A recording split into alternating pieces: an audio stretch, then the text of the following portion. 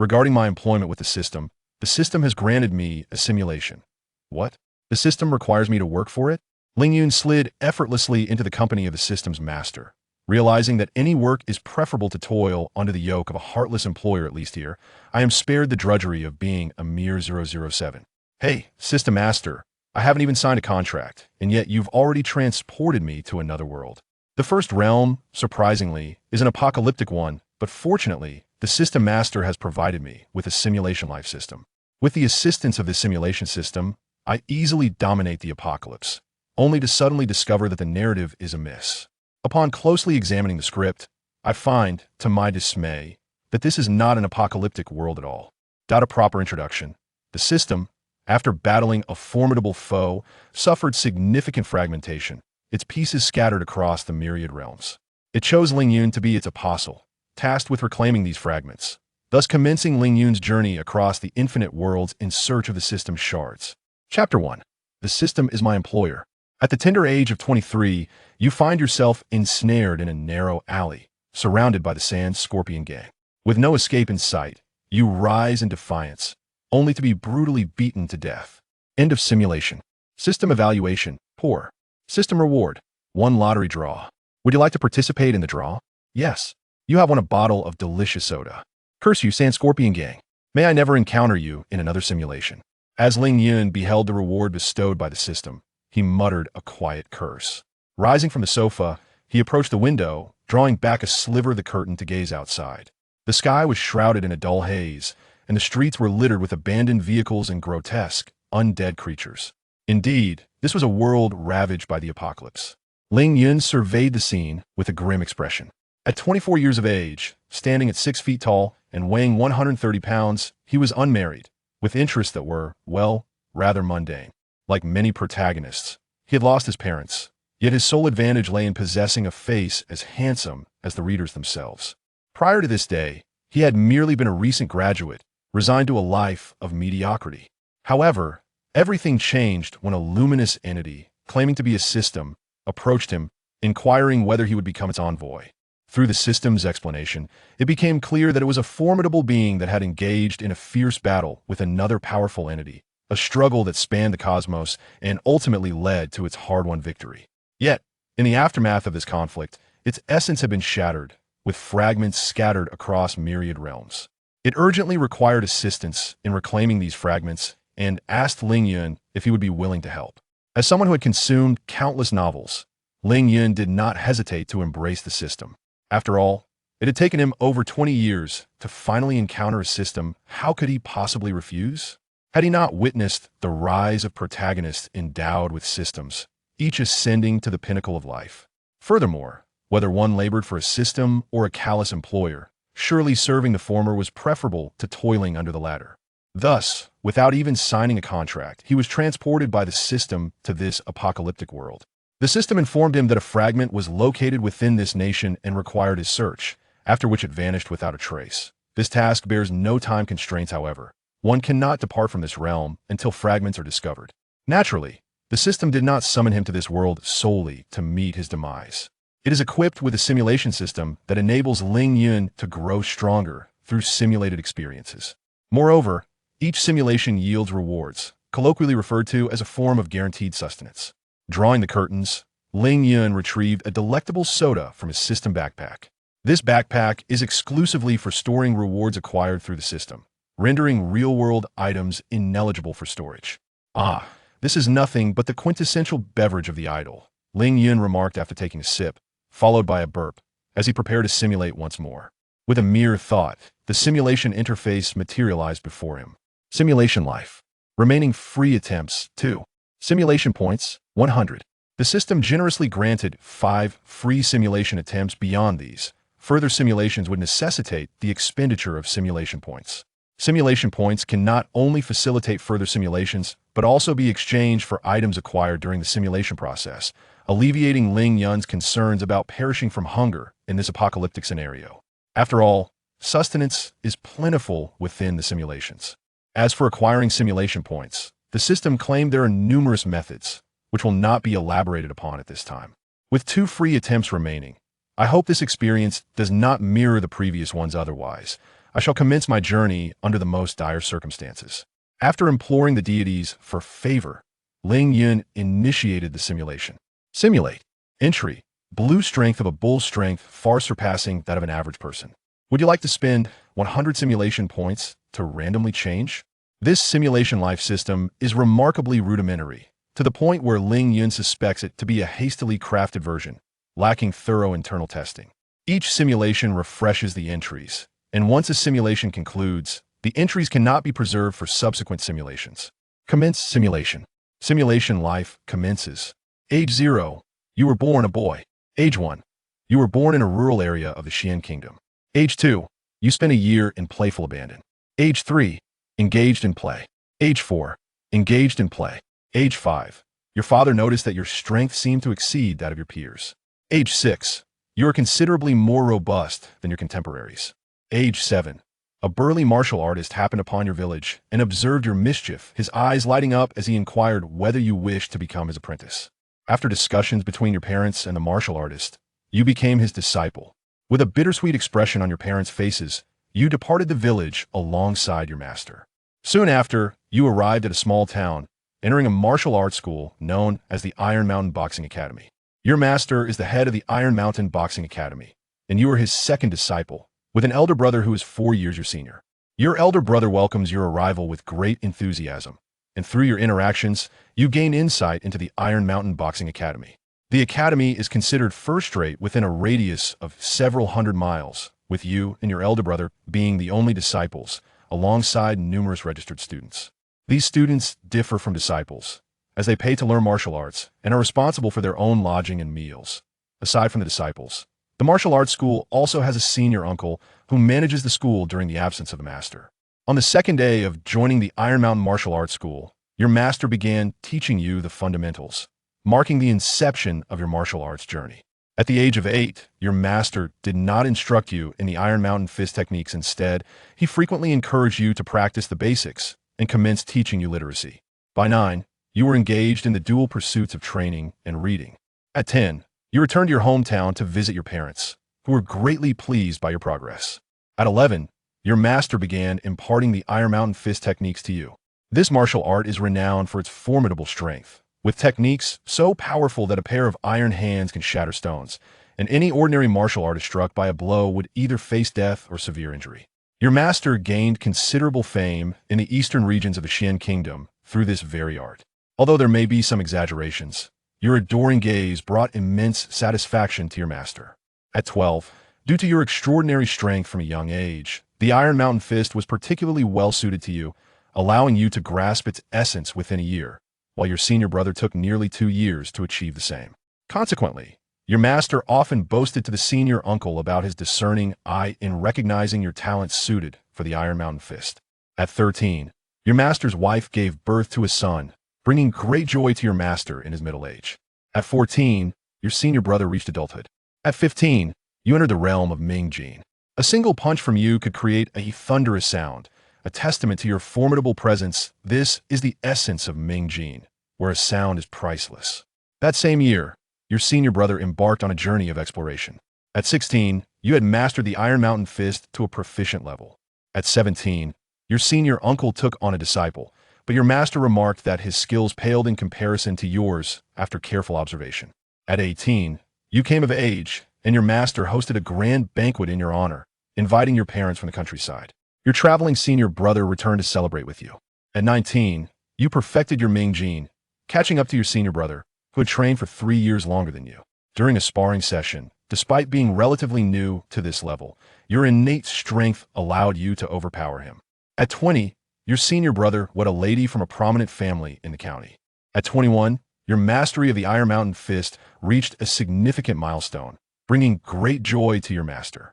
Typically, reaching this stage in martial arts signifies readiness for apprenticeship, and most martial artists lacking talent remain stagnant at this level. That same year, your junior brother, the son of your master, also began his martial training.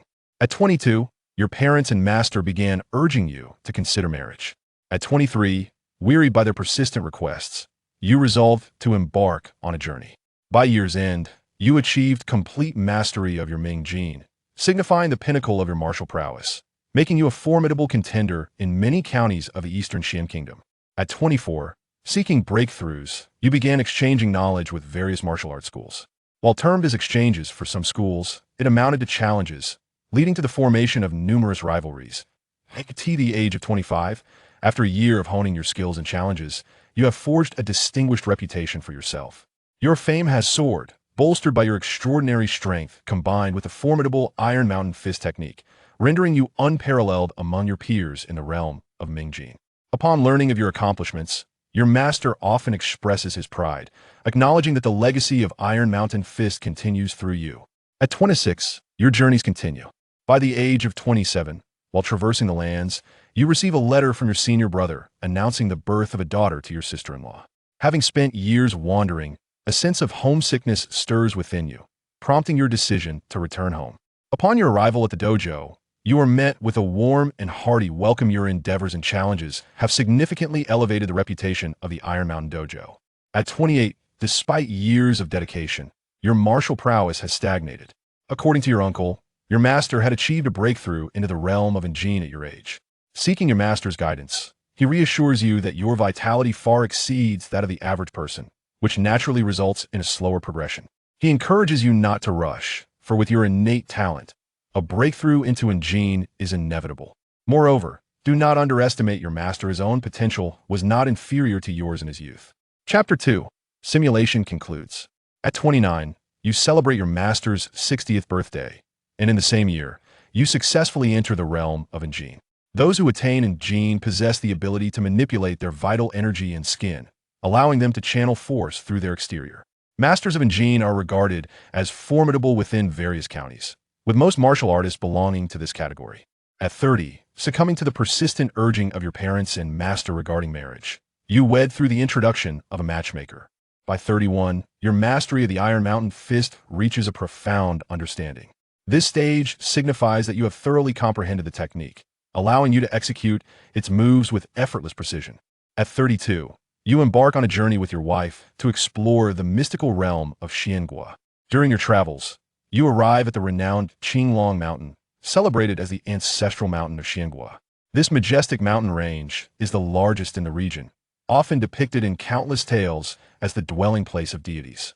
The environment is breathtakingly beautiful, and you and your wife decide to reside in a nearby town for a time. At 35, while tales may embellish reality, Qinglong Mountain, aside from its grand size and fresh air, lacks the supernatural qualities often attributed to it.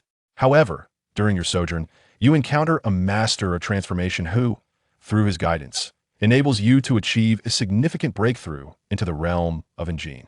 At 36, having departed from Qinglong City, you once again set forth on your journey. At the age of 37, you journeyed westward to the remote regions of Xian country, where the vast expanse of the western desert lies. Here stands the Temple of Yinghu, renowned as the birthplace of most martial arts in the world. It is said that the current abbot is a master of the Baodan sect. Your intention was to visit Yinghu Temple and witness the prowess of the Baodan master.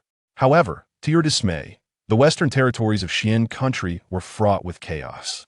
Unlike other regions, the martial arts schools here resembled more of gangs than training halls. Numerous factions thrived, and countless lives were extinguished daily in the shadows. You found it difficult to comprehend how the so-called greatest temple, Yinghu, could exist amidst such turmoil. The ordinary populace lived in dire conditions. Did the court not intervene? You had heard that the Prince of Lingxi was a capable ruler. En route to Yinghu Temple, you could not tolerate the gang activities and confronted some factions, thereby incurring the wrath of a significant gang. Fearing for your wife's safety, you resolved to abandon your pilgrimage to the temple and hastily depart from the western desert. During your escape, you were ambushed by a formidable opponent who had mastered the subtle art of internal strength. This battle proved to be your most challenging, yet although his footwork was exceptional, he ultimately fell victim to your martial skills, while you sustained considerable injuries. At the age of 38, having departed from the southern regions, you altered your course towards the northern territories of Xian country, intent on visiting the capital. At 39, you and your wife meandered through the northern realm, arriving at Xuanwu Mountain, home to the national religion and Xuanwu Gate. Here, you engaged in fruitful exchanges with several martial artists, enhancing your skills. At 40, you reached the capital of Xian country, a place teeming with masterful practitioners. A gathering known as the Martial Arts Exchange was formed by some of these warriors, and you became a member. By the age of 41, through continuous interaction, you achieved a breakthrough to the pinnacle of internal strength, your martial prowess now rivaling that of your master. That same year, the Emperor of Xian country was attacked by an assassin and gravely wounded. The assailant was slain on the spot. However, as this assassin had previously participated in the martial arts exchange, all its members were arrested, yourself included. It was indeed a case of misfortune striking unprovoked. Fortunately, as you had no ties to the assassin, you were released shortly thereafter. Observing your wife, looking weary outside the prison walls, you resolved to return eastward, eager to escape this land of strife. Meanwhile, due to health complications, the reigning emperor passed the throne to the second prince, leaving you somewhat astonished, for the second prince was notoriously inept. How could the throne be entrusted to him when the first prince was far superior? At the age of 42, after nearly a decade of wandering, you returned to the Iron Mountain Boxing Academy, profoundly affected by your journey. That night, amidst fervent celebrations, your senior brothers intoxicated you to the point of oblivion. In the same year, through dialogues with your master, your mastery of Iron Mountain boxing reached an extraordinary level. Your master was astounded. Achieving such a level of proficiency signified that your comprehension of the art was on par with that of its founder. It is noteworthy that your master, having trained for many more years than you, had yet to attain this pinnacle. At 43, your child was born. By the age of 44, your master, now advanced in years, sought to pass the academy to you, but you promptly declined. Having spent many years away, you felt your contributions paled in comparison to your senior brother's dedication to the academy. Moreover, your junior disciple, the master's son, was destined to inherit his father's legacy. You had no desire to manage the academy, preferring instead to live as a humble martial artist, teaching students in your spare time. After much insistence, your master ultimately entrusted the position of headmaster to your junior disciple. On the day of the transition ceremony, it seemed your senior brother was not particularly pleased. At 45, you ceased your travels and became a dedicated instructor at the academy. By 46, you were immersed in teaching your students. As your master's health continued to decline at 47, he passed away at 48. In 49, your senior brother had a falling out with the new headmaster and, in a fit of anger, departed with his family from the Iron Mountain Boxing Academy. At 50, you experienced the loss of your father, followed by your mother's passing later that same year. Having stagnated in your martial arts progress for years, you began to delve into the techniques you had exchanged during past gatherings at martial arts conferences. At 52, your uncle passed away, leaving you with fewer familiar elders. By 53, you commenced teaching your child the ways of martial arts.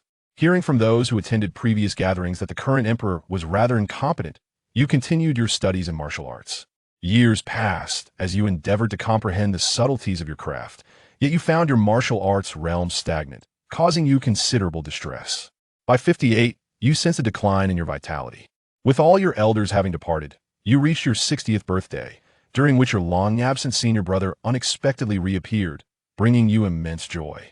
At 61, your son reached adulthood. However, you felt a marked decrease in your vitality, with the latent injuries from your practice of Iron Mountain boxing gradually surfacing. At 66, although you had grasped the essence of transformative energy, your advanced age brought frailty, diminished vigor, and apprehension of danger, making you hesitant to pursue further breakthroughs. Your wife's health began to deteriorate at 67, and at her urging, your son welcomed a daughter into the world. In 69, your wife departed this life with a smile. Although your acquaintance began through an arranged introduction, your bond was filled with affection, and reminiscing about your shared past brought you sorrow. At 70, you resolved to document all the martial arts knowledge and insights you had acquired throughout your life. The 2 volumes, Essence of Iron Mountain Boxing and A Brief Explanation of Transformative Energy, encapsulate your lifelong reflections on martial arts. By 72, your vitality had severely waned. 73, you sense that your time is drawing to a close. 74, in the tranquility of slumber, you pass away. You have departed from this world. Simulation concluded. System evaluation, satisfactory. System reward, 3 opportunities for a lottery. Shall you partake in the lottery? Acquired partial mastery, dark energy completion. Received a standard broadsword. Acquired the Green Hornet technique, intermediate proficiency. Confounded, Ling Yun gazed at the rewards bestowed upon him. Mastery is mastery, yet why is it merely partial? In the simulated life, He had achieved complete dark energy. How has it been reduced to merely a substantial accomplishment? Furthermore, what is this Green Hornet technique? Should it not be the Iron Mountain Fist? Hastily, Ling Yun opened the system inventory to investigate. Partial mastery dark energy completion. Upon use, one attains the mastery of dark energy completion. Standard broadsword, a finely crafted, sharp broadsword. Green Hornet technique, comprehensive understanding. Upon use, one attains the level of comprehensive understanding of the Green Hornet technique. Alas, who am I to rely upon but you? I suppose having a substantial mastery of dark energy is acceptable. Chapter 3. Clearing the hotel. Ling Yun let out a deep sigh as he gathered all his belongings. In the next moment, he distinctly felt a surge of power coursing through his body, every sinew and bone cracking in response. Simultaneously, fragments of combat experience materialized in his mind like scenes from a film. This entire process brought to Ling Yun's mind a phrase, the nectar of enlightenment. As he acquired the green bee-step technique, an image of a middle-aged man appeared in his consciousness. In the next instant, Ling Yun felt as though he had transformed into that very man, deftly maneuvering within a small courtyard, while insights into the green bee-step filled his mind. This technique is a form of lightness skill that allows for rapid movement in confined spaces, and when mastered to a high degree, one can move with the swiftness of a bee. It took Ling Yun a while to regain his composure, realizing he had achieved a profound mastery of the technique. With a light bounce, he accidentally bumped his head against the ceiling. As he directed his vital energy to his feet, he lightly tapped the ground and found himself at the door of his room. Is this what martial prowess feels like? Exhilarating, utterly exhilarating. At that moment, Ling Yun recalled the ordinary broadsword he had received as a reward. He glanced down to see a broadsword, approximately 3 feet long, lying on the ground. He picked it up and swung it a couple of times, finding it satisfactory, before accessing the exchange interface. Inner Strength Mastery. For 100 simulation points, price reduced due to his existing mastery. Iron Mountain Fist Technique. 800 simulation points. Willow Blade Technique. 300 simulation points. Linked Sword Technique. 200 simulation points. Ordinary Longsword. 50 simulation points. There are quite a number of martial skills available for exchange, though regrettably, I cannot afford any of them. Ling Yun closed the exchange interface, realizing he currently had only 100 points, which was insufficient for any purchase. With a surge of determination, he decided to utilize his final simulation. Entry: White's second child. Increased probability of having a second child. Simulation life begins. Age 0. You have been born a girl. Age 39. Acute gastroenteritis strikes. You have died. System evaluation. Acquired. 1 broom. What a worthless entry. Not even a dog would want it. And this pitiful reward is hardly better than a refreshing soda. Ling Yun took out the broom, shook his head, and closed the simulation life interface. With no free attempts remaining, he would need to spend 100 simulation points for the next one. He needed to conserve his simulation points for future use. Sipping his soda, Ling Yun stood by the window, deep in thought. There were so many zombies outside. Even with my mastery of inner strength, I would only meet my demise in the face of a zombie horde, let alone if I were merely a beginner. I cannot remain confined to this room indefinitely. Although simulation points can be exchanged for food, they will eventually run out. To enhance my strength in a short period, I must rely on simulations. So I must venture out to acquire more simulation points. According to the knowledge imparted by the system, the easiest way to obtain simulation points at this stage is by eliminating zombies. Alternatively, one could seek out some peculiar items to gain points.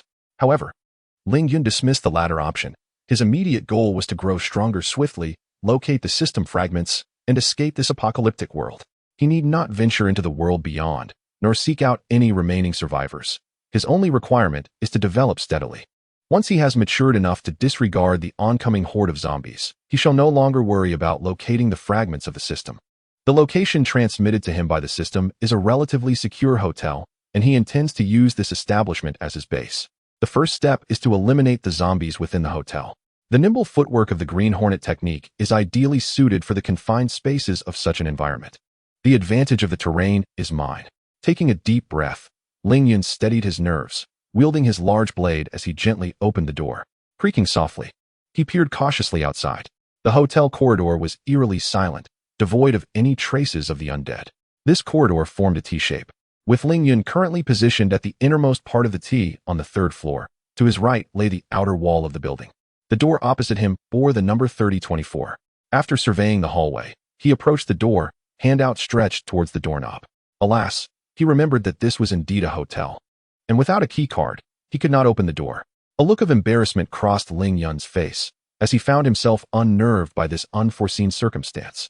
Taking a moment to calm his racing heart, he resolved to head to the front desk to acquire a universal key card. As he made his way towards the central staircase, he caught the faint sound of low growls, heightening his alertness once more. Peeking around the corner, he cautiously scanned the area and spotted a zombie resembling a hotel housekeeper standing by the elevator, accompanied by a corpse and a linen cart. Typically, hotel housekeepers possess universal key cards. It appears I need not visit the front desk after all. Truly, fortune favors me, he thought, a hint of joy blossoming within him. Gripping his blade tightly, Ling Yun swiftly approached the housekeeper zombie from behind. Before it could react, his blade swiftly severed its neck. A decayed head was sent flying, accompanied by a spurt of dark blood. Simulation points 1. Whether it was the battle experience imparted by the system or his own mental preparation, Ling Yun found himself surprisingly unfazed by the gruesome scene before him, his mind oddly tranquil. It was somewhat nauseating.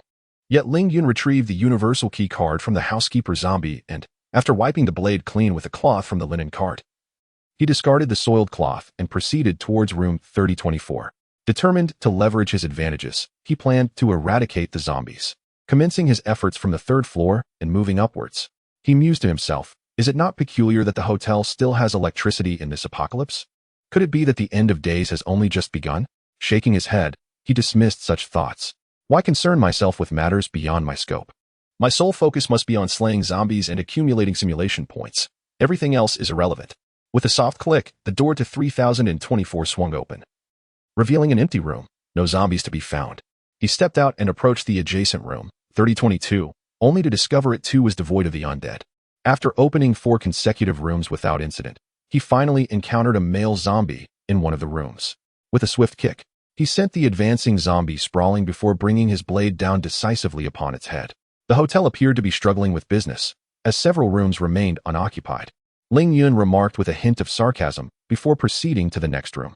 In no time, he had cleared all 24 rooms on the 3rd floor, accumulating a total of 16 simulation points, alongside the cleanup efforts of the cleaning staff.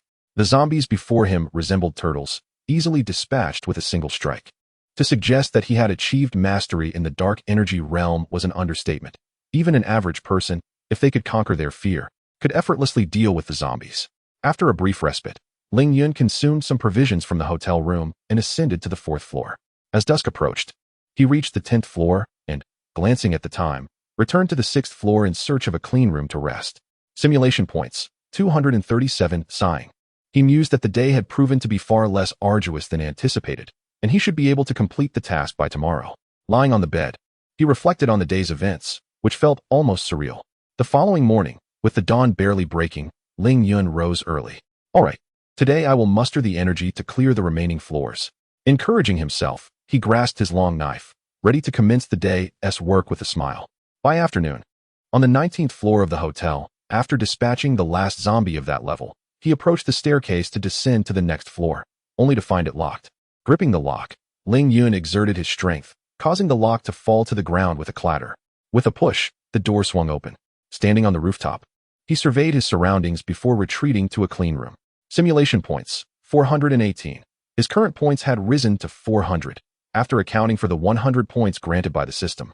He had accumulated a total of 318 points over the past 2 days. Among his spoils, he had obtained a jade bracelet from a zombie, which granted him an additional 20 simulation points. Preparing for the simulation, Ling Yun washed his hands and offered a brief prayer before initiating the simulation of life. Entry, White Provocation, you enjoy stirring up trouble. Would you like to spend 100 simulation points to randomly change this entry? Upon encountering this entry, Ling Yun was momentarily at a loss for words. The simulation of life was already fraught with peril, and this entry seemed to ensure a swift demise. Contemplating whether to replace it, he felt that with such an entry, the simulation's outcome was bound to be unfavorable. Darn it. It's merely a waste of 100 simulation points anyway. I'll take the risk. They say fortune favors the bold, so let us see what happens. He decisively tapped to change the entry. Chapter 4. A second simulation, entry. Purple. Gifted, your talents far exceed those of ordinary individuals. A purple entry. Upon seeing the purple entry, Ling Yun could not contain his excitement and leapt into the air, transforming his bicycle into a motorcycle. The simulation of life commences. Age 0. You have been born. A boy. Age 1. You were born in a small town in the western part of Xian country. Age 2. a significant event unfolds in your family. Your parents entrusted you to a middle-aged man. Age 3. The middle-aged man took you away from the western region of Xian country. Age 4. The middle-aged man, surnamed Lin, became your guardian, and you followed him to reside in a town in the southern part of Xian country. Age 5. You inquired about your parents, but Uncle Lin offered a vague excuse. Age 6. You enjoyed a delightful year. Age 7. Uncle Lin taught you to read and write. Age 8.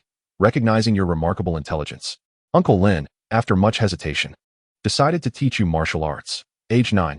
You spent your time reading and practicing your foundational skills. Age 10. Uncle Lin took you away from the small town to live in the countryside. Age 11. You formally became Uncle Lin's disciple, and he began to instruct you in martial arts. Age 12. In less than a year, you gained a preliminary understanding of the Nanshan fist. Age 13. You entered the realm of Mingjin. Age 14. You mastered the Nanshan fist, and after much deliberation, your master taught you the Xuanwu sword technique, revealing that he was once a disciple of the Xuanwu sect. Age 15. You achieved great proficiency in Mingjin. In that same year, you also became adept in the Xuanwu sword technique under your master's guidance. Age 16. Recently, your master has often been absent. Age 17. Having reached a level of proficiency in the Nanshan fist, your master announced he had matters to attend to far away by the year's end. Age 18. You perfected your Mingjin, yet on your coming-of-age day, your master did not return, leaving you somewhat disheartened. 2 weeks later, he returned, apologized, and presented you with a long sword as a gift for your coming-of-age. This sword, 2 feet 6 inches in length, was as thin as a cicada's wing, shimmering with a green light, emanating a chilling aura, and when held, it seemed to radiate a subtle killing intent. You cherished this sword greatly. Your master informed you that it was called the Qingguang sword, forged from fallen iron, capable of slicing through iron like mud. After assessing your martial prowess, your master nodded in satisfaction and soon departed once more. Age 19. One night, your master, bloodied and battered, entered your room and handed you a parcel, urging you to leave swiftly for the Xuanwu sect in the northern part of Xian country. Without regard for his injuries, he rushed out of the room, prompting you to hastily gather the parcel and depart. As you left, you caught sight of your master engaged in combat with 2 figures clad in dark attire. Aware of your master's prowess as a master of transformation, you understood that those who could contend with him were formidable. Thus, you fled in haste. After a night of evasion, you arrived in a county town, foregoing rest to rent a carriage and continued toward Xuanwu Mountain. On the carriage, you opened the parcel to discover a jade token and several letters. The jade token bore the inscription Xuanwu, likely indicating your master's identity within the Xuanwu sect. Within the correspondence, 2 envelopes are addressed to you, one from your senior and the other personally addressed to you. You open the letter from your master and discover a brief explanation of your parents' lineage. Both your parents and your master were members of the Society for the Salvation of the Nation. Due to their involvement in perilous missions, they were discovered and had no choice but to entrust you to his care. Your master, entangled in danger himself due to certain assignments, ultimately wishes for you to refrain from seeking vengeance on his behalf. At the age of 20, upon arriving at the Xuanwu Gate and presenting your master's jade token, you are escorted into the Grand Hall by the disciples of Xuanwu Gate. There, you meet the current leader, Zhang Daoshang. After listening to his words, you learn that your master was a junior disciple of Zhang Daoshang. Upon reviewing your master's letter, Zhang Daoshang cannot help but sigh, suggesting you take some time to rest. The following day, he visits your room and finds you practicing the Xuanwu sword technique with the Azure sword. After much hesitation, he inquires whether you wish to know all that transpired concerning your parents and your master. Eager to learn, you nod, and he slowly recounts their story. Your parents and your master were indeed members of the Society for the Salvation of the Nation, whose literal intent is to save the country. Comprised of a group of ambitious individuals within the Xian nation, they uncovered the secret collusion between the king of Lingxi and the Yinghu Temple, plotting rebellion. The so-called gangs in the western part of the Xian nation were deliberately allowed to flourish, with the largest factions being affiliated with the king of Lingxi. Your parents were tragically harmed when they caught wind of this conspiracy. Your master, fearing that his association with the society might implicate Xuanwu Gate, chose to leave. The Azure sword in your possession was once your master's weapon. He left it at Xuanwu Gate before departing. 2 years ago, he returned to retrieve the sword from Zhang Daoshang. His frequent disappearances over the years were due to the society's progress in gathering evidence against the king of Lingxi's rebellion. Eventually, your master and his associates successfully amassed proof of the rebellion, which ultimately led to his demise. Zhang Daoshang entrusted the collected evidence to be delivered to the imperial court. He advises that, Should you seek revenge, your current capabilities are insufficient. Zhang Daoshang encourages you to diligently train, offering his guidance should you encounter any uncertainties. In the same year, you strive earnestly, breaking through to the dark strength stage, mastering the Nanshan fist, and achieving proficiency in your other martial arts. At the age of 21, the emperor of the Xian nation summoned the king of Lingxi to the capital for an audience, to which the king did not respond.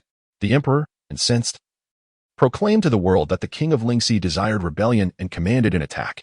However, before any forces could be dispatched, the king of Lingxi had already declared rebellion and established a new nation, named Mashi. By the age of 22, the entire Xian nation believed they could easily suppress Mashi. Yet the reality astonished everyone. Mashi successfully repelled the Xian nation's advances, despite the fact that the forces dispatched by the Xian nation vastly outnumbered those of Mashi. Upon further investigation, it became apparent that the distant nation of Motu, located beyond the western desert, had been generously invited by the state of Mashi to assist in repelling the advances of the Xian kingdom. At the age of 23, you were immersed in martial training. By 24, you achieved a significant breakthrough in your dark force, resulting in a stalemate between the Xian kingdom and Mashi. By 25, your mastery of the Nanshan fist reached an extraordinary level, and your other martial skills also saw notable improvement, leaving Zhang Daoshang somewhat astonished by your innate talent. By 26, your proficiency in the Xuanwu sword technique reached a sublime state. After years of deadlock with Mashi, the Xian kingdom resolved to withdraw its troops for recuperation. You continued your training diligently, and by 29, your strength had attained the pinnacle of dark force. By 30, your Xuanwu sword technique reached an extraordinary mastery. In the following years, through intelligence gathered from the Xuanwu sect, you uncovered the identity of the perpetrators responsible for the deaths of your parents and master. The one who murdered your parents was the leader of the Scorpion Gang, now a general in Mashi, known as General Scorpion, whose followers had become his soldiers. His strength had reached an impressive level of transformation. The assassins of your master were Master Fa Chung and Master Hai Chung of the Yinghu Temple, both of whom were experts in the art of transformation. Under Zhang Daoshang's meticulous guidance, you successfully opened the Run and Du meridians, allowing the dark force to circulate throughout your body, granting you mastery over every organ within and without. You advanced to the realm of transformation, earning the title of expert even within the Xian kingdom. At this stage, with proper care, living to the age of 120 is not out of the question. Those who further advance in transformation can extend their power to their teeth, tongue, nails, and hair. A complete transformation allows for an invincible strength, rendering one impervious to even the lightest of weights. Years were spent in the pursuit of martial excellence, and you resolved to embark on a journey to explore the world and relax. Upon returning to the Xuanwu sect after a year of travels, you learned that due to the establishment of Mashi by the king of Lingxi, the Xian kingdom had failed to conquer it. The incompetence of the Xian emperor had resulted in internal strife.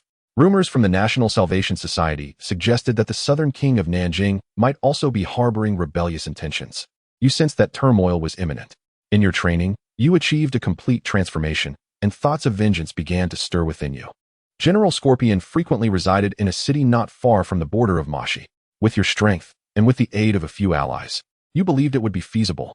However, the Yinghu Temple, guarded by the formidable Dan Master, would require long-term planning. You decided to pursue vengeance methodically, beginning with the slayer of your parents, General Scorpion. Aware of the general's vast army, you sought companions to accompany you. After 6 months, the vice president of the National Salvation Society, a minor expert in transformation, and a senior brother from the Xuanwu sect, who had also attained great mastery, joined you. Together, the three of you journeyed to the city where General Scorpion resided, patiently awaiting the opportune moment to strike. Chapter 5. In simulation at the age of 44, you have heard whispers that General Scorpion is soon to celebrate his 80th birthday, preparing for an extravagant feast. You resolve, along with the vice president and your senior brother, to masquerade as guests and infiltrate his residence for an assassination. On the day of General Scorpion's birthday banquet, the three of you successfully blend into the general's estate. As the attendees celebrate the general, you three suddenly rise against him. However, General Scorpion, having cultivated his skills for many years, reacts swiftly and evades your ambush with only minor injuries. Having failed in your initial attempt, you ought to have retreated immediately to avoid being surrounded by soldiers. Yet, consumed by a thirst for vengeance, you decide to act recklessly. You instruct your senior brother and the vice president to hinder the encroaching soldiers while you engage in combat with the injured General Scorpion. Despite his wounds, the general proves to be a formidable opponent, holding his own against you. Fueled by a desire for retribution, your fighting spirit intensifies, and you unleash a flurry of relentless attacks, ultimately disregarding your own defense and battling with reckless abandon. As the adage goes, the older one grows, the more one fears death. General Scorpion, already injured, begins to show signs of retreat under your life-threatening assaults. Seizing the opportunity, you pay a heavy price in injuries to ultimately slay General Scorpion. The vice president and your senior brother, both masters of their craft, manage to extract you from the general's estate despite your grievous wounds, disguising you along the way and escorting you back to the Xuanwu Gate. Thanks to your senior brother's medical skills, your condition does not worsen during the journey, and with the aid of Taoist Zhang's healing, you survive. Following this encounter, the three of you gain considerable notoriety, particularly among the commoners who have suffered at the hands of General Scorpion, who now herald you as heroes. Yet, the three of you had disguised yourselves prior to the assassination, leaving the public unaware of your true identities. Some, however, speculate about your affiliation with the Xuanwu Gate based on your remarkable swordsmanship. At the age of 45, confined by your injuries and unable to wield weapons, you find yourself with idle time and begin to delve into medical texts. The notion that martial arts and medicine are intertwined resonates with you. Previously, your singular focus on vengeance left little room for other pursuits. Having avenged your parents, the burden of obsession has significantly lightened, even though the vendetta against your master still lingers in your heart. At the age of 46, while wandering through Xuanwu Mountain, you experience an epiphany and develop a set of boxing techniques. Though modest in nature, this marks your inaugural creation of martial arts, holding great sentimental value. After some contemplation, you whimsically bestow upon it the somewhat mischievous name, Beishan Fist. At the age of 47, you learn from Taoist Zhang that King Nanjing has ascended to the Baodan realm and is preparing to host a birthday banquet. Taoist Zhang assigns you and your senior brother to attend this celebration. Upon your arrival in the city where King Nanjing resides, you notice an influx of martial arts masters gathered for the event. As you traverse the streets, you encounter numerous proficient practitioners, with the number of Mingjing experts surpassing that of any other time in your life. While in the city, you cross paths with the vice president of the National Salvation Society, and together, you indulge in copious amounts of wine. On the day of King Nanjing's birthday banquet, you and your senior brother enjoyed a VIP reception due to the presence of individuals from the Xuanwu Gate. You met King Nanjing, a man who appeared to be in his 30s, exuding an authoritative gaze that instilled an intangible pressure. During the banquet, King Nanjing proposed that the younger generation showcase their skills, promising to offer guidance to the victor. The opportunity to receive insights from a master of the Baodan technique was rare, prompting many young individuals to eagerly participate. Among them, one particularly caught your attention, a member of the National Salvation Society who had already attained the dark energy level at the tender age of 20. You had encountered this young man while drinking with the vice president. As the banquet concluded and guests departed, a surge of inspiration struck you. Although you had been brought to the southern region of Xian country by your master since childhood, most of your time had been spent in the village, leaving you with little opportunity to explore the southern territories. Thus, you resolved to bid farewell to your brother and linger in the south to embark on a journey of exploration. At the age of 48, it was said that the southern region of Xian country was fraught with harsh conditions, yet your experience revealed it to be less severe than anticipated. While slightly less favorable than the other three regions, it was not markedly so.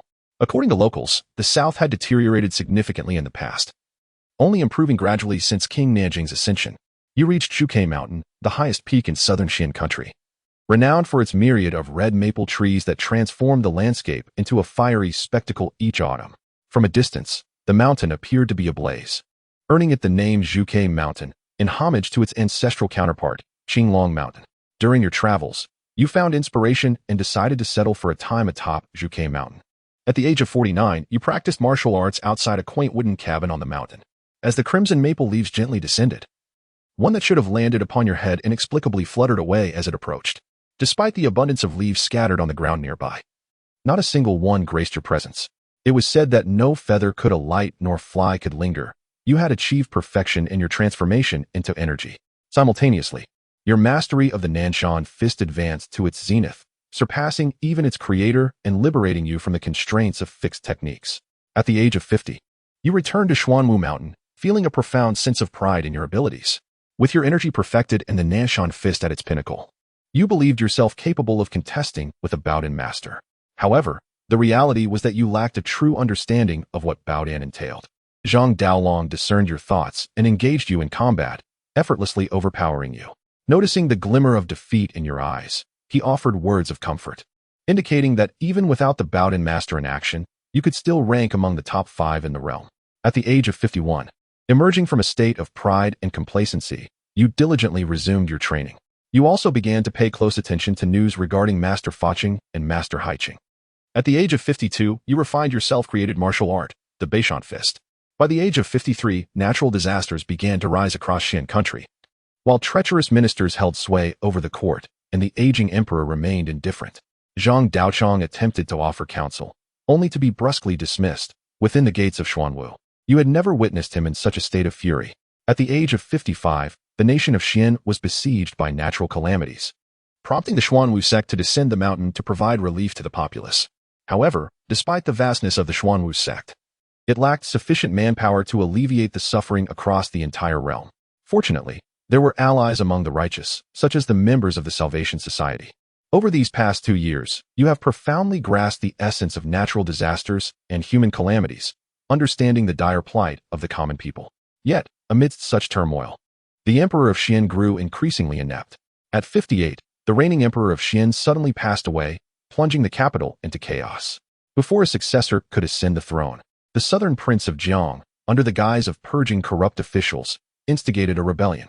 The ministers of Xian hastily organized their armies to resist, and in that same year, a mere 10-year-old prince was thrust into the position of emperor. Although the internal corruption of Xian was rampant, there remained numerous capable individuals. In the wake of losing the entirety of southern Xian, the realm successfully repelled the southern prince's assault. Following several indecisive encounters with a master of the Bowden sect, the two factions found themselves at a stalemate. Meanwhile, in the eastern regions of Xian, local militias began to rise, and unrest brewed in the northern territories, with the nation of Mashi also stirring with intentions of aggression.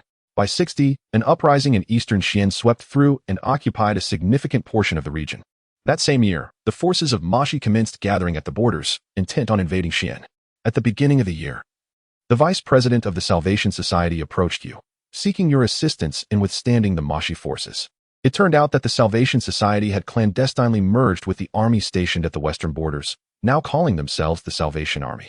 While their overall strength was comparable to that of the Mashi troops, they bore a critical weakness, the absence of a Bowden master to lead them. Having encountered the terrifying prowess of a Bowden master, you understood well that if the Bowden master from Mashi so desired, he could effortlessly decimate the ranks of the Salvation Army. Thus, it was imperative for the Salvation Army to secure a Bowden master to counterbalance this threat. Among the few renowned Bowden masters, Zhang Daochong was one. Were it not for the stakes involved, you would have readily acquiesced, as this presented an opportunity for vengeance for your master. However, Zhang Daochong, as the leader of the Xuanwu sect and representative of its entirety, faced a different dilemma. Although the Salvation Army aimed to resist the Mashi forces, it was, at its core, an act of rebellion. Should this be discovered, the entire Xuanwu sect would be branded as traitors, jeopardizing centuries of legacy. After deliberating, you relayed this matter to Zhang Daochong, who, after much contemplation, ultimately consented to assist. However, he would merely thwart any direct assaults initiated by the Bowden master of Mashi, refraining from offensive actions himself. Not long after, Mashi launched an offensive against Xian, inciting widespread panic throughout the realm. The ongoing warfare rendered any available forces incapable of supporting the borders. Yet, unexpectedly, the border troops successfully repelled the Mashi incursion. The resilience displayed by the Salvation Army astonished you. They managed to withstand the relentless assaults of the Mashi forces for an impressive duration. The National Salvation Army is visibly growing, transitioning from an initial stalemate to displaying signs of a counteroffensive. If this trajectory continues, the army may indeed launch a counterattack against the Mo-Shi kingdom. However, events rarely unfold so smoothly. One fateful evening, you hear a commanding shout from Zhang Daozhong. Before you, he is engaged in battle with a middle-aged monk, the abbot of Yinghu Temple, a master of the Bowden sect. The intensity of their clash exceeds your wildest imagination, each punch and palm strike wielding immense power. Observing the increasing crowd, the abbot of Yinghu Temple chooses to retreat, sustaining only minor injuries. Subsequently, several skilled fighters from Yinghu Temple join the fray, and the abbot makes multiple attempts to ambush the generals of the National Salvation Army, all of which are thwarted by Zhang Daozhong. You also encounter Master Faching and Master Haiching, the very assassins of your mentor. The battlefield is chaotic, with both sides embroiled in a melee, making it exceedingly difficult to eliminate a master of transformation. The opposing forces are not naive. They instinctively withdraw at the first sign of danger, leaving you reluctant to penetrate their ranks. On one rare occasion, you seize the opportunity to severely injure Master Faching.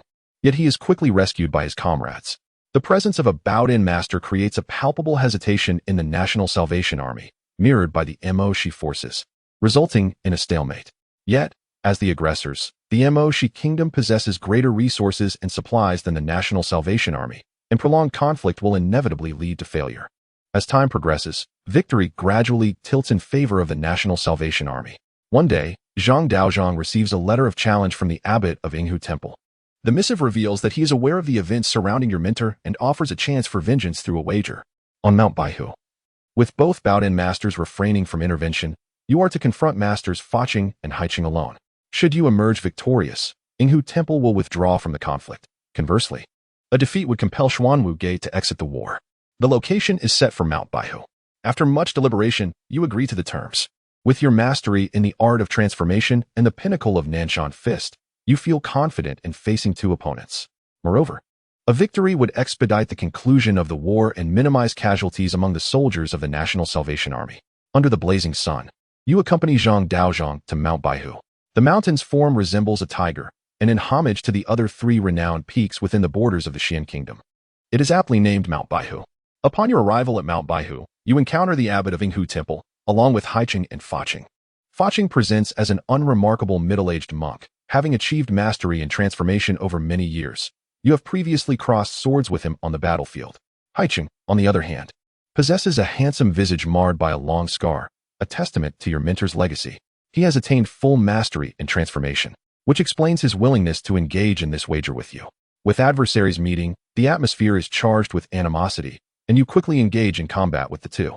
Despite Haiqing's complete mastery, your unparalleled Nanshan Fist allows you to hold your ground against both opponents.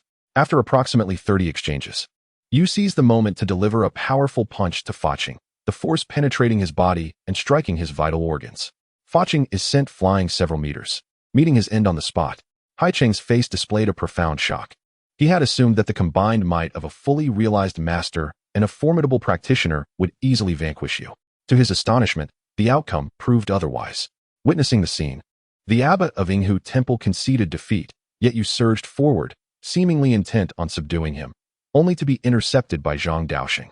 Given that Haiqing had slain your master, how could you accept defeat and let this opportunity slip away? Your assault intensified, leaving Haiqing, equally a master, to defend himself desperately. After countless exchanges, you let out a fierce roar, disregarding your injuries, and landed a devastating blow upon Haiqing's head, which burst like a watermelon. Haiqing was dead. You two spat blood and collapsed to the ground. Not far away, the abbot of Yinghu Temple, witnessing this, could only withdraw, taking the two corpses away from Baihu Mountain. With Yinghu Temple's withdrawal from the conflict, the Mo-Shi kingdom realized it could not prevail against the National Salvation Army, and soon retreated as well. Your remarkable feat of defeating two masters single-handedly sent shockwaves through the realm. Standing atop Baihu Mountain, where you had battled Faching and Haiqing, you reflected on that day's fierce engagement, your mindset, and birthed the Shishan Fist. At the age of 62, the retreat of the Mo-Shi kingdom took the court by surprise. The border troops had triumphed over them. However, they were unaware that this was no longer the army tasked with guarding the borders for the court. The court dispatched a decree to the National Salvation Army, urging them to return to the capital to protect the nation, as the eastern rebels had grown increasingly powerful, having already captured the eastern territories of Xian Kingdom and prepared to march toward the capital. Yet, the troops engaged in combat with the Southern River King did not adhere to the orders to return, while the National Salvation Army proceeded leisurely toward the capital. At this juncture, you began to suspect something, and indeed, the leadership of the National Salvation Army sought you out to discuss rebellion. They promised that following victory, they would continue to uphold the Xuanwu sect as the national religion and offered numerous benefits to secure its support. They began their rhetoric by addressing the common folk, and after a lengthy discourse, Zhang Daoxing acquiesced. At 63, without any military assistance, the rebels breached the capital, leading to the fall of the Xian Kingdom. However, the rebels had barely settled in when the National Salvation Army struck, as they had merely exploited the chaos within the Xian Kingdom and the capital's vulnerability. Most of the rebel forces were composed of civilians, lacking strength, and thus could not withstand the might of the National Salvation Army. Soon, the rebels were expelled from the capital, with many dead, others fleeing, and a portion choosing to surrender. The first to capitulate was a master of the Iron Mountain Fist technique. In this battle, you also slew the leader of the rebels, earning renown across the land. The leader of the National Salvation Army ascended the throne and established a new nation, named Wu. Shortly after its founding, the army engaged with the Southern River King pledged allegiance to the Wu Kingdom, as it had already persuaded the commanders of that army and the master of the Baodin sect. With the shift of power, the Xuanwu sect remained the national religion. Upon learning of Wu Kingdom's circumstances, the Southern River King retreated to Jiangnan, while Zhang Daosheng, unwilling to involve himself in the conflict with the Southern River King, led his disciples back to Xuanwu Mountain. Seeing that Master Zhang was unwilling to take action, and given that the recently conquered Xian Kingdom indeed required a period of recuperation, the Wu Kingdom could only govern alongside the Southern River King across the river. At the age of 64, although the war had concluded, the natural calamities persisted, prompting you to lead a group of disciples from the Xuanwu sect to continue aiding the populace. By 65, while providing relief to the people, the disasters and man-made calamities had dissipated. Under the governance of the Wu Kingdom, the world gradually improved, and you led your disciples back to the Xuanwu sect. At 68, with all grudges avenged, a profound sense of relief filled your heart, and you sensed a notable advancement in your martial prowess. Preparing to journey to the eastern Qinglong Mountain of the Wu Kingdom, you had already mastered the Southern Mountain Fist, Northern Mountain Fist, and Western Mountain Fist.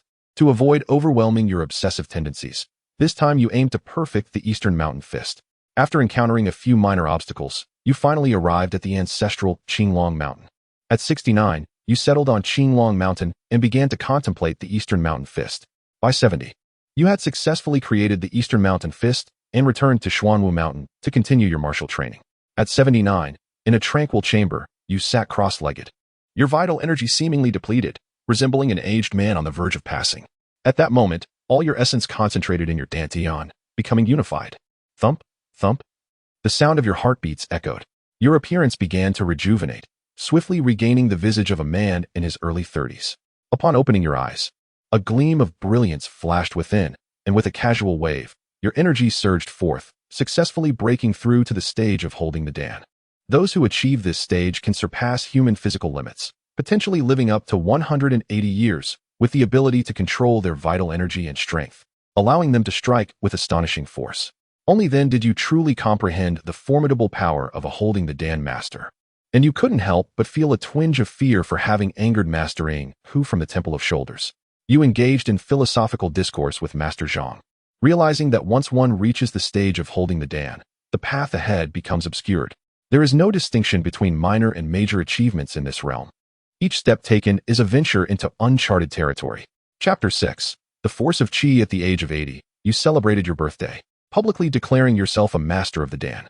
Upon learning of your status, the imperial court of the Wu Kingdom sought to enlist you alongside another master of the Dan to assist the military in their campaign against the king of Nanjiang, aiming to reclaim the southern territories. However, you found reasons to decline their request. By 81, you had developed the Nanshan Fist, a soft style of martial arts. After recovering from a severe injury and studying medical texts, you created the Beishan Fist, which you later refined in collaboration with Zhang Daozhong, resulting in a practice focused on health and longevity. The Shishan Fist emerged from insights gained during your battle at White Tiger Mountain, embodying a fierce style. The Dongshan Fist, conceived atop Qinglong Mountain, represented a robust approach to combat. With Zhang Daozhong's assistance, you synthesized these four styles into the Siling Fist, a dynamic and formidable martial art that harmonizes strength and gentleness. This practice not only possesses the health benefits of the Beishan Fist, but also has the potential to slow aging and extend life for those who practice it regularly. The Siling Fist, co-created by two masters of the Dan, stands as a pinnacle of martial arts in the contemporary world.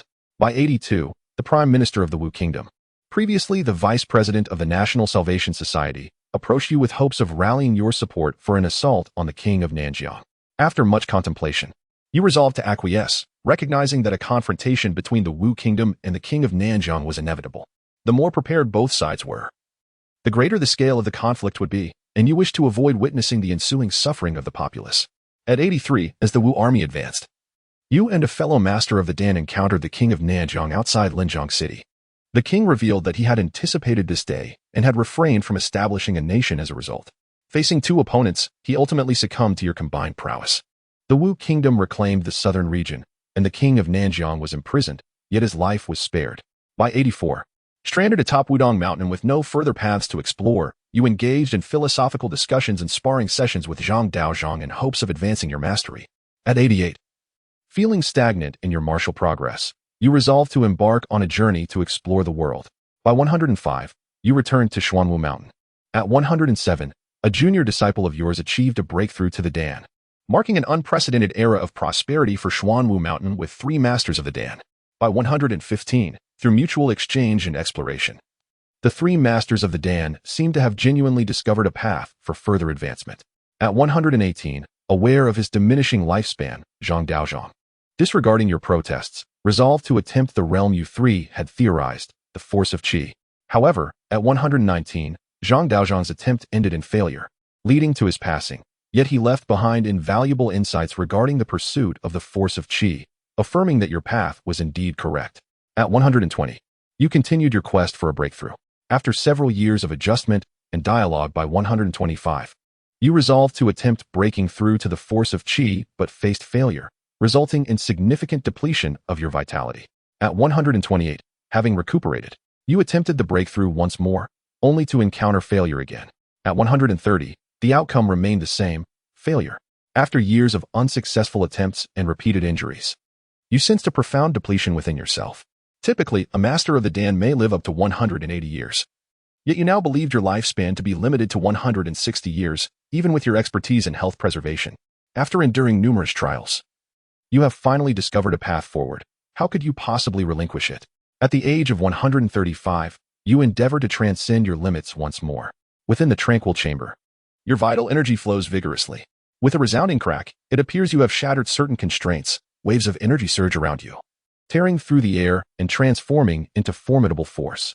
You have ascended to the realm of the formidable force. On the summit of Xuanwu Mountain, you execute a series of Force Spirit's fists, striking a massive boulder several feet away, which instantly explodes into fragments. Those who possess formidable force can convert their energy into this potent state, enabling strikes that reach several feet away, with their strength equating to thousands of pounds. By harnessing this energy, one can even momentarily levitate a few feet off the ground. At the age of 136, you have shared the principles of breaking through to formidable force with your junior apprentice. Regrettably, he has failed. It appears that the method for transcending to formidable force remains imperfect, and your success may have been partly due to fortune. By the age of 149, 2 martial artists from the eastern realm of Hongwu challenged the various dojos across the martial nation. A master of the Baodan sect attempts to intervene, but is defeated, causing a stir within the martial nation's court. In this contest, Hongwu seems to have the upper hand over the martial nation. After vanquishing the Baodan master, Hongwu mocks the martial nation for its lack of capable warriors, which incites your disdain and prompts you to descend from the mountain to confront them. Your duel with a Baodan master from Hongwu draws considerable attention, especially as you are now an elder of the Xuanwu Gate, the national sect of the Xian Kingdom. Should you lose, it would signify the superiority of Hongwu's warriors over those of the martial nation. You engage with one of the Hongwu masters, who, although stronger than the average Baodan master, is still far from your level. You effortlessly defeat him. The 2 Hongwu Baodan masters, unwilling to accept defeat, resort to underhanded tactics against you, leading to your wrath and the demise of both. This battle earns you unprecedented renown, as history has never recorded a Baodan master being slain in single combat, let alone 2. At the age of 150, on Xuanwu Mountain, the Chancellor of the Martial Nation inquires about your recent breakthrough to formidable force. The Martial Nation intends to dispatch a large army to assault the Mashi Nation and seeks your assistance in thwarting the Yinghu Temple. Despite having resolved your grievances with Yinghu Temple, you choose to acquiesce to this request. By age 151, within the confines of Yinghu Temple in Mashi Nation, you eliminate the sole Baodan master of the temple. At this juncture, your fame is widely recognized, and you are known throughout the realm. You do not return to Xuanwu Gate. Instead, you continue westward, seeking to uncover the origins of Yinghu Temple in the Modi Nation. After traversing the vast expanse of the Western Desert, you arrive in Modi Nation, where Zen teachings thrive, yet the common populace endures great hardship. At age 153, you meet their Baodan master in the largest temple of Modi Nation. The martial arts of Modi Nation differ greatly from those of the martial nation, piquing your interest. After a thorough exchange of blows, The bowed-in master of Modi Nation warmly welcomes your presence, prompting your decision to reside in the temple for a while. By age 158. Although the martial styles of Modi Nation are distinct, they possess their own merits. Upon returning to Xuanwu Gate, after years of dialogue and exchange, you once again refine the method for breaking through to formidable force. In the same year, your junior disciple achieved a breakthrough in the realm of Gangjing, indicating that the method of transcending Gangjing has been established, propelling martial arts into a new phase. At the age of 161, someone within the Xuanwu Gate has successfully attained the bowed-in realm. Throughout your life, you have neither taken a wife nor sired children, nor have you taken on disciples. Thus, your existence has been entirely devoted to the advancement of martial arts. Now that the martial realm is at peace and your junior disciple along with newly ascended bowed-in masters manage the Xuanwu Gate, you believe there are no lingering concerns. You decide to depart from the martial kingdom in pursuit of further enlightenment. At the age of 163, upon arriving in the Rainbow Kingdom, after a period of exploration, you discern that the martial arts practiced here are exceedingly ruthless, often involving self-harm. This explains why the martial prowess of the Rainbow Kingdom progresses at a swifter pace and possesses greater potency than that of the martial kingdom. This was evident in the two bowed-in masters who ventured to the martial kingdom. However, the lifespan of the warriors from the Rainbow Kingdom is notably shorter than that of ordinary martial artists. Even the bowed-in masters seldom live beyond 150 years, reminiscent of the demonic arts depicted in tales. At 164, your journey in the Rainbow Kingdom proves to be fraught with challenges. Despite the populace's martial inclination, they're exceedingly xenophobic. Years prior, you had only slain two bowed-in masters from the Rainbow Kingdom, and the rest you did not pursue, which led to your recognition by returning individuals from the Rainbow Kingdom. Consequently, the kingdom dispatched soldiers to hunt you down. Frustrated by this incessant pursuit, you boldly made your way to the capital, where you eliminated a royal bowed-in master. In response, the Emperor of the Rainbow Kingdom promptly pledged allegiance to you and, upon inquiring about your intentions, granted you access to the royal armory. At 165, the Rainbow Kingdom, being only a fraction of the size of the Eastern Martial Kingdom, was traversed entirely over nearly 3 years, most of which were spent within the confines of the royal armory. Upon learning from the royal court that beyond the eastern expanse lay only an endless ocean, you resolved to return to the martial kingdom. At 167, upon your return to the Xuanwu Gate, you began to document your extensive experiences and the martial techniques you had acquired over the years. At 168, you set off northward, crossing the northern borders of the martial kingdom, arriving in a vast grassland inhabited by numerous nomadic tribes. By 171, you had traversed the Great Prairie. By 172, to your astonishment, you discovered the existence of a nation here, one that appeared to be quite formidable, at least not inferior to the current martial kingdom in your estimation.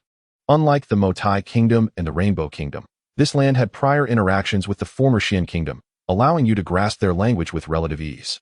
However, the written script here diverged significantly from that of the Xian Kingdom, and the communication difficulties proved quite vexing. By 173, after a year of diligent study, you had mastered the language of this nation, known as Shibwa.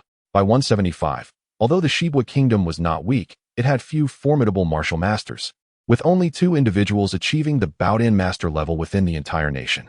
Though the number of formidable warriors may be scant, the martial arts present here exhibit remarkable brilliance. At the age of 176, you departed from the kingdom of Shibwa and continued your journey northward. By the age of 177, you arrived at an extremely frigid land. Approaching the edge of this icy realm, you encountered a vast ocean, leaving you with no choice but to turn back. By the age of 187, you returned to the Xuanwu Gate and chronicled the experiences and insights gained along your journey. It appeared that the breakthrough to the Gangjin did not extend your lifespan. Instead, it merely healed the lingering injuries from past failures, compounded by your diligent practice of the art of longevity that allowed you to survive to this day. You were acutely aware of the brevity of your existence. By the age of 189, you realized that even the Gangjin could not halt the relentless passage of time and the depletion of vitality. Unwilling to resign yourself to a passive demise, you resolved to make a desperate attempt to advance further, and thus, you perished. This simulation has concluded, and the system evaluation declared it perfect, rewarding you with 5 opportunities to draw from the lottery. Upon engaging in the lottery, you attained the cultivation of Gangjin, the Qingguang sword, the 4 spirits fist technique, self-created and of default highest level, the soft cloud step technique, mastered, and the Moro golden body, transcendent. After claiming your rewards, Ling Yun felt an unprecedented surge of strength coursing through him. enhancing his entire being. Skin, bones, internal organs, and vital energy all grew stronger. This series of transformations brought intense pain. Yet Ling Yun remained silent, for he had reached a point where he could no longer cry out. Subsequently, the comprehension and application of the Four Spirits Fist technique, the soft cloud step technique, and the Moro golden body vividly manifested in his mind. The Moro golden body, being a form of cross-training, offered a slight enhancement to his physique, but in comparison to previous changes, it was negligible. Once all rewards were received, Ling Yun found himself lying on the ground, covered in a black, mud-like substance that emitted an extremely foul odor. After lying there for some time, he regained his senses and, upon catching a whiff of the stench, rushed into the bathing chamber to cleanse himself. To his surprise, he found himself experiencing the day when his pores would expel impurities. After washing up, Ling Yun surveyed the state of his room and promptly moved to a cleaner one.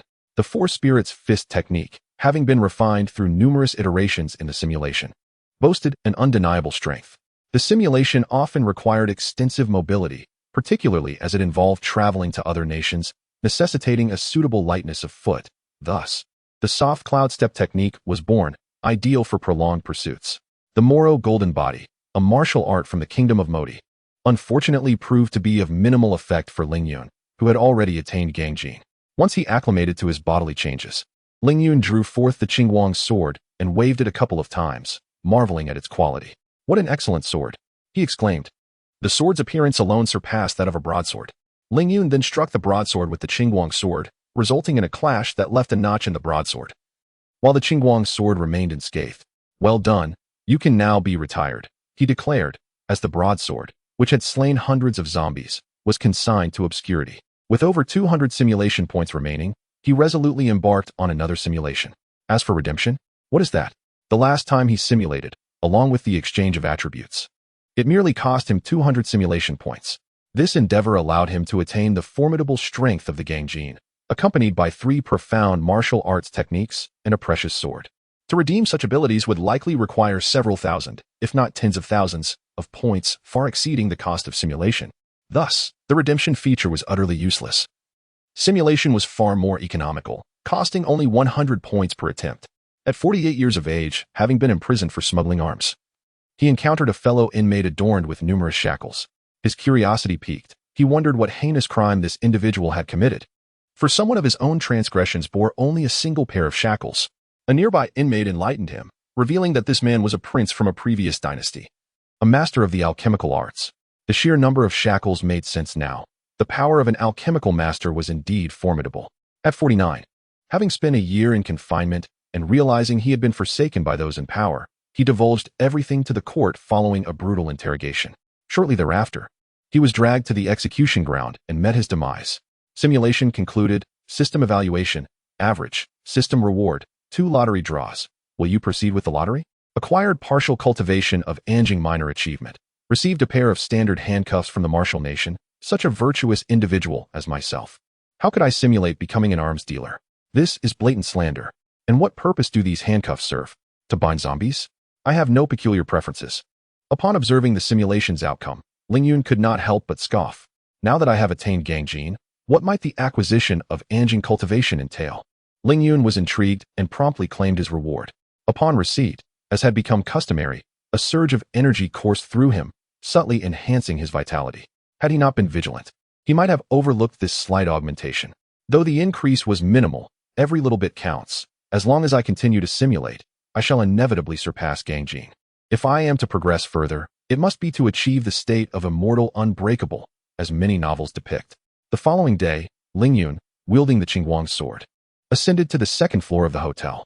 With his Gangjin prowess, he could navigate the city with ease. He intended to familiarize himself with this world to expedite the search for system fragments. On the 2nd floor, as a master of Gangjin, Ling Yun was transformed. He merely had to listen attentively to discern, through several walls, whether any zombies lurked within the rooms. With a casual punch, he could send a zombie flying several meters. And that was under his deliberate control. Soon, the zombies on the 2nd floor were eradicated, and Ling Yun strolled down to the 1st floor. Roar! Roar! Encountering 7 or 8 zombies, they charged at him the moment they spotted Ling Yun. Before they could close the distance, he unleashed a punch. Given the number of zombies, this strike bore greater force than the previous one on the 2nd floor. A powerful force struck the nearest group of zombies to Ling Yun. Bang! Several zombies exploded as if they had been hit by a bomb, flesh and blood scattering everywhere. How repulsive! The gore splattered all around. I must be more cautious next time. Ling Yun's expression was one of disdain, yet he enveloped himself in an aura that prevented the flying remnants of flesh from approaching him. After dispatching the zombies, Ling Yun noticed what appeared to be a computer at the hotel reception, his eyes gleaming with excitement. He had been pondering how to comprehend this world, and the internet was undoubtedly the quickest means of acquiring knowledge. The good news was that it was indeed a functional computer.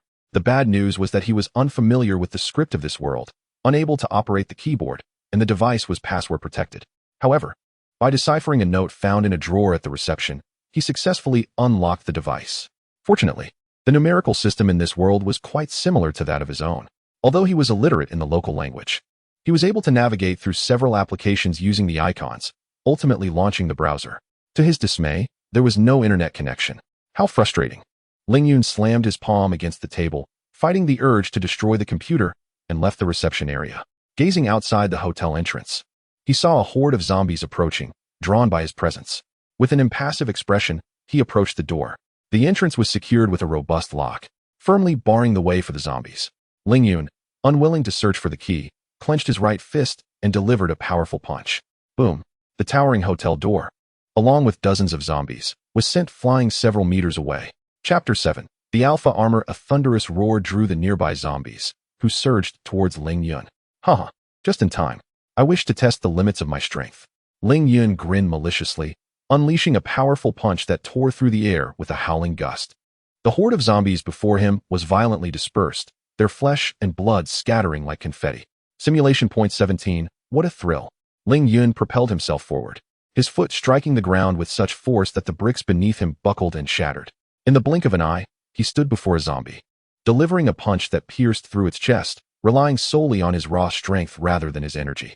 It is worth noting that in the simulation, a master cultivator possesses the strength of 10,000 pounds, not to mention the enhancement of energy. Simulation points 1. Feeling insatiable. Ling Yun seized a zombie and hurled it into the throng, sending it, along with a line of its brethren, crashing against the wall, where it finally came to a halt, having been flung several dozen meters away. Simulation points 11. In a fit of exhilaration, Ling Yun uprooted a streetlight, wielding it like a staff, sweeping through the horde and vanquishing countless zombies. What an exhilarating experience. This was the first time he truly felt his own formidable power. Slaying zombies was as easy as butchering chickens. No, even simpler. Every heart harbors a shadowy side, and Ling Yun was no exception. Though endowed with the strength of a grandmaster, he lacked the wisdom that typically accompanies such power. There is a saying online: question the ancestor, understand the ancestor, become the ancestor, and ultimately surpass the ancestor. After all, his energy was acquired directly from the simulation, not through painstaking cultivation, akin to a meteoric rise to power. This overwhelming strength caused a surge within him, and he could no longer suppress his exhilaration. Fortunately, it was the apocalypse, and he was faced with zombies he could slaughter at will. Had this been reality, the consequences would have been unfathomable. As Ling Yun's frenzy subsided, he gradually regained his composure. The street was now a gruesome tableau of flesh and blood, reminiscent of a hellish landscape. Witnessing the carnage, his face paled. It was utterly repulsive, and had he been an ordinary person, he would have surely retched by now. Countless zombies lay slain, yet the commotion he had created attracted even more of them. What had once been a chaotic tide of zombies was now reduced to scattered remnants. Energy has its limits, and after exhausting himself, Ling Yun decided to take a brief respite, eyeing the nearby hotel as a suitable refuge. Soon, he arrived at the hotel entrance, opting not to ascend the stairs, but to leap up to the window ledge, climbing swiftly. In no time, he reached the 10th floor. Entering through an open window, inside, he found a zombie he had previously decapitated, and the room was filled with a foul odor. He quickly exited, searching for a cleaner room. After freshening up, Ling Yun lay on the bed and accessed the system interface. Upon seeing the figure 4358, Ling Yun couldn't help but click his tongue in astonishment. He had toiled tirelessly over the past couple of days, exterminating zombies in the hotel to earn just over 400 points. Yet now, within a mere few hours, he had amassed tenfold that amount, akin to an instant fortune. The acquisition of simulation points seemed almost too effortless. Were it not for the need to avoid Payroll, he would have continued his rampage. However, it was unnecessary, for this world was rife with zombies. With over 4,000 points at his disposal, Ling Yun ceased his frugality and promptly accessed the redemption list. locating a potion known as the Chi Blood Pill. Chi Blood Pill. 30 simulation points. For martial artists, the greater their strength, the more energy they required, naturally leading to an increased appetite. Prior to consuming the pill, it was manageable, but post-consumption, should one indulge freely, a single meal could equate to the consumption of an entire cow, an impracticality given the scarcity of cattle for a master of pill consumption. Thus, a substitute was conceived, known as the Chi Blood Pill. One Chi Blood Pill could provide the vitality equivalent to that of a cow. Ling Yun waved his hand decisively and purchased 10 pills. 10 crimson pills materialized in the system's inventory. He extracted one and consumed it, feeling his vitality swiftly rejuvenating. Soon, the effects of the first pill waned, prompting him to ingest another, continuing until he had taken 3. Only then did Ling Yun feel adequately restored, while his formidable strength was undeniable. The energy required for recovery was equally substantial. He was grateful for the ability to redeem items. However, a troubling thought crossed his mind. It was through slaying zombies that he earned simulation points, which allowed him to exchange for Chi blood pills, creating a positive feedback loop. If redemption were not an option, how would he replenish his strength after expending it in this apocalyptic world? Thus, despite his formidable prowess, relentless combat against zombies would lead to excessive depletion, and without replenishment, he would ultimately perish from starvation.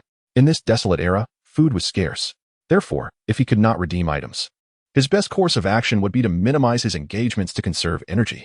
Ling Yun, reflecting on this, could not help but exclaim, "How fortunate I am to possess a system for redemption." With his spirits lifted, he decided to simulate a few scenarios. Simulation of life begins. 0 years. You are born a boy. 1 year. You are born in a rural area of Motiguo. 28 years. You die system. 0 years. You are born a girl. 1 year. You are born in a small town of Shibuya country. 65 years. You die system. You are born in Honghua. You die. Alas, fortune was not on his side. After 7 simulations, the only significant outcome was attaining a mastery of the dark energy. Ling Yun scratched his head and realized that, following the simulation, the countries of birth were no longer limited to the Wu Kingdom. In addition to the 3 nations previously encountered in simulations, there were now many unfamiliar realms. Once more, he decided to attempt for a favorable attribute. Attribute: Blue. Herculean strength. Your strength far exceeds that of ordinary people. Would you spend 100 simulation points to randomly change? This attribute had appeared to Ling Yun on 2 occasions. He opted for a change. Attribute: White. Gambler. You are undoubtedly a gambler. A worthless attribute. Change it. Attribute: Blue. Intelligent. You are wiser than the average person. Acceptable. Yet Ling Yun yearned for something superior, so he changed it again. Attribute: White. Short-lived beauty. You are destined to be a girl and shall not live past 20. What a dreadful attribute. Swiftly change it. Attribute: White. Urban high-rise. You are assuredly born in a city. Change, change, change. Please, let me change. After 8 attempts, Ling Yun finally acquired a purple attribute. Attribute: Purple.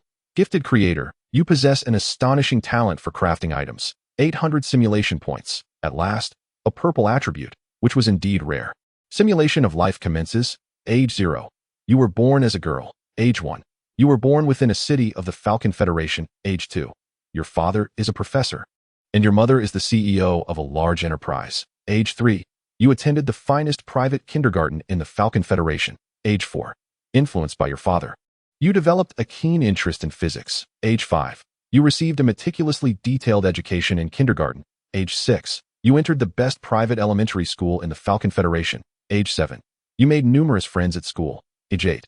The school organized a summer camp, where you met a boy. Age 9.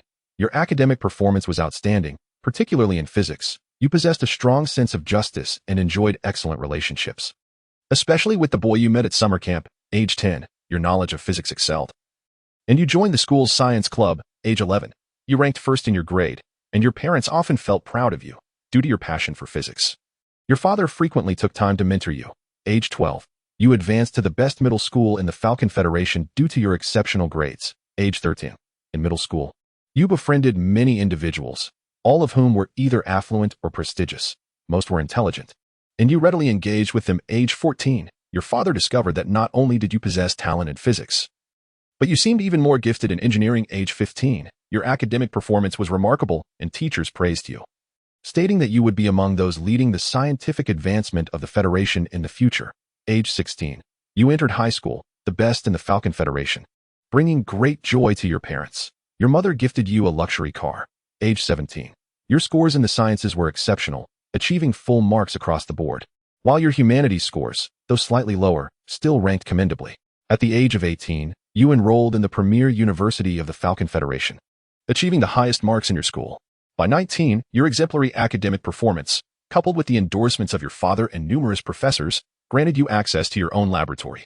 At 20, you developed a unique material, publishing your findings and earning accolades from the Federation Materials Society.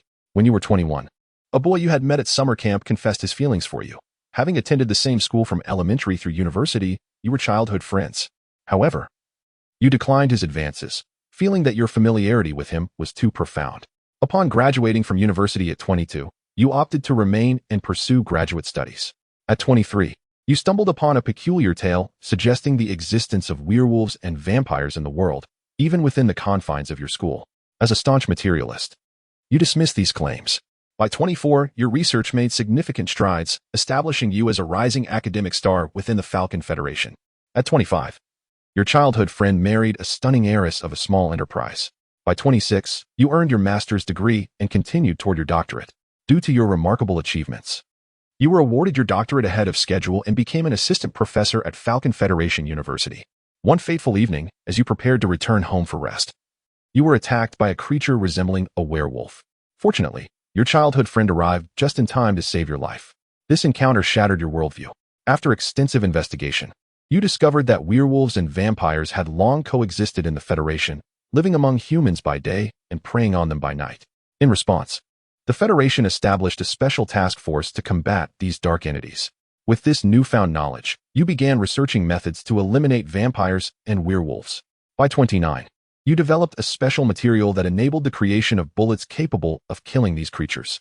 You resolved a long-standing dilemma that had plagued the Federation since its inception, leading informed individuals within the university to formally appoint you as a professor. Under the influence of your specialized bullets, a significant number of vampires and werewolves were eradicated. Soon, the Federation achieved victory, with these creatures vanishing from sight.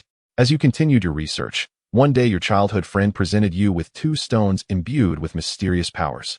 According to his findings, these stones were used by ancient peoples to ward off vampires and werewolves. Known as holy stones in antiquity, they had nearly become extinct, presumably due to the actions of vampires and werewolves, and these were acquired by him purely by chance. Due to your specialized research on custom ammunition, you successfully vanquished the vampires, rendering these 2 stones mere collectibles in his possession. At the age of 32, you achieved numerous academic accomplishments. By 33, you continued your research endeavors. At 34, your childhood sweetheart gave birth to a daughter. However, signs of werewolves and vampires resurfaced in the city. Yet, the special operations team dedicated to combating dark creatures discovered that these were not merely werewolves and vampires, but rather a fusion of the two, self-identifying as wolf vampires. It was revealed that, in the face of extinction, the 2 clans had attempted to merge their bloodlines to fortify themselves against the looming threat. The outcome of this experiment yielded a new species known as wolf vampires, resulting in the disappearance of both the vampire and werewolf clans. Wolf vampires fear neither sunlight nor specialized ammunition and possess the ability to infect others. They are formidable beings, yet they harbor a deep-seated fear of the Federation's advanced weaponry, forcing them to conceal themselves within the city, waiting for an opportunity. Consequently, the Federation refrains from deploying its powerful weapons, leading to a stalemate. At 36, the wolf vampires learned of your identity as the creator of the special ammunition, yet they were aware of the protection you received from the Federation. In an act of vengeance, they murdered your parents, plunging you into profound grief. At your parents' funeral, you vowed to eradicate the wolf vampire lineage.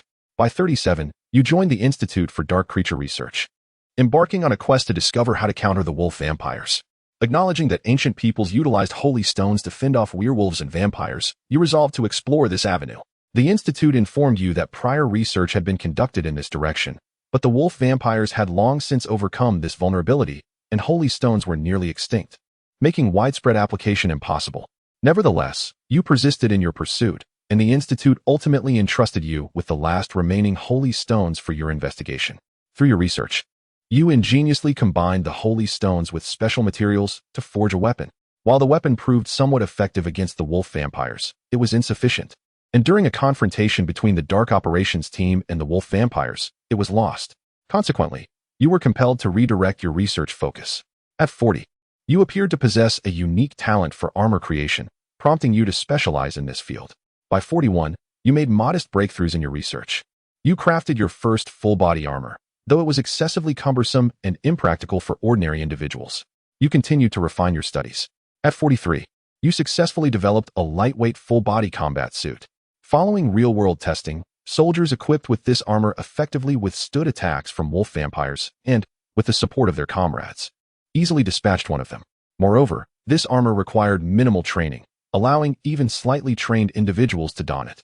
With the advent of the lightweight full-body combat suit, a glimmer of hope emerged in the battle against the wolf vampires.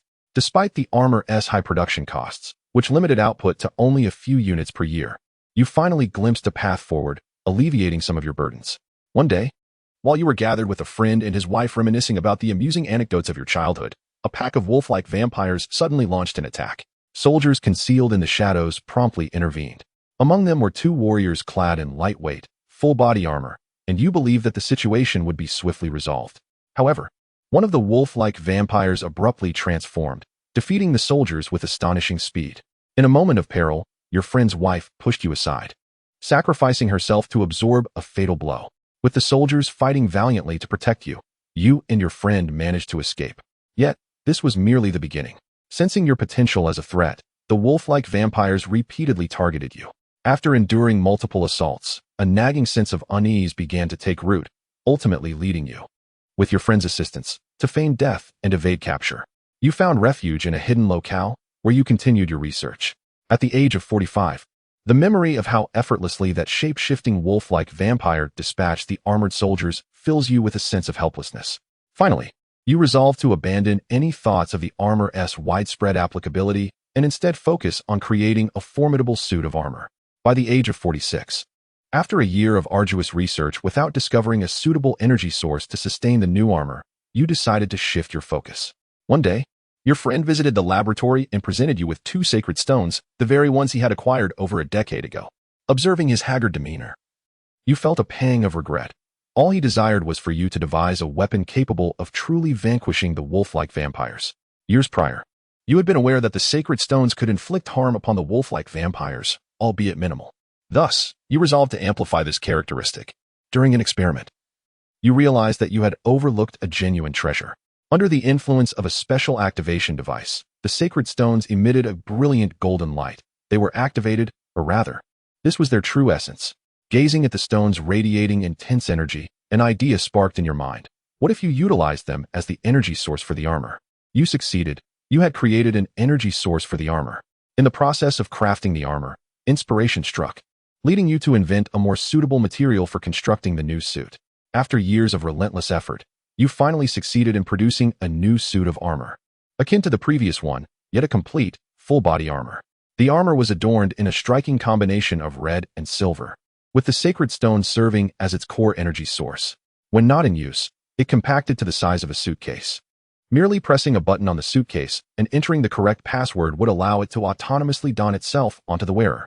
However, a significant drawback remained. The sacred stones were not truly infinite energy sources. They required the physical stamina of the user to operate.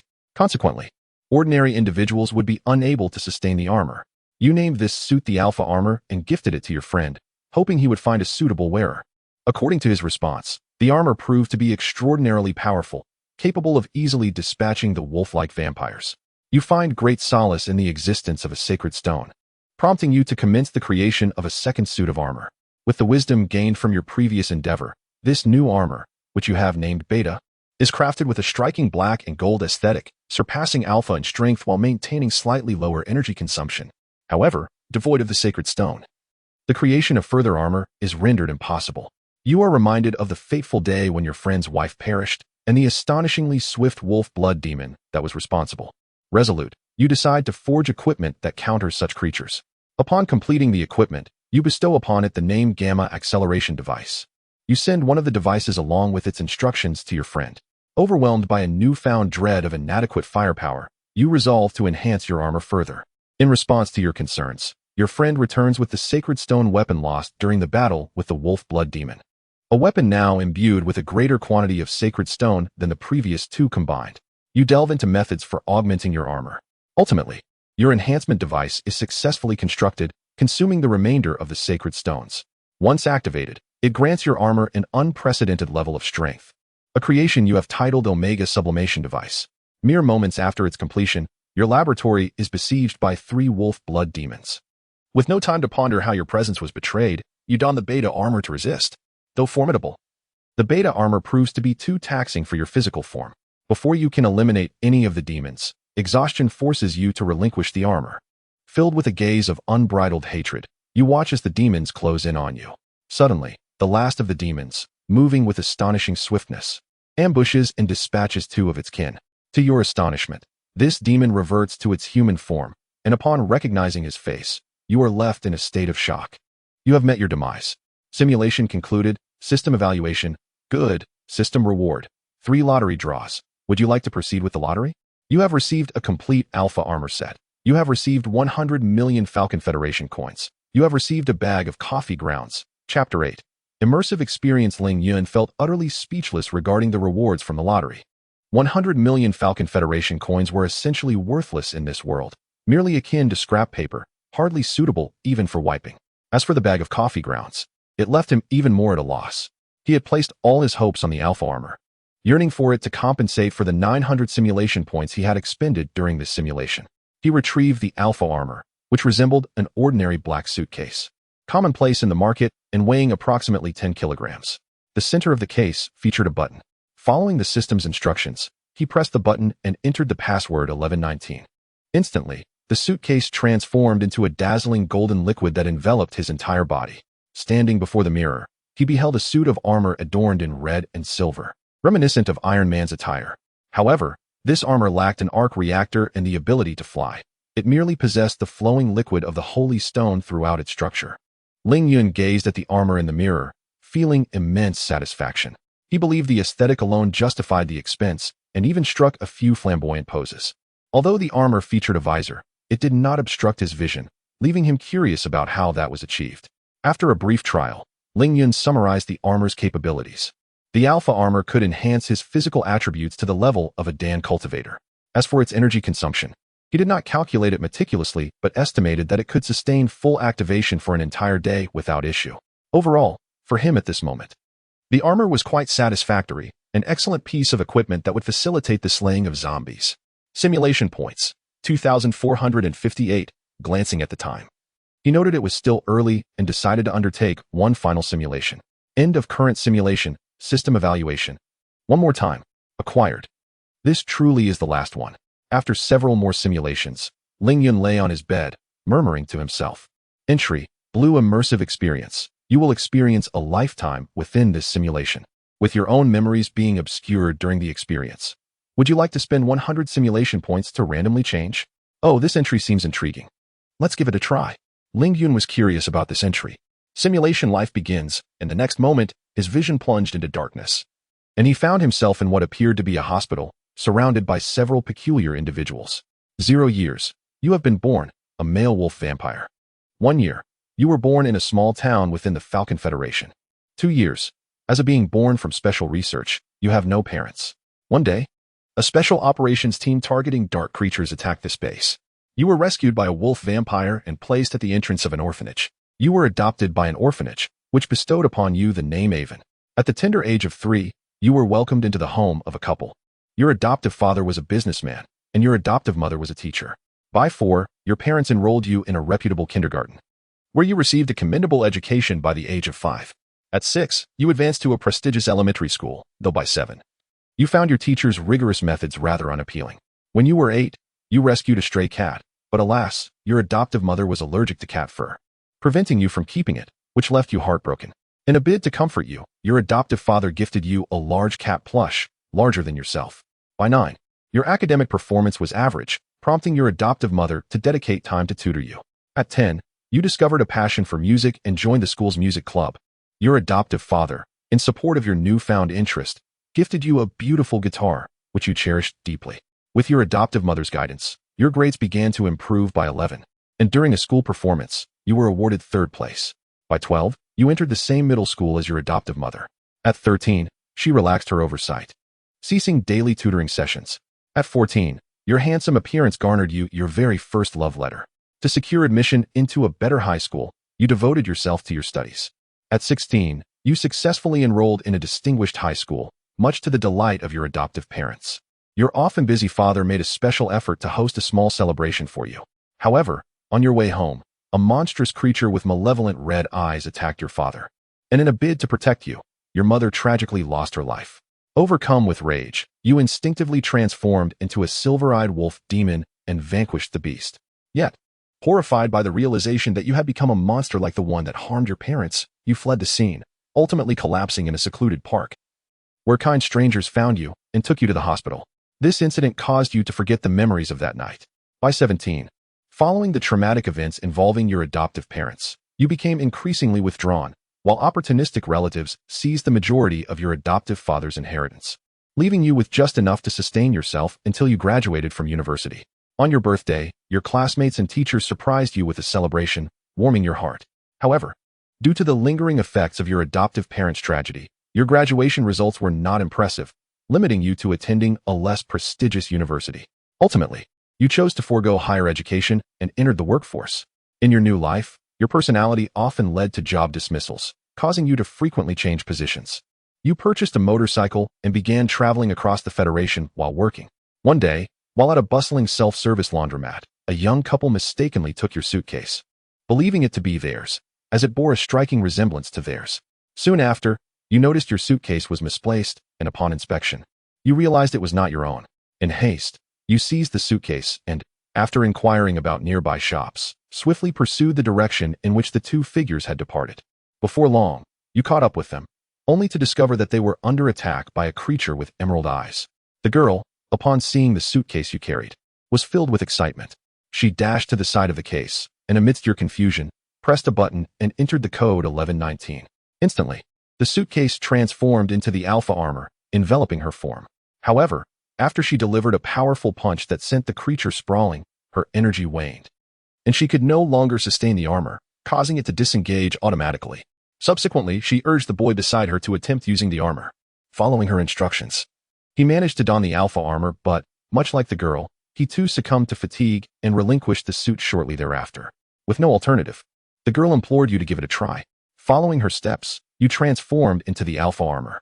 The green-eyed creature, presuming you would soon falter like the previous two, let down its guard.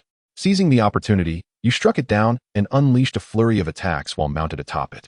After several blows, your right fist shimmered with the energy of the sacred stone within the alpha armor, delivering a decisive strike to the creature. In an instant, it dissolved into a radiant light, vanishing into the air. At the girl's behest, you released the alpha armor, returning it to her, and reclaimed your suitcase before making your way back to the laundromat. Shortly thereafter, the two followed you, with the girl requesting your assistance in escorting them to the nearest city of Oru. You initially declined, citing a distaste for complications, yet the girl persisted. In the midst of your irritation, the boy proposed to cover all expenses along the journey and promised to reward you with 100,000 Falcon Federation coins as compensation for your escort. After much deliberation, you acquiesced to their request, during which you learned of their identities. The girl, named Sally, was the daughter of a prominent businessman, while the boy, Henry, hailed from another esteemed family. The two were childhood friends. En route to Oru, you encountered the emerald-eyed creature once more. You dispatched it effortlessly and learned from Sally that the alpha armor could convert the energy of the sacred stone into light projectiles for ranged attacks. On the fifth day, you arrived at a grand edifice in Oru, the headquarters of Sally's father's company. From the butler, you discovered that Sally's father had to travel abroad for work and would be unable to return in the near future. His destination was rather remote, rendering communication impossible for some time. However, he had left Sally a document detailing the reasons for his trip and informing her that the creature attacking her was known as the Blood Wolf. The Blood Wolf exists in 3 tiers, the weakest being the red-eyed Blood Wolf, which attacks humans purely out of instinct. Next is the green-eyed Blood Wolf, which possesses intelligence yet often succumbs to its primal urges to assault humans. At the highest tier is the silver-eyed Blood Wolf, not only exceptionally powerful but also capable of infecting humans to become blood wolves. The alpha armor was bequeathed to Sally by her father as a means of protection. Sally, reluctant to return home, decided to accompany Henry to the detective agency established by his friend. Aware of your transient living situation, Henry extended an invitation for you to join them. However, you declined the offer, expressing your aversion to detective work and citing the completion of a prior transaction as your reason for departing on your bicycle. As you rode along, memories of the conversation between Sally and Henry about their dreams resurfaced in your mind. Henry aspired to become a great detective, and the agency his friend set up marked the beginning of that journey. Sally, on the other hand, dreamed of becoming a makeup artist. When they inquired about your dreams, you chose silence. You once harbored a dream of music, reminiscing about your dearly cherished guitar and the joyous moments spent in the music club. You recalled the delighted smiles of your adoptive parents after your performance at a showcase. Yet, all of that had vanished 3 years prior. Since then, you embarked on a quest for employment, but your personality hindered your success. On the third evening of your job search, you witnessed the radiant glow of the Alpha Armor transformation, sensing that Sally and Henry might be in peril. You hurried to the source of the light, only to find Henry being thrown to the ground by a towering green-eyed wolf demon, causing him to lose his Alpha Armor, with Sally nearby. Both were elated to see you, and Henry promptly handed the Alpha Armor briefcase to you. Without hesitation, you pressed the button and entered the password. The dazzling light faded as you transformed back into Alpha. The green-eyed wolf demon was no match for you. A few swift punches and kicks dispatched it effortlessly. As you prepared to return the Alpha Armor briefcase to Sally, she insisted that it would serve a greater purpose in your hands and decided to gift it to you before assisting Henry to his feet. Watching them depart, you hesitated for a moment, but then hurriedly followed. Thus, amidst the smiles of Henry and Sally, you joined Henry's detective agency as his assistant. Since the agency was newly established and Mr. Henry lacked notoriety, the business was not thriving. Nevertheless, Henry remained undeterred, eagerly accepting cases of all sizes, including helping local residents locate their missing pets, which were the only requests he could currently receive. One day, a gentle and sweet young woman visited the agency, inquiring whether they were still hiring detective assistants. Her presence struck Henry like Cupid's arrow. Despite already having you as his assistant, he decided to recruit her. Henry's actions prompted a flurry of playful sarcasm from Sally, who remarked that if not for Henry's affluent background, such a detective would have starved long ago. Thus, the young woman joined Henry's detective agency as an assistant. Through various interactions, the group learned her name was Mona, who had lost her parents and relied solely on her brother, Rods. During a casual gathering, the group was introduced to Rods, who left a gentle impression on everyone. In comparison to you, both Mona and Henry possess an unwavering enthusiasm for detective work. Much like Henry, they display an unquenchable passion even when it comes to locating lost pets. Each time you venture out with the two of them, you feel a profound sense of disconnection. As time passed, Sally secured a position as a makeup artist. One day, you learned that the route Sally took to and from work had recently seen reports of missing girls at night. Henry explicitly cautioned Sally to exercise caution. Initially, Sally was vigilant, but after several uneventful days, she began to let her guard down. One evening, due to a later work schedule, Sally was walking home when she encountered an attack from a wolf blood demon. In the chaos of her escape, she twisted her ankle and fell to the ground. Just as despair engulfed her, you, clad in your Alpha Armor, swiftly dispatched the approaching wolf blood demon. Following that, you effortlessly eliminated the threat. Upon removing your armor, you noticed Sally's injured ankle and carried her to a nearby clinic. Henry, spotting you returning with Sally in your arms, wore a teasing smile. After Sally hurriedly explained the situation to Henry, he requested that you accompany her to and from work each day. After a moment's hesitation, you nodded in agreement. A week later, Henry received a commission from an elderly man whose grandson was attending high school in a nearby county. Accompanied by you, Henry headed to the county. Arriving at the apartment building where he was to deliver a letter, you waited downstairs while Henry ascended to deliver the message. Upon reaching the designated floor, Henry found the door to the grandson's room ajar. Knocking yielded no response, prompting him to push the door open. Inside, the room was in a state of utter disarray, and the elderly man's grandson lay grotesquely sprawled in a pool of blood. Just as Henry's shock prompted him to call the police, he sensed an ominous presence approaching from behind and swiftly rolled to evade it. Once he regained his footing and turned around, he found himself face to face with a green-eyed wolf blood demon, prompting him to urgently call for you. Responding to Henry's cries, you transformed into Alpha and leaped onto the balcony of the room where the grandson lay.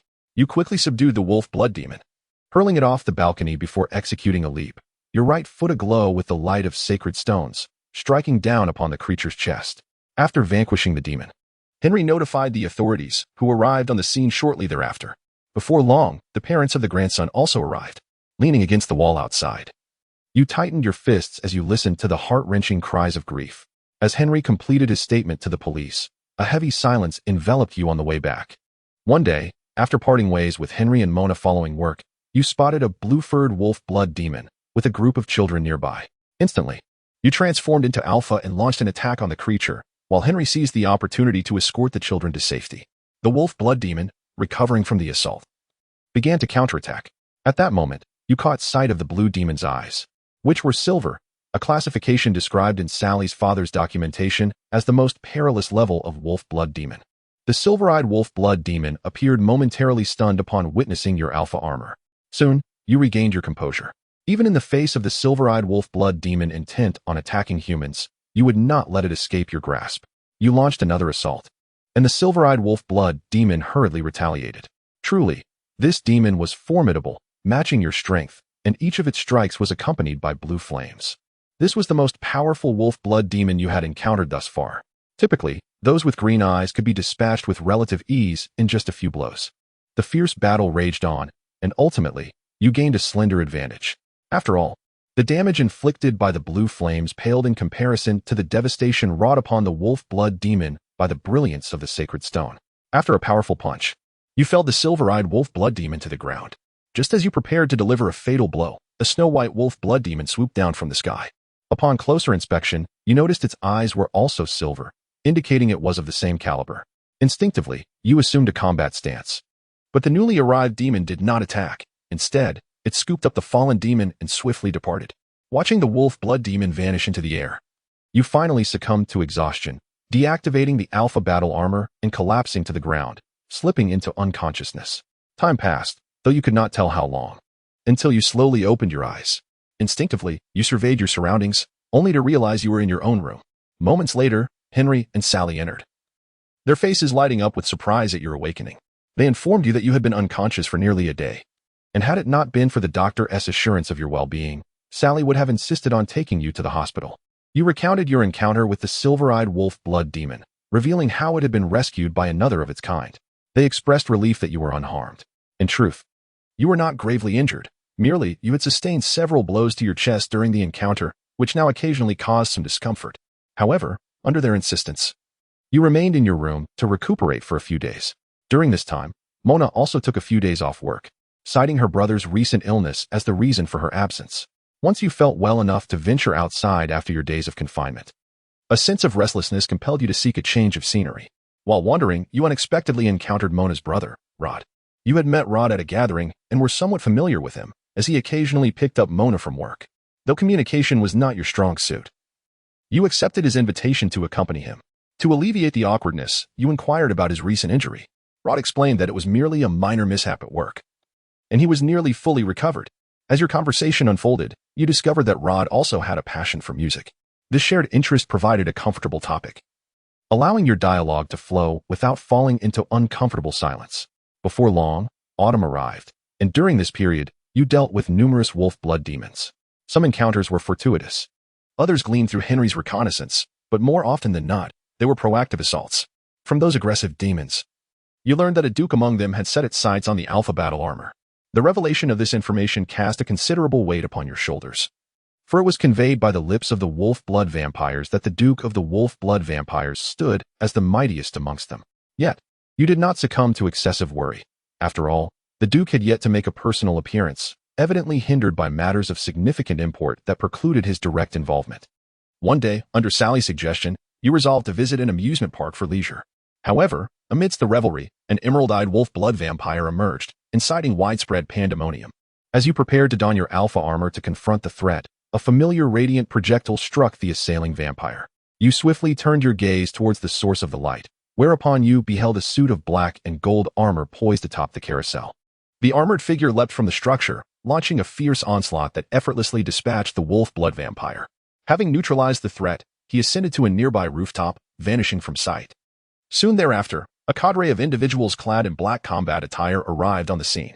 Through their discourse, you learned they were known as the Special Operations Team for Dark Creatures, colloquially referred to as the Dark Squad. They assuaged the fears of the panicked crowd, cautioning against the dissemination of the recent events online, lest they incur legal repercussions. As you departed, you overheard two members of the Dark Squad discussing the formidable nature of the beta armor. It dawned on you that this was the designation of the black and gold suit you had witnessed.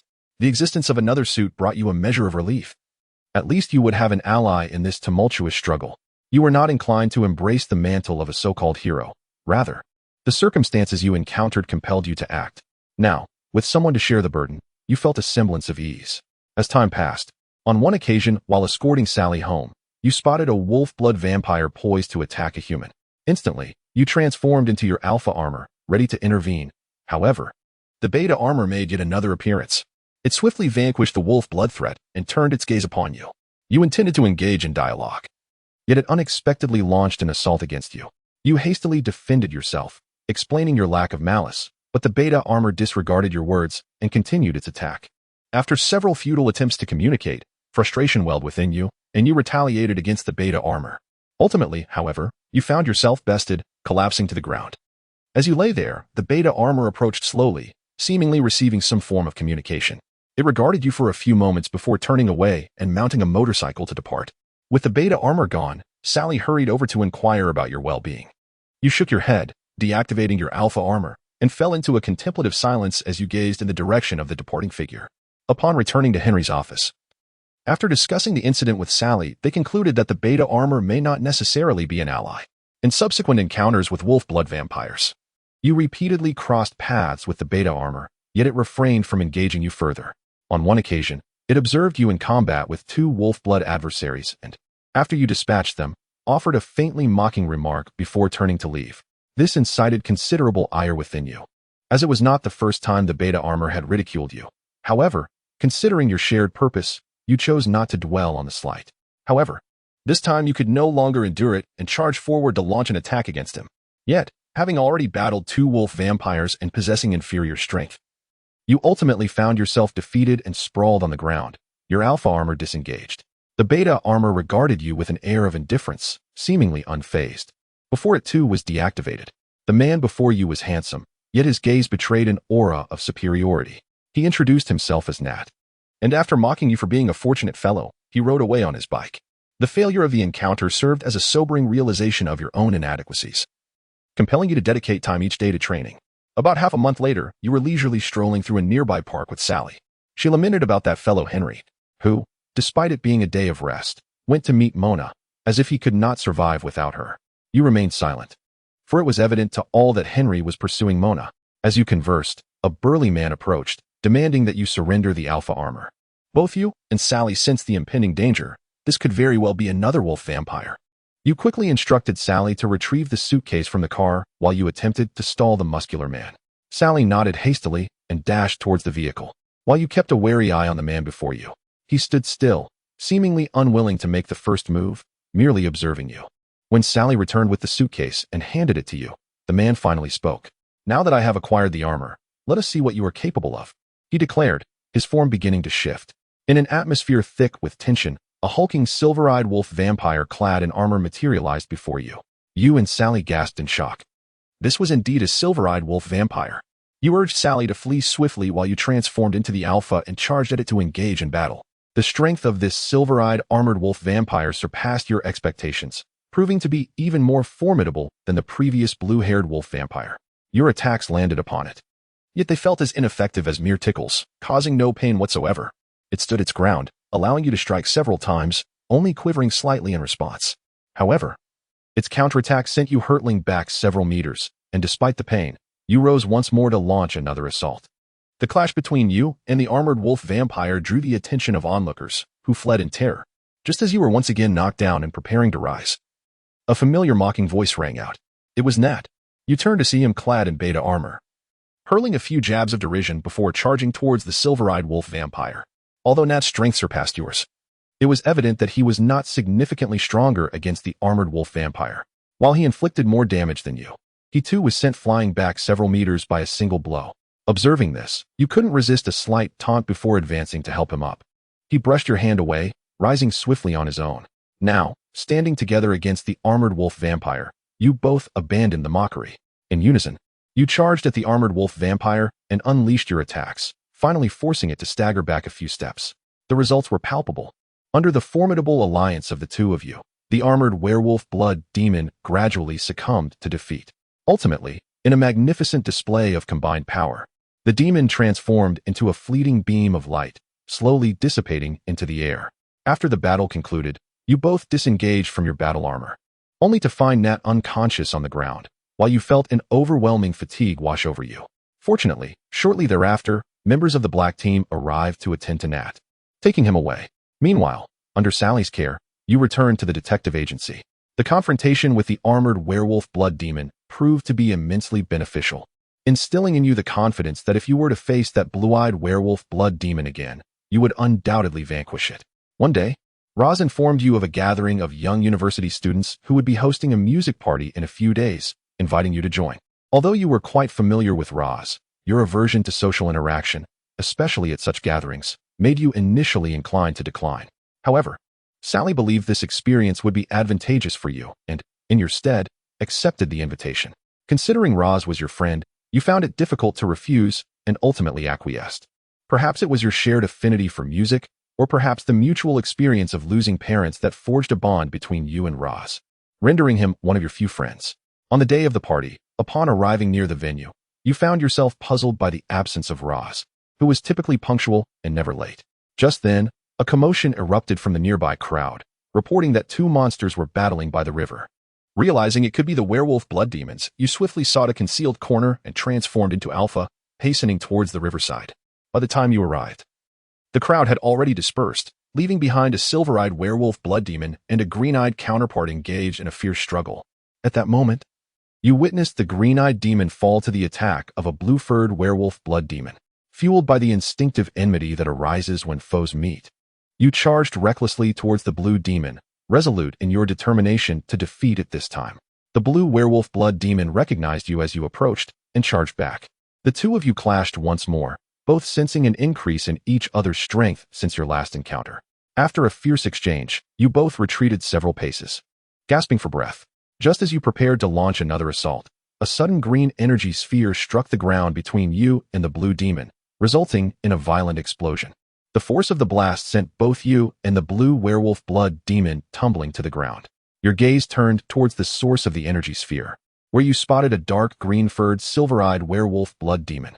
This new adversary proclaimed its fortune in encountering a traitor in the Alpha battle armor. It then demanded that you surrender the Alpha armor, promising to spare you if you complied. Naturally, you refused to relinquish your armor. Just as you pondered the implications of the dark green demon's accusation of treachery, the blue werewolf blood demon suddenly launched an attack on its green counterpart. Observing the ensuing chaos between the two demons, you hesitated for a moment before deciding to join the fray, prioritizing the defeat of the dark green demon that sought your Alpha battle armor. In this moment, you and the Azure Wolf demon seem to share a profound synergy as you both launch an assault against the Emerald Wolf demon. After an intense battle, you manage to send it flying several meters away. Enraged, the Emerald Wolf demon begins to gather an energy sphere, hurling it at you with reckless abandon. As you evade its onslaught, you draw closer, ready to strike once more. After a prolonged engagement, both you and your Azure ally bear significant wounds. Yet the Emerald Wolf demon suffers no less.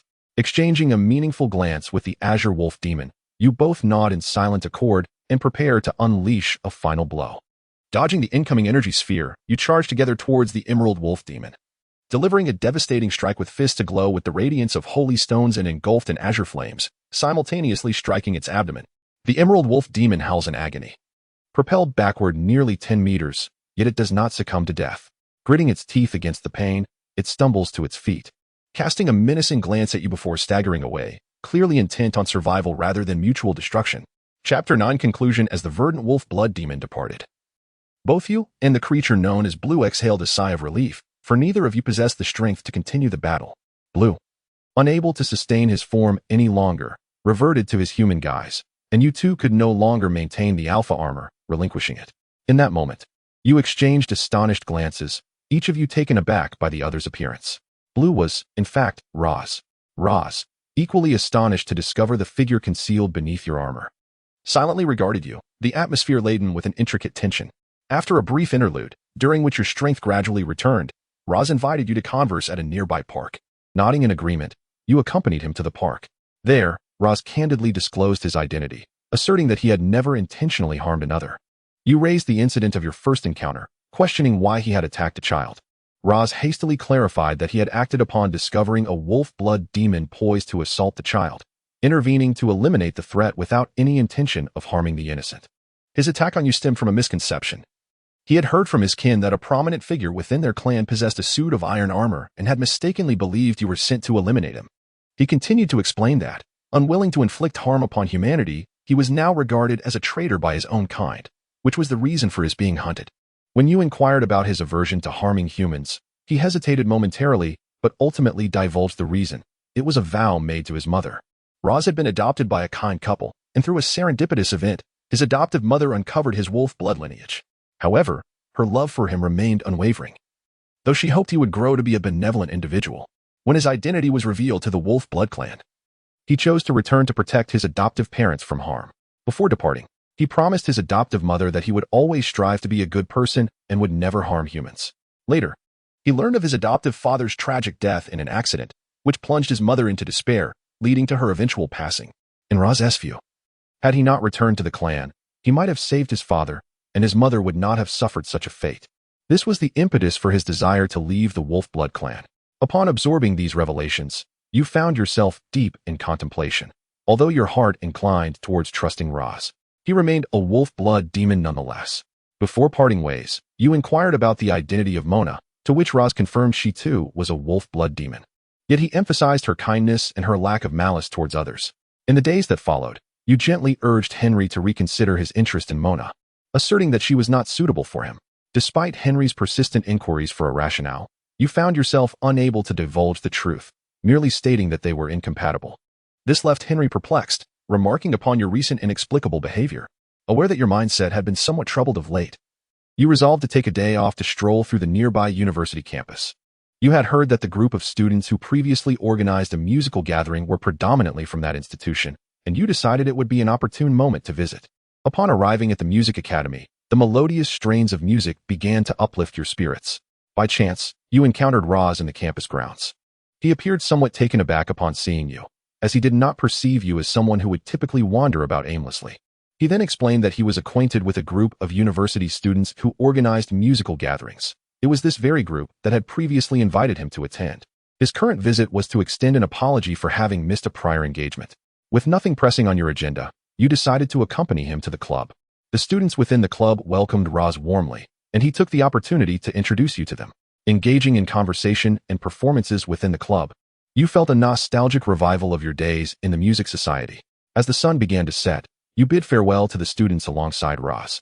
However, the tranquility of your departure was soon disrupted by a cry for help, prompting you both to rush towards the source of the distress. In a secluded classroom, you discovered a middle-aged man attempting to harm a young woman. Without hesitation, you and Roz intervened, subduing the assailant and promptly contacting the authorities. In the instant you apprehended the man, a realization dawned upon you. Whether human or wolf demon, there exists both good and evil within each.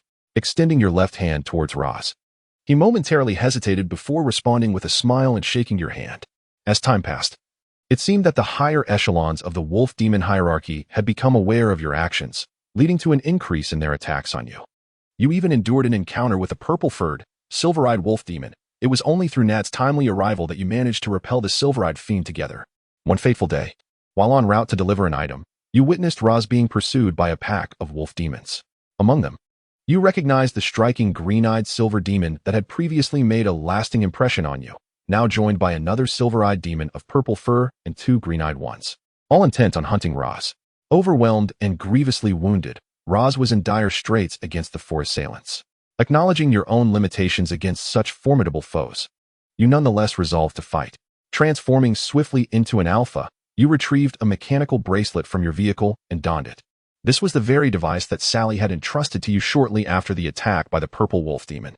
She had explained that it was a gift from her father's steward, known as the Gamma Accelerator. It promised tremendous speed for 30 seconds upon activation, though it would subsequently increase the strain on your armor, thus advising against its use unless in dire circumstances. Heeding her counsel, you had refrained from employing it until now. But the gravity of the situation left you no choice. You unleashed a burst of light projectiles, striking the wolf demons that were converging on Roz. Their sudden assault disrupted. They became aware of your presence. The green-eyed wolf demon, upon spotting you, exhibited an eagerness as it charged towards you. Thus commenced an intense battle between you and the creature. However, it was evident that you were no match for it. After several rounds, you found yourself retreating under its relentless assault, ultimately being flung near the vicinity of Rhodes. At that moment, the gravely injured Rhodes was valiantly resisting the attacks of two green-eyed wolf blood demons, but was unable to assist you. Observing this, the purple-furred wolf blood demon commanded the two green-eyed ones to launch an assault against you. Alongside the silver-eyed wolf blood demon, the two green-eyed ones advanced, with another silver-eyed demon watching you intently. At this juncture, your only hope rested on the gamma acceleration device performing admirably. Otherwise, this time next year would mark the anniversary of your and Rhodes's demise. You decisively pressed the activation button of the gamma acceleration device.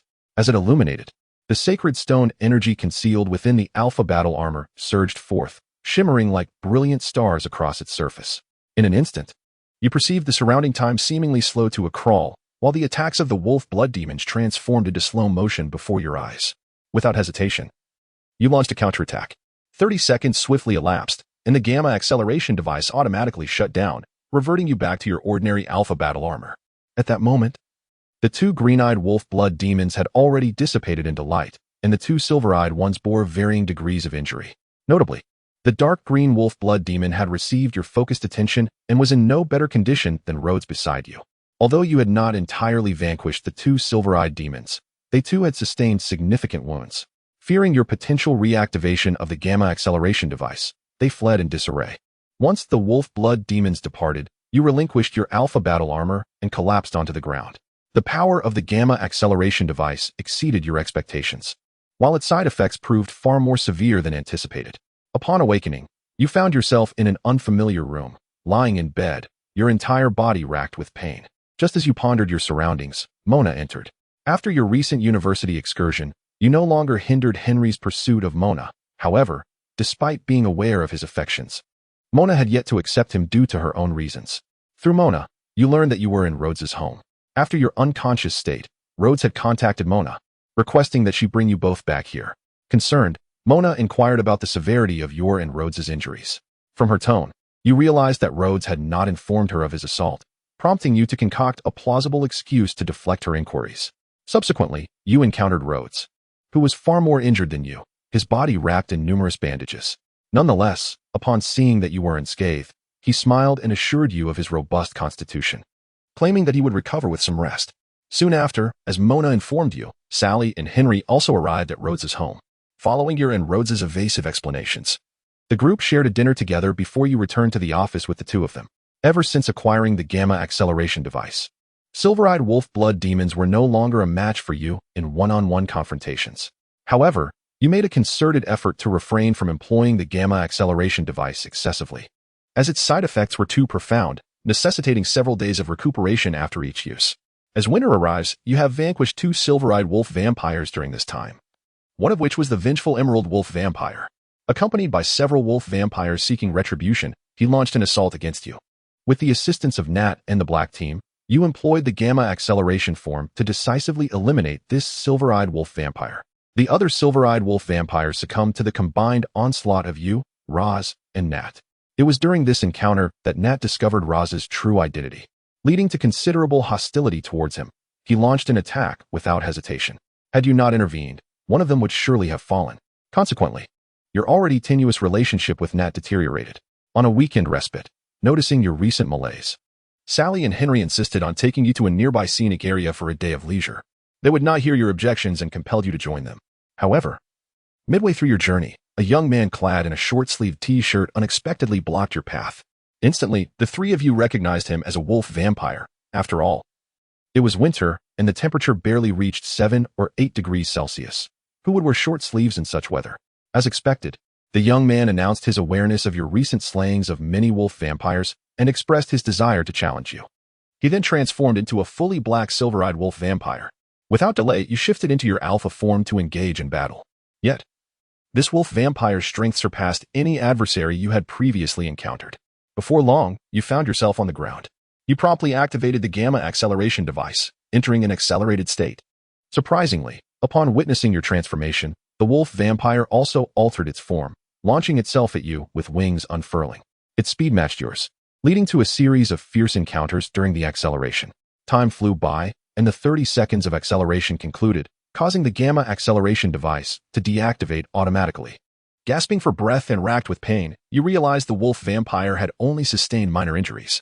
Sensing your loss of acceleration, the wolf vampire seemed to lose interest, delivering a powerful blow that knocked you down and forcibly removed you from your alpha armor. You collapsed heavily to the ground as Sally and Henry rushed forward in an attempt to shield you from the wolf vampire. Despite their attempts to activate their alpha armors, they were easily dispatched by the creature. The wolf vampire regarded them as mere nuisances, intent on eliminating them first. As the wolf vampire prepared to strike, you roared in fury, enduring your agony to transform into a silver-eyed wolf vampire, placing yourself between it and Sally and Henry, thus saving them. Shocked by your transformation, Sally and Henry watched as you engaged the wolf vampire once more, only to be easily overpowered again. However, this time, the wolf vampire ceased its assault, emitting a shrill laugh and remarking on the encounter's amusement before turning away. Resuming your human form, you looked into the fearful eyes of Sally and Henry, advising them to contact Roz in case of danger, as he could likely wield the alpha armor with ease. With that, you mounted your motorcycle and departed. Henry, wishing to reach out to you, hesitated upon seeing the terror in Sally's eyes, ultimately falling silent. The following day, you received a call from Roz, who had learned from Henry about your identity as a wolf vampire.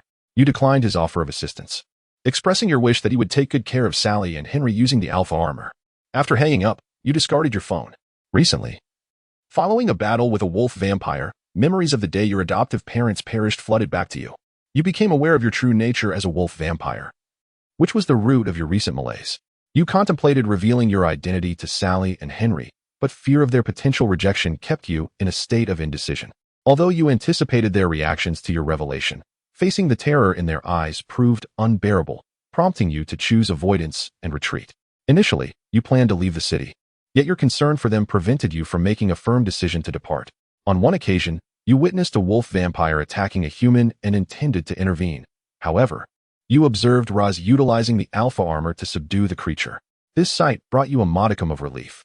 Nearly 2 months after parting ways with Sally and Henry, Nat found you. Upon learning of your wolf vampire identity, he understood your previous attempts to prevent him from killing Roz. Realizing that both of you were cut from the same cloth, you intended to explain yourself, but Nat showed no interest in hearing your side.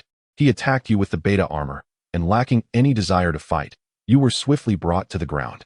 Just as Nat prepared to deliver a fatal blow, Roz appeared, clad in the alpha armor, intercepting the attack.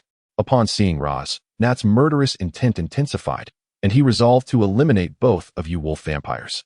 In the ensuing confrontation between Roz and Nat, despite the superior capabilities of the beta armor, Roz turned the tide after activating the gamma acceleration device, swiftly gaining the upper hand. Nat lay defeated, challenging Roz to kill him if he had the ability. However, Roz disregarded him and led you to the banks of a small river, the very place where you first glimpsed each other's true selves. By the riverside, Roz attempted to guide you, but you instinctively avoided the topic. Eventually, seeing your reluctance, Roz sighed and made a phone call. Realizing who he was contacting, you attempted to leave, but Roz prevented your departure. As anticipated, it was not long before Sally and Henry arrived at the riverbank, finding you there. Henry and Sally invited you to return with them, and as you gazed into their eyes, the fear that once resided there had vanished, replaced by sincerity. After much hesitation, you nodded in agreement. You returned to the office with your companions, and along the way, they deftly sidestepped the subject of your wolf vampire identity. Ultimately, they broached the topic themselves. Their genuine concern eventually touched your heart, allowing you to set aside your grievances. Before long, the most significant festival of the Falcon Federation, the Falcon Festival, arrived. This was the grandest celebration of the year for the Falcon Federation. You spent this festive occasion with Sally, Henry, Mona, and Roz. It marked the happiest Falcon Festival you had experienced since the passing of your adoptive parents. On that day, Henry summoned his courage and led Mona aside. Under her puzzled gaze, he confessed his feelings. After a moment of hesitation, Mona revealed her identity as a wolf blood demon.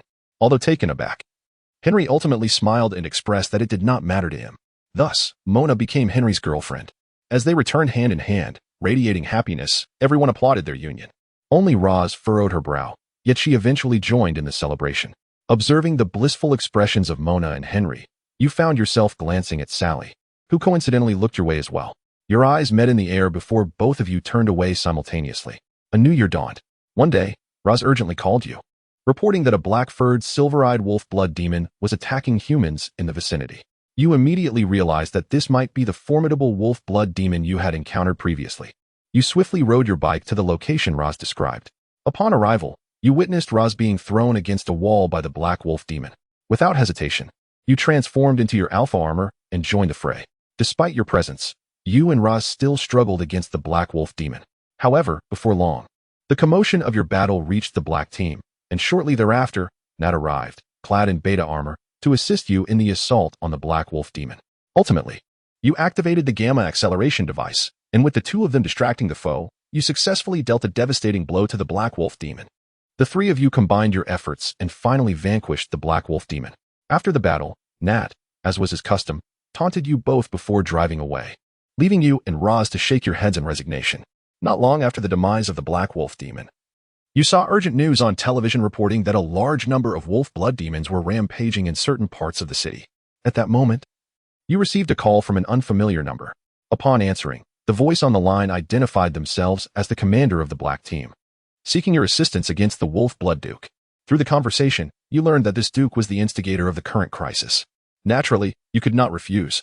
And to spare Sally and the others from worry, you set off for the destination without informing them. Upon arrival, you observed numerous members of the black team engaged in combat with the horde of wolf blood demons. Among them, you spotted a silver-furred wolf blood demon, the most powerful duke of the wolf blood clan. With the cover of the black team members, you and Nat successfully approached the wolf blood duke. However, your attacks were effortlessly deflected by the duke. The wolf blood duke remarked that if it weren't for your interference, the situation would not have escalated to this extent. After speaking, it sent you flying. Clearly, the wolf blood duke was far more formidable than the black wolf demon. After crashing into a wall, you immediately activated the gamma acceleration device, entering a state of heightened speed. Nat, too, seemingly obtained a gamma acceleration device from somewhere and entered the accelerated state. As you activated the gamma acceleration device, your speed surged to remarkable heights. However, the wolf blood duke surpassed you, and Nat with even greater swiftness. Within mere moments, before 30 seconds had elapsed, both you and Nat were felled by the duke and forcibly exited the acceleration state. Glancing at your wrists, you discovered that the gamma acceleration devices had vanished. In stark contrast, the wolf blood duke held two of these devices in its grasp. In a shocking display, it clenched its hands, reducing the devices to a fine powder that scattered from its fingers. Nat charged forward once more, only to be struck down by the duke, causing him to lose consciousness as his beta armor was deactivated. The wolf blood duke's strength was overwhelming, instilling a profound sense of despair within you. At that moment, you heard someone call your name. Turning, you beheld a silver-eyed wolf blood tossing you a palm-sized golden device. It informed you that this contraption was known as the Omega Sublimation Device, and that pressing the central button would activate it. After delivering its message, the silver-eyed wolf blood charged at the wolf blood duke, attempting to prevent it from advancing towards you. Following its guidance, you pressed the button on the Omega Sublimation Device. It transformed into a liquid, merging seamlessly with your alpha armor. In the next instant, the alpha armor emanated an extraordinary brilliance. All combatants on the battlefield, both human and wolf blood, turned their gaze towards you. As the radiance gradually dissipated, the golden alpha armor emerged, shimmering with golden light. The silver-eyed wolf blood that had bestowed upon you the Omega Sublimation Device had vanished without a trace. Feeling an immense power coursing through you, you inhaled deeply and charged towards the wolf blood duke. In the blink of an eye, you found yourself before the duke, which retaliated with a powerful punch. You too unleashed a strike. This time, the tides of battle shifted. Where the duke had once easily sent you sprawling, now it was you who effortlessly sent it flying. The duke soared through the air like a cannonball, crashing through multiple walls and raising a colossal cloud of dust. Before the haze could fully settle, the wolf blood duke, with an extraordinary speed that defied human perception, lunged towards you, conjuring a spectral energy in its hand. This was the very force capable of reducing objects to dust, the same power that had previously destroyed the two gamma acceleration devices. Yet, before the duke could close the distance, you appeared before it like a flash of lightning. Your right fist, aglow with the radiance of the holy stone, executed a fierce rising dragon fist, striking the duke squarely in the abdomen. Its massive form was propelled backward, hurtling through the sky. In midair, the wolf blood duke, enduring the pain, flapped its wings in a desperate attempt to regain balance and looked down, only to find no trace of you. Instantly alert, it scanned its surroundings. Almost immediately, it felt a violent blow to its head, causing its body to involuntarily tumble backward. While still airborne, the Duke was struck again from behind, and soon it was as if it were a mere plaything, caught in a flurry of your relentless strikes. Careening chaotically through the air, onlookers on the ground witnessed a golden flash as the wolf-blood Duke spun wildly amidst the skies. Ultimately, you unleashed a formidable punch, striking squarely at its chest. A thunderous roar shattered the silence of the heavens. Whoosh! Bang! The Duke of the Wolf-blood fell from the sky, crashing to the ground, the immense shockwave causing the earth around to cave in, forming a profound pit. You hovered in the air, your right foot charged with the energy of the sacred stone, flickering like a dancing flame. You propelled yourself towards the fallen Duke of the Wolf-blood. In an instant, like a meteor streaking across the sky, your foot collided with the Duke's chest. The battlefield fell into an eerie silence, only to be shattered moments later by a resounding boom that echoed in the ears of all present. Subsequently, the radiance of the sacred stone swept across the battlefield like a tempest. All the wolf-bloods enveloped in its glow disintegrated into shimmering light, gradually dissipating into nothingness. When tranquility returned to the battlefield, aside from the deep pit, the Duke of the Wolf-blood had vanished without a trace. Under the sun, only a golden-hued armor remained standing resolutely. Ever since the fall of the Duke of the Wolf-blood, the world seemed to have regained its serenity. You had not encountered another wolf-blood attack for quite some time. As time flowed gently, winter faded away, giving way to spring. In these tranquil days, a sudden, fierce heartbeat gripped you, an ominous premonition enveloping your senses. As time passed, your heartbeat gradually settled, yet you could feel a voice calling out to you. At that moment, a call from Rods pierced through the silence, inquiring whether you too sensed the strange feelings in the beckoning voice. You relayed your experiences honestly, and thus, you both resolved to journey together to the source of the call. You requested leave from Henry and set forth towards Rods's apartment. Sally, seemingly aware of your unusual demeanor, insisted on accompanying you. You could not refuse her, and so, the three of you, Sally, Henry, and yourself, arrived at Rods's apartment together. Rods awaited you at the base of the apartment building, and upon seeing the two companions trailing behind you, he appeared slightly astonished. After Sally explained, your group decided to proceed together. A day later, guided by the inner call, you found yourselves near an ancient castle. The grand doors of the castle stood ajar as you entered, following the sound of the call until you reached the castle's heart. There, a figure resembling a throne awaited. A youthful man with golden eyes sat upon it, surrounded by three individuals of varying forms and genders. Sally gazed at one of the middle-aged men, exclaiming in surprise, "Father." Her father, taken aback by her presence, appeared equally astonished. Before Sally could question his presence there, her father attempted to take her away. However, the young man on the throne intervened, asserting that soon they would all become one family and there was no need for formality. Rising from his seat, the young man addressed those present, declaring that they were the last of the highborn wolf-bloods, and if they devoted themselves wholeheartedly to him, he could grant them true immortality. A middle-aged woman and an elder immediately knelt in submission, and after a moment's hesitation, Sally's father chose to do the same. The young man's gaze shifted to you, and an overwhelming pressure enveloped you. You demanded to know his identity and purpose. The youthful figure laughed heartily, elucidating that he was a fusion of the Vampire King and the Werewolf King, a being one might refer to as the Wolf-blood Vampire King. He gradually recounted the tale of how the vampire and werewolf clans had previously fallen into a perilous crisis of extinction. In a desperate bid for survival, the kings of both clans employed arcane techniques to amalgamate their bloodlines. The incantation succeeded, resulting in the birth of the first generation of wolf-blood vampires, with the Duke of Wolf-blood being among them. Following their emergence, the initial wolf-blood vampires covertly infected numerous humans, yet a sense of imperfection lingered. Through further research, a second generation of wolf-blood vampires was born, which included your group. Regrettably, the research facility was discovered by members of the Black Team, and in the ensuing chaos, the second generation was sent to a nearby orphanage for safety. Therefore, in terms of bloodlines, you, along with Roz and Mona, could be considered siblings. Due to the overwhelming power of the Vampire King and the Werewolf King, when the Wolf-blood Vampire King was conceived, the energy was insufficient, causing him to fall into a deep slumber. It was only recently, through years of collected human blood and sacrifices from some wolf-blood vampires, that he awakened. His intention, naturally, was to seize dominion over the human world, transforming humanity into wolf-blood vampires to rule the entire realm. As for your circumstances, he had learned from a nearby wolf-blood vampire. Yet he assured you that if you were willing to submit, he would overlook past grievances.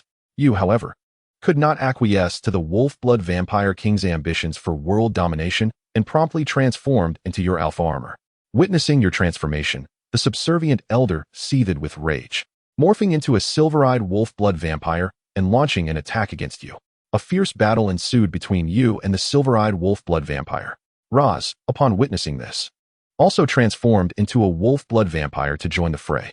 Before Sally could fully grasp the revelation of Roz being a wolf-blood vampire, she was swiftly pulled aside by Henry and Mona for safety. In a brief skirmish, you and Roz combined your strengths to vanquish the wolf-blood vampire. The wolf-blood vampire king applauded, expressing admiration for your prowess, offering the title of Duke should you choose to submit. You both, of course, resolutely declined and simultaneously launched an assault on the wolf-blood vampire king. His countenance darkened as he transformed into a colossal wolf-blood vampire, cloaked in ebony and crimson fur. With golden eyes, he struck out with a powerful fist towards you and Roz. With a resounding crash, you and Roz were sent crashing through several walls of the castle. Landing outside, Roz collapsed, blood trickling from the corner of his mouth, the force of the blow reverting him to his human form. In that instant, you also relinquished your alpha armor as you fell to the ground. The wolf-blood vampire king soared from the castle, standing before you, granting one final opportunity for submission. Unquestionably, you rejected him once more, and just as he prepared to deliver a lethal blow, a radiant projectile struck him. Immediately, a cacophony of gunfire erupted, with bullets raining upon the wolf-blood vampire king. The sounds of sniper rifles and rockets echoed, forcing him to retreat several meters under the overwhelming barrage. Nate appeared before you, extending his hand to help both of you rise. You inquired of Nate as to how he had come to be in this place. Nat replied that you are the wolf-blood demons, and the Bureau will certainly deploy personnel to monitor you. Upon learning that you left together, the Bureau sensed trouble and immediately sent someone to follow. This led to the current scenario. You explained to Nat that the figure before you is the king of the wolf-blood demons, possessing immense power.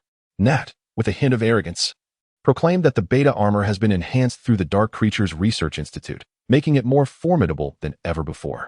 No sooner had he spoken than he charged at the king of the wolf-blood demons, only to be sent flying back at an even greater speed. Nat fell to the ground, coughing twice, acknowledging the strength of the king. You exchanged glances with Roz, who transformed into a wolf-blood demon and charged forward again alongside Nat. From your pocket, you retrieved the Omega sublimation device, falling into a contemplative silence. The Omega sublimation device is immensely powerful, but its side effects are substantial. Under normal circumstances, you truly wish to avoid using it again. Observing a middle-aged woman, now a silver-eyed wolf-blood demon, attempting to assist after witnessing the king being besieged, you noted how she was being obstructed by Sally's father and Mona, who had transformed into wolf-blood demons. Seeing Roz and Nat being knocked back once more, you no longer hesitated. You donned the alpha armor and activated the Omega sublimation device. A brilliant radiance shone forth, momentarily blinding the king of the wolf-blood demons. Seizing the opportunity, you surged forward, delivering a punch imbued with the energy of the Holy Stone. Each strike carried enough power to instantly vanquish an ordinary silver-eyed wolf-blood demon. However, the king of the wolf-blood demons was not to be underestimated. It quickly regained its composure and retaliated. You exchanged blows with the king several times, but ultimately, you found yourself at a slight disadvantage, retreating a few steps. The king's strength seemed to surpass even that of the Omega form. Fortunately, you were not alone. Roz and Nat stood by your side, and the surrounding dark opposition team provided support. Whenever the king attempted to evade your attacks, Roz and Nat would engage it. And each time the king sought to eliminate them, it found itself entangled by your presence. The battle raged on, and after Sally's father and Mona dispatched their adversary, they joined the fray against the king.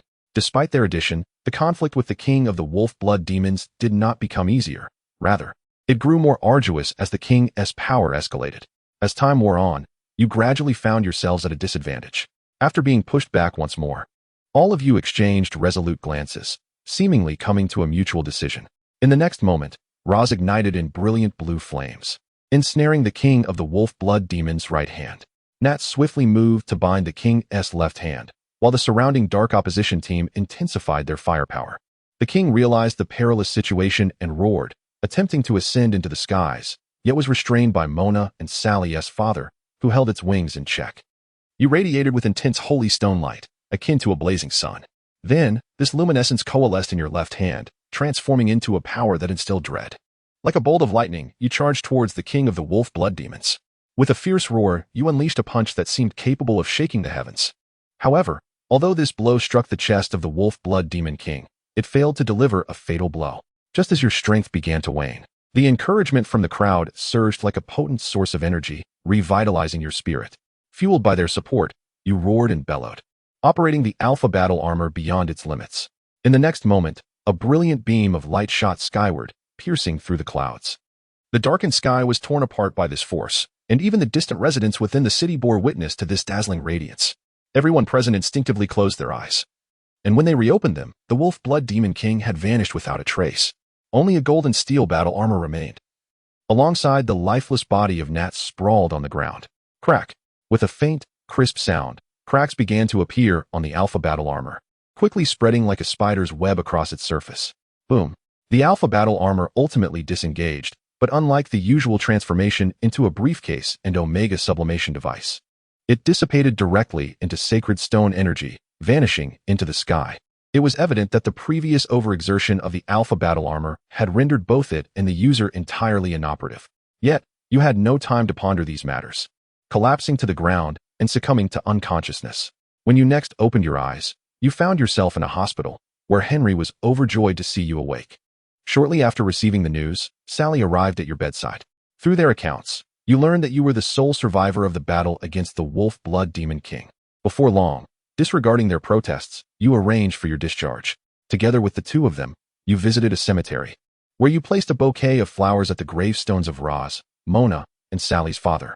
It was not that you wished to neglect Nat, but rather because he was a member of the Federation and had a designated burial site. Roz and the others perished beneath the sacred stone energy alongside the Wolf Blood Demon King. Although the three had ultimately embraced the notion of mutual destruction, you felt a twinge of guilt. Nat, on the other hand, had succumbed after maintaining the beta battle armor for an extended period until he could no longer sustain it. Like the alpha battle armor, the beta battle armor would automatically disengage when the user could no longer maintain it. However, the previous modifications made by the Dark Biological Research Institute had removed this limitation. As long as the user could endure, it would remain engaged. Although the restriction was lifted, the toll on the user remained unchanged. The beta battle armor also suffered significant damage during the battle against the Wolf Blood Demon King, rendering it unusable, and it was ultimately reclaimed by the members of the Dark Team. With the demise of the Wolf Blood Demon King, you stood alone as the last of the silver-eyed Wolf Blood Demons, and at last, the world had found a semblance of peace. Chapter 10. This script is incorrect at the age of 22, had it not been for Sally's thoughtful arrangement of a birthday celebration. You might have entirely forgotten this significant day. After the festivities, you and Sally strolled along the street, when suddenly, she confessed her feelings, imploring you not to leave her. Confounded, you inquired why she would think such a thing. She responded that your recent behavior suggested a desire to depart. After a brief moment of hesitation, you earnestly assured her that you would always be by her side. Touched, Sally embraced you, and though taken aback, you smiled and returned her embrace.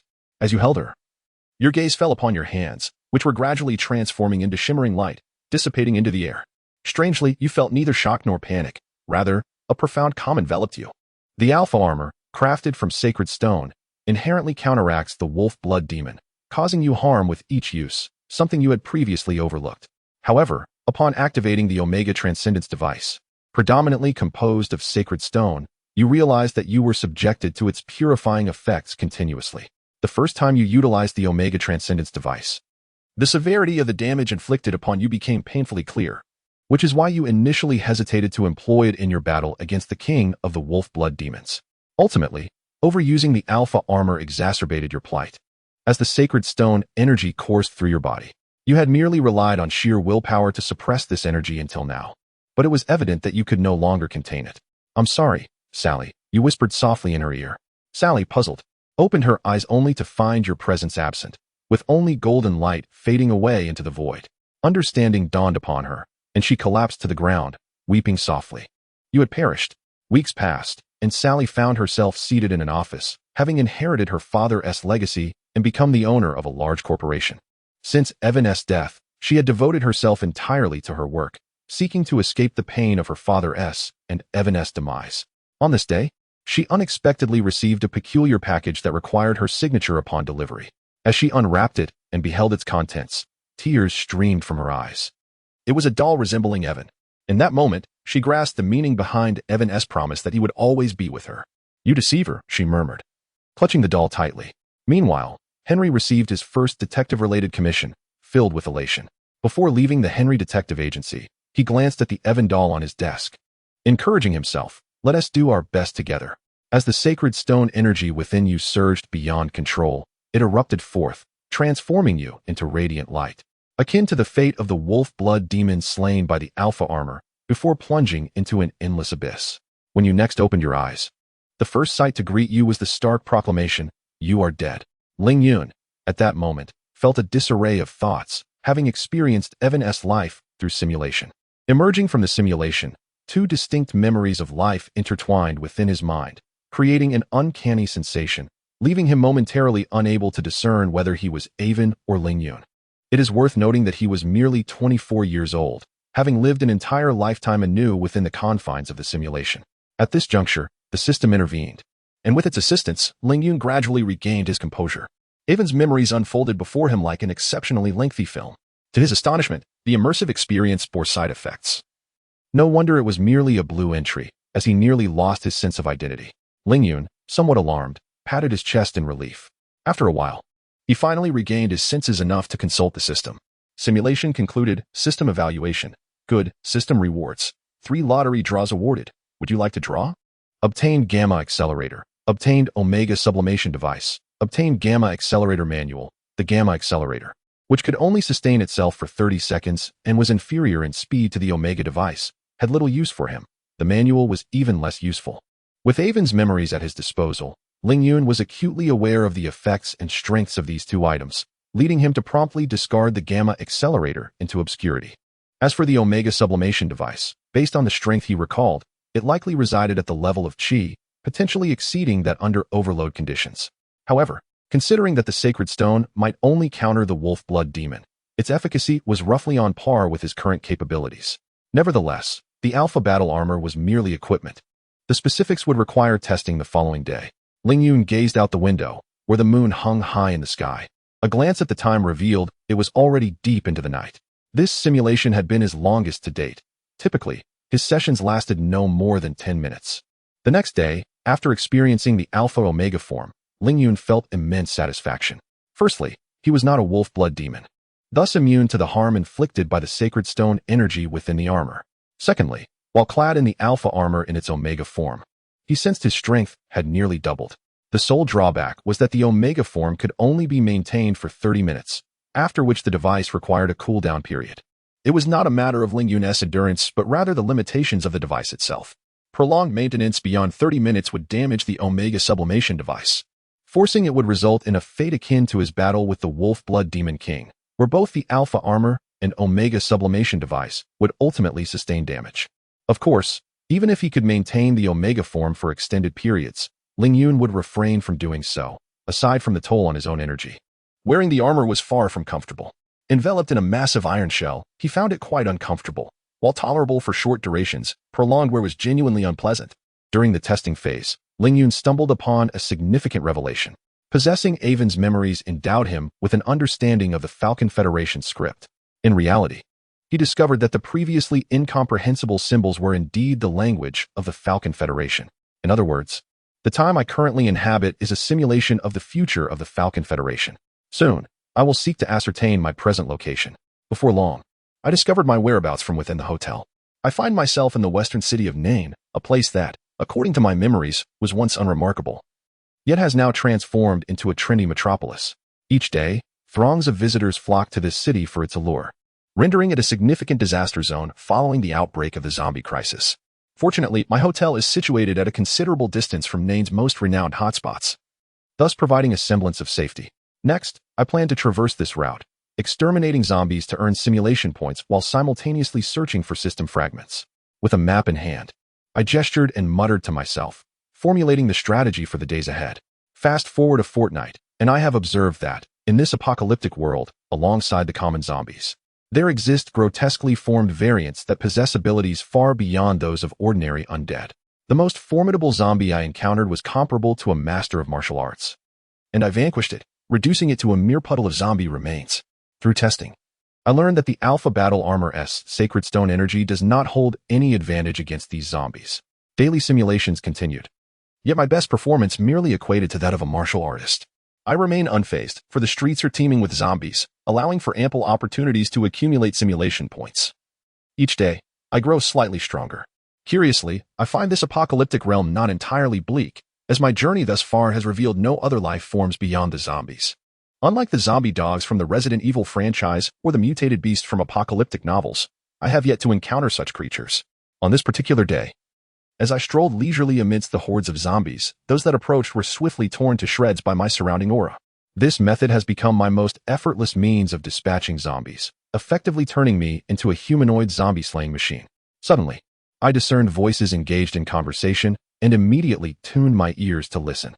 As a master of martial energy, I could hear with clarity any sounds within a radius of several hundred meters. What on earth is transpiring over there? Why are the zombies gravitating towards that direction? A man's voice inquired. Could it be that the government has finally sent someone to rescue us? Another younger man's voice replied. Pull yourself together, Harvey. Have you never seen a movie? This is the apocalypse. The government may very well have already fallen. The third voice, more rugged, responded. The government previously broadcasted over the radio, claiming they would soon eradicate the apocalypse and come to our aid. Previously, the apocalypse has been raging for nearly 2 months, and we have yet to catch even a glimpse of the government. Abandon the notion of relying on them for salvation, Harvey. We must depend on ourselves. I wholeheartedly concur with this sentiment. In such dire circumstances, self-reliance is paramount. Moreover, I suspect that the government of the Falcon Federation has likely succumbed to the chaos. As I have traversed Nate City for quite some time without witnessing any governmental action, let us proceed while the zombies seem distracted. We must hasten our return. Agreed. The other two affirmed. Seeing the group preparing to depart, Ling Yun hastily dispatched the nearby zombies and swiftly made his way toward the source of the sound. Soon, he spotted 3 men, each bearing a backpack, one hand wielding a club while the other clutched various supplies, cautiously advancing toward a specific location. Ling Yun deftly maneuvered across the windows and balconies of the buildings, closely trailing the trio. Before long, the men arrived at a small supermarket. Approaching its side entrance where they rapped 3 long and 1 short knock upon the door. The door swung open almost immediately, and the 3 entered amidst the astonished exclamations of the person who had opened it. Ling Yun refrained from following them inside. Instead, he ascended to the rooftop of the building across from the supermarket, keeping a watchful eye on the establishment. Not long after, 3 additional teams, laden with supplies, entered the supermarket. After a considerable wait, and seeing no one return, Ling Yun stealthily approached the outer wall of the supermarket's 2nd floor, pressing his ear against the wall to listen intently. Admittedly, this behavior might seem somewhat dubious. It wasn't he that Ling Yun feared encountering danger within the supermarket. Given his current prowess, unless faced with overwhelming firepower, it would be nearly impossible for anyone to vanquish him. These individuals lacked firearms, and with a mere gesture, Ling Yun could dispatch them if he so desired. His primary concern was not wanting to become entangled with these post-apocalyptic survivors. As someone who had perused countless dystopian novels, Ling Yun had gleaned a crucial truth. In the apocalypse, survivors often signify trouble. Should he join their ranks as a formidable ally? What would happen if they resorted to moral coercion later? In a fit of rage, would he eliminate them all? Though he showed no mercy when slaying zombies, he was far from being a cold-blooded killer. After all, he was a law-abiding citizen of the 21st century. Joining them would inevitably lead to moral dilemmas regarding the survivors' dwindling resources. What if, like in the novels, various factions emerged among them, each sowing discord? Conversely, should he opt to join as an ordinary individual, he would likely have to venture out in search of supplies, contending with myriad complications along the way. Thus, given his self-sufficient system that ensured his needs were met and his formidable strength that rendered him unafraid of zombie assaults, aligning himself with the survivors seemed a trivial pursuit, an endeavor devoid of purpose. However, abstaining from joining did not preclude him from seeking knowledge. His curiosity about the survivors' circumstances remained piqued. Hence, he found himself in this current predicament, eavesdropping through the wall. From the voices emanating from within the supermarket, Ling Yun estimated that the number of survivors huddled inside was approximately 40, a diverse assembly of men, women, and children, with men comprising slightly over half of the group. Although occasional disputes arose, the overall atmosphere remained relatively stable, and their supplies did not appear to be critically lacking. Many among them held hope for rescue from the Falcon Federation government. Listening to the conversations, Ling Yun uncovered an intriguing detail. The leader of this survivor group was not affiliated with the Falcon Federation, but rather a martial artist from the Wuguo, the very nation featured in his simulations. Indeed, it was the same Wuguo. During the past fortnight, he had visited a large shopping mall and obtained a world map within. revealing that all the nations simulated were, in fact, the nations of this world. Thus, it dawned upon him that his simulated existence was but a reflection of this world's history. After a brief moment of astonishment, Ling Yun chose to redirect his focus away from this revelation. In a humorous world where a system exists, one cannot claim that the simulated life is merely a reflection of the past. Even in the realm of the future, one would perceive no issue. The system reigns supreme. It is the heart of the matter, accepting all circumstances with equanimity. After acquiring a modicum of understanding, Ling Yun chose to rest nearby for a night. The following day, as was his custom, he commenced accumulating simulation points. What? You wonder why I do not assist the survivors? Ling Yun retorted, I have slain countless zombies. Am I not alleviating the survivors' burdens in my own way?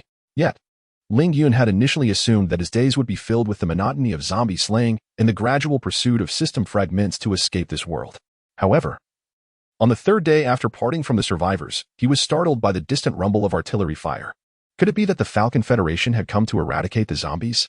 Ling Yun, taken aback by the sounds echoing from afar, activated his alpha armor and stealthily advanced toward the source of the commotion.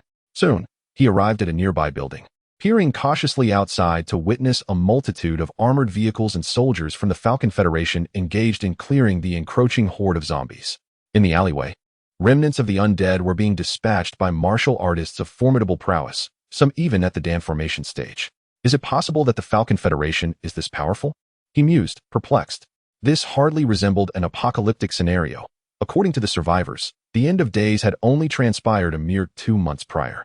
Typically, one would expect the Falcon Federation to be embroiled in internal strife and external threats, ultimately culminating in a resolution led by the protagonist after a protracted struggle. Director, your script seems flawed, he thought. Yet, Ling Yun failed to contemplate that upon reaching the Dan formation realm, one could control their own vitality with their will, rendering them immune to the so-called zombie virus. After all, even ordinary individuals had a chance of immunity, let alone martial artists. Furthermore, this world harbored practitioners of formidable strength, rendering the zombies insignificant, a fact evidenced by Ling Yun himself. The delay of nearly 2 months for the Falcon Federation to arrive in Nain City was purely due to the overwhelming scale of the zombie virus outbreak, compounded by various external factors. Now, what should he do? Should he masquerade as a survivor waiting for rescue? Or take advantage of the Falcon Federation's ongoing extermination efforts to slay more zombies and amass additional simulation points? Yet, what if he attracted the attention of the Falcon Federation by recklessly engaging in zombie hunting? After all, they were not mindless zombies, and a little caution could easily allow him to slip away. From the current situation, it appeared the Falcon Federation had not suffered significant losses.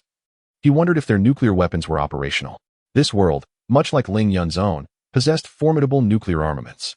He surmised that unless he could ascertain the launch time of such weapons in advance, only then could he escape their destructive radius, utilizing the flight speed of his Omega form.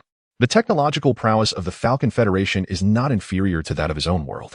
In the past, a formidable practitioner could take on 1,000 foes, but now, it seems their capabilities have diminished somewhat. Moreover, Ling Yun discovered from a library that a considerable number of formidable practitioners still thrive in the current world. Simulation points. These are the remaining simulation points he possesses, having spent the rest on daily simulations.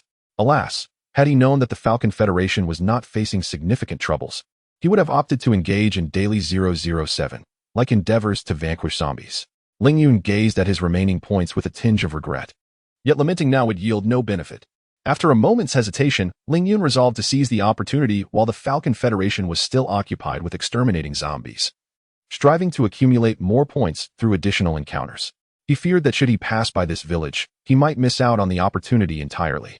Feeling the urgency of time, he discreetly distanced himself from the Falcon Federation's troops, seeking a suitable location to commence his zombie slaying, albeit with far more caution than before. Before long, 5 days had elapsed, and the vast city of Nain had been thoroughly cleansed by the forces of the Falcon Federation. The Federation did not initiate the zombie eradication from a single front. Instead, multiple battalions were dispatched to engage from various directions simultaneously. On the third day of the Falcon Federation's operation within Nain City, Ling Yun, disguised as a survivor, infiltrated the temporary resettlement camp established by the Federation, due to the necessity of avoiding large-scale attractants that could alert the Federation to his presence. He had only managed to accrue over 10,000 simulation points in those 3 days. Chapter 11. The Struggle for Survival upon entering the temporary settlement for survivors. The first course of action is to undergo a comprehensive examination to ascertain the absence of the zombie virus. This is the term used by Ling Yun for the virus. While within the Falcon Federation, it is referred to as the BH-05 virus. Survivors, after a week of scrutiny, may depart the temporary settlement if no issues arise.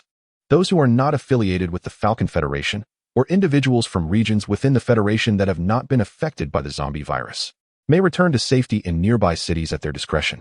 Ling Yun learned that the recent outbreak of the zombie virus had only impacted half of the Falcon Federation. Other areas and nations remained unscathed. What had been proclaimed as an apocalypse turned out to be merely a localized crisis of zombies. He had initially assumed that the entire world had succumbed to the virus upon his arrival in this realm.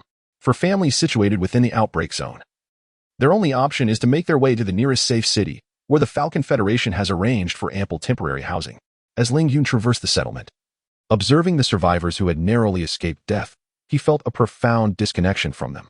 Since he had acquired his formidable powers, he had long since shed any sense of panic. His journey thus far had felt akin to playing an exhilarating video game.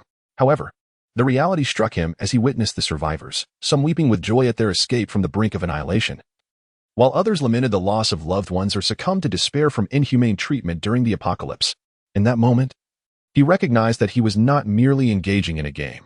His earlier indifference towards the plight of the survivors felt callous. Alas, I am but a transient soul in this world. What can I truly offer? Ling Yun sighed softly, hastening back to his temporary quarters, choosing to shield himself from the emotional turmoil around him. The dormitory housed 12 individuals, featuring 6 bunk beds. Upon entering the room, he noted the pervasive silence. Only a few greeted him, to which he nodded in acknowledgement. He had deliberately chosen the upper bunk in the farthest corner, relishing the solitude. Once settled on his bed, he retrieved a laptop acquired through a $0 purchase from his backpack. Thanks to the Falcon Federation's engineers who had repaired the nearby signal tower, the internet was now accessible. With some residents already engaged in conversations with family members, Ling Yun powered on his computer to search for news. Such a significant event in the Falcon Federation would undoubtedly attract media attention. As anticipated, the outbreak of the zombie virus in the Falcon Federation sent shockwaves throughout the world, as people were astounded that cinematic horrors had materialized into reality. Various nations condemned the Falcon Federation for its research into such large-scale bioweapons, questioning their motives. In response, the Federation asserted that they had no intentions of developing biological weapons. This incident was merely a consequence of an unforeseen mishap during the testing of a new human enhancement serum. Curious about the enhancement serum, Ling Yun conducted further research online. It was a concoction developed by the Falcon Federation designed to augment physical capabilities, categorized into several tiers, with the highest being the transformation-grade human enhancement serum. According to online sources, the Falcon Federation was relatively late in developing its martial arts practitioners, while other nations had already cultivated formidable masters of the essence realm. At that time, the highest level of achievement within the Falcon Federation was merely the transformation realm. Consequently, the Federation sought to devise a potion capable of enhancing physical attributes, thereby enabling a significant leap forward. The outcome, as it stands, was evidently successful. The Falcon Federation now boasts the largest number of practitioners at the transformation realm and below in the world. However, it is important to note that such human enhancement potions come with side effects. Typically, a practitioner at the transformation realm can live to around 120 years, while those who utilize enhancement potions to reach the transformation realm may only expect a lifespan of up to 100 years. Additionally, compared to those who have diligently honed their abilities through rigorous training, potion users tend to be somewhat inferior in strength. During his research, Ling Yun stumbled upon a rumor suggesting that the ingredients for this human enhancement potion were derived from a creature known as the Blood Wolf Demon. Though there is no substantial evidence online to support this claim, Ling Yun, possessing the memories of Avon, felt that it was likely true. Based on Avon's recollections for strength comparison, the average power of a green-eyed Blood Wolf Demon hovers around the transformation realm, while the silver-eyed Blood Wolf Demon is at the Dan realm. The silver-eyed Blood Wolf Demons perished during their battle against the Blood Wolf Demon King, with the last remaining Avon dissipating shortly thereafter into Saint Stone energy. Only the green-eyed Blood Wolf Demons continue to exist within the Falcon Federation. Coincidentally, the highest level of the human enhancement potion aligns with the transformation realm. The current zombie crisis appears to have been an unforeseen consequence of the Falcon Federation's attempts to research enhancement potions at the Dan level. Ling Yun speculated that the failure stemmed from the lack of silver-eyed Blood Wolf Demons as reference materials. Ling Yun further investigated the general circumstances of various countries. First and foremost, The most technologically advanced nation is undoubtedly the Falcon Federation. The nation with the greatest number of Essence Realm practitioners is the Martial Kingdom, which openly boasts 4 Essence Realm warriors. The Falcon Federation, by contrast, publicly claims only 1. According to news reports, the Falcon Federation was able to swiftly eliminate zombies in various cities with the assistance of Essence Realm warriors from other nations. If the news is to be believed, the Falcon Federation currently has at least 10 Essence Realm warriors from different countries.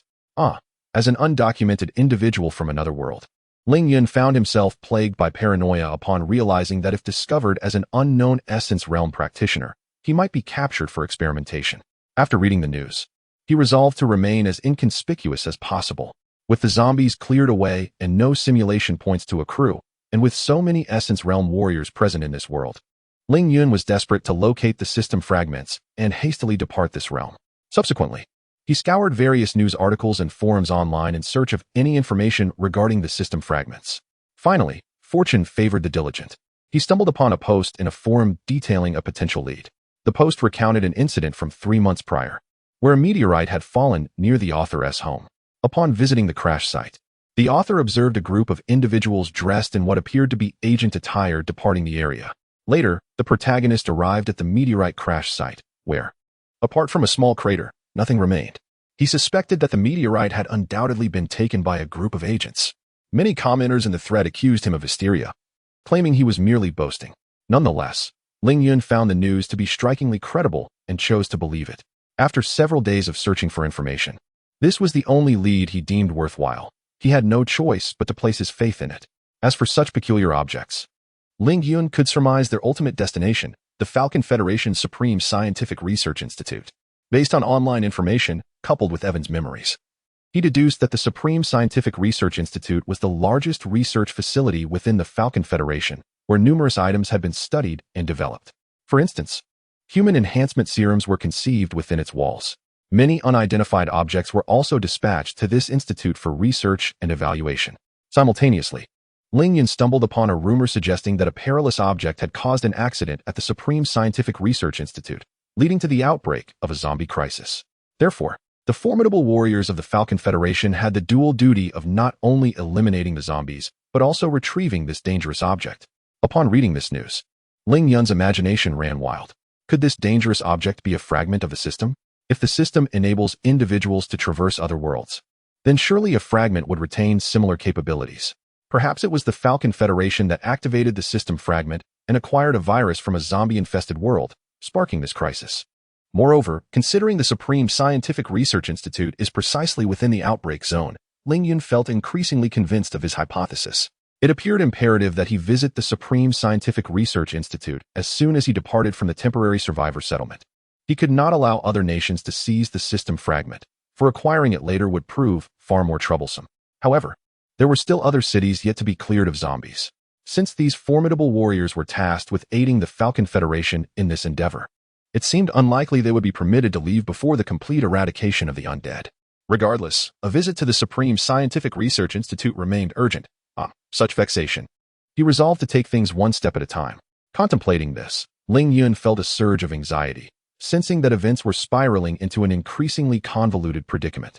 Therefore, he opened the life simulation interface to conduct a simulation. After expending several thousand simulation points, he achieved a state of perfected transformation. In the blink of an eye, a week had passed, and Ling Yun was finally ready to leave the temporary survivor settlement. Here is your temporary identification. Please keep it safe and promptly visit your country's consulate to verify your identity. An employee of the Falcon Federation handed him a white card. Thank you. I will do so without delay, Ling Yun replied with a smile, accepting the temporary identification and boarding the Falcon Federation's shuttle bus. A mere piece of paper for a nation that recognizes me as a global outcast. Where in this world is my information? Ling Yun silently lamented. He sat on the bus destined for the nearest safe city of the Supreme Scientific Research Institute, preparing to leap from the vehicle before reaching his destination. It was not his desire to travel by bus. Rather, every individual departing from the temporary survivor settlement was mandated to take a bus to the nearby safe city. Once they arrived at the safe city, it would be exceedingly difficult to venture back into the areas afflicted by the zombie virus outbreak. Thus, despite the risk of exposing his identity, he had no choice but to jump from the bus midway. The extent of the zombie virus's reach was indeed vast. as the bus had been traveling for nearly 2 days before nearing its destination. Under the cover of night, he seized the opportunity to escape. Glancing at the navigation map, he set forth towards the Supreme Scientific Research Institute. Days passed, and he finally arrived in the city housing the institute. Due to the prior zombie crisis, the city was largely deserted, with only the occasional military vehicle passing through. It appeared the online speculations were accurate. The sudden outbreak had left many resources within the institute untouched. After the Falcon Federation completed the cleanup of the zombies, they deemed it too cumbersome to relocate many of the sophisticated instruments, ultimately deciding to restart the Supreme Scientific Research Institute on-site. Ling Yun, you truly are a genius for deducing this. For the first time, Ling Yun, who had never considered himself particularly intelligent, felt a swell of pride in his own acumen. In truth, there were elements that aligned with Ling Yun's conjectures, yet other factors influenced the Falcon Federation's decision to reboot the institute at its original location. Inside the Supreme Scientific Research Institute, an elderly man clad in research attire inquired, "General, must we take it to the World United Research Institute? It's unavoidable. The situation has escalated too much, Professor Palmer. Nations are pressuring the Federation, so let us conduct as much research as we can while it remains in our possession," sighed a middle-aged soldier of the Falcon Federation before turning to depart.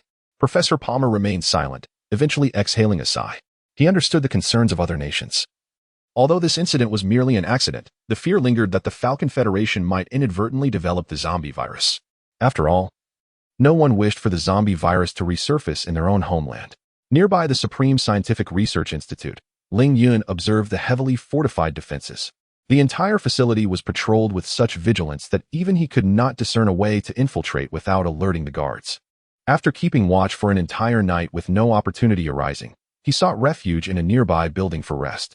Once again, he returned to the vicinity of the Supreme Scientific Research Institute that evening in search of an opening, only to encounter the same circumstances as the previous night. On the third night, observing the unwavering vigilance of the patrols, he found himself at a loss for ideas. Resolute, he decided to force his way inside. However, he was not recklessly impulsive. He resolved to activate the Omega form of his Alpha battle armor, intending to breach the institute at high speed, betting that the defenses within would not surpass his own strength. Finding a concealed spot, Ling Yun unfurled a piece of black cloth and enveloped himself entirely before activating the Omega sublimation device. As he reveled in the surge of formidable power coursing through his veins, he assumed a starting position, fixating on the entrance of the highest scientific research institute. At this time each day, it was customary for someone to emerge, which would allow him the opportunity to slip inside. True to form, the doors of the laboratory soon swung open, and a man clad in military uniform stepped out. Suddenly, he felt a gust of wind swirl past him from the right, prompting him to scan his surroundings with heightened vigilance. However, apart from the guards, there was no one else in sight. "Did you two sense anything just now?" The man in uniform inquired of the two sentinels. "Report, aside from the wind, there were no other sensations," the guards responded candidly. "Could it be that I am simply fatigued?" The military man pondered with a sense of confusion. Indeed, it must be fatigue, aside from the general. There are several grandmasters from other nations within the institute. Who would dare attempt a breach? With that thought, he chuckled, dismissing it entirely. Meanwhile, Ling Yun, utilizing the hyperspeed of his Omega form, had already infiltrated the institute and navigated through numerous guards. The sentinels within the institute, perplexed, sensed an inexplicable rush of wind sweep past them. Once assured that he had evaded detection, Ling Yun grew bolder, moving towards various research and experimental rooms. "Who are you?" Suddenly, the door of a nearby research room burst open, and a middle-aged man in military attire shouted at the rapidly advancing Ling Yun. At that moment, General Wade was seething with anger. How could these guards allow an unknown individual to breach their sanctum? The two guards beside him, however, appeared utterly bewildered. "What is the general talking about? There is no one here." But in the next instant, they caught sight of a golden steel battle armor approaching from a distance, prompting them to swiftly raise their weapons and aim. General Wade of the Falcon Federation, a formidable warrior, is not on the front lines combating zombies, but rather here, Ling Yun mused. If that is the case, the research room behind him must harbor something of great significance, perhaps even fragments of the system. General Wade regarded the golden armor before him, a sense of familiarity washing over him as if he had seen it somewhere before. No matter who you are, hiding beneath that armor signifies ill intent. Surrender now, and I may spare your life. With that, General Wade approached Ling Yun, his fists clenched with determination. Without uttering a word, Ling Yun charged at Wade, unleashing a powerful punch imbued with ferocious energy. Huh, you dare throw a punch at me? Prepare to meet your demise.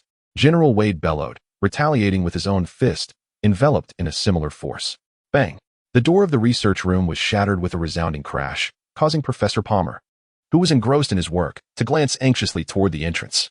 To his astonishment, General Wade had crashed through the laboratory door and lay sprawled on the ground, while a golden steel battle armor stepped through the wreckage. Outside, the two guards stood frozen in fear, utterly dumbfounded. How is it possible?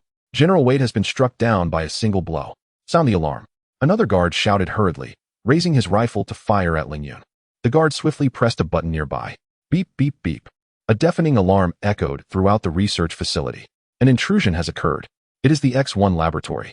Assemble quickly, follow me. The entire facility, both inside and out, was disturbed by the blaring alarm. Upon learning of the breach in the X1 laboratory, they hastened towards it. In a tent nearby, 3 martial artists from other countries, witnessing this scene, exchanged glances. Su Yuanjun, is he one of yours? An elderly man clad in samurai attire, wielding a long blade, inquired with a skeptical expression. You old rascal, it seems you are the one in cahoots. My nation has never engaged in such underhanded dealings. It is only your Rainbow Nation that frequently resorts to such tactics. You. As the two seemed poised to argue, another martial artist quickly intervened. Enough, gentlemen. Rather than casting suspicion upon one another, we should investigate the scene. If that item truly goes missing, it will reflect poorly on us when we report back to our respective nations. With that, he took the lead towards the research facility, and the other two exchanged glances before hastening to follow. Rat-a-tat-tat. Bullets struck the alpha battle armor as Ling Yun glanced at the guard who was firing, swiftly delivering a palm strike that knocked him unconscious.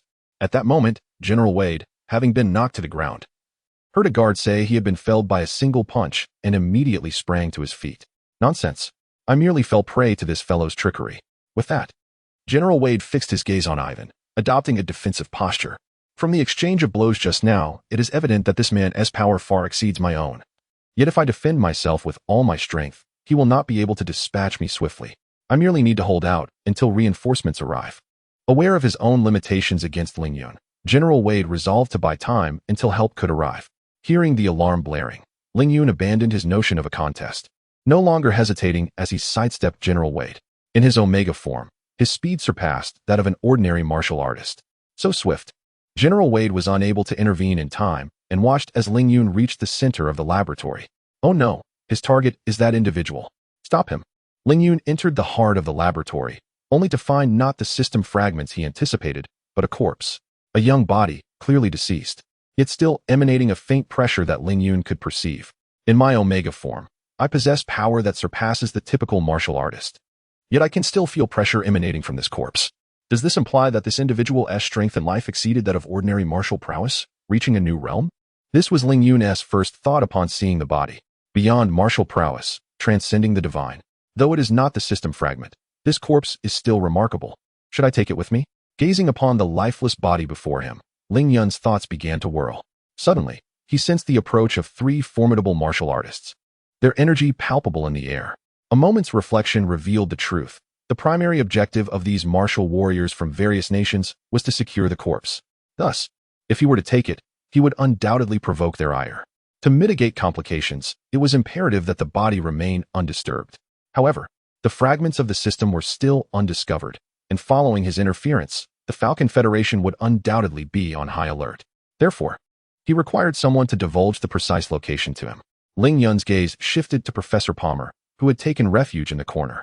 As he caught sight of General Wade rushing towards him, Ling Yun swiftly retaliated, delivering a powerful punch that shattered Wade's energy, sending him sprawling aside. He then hastened to Professor Palmer's side. Given your usage of this laboratory, I presume your status is quite elevated, Ling Yun inquired of the professor. I do not comprehend your words. Professor Palmer feigned ignorance. His response hurried. Ah, old man, there's no need for pretense. Time is of the essence. If we do not depart soon, our opportunity will vanish. Accompany me on this journey.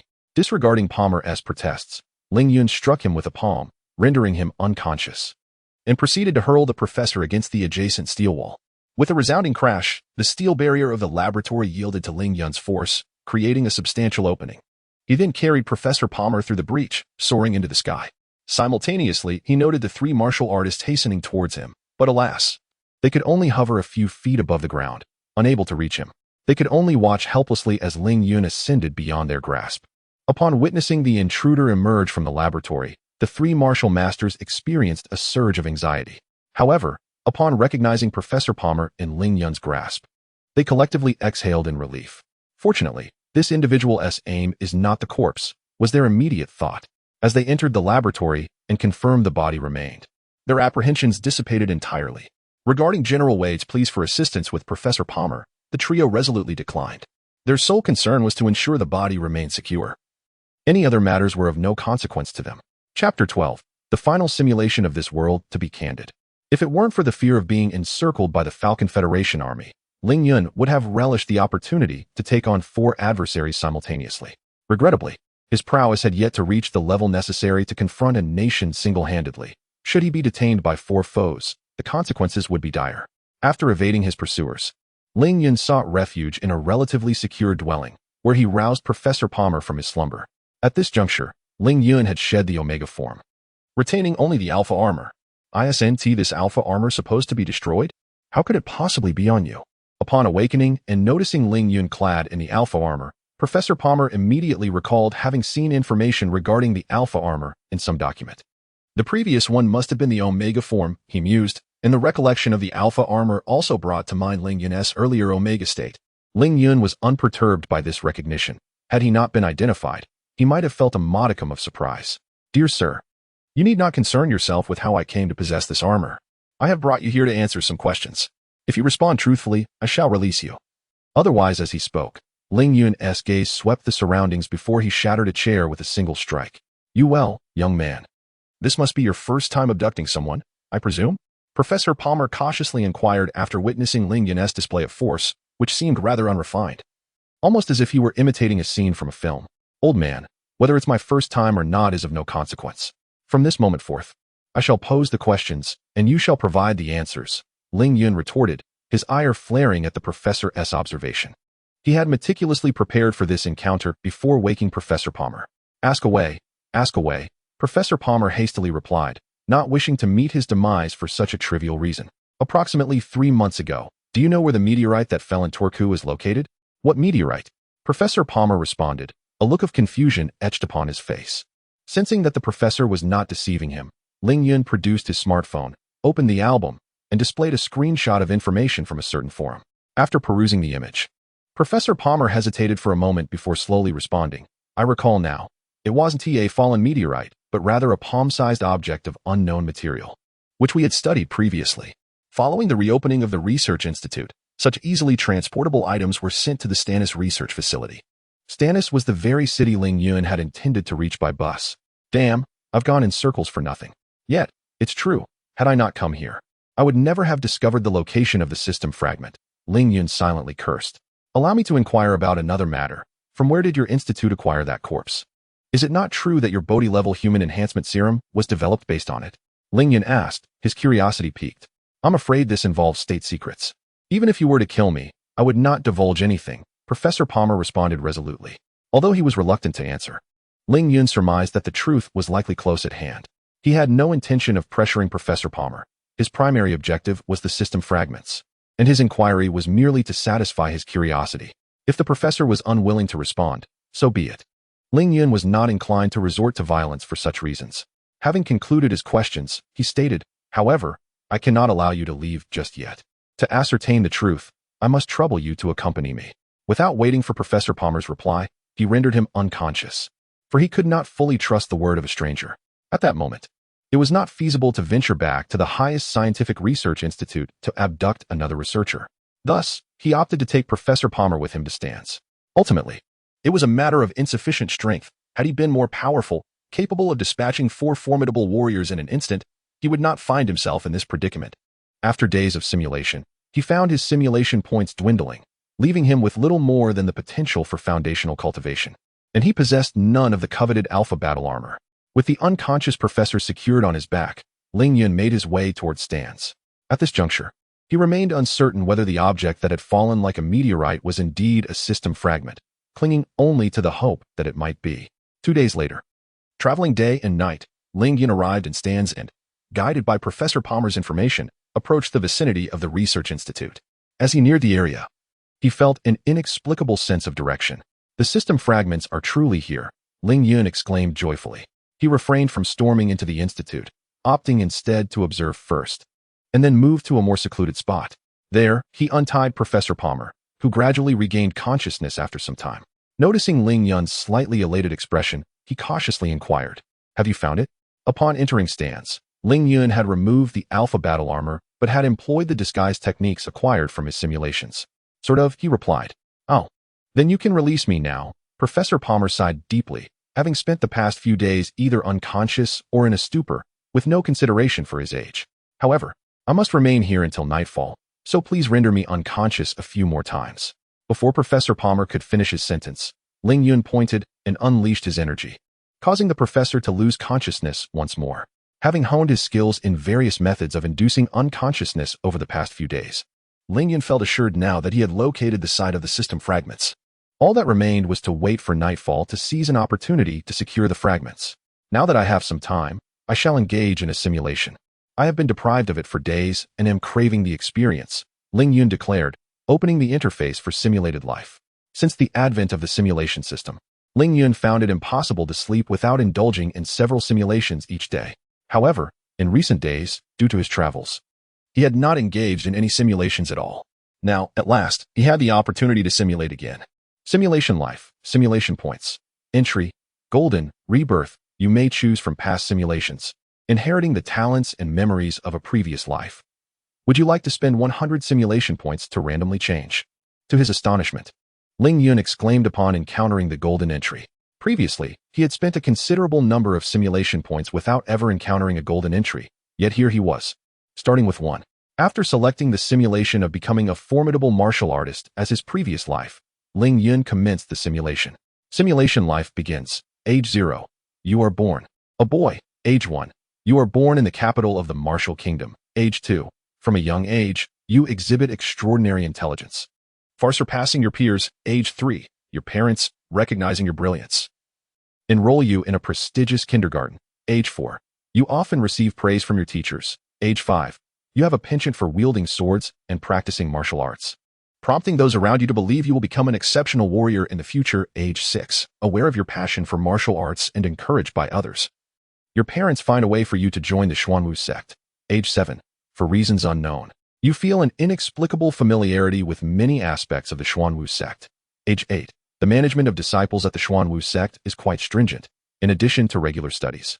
You must practice fundamental skills. Age 9. Your remarkable intelligence allows you to master the knowledge you acquire swiftly. Age 10. The Xuanwu sect formally begins your martial training, allowing you to choose from Nan Mountain Fist, Bei Mountain Fist, Dong Mountain Fist, and Xuanwu Swordplay. You choose Nan Mountain Fist based on your instinctive feelings. Age 11. Each time you practice Nan Mountain Fist, you experience a mysterious sensation that accelerates your progress, enabling you to achieve mastery in just a year. Age 12. Your prowess has reached the level of Ming Jin. Age 13. You in first place in a competition within the Xuanwu sect, prompting the sect leader to take you as an apprentice. Age 14. One day, while resting, you awaken the memories of your past life.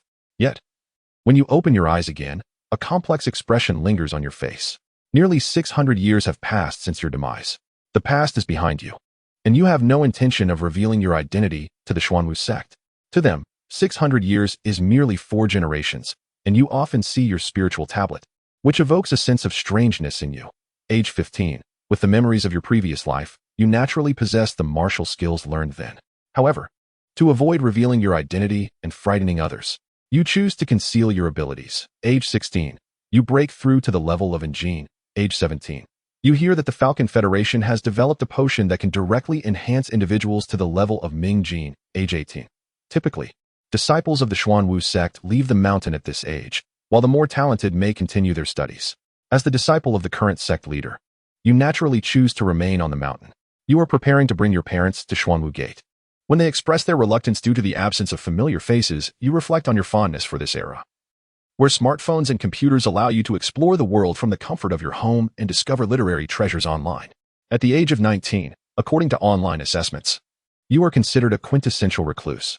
Your master disapproves of your demeanor, deeming it devoid of youthful vigor, and insists that you participate in the upcoming Youth Martial Arts Exchange Conference next year.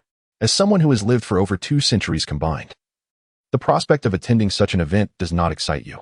However, out of respect for your master's wishes, you descend the mountain to take part in the conference, where you achieve first place, gaining considerable renown.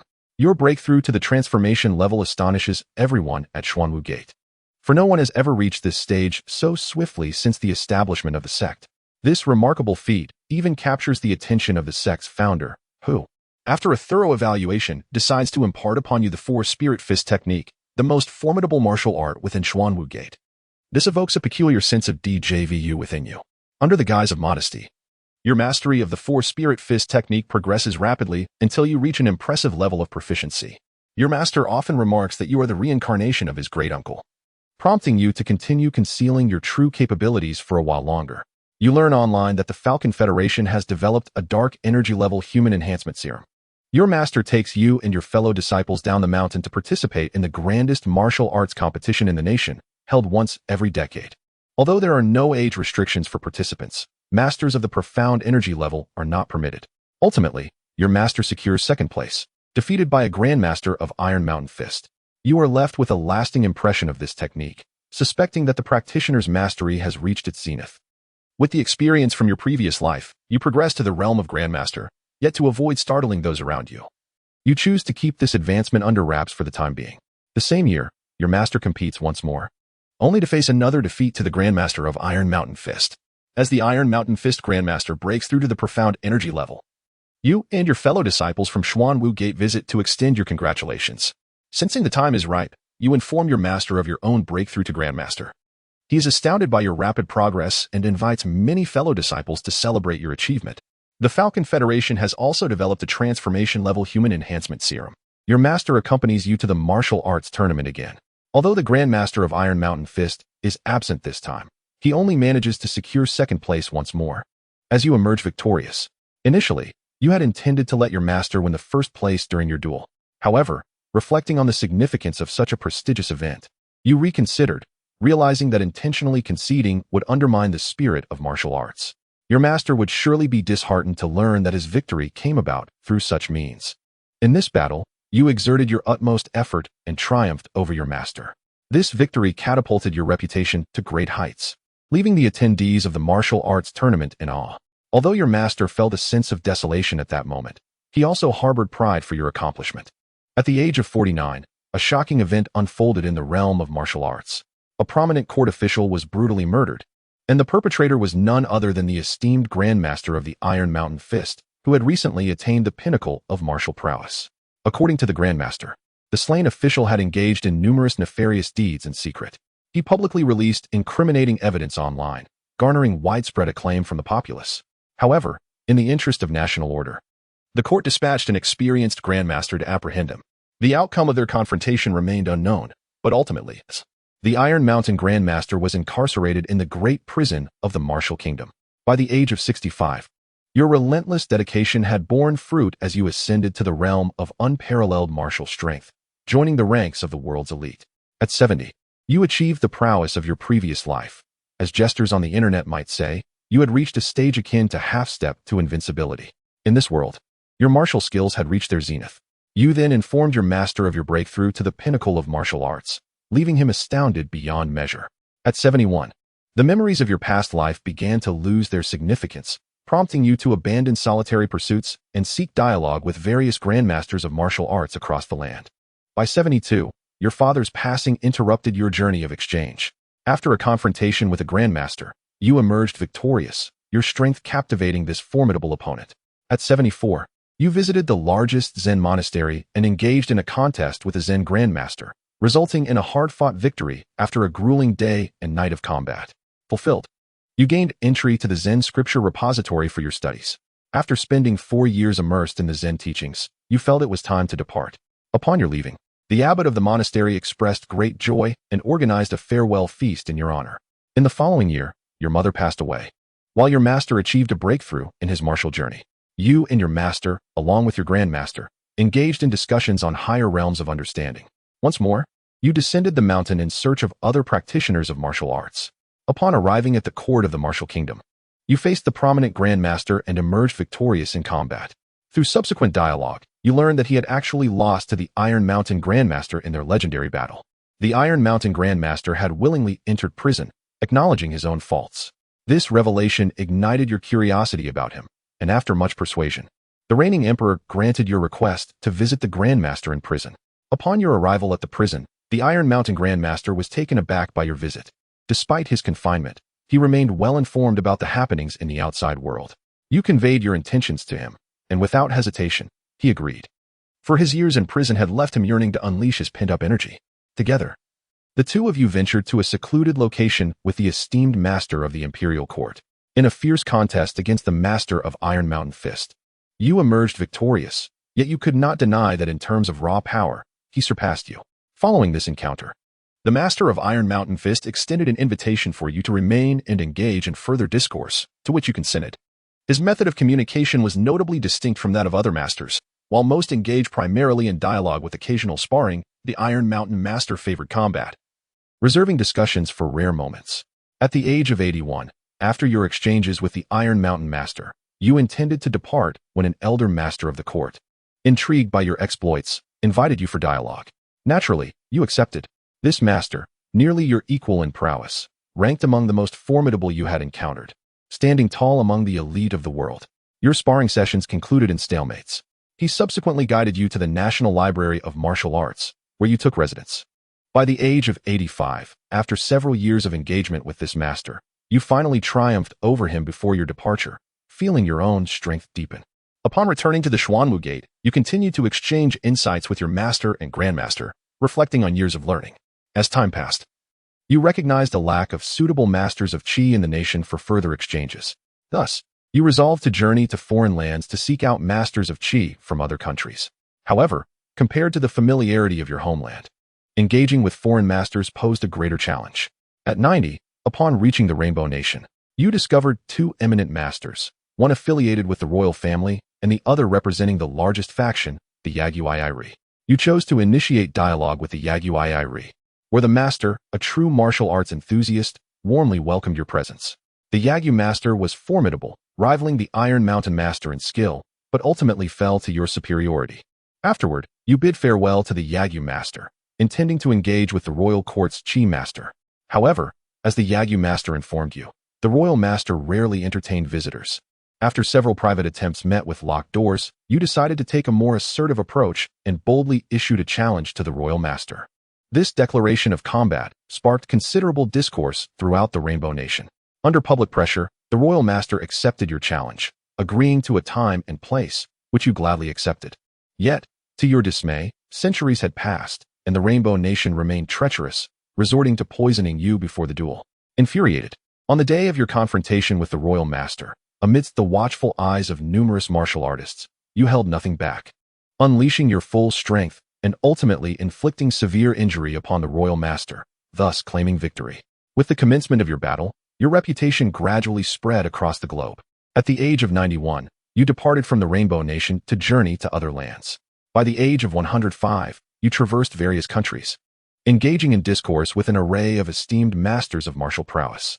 Among them, the most formidable was a master from the Moda Nation, whose strength nearly matched your own, reaching the pinnacle of martial mastery, albeit slightly inferior to you. Throughout your travels, numerous masters sought to challenge you, yet you triumphed over each one. At 106, a master from the Falcon Federation approached you, his prowess surprisingly comparable to yours. After 6 months of fruitful exchanges, he proposed the idea of hosting a global martial arts competition, inviting warriors from around the world to participate. Honestly, the prospect intrigued you, and after his persistent persuasion, you acquiesced. Together, you extended invitations to the masters of martial arts across the globe, selecting a small island as the venue, with the event scheduled for 5 years hence. Due to your impressive track record, your reputation was considerable, leading many masters to accept your invitation. By the age of 101, the number of participants in the World Martial Arts Conference exceeded your expectations. The allure of claiming the title of the world's strongest warrior fueled interest in the event, drawing even those masters who had not received invitations. For various reasons, what was initially intended as a private gathering transformed into a globally recognized event, widely known by anyone with internet access. Consequently, the island was not only graced by masters of martial arts, but also frequented by numerous practitioners of varying levels and enthusiasts eager to witness the proceedings. Media from various nations flocked to the island to conduct interviews and live broadcasts, turning the event into something far surpassing your original expectations. Upon learning of this, your master from the Xuanwu sect traveled specifically to admonish you. At 102, in light of this situation, you were compelled to revise your plans, resulting in a postponement of the competition by 1 year. With the assistance of the master from the Falcon Federation, along with your brothers from the Xuanwu sect and the martial court of the Kingdom of Wu, the originally private exchange evolved into a grand competition encompassing various martial arts levels. The World Martial Arts Conference featured 3 tiers of contests: the Transformation Masters, the Dan Embracing Masters, and the highly anticipated Grand Masters of Martial Prowess. The champion of the Transformation Masters was a practitioner from the Kingdom of Wu, whose remarkable talent shone brightly.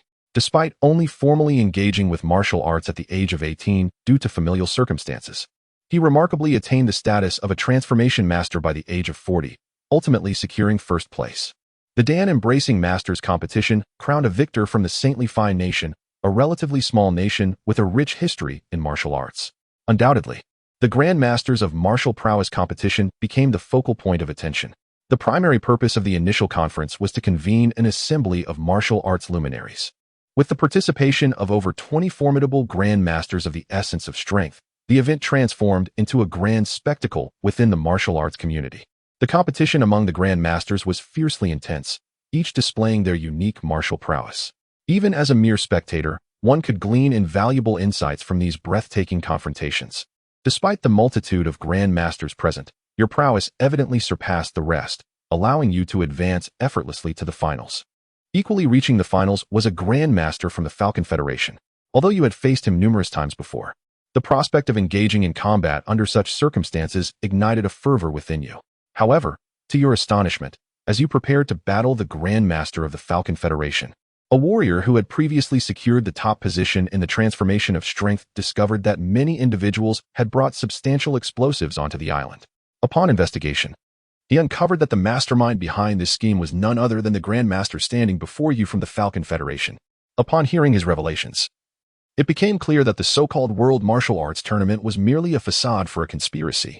It was no wonder that the Grand Master of the Falcon Federation had sought you out and proposed the organization of this tournament. His true intent was to exploit your reputation to lure numerous Grand Masters to the island. Once the plot was exposed, the Grand Master of the Falcon Federation ceased his pretense and divulged the truth.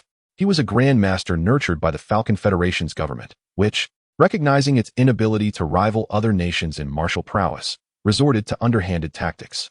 With the abundance of Grand Masters across nations, he reasoned that if he could devise a means to eliminate them, all would find themselves on equal footing. At that point, leveraging the Falcon Federation's technological advancements, they could effortlessly surpass other nations and even ascend to become the preeminent global power, unifying the world. However, assassinating a Grand Master of the essence of strength is no trivial task. Perhaps a large quantity of explosives could achieve this. Yet, how could such significant explosives be secretly transported into each nation and successfully brought near the Grand Masters?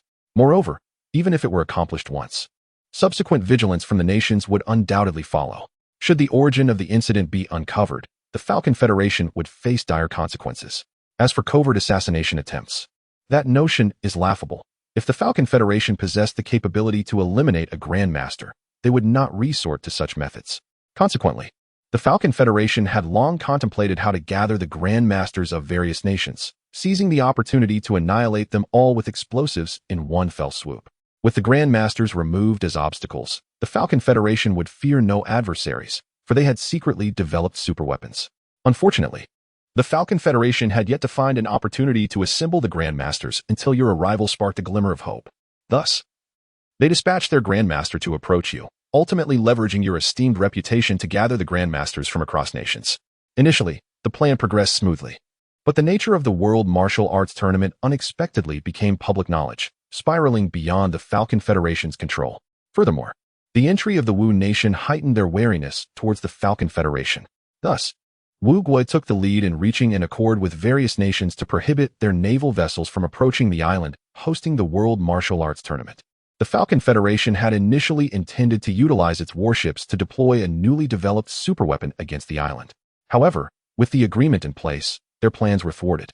Yet, faced with this predicament, the Falcon Federation resolved to send a multitude of individuals to stealthily infiltrate the island with high-yield explosives, capitalizing on the distraction of the ongoing competition. To their dismay, they were discovered, resulting in a failure of their scheme.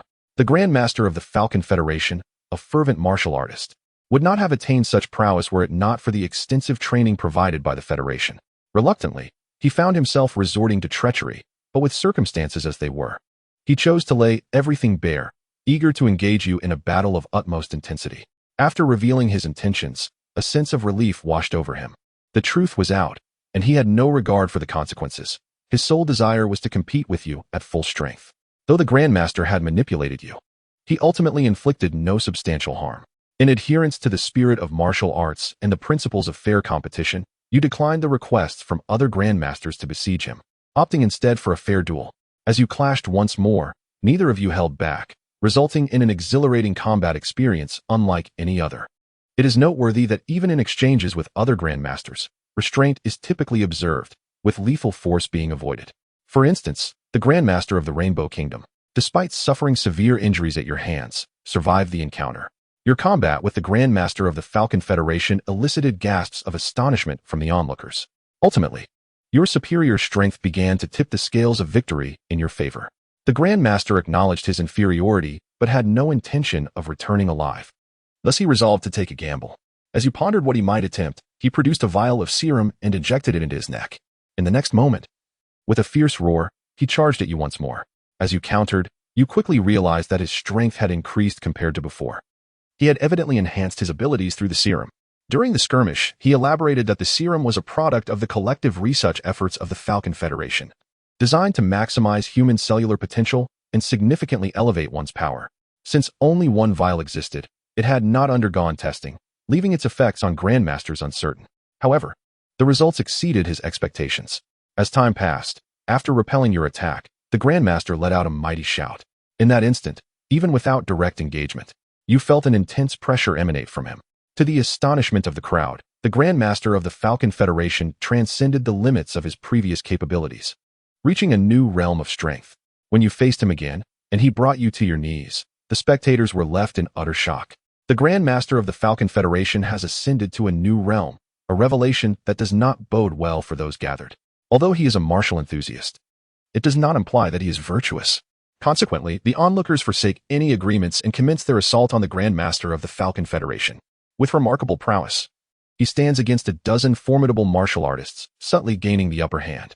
After a brief recovery, you two join the fray against the Grandmaster. Recognizing that he is no benign entity, unless he is vanquished, none shall escape unscathed. Yet, the Grandmaster proves to be exceedingly powerful, as he systematically overcomes the numerous skilled martial masters. In this arduous battle, you sustain considerable injuries, yet your gaze grows increasingly luminous. Each encounter with the Grandmaster deepens your comprehension of this new realm. Finally, after being struck back once more, you erupt into laughter, proclaiming your enlightenment before settling into a meditative posture. The Grandmaster, witnessing this transformation, refrains from further aggression, instead easing his offensive. Moments later, you open your eyes and rise. Surrounding you, an inexplicable pressure emanates from the onlookers. You surge once more towards the Grandmaster, and this time, the clash culminates in a stalemate. The Grandmaster, noting this, laughs heartily and engages you anew. Both of you are acutely aware that one must fall. As the battle ensues, you and he rapidly acclimate to the new realm, while the other martial masters find themselves unable to intervene, the scope of the conflict expanding. He grows increasingly dissatisfied with your subtle protection of the bystanders during the skirmish, perceiving it as a disrespect to the battle itself and a belittlement of his prowess. Hence, he resolves to change the battlefield, allowing you to unleash your full potential without reservations.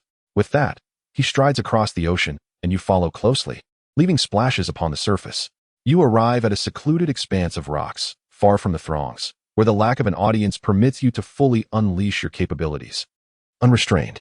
On this rocky terrain, you and the Grandmaster of the Falcon Federation engage in a genuine pinnacle of martial arts confrontation. Free from external distractions, the battle becomes purer and more intense. Every strike exchanged is imbued with astonishing power. However, as time progresses, you sense a decline in his strength. The Grandmaster mutters to himself, has the side effect finally arrived? At that moment, you grasp that the potion he ingested harbors adverse effects.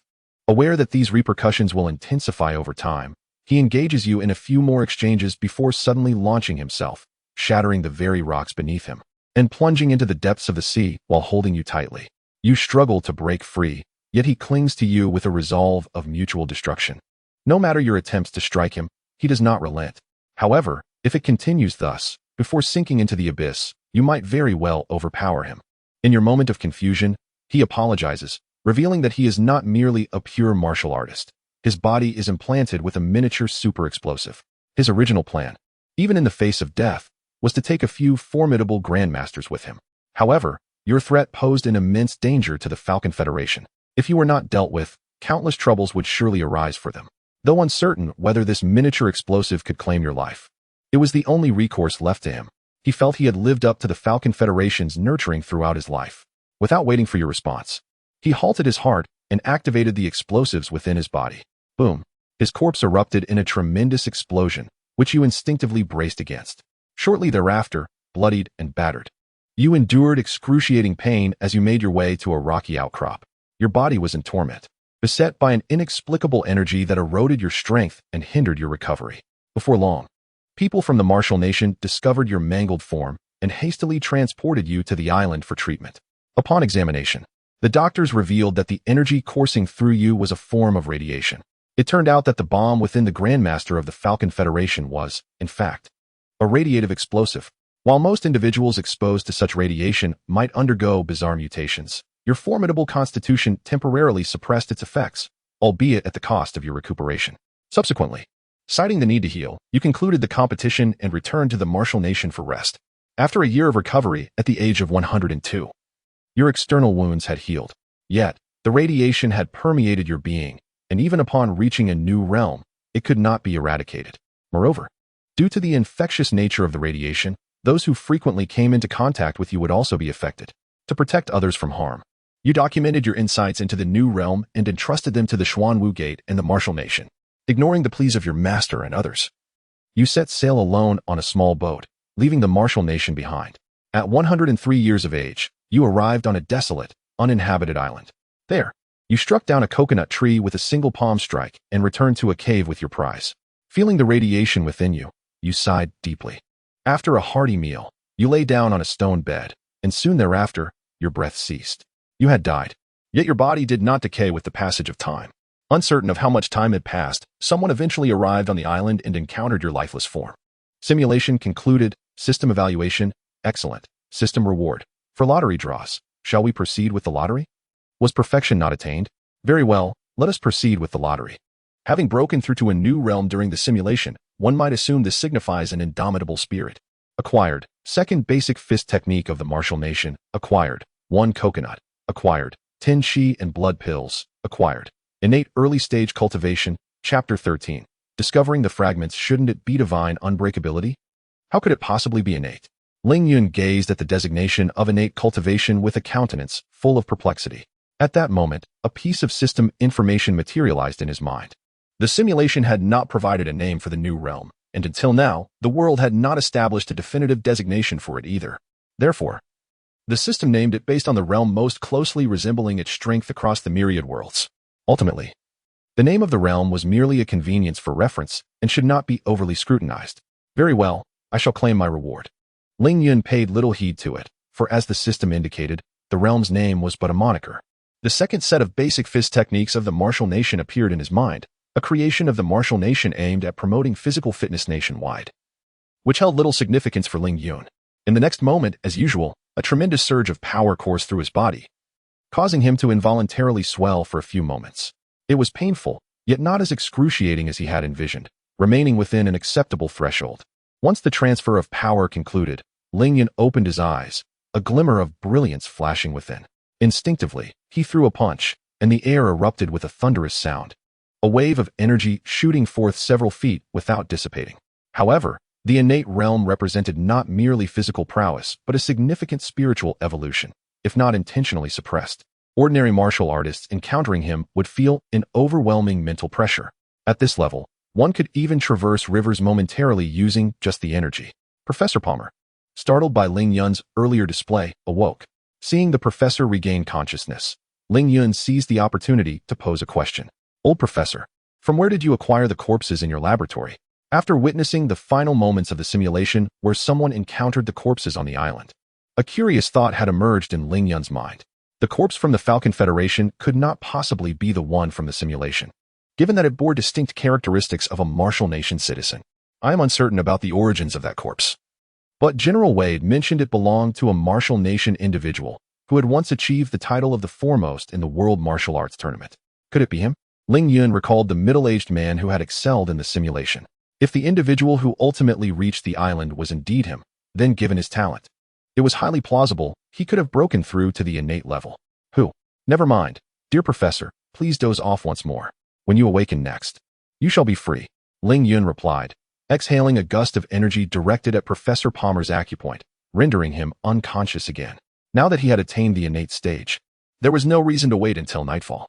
He would directly infiltrate the research institute, seize the system fragments, and depart from this world. As for the chaos he had engendered, it would dissipate with his exit. With that, he set forth towards the research institute, entirely devoid of any desire to explore this world further. Through simulation and online research, he had garnered a sufficient understanding of it. Why linger in this realm? To flaunt his abilities? Or perhaps to invite trouble, intentionally awaiting the Falcon Federation to confront him? He was innate, yet not invulnerable enough to withstand a nuclear bomb. Although it was highly improbable that the Falcon Federation would unleash a nuclear bomb within the city. However, have they not already developed miniature bombs with radiation in their simulations? Who knows what more perverse weapons they have concocted over the years? For the sake of personal safety, it would be prudent to exercise caution and refrain from recklessness. Upon arriving near the research institute, Ling Yun activated his Omega form and followed the system's guidance, crashing through walls as he advanced. The guards in the vicinity only heard a tremendous explosion, followed by the emergence of human-shaped holes in nearby structures. Soon, Ling Yun arrived at a place resembling a storage area, where he immediately spotted the so-called system fragment, a palm-sized piece radiating white light. However, he did not seize the fragment right away. Instead, he quickly explored the surrounding objects. Simulation points 30, simulation points 14. As he had anticipated, being a temporary storage facility for the Falcon Federation's highest scientific research institute, the items housed here surely contained objects that met the system's unusual requirements. After swiftly examining all the objects, he amassed over 1,000 simulation points. Simulation points. Finally, Ling Yun reached out and touched the system fragment, which promptly vanished. Fragment recovered. Do you wish to leave this world? The system's voice resonated, and Ling Yun sensed a newfound vibrancy in the system's prompts. At that moment, the guards of the Research Institute hurried over, surrounding the storage area. Farewell. Ling Yun waved goodbye to the approaching guards. To the guards, it appeared as though a figure clad in peculiar battle armor waved at them before vanishing. The guards exchanged astonished glances, and had it not been for the damaged walls that attested to a prior presence, they might have doubted their sanity. Just as before, with a blink of an eye, Ling Yun found himself in a new world. He materialized in a forest, and judging by the freshness of the air, he felt he had not returned to Blue Star. Cautiously, he ventured towards the edge of the woods, only to witness a horse-drawn carriage speeding by. Ling Yun halted, withdrew his foot, and calmly retreated back into the forest. System, where am I? Why am I not on Blue Star? He quickly inquired of the system. System updating. All right, then I shall wait here for your update. After all, I still possess blood-replenishing pills, and as a congenital martial artist, I need not worry about starving for the time being. Ling Yun settled in the forest, awaiting the completion of the system update, which extended into the third day. System update complete. A message from the system entered his mind, and Ling Yun sprang to his feet. After 3 long days, the update was finally finished. He felt as though he had been waiting an eternity. System, you have finally updated. May I inquire why I have not returned to Blue Star? He promptly asked. But as soon as he finished speaking, his consciousness was drawn into a void space. Within the space, a luminous orb transformed into a humanoid form. Damn. Is this the main god space? Upon witnessing this, Ling Yun's initial thought was that this was not the realm of the main deity, but rather a space of consciousness. The luminous orb seemed to have heard Ling Yun's inner musings and responded. Indeed, I can perceive the thoughts within your mind. Ling Yun, taken aback, pondered the implications. Is it truly so unusual for a system of such caliber to discern my thoughts? He quickly recognized that for a system capable of traversing countless realms, this was far from extraordinary. I can address any inquiries you may have, the orb assured. Why have I not returned to Blue Star? The answer lies in energy. Traversing worlds requires it, and my current reserves are limited. Thus, my primary objective is to transport you to a world rich in source fragments. Should you wish to return to Blue Star, once my energy is sufficiently replenished, I can return you to the moment just before your departure. Ling Yun waved his hand dismissively. There is no need for that. There is little left for me to cherish on Blue Star. The notion of returning merely to flaunt his status seemed trivial to him.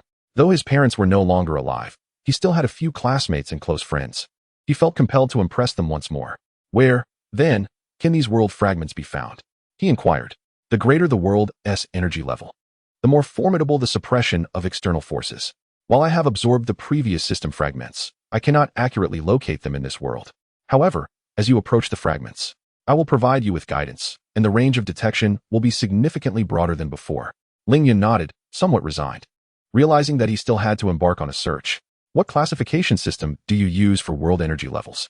This is a complex matter. I can only state that they are generally categorized from 1 to 10. The previous world barely reached the 2nd tier, while this one is approximately at the 5th. Does that imply that I am merely a minor entity in this new world? He mused. Indeed, came the reply. Am I still an undocumented individual in this realm?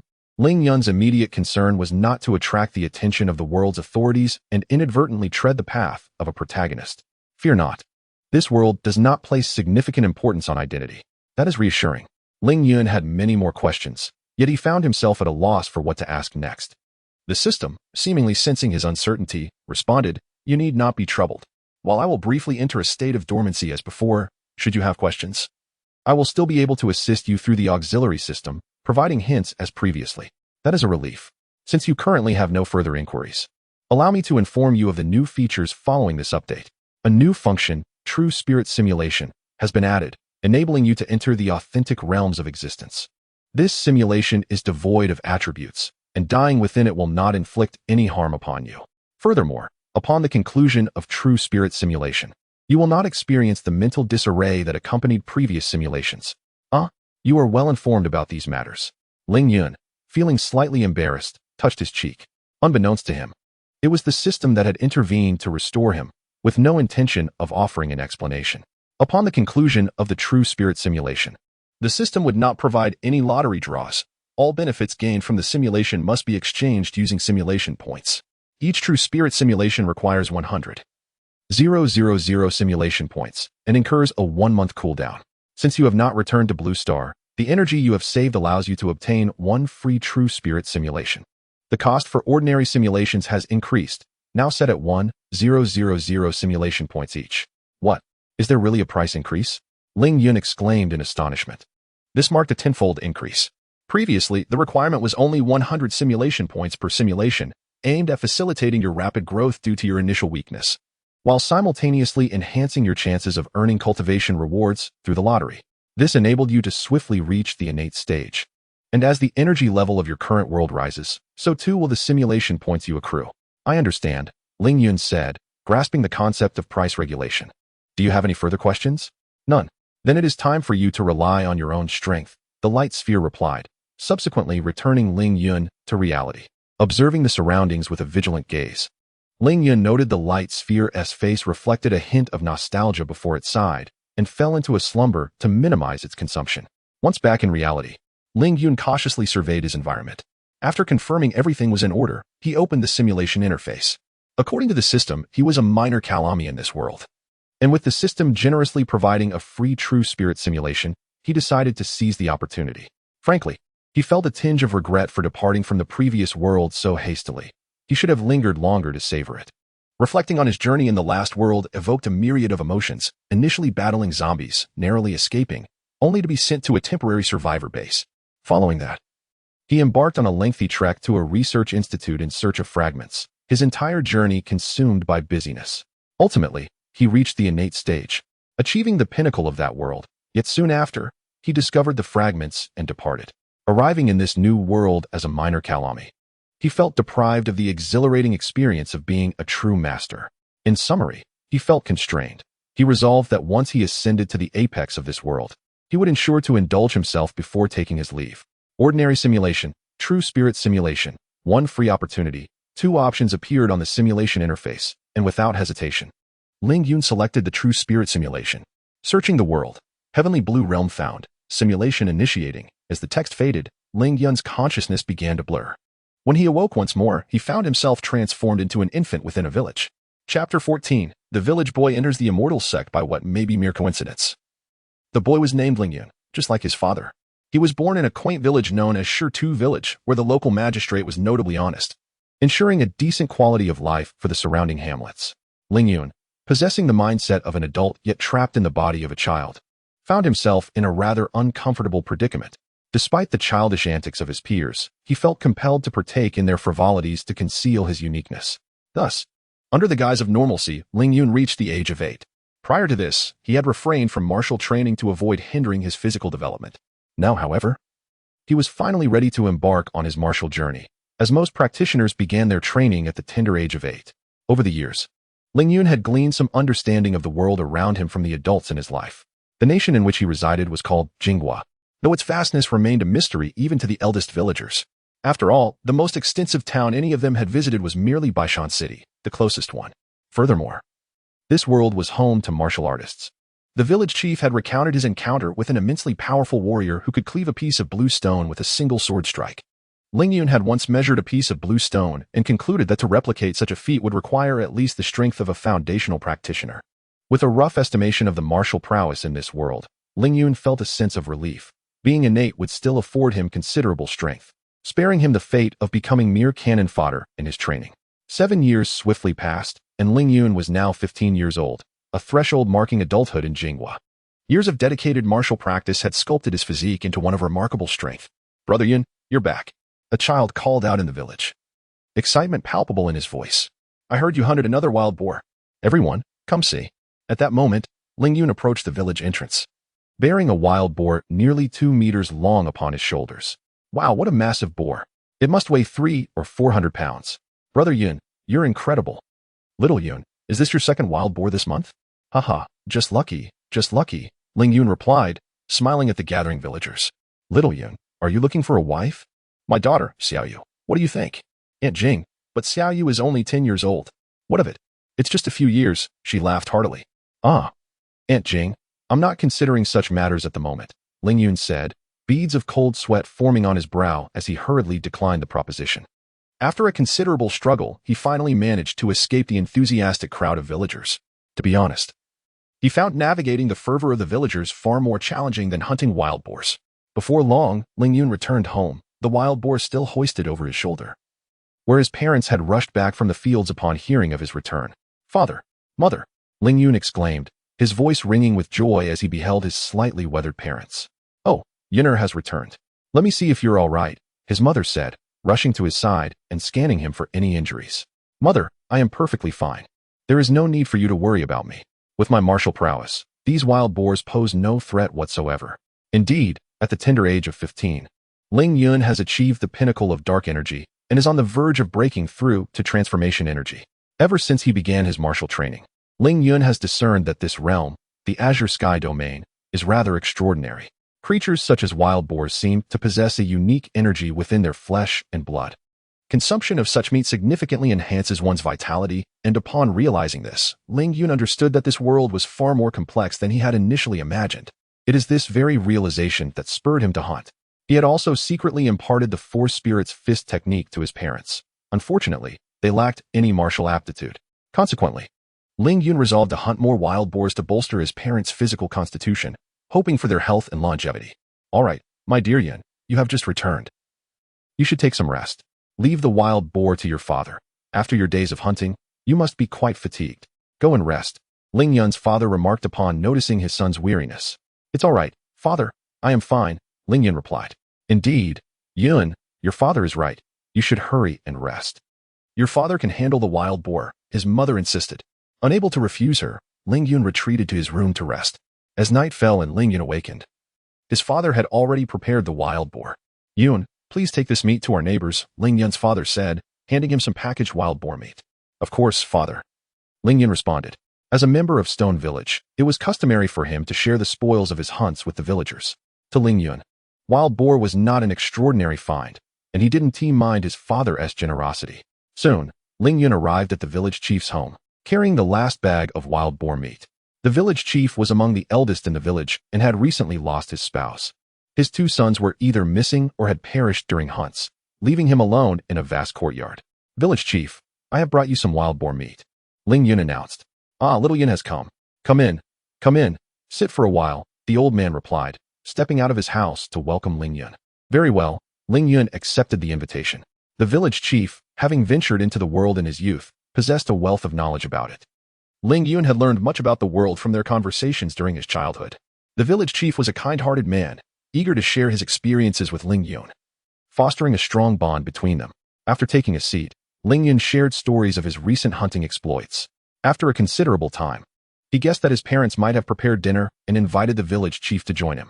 The village chief initially intended to decline, but, unable to resist Ling Yun's insistence, acquiesced and followed him to dinner. After their meal, Ling Yun escorted the village chief back home. Just outside the village chief's door, the elder suddenly turned to Ling Yun with a serious expression and asked him a question. Xiao Yun, are you truly determined to venture out into the world? The outside realm is far more complex than our village. It can be quite harsh, the village chief remarked. Of course, Ling Yun replied earnestly, his expression resolute. He was on the verge of breaking through to the next level of martial prowess, and the wild boar meat from the nearby mountains was becoming less effective for him.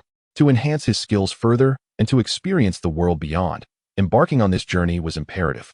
The village chief observed Ling Yun's earnest countenance and was reminded of his second son, who had once been similarly resolute. With a sigh, he instructed Ling Yun to wait a moment while he retrieved a piece of paper from within his dwelling. The paper was a deep azure, inscribed with the words "Purple Void." What is this, chief?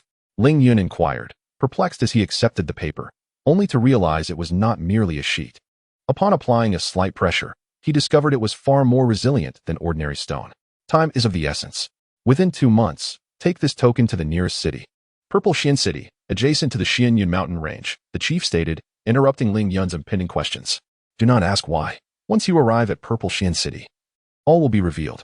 Understood, Ling Yun replied, albeit filled with curiosity. Remember, if it is not meant to be, do not force it. The chief said earnestly as Ling Yun prepared to depart. Upon returning home, Ling Yun lay in bed, tossing and turning. He mused. This scenario seems familiar from certain novels. Could the village chief be a master, returning to the village to recuperate from hidden injuries? Perhaps he is affiliated with a prominent sect. And this is a missive from that sect. With this letter, I might gain entry into such a prestigious order. How unexpected it is that I could one day experience the treatment of a protagonist. With this thought, Ling Yun felt a surge of excitement, leading to a sleepless night. The following day, Ling Yun shared his intentions with his parents. His mother, concerned about his youth, was reluctant to let him go, while his father believed that exploring the world would be beneficial for his growth. He was particularly reassured by Ling Yun's lifelong dedication to martial arts, which had cultivated considerable skill. On the next day, under the watchful and worried gazes of his parents, Ling Yun set off from Stone Village with provisions and a change of clothes.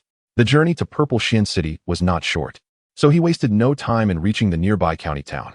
There, armed with the silver provided by the village chief and his parents, he rented a horse and made his way toward Purple Xian City. To be candid, the state of Jing Kingdom was far more peaceful than Ling Yun had anticipated. He encountered no bandits or marauding thieves. The dramatic scenarios often depicted in novels were absent from his travels. Though the citizens of Jing Kingdom were not particularly affluent, their lives were not overly burdensome. Approximately a month and a half later, with weary but determined resolve, Ling Yun arrived at the outskirts of Purple Xian City. The sight of the city left him awestruck. The towering walls of Purple Xian City commanded reverence, far surpassing the heights of any other city he had encountered on his journey. The architectural design masterfully blended defense with aesthetic appeal, each brick seemingly polished and meticulously arranged. The city gates are truly magnificent, crafted from resilient ironwood and adorned with iron armor, intricately carved with exquisite patterns. Under the glow of firelight, the gates exude an air of solemnity and mystery. Is this a fortress that mere mortals could construct? With astonishment etched upon his face, Ling Yun entered the city. Before he could marvel at the bustling scene within, he felt a warmth at his back. Hastily, he opened his satchel, revealing a faintly glowing token. In the next moment, a blue arrow materialized within the token, pointing in a specific direction. Without a moment to ponder, Ling Yun swiftly followed the arrow's guidance. On the city tower, a middle-aged man clad in armor happened to witness this occurrence. That was the entrance token of the Zishu sect. What a fortunate fellow. Ah, the Zishu sect. The man sighed and chose to avert his gaze, for this was not the first time he had witnessed such a scene, especially with the upcoming Zishu sect recruitment event. Many who were privy to this news had already arrived in Zishuan City, and Ling Yun was among the later arrivals. Following the token's direction, Ling Yun arrived at the exterior of a building named Juying Pavilion. Though its appearance was not ostentatious, it radiated an extraordinary and noble aura. Observing the passing crowd, Ling Yun sensed something peculiar. The pedestrians seemed oblivious to the presence of the pavilion. After a moment's hesitation, he approached Juying Pavilion, token in hand. During his journey, he had already broken through to the transformation stage, and he felt confident that he could escape should any danger arise. Moreover, he doubted the village chief would deliberately cause him harm.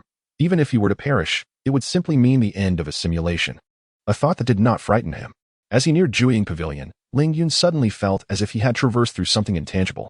He turned back and noticed that the people outside appeared not to see him at all.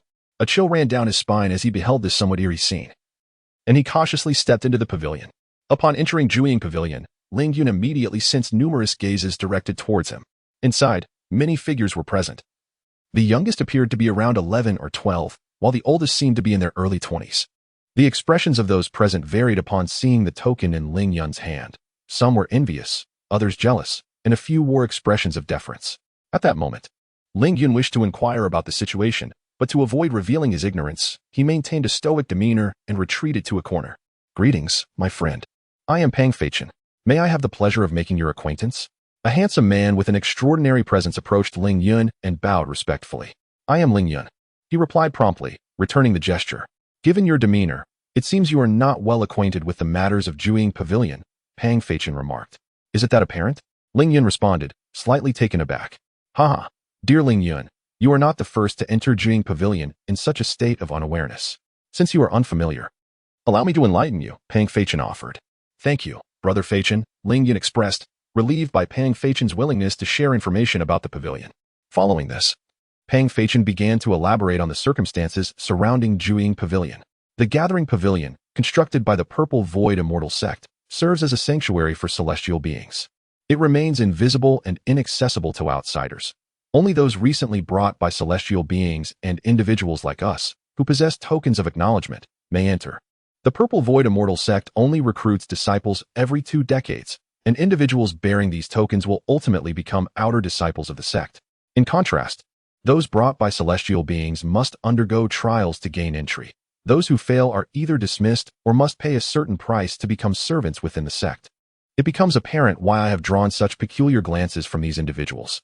Upon grasping the situation, Ling Yun spoke slowly, yet tumultuous waves surged within his heart. Celestial beings? Immortal sects? The Azure Sky Realm.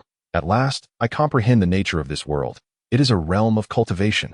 Brother Ling Yun, do not be overly concerned about them. Many among this crowd will ultimately diverge from our path. Moreover, once we enter the Gathering Pavilion, we will bear a mark. Even if others were to seize our tokens, they would remain inoperative.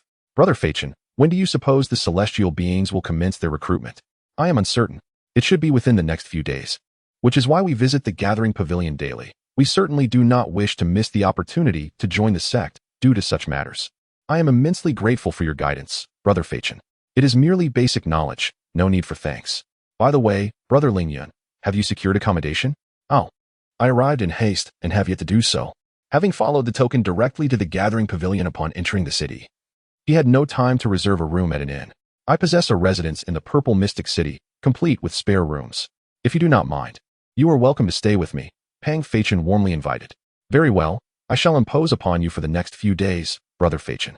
Seeing Pang Feichen's enthusiastic demeanor, coupled with Ling Yun's limited funds, he could only express his gratitude with a respectful gesture. We shall henceforth be brothers in the same sect.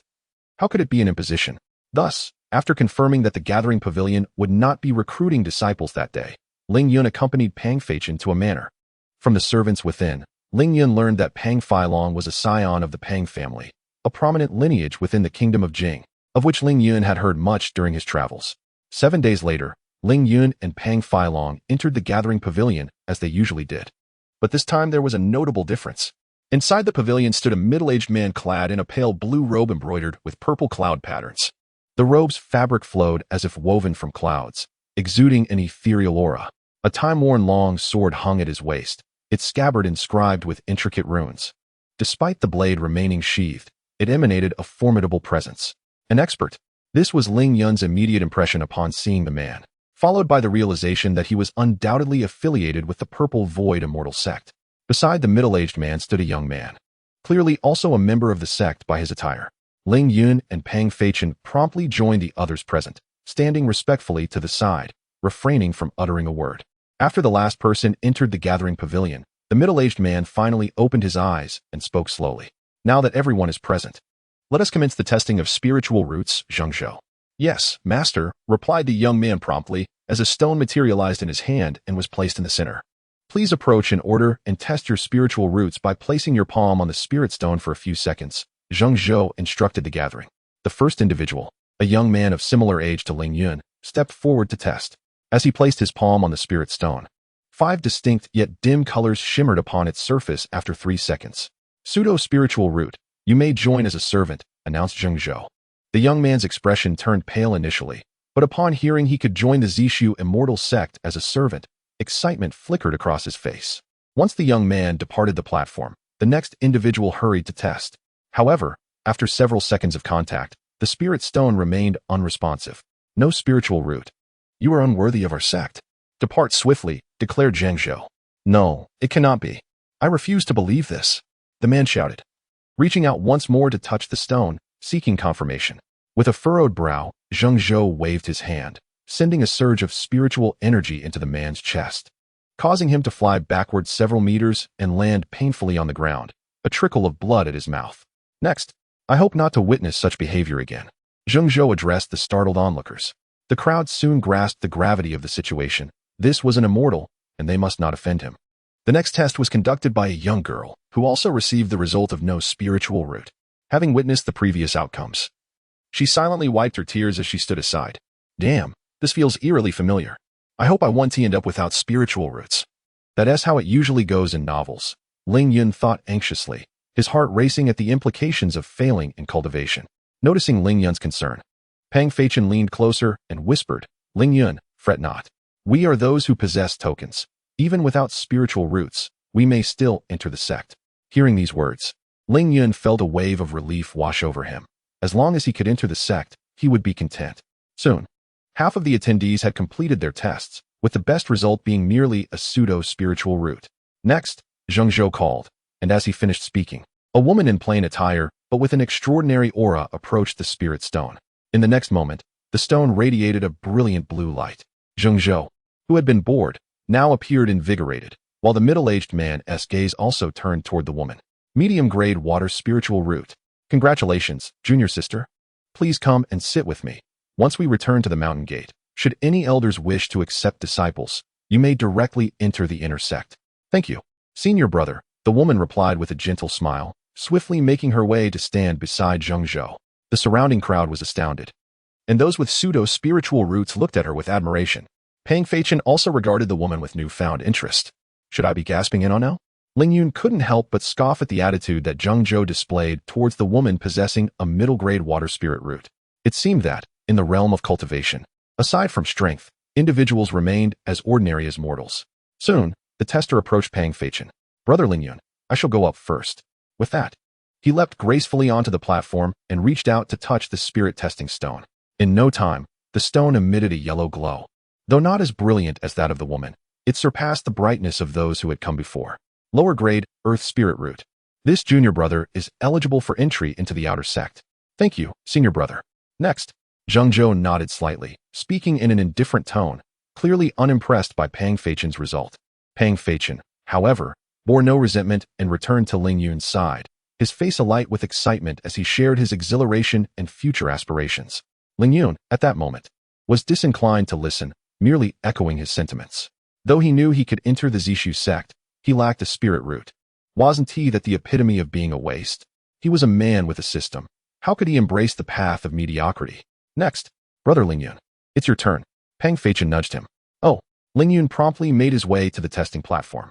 May the deities bless me, and the system grant me a supreme spirit root. He fervently wished, maintaining a calm demeanor as he touched the spirit testing stone.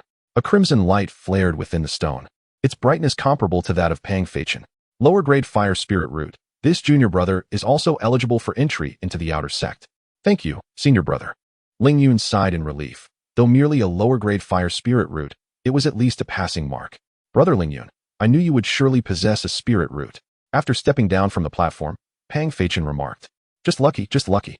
Soon, all present had completed their tests, resulting in a tally of 1 middle-grade spirit root, 3 lower-grade spirit roots, and 8 false spirit roots for Ling Yun and Pang Feichin combined.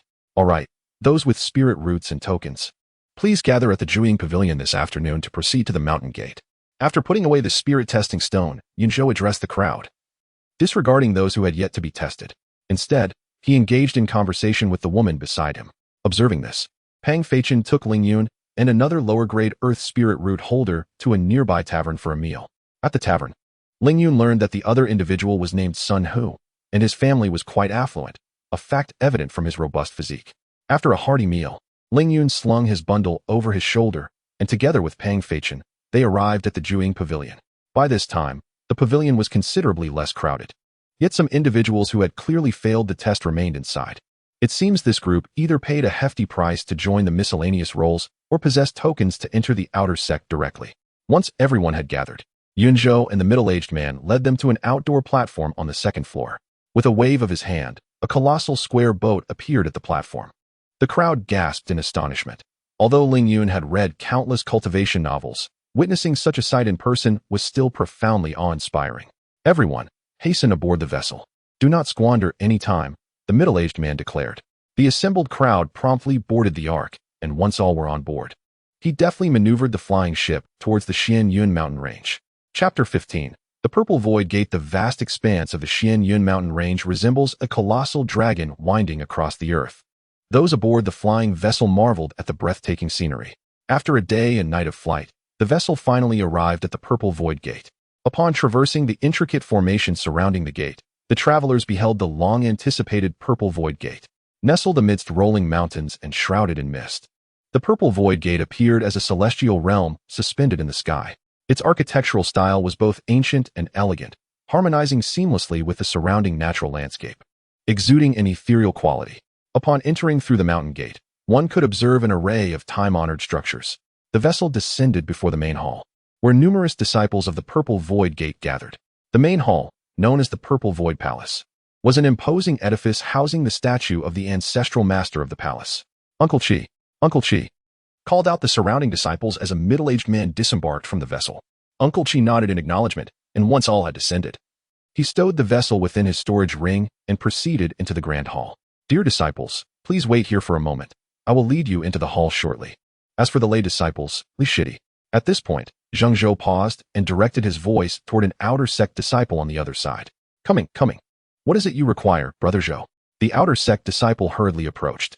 Please escort this group of lay disciples to the outer courtyard and hand them over to Deacon Wang. Understood, Brother Zhou. Lay disciples, follow me. The outer sect disciple quickly led the lay disciples away. The remaining companions consisted solely of Ling Yun and 3 others, but soon another vessel descended.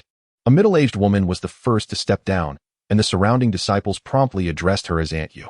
As before, upon entering the grand hall, Aunt Yu instructed an outer sect disciple to take the lay disciples to the outer courtyard. She then engaged in conversation with Zhang Zhou, frequently glancing at Mu Lingying, the young woman with mid-grade water spiritual roots. Subsequently, 3 more vessels arrived, and the procedure repeated itself. At this point, there were a total of 25 disciples outside the grand hall, including Ling Yun. Just then, Zhang Zhou received a message and motioned for everyone to enter the grand hall. Inside, besides the 5 previously mentioned masters, there were 2 unfamiliar cultivators. Upon entering, Zhang Zhou immediately addressed them. Greetings, sect leader. Greetings, Uncle Zhao. Greetings. Seeing this, Ling Yun and the others followed suit. Zhang Zhou proceeded to introduce the 7 individuals present.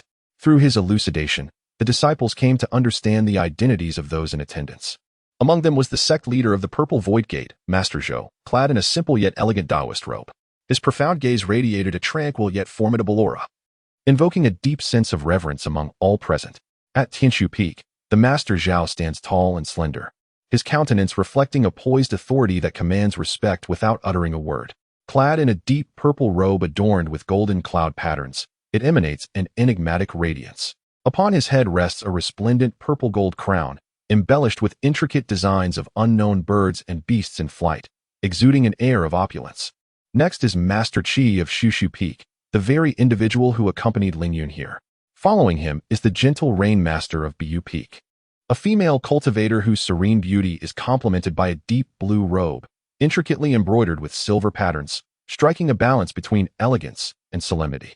Then there is the striking flame master of Qiyang Peak, undoubtedly the most conspicuous among the seven. Distinguished by his unique red hair and a towering physique that reaches nearly 7 feet, akin to a majestic mountain. His resolute features are softened by a hearty smile, imparting a sense of openness and warmth to Ling Yun. Master Chui of Qingshu Peak, likely the eldest among the cultivators, possesses a kind visage marked by numerous wrinkles. He wears a deep green robe embellished with golden herbal motifs and carries a finely crafted gourd at his waist. According to Zheng Zhou, he is also a master alchemist.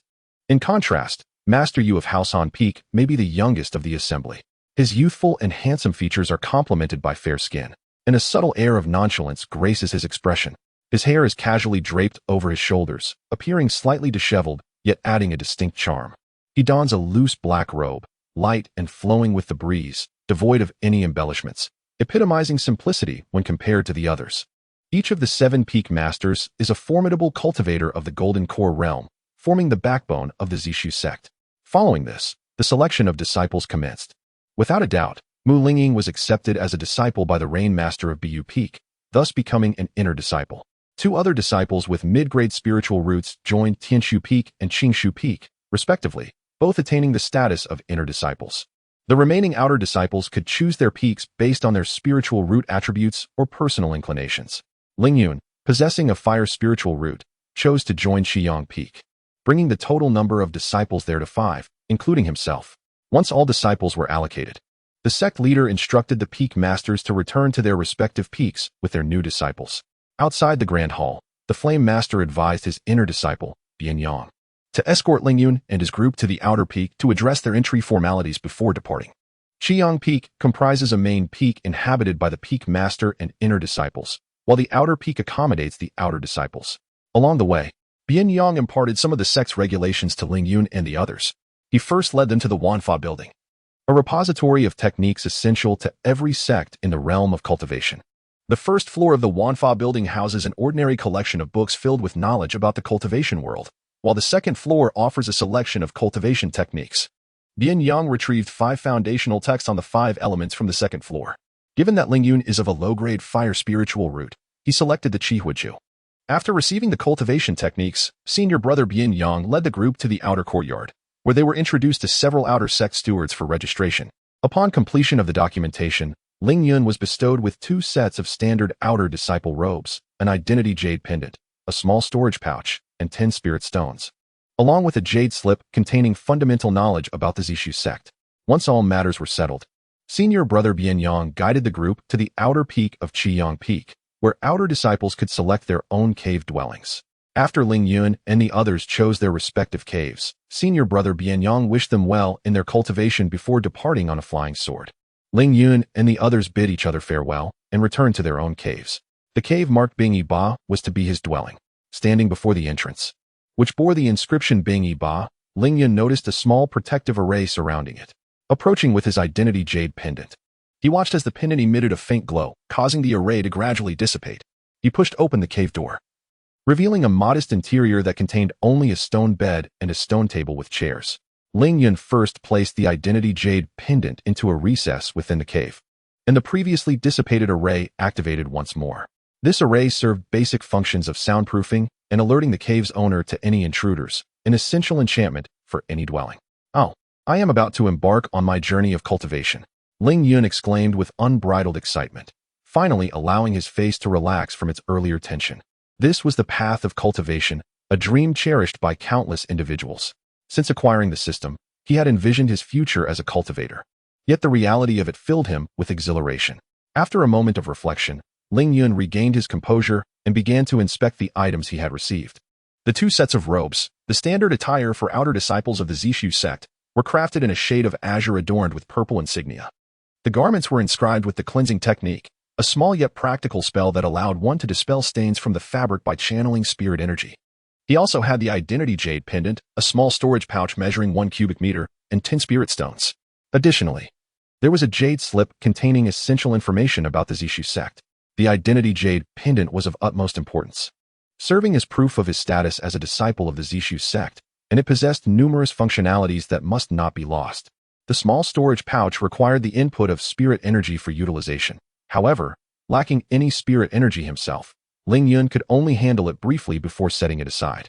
The low-grade spirit stones, the most basic currency in the cultivation realm, could also be used to stimulate the spirit energy within them to accelerate cultivation. New outer disciples were entitled to receive 10 spirit stones annually for 5 years. Though the stones were roughly the size of a palm, Ling Yun lamented that he could not use them without spirit energy, thus relegating them to a corner. As for the jade slip containing foundational knowledge of the Zishu sect, it too required spirit energy for activation. Ling Yun, lacking spirit energy, placed it alongside the previous items, waiting for the day he could harness it. Lastly, he contemplated the long-awaited cultivation techniques. The hierarchy of the cultivation realm was divided into stages: Qi refinement, foundation establishment, golden core, and nascent soul, each further categorized into early, mid, late, and perfected phases. This information was previously conveyed by Bian Yang. Yet Ling Yun had an inkling of what the subsequent realm was called without him needing to elaborate. The red fire technique is the most fundamental fire-based cultivation method within the realm of immortality, capable of being perfected to the peak of the Qi refining stage. The Zishu sect displayed considerable generosity by directly providing the complete red fire technique to its outer disciples. Unlike certain sects depicted in novels that are so parsimonious as to distribute even the Qi refining methods in fragments. With great anticipation, Ling Yun opened the technique for examination, discovering that it truly lived up to its reputation as one of the most elementary methods, exceedingly simple in nature. Following the instructions inscribed within, he commenced his cultivation. A day later, a strand of spiritual energy manifested in Ling Yun's dantian. He opened his eyes and exhaled slowly, his expression tinged with excitement. Although it was merely a single strand of spiritual energy, it signified his formal entry into the initial stage of Qi refining. With this thought in mind, Ling Yun hastily retrieved a storage bag nearby, channeling spiritual energy to activate it. The storage bag was not particularly large, approximately 1 cubic meter in volume. With a mere thought, he stored the burdens he had carried within the bag. How intriguing! Ling Yun, brimming with enthusiasm, experimented several times, only stopping when his spiritual energy was nearly depleted. After a moment of calm, he picked up a jade slip and infused it with spiritual energy. In the next instant, knowledge pertaining to the Zishu sect flooded his mind, and it took him quite some time to absorb it all. The hierarchy within the Zishu sect is structured as follows: the sect leader, the peak masters, elders, outer disciples, inner disciples, and servants. The status of outer disciples is quite comparable to that of inner disciples. An outer disciple can only ascend to an inner disciple by being accepted as a disciple by a peak master or elder, or by breaking through to the foundation establishment stage or completing an advancement trial. During the first 5 years of their enrollment, outer disciples can cultivate with peace of mind, as the Zishu sect distributes 10 spirit stones each year. After 5 years, the distribution of spirit stones ceases, and each year, they must complete various tasks assigned by the sect. Upon successful completion, they earn contribution points that can be exchanged for cultivation resources, techniques, and assistance. Each outer disciple starts with 100 contribution points, and by infusing spiritual energy into their identity jade pendant, they can check their remaining contribution points. The sect's map is also included therein.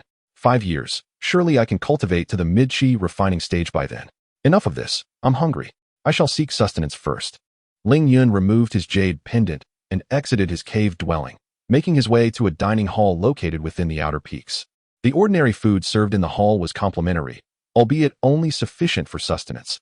Those items capable of enhancing strength required the expenditure of contribution points for purchase. Ling Yun, however, was not extravagant to that extent. He merely consumed a modest meal to satiate his hunger before returning to his cave to continue his cultivation. Before long, a month had elapsed. Besides his cultivation, Ling Yun frequently visited the first floor of the 10,000 Methods building.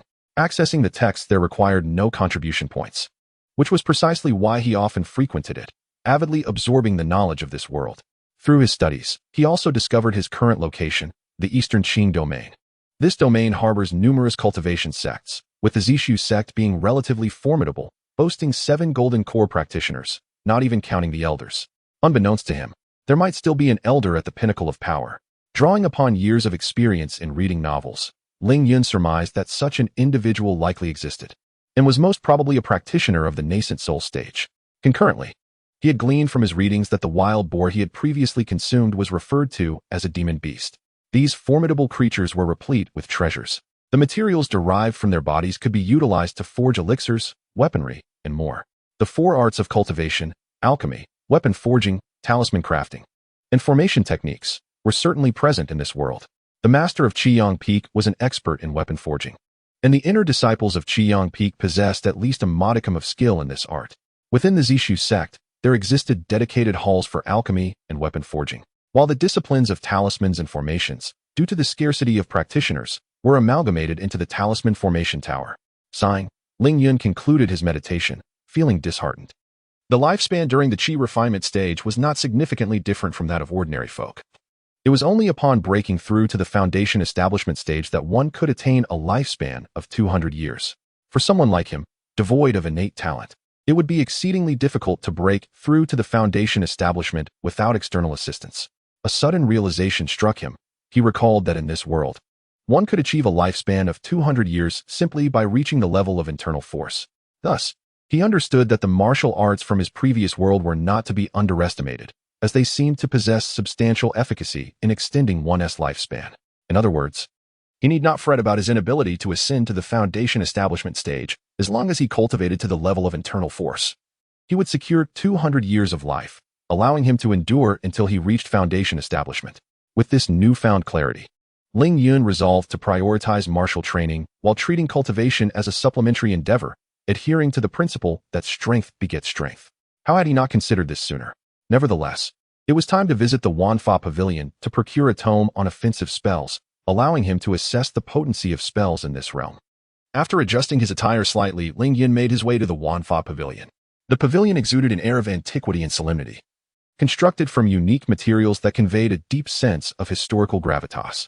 At the front of the building hung a grand plaque, upon which the three characters for Wanfa Pavilion were inscribed in an elegant, swirling script, seemingly imbued with a mysterious power.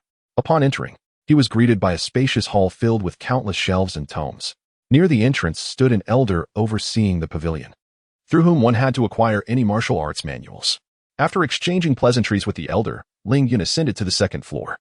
The shelves on this level were considerably fewer than those on the first, which was to be expected, as the second floor housed texts concerning the Qi refinement stage and other valuable knowledge. Instead of the myriad books found on the first floor, this level displayed jade slips of various hues. By channeling spiritual energy into these slips, one could discern the essence of the techniques contained within. After considerable deliberation, Ling Yun selected a technique entitled Fiery Sun Technique, an offensive spell devoid of any auxiliary functions.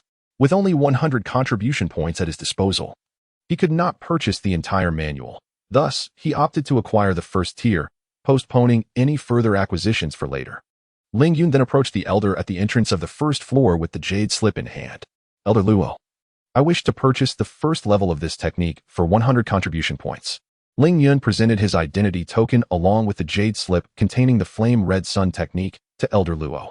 Elder Luo first made a swift motion over Ling Yun's identity token, then retrieved a blank jade slip and touched it to the slip containing the Flame Red Sun technique.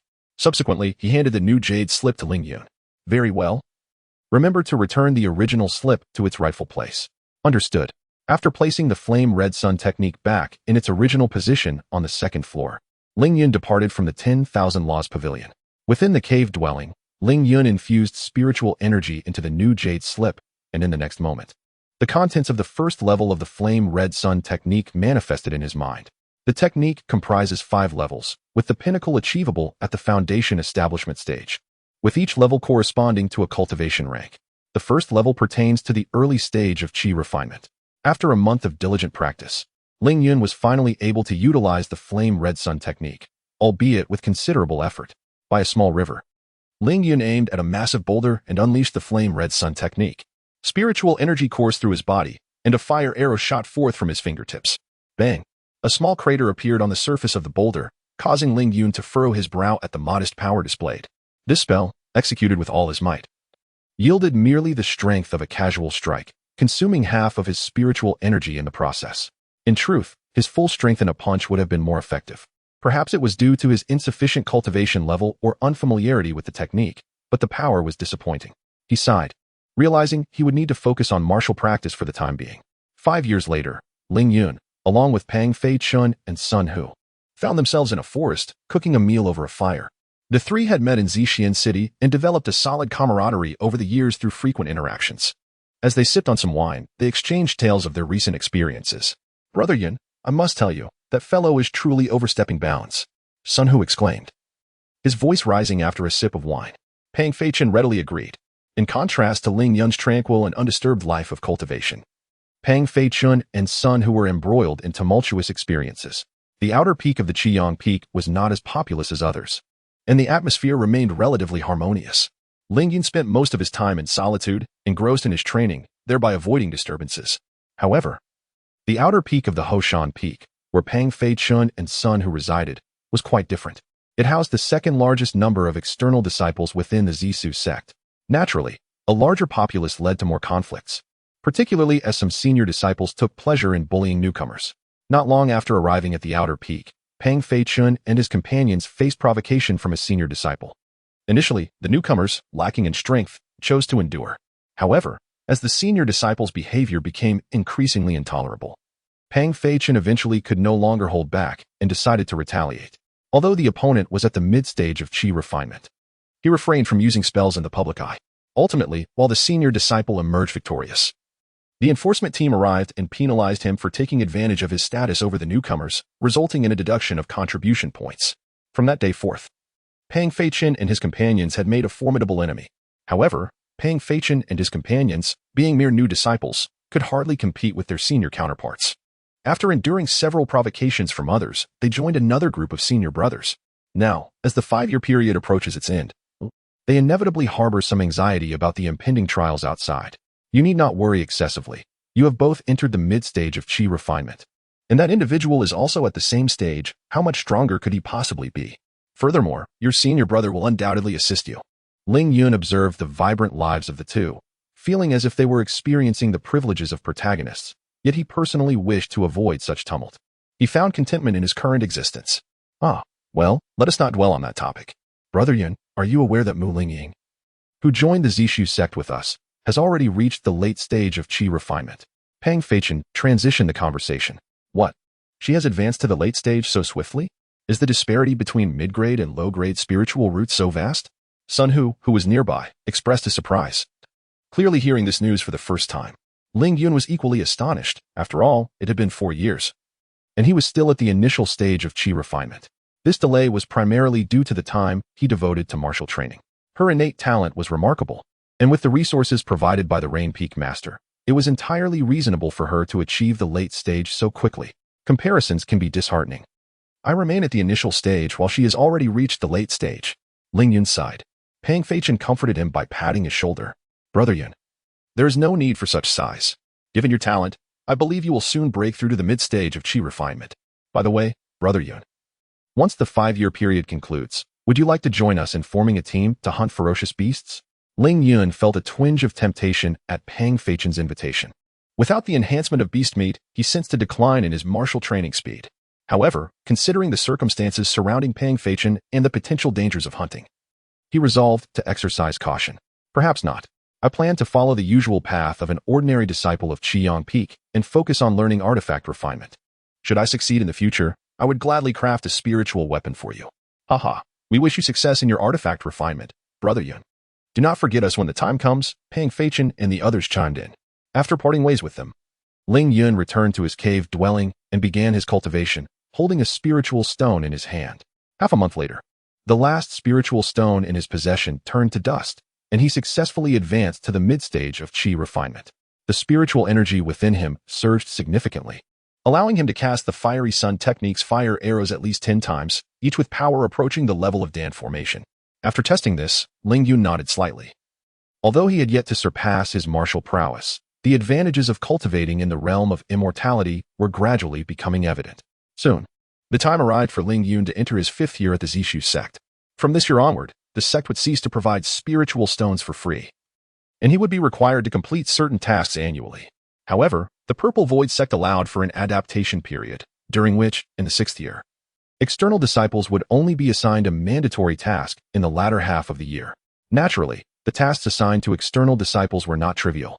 Menial chores such as running errands or nurturing spiritual plants had already been delegated to the miscellaneous disciples.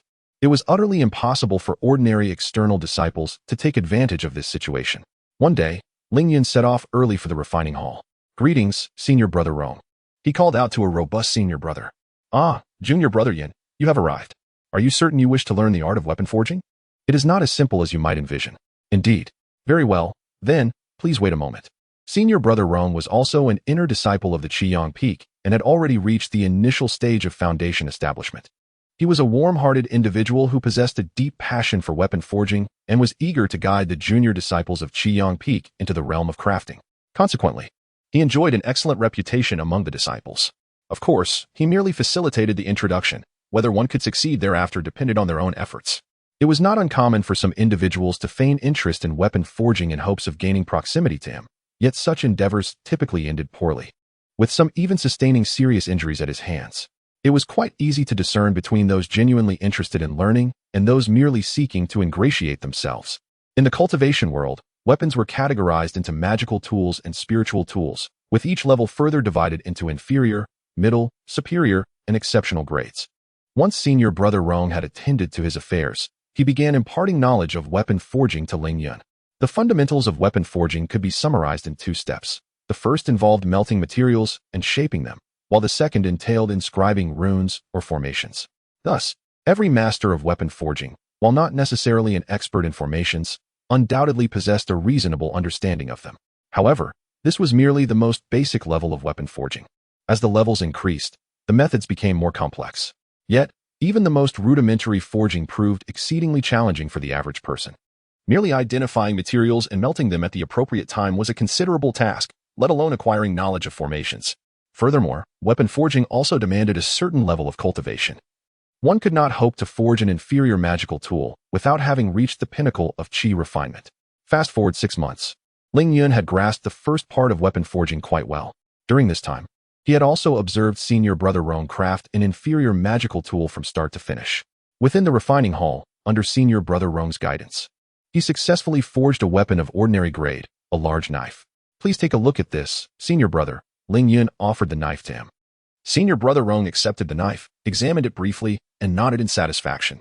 Though this knife did not compare to magical tools, it was exceptional among ordinary weapons. Junior brother Yun, you have successfully entered the realm of forging. Now, you merely need to further enhance your cultivation and learn some knowledge of formations. And you may attempt to forge magical tools. Thank you for your guidance, senior brother. Had it not been for your assistance, I would not have managed to forge this knife so smoothly. I have merely introduced you to the basics. The rest is up to you. Keep this knife as a gift for me. Rome, with a generous demeanor, declared as he tossed the blade back to Ling Yun, continuing without awaiting a response. Do not refuse. I have merely invested a small sum in materials, which is of little consequence to me. Moreover, you are likely to undertake a mountain gate mission soon and will require a reliable weapon. Thank you, brother Rome, Ling Yun replied, seeing no reason to decline further. Shortly after Ling Yun departed, a cultivator at the foundation establishment stage approached him. Brother Rong, you called for me. What is the matter? Lu Shirdi. You should be organizing the outer sect disciples who have yet to undertake their mountain gate missions, correct? To be precise, it is Deacon Wang who has urgent matters to attend to. I am merely acting on his behalf to issue tasks. Lu Shirdi looked at Brother Rong with a puzzled expression, for Brother Rong typically focused solely on matters of refining. How could he suddenly be concerned with such trivialities? Ahem. Among the outer sect disciples of Qiyang Peak, there is one named Ling Yun. I would appreciate it if you could assign him a relatively safe task. Is that all? Indeed. Brother Rong, what is Ling Yun to you that you would specifically contact me on his behalf? Just a junior with considerable talent in refining. He reminds me of my younger self, Brother Rong replied. Upon hearing this, Brother Lucier seemed to recall something, his gaze dimming slightly as he responded, no problem. Before taking flight on his sword, Junior Ling Yun, I believe you will undoubtedly become a master in refining in the future, Brother Rong murmured, gazing towards the outer peak of Qiyang Peak. Once, he too had a senior who taught him the art of refining. The following day, while immersed in his training, Ling Yun suddenly received news summoning him to the Merit Hall. The Merit Hall was where tasks were accepted within the Zishu sect, aside from task acquisition. It also allowed for the exchange of contribution points for various items. Ling Yun approached the Merit Hall with a sense of confusion. When a man dressed as an outer sect disciple approached him. Are you Junior Ling Yun? Yes. Brother Lu wishes to see you. Please accompany me. Ling Yun's heart surged with apprehension upon hearing this. Could it be that I have stumbled into a scene reminiscent of a novel's protagonist? I have remained low-key since entering the sect, and have not offended anyone. Noticing Ling Yun's wary expression, the man quickly reassured him. Junior Ling Yun, please do not worry. Brother Lu is specifically responsible for assigning tasks to new outer sect disciples. I see. I apologize for misunderstanding, Ling Yun replied, clasping his hands in apology. Not at all. Recently, the relationships among the brothers in the sect have indeed been strained. It's normal to be cautious. Brother, I still have some time before I am required to undertake a mandatory task. Why am I being assigned a task early this time? That I do not know. You will have to inquire directly with Brother Lu. Thank you. Ling Yun could only follow this individual, filled with uncertainty, to the entrance of a room within the merit hall. Brother Lu is waiting for you inside. I shall go in now, the man indicated towards the door. Thank you, brother. Ling Yun expressed his gratitude and stepped into the room, while simultaneously remaining vigilant, for one could never ascertain the truth of another's words. Within the chamber, a young man, whose countenance might have been striking but was marred by a disfiguring scar, was engaged in cultivation. Upon noticing Ling Yun's entrance, Brother Lu ceased his practice and regarded Ling Yun with curiosity, yet he found nothing particularly extraordinary about him. I have met Brother Lu before. The junior disciple you encountered earlier must have introduced me, so I shall refrain from further introductions. Recently, the crops in the villages near Linshan County had been suffering inexplicable damage. The county magistrate suspected the involvement of demonic beasts and required someone to investigate the matter. Should it be confirmed that these beasts were responsible, the findings would be reported back to me. Given the sudden nature of the incident and your current availability for tasks, would you be willing to undertake this mission? Is it truly that simple? Surely, there are no ulterior motives, Ling Yun pondered, his mind filled with uncertainty. However, after careful consideration, he decided to accept the task. He had never interacted with Brother Lu before. It seemed unlikely that he would harbor any ill intentions. Furthermore, he was due to take on a mission, and such an uncomplicated task would be foolish to overlook. I am willing, brother. Excellent. Here. Take this map of the Xianyun mountain range. Follow the marked route. Though the mountains have been cleared multiple times and no formidable demonic beasts currently reside there, it is prudent to remain cautious. Upon finishing his instructions, Brother Lu retrieved a map from his storage ring and handed it to Ling Yun. Thank you, brother. Ling Yun exclaimed, accepting the map with gratitude. Go forth and complete your task promptly. Indeed, once Ling Yun had departed, Brother Lu could no longer maintain his serious facade. Ha ha ha. I never imagined pretending to be a master in front of a junior would be so enjoyable. No wonder those fellows prefer to wear stern expressions every day. Chapter 16. The initial mission outside the Hall of Merits. Ling Yun examined the map, which had been annotated by his senior Brother Lu, marking several secure routes leading to the outside world. Once he memorized the paths, Ling Yun descended the mountain directly, having previously prepared all that was necessary. His entire fortune was contained within his storage bag, as he was unable to manipulate spiritual energy to fly. Ling Yun had no choice but to walk down the mountain road and exit the Zishu Gate. Along the way, he encountered a few outer disciples returning, including a familiar outer disciple from Chiyang Peak. Upon exiting the gate, he turned back to catch a glimpse of the ordinary mountains. The Zishu Gate now vanished from sight. This was the effect of the formation set by the Zishu Gate, visible only to those who practiced cultivation. Ordinary people, even if they approached the Zishu Gate, would be misled by the formation and lose their way, let alone see it. The Xianyun mountain range was vast, and the location of the Zishu Gate was merely on the outskirts of the mountains. Even so, it took Ling Yun 7 days to traverse the range. During his journey, he encountered wild boar-level beasts, but regrettably, their flesh and blood offered no benefit to him at this stage. Upon exiting the Xianyun mountain range, he arrived at the territory of the Jing Kingdom. After visiting the library of 10,000 methods, Ling Yun finally grasped why the Jing Kingdom had remained stable for nearly 8 centuries since its establishment. It was because the Jing Kingdom was supported by the Zishu Gate. As long as the Zishu Gate stood, the kingdom would remain undisturbed. Furthermore, some officials in the Jing Kingdom were aware of the Zishu Gate, and when faced with matters beyond their capacity, they would report upwards. Should it involve beasts or cultivators, the Jing Kingdom would inform the Zishu Gate, which would then dispatch personnel to handle the situation. Ling Yun's circumstances were precisely such a case. Ling Yun initially intended to take advantage of this mission to return to Shirtu village to visit his parents and the village chief, as he had not seen them for 5 years and missed them dearly. However, due to the urgency of this reconnaissance task, he could only focus on completing his mission promptly, regrettably postponing his visit to Shirtu village. Upon his arrival in Zishuan City, Ling Yun's feelings were entirely different from his first visit. He understood why Zishuan City was much grander than ordinary towns and why it was fortified with formations. The Xianyun mountain range, near the Jing Kingdom, had been cleared multiple times, but only the more formidable beasts had been eliminated. Beasts in the early and mid stages of qi refining had not been deliberately removed, instead left for the outer disciples of lower cultivation to hone their skills. Thus, occasional stragglers would escape the mountain range and attack the Jing kingdom. To mitigate significant losses, the Zishu Gate constructed Zishuan City. The formations within the city possessed the effect of attracting beasts, causing the lower-level beasts that escaped the mountains to instinctively assault Zishuan City. At that moment, the disciples of the Zishu Gate stationed within the city would take action to eliminate them. Within Zishuan City, aside from the gathering of Heroes Pavilion, which served as the Zishu Gate's base, there was also a venue for the disciples to manage secular affairs. The Immortal Arrival Tower, as its name suggests, must be the place. Ling Yun gazed at the exquisitely constructed building before him and pushed the door open to enter. This building differs from the gathering of Heroes Pavilion. The Immortal Arrival Tower has not established any shielding formations, besides providing free food and lodging for the disciples of the Purple Void sect. The Immortal Arrival Tower also engages in various other matters. Upon noticing Ling Yun entering clad in the attire of a Purple Void sect disciple, a middle-aged man resembling a steward hastily approached him, smiling as he inquired, "Welcome, esteemed senior brother of the Immortal sect. May I ask how I might assist you?" The middle-aged man was a servant disciple of the Purple Void sect, his cultivation level at the initial stage of qi refinement. Many servant disciples find themselves stagnant at this level throughout their lives, leading the sect to assign them to handle worldly affairs as they age. This man was one such case. "I need to make a trip to Linshan County. It's urgent," Ling Yun replied. "I will arrange for the finest carriage for you immediately. Esteemed senior brother, please wait a moment," the servant disciple said promptly, then spoke a few words to a nearby waiter.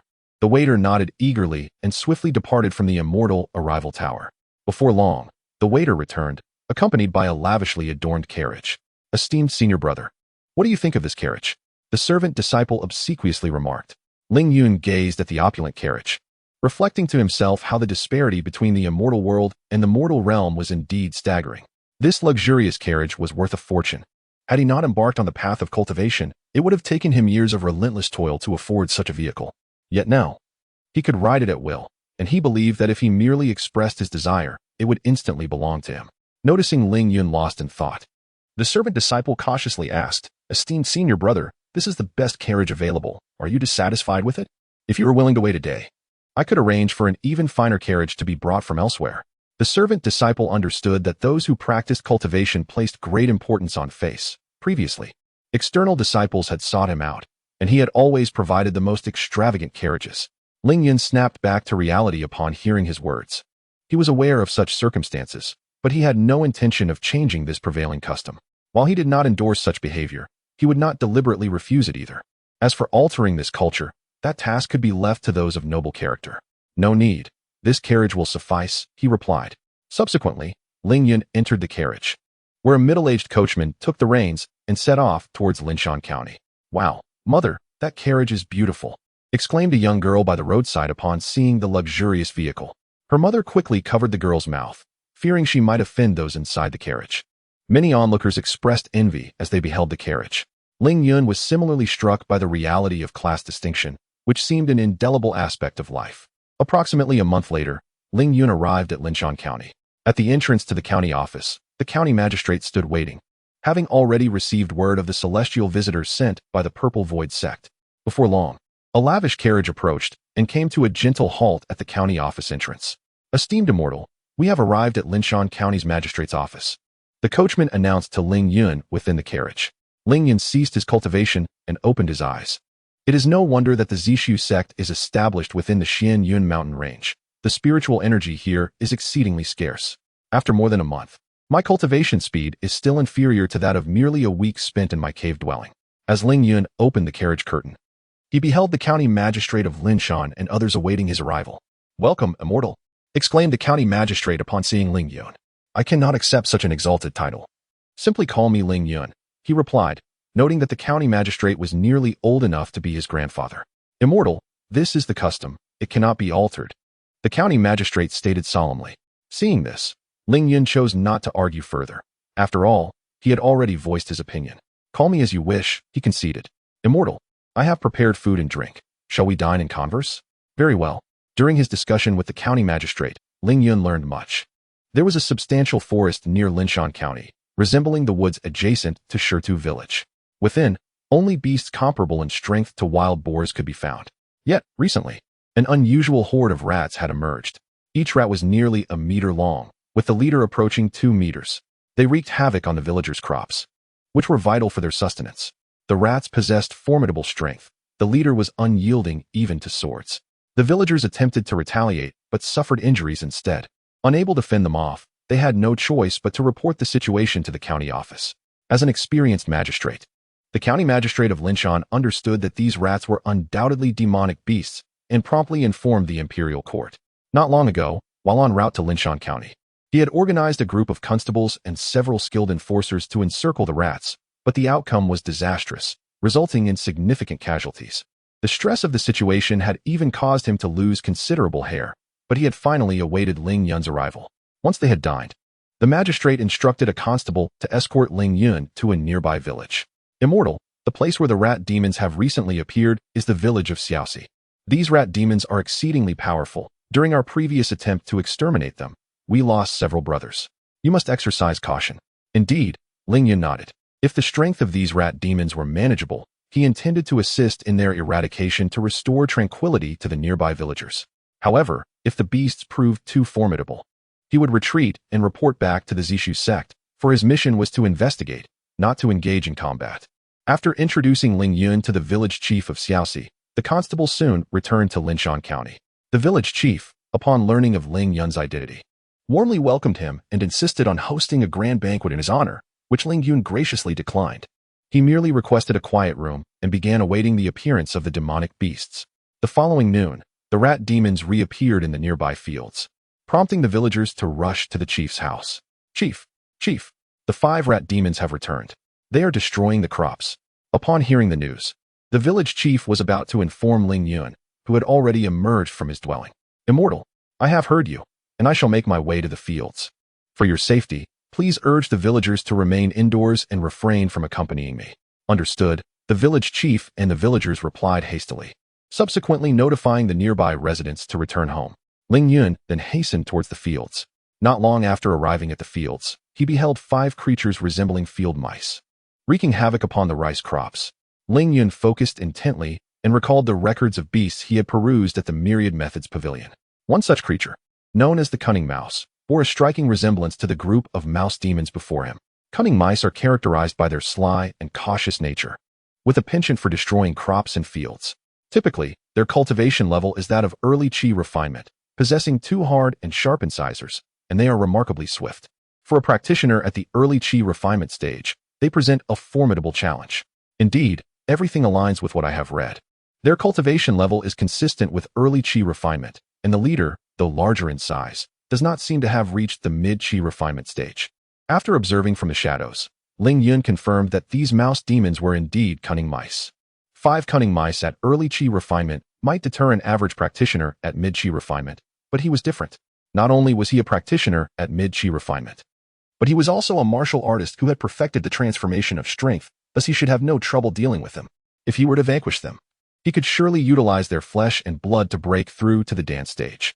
Ling Yun hesitated. After all, these were 5 creatures at early Qi refinement. Fortune favors the bold, he mused.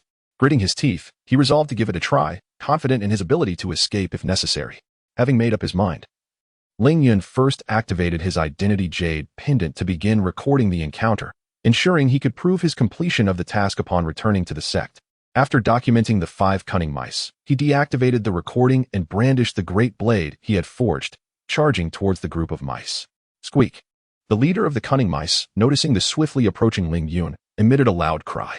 The other cunning mice, upon hearing their leader's call, instinctively turned their attention to Ling Yun. As he charged, Ling Yun employed the fiery sun technique. Just as he was about to close in on one of the cunning mice, a blazing fire arrow shot forth from his fingertips, hurtling directly towards one of the creatures. The arrow flew with incredible speed. Before the cunning mouse could react, it struck true. Boom! The fire arrow exploded upon impact, leaving a massive gaping wound in the cunning mouse, singeing its fur in the process. The creature perished on the spot. A splendid start. The fiery sun technique had instantaneously dispatched one cunning mouse, undoubtedly bolstering Ling Yun's confidence. The remaining 3 cunning mice were momentarily taken aback and instinctively sought to flee. However, the leader's intelligence surpassed that of the others. It was not intimidated by the scene, but rather incited by its beastly nature. It thwarted the escape of its comrades and led the charge against Ling Yun. The three cunning rats, upon witnessing the unfolding scene, hesitated for a brief moment before following the lead of their chief, launching an assault against Ling Yun. "You vile creature! Taste my blade!" Ling Yun exclaimed, channeling his fiery spiritual energy into his great sword, delivering a fierce strike aimed at the rat chief. The rat chief, anticipating to evade the attack with its swiftness, soon realized that Ling Yun was no mere practitioner of qi cultivation. He was also adept in martial arts, and thus would not allow the chief to dodge this onslaught. With a swift flash, the blade struck the rat chief with tremendous force, inflicting a grievous wound, the edges of which bore scorched marks. In just one strike, the rat chief, nearing the mid-stage of qi cultivation, found itself severely injured. Letting out a wretched scream, the ferocity in its eyes faded, as it recognized that this human was beyond its capacity to confront. Seizing the opportunity after his decisive blow, Ling Yun swiftly grasped one of the approaching rats, hurling it violently towards the other two that were closing in. The three rats soared through the air, tracing an arc before crashing heavily to the ground. Before they could even attempt to rise, a fire arrow erupted upon them, engulfing everything in a blaze of glory. Thinking of escaping? Ling Yun shouted as he noticed the wounded rat chief attempting to flee. Fixing his gaze on the injured leader, he blurred into motion, appearing beside the rat chief in an instant, his blade glimmering anew as it aimed for the chief's head. The severely wounded chief could not evade, and with a flash of the blade, its head was severed from its body, blood gushing forth. Without pausing, Ling Yun unleashed yet another fire arrow, striking down the remaining living rat. In the resounding explosion, the rats met their demise. This series of actions unfolded with an elegance akin to flowing water, showcasing Ling Yun's prowess as a dual practitioner of both qi and martial arts. This skirmish proved far simpler than Ling Yun had anticipated. The rat's once prized speed evaporated in the face of his might. In every aspect, speed, reflexes, and damage, Ling Yun surpassed them by a considerable margin. He mused that his current strength was likely comparable to that of a late-stage qi practitioner, and upon breaking through to the dance stage, he felt confident that he would not fear even the most adept of qi masters. Through this battle, Ling Yun gained a clear understanding of his own capabilities. To him, mid-stage qi practitioners appeared rather unremarkable. Without magical artifacts, those of equal cultivation might even fall short of a martial artist. After a brief respite, Ling Yun retrieved a large bag, collecting the 5 rats before returning to the village chief's dwelling. Upon seeing the 5 deceased rats, the village chief grasped Ling Yun's hand, expressing his heartfelt gratitude and eagerness to organize a proper feast in his honor. Ling Yun, however, swiftly declined, citing the extensive damage to the crops and urging the chief not to waste food on him. Yet, the chief insisted on repaying Ling Yun's assistance. Reluctantly, Ling Yun accepted some dried goods and seasonings from the villagers, using the excuse of other matters to take his leave from the village. Indeed, he had matters to attend to, as he was eager to sample the flesh of the early-stage demon beasts. Finding a suitable spot, he meticulously cleaned one of the rats and skewered the meat before placing it over the fire to roast. As time elapsed, the enticing aroma of the cunning rodent's meat gradually pervaded the air. Ling Yun meticulously turned the ingredients until both sides took on a delectable golden hue. He then retrieved the seasonings obtained from the villagers of Creekside Village from his storage pouch, sprinkling the seasonings over the golden rodent meat. The air was soon filled with a harmonious blend of fragrant aromas. Gulp. Instinctively, Ling Yun swallowed hard and, unable to contain his eagerness, took a bite. Delicious. The flesh of the mythical beast surpassed that of ordinary animals in both texture and taste. With a voracious appetite, he devoured a piece of the rodent meat in mere moments. Feeling a warm surge within him, Ling Yun realized the meat was taking effect, prompting him to rise and commence his martial training. As night fell, Ling Yun let out a soft exhalation, retracting his stance and seamlessly breaking through to the next stage of his cultivation. Indeed, the effects of the beast's flesh would wane with time. Thus, he resolved to consume another piece, not merely out of gluttony. After a brief respite, he began processing another rodent. The following day, Ling Yun brought the rodent leader to the county office of Linshan, while the remaining 2 were stowed away in his storage pouch. County Magistrate Li, this is the leader of the beast. I have also slain the other 4, and I trust Linshan will return to its former tranquility. Thank you for vanquishing the demon. Esteemed immortal, Magistrate Li exclaimed with gratitude upon seeing the evidence. There is no need for thanks. I merely fulfilled my duties, Ling Yun replied. Magistrate Li, I seek a quiet courtyard to rest for a time. Is there such a place available? Certainly. Esteemed immortal, allow me to lead you there at once. Magistrate Li readily agreed, guiding Ling Yun to a secluded courtyard. What do you think of this place, esteemed immortal? Ling Yun surveyed his surroundings, nodding in satisfaction, and offered a respectful gesture to Magistrate Li. Thank you, Magistrate Li. No need for such formalities, Magistrate Li responded, stepping back modestly. Should you require anything further? Do not hesitate to summon me. I shall not intrude upon your rest. With that, Magistrate Li departed the courtyard. Ling Yun sought solitude primarily to absorb the essence of the rodent meat. He then began his martial practice, aiming to digest the nourishment consumed the previous night. As for the flesh of the beast at the qi refinement stage, complete absorption would not occur swiftly for Ling Yun. The previous rapid absorption was due to his recent breakthrough. In the blink of an eye, nearly half a month passed, and Ling Yun had fully assimilated all the rodent meat, enhancing his strength once more. With the threat to Lin Shan eliminated, there was no urgency for him to return to the sect. He planned to visit Stone Village to see his parents. Upon opening the door to his chamber, he found the coachman who had previously brought him to Lin Shan standing outside like a steward. Old Zhang, have those individuals ceased their disturbances? Esteemed immortal, after learning of the situation, Magistrate Li personally warned them, and they have not returned to trouble you, the coachman promptly replied.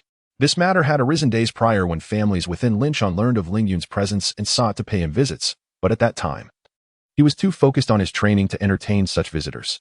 After much annoyance, he summoned the coachman to serve as a steward to manage these individuals. Old Zhang, let us depart from Linshan County, he said. Yes, esteemed one. Outside the Linshan County office, he expressed his gratitude. Director Li, thank you for your generous hospitality in recent days. After bidding farewell to the county magistrate, Ling Yun boarded the carriage, heading towards Shirtu Village. The journey from Linshan County to Shirtu Village was quite lengthy, and it was not until 2 months later that Ling Yun finally glimpsed the village's silhouette. Old Zhang, you may head to the nearby county town. I shall seek you once I have concluded my business. Ling Yun opted for a discreet return to the village, so as not to alarm the villagers. Yes, esteemed one. Once the coachman departed, Ling Yun assessed his attire and changed into a more modest outfit. With a bundle slung over his shoulder, he made his way towards Shirtu Village. Though 5 years had passed, Shirtu Village had not undergone significant changes. Excuse me, who are you? Are you Brother Yin? A young lad, on the cusp of adulthood, was about to inquire as he spotted Ling Yun approaching. Upon recognizing Ling Yun's features, he exclaimed in surprise. Ling Yun's reputation in Shirtu Village was considerable, as he was known to have single-handedly slain a wild boar. It was well known that such a formidable individual had never emerged from the village since its founding. Ah, you are Erdan? Ling Yun remarked after sizing up the young man. Yes, it is I. Brother Ling Yun, you actually remember me. Erdan replied, somewhat astonished. Of course, it was only 5 years ago. I am not afflicted with amnesia. I simply did not expect my former shadow to have grown into a fine young man, Ling Yun teased, playfully tapping Erdan on the head. Erdan, feeling a bit embarrassed, rubbed his nose. Here, this is a gift I brought for you. Ling Yun pretended to retrieve a beautifully carved jade from his pocket to present to Erdan, though Erdan was unsure of its significance. Its appearance suggested it was quite valuable, and he hastily declined. Brother Yun, this looks far too precious. I cannot accept it. I insist you take it. I have prospered during my travels these years and accumulated considerable wealth. This trinket is of little consequence to me. I have prepared gifts for everyone in the village. Ling Yun replied, half seriously, placing the jade into Erdan's hands before continuing towards the village. Upon learning of Ling Yun's success, the villagers flocked to see him, and he distributed the carefully selected gifts he had brought for all. Father, mother. Upon hearing the news of Ling Yun's return, his parents hurried over. The villagers, recognizing the moment, tactfully withdrew, allowing the family to reunite. My child, let me see if you have lost weight. How have you fared these years? Have you endured hardship? Ling Yun's mother immediately inquired about his well-being. Ling Yun, feeling the crowd's presence, promised to share his experiences at home. Once they arrived home, he recounted his adventures to his parents. My child, does this mean you have become an immortal? Ling Yun's father asked, his expression one of astonishment.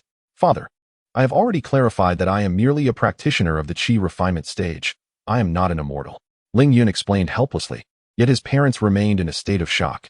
He could only inquire, by the way, where's the village chief? I did not see him earlier. If it weren't for him, I would never have become a cultivator. I must personally express my gratitude to him later. His father responded. The village chief passed away 2 years ago.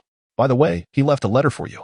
Upon hearing this, his father hurried back inside and after a brief search, handed the letter to Ling Yun. Before the village chief's grave, Ling Yun bowed 3 times in deep respect. During his years at the Zishu sect, he had come to understand the immense value of the token the village chief had previously given him.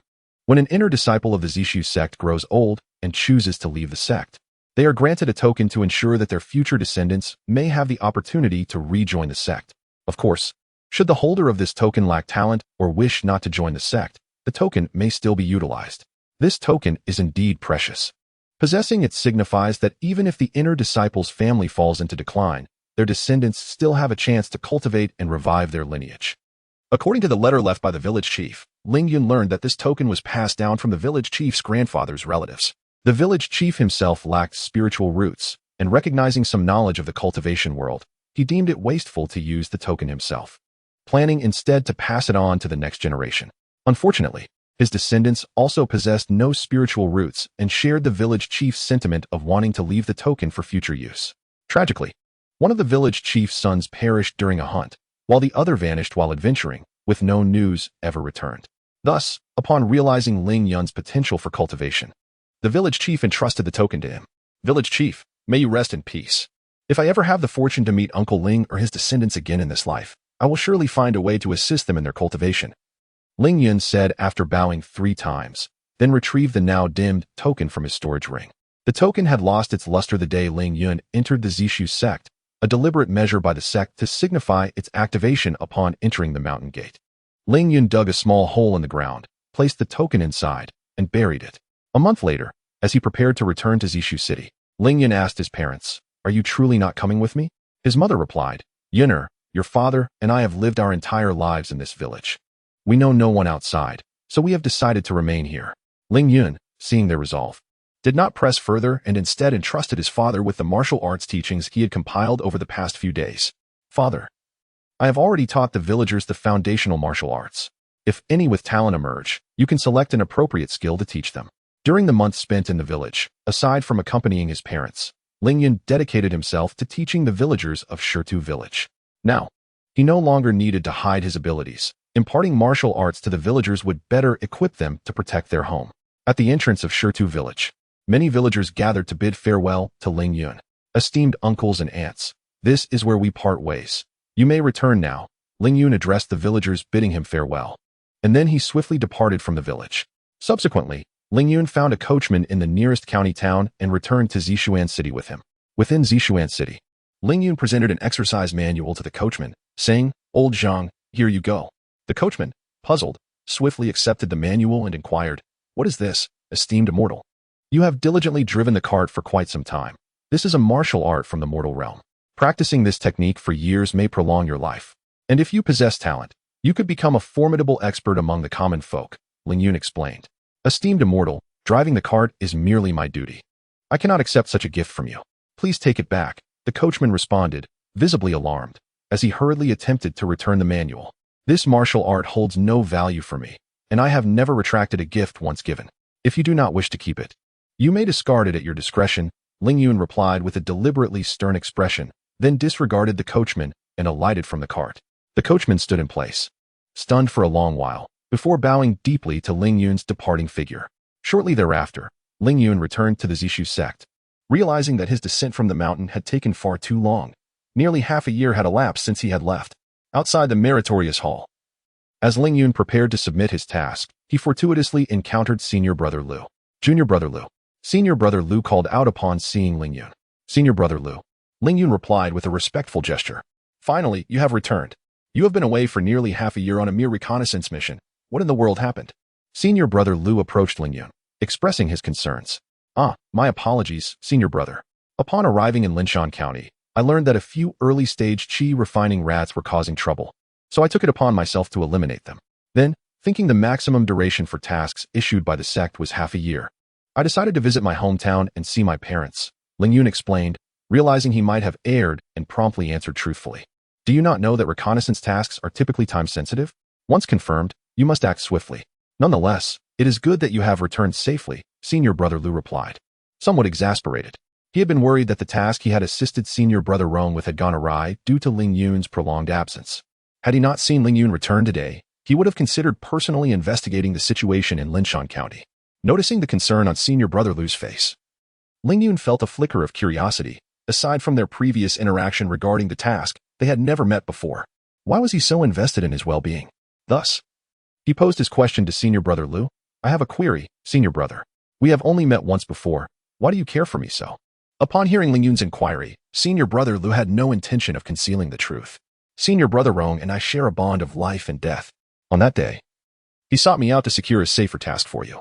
I noticed that brother Rong seldom sought my assistance, so I wished to make a good impression.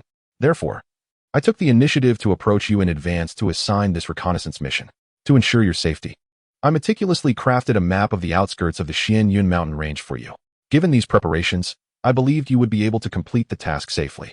However, to my surprise, after you accomplished the mission, you did not return promptly to the sect to report your findings, causing me to nearly descend the mountain in search of you. Upon hearing the full story from brother Lu, Ling Yun felt a twinge of embarrassment and quickly apologized to him. Never mind. The important thing is that you returned safely, relieving me of any concern regarding my report to brother Rong. Just remember not to repeat this in the future. After brother Lu finished speaking, he departed, leaving Ling Yun in a state of mild distress as he slapped his forehead. Alas, on my first descent from the mountain, I left a poor impression on brother Lu. I suppose I shall have to find a way to apologize later. Ling Yun then entered the merit hall to submit his mission report. Brother, I am here to submit my task, he announced. Please present your identity token, replied the elder brother. Ling Yun handed over the jade token, and the elder brother directed his spiritual energy towards the token. The recorded images of the cunning mice appeared from the token. The beasts that plagued Linshan County have been confirmed. Brother Ling, do you have any items to validate your findings? What items for validation? Ling Yun asked, puzzled.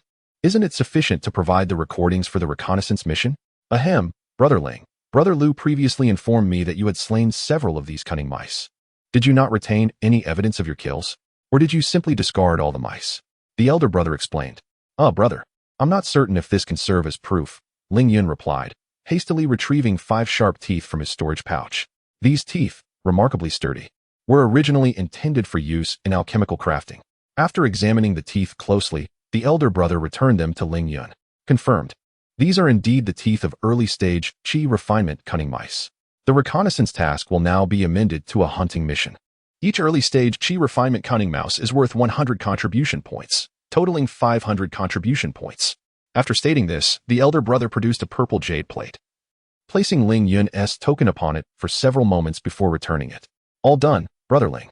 Your contribution points have been recorded. Thank you, brother, Ling Yun said, gratefully accepting his token and the cunning mouse teeth. No need for thanks. This is likely your first mission, brother Ling. Remember to familiarize yourself with the procedures for temporary task changes and submissions in the future. Understood, brother. Ling Yun indeed needed to research this knowledge. Had it not been for brother Lu's timely communication, he might have only received the contribution points for the reconnaissance task. Now possessing 500 contribution points, Ling Yun proceeded to examine the items available for purchase at the contribution point exchange. After surveying the surroundings, Ling Yun left the merit hall without exchanging anything. There existed a pill known as the Qi Gathering Pill, which significantly enhanced the absorption of spiritual energy, far surpassing the efficacy of low-grade spiritual stones. Ling Yun coveted this pill, priced at 500 contribution points per vial. However, upon reflection, as a pill-embracing warrior, his lifespan exceeded that of ordinary Qi refining practitioners. There was no need for him to hastily elevate his Qi refinement level. Instead, he deemed it more prudent to exchange for the advanced techniques of the Fiery Sun technique and knowledge related to formations. Ling Yun ascended to the second floor of the 10,000 Methods Pavilion to inquire about the prices of the subsequent techniques of the Fiery Sun technique. The second tier required 200 contribution points, while the third tier demanded 300. He was able to afford the third tier. Yet he chose not to purchase it immediately and instead ventured to the section concerning formations. The introduction to Formations Jade Slip contained fundamental knowledge of formations along with a diagram of a Qi gathering array. It required 300 contribution points. This was precisely what he needed. Ling Yun acquired both the second tier of the Fiery Sun technique and the introduction to formations, reducing his contribution points to 0 once more. The acquisition of the second tier of the Fiery Sun technique was aimed at augmenting the power of the spell, while the purchase of the introduction to formations was a preparatory step for future talisman crafting. After placing the 2 jade slips into his storage bag, Ling Yun did not return to his cave abode, but instead made his way to the artifact refining hall with the intention of thanking senior brother Rong. Unfortunately, senior brother Rong was not present, having gone out on business, and Ling Yun could only return to his cave abode in disappointment. Within the confines of his cave, Ling Yun first examined the second tier of the Fiery Sun technique before commencing his practice. A month later, upon initially mastering the second tier of the Fiery Sun technique, he began to study the introduction to formations. In the realm of cultivation, formations are classified into 8 tiers, with the first tier being the most basic and the 8th tier the most advanced. According to the introduction to formations, the basic setup of a formation involves 3 steps. The first step is to draw the formation diagram, which consists of inscriptions. The second step entails placing items at the most crucial positions or nodes within the formation. Taking the simplest chi gathering array as an example, this formation requires the placement of spiritual stones at its nodes. The third step is to activate the formation by infusing it with spiritual energy, much like artifact crafting. This constitutes merely foundational knowledge, as there exists a myriad of formation types, including large-scale formations, mobile formations, and miniature formations. For the crafting of superior magical tools, one must inscribe miniature formations. Of course, for Ling Yun, mastering even the most basic inscriptions was sufficient. 10 years later, in his cave abode, Ling Yun sat within the chi-gathering array he had meticulously arranged. With a crack, the spiritual stones maintaining the array crumbled into dust. As the chi-gathering array dissipated, Ling Yun concluded his training. Finally, he had reached the late stage of chi refinement, thereby catching up to Pang Feichen and the others.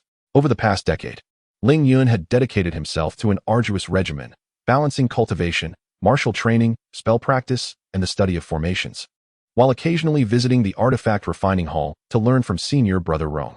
Typically, chi refining practitioners would solely focus on spell cultivation and elevating their cultivation level. Amidst this bustling schedule, Ling Yun managed to achieve the late stage of chi refinement just a year behind Pang Feichen. Do not underestimate Pang Feichen and his companions. Driven by vengeful adversaries, they exhibit an extraordinary work ethic, dedicating their days to either rigorous training or honing their magical skills, or completing tasks to earn contribution points. This relentless pursuit evokes a sense of inadequacy in Ling Yun, who, under Pang Feichen's influence, also began to immerse himself in the same fervor. Consequently, Pang Feichen emerged as one of the fastest progressing disciples among the outer sect. Ironically, the senior brother who harbors a grudge against Pang Feichen had languished at the mid-stage of chi refinement for years. Yet, as Pang Feichen ascended in mastery, this adversary was compelled to elevate his own cultivation. After much effort, he finally broke through to the late stage of chi refinement, only for Pang Feichen to follow suit shortly thereafter. According to Sun Hu, they engaged in a fierce confrontation during a task outside the mountain gate, resulting in mutual injuries. I should be able to undertake more challenging tasks now, Ling Yun remarked, feeling the abundant spiritual energy coursing through him. His progress in catching up to the diligent Pang Feichen over the years is undoubtedly attributed to the substantial resources at his disposal. Without such resources, it would be implausible for him to reach the late stage of chi refinement so swiftly. These resources are garnered through undertaking tasks to earn contribution points for exchange. Typically, cultivators at the chi refinement stage collaborate in small teams to complete tasks and share the contribution points. However, Ling Yun stands apart. As a dual practitioner of chi refinement and martial arts, he requires no such collaboration, capable of fulfilling mid-stage chi refinement tasks independently. Nevertheless, he decided to err on the side of caution and wait until he breaks through to the strength of Gangjing before taking on additional challenges, confident that such a breakthrough is imminent. Chapter 17. The Purple Void Arena. Ling Yun arrived at the Hall of Meritorious Deeds, gritting his teeth as he spent 500 contribution points to purchase a bottle of blood-enhancing pills, which contained 3 capsules. The pills were slightly red in hue, adorned with unique patterns, and upon consumption, they would augment the vitality within one's body. In the realm of cultivation, there existed practitioners focused on body refinement, and these pills were intended for their use. Over the years, Ling Yun had perused texts concerning both martial artists and body refinement practitioners. In the world of cultivation, the existence of the transcendent path of cultivation meant that martial artists lacked a promising future. According to the texts, the most formidable martial artists in the secular world were comparable to practitioners in the initial stages of chi refinement. Based on his own circumstances, Ling Yun speculated that martial artists in this world were likely at the nascent stage of transformation. While body refinement practitioners were not mainstream, they were not particularly rare either. There were even sects dedicated to the art of body refinement. However, body refinement was generally considered only after reaching the foundation establishment stage. This was due to the fact that, compared to chi refinement, body refinement required an excessive amount of resources and time. If a chi refinement practitioner possessed such resources, they would have long since achieved perfection in chi refinement and begun preparing for the foundation establishment breakthrough. Furthermore, Body refinement was far more arduous than simply absorbing spiritual energy while seated. It could be said to be a form of self-torment. Thus, within the Purple Void sect, Ling Yun had never heard of any chi refinement practitioners opting for body refinement. Even he had no intention of pursuing body refinement during the chi refinement stage. Months later, within the cave abode of the third peak, Ling Yun let out a long howl, breaking through to the strengthened stage. Now, as a strengthened stage martial artist, his lifespan was comparable to that of a foundation establishment practitioner, and his strength should rival that of those who had perfected their chi refinement. The Blazing Solar technique was an offensive spell that he had cultivated to the third level. However, in terms of power, it could not match the full force of his strengthened stage strike. From this perspective, it could be inferred that practitioners who had attained perfection in chi refinement were likely on par with strengthened stage martial artists, yet had not reached the innate level. Upon concluding his reflections, Ling Yun felt a sense of relief. His current strength placed him among the elite of the outer disciples. He refrained from boasting too much, as he had yet to witness the prowess of a perfected chi refinement practitioner. It was rumored that in a few years, the trial for outer disciples to ascend to inner disciples, held once every 30 years, would take place, providing him an opportunity to test his mettle. In the familiar woods, Ling Yun, along with Pang Feichen and Sun Hu, set up a stone table to enjoy spiritual wine and fruits purchased with spiritual stones. They were no longer in their initial stages of poverty. For them, common spiritual wine and fruits were no longer considered luxuries. "It's rare for Brother Yun to invite us both to gather," Pang Feichen remarked, sipping his drink. "What do you mean it's rare for me? It's you who is rare, isn't it?" asked Brother Sun. "Ever since I set up the chi gathering array for you. Have you even left your cave?" Ling Yun retorted, exasperated. "I've invited you several times, but you always seem to be engrossed in your cultivation." "Ah, is that so, Brother Sun?" Pang Feichen asked, turning to Sun Hu with a slightly embarrassed expression. Sun Hu nodded and remarked, "Indeed, it has been quite some time since we last met, especially considering that Brother Yun resides on another peak. Ever since the establishment of the chi gathering array, our encounters have diminished significantly. Ah, how could I not be captivated by the extraordinary chi gathering array you constructed? I find myself utterly entranced, and thus I impose upon myself 3 cups of spirit wine." As he spoke, he intended to drink 3 cups in quick succession, but was halted by Sun Hu. "Do not punish yourself, my friend. Brother Yun's spirit wine does not come cheaply. This self-imposed punishment seems more like a ruse to indulge a little more," Sun Hu teased. "How dare you, Sun Hu?" Brother Yun has not protested at all.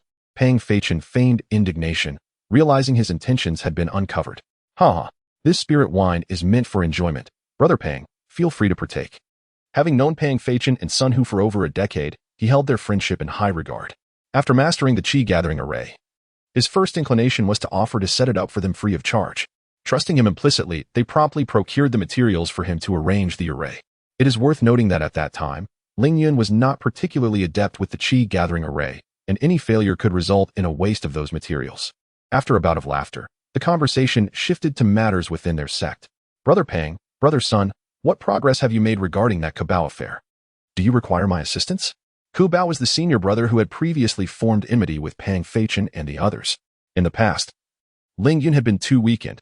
Given that the conflict between Pang Feichen and Kubao was relatively minor, he had chosen not to intervene. Now, however, with his strength comparable to that of a perfected chi refinement practitioner, coupled with the fact that Pang Feichen and Kubao had clashed privately before, Ling Yun resolved to lend his support to Pang Feichen. "No need, Brother Yun. Kubao's talent pales in comparison to ours.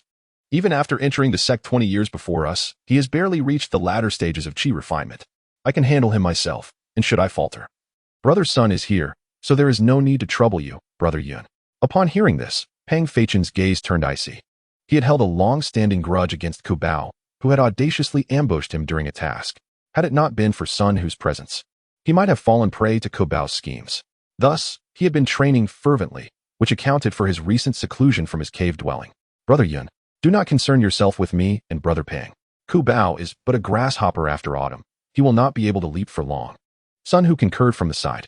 "Very well, I shall refrain from further discussion. Should you require anything, simply reach out to me." Speaking of matters at hand, Brother Yun, you are aware of the upcoming promotion trial, are you not? "Of course, I sought you out specifically to discuss this matter. The promotion trial is held once every 30 years, and the number of spots for advancing to inner disciples is uncertain. I have learned that there seem to be 10 spots available this time," Pang Feichen stated first. "Alas, Brothers Yun and Pang, this time there are indeed 20 spots. But it matters little to us. Those perfected Qi refinement seniors have been eyeing these spots for quite some time, Sun Hu sighed. They had only just recently broken through to the latter stages of Qi refinement.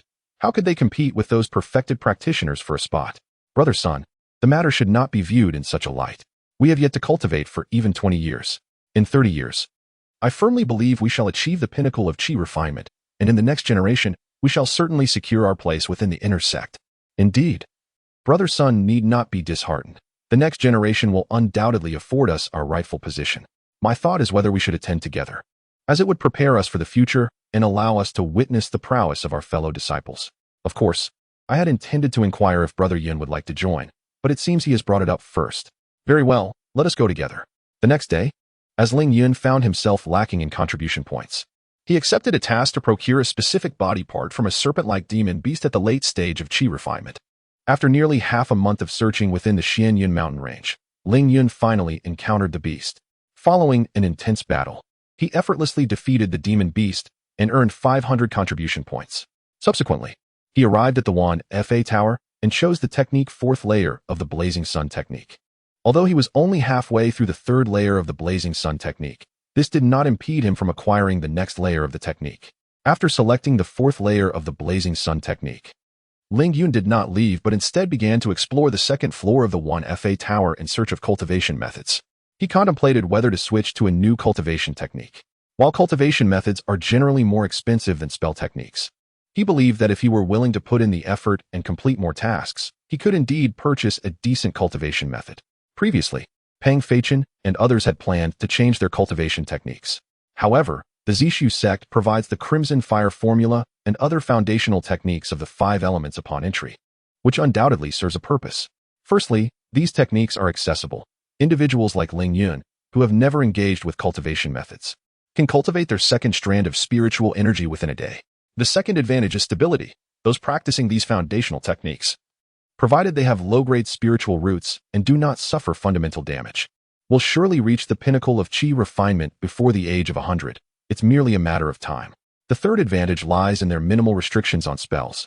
For instance, the Crimson Fire formula does not confine practitioners to just fire-related spells. After learning the Crimson Fire formula, Ling Yun could, if he so wished, utilize water or even ice spells, albeit with slightly diminished power. Of course, the drawbacks are evident, primarily the slow cultivation speed. Take Ling Yun, who entered the sect alongside him. She has already reached the pinnacle of Qi refinement and is now beginning to establish her foundation. Her rapid advancement can be attributed at least partially to her cultivation method, with the remainder due to her innate talent and resources. No, I have fallen into a misunderstanding. Others seek to change their cultivation methods to break through to foundation establishment before aging and declining. However, I am different. My lifespan extends to 200 years, and as a martial artist of formidable strength, I need not worry about the decline of vitality before my time is up. Therefore, I need not concern myself with this. Taking my time is acceptable. Most importantly, rather than fixating on the uncertainty of foundation establishment, I should first contemplate breaking through to innate martial artist status. After a rapid contemplation, Ling Yun resolved not to change his cultivation method for the time being. Certainly, given the pace at which I accumulate contribution points, bolstered by resources, my progress will not be significantly delayed. At most, I might lag behind Brother Pang and the others by a mere decade, which I can easily endure. With this thought, Ling Yun dismissed his fanciful musings. In a few years, the promotion trial would commence. Although he harbored no illusions of entering the inner sect, it did not hinder him from seeking methods to enhance his strength. After a thorough search, Ling Yun discovered a technique concerning body refinement practitioners, the Spirit Crane Beak. According to the introduction inscribed on the jade slip, this technique required only 200 contribution points, a modest sum for Ling Yun. Driven by curiosity about body refinement practitioners, he purchased it without hesitation.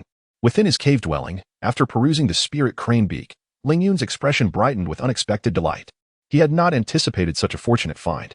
While the Spirit Crane Beak was not particularly powerful, merely a mid-stage Qi refinement technique at best, its insights into the application of body refinement techniques provided Ling Yun with significant inspiration. Body refinement, unlike martial arts, is fundamentally a form of cultivation, necessitating the absorption of spiritual energy. Consequently, many techniques employed by body refinement practitioners require the use of spiritual energy, as exemplified by the Spirit Crane Beak.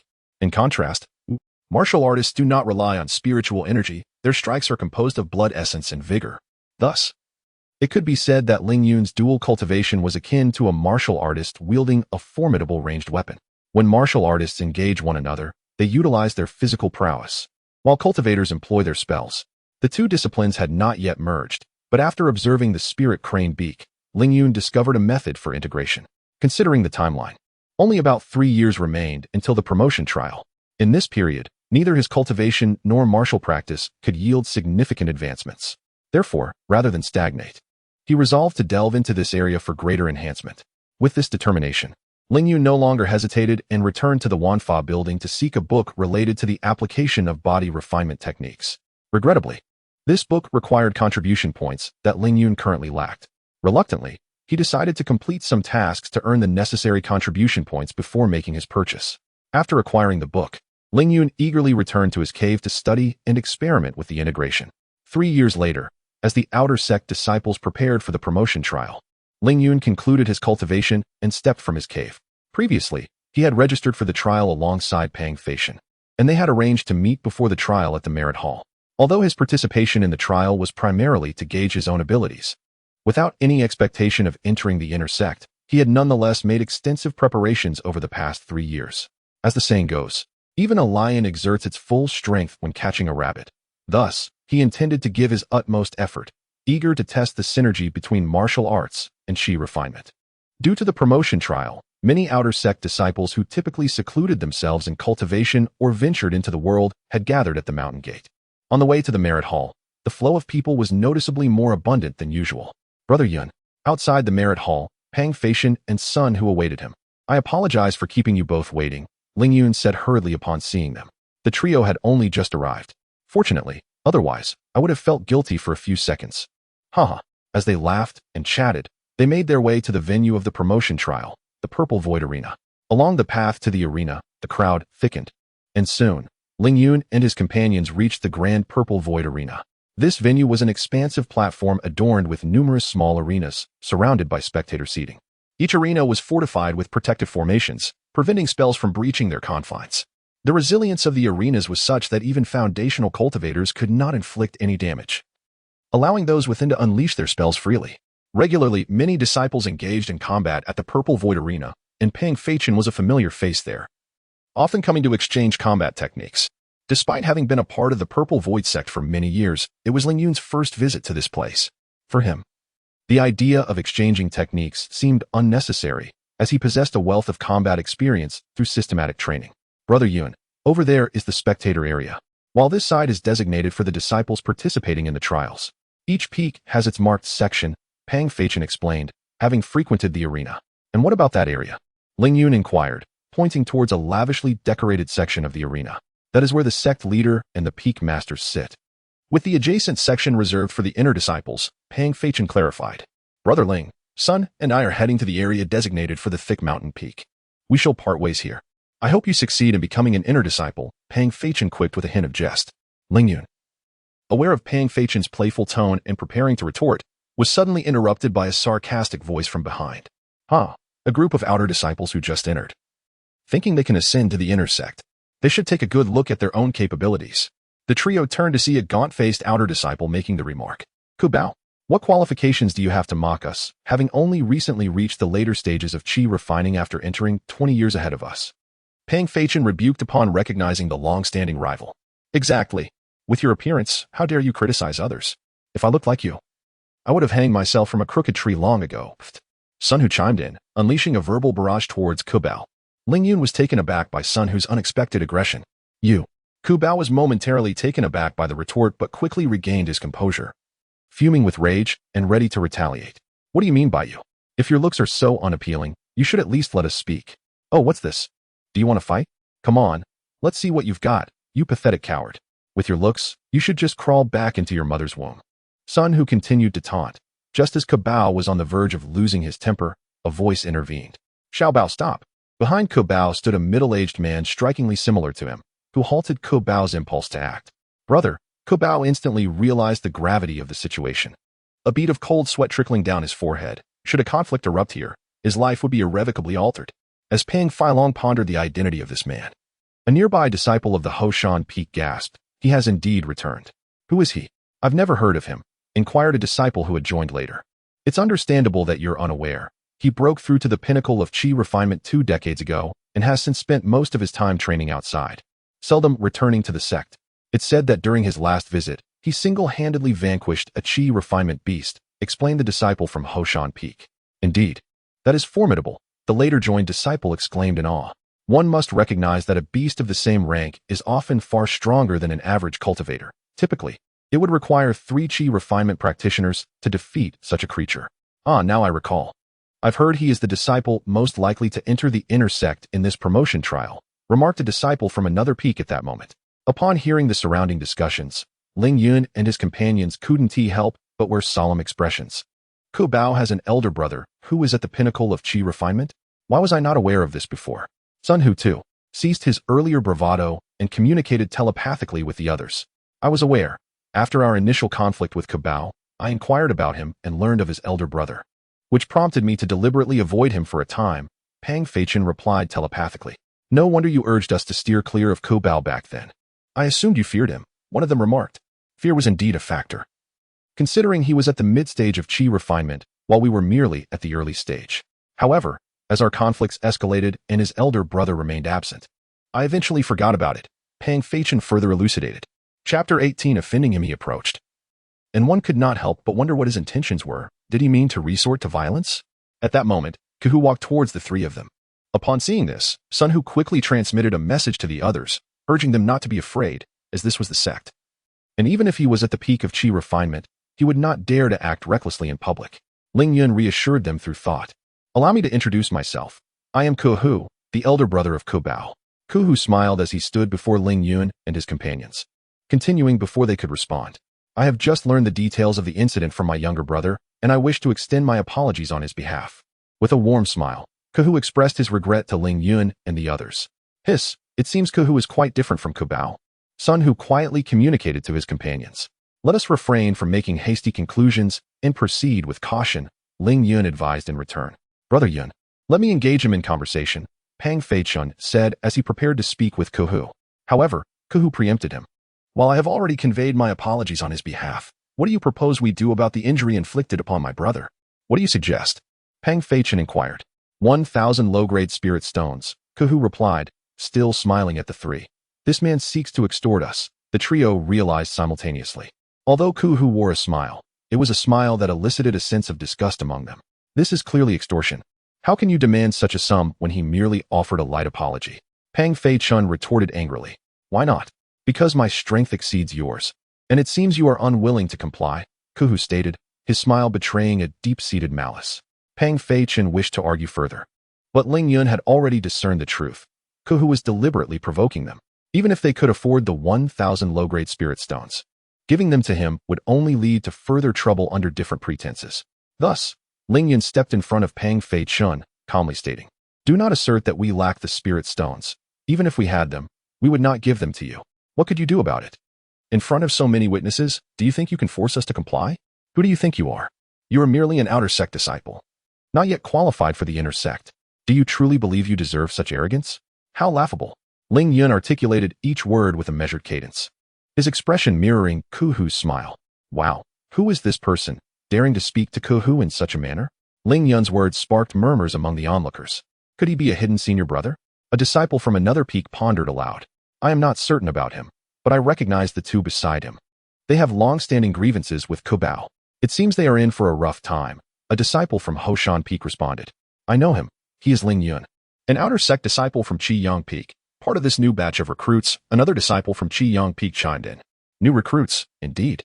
Their strength surely pales in comparison to Kuhu's, an outer sect disciple remarked, shaking his head.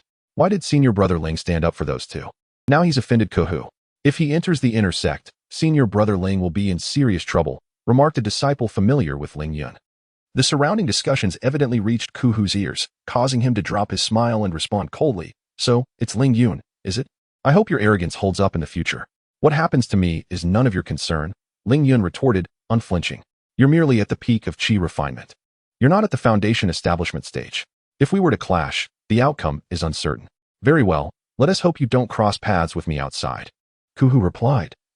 his anger morphing into a mocking smile as he glared at Ling Yun for a moment before departing with Ko Bao towards the area of Hoshan Peak. It was clear that Ling Yun had completely antagonized the two brothers. "My apologies, Yun brother, for involving you in this." Pang Feichen expressed regret after the brothers left. "There's no need for apologies, Brother Pang. This is not your fault." Ling Yun waved his hand dismissively. "But," Pang Feichen attempted to add more. But Ling Yun interrupted. "Brother Pang, you need not worry about me." Setting aside the fact that lethal force is prohibited within the sect. Even if he successfully enters the inner sect, what can he do to me as long as I remain within the sect? Instead of worrying about me, you should consider your own situation. You and Brother Sun are on the same peak, making you more susceptible to his targeting. Ling Yun reassured Pang Feichen. "Now, let us not dwell on these thoughts. The upcoming trials are far more important. You both should go now and be cautious of Kohu." "Understood.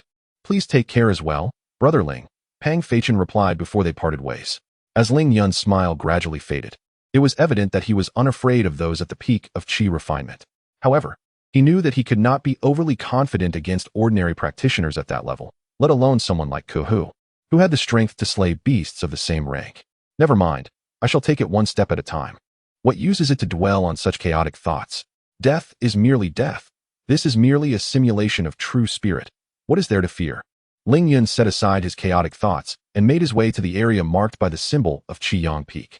Upon arriving at the Qiyang Peak region, many outer disciples turned to look at Ling Yun, clearly aware of the recent incident. Some admired his bravery in defending his brothers, while others praised his commendable courage. Yet, there were also those who considered him overconfident or felt pity for him. Truly, good news travels slowly, while bad news spreads like wildfire, Ling Yun thought to himself. Feeling a sense of frustration at having gained notoriety due to his conflict with Kohu, this manner of becoming known was utterly disheartening. After exchanging pleasantries with a few outer disciples, Ling Yun chose a secluded spot to sit and await the commencement of the promotion trials. Brother Lu. Not long after, a handsome young man entered the Qiyang Peak area, prompting other disciples to greet him eagerly. L, the senior brother, wore a smile as he approached Ling Yun's side. "Greetings, Brother L." Ling Yun greeted him, just as the other disciples had done. L was the most formidable outer disciple among the ranks of Qiyang Peak, his prowess rivaling that of Kohu, another disciple expected to enter the inner sect this time. Naturally, Ling Yun was acquainted with L, though they were not particularly familiar. "Junior Brother Ling, I have heard about your encounter with Kohu. I must say, your courage to stand up to him is commendable," L remarked slowly. "Honestly, I did not intend to offend Kohu," Ling Yun thought to himself, but before he could respond, L continued, "You appear concerned about Kohu's retaliation." "Well, a little," Ling Yun admitted. "Haha, Junior Brother Ling, I truly admire your willingness to defend your friends. You need not worry about Kohu's vengeance. I shall protect you." L laughed heartily, patting Ling Yun on the shoulder. "If I encounter that fellow Kohu in the arena, rest assured I will teach him a lesson on your behalf." "Thank you, Brother L," Ling Yun replied with a smile, clasping his hands in gratitude. He was pleasantly surprised that the very concern he had moments ago seemed to have dissipated. After exchanging a few more words, L mingled with others he recognized. As time passed, more disciples arrived, and numerous inner sect members gathered in their designated area. With a resounding chime, silence enveloped the Zishu arena. In the next moment, the sect master and the 6 peak leaders appeared upon the platform. "Dear disciples, each of you represents the future of Zishu sect. Today's trial is but a small step in your journey of growth. Remember, regardless of the outcome, do not be disheartened. As cultivators, we thrive through our failures." The sect master's voice, though soft, resonated clearly among the crowd. After delivering this motivational address, the sect master, accompanied by the 6 peak leaders, took their designated seats. Many disciples around Ling Yun felt uplifted by the sect master's words. "Ling Yun, hey, this is merely platitude. Must you all be so naive?" Ling Yun thought, feeling somewhat exasperated. How could they not discern the insincerity of such sentiments at their age? Wait, could it be that they're deliberately putting on this facade to impress the sect master and the peak leaders? Ling Yun pondered, promptly mimicking the others and feigning enthusiasm for the motivational speech. Once the sect master and the peak leaders departed, a steward appeared on the platform. Ahem. This year's promotion trial will proceed as it did last year, with internal competitions among the peaks. For outer disciples will be selected to compete, and those chosen will then vie for final rankings. The top 10 will gain entry into the inner sect. The promotion trial is not the same for every session. The combat within the Zishu arena is merely one aspect. In addition to combat, activities such as hunting demonic beasts within designated areas are also included. Moreover, Even the rules for the combat may vary. As in the previous session, the top 3 contenders will be awarded a Foundation Establishment pill. As the words of the steward echoed through the arena, an electrifying enthusiasm surged among the outer disciples, their eyes ignited with the spirit of battle. The Foundation Establishment pill is a crucial elixir for cultivators seeking to transcend into the Foundation Establishment stage. It is well known that without this pill, a cultivator's attempt to break through solely on their own merits is nearly impossible. Furthermore, should a breakthrough fail, it could lead to death.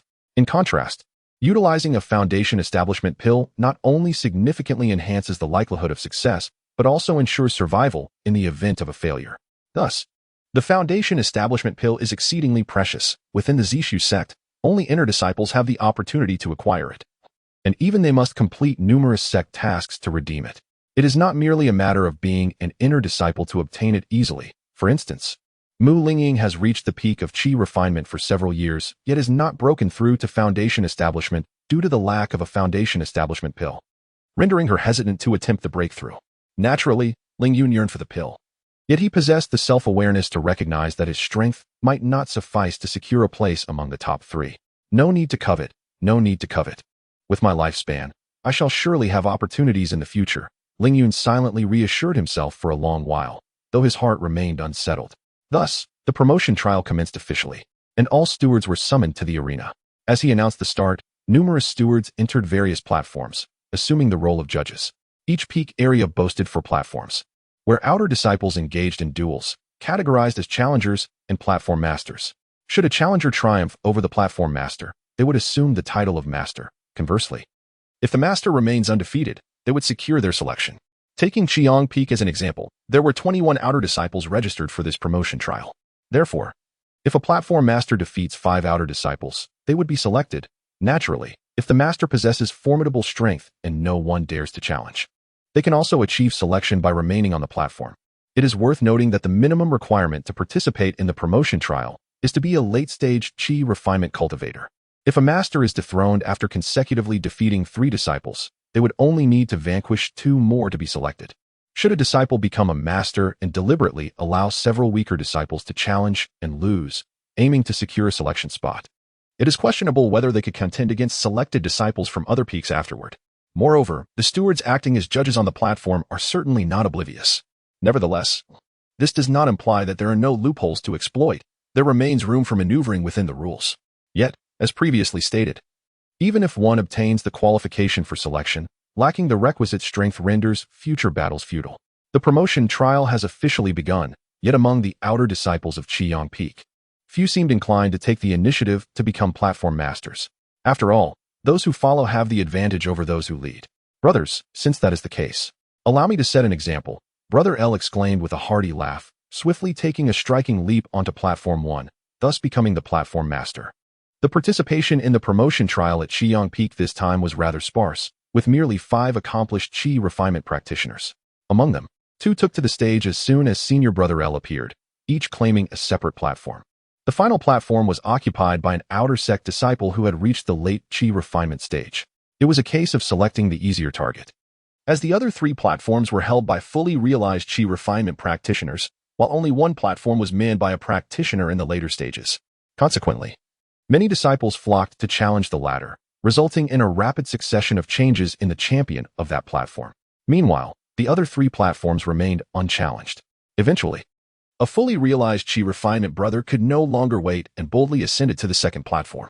Since no one dares to challenge you, I shall take it upon myself, he declared.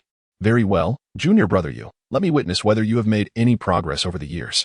The impending battle between the 2 fully realized disciples captured the attention of most present. Ling Yun could not help but feel invigorated.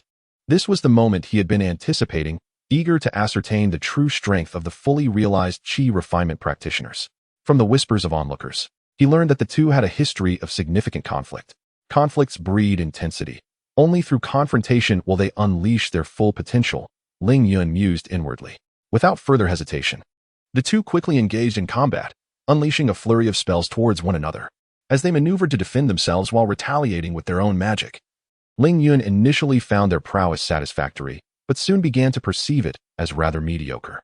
Is this it? If this is their level of skill, then I could easily qualify as well, he thought. The clash between the two fully realized chi refinement brothers was fervent, with a diverse array of spells of various colors soaring through the air, colliding spectacularly as they sought to overwhelm each other.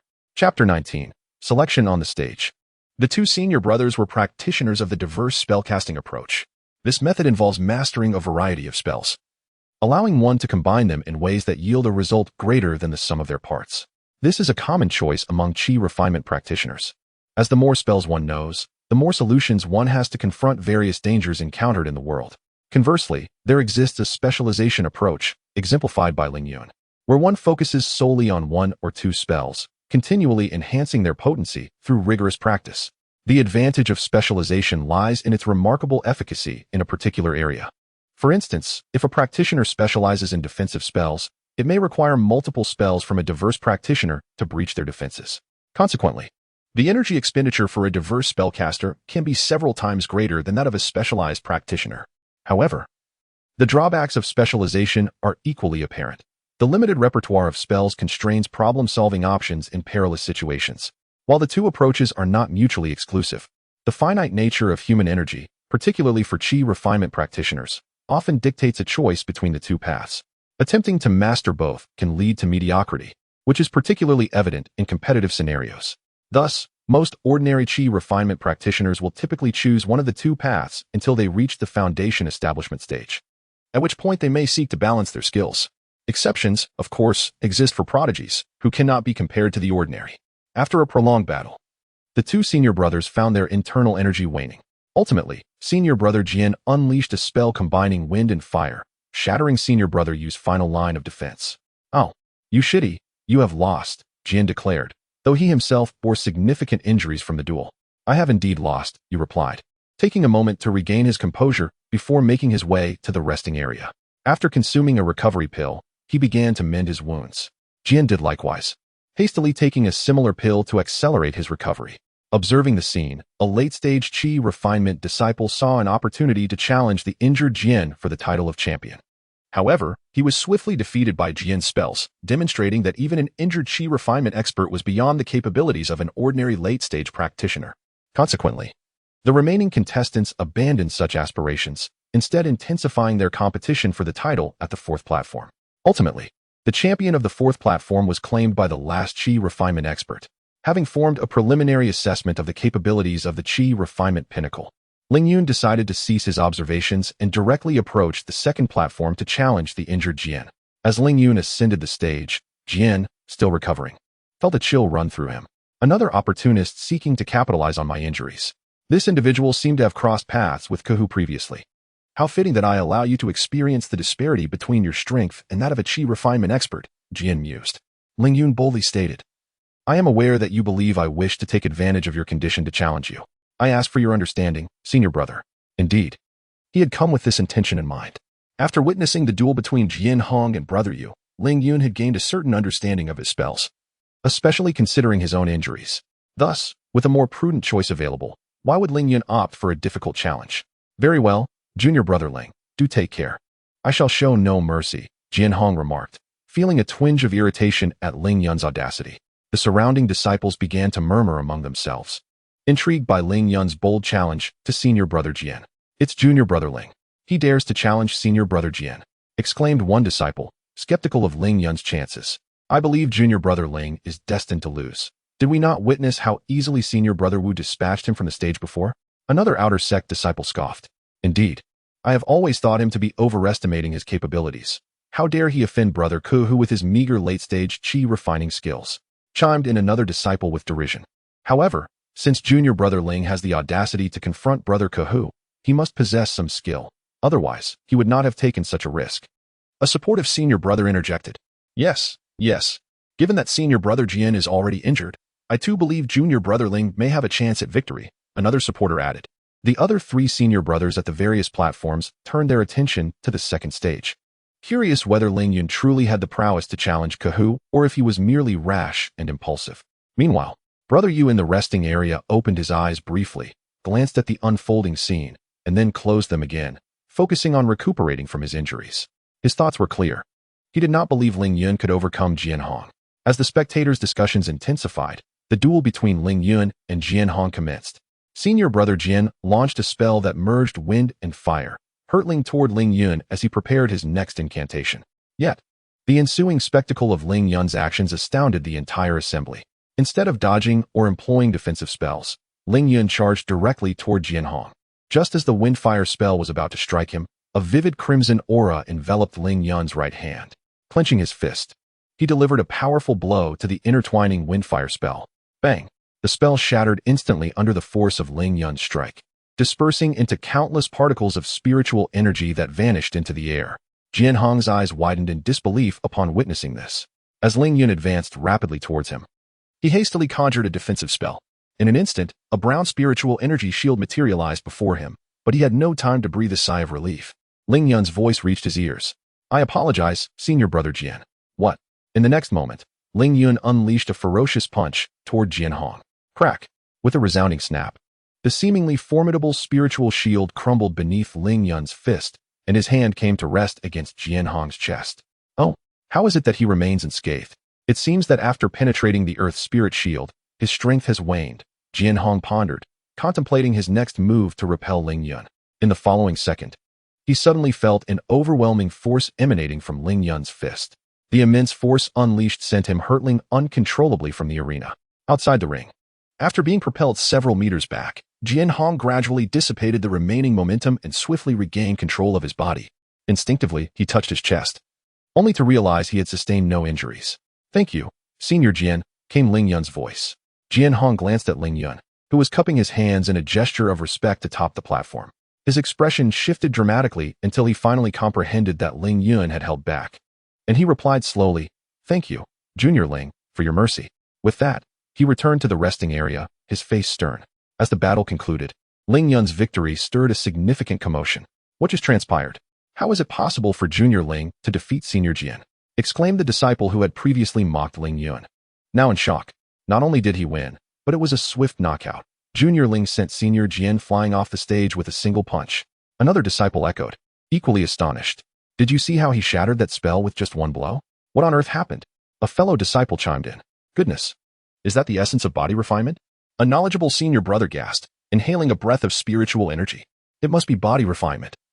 No wonder Junior Ling dared to challenge Senior Kuhu. Another disciple, filled with admiration, noted the excruciating pain one must endure to master body refinement. As more outer disciples began to discuss the intricacies of body refinement, admiration for Ling Yun became palpable among the spectators. Body refinement? No wonder Junior Ling is unafraid of Kuhu. Brother Liu, standing on the first ring, soon came to his senses and regarded Ling Yun with respect. He had once contemplated pursuing body refinement techniques, but after a few attempts, he had given up due to the slow progress and unbearable pain involved. Observing the admiring gazes directed at him from outside the arena, Ling Yun realized they might be misinterpreting the situation, yet he chose not to clarify his intentions. "Let them be mistaken. It serves to conceal my true self," he thought. Subsequently, two skeptical disciples challenged Ling Yun, only to be easily dispatched from the ring. Finally, Brother Yu, who had almost recovered, stubbornly sought to challenge Ling Yun, but like Jian Hong, he was sent sprawling off the platform by two of Ling Yun's punches. With that, the onlookers ceased their challenges against Ling Yun and began to confront other senior brothers on different platforms. As the challenges against Ling Yun dwindled, the officiating steward within the arena smiled at him and remarked, "You are quite the lad, daring to practice body refinement during the chi refinement stage. Are you not concerned it might hinder your progress in chi cultivation? Esteemed steward, I possess a lesser talent for chi refinement, yet my aptitude for body refinement is commendable. If I were to focus solely on chi cultivation, I might never gain entry into the inner sect, while body refinement may slow my chi progress. I believe that with the resources available in the inner sect, I would reach the foundation establishment stage much quicker," Ling Yun replied, having meticulously prepared his excuse, slightly modifying it before presenting it to the steward. "Ambitious and resolute, I admire that in you, steward," he said, his eyes reflecting appreciation. "Regardless of whether you gain entry into the inner sect this time, should you encounter any cultivation-related issues, feel free to seek my guidance." The deacon continued, "Thank you, Master Xie." Ling Yun promptly expressed his gratitude upon hearing this. Indeed, when one possesses exceptional abilities, one's treatment improves. The ancients did not deceive me. Soon, the selection period for each peak concluded. The chosen disciples from the outer sect of Qiang Peak were as follows: Brother L on the first arena, Ling Yun on the second, Brother Jin on the third, and an unnamed brother on the fourth.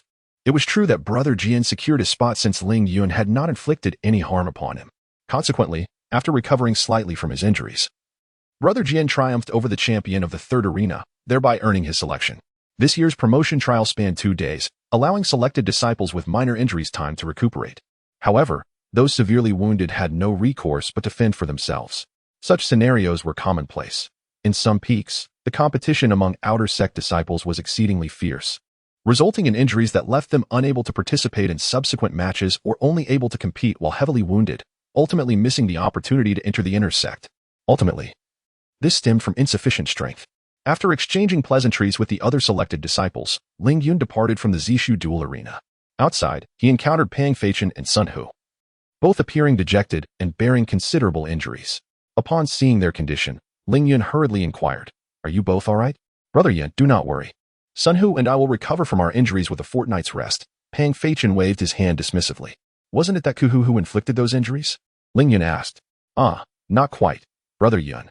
We are not foolish enough to confront Kuhu directly. It was merely that some individuals sought to curry favor with him and struck us hard," Sun Hu interjected. "In the end, it was a matter of skill not being on par." "Brother Yun, how did you fare?" "I managed to be fortunate enough to be selected." "Ah, congratulations, Brother Yun, on your selection. I knew you would succeed." Their spirits lifted upon hearing this. The two congratulated Ling Yun. However, being selected does not guarantee entry into the inner sect. "You both should return to your abodes to recuperate," Ling Yun urged, noticing their faces had regained some color and fearing they might overexert themselves. "Cough, cough, Brother Yun. These minor injuries are nothing to worry about," Pang Feichin replied with a few coughs.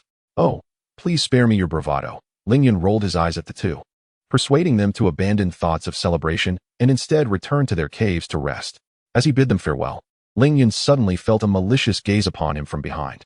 Turning around, he saw Ku Bao watching him with ill intent. Ling Yun felt momentarily speechless. "Keep your eyes to yourself. Do you think you are Kuhu? Were it not for the sect's rules against fighting and for your brother's complete mastery of chi refinement, I would not hesitate to teach you a lesson." Unable to act on his impulses and unwilling to engage with this petty provocateur, Ling Yun chose silence, not wanting to sully himself with conversation. After merely gesturing a friendly sign to Ku Bao, he retreated to his cave dwelling. Ku Bao, momentarily taken aback by Ling Yun's gesture, quickly recognized its implication and felt a surge of anger. However, contemplating the recent news he had received, he suppressed his fury and turned to inform his elder brother of Ling Yun's selection. Outside the peak of Hoshan, within a cave, Ku Bao hastily approached the meditating Kuhu. "Elder brother, I just learned that Ling Yun has also been selected," he announced. Kuhu opened his eyes and, upon seeing his brother's flustered demeanor, reprimanded him. "What are you so agitated about? It's merely a stroke of luck that he has been selected. There is no reason to make a fuss." This younger brother had always been a source of concern for him. Kuhu had hoped that bringing him into the Zishu sect would temper his disposition, but instead, he seemed to have become more reckless, leveraging his brother's status to create a myriad of troubles.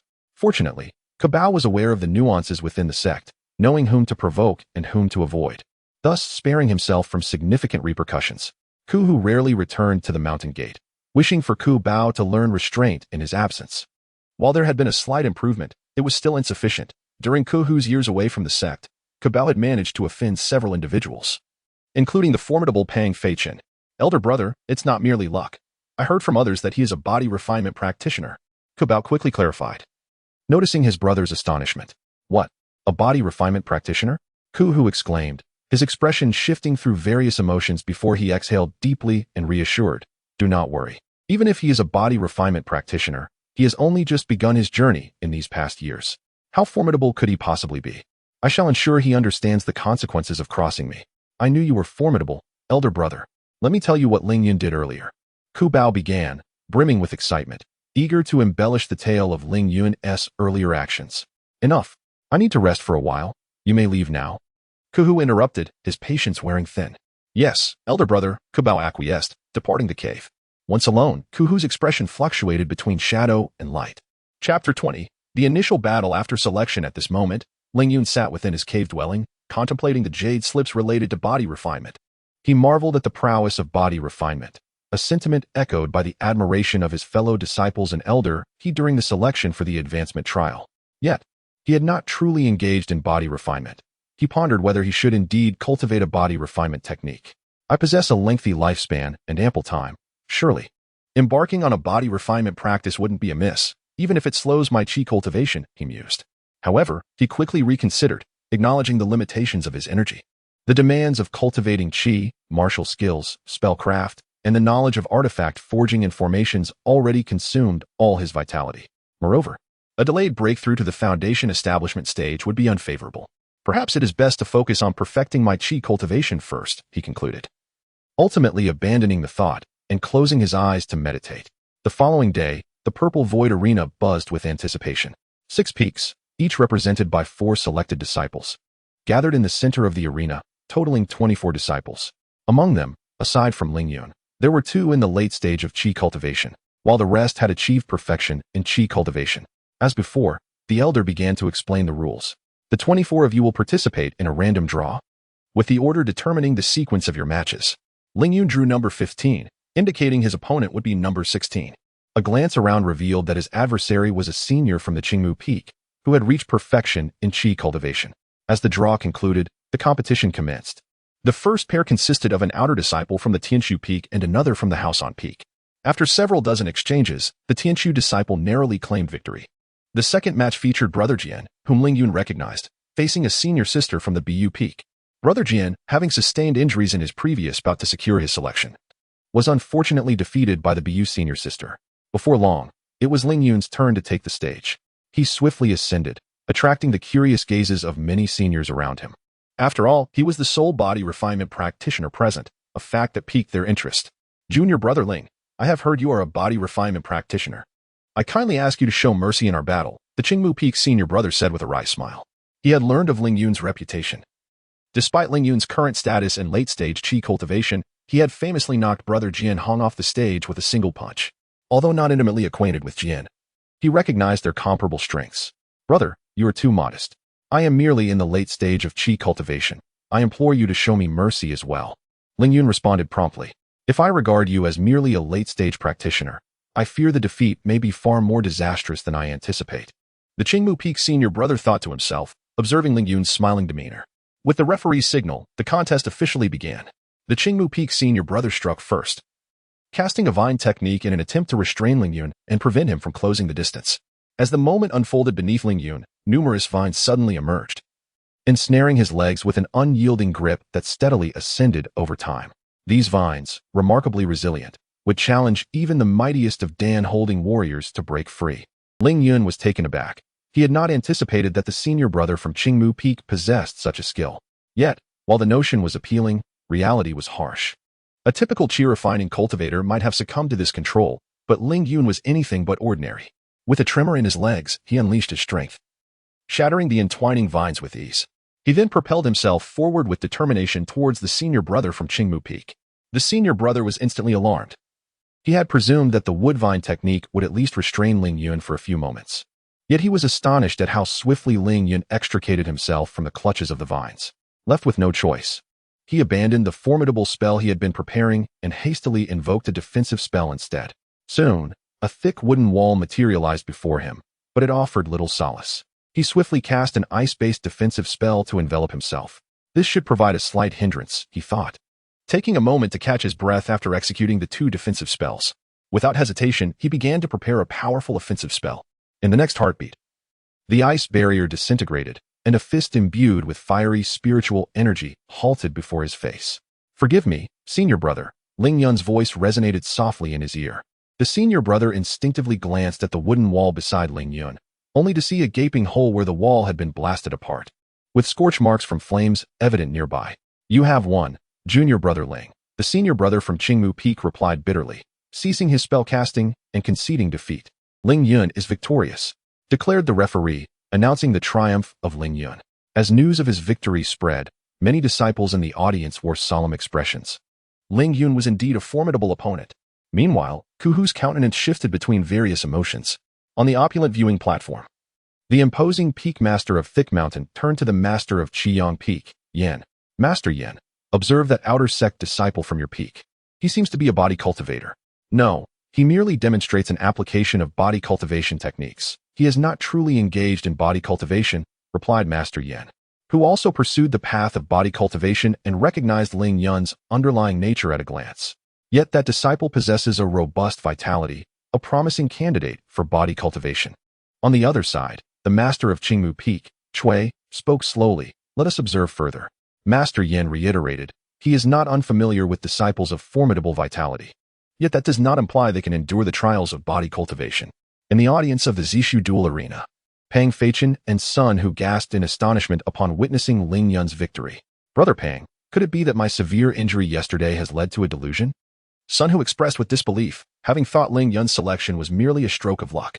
However, they were taken aback to witness Ling Yun triumph over his senior brother who had reached the consummate stage of qi refinement. It should be real, right, brother Sun? Allow me to ascertain whether this is an illusion.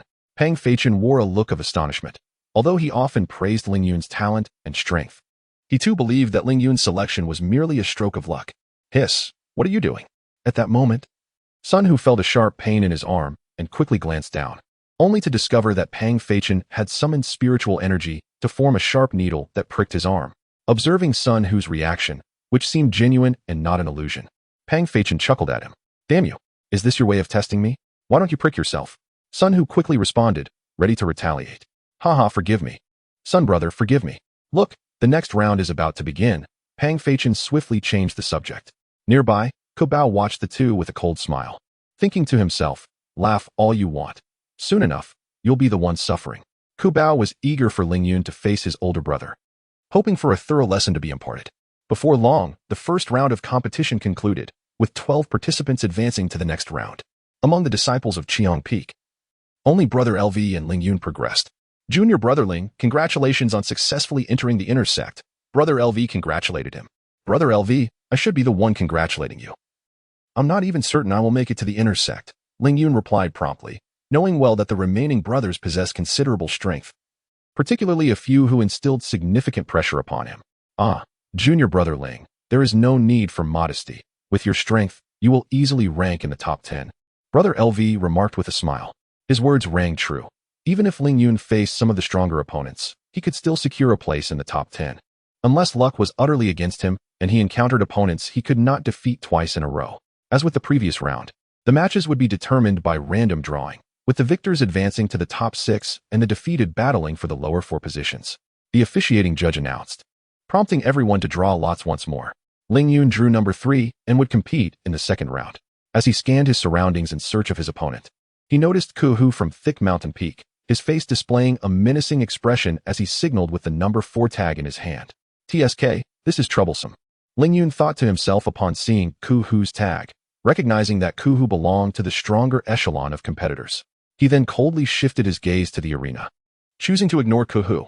At this moment, even facing Ku Hu did not instill fear in him. Through the battles of the past 2 days, Ling Yun had come to a clearer understanding of his own strength. The first match featured a disciple from Sword Void Peak pitted against a disciple from Sky Void Peak. Both competitors exhibited formidable prowess, and it was Ling Yun's first encounter with the power of a low-grade magical artifact. The strength of the two brothers was relatively comparable. But when the Sword Void Peak disciple summoned a low-grade magical sword, the Sky Void Peak disciple began to retreat under relentless pressure. All of his offensive spells were effortlessly severed by the sword wielded by the Sword Void Peak disciple. Ultimately, the Sword Void Peak disciple thrust his long sword through the defensive spell of the Sky Void Peak disciple, pressing it against the latter's brow. With the victory of brother Jian Shufeng, Ling Yun began to ponder whether he could emerge victorious as well. Ultimately, he concluded that it would be challenging. Even if he achieved consummate mastery of qi refinement, he could merely wield low-grade magical artifacts, while his opponents, equipped with such artifacts, possessed significantly greater power. At that moment, Ling Yun could not devise a strategy for counteracting foes without low-grade artifacts. Before he could contemplate further, it was his turn to take the stage. He dismissed his thoughts and resolved to give his all, for his opponent in this round was Ku Hu, a practitioner capable of single-handedly defeating fully refined qi beasts. As Ling Yun ascended the platform, Ku Hu stepped forward as well. Junior brother Ling Yun, I advise you to surrender now, otherwise, do not blame me for my ruthlessness later, Ku Hu stated with a cold expression. Had it been earlier, he would not have spoken in such a manner. But after witnessing Ling Yun's prowess, he felt compelled to persuade Ling Yun to concede in order to secure his own place among the top 3 for a foundation establishment pill. Brother Ku Hu, the outcome between us remains uncertain. Let us determine our fates through combat, Ling Yun replied, slightly irked. Who do you think you are, demanding my surrender before the match? I fear you not. Moreover, even if Kuhu were indeed stronger, Ling Yun would not yield merely because of those two utterances, especially given their prior enmity. Very well. Then do not blame me for showing no mercy, Kuhu retorted, revealing the fierce glint in his eyes. Ling Yun chose not to engage further in conversation, instead focusing intently on Kuhu. With the referee announcing the commencement, Ling Yun suddenly lunged forward with astonishing speed towards Kuhu. Kuhu reacted swiftly, casting an earth-based spell, and in the next moment, the path Ling Yun charged upon was littered with sharp earthen spikes. Observing this, Ling Yun unleashed his internal energy, stomping down on the menacing spikes. One foot shattered those seemingly indestructible protrusions. In truth, Ling Yun possessed a far easier means to traverse the field of spikes by leveraging his internal energy to float above them. However, he refrained from doing so, uncertain of the sect's stance on warriors' conduct, and he was unwilling to take that risk. As Ling Yun crushed the spikes, Kuhu unleashed another earth-based spell, submerging technique. Instantly, Ling Yun felt a profound heaviness enveloping his body, akin to lead. Fortunately, his physical constitution was formidable, allowing him to quickly adjust and prevent himself from falling. Yet this maneuver interrupted his forward momentum. At that moment, another spell from Kuhu struck, a colossal earthen spear hurtling through the air. The sheer potency of the attack instilled in Ling Yun an unprecedented sense of danger long before it neared him. This earthen spear was formidable, and he could not confront it as he had done in the past. Ling Yun hastily attempted to evade, but due to the effects of the submerging technique, he was unable to completely dodge the attack. A deep gash was carved into his right arm, but there was no time to tend to the wound. He raised his hand and shot forth a fiery arrow. Do not presume that you alone possess spellcasting abilities. Yet, Kuhu's reflexes were exceptionally quick, and he conjured an earth spirit shield. Compared to Jian Hong's earth spirit shield, Kuhu's was of a much darker hue. The fire arrow struck the earth spirit shield, causing its color to dim slightly, yet ultimately, it remained unbroken. Subsequently, Ling Yun cast a series of spells, all of which were deftly intercepted by Kuhu. After all, Kuhu had entered the Zishu Gate several decades before Ling Yun, and in terms of magical prowess, even if Ling Yun dedicated himself solely to the cultivation of the Blazing Sun technique, he could not rival Kuhu's extensive repertoire of spells. It is futile. I cannot match Kuhu in a purely magical contest. His mastery of Qi grants him an inherent advantage, and his proficiency in spells surpasses my own, Ling Yun realized. If he wished to secure victory in this contest, he would need to close the distance to Kuhu, leveraging the advantages of a martial artist to prevail. Ling Yun's intentions were clear, and Kuhu was equally aware. Employing various earth-based spells to thwart Ling Yun's approach, while intermittently casting wind spells to enhance his own speed and maintain distance. In the audience area of the Zishu arena, Pang Feichen and Sun Hu watched the duel with mounting tension. However, due to the array set up on the stage, external sounds were unable to penetrate the barrier, leaving them to silently cheer for Ling Yun. Nearby, Kabao wore a broad smile, eager to approach the duo and deliver some taunts. Yet, a sudden shift in the arena compelled him to halt his advance. The stage erupted with a burst of astonishing speed as Ling Yun swiftly maneuvered, evading and closing in on Kuhu. Ling Yun was no novice in combat. It was inconceivable that he would allow Kuhu to continuously manipulate the distance between them. His previous maneuvers served dual purposes. One was to acclimate to the effects of the body-sinking technique, and the other was to familiarize himself with Kuhu's spells and attack rhythm. Chapter 21. Entering the inner gate once the two matters were resolved, Ling Yun naturally ceased to hold back. The gathered vital energy beneath his feet erupted, surging toward Kuhu. Instantly, Kuhu reacted, swiftly casting a defensive spell. In the next moment, a deep brown shield materialized before him. Ling Yun charged towards Kuhu without hesitation, channeling his vital energy and the crimson fire spirit energy into his right hand, coalescing into a formidable force before delivering a powerful punch. Crack! The seemingly impenetrable earth spirit shield was shattered by his blow. Ling Yun bore a grudge against Kuhu, hence he did not restrain his strength this time. With a fist imbued with ferocious vital energy, he struck at Kuhu's chest. As the punch approached, Kuhu remained calm, neither panicking nor dodging, but stood firm, continuing to cast offensive spells. Bang! A tremendous sound reverberated through the air. The punch collided with Kuhu, who staggered back only 2 steps, seemingly unscathed. Ling Yun was taken aback. This punch had inflicted no harm upon Kuhu. His gaze fell upon Kuhu's torn garments, revealing an object akin to inner armor. Could it be? A possibility flickered in Ling Yun's mind, but before he could delve further, a wave of danger surged within him. There was no time for contemplation. He instinctively reacted, propelling himself backward like an arrow released from a bow. In the next moment, a massive earth spear shot up from the ground, swiftly aiming for Ling Yun. Although he evaded quickly, he was still pierced through his attire, leaving a deep wound on his chest. A low-grade defensive artifact? Ling Yun, clutching his chest, coldly regarded Kuhu. Indeed, it was the low-grade defensive artifact, the Wushan armor. Kuhu acknowledged the inner armor he wore and continued, Ling Yun, I shall grant you one last chance. Surrender now, and I shall overlook the past. Kuhu, even with that low-grade artifact, how many times can you wield it? Ling Yun calmly analyzed. Let us see whether my vital energy surpasses your resilience. Kuhu growled, no longer attempting to persuade Ling Yun. He had already extended 2 opportunities to him. Ling Yun charged toward Kuhu once more, but this time, Kuhu refrained from casting any spells to obstruct him. Ling Yun leaped into the air, unleashing a fierce punch aimed at Kuhu's head. Since it is inner armor, I shall strike where there is no armor, he mused. Kuhu discerned Ling Yun's intention, a mocking smile gracing his features. Bang! Ling Yun's punch was intercepted by a faint yellow light, which acted like an invisible shield, dissipating his attack. Simultaneously, an earth spear lunged toward Ling Yun from the side. He hurriedly performed a roll in midair to evade, yet still sustained a wound. Afterward, Kuhu ceased casting additional spells, waiting for Ling Yun to draw near before utilizing the Wushan armor to defend, and then, seizing the moment when Ling Yun's strength waned, he unleashed the earth spear to counterattack. As a result, several deep wounds appeared on Ling Yun's body, which had already stained his garments crimson. Despite this, he harbored no thoughts of conceding. The referee, vigilant, kept a watchful eye on the arena, fearing that Ling Yun might inadvertently meet his demise. In the audience, Pang Feichen and Sun Hu exchanged worried glances. Were it not for the inability to communicate telepathically with Ling Yun, they would have urged him to forfeit. TSK, TSK, TSK. Do you see? This is the consequence of offending my elder brother, they thought. Just then, a familiar yet irksome voice reached their ears. Turning to the side, they saw Kabao approaching with a mocking demeanor. Other disciples nearby, intrigued by the unfolding drama, also turned their attention to this spectacle. Some uninformed disciples were puzzled, while those aware of the relationship between Pang Feichen, Sun Hu, and Kubao offered explanations. You ugly wretch, as if you were on stage yourself. What are you so proud of? Sun Hu, upon spotting Kubao, could no longer contain his disdain and began to unleash a tirade. You, never mind. You can only boast with your tongue. Once my elder brother deals with Ling Yun and gains entry into the inner sect, you will have your troubles. Kubao, knowing full well he could not match Sun Hu in verbal sparring, chose not to humiliate himself further. Instead, he stood to the side, watching the competition unfold, occasionally casting provocative glances to irritate the duo.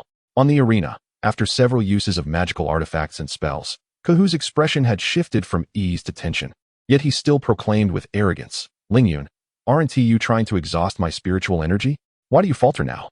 Ling Yun's condition could hardly be described as favorable, especially since the use of medicinal pills for recovery was prohibited during the match. With the passage of time, the inevitable conclusion appeared to be his defeat. Gritting his teeth at Kuhu's arrogance, Ling Yun resolved to make a desperate gamble. He closed his eyes, inhaled deeply, and recalled the techniques he had yet to fully master. Upon opening his eyes, a glimmer of determination shone within them as a ferocious aura enveloped his left hand.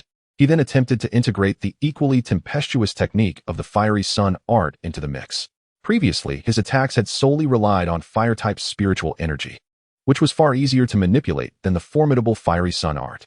As the blazing flames of the Fiery Sun art struggled to merge with the rampant aura, Ling Yun's left hand was engulfed in excruciating pain, yet he persevered. Observing this scene, Kuhu felt a twinge of unease and hastily prepared to cast a spell to disrupt Ling Yun. A soil spear hurtled towards the stationary Ling Yun, but he leaped into the air, evading the strike. In midair, as his vital energy surged, a delicate balance emerged between the Fiery Sun art, the fierce aura, and his life force. Consequently, a vivid crimson avian figure materialized on Ling Yun's left hand, with his fingertips converging into the shape of a beak. This was the embodiment of his most potent technique honed over the years, the vermilion bird beak. This technique is founded upon the spirit crane beak, infused with the vermilion bird fist from the Four Spirits fist technique, and harmoniously blended with vital energy, fierce essence, and the scarlet sun flame art, culminating in a formidable manifestation. With a cry reminiscent of the vermilion bird's call, Ling Yun surged forth like the mythical creature, swiftly pecking at Kuhu.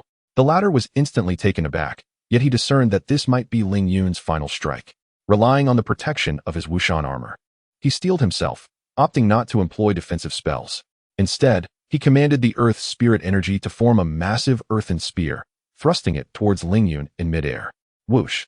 The spear sliced through the atmosphere, producing a sound akin to the tearing of the air. This time, Ling Yun did not evade, nor could he. In the air, the spirit crane beak collided with the spear's tip, and in the next instant, the enormous earthen spear was shattered in two by the beak. The fragments of the spear dissolved into spirit energy as they floated away. After demolishing the spear, Ling Yun had already reached Kuhu's front, the spirit crane beak aiming for his chest. Kuhu hurriedly summoned all the spirit energy within him, channeling it through the Wushan armor to form a nearly corporeal yellow radiance, attempting to withstand Ling Yun's assault. The spirit crane beak struck against the glow but did not immediately break through. Kuhu sighed in relief upon witnessing this. However, in the very next moment, cracks began to appear upon the yellow radiance. No way. Crack. Crack. Boom. In Kuhu's astonished gaze, the luminous shield formed by the Wushan armor shattered like a spider's web, dissipating into the air. Ling Yun's powerful strike landed squarely on Kuhu's chest. With a cry, Kuhu seemed to hear the call of a bird, followed by an overwhelming force crashing into his chest. An intense pain surged throughout his body. Under the impact of this tremendous force, he almost instantaneously spat out a mouthful of blood and lost consciousness. He then flew backward at an astonishing speed, while the observing judge swiftly intervened to prevent any further injury. Although the spirit crane beak had not breached the Wushan armor, the ferocity of the blow had nonetheless fractured several of Kuhu's ribs, leaving him gravely wounded. Once the judge confirmed that Kuhu was merely severely injured and not dead, he summoned a practitioner skilled in healing spells to take him outside for treatment. The judge's gaze lingered on the still-standing Ling Yun, a flicker of unusual interest crossing his eyes before he declared the result. Ling Yun emerged victorious. In the viewing platform, Master Yin Feng observed Ling Yun's spirit crane beak with intrigue. His expression did not go unnoticed by those around him, for it signified his contemplation of taking on an apprentice. Master Zhao Feng of Tianshu Peak smiled and inquired, "Ah, indeed. If he can execute such a move at the qi refining stage, his physical cultivation talent appears commendable." Master Yin Feng replied candidly, "Then why not take him in? You currently have only one disciple. Accepting another would not be a burden." A languid voice chimed in. Master Yin Feng remained silent, for the significance of a disciple and an apprentice is entirely distinct. He had only accepted Bian Yang as a disciple thus far. As the judge announced the outcome, Ling Yun promptly retrieved a recovery pill and consumed it. The revitalizing pill is a potent remedy, capable of swiftly healing both internal and external injuries. However, its price is exorbitant, costing 500 contribution points for a single vial, which contains 3 pills. Ling Yun, preparing to embark on a mission, always keeps a vial of revitalizing pills on hand. As he ingests one of the pills, the bleeding from his wounds immediately ceases, and the burning sensation in his left hand gradually dissipates. In the audience, Pang Feichin and Sun Hu, witnessing Ling Yun's victory, erupted in joyous exclamations. Ling Yun's triumph heralded his imminent ascension to the ranks of inner disciples. Meanwhile, Cabal, face ashen, departed from the stands, his spirit dampened, no longer interested in watching the contest. Pang Feichin and Sun Hu were too engrossed in their jubilation to pay heed to this pitiful figure. Many disciples nearby regarded the two with envy, longing for a brother on the verge of becoming an inner disciple. Beneath the arena, numerous selected disciples approached Ling Yun to congratulate him on his victory. After graciously acknowledging their well wishes, he hurried to tend to his injuries. Although his chances of placing in the top 3 were slim, he was determined to give it his all. To his astonishment, Ling Yun discovered that his next opponent was a senior from the Sword Void Peak. Facing this formidable adversary, Ling Yun could not help but smile wryly. He was already injured. The senior from Sword Void Peak wielded a low-grade magical sword, a significant disadvantage for Ling Yun. Defensive artifacts could be somewhat manageable, as their ineffectiveness would not cause severe repercussions. However, an offensive artifact posed a grave threat. One strike could leave Ling Yun gravely wounded. Despite his utmost effort, he ultimately succumbed to the sword of the senior from Sword Void Peak. Kuhu, having been severely injured by Ling Yun, was unable to compete and thus lost his chance to enter the inner sect. Once the promotion trials concluded, the sect leader, accompanied by the leaders of the other 6 peaks, addressed the gathered disciples. From this day forth, you 10 shall be recognized as inner disciples. I hope you will remain diligent in your cultivation within the inner sect, he imparted earnestly to Ling Yun and the others. Subsequently, with a mere thought, 3 vials containing foundation-building pills soared towards the top 3 disciples, who received them with elation. "Thank you, sect leader," they chorused in unison. The surrounding disciples, including Ling Yun, gazed at the trio with expressions of envy. The sect leader nodded in acknowledgement before vanishing from sight, leaving the purple void arena. The remaining 6 peak leaders guided their inner disciples towards the main peak. As they journeyed, Ling Yun found it hard to believe he had become an inner disciple. It felt surreal. Initially, he had come merely to assess his strength and experience the promotion trials, yet he had unexpectedly advanced into the inner sect. Regrettably, he had not placed in the top 3 and thus had not received a foundation-building pill. Nonetheless, he remained confident that he would eventually acquire one. Shortly thereafter, Ling Yun and Brother Lu were escorted by the Flame Peak Master into a grand hall within the Red Sun Peak. From today onwards, you too shall be inner disciples of Red Sun Peak, he proclaimed.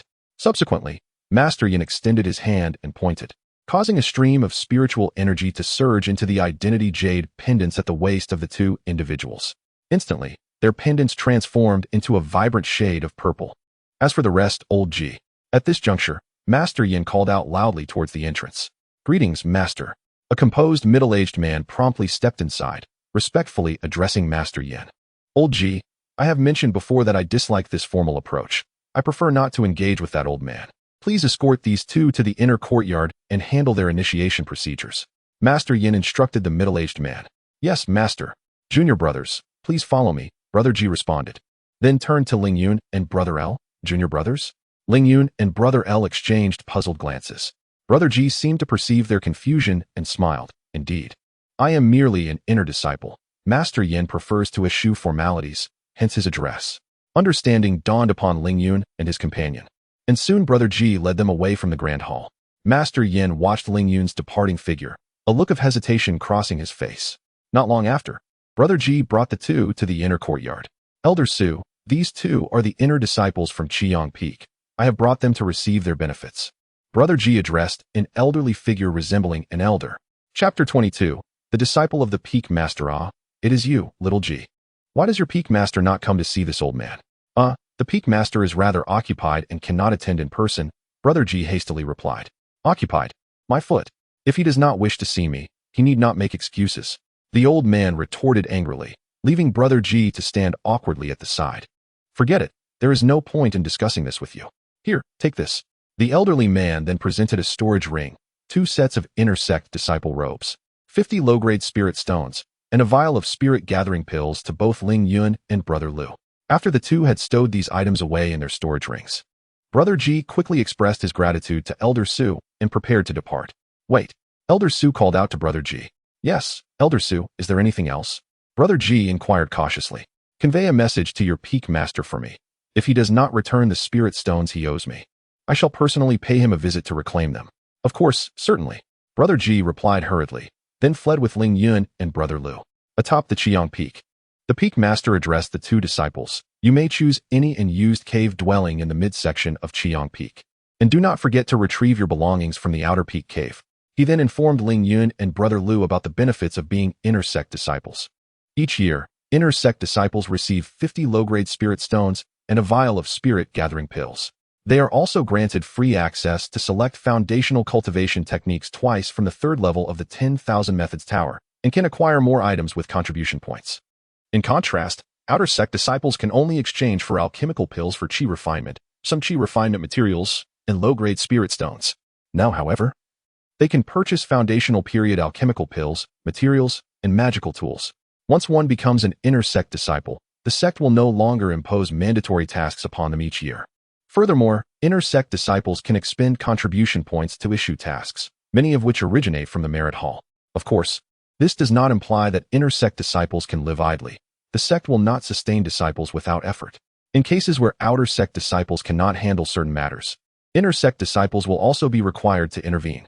Naturally, there are also locations within the inner courtyard where tasks can be accepted to earn contribution points. After Brother G concluded his remarks, he bid farewell to Ling Yun and Brother Lu, who then set out to find a more suitable cave dwelling. As for Ling Yun, all his possessions were on him. Just as Ling Yun discovered a vacant cave dwelling that pleased him, Brother G returned to seek him out. Junior Brother Ling. What do you need, Brother G? Ling Yun asked, puzzled. Junior Brother Ling, the Peak Master requests your presence. I am to escort you to him. Ling Yun was further puzzled, but knowing it was the Peak Master's summons, he could not delay and followed Brother G to meet with the Peak Master.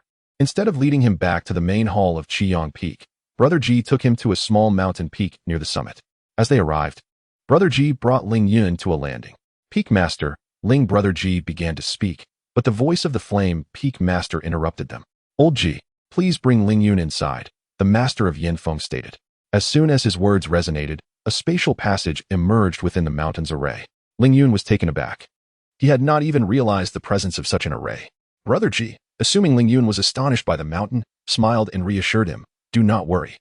This entire mountain is the Master's abode, and it harbors no danger." "Thank you for the information, brother," Ling Yun replied, aware of Ji's misunderstanding, yet choosing not to clarify. Subsequently, Brother Ji guided Ling Yun into the array and into the mountain. Upon entering, Ling Yun immediately sensed that the spiritual energy surrounding him was several times more abundant than that outside. The Qiyang Peak already possessed significantly more spiritual energy than the outer peaks, and this place surpassed even the main peak's vitality. Ling Yun estimated that if he were to cultivate here, he could reach the pinnacle of Qi refinement in no more than 10 years without any external assistance. In contrast, it would take at least 20 years on the outer peak. This time, Brother Ji did not fly with Ling Yun as he had before. Instead, he led him step by step up a smaller mountain. The small peak was not very high, and soon they arrived at a modest wooden cabin.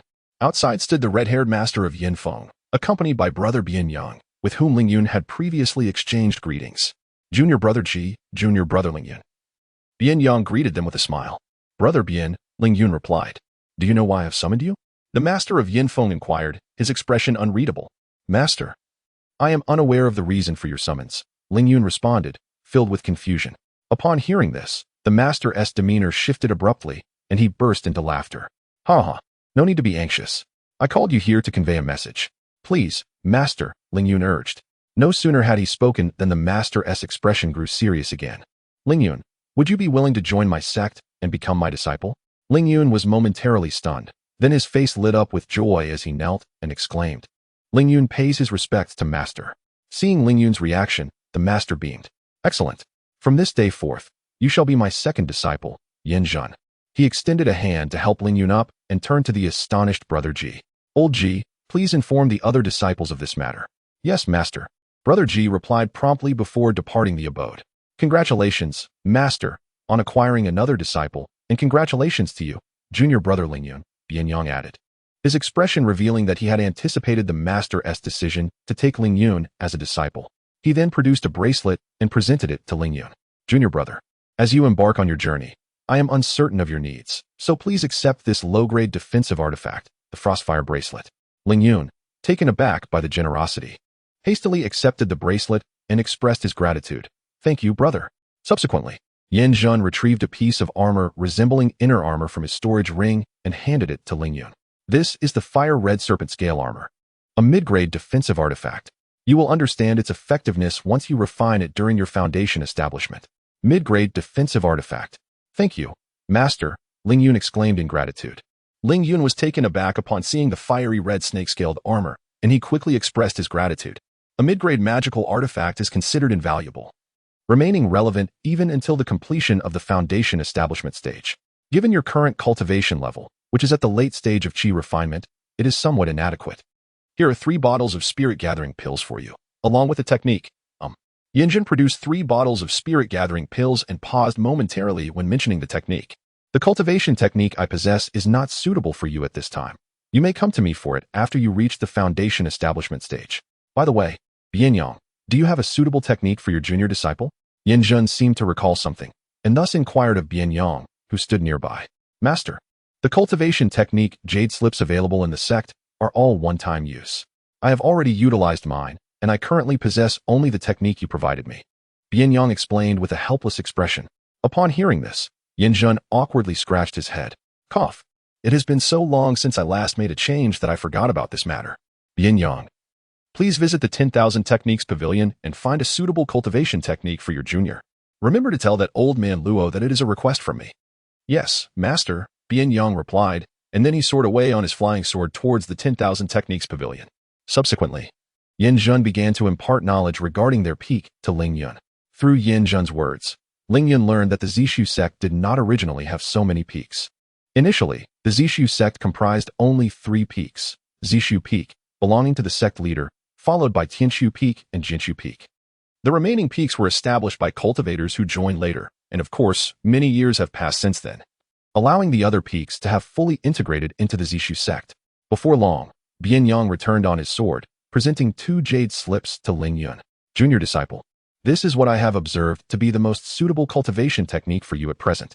The other is the complete technique for the blazing red sun art. I noticed you previously employed this spell, so I exchanged for it to gift to you. Thank you, senior brother. Ling Yun replied, somewhat moved.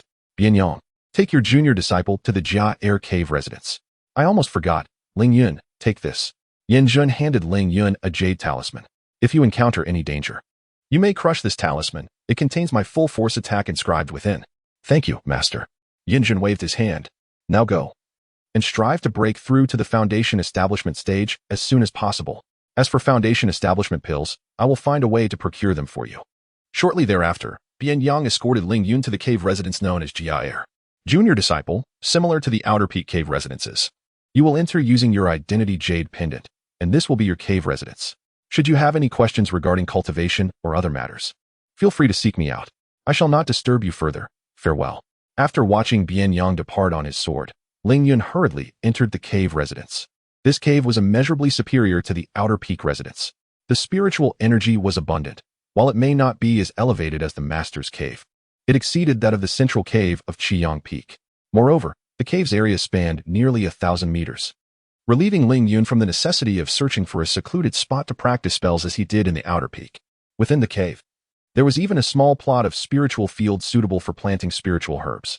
Of utmost significance is the innate spirit gathering array within the cave, which surpasses the one constructed by Ling Yun himself by several magnitudes. Upon reflection, the place I previously resided in was akin to a dog kennel. Ling Yun could not help but exclaim.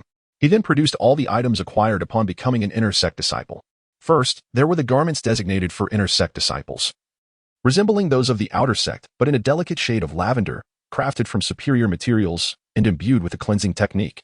Next came the storage ring, into which Ling Yun infused his spiritual energy for refinement. The process completed swiftly, and he eagerly donned the ring to inspect it, discovering a spatial capacity of no less than 10 cubic meters. Elated, as he had long felt the confines of his storage pouch inadequate, he promptly transferred all his belongings into the ring. Following this were 4 vials of spirit-gathering pills, each containing 3 pills, totaling 12. These pills are tailored for foundation-building cultivators to enhance their cultivation, akin to the energy-gathering pills utilized during the Qi refining stage. Then came 2 magical artifacts, the Frostfire Bracelet and the Serpent Scale Fire Armor. Regrettably, as Ling Yun had only recently reached the late stages of Qi refining, he was unable to refine even the low-grade Frostfire Bracelet. After placing these artifacts into the storage ring, Ling Yun retrieved a life-preserving jade talisman bestowed by his master. Alas, at present, he could only discern that the jade was of fine quality, with no further insights to glean. He meticulously stored the talisman, for it represented a full-force strike from a golden core cultivator, meant solely for preservation of life. Finally, Ling Yun began to examine the remaining 2 jade slips. One contained the complete technique of the blazing sun art, but as he had only recently entered the 4th layer, this slip held no immediate relevance for him. The other was titled Fiery Spirit Technique, a foundation-building cultivation method. Its advantages were twofold. It amplified the potency of fire-based spells and permitted a swifter cultivation pace compared to its counterparts. Upon attempting to cultivate, Ling Yun discovered that his progress was thrice as rapid as that of the red fire technique. Of course, this was also facilitated by the abundant spiritual energy within the cave. Ling Yun estimated that, without any external assistance, he could achieve the peak of Qi refining within a mere decade, with the aid of the spirit-gathering array and pills. This timeline could be significantly shortened. Without hesitation, he extracted 5 low-grade spirit stones to activate the array and consumed 1 spirit-gathering pill. In the next moment, he felt an immense surge of medicinal energy erupt within him, and he swiftly focused his mind to absorb the potency. Given that the spirit-gathering pill was intended for foundation-building cultivators, its effects were rather overwhelming for a Qi refining practitioner. While an ordinary cultivator might have sought to expel the excess energy, Ling Yun, being a formidable martial artist, endured the discomfort and persevered. Approximately a month later, Ling Yun completed the absorption of the medicinal energy and concluded his training. Feeling the surge of spiritual energy within him, a smile graced his face. After a brief respite of 2 days, he consumed the 2nd spirit-gathering pill. Before long, several months had elapsed, and Ling Yun had spent 20 years within the Zishu sect. During this time, aside from his cultivation, he also paid a visit to Pang Feichen and Sun Hu to lend them his support. He informed others that he had forgotten about the 2 individuals before entering the inner sanctum. Unfortunately, The Ku brothers, Ku Hu and Ku Bao, were evading Ling Yun, who had not encountered them. However, he learned of their whereabouts from Pang Fei Chun. The brothers were currently in a precarious situation at Hoshan Peak. Ku Bao had already offended many, and with Ku Hu additionally antagonizing Ling Yun, a promising disciple of the inner sect, this led many to take pleasure in their misfortunes. Concurrently, Ling Yun paid a visit to senior brother Rong, who, upon seeing him, could not help but express his deep sentiments. On that day, Yin Jun sent a message to Ling Yun, requesting him to accompany him on an expedition for the biannual admission conference of Zisu's sect. After concluding his cultivation and tidying his appearance, Ling Yun arrived at his master's cave dwelling. Yin Jun glanced at Ling Yun's recent progress in cultivation, nodded in satisfaction, and then took him aboard a flying vessel toward Jinghua. During their journey, Yin Jun elucidated that every 20 years, Zisu's sect randomly dispatched the other 6 peak masters to various locales to recruit disciples, with Jinghua being one of them. Although this was not mandatory, most peak masters typically chose to accept candidates. Upon arriving in the city of Jinghua, Ling Yun found that the city lord had brought forth the individuals he had prepared in advance. According to the stipulations of Zisu's sect, prospective disciples must be no younger than 10 and no older than 20. The individuals presented by the city lord were adorned in finery, and Ling Yun could easily discern that they hailed from affluent families. Chapter 23. The method of forging the body in the Crimson Sun. The outcome indeed unfolded as Ling Yun had anticipated. It is only natural, considering that ordinary citizens possess no privilege to access information regarding the Zishu sect. Yin Jun did not select all the candidates. Rather, after a brief evaluation, he chose 3 individuals and proceeded to the next city with them. As they passed through Baishan City, Ling Yun inquired of his master whether he could bring along a few villagers from Shirtu village. Yin Jun nodded in agreement, but cautioned Ling Yun that should any of those he brought be found lacking in spiritual roots, they could not be admitted to the mountain gate. Subsequently, Ling Yun hurried back to Shirtu village to inform the new village chief of his intention to take a few suitable children to Zishuan City. After a brief exchange with their parents, he hastened back to his master. After traversing half of the cities in Jinghua, Yin Jun concluded this journey and returned to Zishuan City to complete the final procedures. The other half of the cities in Jinghua fell under the jurisdiction of another peak master. Upon arriving at the Juying building in Zishuan City, Ling Yun instructed the individuals he brought to seek their own accommodations before taking a separate room to rest alongside his master. Soon, about 10 days elapsed, and Ling Yun and his master emerged from their quarters to the hall on the first floor of the Juying building.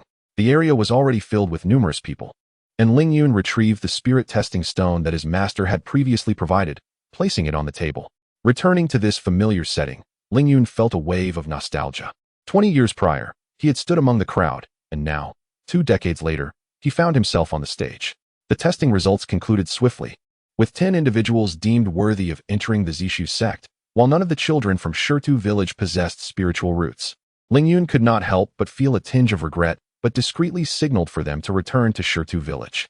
Much like his senior brother Zhengzhou had done 2 decades ago, Ling Yun instructed those selected to convene at the Juying building in the afternoon. Once the others had departed, 5 individuals without spiritual roots remained, one of whom possessed a token. The other 4 presented some items to Yin Jun, who glanced at them, nodded, and permitted them to join as outer disciples.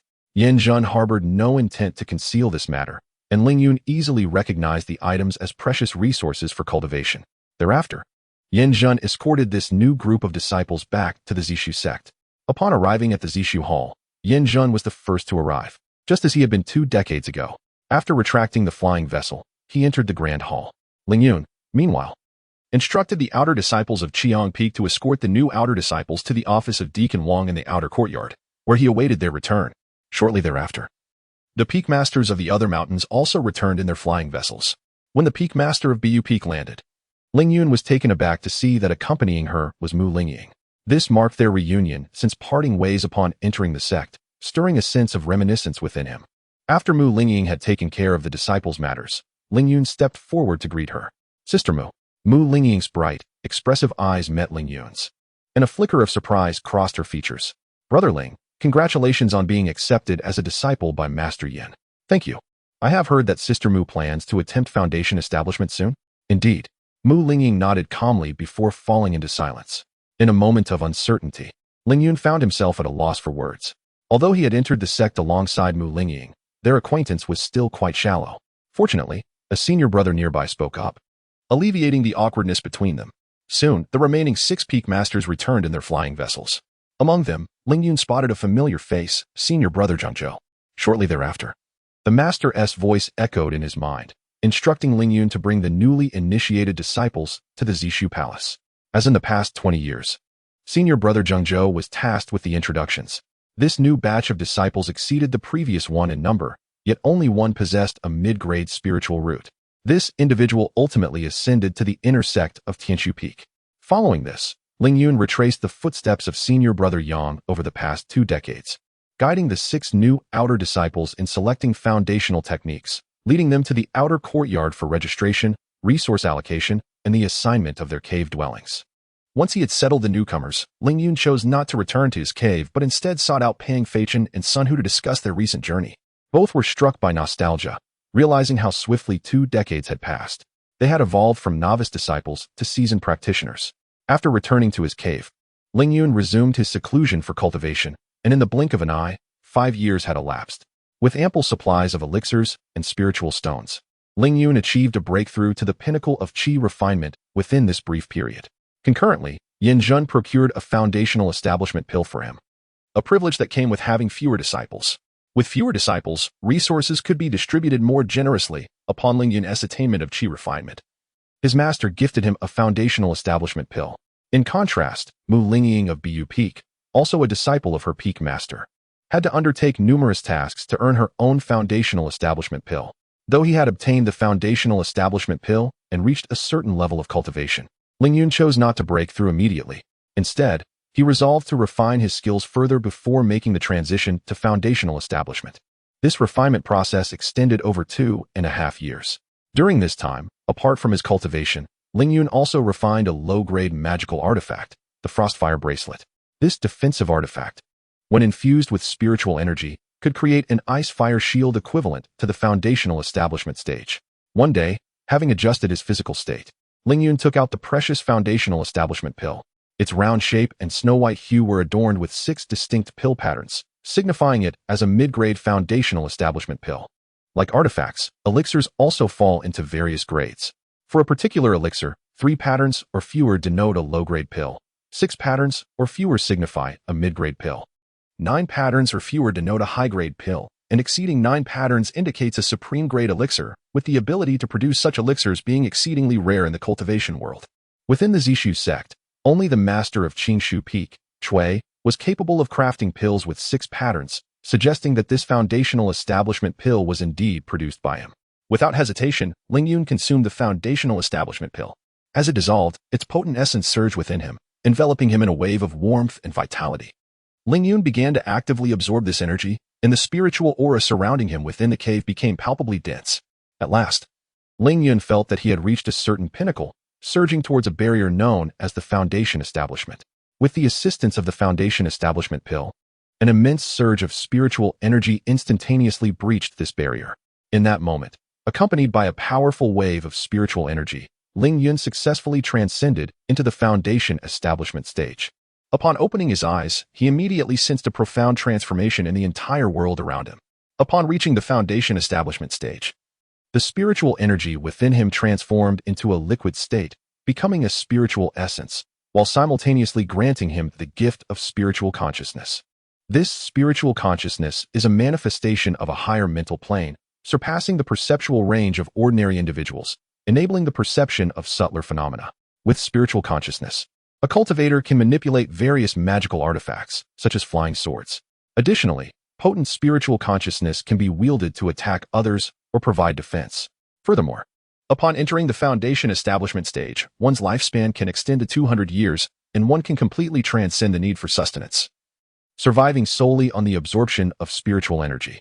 Considering that he had already possessed a lifespan of 200 years prior, Ling Yun estimated that he could potentially live to around 300 years of age. Initially, Ling Yun's spiritual consciousness extended only 1 meter, but with continued cultivation, this range would undoubtedly expand. At this moment, Ling Yun was directing the Frostfire Bracelet with his spiritual consciousness, watching it flit around him playfully. However, he soon felt a wave of mental fatigue wash over him. Hastily, he retracted his spiritual consciousness, for being newly initiated into the Foundation Establishment. His spiritual awareness was still feeble and could not be sustained for long. Is this truly the foundation establishment? Ling Yun marveled at the power he had attained in this stage, realizing that now, even a casual fire arrow he conjured possessed greater might than his full output during the Qi refinement stage. A month later, having stabilized his foundation establishment, he finally emerged from his cave abode, making his way to Yin Jun's dwelling. On the journey, Ling Yun contemplated whether he should acquire a flying sword, as flying with the bracelet felt rather mundane. Within Yin Jun's cave, upon seeing Ling Yun, who had successfully broken through to the foundation establishment, Yin Jun expressed his delight with a hearty laugh. Excellent, excellent. Truly, my disciple is remarkable, achieving foundation establishment in one go. Ling Yun humbly replied.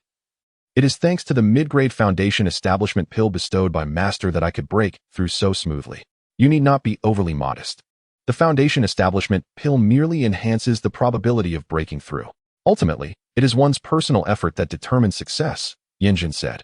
Now that you have entered the foundation establishment stage, I shall impart to you the secret techniques of our sect. As he spoke, Yin Jun retrieved a tome from his storage ring. Ling Yun, you should know that I am a body refinement cultivator, which is why I accepted you as my disciple, recognizing your innate talent for body cultivation. However, this technique is arduous to practice. Should you find it too challenging, I shall not hold it against you. Upon hearing this, Ling Yun's expression turned solemn as he replied, Master, please rest assured, I will persevere. He then extended his hand to receive the tome. The technique was crafted from a special spiritual paper rather than a jade slip and was titled Crimson Sun Body Refinement Method. Yin Jun then began to elucidate further. The Crimson Sun Body Refinement Method is a secret technique of our sect, and it is the very reason this peak is named Crimson Sunday. Each peak possesses similar secret techniques, which cannot be obtained through contribution points in the 10,000 Methods Pavilion. The Qiyang Body Refinement Technique was originally a physical cultivation method for the nascent soul stage. However, due to an unfortunate incident, the content pertaining to the nascent soul stage was lost. To practice this technique, one must immerse oneself in spiritual fire. The higher the level of refinement, the greater the required temperature of the spiritual fire. Practitioners of this technique are unafraid of various flames of the same rank, and their bodies can rival magical artifacts, even spiritual tools. Furthermore, it significantly enhances fire-based spells. In addition to the body refinement technique, the Qiyang body refinement technique also includes corresponding cultivation methods and body refinement techniques. Yin Jun, known for his forthright nature and disdain for formalities, unlike others who might only offer partial guidance or subject practitioners to tests, directly entrusted the entire Qiyang body refinement technique to Ling Yun without any further stipulations. Under Yin Jun's personal instruction, Ling Yun commenced his practice of the accompanying cultivation methods of the Qiyang body refinement technique. Days later, Ling Yun sat cross-legged within a formation known as the Qiyang Array, specifically designed for training in the Qiyang body refinement technique. With a serious demeanor, Yin Jun inquired, Ling Yun, are you prepared? I am ready, Master, replied Ling Yun, equally solemn. Very well. With a thought, Yin Jun activated the array, and a crimson flame surged from beneath Ling Yun's feet. Hot. This was the entirety of Ling Yun's sensation at that moment, as this was spiritual fire, its temperature far exceeding that of mundane flames. He swiftly quelled any distracting thoughts, consumed a blood-fortifying pill, and began his practice of the Qiyang body refinement technique. At that moment, Yin Jun's voice echoed in Ling Yun's mind. Enduring the searing sensation on his skin, Ling Yun swallowed a vividly red pill and commenced his practice. The blood-fortifying pill served as an auxiliary elixir for foundational body-refining cultivators, an enhanced version of the blood-boosting pill. As he continued, the temperature around Ling Yun seemed to drop slightly, yet it remained agonizingly unbearable. As time elapsed, Ling Yun's body became entirely flushed, resembling iron being tempered in a forge. A day passed, and Yin Jun, who vigilantly observed for any mishap, felt a sense of relief. On the third day, Yin Jun found it surprising that Ling Yun had persisted thus far. By the fifth day, Yin Jun was astonished at Ling Yun's endurance.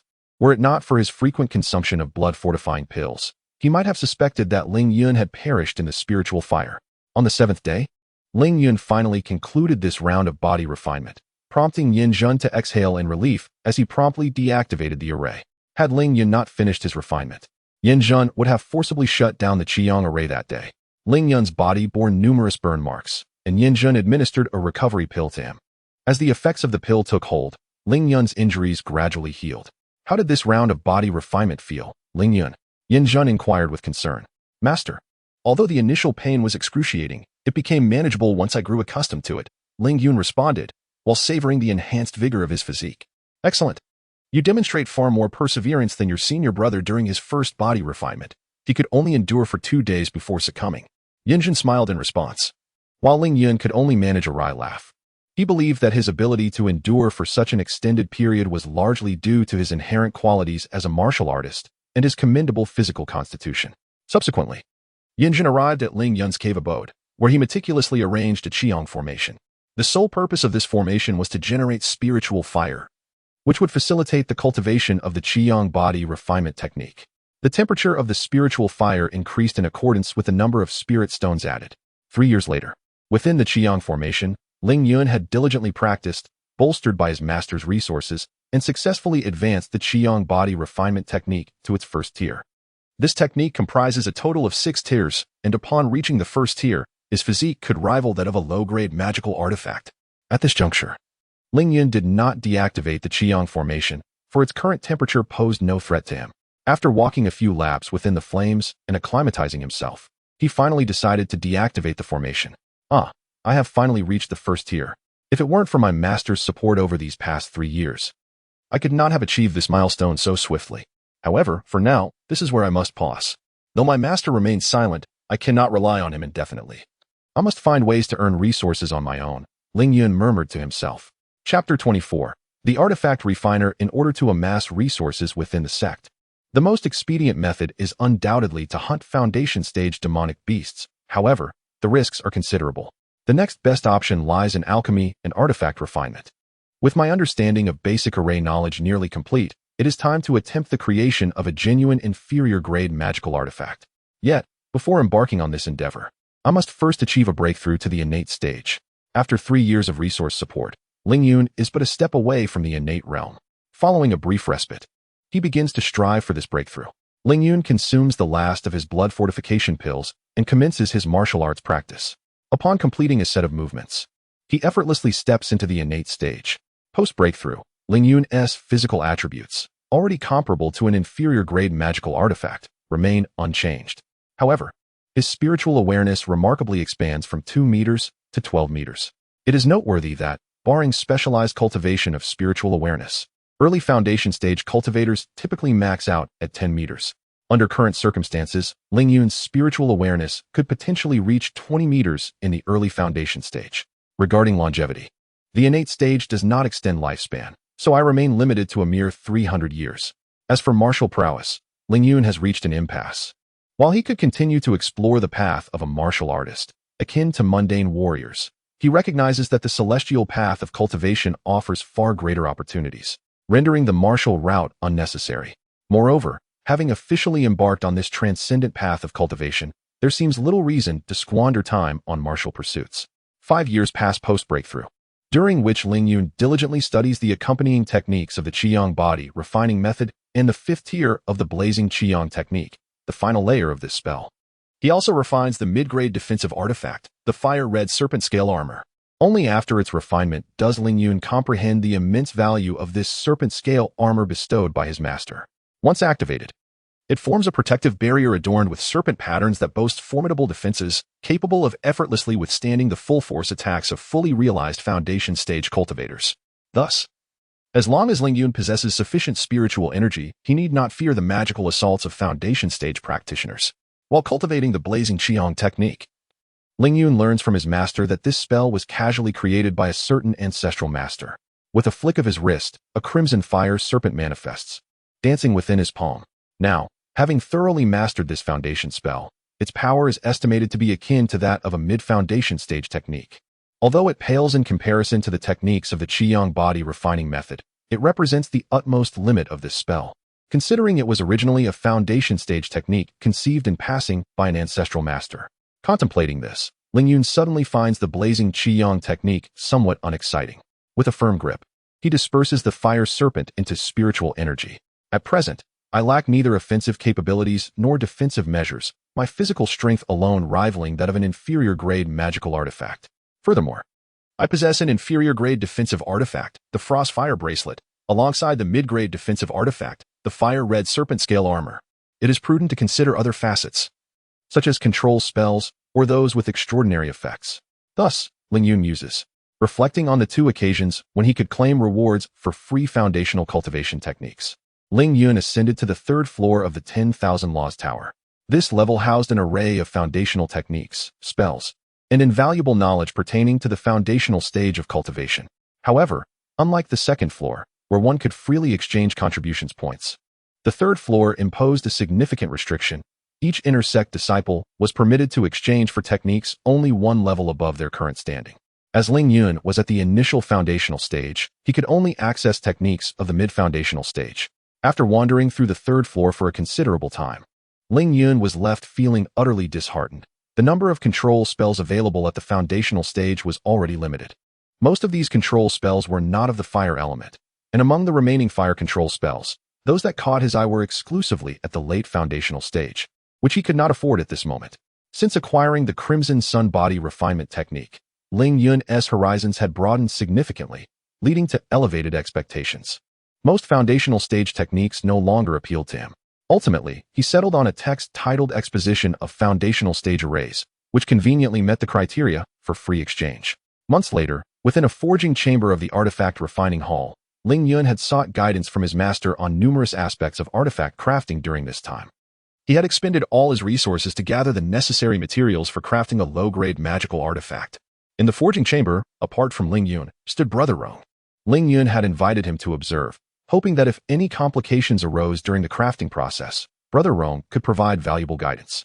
Initially, Ling Yun intended to ask his master for assistance, but Yin Jun had been occupied with matters outside the sect recently. Confident from months of mentoring, Ling Yun felt capable of forging a low-grade magical artifact on his own, and having Brother Rong present was merely a precaution, as these materials represented his entire fortune. At this moment, Ling Yun had fused all the rare materials together and began to concentrate intently, wielding his spiritual consciousness to mold the materials into the shape of a longsword. Soon, under the deft manipulation of his consciousness, a crimson longsword materialized within the forging chamber. "Junior Brother Ling, it's nearly complete," Brother Rong remarked, observing the progress. "Indeed," Ling Yun nodded. Then, with a serious demeanor, commenced the intricate engraving of a miniature gale array onto the longsword. He intended to utilize this sword primarily as a flying sword for travel, with the gale array serving to enhance its flight speed. As time passed, the gale array was successfully inscribed, culminating in the birth of a low-grade magical artifact from Ling Yun's hands. "Congratulations, Junior Brother Ling, on successfully refining a low-grade magical artifact. You can now be considered a first-tier artifact craftsman," Brother Rong said with a smile, offering his congratulations upon witnessing the successful completion of the sword. With a sigh of relief at the success of the low-grade magical artifact, Ling Yun could not help but smile. "This sword's success is largely thanks to your guidance. Brother Rong, Junior Brother Ling, there is no need for modesty. I merely offered a few words during the entire process. This sword is truly your own achievement." Upon hearing these words, Brother Rong replied, and Ling Yun, no longer inclined to speak further, presented his long sword for Brother Rong's inspection. "Pray, evaluate the quality of this blade. Indeed, this sword ranks among the finest of low-grade magical weapons. For a novice like you to achieve such excellence in your first attempt at forging, your future is boundless." Brother Rong assessed after examining the sword and subsequently returned it to Ling Yun. "What name do you intend to bestow upon this sword?" he inquired. "This sword represents my inaugural creation. Hence, I shall call it the Yun Chu sword," Ling Yun thoughtfully replied, caressing the blade. Post-forging, Ling Yun contemplated offering Brother Rong some spirit stones as a token of gratitude, but Brother Rong graciously declined. Instead, Ling Yun treated him to a meal. Within the cave dwelling, Ling Yun now wielded the Yun Chu sword with his consciousness, soaring through the space. Whoosh! How exhilarating! This is the essence of cultivation. Wandering aimlessly pales in comparison to the thrill of flight, Ling Yun mused as he reveled in the air, finally experiencing the freedom akin to that of most Foundation establishment cultivators. Having successfully forged a low-grade magical weapon, Ling Yun subsequently joined the Artifact Forging Hall, attaining the rank of a first-tier craftsman. Typically, new inner disciples could only undertake tasks involving the repair of magical artifacts upon entering the hall. However, due to the esteemed position of his master, the Peak Lord of Qiyang Peak, who was a master capable of crafting top-tier artifacts, Ling Yun was permitted to bypass the preliminary stages and immediately commence his forging endeavors. In the Artifact Forging Hall, Brother Rong elucidated the rules. After joining, each craftsman was required to forge a minimum of 10 low-grade magical weapons annually. The materials for forging were provided by the hall, but each craftsman was expected to maintain a success rate of at least 70%. This meant that out of 10 low-grade artifacts, a minimum of 7 must be successfully completed. The remaining materials would belong to the craftsman, who could also convert them into contribution points. For Ling Yun, each low-grade artifact required a minimum of 7 days to forge, with a success rate of 90%. Thus, after fulfilling the hall's annual requirements, he would have accumulated sufficient resources and would refrain from further forging. In essence, Ling Yun dedicated approximately 2 months each year to the craft, while the remaining time was devoted to his cultivation. Among the 8 craftsmen capable of forging low-grade artifacts in the hall, 3 could produce mid-grade artifacts, with Brother Rung being one of them. Currently, only the hall's master could forge high-grade artifacts, while only Ling Yun's master, the Peak Lord of Qiang, could create top-tier artifacts. Ling Yun had often pondered why the sect mandated the forging of such a multitude of low-grade artifacts yearly, suspecting that they could not all be intended for sect disciples. Therefore, he specifically inquired of his master, who revealed that the majority of these low-grade artifacts were sold in various markets frequented by wandering cultivators across the Dongqing domain. Years later, during another entrance conference, Ling Yun accompanied his peers once more. This time, he journeyed alongside Peak Master Cui of Qingmu Peak and Peak Master Zhao of Tianshu Peak. 3 vessels set sail from Zishu Gate, not toward the eastern kingdom of Jing, but rather northward. Upon exiting the Xianyan mountain range, they arrived at a region dotted with several smaller mundane nations. Subsequently, Peak Master Cui and Peak Master Zhao parted ways with Ling Yun's master. Yinjun continued his journey northward with Ling Yun, taking her to several scattered cultivation markets along the way. Most of these markets had been established by cultivators who had reached the peak of the foundation establishment stage. Only one market had been founded by an early-stage golden core cultivator. Upon Yinjun's arrival, the market owners greeted him with utmost respect. Yinjun took the opportunity to introduce each owner to Ling Yun, which was one of his intentions for bringing her along. Within each market, there were shops affiliated with the Zishu sect, staffed by inner disciples or deacons lacking in ambition. As they pressed further northward, Yinjun led Ling Yun to a market known as Zishu Fong, established by the Zishu sect, with an elder of early golden core standing as its owner. Senior brother. The elder, who appeared quite venerable, greeted Yinjun with deference. Junior brother Ling Yun, this is your Uncle Chuan, Yinjun replied, while introducing Ling Yun. Greetings, uncle. Ling Yun said respectfully upon hearing the introduction. You are the new disciple of senior brother, Ling Yun? I hear you are also a blacksmith? Indeed, uncle. I became a first-tier blacksmith a few years ago, Ling Yun responded. Excellent. The lineage of Qiang Peak grows stronger, Uncle Chuan said joyfully, producing 5 mid-grade spirit stones to present to Ling Yun. Is this mid-grade spirit stones? Ling Yun exclaimed in surprise, glancing at her master in confusion. Indeed, they are mid-grade spirit stones, Ling Yun.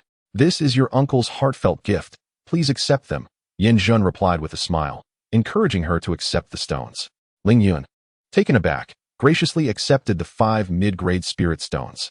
The appearance of mid-grade spirit stones is similar to that of low-grade stones, yet they contain a more abundant essence of spirit energy and possess fewer impurities.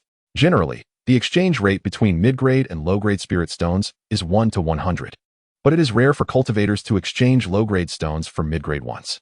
Even if such exchanges occur, the rate is typically closer to 1 to 120 or 30. In a private chamber, Yin Zhun conversed with Uncle Chuan while Ling Yun stood by. Junior brother, how is your injury? Has there been any improvement? Yin Zhun inquired with concern. Still the same. I suppose I will live with it for the rest of my life. I've come to terms with it and find that living like this is quite satisfactory. Senior brother, you need not worry about me, Uncle Chuan replied with a carefree demeanor. Junior brother, I will certainly seek out healing elixirs for you. No need, senior brother. After all these years, I have grown accustomed to it. Rather than fret over me, it would be better for you to take on more disciples and strengthen our Qiang Peak lineage, Uncle Chuan said, casting a glance at Ling Yun with a smile. Cough. Junior brother, you know I have little fondness for such matters. Yin Zhun feigned a cough before responding. All right, I understand your disposition, senior brother. Let us change the subject. Uncle Chuan conceded, and the two began to share amusing anecdotes from the years past, with Ling Yun listening intently, gaining much insight. Before parting, Yinjun produced a storage ring and handed it to Uncle Chuan. Junior brother, this is the inventory of Zishu Square for the next 20 years. Master Chuan, please secure the storage ring, and at the same time hand over another storage ring to Yinjun. Senior brother, this contains the spirit stones earned over the past 2 decades from the square, along with some rare natural treasures. Very well, let us part ways here, junior brother. I still have to recruit disciples, and should anything arise, Remember to contact me at the earliest opportunity. Yin Yun received the ring and then set off on his flying vessel. Master, what is the condition of Uncle Shi? On the flying vessel, Ling Yun inquired of his master.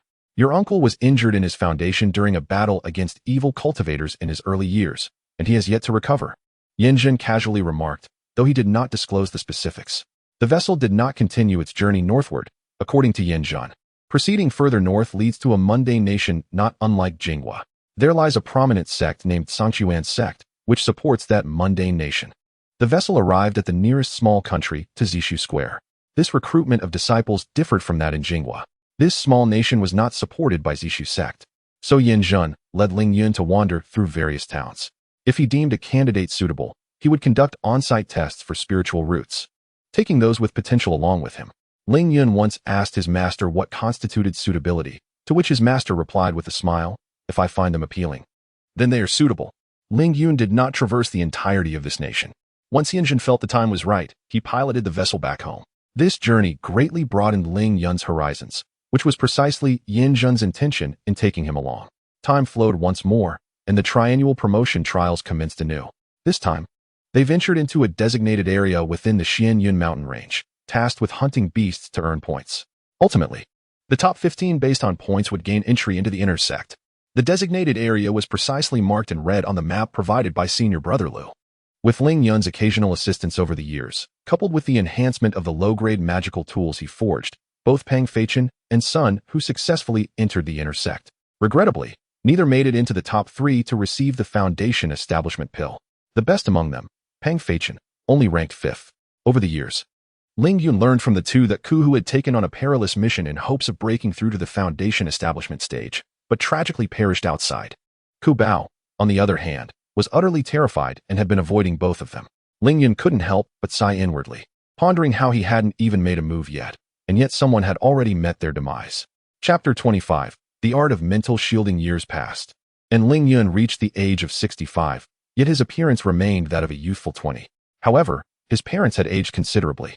Despite Ling Yun's efforts to prolong their lives with various elixirs, they ultimately succumbed to the relentless passage of time. In the present day, Stone Village had seen some of its inhabitants reach the realm of transformation, thanks to Ling Yun's previous teachings in martial arts. With their protection, Ling Yun no longer harbored concerns for the village's safety. Thus, after bidding farewell to his parents that year, he had no intention of returning to Stone Village. Another 5 years elapsed, and within the confines of his senior brother Bianyang's cave dwelling, Ling Yun learned of Bianyang's breakthrough to the pinnacle of Foundation Establishment and came to offer his congratulations. Following an enjoyable exchange, Ling Yun departed the cave. The mid-grade spiritual route. On his journey back to his own cave, Ling Yun found himself reflecting. He had indeed exerted considerable effort over the years. Yet his cultivation and qi refinement had not seen significant advancement, partly due to his focus on body refinement. Ultimately, his progress was notably slower than that of those with mid-grade spiritual roots. Ling Yun had calculated that, given the current abundance of resources, if he did not forsake body refinement, he might not achieve the pinnacle of Foundation Establishment within 200 years. As for relinquishing body refinement, that was out of the question, for he had discovered a genuine aptitude for it. In contrast to his minimal advancements in qi refinement, his Qiyang body forging technique had nearly reached its 2nd tier. Months later, within the cave of Jia Air, the Qiyang array was ablaze with intense spiritual fire. The potency of this fire rivaled that of mid-foundation spells. Any ordinary mid-foundation cultivator enveloped by this flame would perish within 2 days. Yet, Ling Yun had endured within the spiritual fire for nearly 6 days. Suddenly, a surge of spiritual energy erupted within the array. Ling Yun opened his eyes and unleashed a powerful punch, extinguishing the flames instantly. At last, it has come to fruition, Ling Yun sighed in relief. He then commenced testing the strength of his Qiyang body forging technique at its 2nd tier, while his physical resilience fell slightly short of mid-grade magical artifacts. It surpassed that of low-grade ones and provided a modest enhancement against fire-based spells. After thorough testing, Ling Yun reached the aforementioned conclusions. Although my qi refinement may not rival that of my senior brother, my progress in body refinement has now caught up with him, he mused, clenching his fists and feeling the formidable power within. Subsequently, Ling Yun exited the cave and sought out Bianyang. Junior brother, what brings you to me? Bianyang inquired with a puzzled expression, having just crafted a low-grade magical artifact that day when Ling Yun pulled him aside. Senior brother, I have recently reached the second tier of the Qiyang body forging technique and wish to spar with you, Ling Yun replied. Oh, I did not anticipate you would reach the second tier so swiftly. Your talent in body refinement far surpasses mine. Excellent. It has been a while since I last sparred with anyone, and I am feeling rather restless, Bian Yang exclaimed joyfully. The two then made their way to the Zishu arena, greeted by numerous disciples along the path. In the present day, although Ling Yun's name may not be universally known, he certainly possesses a modest reputation, being the second disciple of the esteemed master of Qiyang Peak. He excels in both body refinement and weapon forging, thus embodying a plethora of formidable attributes. Within the confines of the Zishu combat arena, one of the platforms has been activated, rendering it invisible to those outside. My elder brother has stipulated that we shall rely solely on our physical prowess, without the use of spells, Ling Yun declared with gravity. Ha ha ha, rest assured, junior brother. I shall adhere to the rules, replied his elder brother, Bian Yang, with a chuckle. Then I shall take my turn, elder brother, Ling Yun bellowed, charging towards Bian Yang and unleashing a powerful punch, producing a resounding echo. This strike was devoid of any technique, relying solely on his physical capabilities. Clang. Bian Yang likewise refrained from employing any technique and met the blow with his own fist. The collision emitted a sound akin to the clash of metal. Excellent. Bian Yang laughed heartily, countering with a punch of his own, prompting Ling Yun to swiftly defend. The two engaged in rapid exchanges atop the platform, with each punch and kick possessing the might comparable to mid-stage foundational spells. Clang. Following another fierce clash, Bian Yang purposefully retreated a few steps, stating, Junior brother, this is becoming rather mundane. I shall unleash my full strength. Elder brother, bring it on. I am eager to witness your true power, Ling Yun responded, his eyes ablaze with the spirit of battle. Very well, junior brother, be cautious, Bian Yang proclaimed with renewed seriousness, as crimson flames ignited around his hands, causing his figure to swell slightly before he surged towards Ling Yun at remarkable speed. As he advanced, the flames transformed into a sharp lance aimed directly at Ling Yun. In response, Ling Yun also expanded his form, enveloping his hands in fiery spiritual energy. Between his palms, a vivid flame bird materialized. Phoenix Beak. Ling Yun was now adept at executing the Phoenix Beak technique effortlessly, even simultaneously with both hands. With his right hand, he unleashed the technique, fiercely pecking at Bian Yang's lance-like right hand. Clang. Their right hands collided, while Ling Yun's left hand sought to strike Bian Yang, only to be thwarted by Bian Yang's left hand. Good, Bian Yang exclaimed, encouraging the exchange as he began to diversify his attacks, with Ling Yun following suit. As the battle intensified, their fiery spiritual energy gradually spread from their hands to envelop their entire bodies. They resembled two ferocious beasts of flame, engaging in a fierce confrontation on the platform. Each impact ignited waves of fire. Ultimately, however, Ling Yun found himself outmatched, succumbing to his elder brother's techniques. Ha! Ling Yun gasped for breath as he collapsed onto the platform, and his elder brother was in a similar state. After a moment, Bian Yang was the first to rise, extending a hand to help Ling Yun up. As their eyes met, they couldn't help but burst into laughter. You truly are formidable, elder brother, Ling Yun remarked with a smile. It is merely a matter of age. In a few years, you may surpass me, junior brother, Bian Yang replied. The elder brother is being modest. He is indeed a consummate practitioner of the foundation establishment stage. Many spells are yet to be unveiled, and should a life and death struggle ensue, I, as his junior, would find it exceedingly difficult to prevail against him, even after several decades. Ha ha ha, come, junior brother, today I shall treat you to a sumptuous meal. The elder brother did not refute, laughing heartily as he led Ling Yun away from the Zishu duel arena. Upon parting with his elder brother, Ling Yun returned to his cave abode. According to his brother's words, his current strength could contend with ordinary late foundation establishment practitioners, but against those who have reached the pinnacle of the foundation establishment stage, he would falter. Moreover, the greatest weakness of body refining practitioners lies in their mental fortitude. Even the spiritual attacks from late foundation establishment cultivators could severely injure him. The solutions were either to enhance his foundation establishment cultivation or to seek a magical artifact for mental defense, or to learn techniques or spells related to spiritual awareness. Ling Yun mused. To enhance his foundation establishment, it would require the slow passage of time. As for techniques related to spiritual awareness, the Wanfa Tower possesses them, and so does his master. However, his master advised that with his low-grade spiritual root talent, focusing solely on body refinement has already delayed his chi refining speed, and thus, he should not pursue more advanced techniques in spiritual awareness. Though his master may not know of his potential to live for 3 centuries, Ling Yun felt that the advice was sound. As for magical artifacts for mental defense, they are exceedingly rare. Their value is unparalleled among artifacts of the same tier. Not only are the materials hard to procure, but their refinement is also challenging.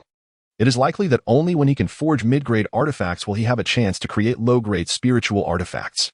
After much contemplation, he ultimately decided to learn a spell related to spiritual awareness, as it seemed the most promising, albeit such spells are notoriously expensive. With his current contribution points, he might not even be able to afford a mid-foundation establishment spiritual spell. However, he still had one opportunity to choose a foundational technique for free. Thus, he resolved to consult Elder Luo to see if he could use this opportunity to offset some contribution points.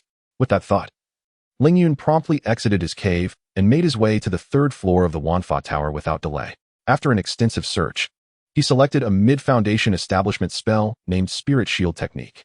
Upon casting this spell, it would form a protective shield of spiritual awareness to resist external mental attacks. This was the only spiritual defense spell Ling Yun could currently exchange for. He approached Elder Luo on the first floor with the jade slip in hand, inquiring if he could use his free opportunity to offset part of the contribution points required for the Spirit Shield technique. Aware of Ling Yun's status as a disciple of Yen Zhan, Elder Luo acquiesced to his request, reducing the contribution points required for the technique by 1/3. Ling Yun then spent a significant portion of his remaining wealth to successfully acquire the spell. It seemed he would need to refine more low-grade artifacts this year. In his cave, Ling Yun gazed at his dwindling resources with a sigh. He then began to practice the Spirit Shield technique. It must be said that spiritual spells are indeed arduous to cultivate. It took Ling Yun nearly 3 years to master the Spirit Shield technique. Upon utilizing the technique, he instantly felt a thin layer of shield manifest around his mind. The Spirit Shield technique can withstand mental attacks from mid-foundation establishment practitioners. After maintaining the spell for a period, he concluded its use. The consumption of spiritual energy was simply too great. As a cultivator in the initial stage of foundation establishment attempting to wield spells from the mid-foundation stage, the energy expenditure is considerable, coupled with the fact that the Spirit Shield technique is also quite taxing on one's spiritual energy. It has become apparent that Ling Yun cannot sustain the Spirit Shield for extended periods.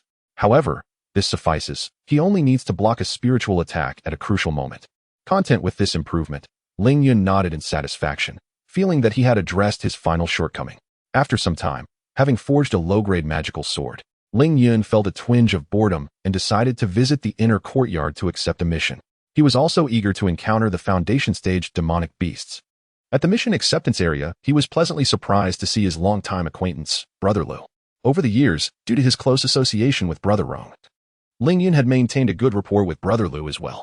Brother Lu, Ling Yun greeted him. Junior Brother Ling. Brother Lu turned at the sound of his voice and smiled, though the expression appeared somewhat unsettling on his current countenance. Are you here to accept a mission? Ling Yun inquired, observing Brother Lu's attire. Brother Lu, a mid-foundation stage disciple of the Sword Void Peak, was carrying a low-grade magical sword on his back. Unlike Brother Rong and you, Junior Brother Ling, I do not have the ability to forge low-grade magical artifacts. Thus, I must take on more missions to gather resources. Yet, what brings you here, Junior Brother? You no longer need to undertake missions for resources, do you? I felt a whim to venture out of the sect and wish to see some foundation stage demonic beasts, as I have not encountered one since my own foundation establishment. Ling Yun replied candidly. Hearing this, Brother Lu felt a surge of joy. After their previous discussions, he was aware of Ling Yun's capabilities, which were on par with his own. If Ling Yun were willing to team up with him, they could tackle slightly more perilous missions. Hence, he proposed, Junior Brother Ling, why don't we form a team to complete the mission together? This way, we can assist each other in case of danger. Certainly, Ling Yun thought, recognizing that Brother Lu, being experienced in undertaking missions, could provide valuable guidance to avoid peril. Although he merely wanted to step outside the sect for a look, he preferred to steer clear of hazards. After agreeing to team up, they accepted a mission to hunt the Icebone Blue Demon Python to procure its bones. The Icebone Blue Demon Python typically possessed strength around the mid-foundation stage. Despite resembling a snake, it was covered in bones. These bones were excellent materials for crafting ice-type magical artifacts, which was the primary objective of the mission issuer. For Brother Lu, the Icebone Blue Demon Python represented a dangerous foe. Had Ling Yun not joined him, he would have hesitated to undertake this task alone. After accepting the mission, Brother Lu suggested they set out together the following day under the pretense of gathering information. On the morrow, Ling Yun and Brother Lu rode their flying swords out of the Zishu sect, advancing deeper into the Xianyun mountain range. As previously mentioned, The Ling Yun mountain range was vast, with the Zishu sect situated only at its periphery. As they ventured deeper into the Ling Yun mountain range, the level of the surrounding demonic beasts escalated. At this moment, Brother Lu turned to Ling Yun and suggested, "Let us descend here." Ling Yun, with a puzzled expression, complied and landed alongside Brother Lu. Observing his confusion, Brother Lu smiled and elucidated, "Ling Yun, your infrequent excursions beyond the sect have left you somewhat uninformed. The area we traversed is regularly cleared by our sect, thus posing minimal danger. However, venturing further, we would stray beyond the range of our sect's clearance. If we remain airborne, we become conspicuous, thereby attracting numerous demonic beasts' attention. For our safety, we must proceed on foot towards the territory frequented by the icebone blue demonic python." Grateful for Brother Lu's explanation, Ling Yun expressed his thanks. "There is no need for such formality," Brother Lu replied with a wave of his hand. The two then cautiously made their way towards the lair of the icebone blue demonic python. Throughout their journey, Ling Yun gained considerable knowledge from Brother Lu about the whereabouts of hidden beasts, the types of demonic creatures present, and areas to avoid. Brother Lu could discern these details at a glance and shared them with Ling Yun, whose admiration brought great joy to Brother Lu. Simultaneously, Brother Lu advised Ling Yun that in the wilderness, one should refrain from engaging with demonic beasts unless one possesses absolute confidence. Engaging them could easily attract the attention of other beasts, and should a powerful one take notice, it could spell disaster. Consequently, during their expedition, Ling Yun and Brother Lu only resorted to combat once, dealing with a foundational-level demonic beast. Chapter 26. The Icebone Blue Magic Python. Ling Yun followed Senior Brother Lu for approximately half a month before they finally halted near a small lake. Junior Brother Ling. Based on the information I have gathered, the Icebone Blue Magic Python has been known to roam this vicinity. The waters here are infused with ice spiritual energy, which is perfectly suited for the habitation of the Icebone Blue Magic Python. Furthermore, the absence of any beasts drinking from this lake suggests that it has been claimed by a formidable magical creature. Thus, I surmise that the Icebone Blue Magic Python resides nearby, most likely within the lake itself. Senior Brother Lu conveyed confidently through their mental connection, eliciting admiration from Ling Yun, who applauded Lu's keen insight. "Impressive, Senior Brother Lu," Ling Yun exclaimed. "Oh, it's merely a small piece of knowledge I have accumulated over the years," Lu responded with a chuckle, though a look of pride was unmistakable on his face. "Then, Senior Brother, what shall we do next?" Ling Yun inquired about their next course of action. Wait. Indeed, we must wait. First, we are not even certain that the Icebone Blue Magic Python dwells within the lake. Even if we ascertain its presence, we must avoid placing ourselves in a disadvantageous position. Both of us lack water spiritual roots. Should we voluntarily enter the lake to confront the Icebone Blue Magic Python, our combat prowess would undoubtedly diminish significantly. Therefore, it is prudent to wait for it to emerge from the water, allowing us to gauge its strength before devising a specific strategy. What if it does not emerge? Ling Yun felt somewhat foolish for posing such a fundamental question. That is unlikely. Just as we cultivators require resources to enhance our training speed, magical beasts also seek resources. The primary resource for magical creatures is the flesh and blood of other beasts. If the Icebone Blue Magic Python resides here, it will inevitably venture out to hunt, Senior Brother Lu elucidated. Sure enough, 3 days later, ripples suddenly disturbed the surface of the lake. In the next moment, a colossal python's head rose majestically into the air. Soon after, the entire form of the Icebone Blue Magic Python came into view before Ling Yun and Senior Brother Lu. The python measured approximately 8 zhang in length and was as thick as a water vat, its body adorned with a mesmerizing blue hue and snow-white patterns, exuding an unusual beauty. At this moment, Ling Yun and Senior Brother Lu had concealed their auras and hidden in the nearby woods. After the Icebone Blue Magic Python scanned its surroundings with its enormous serpentine eyes, it glided away from the lake. Once the python had vanished from sight, Senior Brother Lu transmitted a message to Ling Yun. Junior Brother Ling, fortune truly favors us. Come, let us lie in ambush along its return path. With that, Ling Yun and Senior Brother Lu positioned themselves at a distance from the lake's edge. Once they were adequately concealed, Lu continued to explain to Ling Yun. Junior Brother Ling, based on the aura the Icebone Blue Magic Python just revealed, it appears to be at the mid-stage of foundation establishment. Its greatest strength lies in its formidable physique. And as a body-refining practitioner, you should be able to contend with it for a time. The Icebone Blue Magic Python wields spells of the ice element. Ling, as a practitioner of the fire element, even if unable to prevail, can at least endure. The reason I, your senior brother, chose this creature is that it poses minimal threat to you, Ling. With you as a distraction, I shall assist from the sidelines and coupled with our ambush. Capturing this icebone blue magic python will be as effortless as a flick of the wrist. Lu, the senior brother, spoke with confidence, and Ling Yun nodded in agreement. It is worth noting that the icebone blue magic python does not hunt swiftly, returning only after a day's time. Ling, be prepared. Strike with all your might to inflict serious injury, Lu conveyed telepathically, to which Ling Yun focused intently and nodded in affirmation. As the icebone blue magic python prepared to return home, it seemed to sense a hint of unease, raising its head to scrutinize its surroundings with vigilance. This creature is exceedingly alert. We must not hesitate any longer. Ling, charge in. Lu quickly relayed to Ling Yun, simultaneously forming a sword gesture with his hands. In an instant, his magical long sword drew forth from its sheath, emanating an aura of razor-sharp danger as it lunged toward the icebone blue magic python. Receiving the message, Ling Yun wasted no time, activating the red sun forging body technique, red fire blazing body. In an instant, his physique expanded to 2 meters, enveloped in fire element spiritual energy, resembling a garment of flames. This technique was the very one he had employed during his earlier match with Bian Yang, although that time both had held back. This time would be different. The red fire blazing body is one of the accompanying techniques of the red sun forging body. With its current application, Ling Yun could momentarily enhance his strength while also gaining a degree of resistance against fire-based spells. In the next moment, he surged forward at remarkable speed towards the icebone blue magic python. The creature, still on high alert, suddenly found itself confronted by a long sword radiating an aura of extreme danger. The icebone blue magic python attempted to evade, but the sword's velocity was too swift. It could not escape in time, resulting in a deep wound that exposed bone. With a pained hiss, the creature roared, yet before its cry could fully escape, Ling Yun's left hand manifested a spear-like illusion that struck fiercely at the wound. This was one of the techniques from the red sun forging body, red sun spear. This technique had been wielded by Bian Yang during their previous sparring session. According to their master, the creator of the red sun forging body was an adept spear user. Thus this technique was specifically devised. Although named the red sun spear, it did not necessitate the illusion of a spear. Mastery of the technique allowed for the manifestation of any form.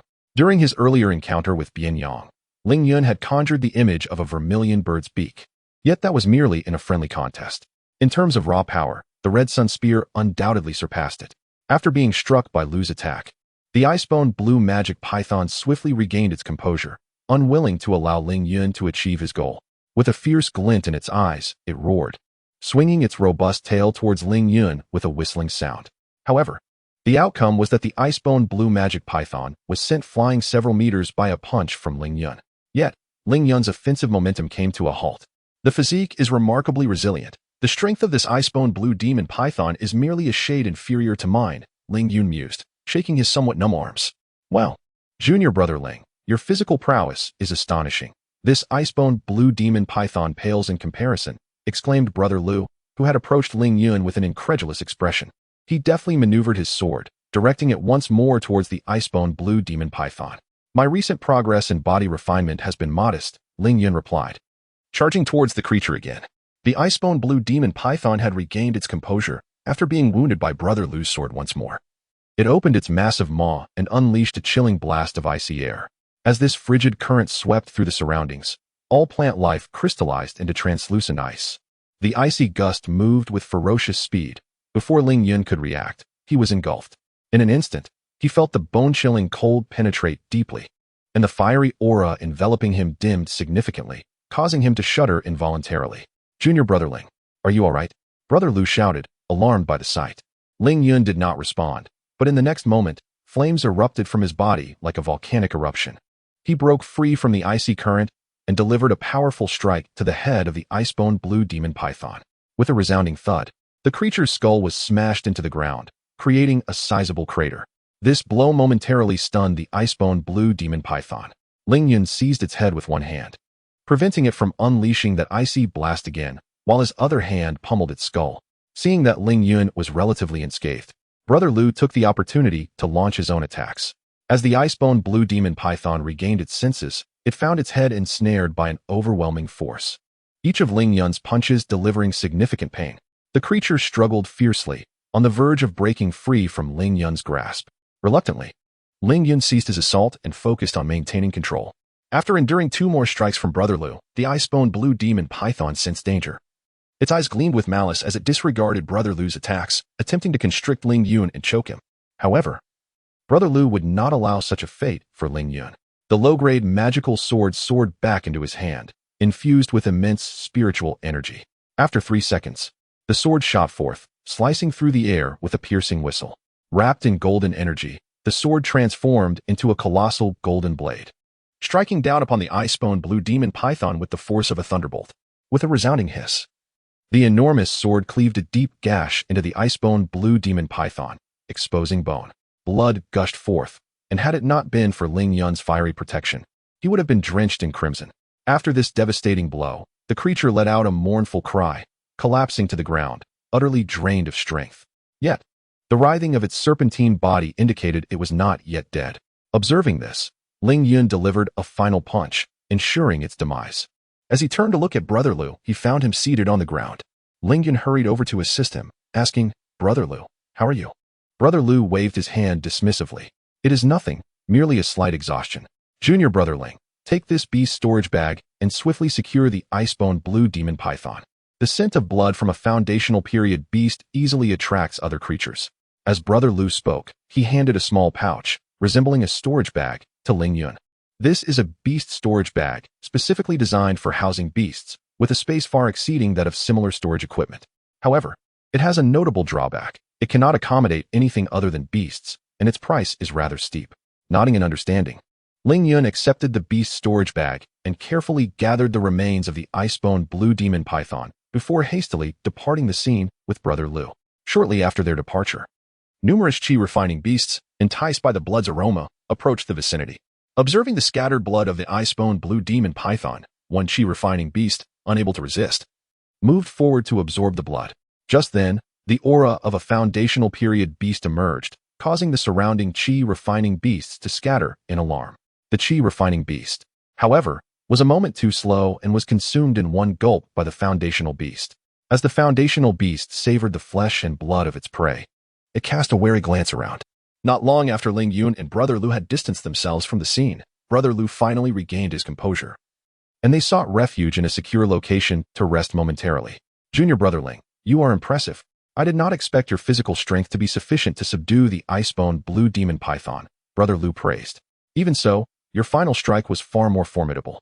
Without that, it would not have been resolved so swiftly," Ling Yun replied in kind. "Nonsense. Had you not restrained it, I would not have been able to land a hit. In terms of merit, you deserve at least 80% of the credit," Lu insisted. "That is not the case." After a round of mutual commendations, Brother Lu had nearly fully recovered, and the two proceeded towards the Zishu sect. After nearly half a month, Ling Yun and Brother Lu returned to the area cleared by the Zishu sect. Brother Lu halted here, preparing to process the ice-bone blue demon python. As a mid-foundational period beast, the ice-bone blue demon python was a treasure trove. The most valuable part, which was also the target of their mission, was the python's bones.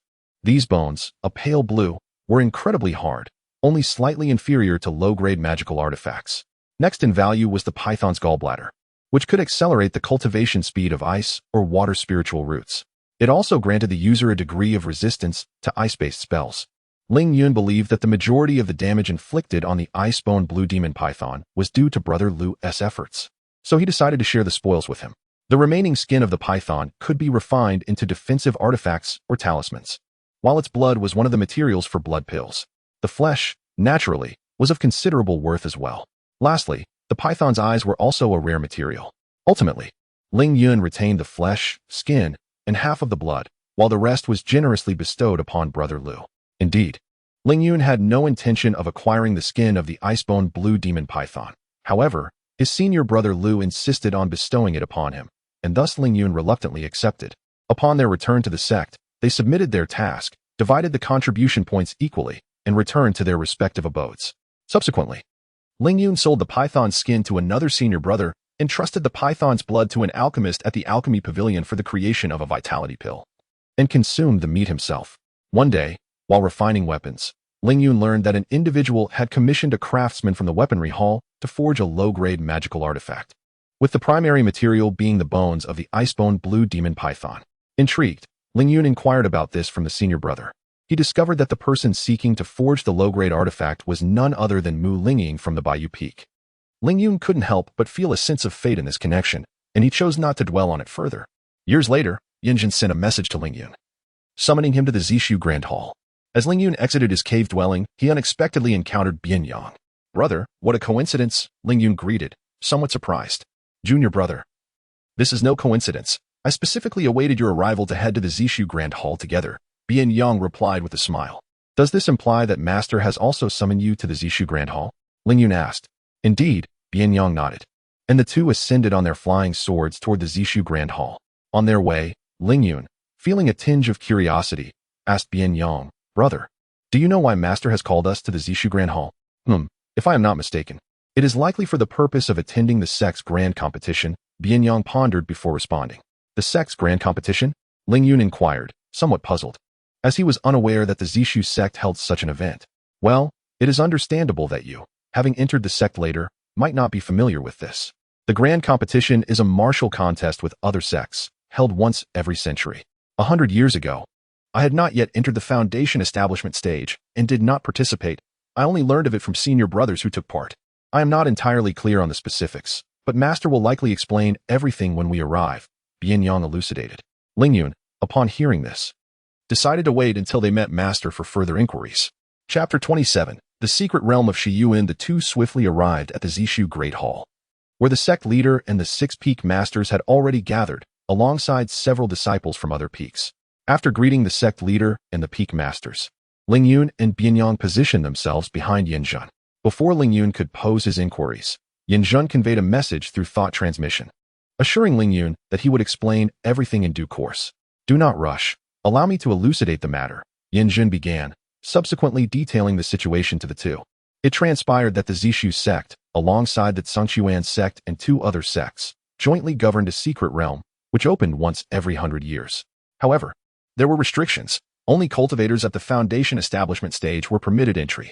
Thus, the 4 sects established an agreement that each could send 15 foundation establishment cultivators whenever the secret realm was accessible. Initially, it sufficed for each sect to merely send their 15 cultivators every 100 years, with no competition involved. Yet, as is often the case with human nature, a certain sect proposed that prior to each opening of the secret realm, the foundation establishment disciples from each sect should engage in friendly contests. The location of these contests would rotate among the sects every 100 years, ensuring that even the sect finishing in 4th place would not have their number of entries reduced. Furthermore, Yinjun informed Ling Yun and his fellow disciples that the resources within this secret realm were remarkably bountiful, potentially even containing resources necessary for those at the core formation stage. It was within this very realm that Yinjun had once acquired a wealth of resources, enabling his breakthrough to the core formation stage. Shortly thereafter, disciples from the other peaks arrived at the Zishu Great Hall, and before long, with Ling Yun included, the group was complete with 15 members. Ling Yun noted that all 15 individuals, including himself, were the disciples of the respective peak masters. At this juncture, the sect leader began to speak, prompting Ling Yun to temporarily suppress his lingering questions. With everyone assembled, the sect leader wasted no time. After offering words of encouragement, he led the group outside the Zishu Hall. He gestured with his hand, and a grander and more luxurious purple spirit vessel than the one belonging to his master appeared before them. The sect leader boarded the vessel first, followed closely by Qi Peak's master, Yu Peak's master, and Yin Peak's master. The remaining peak masters stayed behind at the Zishu sect, followed by Ling Yun and the other disciples. Once all were aboard, the spirit vessel took off, soaring rapidly northward, its speed surpassing that of the vessel in Yinjun's possession. Within the vessel, Ling Yun seized the opportunity to address his earlier questions. After a brief moment of hesitation, Yinjun divulged the answer. In times past, there existed an internal competition known as the Inter-Sect Grand Competition, with the reward being a coveted spot in the secret realm. However, human nature being what it is, the precious nature of these spots led each peak master to desire to allocate them to their own disciples. Consequently, the sect later abolished the Inter-Sect Grand Competition, citing concerns that it might jeopardize the relationships among the peak disciples. The allocation of spots then became predetermined, distributed at the discretion of each peak master, with each master holding 2 spots and the sect leader possessing 3. However, as the sect leader currently had no disciples of his own, he had chosen to distribute his spots among the other peaks. Upon receiving Yinjun's explanation, Ling Yun suddenly grasped the entirety of the situation. However, as a beneficiary, he chose to remain silent, merely sighing inwardly at the harshness of it all. Within the spiritual vessel, the disciples of various peak masters naturally recognized one another. Yet Ling Yun observed that he was the least accomplished among them, being merely at the initial stage of foundation establishment. In contrast, Lingying, who had entered the Zishu sect alongside him, had already advanced to the mid-foundation stage. Her presence in the spiritual vessel took Ling Yun by surprise. For it was known that the Rain Peak had more than 2 disciples, unlike the Qiang Peak, which had no competition for spots. Lingying should have been the least skilled among the Rain Peak's disciples. Thus, her selection puzzled him. After much contemplation, Ling Yun concluded that the Rain Peak master held a favorable view of Lingying. Though familiar with the others present, Ling Yun did not share a close rapport with them. Fortunately, Bian Yang, who was well acquainted with most of the attendees, facilitated introductions. Ling Yun, recognizing the potential future significance of these individuals, most of whom would likely become peak masters, welcomed the opportunity for networking. The others did not regard Ling Yun's lower cultivation level with disdain. Instead, they were quite eager to engage with him. In the blink of an eye, a month passed, and the spiritual vessel came to a halt amidst a forest. Ling Yun and the others gazed towards the woods, where they beheld the Tsangchuan sect, a renowned cultivation sect. Shortly thereafter, a middle-aged golden core cultivator emerged from the formation, greeting the arrival of Sect Master Zhou and the others with a warm smile. Sect Master Zhou, Peak Master Qi, Peak Master Yin, Peak Master Yu. The Sect Master has been awaiting your arrival for some time. Please, follow me. Thank you, Peak Master Liang. The Sect Master replied with a smile. Too kind, Sect Master Zhou. Please, after you. Following this exchange, the Sect Master stowed away the spiritual vessel and proceeded to follow Peak Master Liang into the Tsangchuan sect, with the other 3 Peak Masters closely trailing behind, as did Ling Yun and the others, utilizing various magical artifacts to keep pace. The group, led by Peak Master Liang, arrived at the Grand Hall known as the Tsangchuan Hall. At the entrance, the Tsangchuan sect's master took center stage, flanked by several Peak Masters from the sect, alongside a number of disciples clad in white attire. Zhou Ding, it has been far too long. The master of the Tsangchuan sect remarked upon seeing the Zishu sect's party. Indeed, Mo Cheng, the last time we met was a century ago, the sect master lamented. Before following the Tsangchuan sect master into the hall, the others trailing closely behind. Inside the hall, 2 sect masters of similar ages engaged in conversation, while the other 3 peak masters interacted with their counterparts from the Tsangchuan sect. Ling Yun and his companions felt somewhat awkward, as most of them were unfamiliar with the Tsangchuan sect's disciples. Fortunately, the disciples of the Tsangchuan sect recognized this and proactively approached Ling Yun and his peers for conversation. Before long, the golden core cultivators within the hall turned their attention toward the entrance of the Tsangchuan sect. Mo Cheng, it seems your archrival has arrived, the sect master remarked slowly.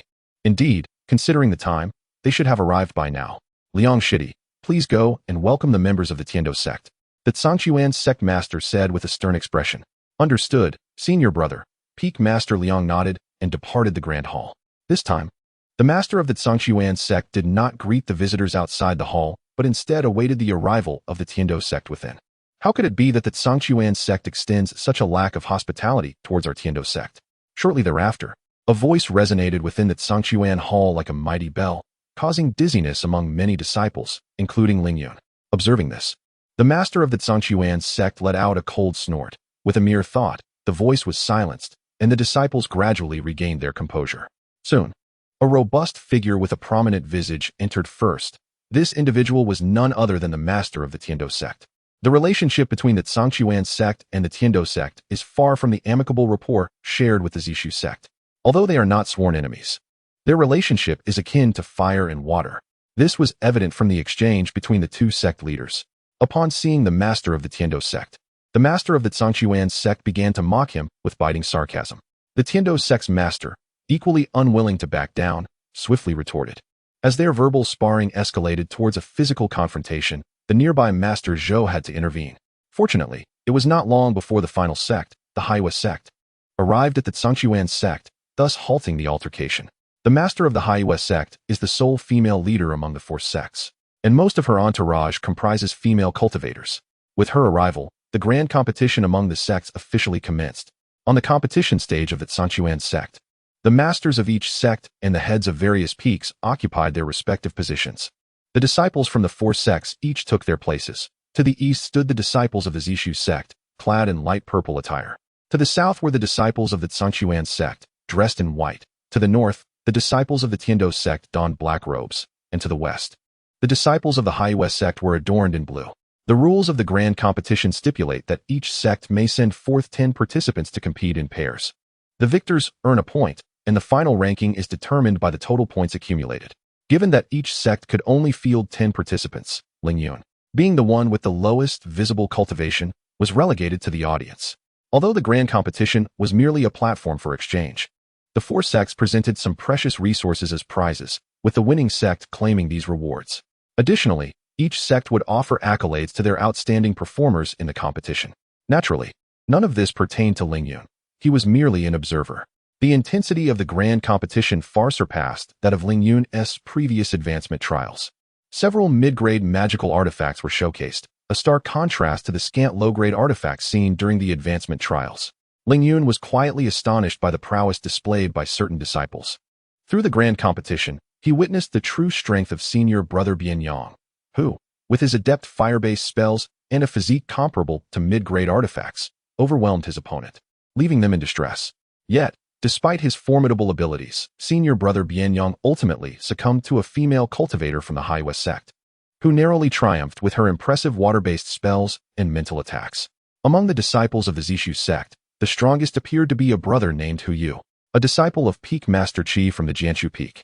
His sword control technique was astonishingly powerful. During his encounters with other sect disciples, even Ling Yun, who was merely observing, could feel the sharpness of his prowess.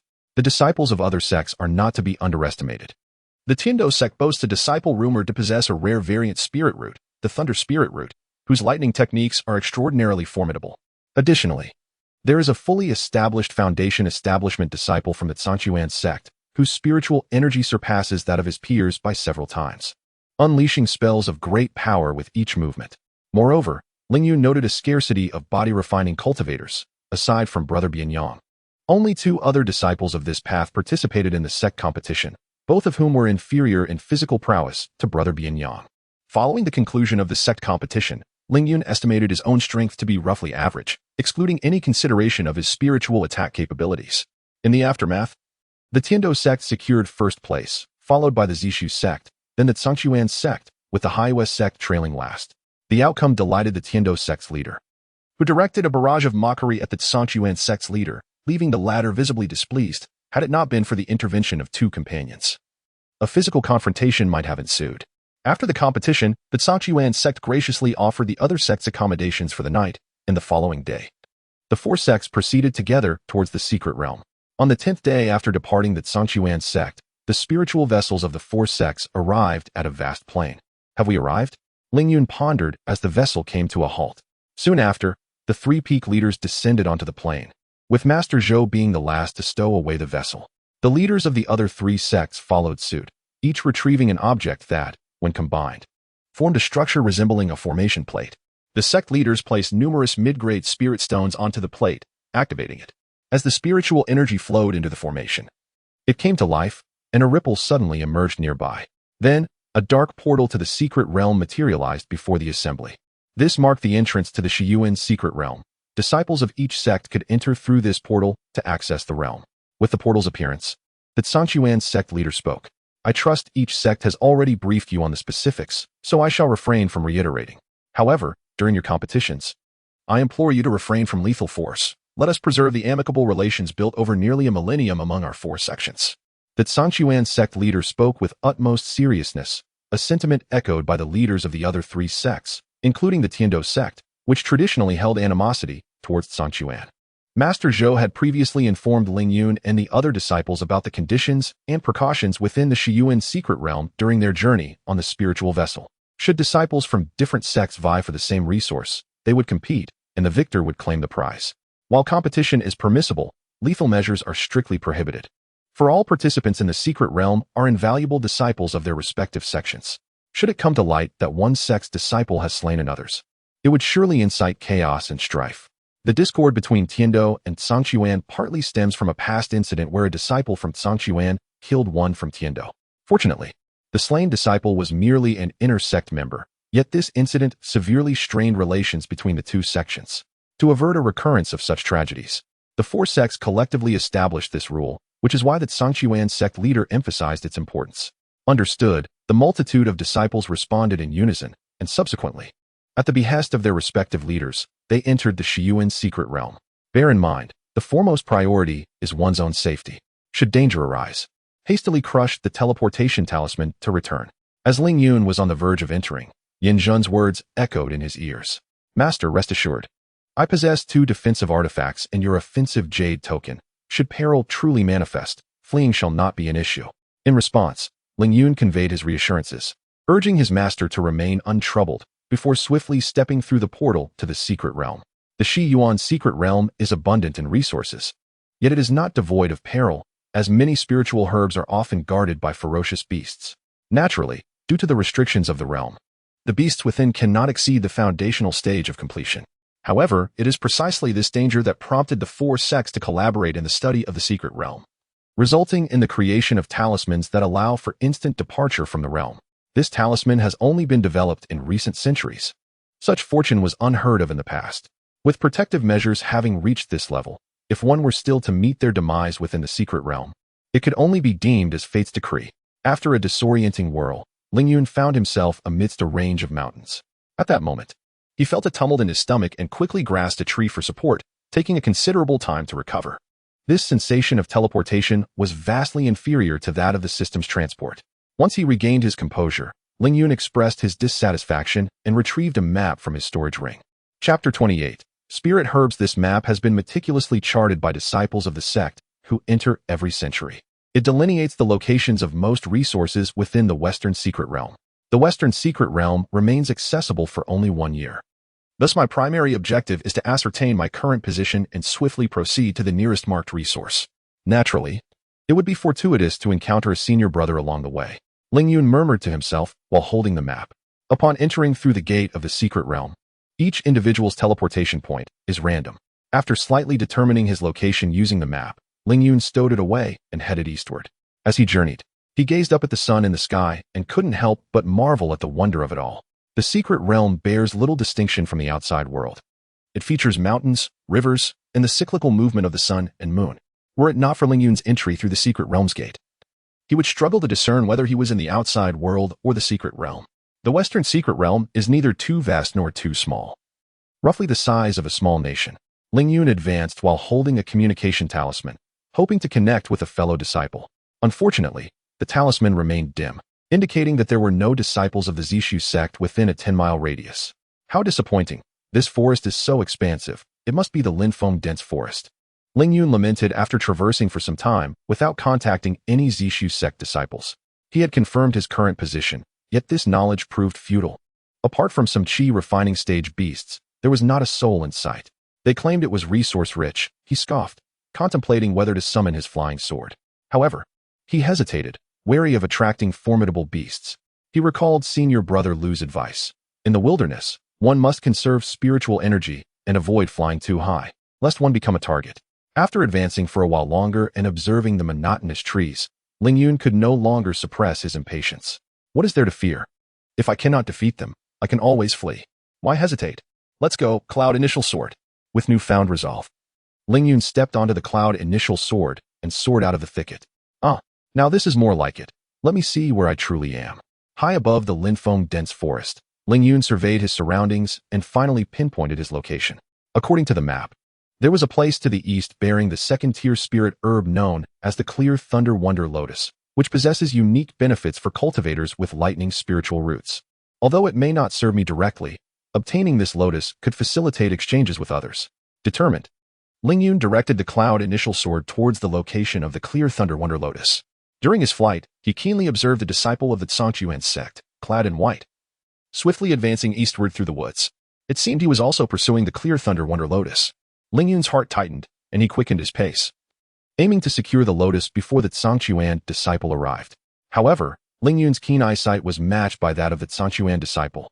Upon noticing Ling Yun flying boldly through the sky, he too resolved to pursue, summoning a low-grade magical artifact to follow closely behind. Ultimately, Ling Yun's chi refining cultivation was slightly inferior, and before long, the disciple of the Zhangquan sect caught up to him. Ling Yun?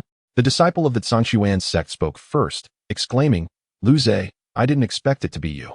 Upon hearing this, Ling Yun turned his gaze towards the disciple of the Zhangquan sect, and his attention inadvertently drifted to the magical artifact he was wielding. To his surprise, Lu Zhe was actually maneuvering a shield-shaped low-grade magical tool. Flying with a shield? Ling Yun mused inwardly. Well, not every cultivator favors flying sorts. Using a shield is quite reasonable. Ling Yun, what a coincidence that we have both been transported to the Linfeng forest. Given your direction, you must also be seeking the Qinglei Qilian, correct? Lu Zhe asked with a smile. Ling Yun and Lu Zhe had previously met in the Zhangquan Great Hall, and their acquaintance could be described as a nodding familiarity. Indeed, what a coincidence. Brother Lu Zhe, you two are on the quest for the Qinglei Qilian. Ling Yun possessed a map of the secret realm, and naturally, other sects would have similar maps.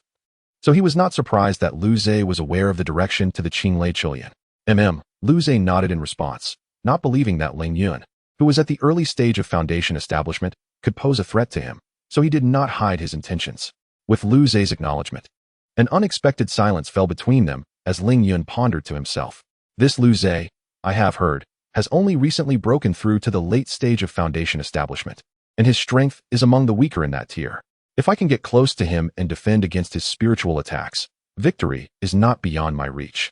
Before long, the two, each with their own thoughts, arrived at the edge of a pool. The area around the pool was saturated with thunderous spiritual energy, and in its center stood a blue-violet lotus flower, which was indeed the Qinglei Qilian. The two assessed the spiritual energy emanating from the Qinglei Qilian and determined that it was a high-grade second-tier spiritual herb, similar to medicinal pills. Spiritual herbs are also classified into several tiers, each divided into inferior, medium, superior, and exceptional grades. For instance, herbs for the qi refining stage are classified as first tier, while those for the foundation establishment stage are second tier, and so forth. Their gazes met, and they both recognized the desire for possession reflected in each other's eyes. However, they did not rush to claim the Qinglei Qilian. Instead, they remained vigilant, scanning their surroundings. Generally, such precious spiritual herbs are guarded by foundation establishment beasts. The map indicated that a late-stage foundation establishment purple lightning frog had previously been recorded as the guardian of this pool, although it had evidently been slain by the previous explorers. After waiting for some time without sighting any foundation establishment beasts, Lu Zhe could no longer contain himself and addressed Ling Yun. Ling Yun, I will go first to retrieve the Qinglei Qilian. Once I have obtained it, we can find a safe place to settle our contest. According to the rules, the victor shall take the Qinglei Qilian. Does that sound acceptable? Then let it be as you say, Brother Lu Zhe, Ling Yun replied, nodding in agreement. After all, it would not be wise to engage in a contest right here. What if they were ambushed by the guardian beast of the Qinglei Qilian? Ling Yun was not concerned that Lu Zhe would snatch the Qinglei Qilian and flee, as both of them belonged to sects and were not rogue cultivators. Individuals from sects tend to care about their sect's reputation. Ling Yun could hardly believe that he would risk the reputation of the Zhangquan sect for a mere late-stage foundational spirit herb. If he truly had taken the Qinglei Qilian and fled, then Ling Yun would have no choice but to inform the members of the four sects he encountered in the secret realm of this man's shameless actions. Lu Zhe, seeing Ling Yun's agreement, cautiously maneuvered the shield closer to the Qinglei Qilian, expanding his spiritual consciousness to its maximum, wary of any potential beastly ambush. However, not a single beast attacked him as he touched the Qinglei Qilian, yet he remained vigilant. He meticulously plucked the flower from the herb without uprooting it, for the secret realm valued a cycle of sustainable growth. Each of the four sects had rules stipulating that, unless absolutely necessary, one must leave behind the parts that allow the spirit herb to regrow. After safely storing the herb in his storage ring, Lu Zhe sighed in relief and swiftly approached the edge of the pool. Ling Yun, I have obtained the spirit herb. Let us depart and find a secure location to determine its rightful owner. Ling Yun nodded in response, yet he found himself pondering why no beasts were guarding the Qinglei Qilian.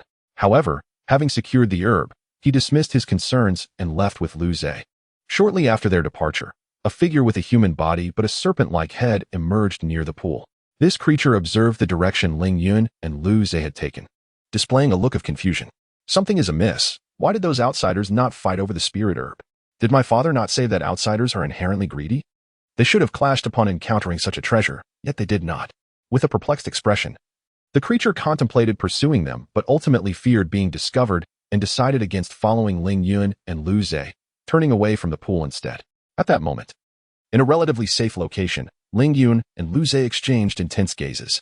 However, while Ling Yun's demeanor was serious, Lu Zhe's eyes revealed a predominant sense of disdain. Ling Yun, forgive me, Lu Zhe said, and with that, he unleashed a water-based spell, sending a torrent akin to a sharp sword rushing toward Ling Yun.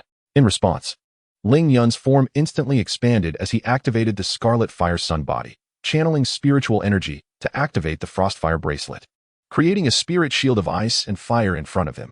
Facing Lu Zhe's magical attack, Ling Yun did not evade, for he understood that this opportunity was singular. He surged forward against the torrent, and though the Frostfire shield shattered within less than a second, that moment was sufficient. He had reached Lu Zhe's side. With a swift motion, his left hand darted toward Lu Zhe's throat, and at the moment of attack, his vital energy, strength, and spiritual energy fused together, forming a crimson avian beast. Upon realizing Ling Yun had closed the distance, Lu Zhe was startled, coming to the realization that Ling Yun was likely a body-refining cultivator. Instinctively, he directed his spiritual consciousness to form a sharp spike aimed at Ling Yun's mind. However, Ling Yun was prepared for such an assault. Lu Zhe's spiritual attack collided against a protective barrier of consciousness, although it pierced the shield in an instant. That fraction of a moment had already sealed the fate of the battle. Brother Lu Zhe, you have lost, Ling Yun said, suppressing the dizziness brought on by the spiritual attack. Gulps, I admit my defeat, Lu Zhe replied. Lu Zhe gazed at the crimson beak of the bird, which was perilously close to his throat, and his throat involuntarily quivered. He could feel the warmth radiating from the beak, searing his skin, and in that moment, his heartbeat quickened, a stark reminder of the imminent danger he faced. Observing Lu Zhe's submission, Ling Yun relaxed his offensive stance and turned to Lu Zhe with a smile. I have taken advantage of the rules. My apologies, brother Lu Zhe. Ling Yun's victory stemmed from Lu Zhe's underestimation, catching him off guard, and from the force-sex stipulation against lethal force. For instance, had Lu Zhe unleashed his spiritual attack without restraint, Ling Yun would not have been able to so effortlessly employ the spiritual shield technique to block it. It is ultimately my own carelessness, Lu Zhe replied, shaking his head as he produced the Clear Thunder Wonder Lotus and handed it to Ling Yun. Since I have lost, this Clear Thunder Wonder Lotus belongs to you. Until we meet again, Ling Yun. After relinquishing the lotus, Lu Zhe departed the scene without a backward glance. For losing to a cultivator in the early stages of Foundation establishment was a blow to his pride. Watching Lu Zhe's retreating figure, Ling Yun couldn't help but grin. Although he had taken a risk, the outcome was favorable. Ling Yun rubbed the spot where he had been struck by the water flow spell, chuckling to himself. Despite the spell's considerable power, under Ling Yun's multiple layers of defense, it had merely left a slight redness on the impacted area. After all, even an incomplete medium-grade defensive artifact is not easily breached by spells of the late Foundation establishment stage. However, compared to the Serpent Scale Fire Red Armor, the Frostfire Bracelet fell short, being only a low-grade artifact. When faced with the majority of disciples at the late Foundation establishment stage, it ultimately lacked the necessary strength. After taking a brief respite to restore his spiritual energy, Ling Yun soared toward his next destination. Meanwhile, within a concealed cave, a figure resembling a serpent-like beast traversed through a formation into the cavern. Inside the cave, many others of similar beastly appearance gathered. Upon entering, the figure hastened toward the depths of the cave. Deep within, a figure clad in a gray robe, with a tiger-like beast head, sat upon a stone pedestal, engaged in cultivation. Elder, the serpent-like figure called softly as he approached the stone pedestal. What is it, Liang? Why have you awakened me? The elder replied, slowly opening his eyes. Elder, the beings from beyond have descended. Is that so? The elder's eyes widened in astonishment, a formidable aura emanating from him. Why yes, elder. I witnessed it with my own eyes. 2 beings from beyond appeared at the spirit pool and took away the spirit herbs. The serpent-like figure was startled by the elder's imposing presence and quickly prostrated on the ground. Seeing this, the elder reined in his aura, gently patting the serpent's head with a tiger claw, laughing heartily. How delightful. I did not expect to encounter beings from beyond at this juncture. Though the elder smiled, his eyes brimmed with a deep-seated hatred. Elder, why did those beings from beyond not engage in conflict over the spirit herbs as father had indicated? As the serpent man observed the elder retract his imposing aura, he cautiously lifted his head and inquired, Elder, you must understand that humans are the most adept at camouflage. Just because you do not see it does not imply that they are not vying for power. The elder gradually rose and descended from the stone platform, responding, Indeed, that is the case. Elder, should we pursue those 2 and eliminate them? There is no need, the elder replied. This realm will soon return entirely to the embrace of our demon clan, and by then, none of them shall escape. Furthermore, They will undoubtedly proceed to the location of the king as they have done in the past. Upon reaching the entrance of the cave, the elder stated, "Elder, are you intending to go outside?" Liang asked with a hint of confusion. "Yes, I must meet with the king." "Liang, remain here with our kin in the cave. And no matter what transpires, do not venture outside. When I return, we shall be utterly free and no longer subjected to the slaughter by humans." With that, the tiger demon elder departed the cave, hastening towards the king's location. 6 months later, atop a sheer cliff, Ling Yun, having slain a mid-stage foundation-building avian demon beast, acquired a yang flame fruit. During these 6 months, Ling Yun explored numerous resource markers on the map. However, either the resources had already been claimed or they were guarded by demon beasts of late foundation-building stage or higher. On another occasion, Ling Yun found himself targeted by a perfected foundation-building demon beast, managing to escape only after running 10 miles. Throughout these 5 months, he also encountered disciples from the 4 sects and even competed with a disciple from the Tian-Do sect for a second-tier supreme spiritual herb. Regrettably, he ultimately could not prevail over the disciple from the Tian-Do sect. Despite the series of challenges faced, Ling Yun successfully obtained a considerable amount of resources.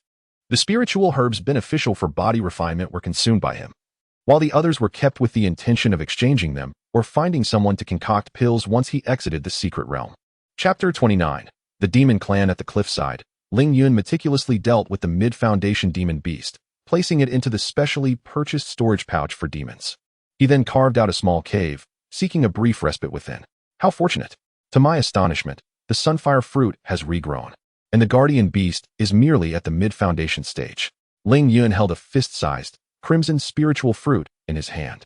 This fruit, known as the Qiyang fruit, is a rare spiritual treasure that typically flourishes upon the mountain peaks, absorbing the fierce solar energy from the heavens and the earth. Its vibrant exterior glistens like a gem extracted from molten lava, with a golden red luminescence dancing upon its surface.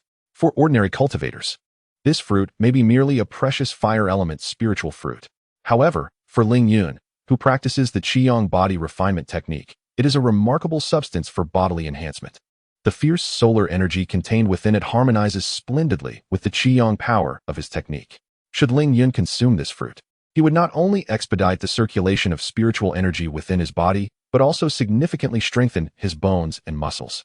Regrettably, this Qiyang fruit is not yet fully matured. Currently classified as a high-grade second-tier spiritual herb, I had no choice but to pick it early. After all, I can only remain in the Western Secret Realm for a year, and waiting for its maturation is simply impractical. Ling Yun felt no sorrow over this. What he had acquired was genuine. Without hesitation, he swallowed the sunfire fruit whole. Rather than waiting to exit the secret realm to consume it, he resolved to enhance his strength first. Only with sufficient power can he secure better resources. Otherwise, even if he finds them, he can only gaze longingly. In the next moment, Ling Yun felt as if he were engulfed in a furnace. He dared not hesitate, and promptly engaged in practicing the Qiyang body refinement technique. Approximately 2 months later, after digesting the medicinal potency of the Qiyang fruit, Ling Yun concluded his brief cultivation session. Rising slowly, he heard his bones crack and pop, and then he began to assess the extent of his physical refinement within the cave. The resources acquired over the previous 3 months, combined with the sunfire fruit, had nearly propelled his Qiyang body refinement technique to the 3rd layer. His physical strength now equaled that of an ordinary mid-grade magical artifact, indicating that, in terms of body refinement, he had reached the pinnacle of foundation establishment. After reflecting on his progress, Ling Yun wore a satisfied smile. Although his qi cultivation remained at the initial foundation stage, his body refinement had achieved completion. After a brief period of rest, Ling Yun set off once more towards the nearest resource marker on his map. Upon arrival at the designated location, he discovered that the spiritual herb was far from maturity, leaving him with no choice but to depart in disappointment. 2 months later, Ling Yun had now spent 9 months within the secret realm, during which most of the accessible resources had been claimed by disciples from the 4 sections. At this moment, Ling Yun was engaged in battle with a fully matured Yin Luo poison centipede. The centipede, measuring 5 zhang in length and adorned with 100 legs, emitted a peculiar smoke that was not only toxic but also had a hallucinatory effect. At this juncture, the Yin Luo poison centipede lay battered and bruised upon the ground. With its remaining eye fixated intently on Ling Yun. Ling Yun, however, was not faring much better. His attire was tattered, and he bore numerous wounds across his body. A faintly purple wound marred the calf, indicating clear signs of poisoning. "Alas, I merely passed by, yet you insisted on resorting to violence. Now, it seems you are destined for death, and rightfully so. Ling Yun fixed his gaze upon the venomous centipede, which he referred to as the smoke luo poison centipede. Before consuming a herb imbued with detoxifying properties, he then reactivated his fiery serpent scale armor, wary of a potential last-ditch retaliation. However, after a fierce encounter with Ling Yun, the creature had lost all capacity for counterattack. Soon, with a look of resentment in its eyes, the smoke luo poison centipede collapsed to the ground. With a sigh of relief, Ling Yun refrained from advancing to claim the spoils of battle. Instead, he consumed several medicinal pills to hasten his recovery. Thankfully, he had the second-tier, mid-grade detoxifying herb. Or else, he might have been compelled to activate a teleportation talisman and exit the secret realm prematurely. As the toxins were expelled, his injuries gradually mended, and Ling Yun mused. This encounter was perilously close. I suppose I let my ego swell, thinking that after vanquishing a foundational-level beast alongside a fellow cultivator, I could single-handedly defeat another of the same caliber. Reflecting on the battle, he recognized the folly of his inflated pride, which had arisen from his newfound strength. Subsequently, Ling Yun guided his flying sword to a small hillock not far behind the fallen smoke luo poison centipede, where a second-tier, top-grade herb awaited. This herb, known as the Star Illusion Spirit Heart Flower, boasted deep purple petals adorned with silver veins. Consuming it would significantly enhance one's spiritual awareness, and it could also be combined with other materials to create a third-tier elixir known as the Spirit Heart Pill, an invaluable treasure that could augment the spiritual awareness of Golden Core Realm cultivators. What fortune! Ling Yun exclaimed, his excitement palpable as he beheld the Star Illusion Spirit Heart Flower. He carefully plucked it and placed it within his storage ring. The struggle with that colossal centipede was not in vain. With the precious flower secured, he returned to the fallen centipede to properly dispose of it, before directing his flying sword to a safe location to recuperate. A month passed, and after another fruitless journey, Ling Yun resolved to head towards the center of the secret realm in search of senior brother Bianyang. In the preceding 9 months, he had established contact with Bianyang through a communication talisman. According to Bianyang, the disciples at the peak of the foundational level had additional missions within the secret realm to acquire ownership of the Western Origin secret realm. Bianyang explained that the Western Origin secret realm was a Yuan-ing realm, and the four sects did not fully control it. This was why the secret realm opened only once every 100 years and permitted only foundational cultivators to enter, because the four sects merely governed a portion of it. At the heart of the Western Origin secret realm stood a trial tower, overseen by the spirit of the realm. Gaining the spirit's recognition would grant complete dominion over the entire Western Origin secret realm. Moreover, the rewards within the trial tower were exceedingly generous. Each level passed would yield substantial rewards. Thus, the majority of disciples from the four sects, who have completed their foundational training or are in the later stages, often head to the trial tower after casually scavenging for resources. This is why Ling Yun is still able to find some resources today. After informing Ling Yun of this matter, senior brother Bianyang proceeded to the trial tower, while Ling Yun felt that his strength was too inadequate, rendering any attempt futile. Hence, he opted to continue searching for resources outside. However, as the resources within the entire secret realm had nearly been exhausted, Ling Yun concluded that it was time for him to explore the trial tower as well. With his current abilities, he might still be able to acquire some rewards. With this thought in mind, Ling Yun set his course towards the trial tower. In the forest near the trial tower, Ling Yun suddenly detected a powerful fluctuation of spiritual energy nearby. Someone was engaged in battle, and he decided to investigate. Within a tree hollow, Mu Ling-ying, with a worried expression, addressed a female disciple adorned in the attire of the Haiyu sect. "Sister Mei, are you all right?" Coughing, Du Qingmei replied, her complexion pale. "I am fine. What should we do next, Sister Mei?" Mu Ling-ying inquired softly, her gaze warily scanning the surroundings. "We can only wait until the secret realm concludes. If we have not exited by then, the sect will surely notice something amiss, and they will come to rescue us," Du Qingmei responded slowly. "Waiting for the secret realm to end? That could take nearly 2 months.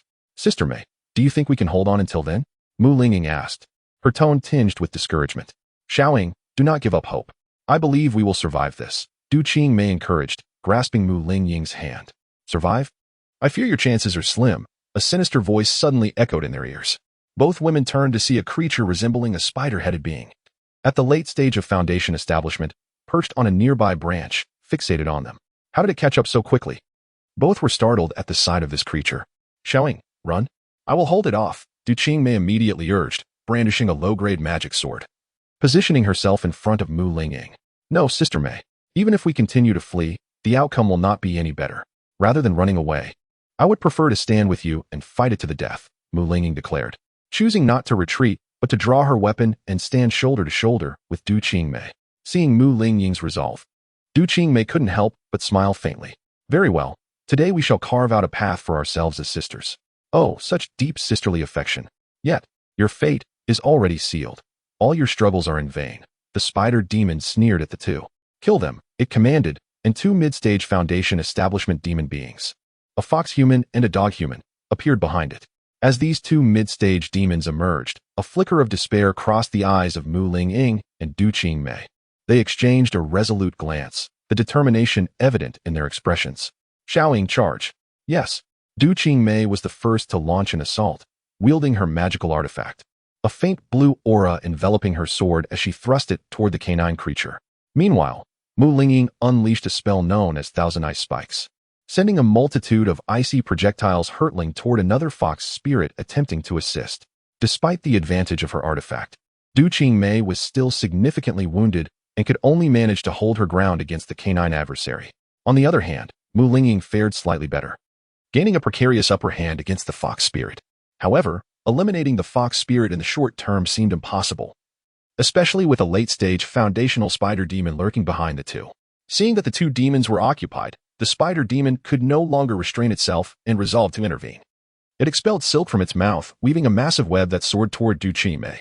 This web was not only incredibly resilient but also laced with potent venom.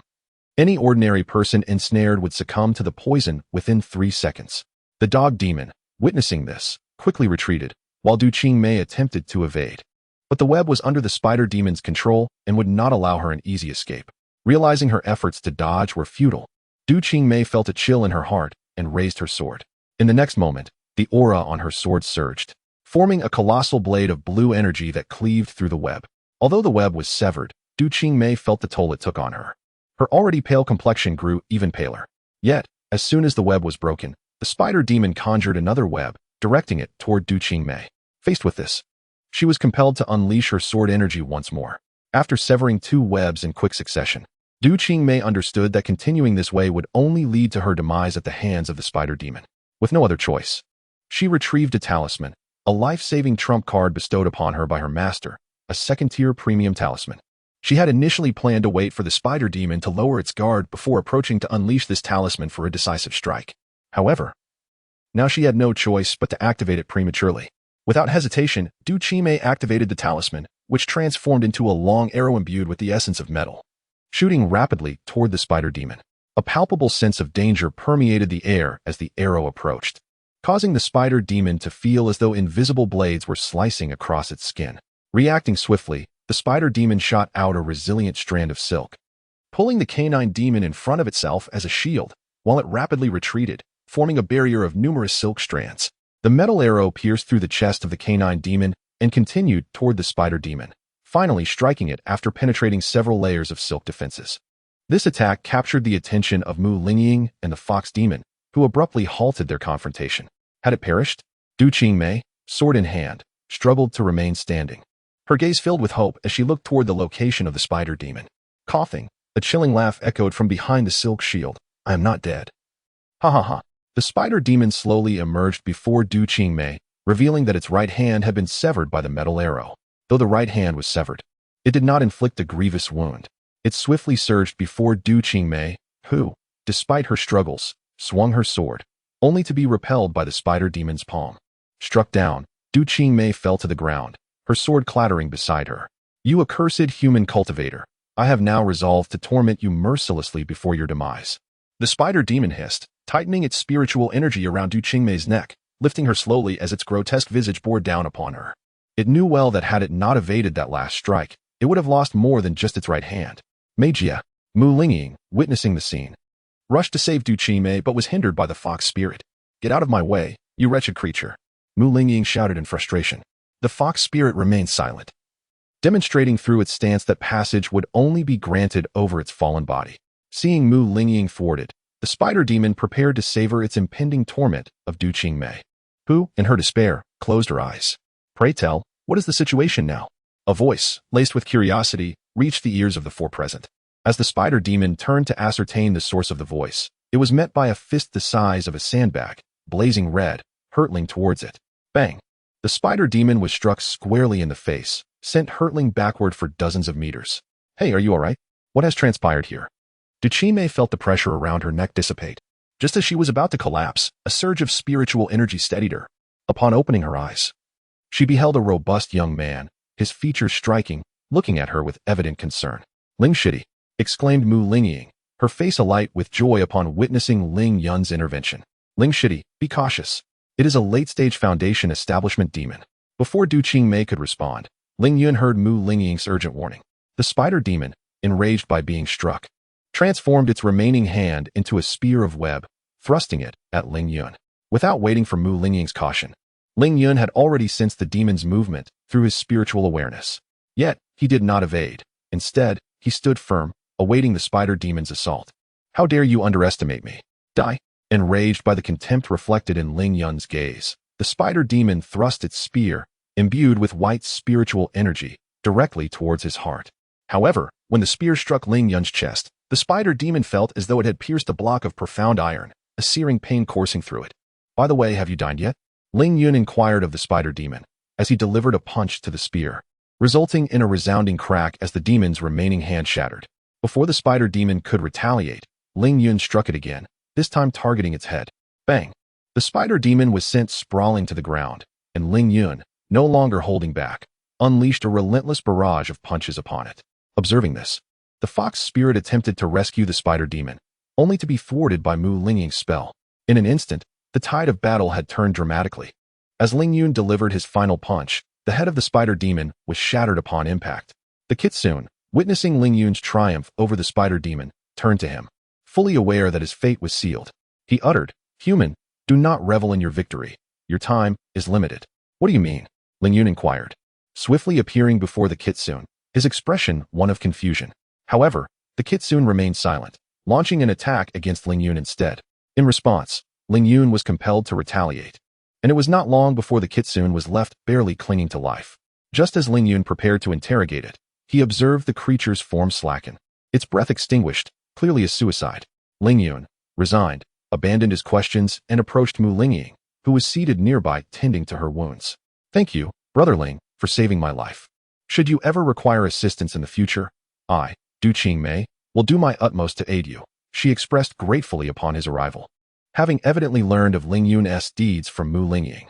"Oh, there is no need for such gratitude. It was merely a small effort on my part," Ling Yun replied, somewhat uncomfortable with such appreciation, as it was the first time he had been thanked in such a manner. "Junior Brother Ling, I had no idea of your remarkable prowess until now," Mu Lingying remarked, her expression one of astonishment as she gazed at Ling Yun. "I have merely encountered some fortuitous opportunities recently that have enhanced my abilities," Ling Yun responded, noticing Mu Lingying seemed to harbor further questions. He quickly interjected, asking, "I would like to know about these beings that resemble neither humans nor beasts. What is their nature?" "We are not entirely certain, but from what we gathered, they refer to themselves as the demon race," Du Qingmei replied, and at her words, Ling Yun suddenly felt a profound clarity. Chapter 30. Slaying the Golden Core Demon Clan. The Demon Clan is a well-known entity in many cultivation novels, and it seems that Brother Ling is familiar with them? Du Qingmei asked, observing Ling Yun's expression with curiosity. I believe I have encountered the term Demon Clan in some ancient texts," Ling Yun replied hastily, then continued to inquire of the two. "Why are these demons pursuing you?" At this, Mu Lingying exchanged glances with Du Qingmei, who then continued, "We do not understand why the demons wish to hunt us. It appears they harbor a profound animosity towards humanity. I initially intended to visit the trial tower, but as we neared it, these demons began their pursuit. Fortunately, I escaped thanks to Mei Jia's assistance during my flight," Mu Lingying added. "Then why did you not use the teleportation talismans to leave the secret realm?" Ling Yun queried, perplexed. "Brother Ling, those teleportation talismans are no longer functional. It seems the demons have tampered with them within the secret realm," Du Qingmei explained. Ling Yun quickly retrieved a teleportation talisman from his storage ring and examined it closely, only to discover it was indeed inoperative. "Hiss, do you possess any means of ensuring your survival?" Ling Yun felt an unsettling sense of foreboding. Given the demons' actions, it appeared they had premeditated their scheme. He hastily asked the two. "None. The talisman my master gave me was used up earlier," Mu Lingying confessed. I too had exhausted mine before encountering Mei Jia. Du Qingmei added. Ling Yun sensed the gravity of their situation. Based on the current circumstances, it was evident that the demons were up to no good. He realized he had two options: to wait for the secret realm to conclude like Mu Lingying and Du Qingmei, or to head to the trial tower and inform the disciples of the four sections. As the foremost disciples of their respective sects, they would undoubtedly possess more resources than Ling Yun and Mu Lingying, who had only recently begun their journeys. He believed their capabilities would suffice to address the demons within the secret realm. As the sect leader had mentioned that the highest cultivation level within the realm was merely at the foundation establishment stage, Ling Yun was not one to sit idly by, so he decisively chose to head to the trial tower. You have already exhausted your resources and sustained significant injuries. Allow me to escort you out of this forest, he offered. Thank you, Brother Ling. Thank you, Junior Brother Ling, they expressed gratefully. Ling Yun then guided the two out of the forest. On their way, they encountered two disciples from the four sects, one of whom happened to be Du Qingmei's senior sister. However, she too was gravely injured, evidently a victim of the demon's assault. Once they had exited the forest, Ling Yun shared his thoughts with the group. Among the four, only Du Qingmei's senior sister was a late-stage foundation establishment cultivator, but she was also injured. Thus, Ling Yun politely declined their request to join him, as he required allies capable of assisting him rather than burdens. Brother Ling, take care. If you find it impossible to enter the trial tower, you may return here and contact us via the communication talisman. We will wait for you nearby, Du Qingmei said softly as they parted. Rest assured, if I wish to escape, it will not be an issue, Ling Yun reassured them. Ling Yun responded to Du Qingmei with a smile before making his way toward the trial tower. Once Ling Yun departed, the previously silent senior sister, Du Qingmei, teased her. Is my junior sister's heart fluttering? Senior sister, what nonsense are you talking about? It was merely a normal greeting, Du Qingmei quickly clarified. Is that so? Then why is your face so flushed, junior sister? The senior sister continued to jest. Ah, really?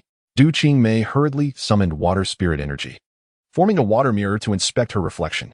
Ha ha ha, I was just teasing you, junior sister. I didn't think you would actually believe it.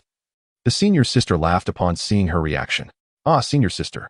Du Qingmei, feeling both embarrassed and angry, raised her fist to strike at her senior, who nimbly dodged away with a chuckle. Nearby the trial tower, Ling Yun cautiously advanced and finally arrived at a spot not far from the tower. This tower is truly magnificent. He marveled at the ancient structure that pierced the clouds, glancing down at the base. There, he observed numerous members of the demon clan, the weakest among them being at the mid-foundation establishment stage, with 4 of them having reached perfection in their foundation establishment. What a predicament, Ling Yun pondered, momentarily taken aback. Now, I have 2 choices. The safer route is to use the jade token given by my master, inscribed with his full power strike. The riskier option is to rely on my own defenses and push through, as merely approaching the trial tower will allow for teleportation inside. With my current physical strength, combined with the serpent scale fire red armor, I should be able to withstand attacks from these 4 perfected foundation establishment demons for a short time. Moreover, with the jade token as a safeguard, I need not fear unexpected mishaps. With this resolve, Ling Yun no longer hesitated. Taking a deep breath, he summoned his flying sword and charged toward the trial tower. Who goes there? A human cultivator. He intends to enter the tower. Stop him. The demons at the tower's base quickly gathered their spiritual energy upon seeing Ling Yun approach on his sword.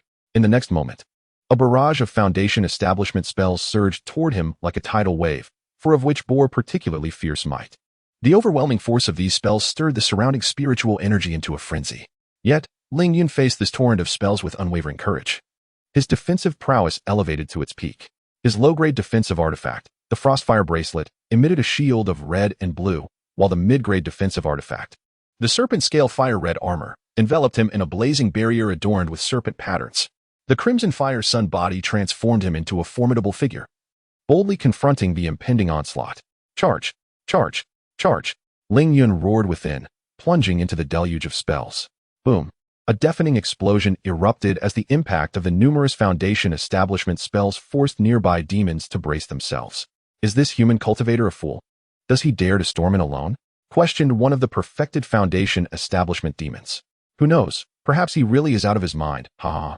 Chuckled another perfected foundation establishment demon. As the demon clan nearby believed that Ling Yun had perished under the torrent of spells, he, with his tattered garments and myriad wounds, maneuvered his flying sword through the swirling dust, navigating past 4 fully established foundational demons, and was on the verge of reaching the base of the trial tower. As he approached the tower, A sense of relief washed over him. At that moment, his internal spiritual energy was nearly depleted, having barely withstood the onslaught of spells. The shield formed by the Frostfire bracelet shattered in less than a second. The serpent scale fiery armor, bolstered by a surge of spiritual energy, managed to endure for a few extra moments, yet it consumed the majority of Ling Yun's remaining energy. The subsequent attacks were absorbed by his physical form. And just as he prepared to activate his Jade token, he was taken aback to find that the demons had refrained from launching a second assault. This unexpected reprieve allowed Ling Yun to seize the opportunity to dart toward the trial tower. The demons were astonished that a foundational cultivator could withstand such a barrage of spells. As Ling Yun neared the tower, they did not press their attack. 1. Because further strikes could not hinder him, and 2. Because the tower was guarded by others. Upon reaching the base of the tower, filled with joy, Ling Yun suddenly sensed an overwhelming danger. In the next moment, darkness enveloped his vision as an immense force struck his chest, sending him flying several dozen meters until he crashed into a boulder, which shattered upon impact. Coughing, Ling Yun found himself on the ground, a trickle of blood escaping his lips. Trembling, he raised his gaze toward the trial tower, where a figure clad in a gray robe, a feline demon elder, stood at the foot of the tower. Elder! Elder! The surrounding demons regarded the tiger elder with utmost reverence. Such a multitude cannot hold their ground. What a pitiful lot. The elder remarked, silencing the onlookers with his words. Ling Yun, witnessing this scene, speculated inwardly. To strike me with such force and instill fear in a group of foundational demons. Could this tiger-headed being truly be a golden core cultivator? His suspicions were soon confirmed as the elder, without the aid of any artifacts, began to soar toward him. Ling Yun's complexion shifted dramatically. Only golden core cultivators possess the ability to fly unaided. Is it appropriate to express my frustrations? Was it not said that there are restrictions within the secret realm, limiting the strongest to late foundational stages? How does this golden core tiger exist? The sect leader has deceived me, he thought frantically, yet he maintained an impassive facade as the elder approached. Upon nearing Ling Yun, the tiger elder refrained from delivering a fatal blow. Instead, after scrutinizing Ling Yun, he expressed a look of admiration, stating, "Your cultivation is merely at the initial foundational stage, yet your physical refinement surpasses even that of perfected foundational cultivators. Truly, the human race produces geniuses." Ling Yun, suppressing the agony coursing through his internal organs, replied, "Genius is a heavy burden. I merely possess a slight talent for physical refinement." Seeing that the elder did not immediately strike, he cautiously inquired, "Might I ask, Elder, why you sought to attack me?" Upon hearing these words, Elder Tiger narrowed his eyes slightly, fixing his gaze on Ling Yun for several seconds. Ling Yun felt a chill run down his spine, unable to resist the urge to shatter the jade tablet hidden in his sleeve. At last, Elder Tiger spoke. "Ha, an intriguing human. Instead of begging for mercy at the brink of death, you inquire why I would attack you. Very well, I shall enlighten you." It seemed amused by Ling Yun, perhaps confident that he could not escape its grasp. With a hearty laugh, Elder Tiger resolved to answer Ling Yun's query. "The reason is simple. The king is about to seize dominion over this realm. To prevent you human cultivators from interfering with the king, I must bar your entry to the sacred tower. Even though you are weak and incapable of thwarting the king, I shall extinguish any flicker of possibility." After delivering this response, Elder Tiger turned to Ling Yun, awaiting his reaction, while simultaneously preparing to condense spiritual energy to eliminate Ling Yun. The king? Does this mean there is a golden core cultivator above this beast? Ling Yun pondered rapidly, deducing the answer almost instantaneously. "I see. Thank you for the revelation, Elder Tiger. But have you ever heard a saying?" "What saying?" Elder Tiger inquired, puzzled. "Villains perish from excessive chatter." Ling Yun grinned at Elder Tiger while simultaneously crushing the jade tablet hidden in his sleeve. In the next moment, a figure composed entirely of fire attribute spiritual energy materialized before Ling Yun. This figure bore a striking resemblance to Yin Jun. Without hesitation, the figure gathered boundless spiritual energy in its hands and then unleashed a powerful punch towards Elder Tiger. Upon witnessing this, Elder Tiger's expression changed dramatically. He hastily summoned the surrounding spiritual energy to form defensive spells before him. The force behind the punch was colossal, far surpassing the combined might of the previous spells unleashed by the demon clan. Boom! The overwhelming sound of the impact reverberated through the air as the punch, accompanied by a tidal wave of spiritual energy, crashed against Elder Tiger's defensive spells. In the face of Elder Tiger's terrified expression, the punch effortlessly pierced through several layers of defenses, striking him directly. Within moments, his body was penetrated, and the crimson tidal wave of spiritual energy surged onward. Sweeping behind him, The wave engulfed all the demon clan members beneath the trial tower, incinerating them into ashes as if they had been seared by flames. After sweeping through the demon clan, the fire tribute tidal wave surged unimpeded towards the trial tower. However, just as the fiery energy made contact with the tower, a transparent sheen emerged, successfully blocking the full force of the figure's strike. Within the trial tower, the spirit of the secret realm observed the participants with keen interest. Suddenly sensing an attack on the tower, its expression shifted slightly as it peered through the structure to gaze outside. Outside the trial tower, Ling Yun stood in awe, gazing at the scene before him. The entire landscape appeared as though it had just endured the devastating explosion of dozens of tons of explosives, reduced to utter chaos.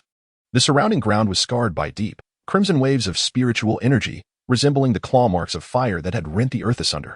The demon clan members who had been swept away were now nothing but ashes, leaving no trace behind. Well, there was one exception, the Elder Tiger. Is my master truly this formidable? The sheer terror of his power is astounding. Had I not witnessed it with my own eyes, I would have found it hard to believe that my master possessed such terrifying strength. Ling Yun had initially prepared to flee hastily after using the Jade token, for he assumed both his master and Elder Tiger were cultivators at the Golden Core stage. Surely, his master could not vanquish a fellow Golden Core cultivator in a single strike, even if that cultivator was merely a novice at the Golden Core realm. However, to his utter astonishment, that single blow had indeed slain a Golden Core cultivator.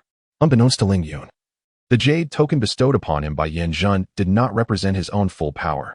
It is worth noting how rare the materials are that can bear the imprint of a Golden Core cultivator's full strength.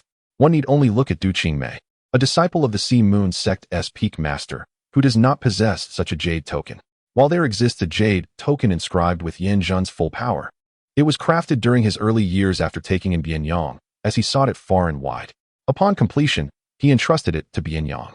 The Jade token in Ling Yun's possession, however, was a relic given to him by Yin Jun's father, the previous peak master of Qiyang Peak, for protection during his weaker years. Now, feeling it unnecessary, he had passed it on to Ling Yun. It is essential to understand that among the four sects, very few possess such a life-saving trump card. This clearly illustrates how much Yin Jun values his disciple. Alas, I hope this tiger demon does not resemble the other demons, devoid of any possessions. At this moment, Ling Yun also realized the immense worth of this Jade token. It is likely that only a handful of disciples from the four sects possess something so precious. Chapter 31. Comparable to Golden Core with a heavy heart. He approached Elder Hu, beginning to search for any storage artifacts. Previously, after vanquishing the spider demon and the fox spirit, he had found no traces of such items. Indeed, they possessed neither storage artifacts nor even a single magical tool, rendering them utterly destitute. However, as a Golden Core cultivator, Elder Hu must possess some wealth. Ling Yun meticulously searched the charred form of Elder Hu and, to his surprise, unearthed something of value. He retrieved a storage ring from the Elder's waist. It appeared to be of human size, too small for the Elder's claws, which was likely why it hung there. This storage ring must have belonged to one of the four sect disciples who had previously entered the secret realm, Ling Yun deduced. To his astonishment, he exclaimed, "I've struck gold this time." The contents of the storage ring sent a thrill through him. Although the storage space was modest, merely 10 cubic meters, it contained a plethora of rare and precious resources. Among them were second-tier superior poison toad grass, second-tier superior Xian goldstone, and the skeletal remains of a fully established foundation beast. He had indeed struck it rich. A quick glance revealed dozens of second-tier superior treasures. With these resources, I shall never lack for the materials needed to reach the pinnacle of foundation establishment, he mused.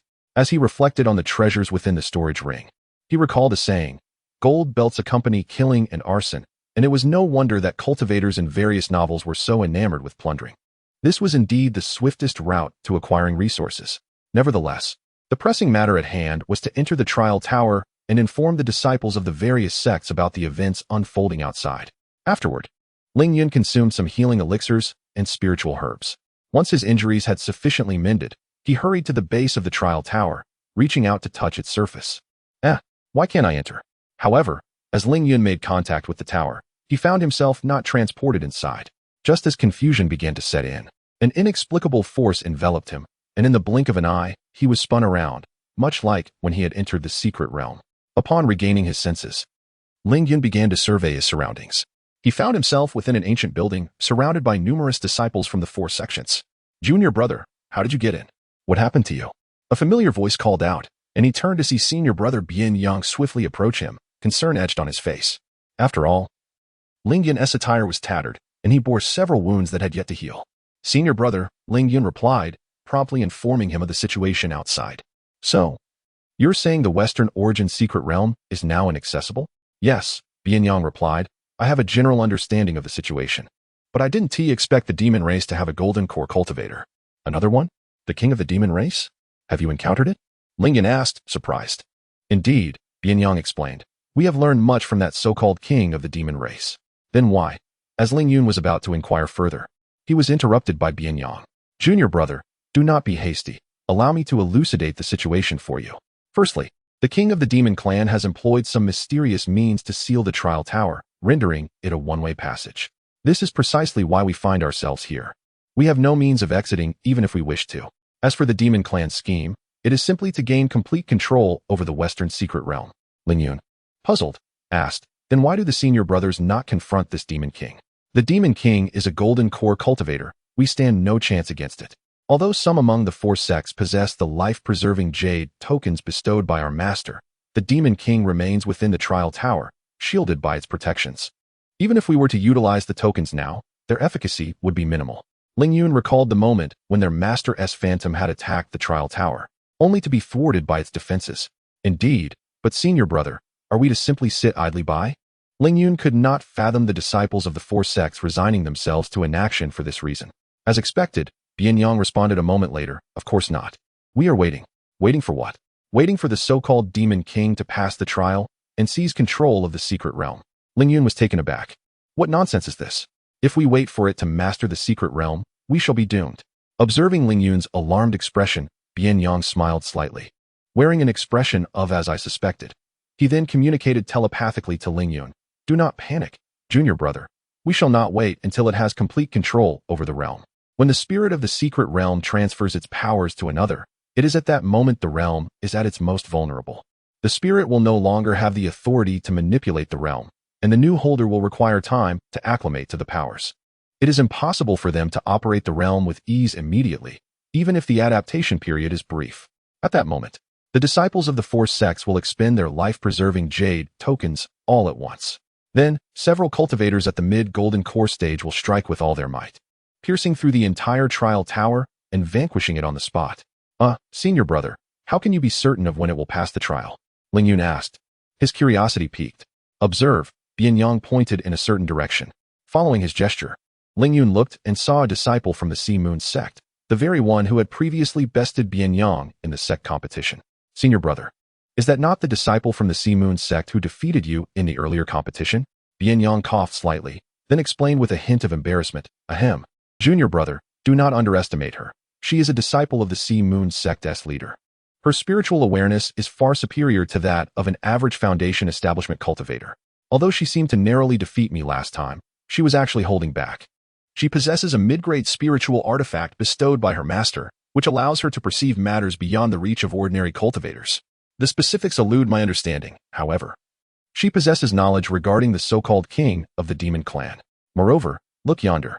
Bien Yang gestured towards a gathering of disciples from the four sections. Accompanied by Ling Yun, Bien Yang approached the assembly, and as Ling Yun drew near, he beheld a shimmering light emerging from a mystical artifact. Within this luminescence stood a being with the head of a dragon and the body of a human, engaged in combat with two entities resembling demons. With the dragon man seemingly gaining the upper hand. This dragon man was none other than the fabled king of the demon clan, battling against two golden core puppets. Bien Yang elucidated, and just as Ling Yun was about to inquire further, Bien Yang discerned his intent. Do not question me. I am equally in the dark regarding how he accomplished this feat. After all, every cultivator harbors their own secrets. It is not our place to pry into what others wish to keep concealed. Ling Yun nodded in agreement, acknowledging that in the realm of cultivation, seeking out others' secrets is a grave taboo. I have disclosed all I know, junior brother. If you find yourself feeling bored, you might consider challenging the trial tower. The king of the demon clan, in his endeavor to avoid severe injury, will require a considerable amount of time to conquer the trials. The tower comprises 5 levels. The first requires the defeat of 3 early Foundation establishment puppets, the second, 3 mid-Foundation establishment puppets, and so forth, culminating in the 5th level, where one must overcome 3 early golden core cultivators. This explains why, Despite numerous secret realms being unveiled, none have succeeded in breaching the trial tower. After all, defeating 3 early golden core cultivators simultaneously while being at the peak of Foundation establishment is beyond the capabilities of ordinary individuals. It remains uncertain what method the Dragon Man employed to ascend to the golden core stage, granting him confidence in passing the trials. Ling Yun had indeed contemplated challenging the trial tower previously, but given the current circumstances, he found himself unable to proceed with peace of mind. As for the rewards of each level within the tower, Ling Yun regarded only the 5th level's reward with any significance. As the legacy left by Elder who was exceedingly abundant, he sought a secluded corner to recuperate from his injuries. Days later, his wounds healed. Ling Yun returned to observe the light.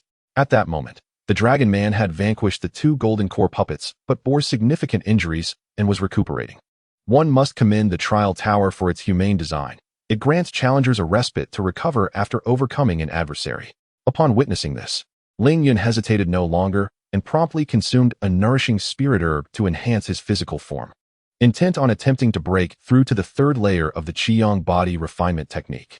Half a month swiftly passed. During this time, Ling Yun's fervent consumption of spirit herbs drew the attention of numerous disciples from the 4 sections. Just as he sensed an impending breakthrough in the Qiyang body refinement technique, he concluded his training. Expressing gratitude to Bian Yang, who stood guard, he resolved to enter the tower. In the next moment, Ling Yun found himself within a verdant valley. As he regained his composure from the teleportation, he gazed ahead. An early Foundation establishment puppet appeared not far from him. Observing the puppet, which bore a resemblance to demons, Ling Yun recalled his brother's earlier words about the Shiyuan secret realm, which had once been a domain of the demon clan. According to my senior brother, they had previously communicated with the dragon people, who revealed that the western secret realm originally belonged to their clan. However, it was seized by the human race through some means, and now the dragon people are poised to reclaim the realm and seek retribution against humanity. Observing the puppets before him, it was evident that both the one facing the dragon people and the one in front of him bore the marks of the demon clan. Sighing, Ling Yun shook his head, his thoughts wandering unnecessarily. With a flicker of intent, a crimson fire serpent leapt forth, swiftly engulfing the approaching initial stage Foundation puppet. This spell was none other than the long-in-used fiery crimson sun technique. Ling Yun's version of this technique possessed a potency comparable to that of a mid-stage Foundation practitioner. The initial stage puppet could not withstand the onslaught for long before shattering and dissipating. Simultaneously, a message entered Ling Yun's mind, offering 2 choices: to continue ascending the tower or to rest and recover. He decisively opted for rest and recovery, producing a spirit herb to consume.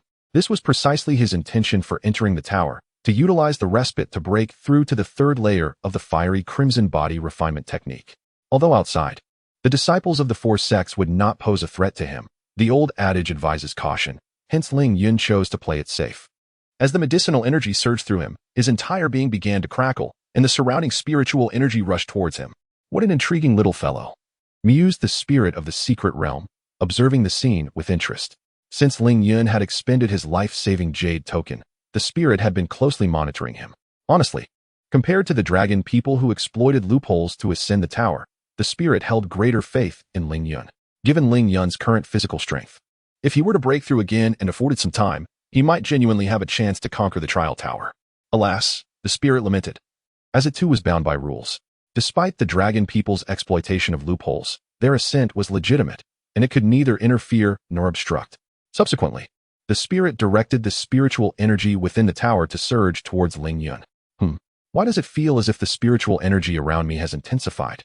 Ling Yun remarked with slight bewilderment, yet finding nothing amiss, he proceeded to focus on his breakthrough. Soon after, he opened his eyes, a gleam of brilliance emanating from them. In the next instant, his physique expanded dramatically to a height of 10 feet. Is this the 3rd layer of the fiery crimson body refinement technique? Ling Yun mused, feeling the immense power coursing within him, and chose to continue ascending the tower.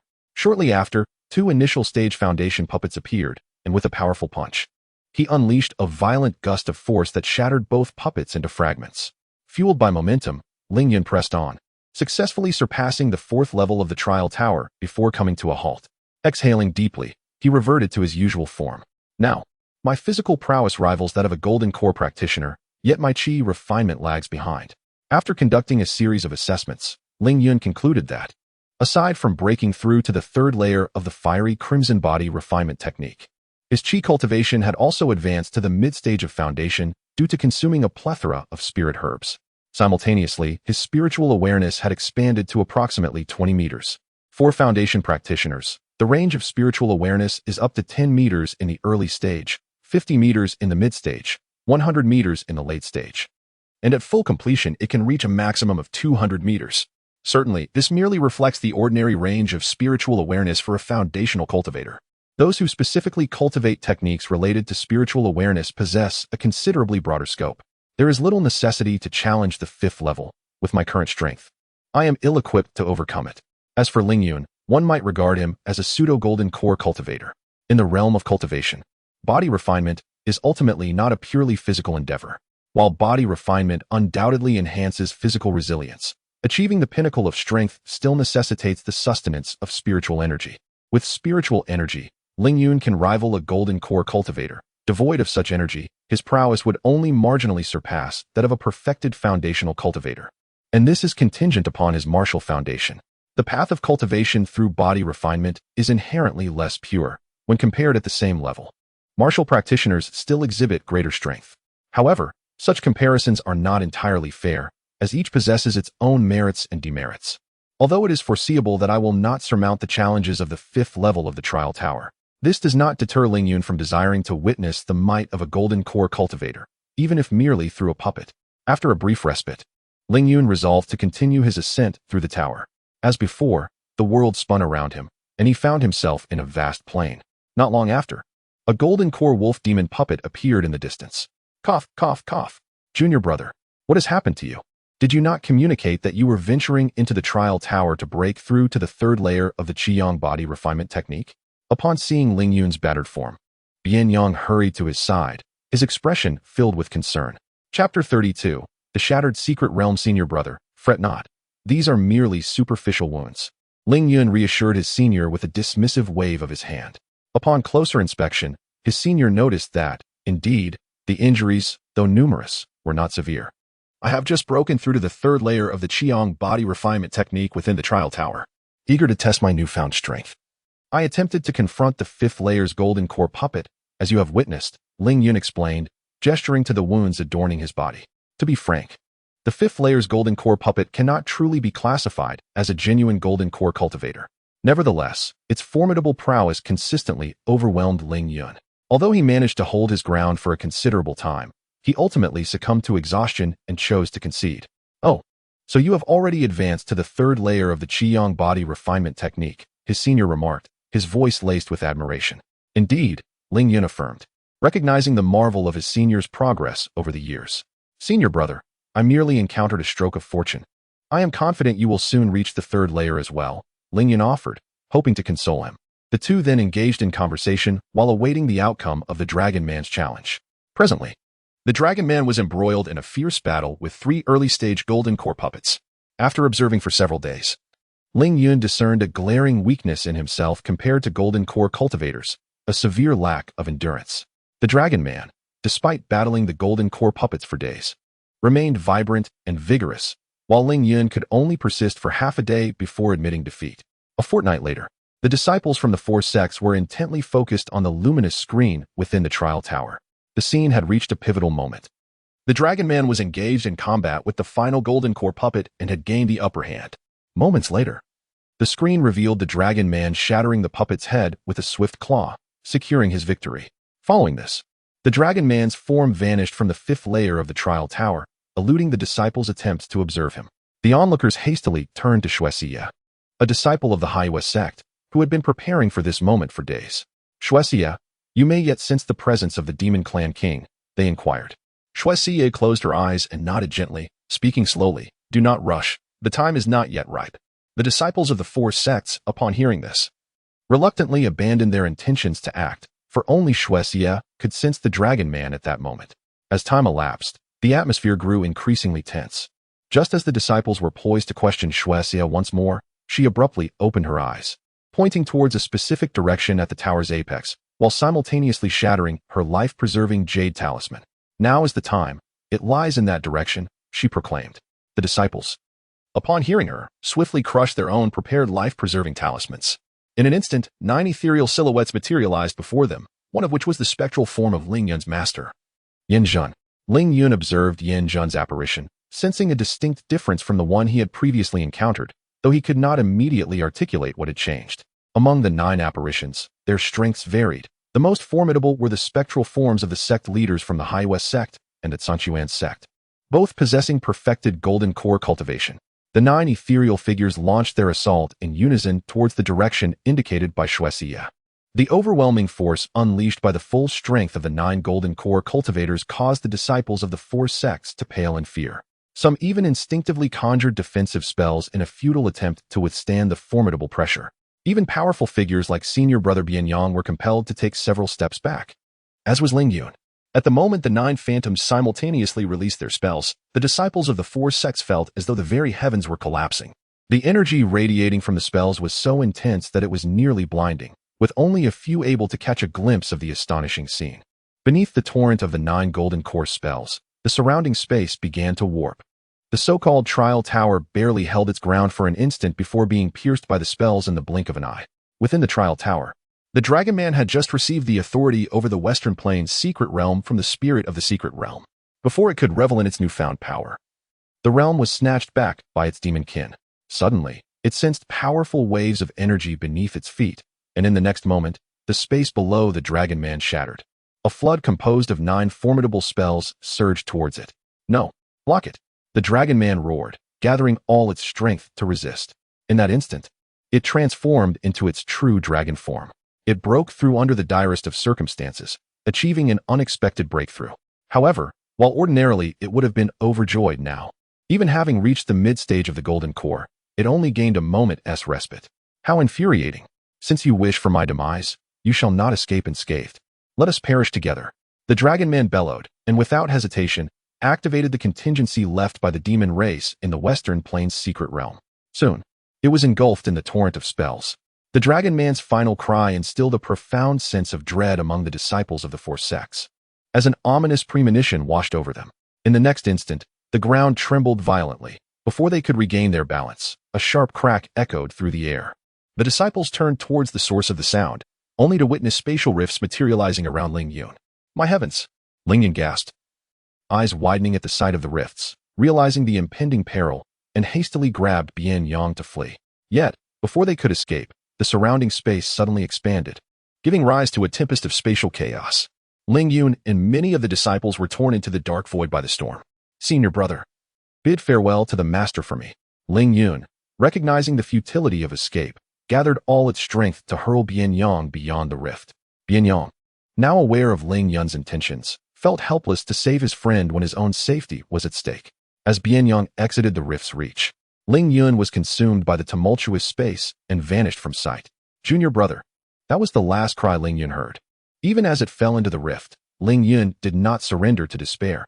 Activating the Frostfire bracelet, the Serpent Scale crimson armor, and the Crimson Fire blazing sun body. Without hesitation, it swallowed all the spiritual herbs and elixirs at hand, casting caution to the wind. Yet the spatial rift was astonishing. In an instant, the entire shield, along with the Frostfire bracelet, was shattered into fragments beneath the onslaught of the spatial storm. The Serpent Scale crimson armor fared little better, fracturing significantly within moments amidst the chaos. Ling Yun managed to consume only a portion of the elixir before the spatial tempest obliterated her storage ring and beast-holding pouch. In an instant, the items within the storage ring and the corpses of the beasts in the pouch were flung into the vicinity of the spatial storm, only to be torn apart and dissipated from Ling Yun's view. Ling Yun herself did not endure for long. Darkness enveloped her, and she lost consciousness. Outside the Western secret realm, the members of the High West sect suddenly opened their eyes wide. My disciple had utilized the jade token I bestowed upon her. Subsequently, the sect leader of the Tsanchuan sect, Yan Zhan, along with several peak masters from the nearby 4 sects, sensed that the life-saving jade tokens they had entrusted to their disciples had been activated. With so many using their tokens simultaneously, something must have transpired within the secret realm, remarked a peak master from the Tiando sect. There is no need for your explanation. We are already aware, replied those around him, casting him disapproving glances.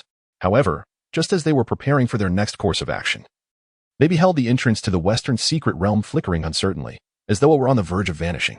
This is dire. The entrance to the secret realm is about to dissipate. We must stabilize it. The sect leader of the Tsanchuan sect's expression shifted dramatically as he hurriedly infused spiritual energy into the array plate, a reaction mirrored by the leaders of the other 3 sections.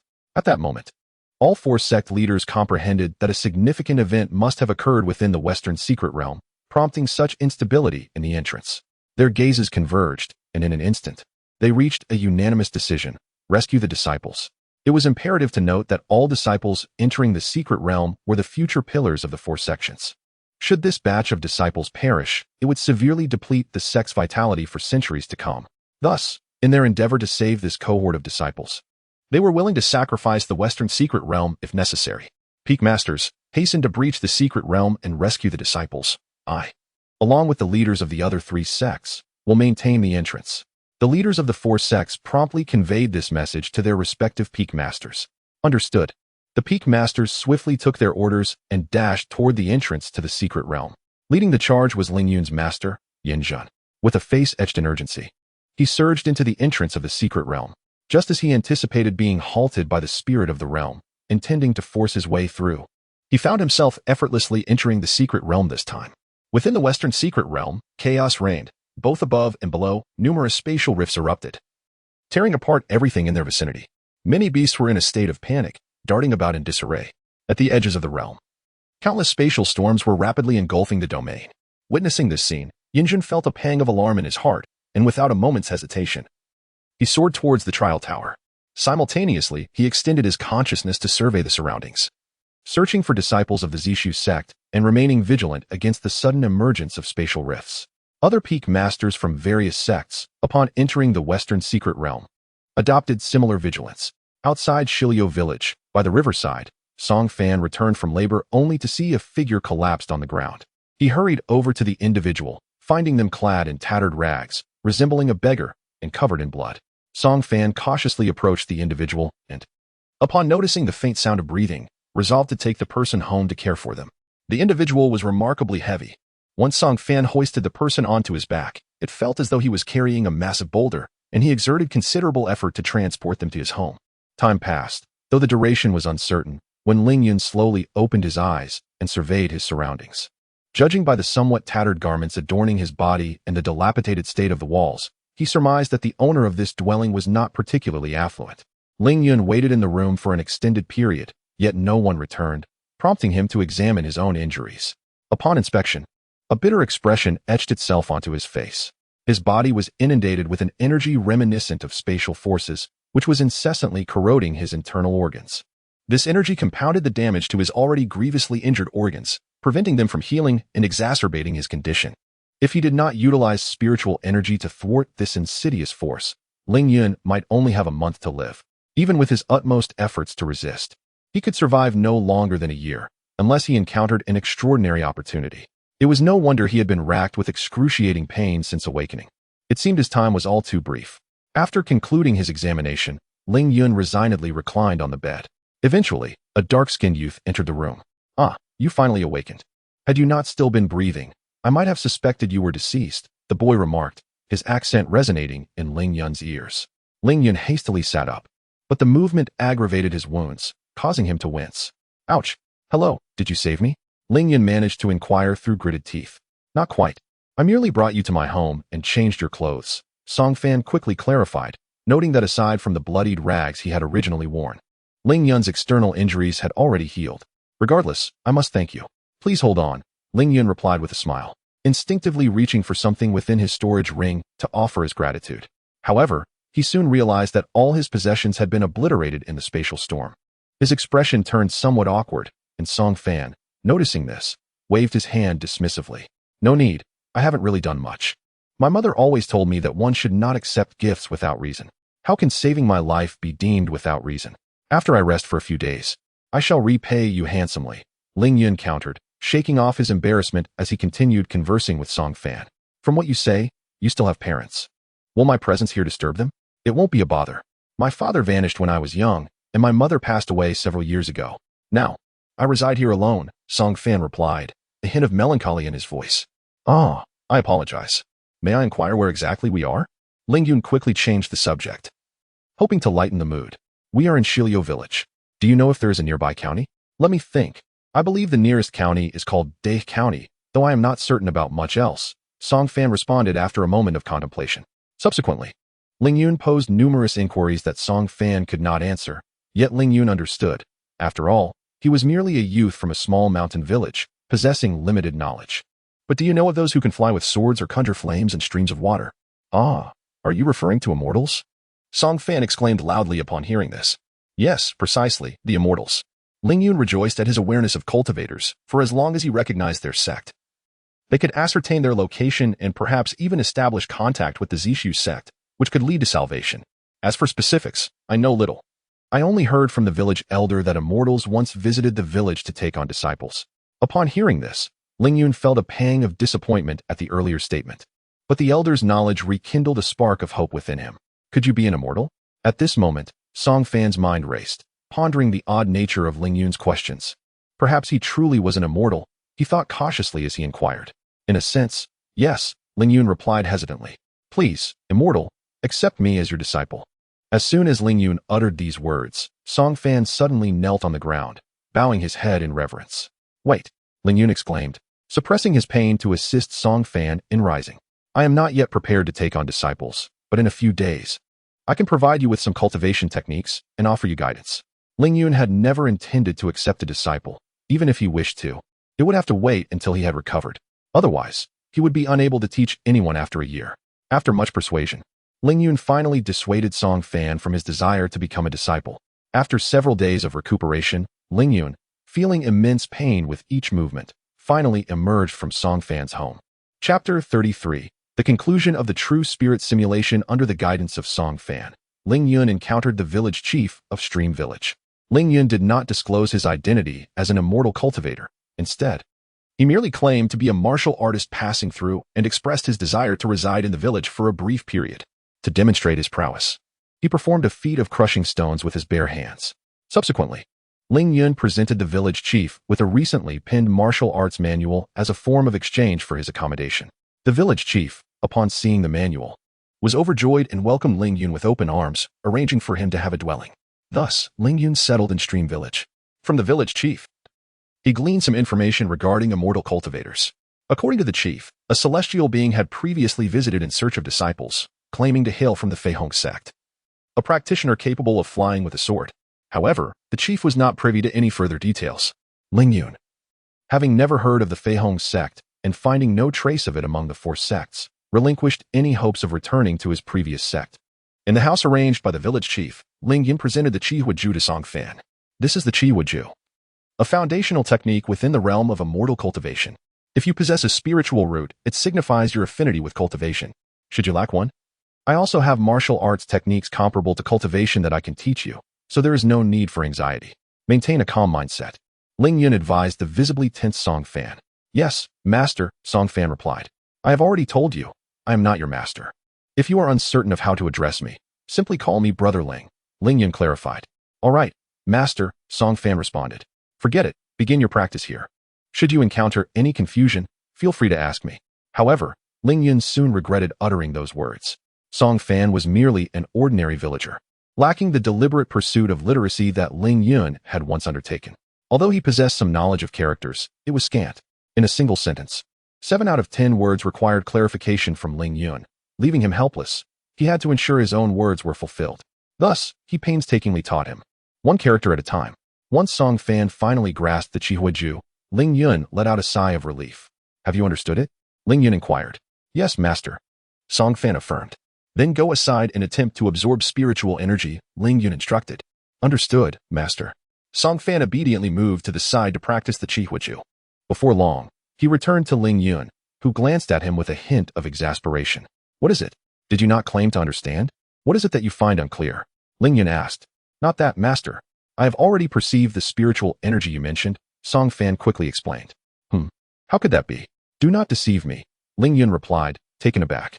He recalled that in the spirit-rich environment of the Zishu sect, it had taken him an entire day to cultivate his first wisp of spiritual energy. Given the significantly lower spiritual energy in this place, it was unfathomable that Song Fan could achieve such a feat so swiftly. Indeed, master, Song Fan replied earnestly, as a wisp of crimson fire-type spiritual energy slowly materialized at his fingertips. The evidence lay before Ling Yun, compelling him to believe, if only reluctantly, Is it a superior spiritual root or a legendary celestial root? Ling Yun gazed at the scene unfolding before him, his heart brimming with astonishment. However, as a man endowed with a system, Ling Yun swiftly regained his composure. It appears you possess a remarkable talent for cultivation. All that remains is for you to diligently refine your energy, as you did earlier. I shall take my rest now, so hurry home and practice on your own. Do not disturb me. Ling Yun calmly replied to Song Fan, then promptly expelled him. Out of sight, out of mind. Despite possessing a system, he still felt a twinge of envy. After sending Song Fan away, Ling Yun hesitated briefly, retrieving paper and pen to inscribe the blazing sun technique. Once he completed the entire text, he suddenly found himself in a daze.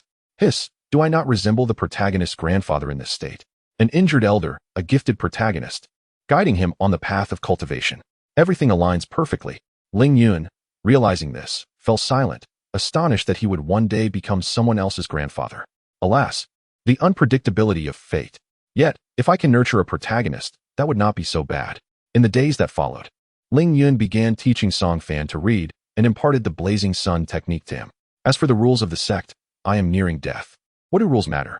Moreover, as a disciple of the Red Sun Peak's master, I still possess some small privileges. Over time, Ling Yun grew to understand Song Fan, who truly embodied the essence of a protagonist.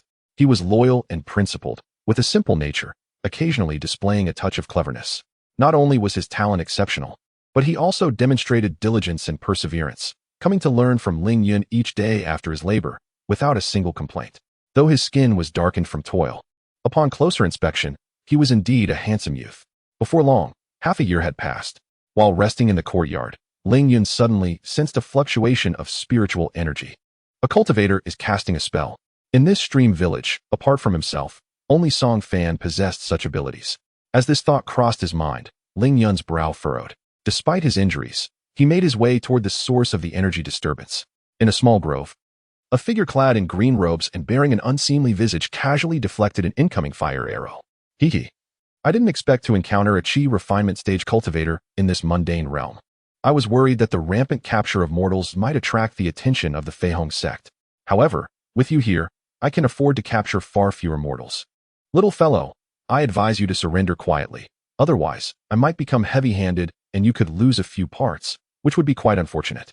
The green-robed cultivator chuckled mockingly at Song Fan. I will not heed your words, you villain. Despite the depletion of spiritual energy within him, Song Fan exerted every effort to prepare for his next spell. It is indeed unfortunate for Song Fan. He had intended to practice his spells in solitude, only to cross paths with this green-robed cultivator, who bluntly declared his intent to capture him. Consequently, Song Fan was left with no choice but to cast spells in resistance, all of which were effortlessly thwarted by the green-robed cultivator. As Song Fan's spell gradually took shape in his hands, the green-robed cultivator had already had his fill of amusement. With a swift motion, he cast a spell to bind Ling Yun, then struck Song Fan unconscious with his divine sense. You won't escape this, little one. The green-robed cultivator cackled ominously, preparing to seize the unconscious Song Fan. Suddenly, a figure interposed itself before Song Fan. This attire suggests you are a sinister cultivator? Ling Yun appraised the early Foundation establishment practitioner before him and spoke slowly. He then deliberately emanated a wave of spiritual energy characteristic of a mid-Foundation establishment cultivator. A mid-Foundation establishment practitioner. The green-robed cultivator was taken aback, instinctively beginning to flee. However, halfway through his escape, noticing that Ling Yun did not pursue him, doubt crept into his mind. Why was he not chasing after me? Could it be that he is not truly a mid-Foundation establishment cultivator? Or perhaps he is gravely injured and unable to act. With this thought, the green-robed cultivator halted his flight, contemplating a return to test the waters. Regardless of the scenario, he clearly could not act rashly. If need be, he could simply run again. Ling Yun, observing the retreat of the sinister cultivator, felt a slight relief. In his current severely wounded state, it was best to avoid confrontation if possible. The departure of the sinister cultivator was the optimal outcome. Just as Ling Yun prepared to leave with Song Fan, he noticed the green-robed cultivator returning. Ling Yun sensed impending trouble. The green-robed cultivator stood at a distance, calling out, "Esteemed fellow, may I inquire if you are the master of this young one? And if I am, what of it? If I am not, what of it? You wicked cultivator, heed my warning. I have no desire to engage in conflict at this moment, so depart quickly." Ling Yun retorted coldly. It seems you are not refraining from action out of choice, but rather, from inability, the green-robed cultivator noted. increasingly confident in his assumptions as he cautiously approached. Defensive spells at the ready. Indeed, as the texts have indicated, sinister cultivators are indeed a peculiar lot, Ling Yun remarked, observing the advancing figure. He then set down Song Fan. You were given a chance to live, yet you chose death. If you seek to perish, I shall personally escort you to the cycle of reincarnation, though I wonder if such a thing exists in the realm of cultivation. With that, Ling Yun darted towards the green-robed cultivator like a bolt of lightning. Not good. A chill gripped the heart of the green-robed cultivator as he realized the danger. Hastily casting defensive spells while shouting, "Esteemed fellow, I was wrong. Spare my life." It was too late. Ling Yun appeared before him and unleashed a powerful punch. Bang! The sinister cultivator's body exploded like a watermelon, scattering remains in all directions. This was the first time Ling Yun had reduced a person to such a state, aside from when he dealt with zombies, highlighting the depth of his fury. Previously, I offered you a chance to live, yet now you dare to beg for mercy. Even if it costs me a few months of my life, I shall see you dead. Ling Yun spat at the remnants, enduring the pain coursing through him as he took the sinister cultivator's storage bag and carried Song Fan back to Stream Village. As Song Fan slowly opened his eyes, before he could fully comprehend his surroundings, he heard Ling Yun's voice. You are awake. Song Fan turned his gaze towards Ling Yun, who was seated at the desk, engrossed in writing something. Master, what about that villain in the green robe? Song Fan hurriedly approached Ling Yun and inquired. He has fled. Now, tell me how you encountered him. After recounting the events, Ling Yun responded, remember, the next time you find yourself in such a situation, your first instinct should be to flee. But then again, you may not be able to escape. Never mind, just be cautious in the future. Understood, Master, Song Fan replied, nodding vigorously. The earlier incident had terrified him, and he resolved never to practice spells outdoors again. All is well now, so you may return, Ling Yun said, urging Song Fan to leave. That unfortunate boy, encountering a foundation-building evil cultivator while practicing spells. What a stroke of bad luck. Perhaps he truly is the protagonist, always attracting misfortune. Ling Yun mused as he watched Song Fan's departing figure before resuming his writing of the Qiyang forging method. A few days later, after completing his labor, Song Fan returned to Ling Yun's abode, bearing some food. During their time in Shitu village, all of Ling Yun's sustenance came from Song Fan. In truth, Ling Yun did not require such provisions, as the daily influx of spiritual energy sufficed for his survival. However, he could not refuse Song Fan's heartfelt gesture. Master? Song Fan entered the dwelling and, upon seeing Ling Yun's demeanor, spoke in a hushed tone, sensing an unusual air of authority about him today. Song Fan, I am here. Master, Song Fan promptly replied. Do you wish to take me as your master? Ling Yun asked directly. Ah, yes, I wish to. I would like to pay my respects as your disciple. Thud, thud, thud. Stunned by Ling Yun's words, Song Fan's face lit up with joy as he promptly knelt and bowed 3 times. Very well, ahem. Though Ling Yun had anticipated this outcome, he was nonetheless elated. Master, are you all right? Song Fan inquired with concern upon noticing Ling Yun cough twice. I am fine. From this day forward, you shall be my disciple of the Zishu sect, lineage of Qiyang Peak, Ling Yun said with a smile, then presented Song Fan with a storage bag obtained from the green-robed cultivator, which he had thoroughly cleansed of any unsavory contents. This storage bag can be utilized by infusing it with spiritual energy. It contains some low-grade spirit stones and the foundational technique of our sect, the Qiyang body forging method. Thank you, Master, Song Fan exclaimed, eagerly accepting the storage bag and following Ling Yun's instructions. Watching Song Fan joyfully explore the contents of the bag, Ling Yun reminisced about his own early days upon joining the Zishu sect and couldn't help but smile. In the following month, Ling Yun taught Song Fan the Qiyang body forging method while also imparting knowledge of formation techniques. After all, the Qiyang body forging method is typically complemented by the Qiyang formation. Otherwise, one would have to excessively consume rare spiritual herbs, such as the Yang flame fruit. One day, after finishing his labor and returning to Ling Yun's residence, Song Fan found the space devoid of Ling Yun's presence. Just as he pondered where Ling Yun might be, he noticed a letter lying on the table. I, Song Fan, have departed from Stream Village and embarked on a journey. Do not fret. Devote yourself to your cultivation. And should you one day discover the Purple Void sect, perhaps we may reunite. The letter is brief, consisting merely of 2 sentences, all of which are fabrications. In truth, Ling Yun initially contemplated revealing the truth to Song Fan, but after some reflection, decided against it. Thus, he penned a false letter, leaving Song Fan with a glimmer of hope, knowing that when he arrives at the Purple Void sect, he will uncover the reality. Moreover, it is not entirely untrue. Perhaps during the next true spirit simulation, Ling Yun may once again join the Purple Void sect. At this moment, Ling Yun has found a place of auspicious energy, crafting a coffin for himself within which he lies. Surprisingly, the act of creating a tomb for oneself evokes a rather unique sensation. Subsequently, Ling Yun harnessed spiritual energy to bury himself, closing his eyes. Within the Soul Lantern Hall of the Purple Void sect, Bian Yang sat nearby in meditation. An elder overseeing the Soul Lanterns glanced at Bian Yang with a sigh. Ever since his master had rescued him from the Western Secret Realm, Bian Yang had learned that Ling Yun's Soul Lantern remained lit, indicating that Ling Yun was still alive. He wished to venture forth to find Ling Yun, but was thwarted by Yin Zhan, who insisted that Bian Yang's cultivation was insufficient and urged him to focus on his training, while he himself would navigate the spiritual vessel in search of Ling Yun. However, Bian Yang did not return to his cave for cultivation. Instead, he came to the Soul Lantern Hall to practice. Although the concentration of spiritual energy in the Soul Lantern Hall was not as high as in his cave, it was still quite ample. The elder in the Soul Lantern Hall did not hinder Bian Yang, recognizing that he was likely to become the next peak master of Qiang Peak. Thus, he remained there until now. Suddenly, one of the soul lanterns extinguished. The elder turned his gaze toward the extinguished lantern and felt a jolt of alarm, for it was Ling Yun's lantern that had gone dark. Junior brother. True spirit simulation ends. Simulation points. Ling Yun gradually opened his eyes, the look of bewilderment in his gaze vanishing in an instant. He surveyed his surroundings. It was still the familiar forest. The capabilities of the system are beyond my comprehension. Despite having experienced so many years personally, it feels as if I have merely watched an exceedingly long film. Ling Yun pondered, then retrieved the mobile phone he had acquired in the previous world for zero cost, and checked the time, curious about the duration of this true spirit simulation. What?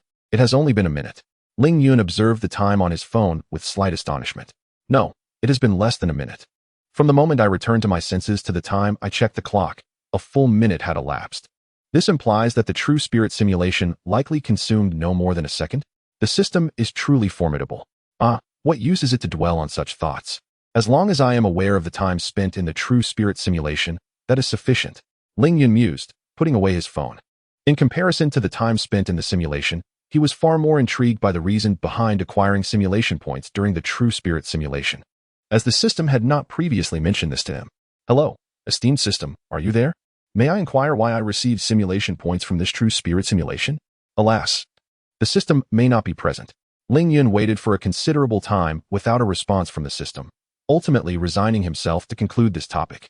Chapter 34. The Armory. Regardless, one should not refuse the free simulation points. Let us first explore what this true spirit simulation can offer for exchange. Ling Yun rubbed his hands together, a hint of excitement coursing through him as he activated the exchange interface to examine the newly added options. Third level of the Qiang Body Refinement Technique. Initial entry. Foundation Establishment. Mid-stage cultivation. Worn garments. 2. Worn shoes. 1 worn. Wait, something feels amiss. Why has only a meager selection been added? In the past, I could exchange for any item I had acquired. Where's my storage ring?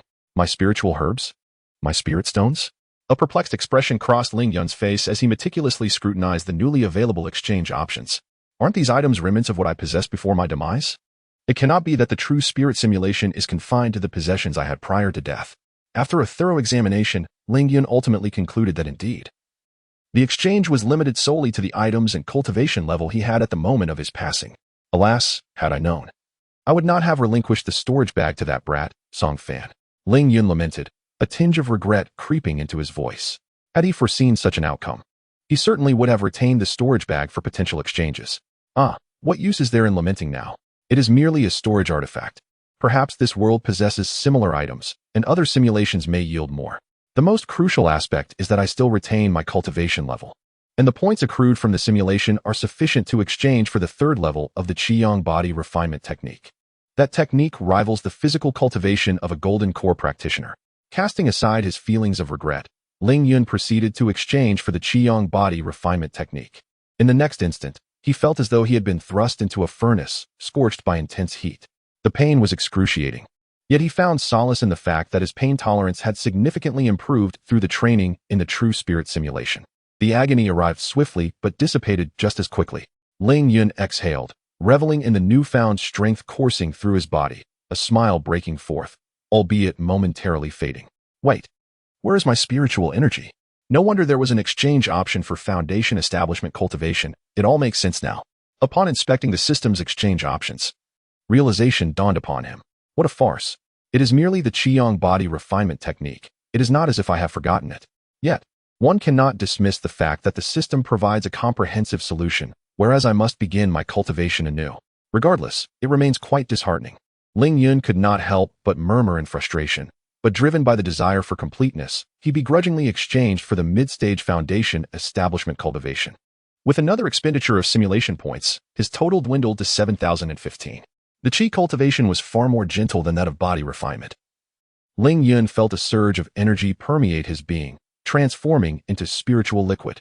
The experience was utterly seamless, devoid of any pain, and instead, it brought a delightful sensation. Ah, the comfort of Qi cultivation, Ling Yun mused, a satisfied smile gracing his lips as he savored the abundant spiritual energy within. This is the sensation I yearn for. With the memories from the true spirit simulation, Ling Yun needed no time to acclimatize. With a mere thought, a flame flickered to life at his fingertips. However, he soon noticed something amiss. The temperature of the flame seemed diminished. In the realm of celestial azure, the flames generated by an equivalent amount of spiritual energy would possess a temperature at least 30% higher. Could it be? Ling Yun seemed to have contemplated a certain possibility and hastily attempted to absorb spiritual energy, only to find that his suspicions were confirmed. This world, fundamentally, lacked any spiritual energy. Ling Yun felt an overwhelming urge to curse. Had he known that this world was devoid of spiritual energy, he would never have exchanged his resources for mid-foundation stage cultivation. That was a staggering 20,000 simulation points. In addition to the true spirit simulation that yielded some points, he had also invested an additional 10,000 simulation points. The absence of spiritual energy in this world implied that each point of energy within him would diminish with usage. This meant that his mid-foundation stage cultivation could merely be regarded as a temporary experience card, one that would expire upon use. Oh well, at least the physical cultivation was tangible. Ling Yun consoled himself with this thought. Currently, he had only 7,000 simulation points left, and a standard simulation required 1,000 points. Thus, he needed to be frugal until he discovered new sources of simulation points. Glancing at his remaining points, he resolved to explore this world. Based on the cart he had previously encountered, Ling Yun donned a tattered set of clothes and proceeded in the direction the cart was heading. A day later, had it not been for the sighting of a town's silhouette, Ling Yun would have doubted whether he had taken the wrong path. His eyesight was remarkably sharp, allowing him to spot the distant city from afar. The city bore two characters, which alas, he could not comprehend. Yet he was drawn to a deep gash etched into the city wall. There lay a scar nearly 10 meters long, and judging by its weathered appearance, it had likely existed for countless years. Fascinating. If this wound was indeed inflicted by a person, then the inhabitants of this world must possess formidable strength. But then again, it was a fifth-tier world. Could it be otherwise? After examining the scar, Ling Yun shifted his gaze towards the city gate. No wonder the system had indicated that one need not worry about identity in this world. Entry into the city merely required payment, with no further scrutiny. The city gate was guarded by several soldiers, and all who wished to enter were required to pay a fee. Observing intently, Ling Yun noted that the entrance fee was comprised of a type of coin resembling a copper piece, as well as silver taels. He had acquired a considerable amount of silver taels during his simulations, though he was uncertain if they would be accepted in this world. Never mind. It would be wiser to wait until nightfall, and then simply fly in. Thus, Ling Yun bided his time until the witching hour, stealthily soaring into the city. He had to admit that the city was quite prosperous. Even at such a late hour, a night market thrived. Ling Yun descended in a concealed corner and made his way to the night market he had previously glimpsed from above. As he was unfamiliar with the language of this world, he could only meander through the night, listening to the exchanges around him and attempting to deduce the meanings of their conversations. A week passed, and through diligent observation and practice, Ling Yun found himself able to comprehend a significant portion of the dialogues. Moreover, through his explorations and trials, he discovered that the silver taels he had acquired from simulations could indeed be utilized in this world. This revelation filled Ling Yun with immense joy, for he had amassed quite a fortune from his previous simulations. Moreover, within the exchange list, there exists a currency that can be redeemed. A single simulation point can be exchanged for one tael of silver. Ling Yun counted the available silver in the system space, which amounted to nearly 100 taels.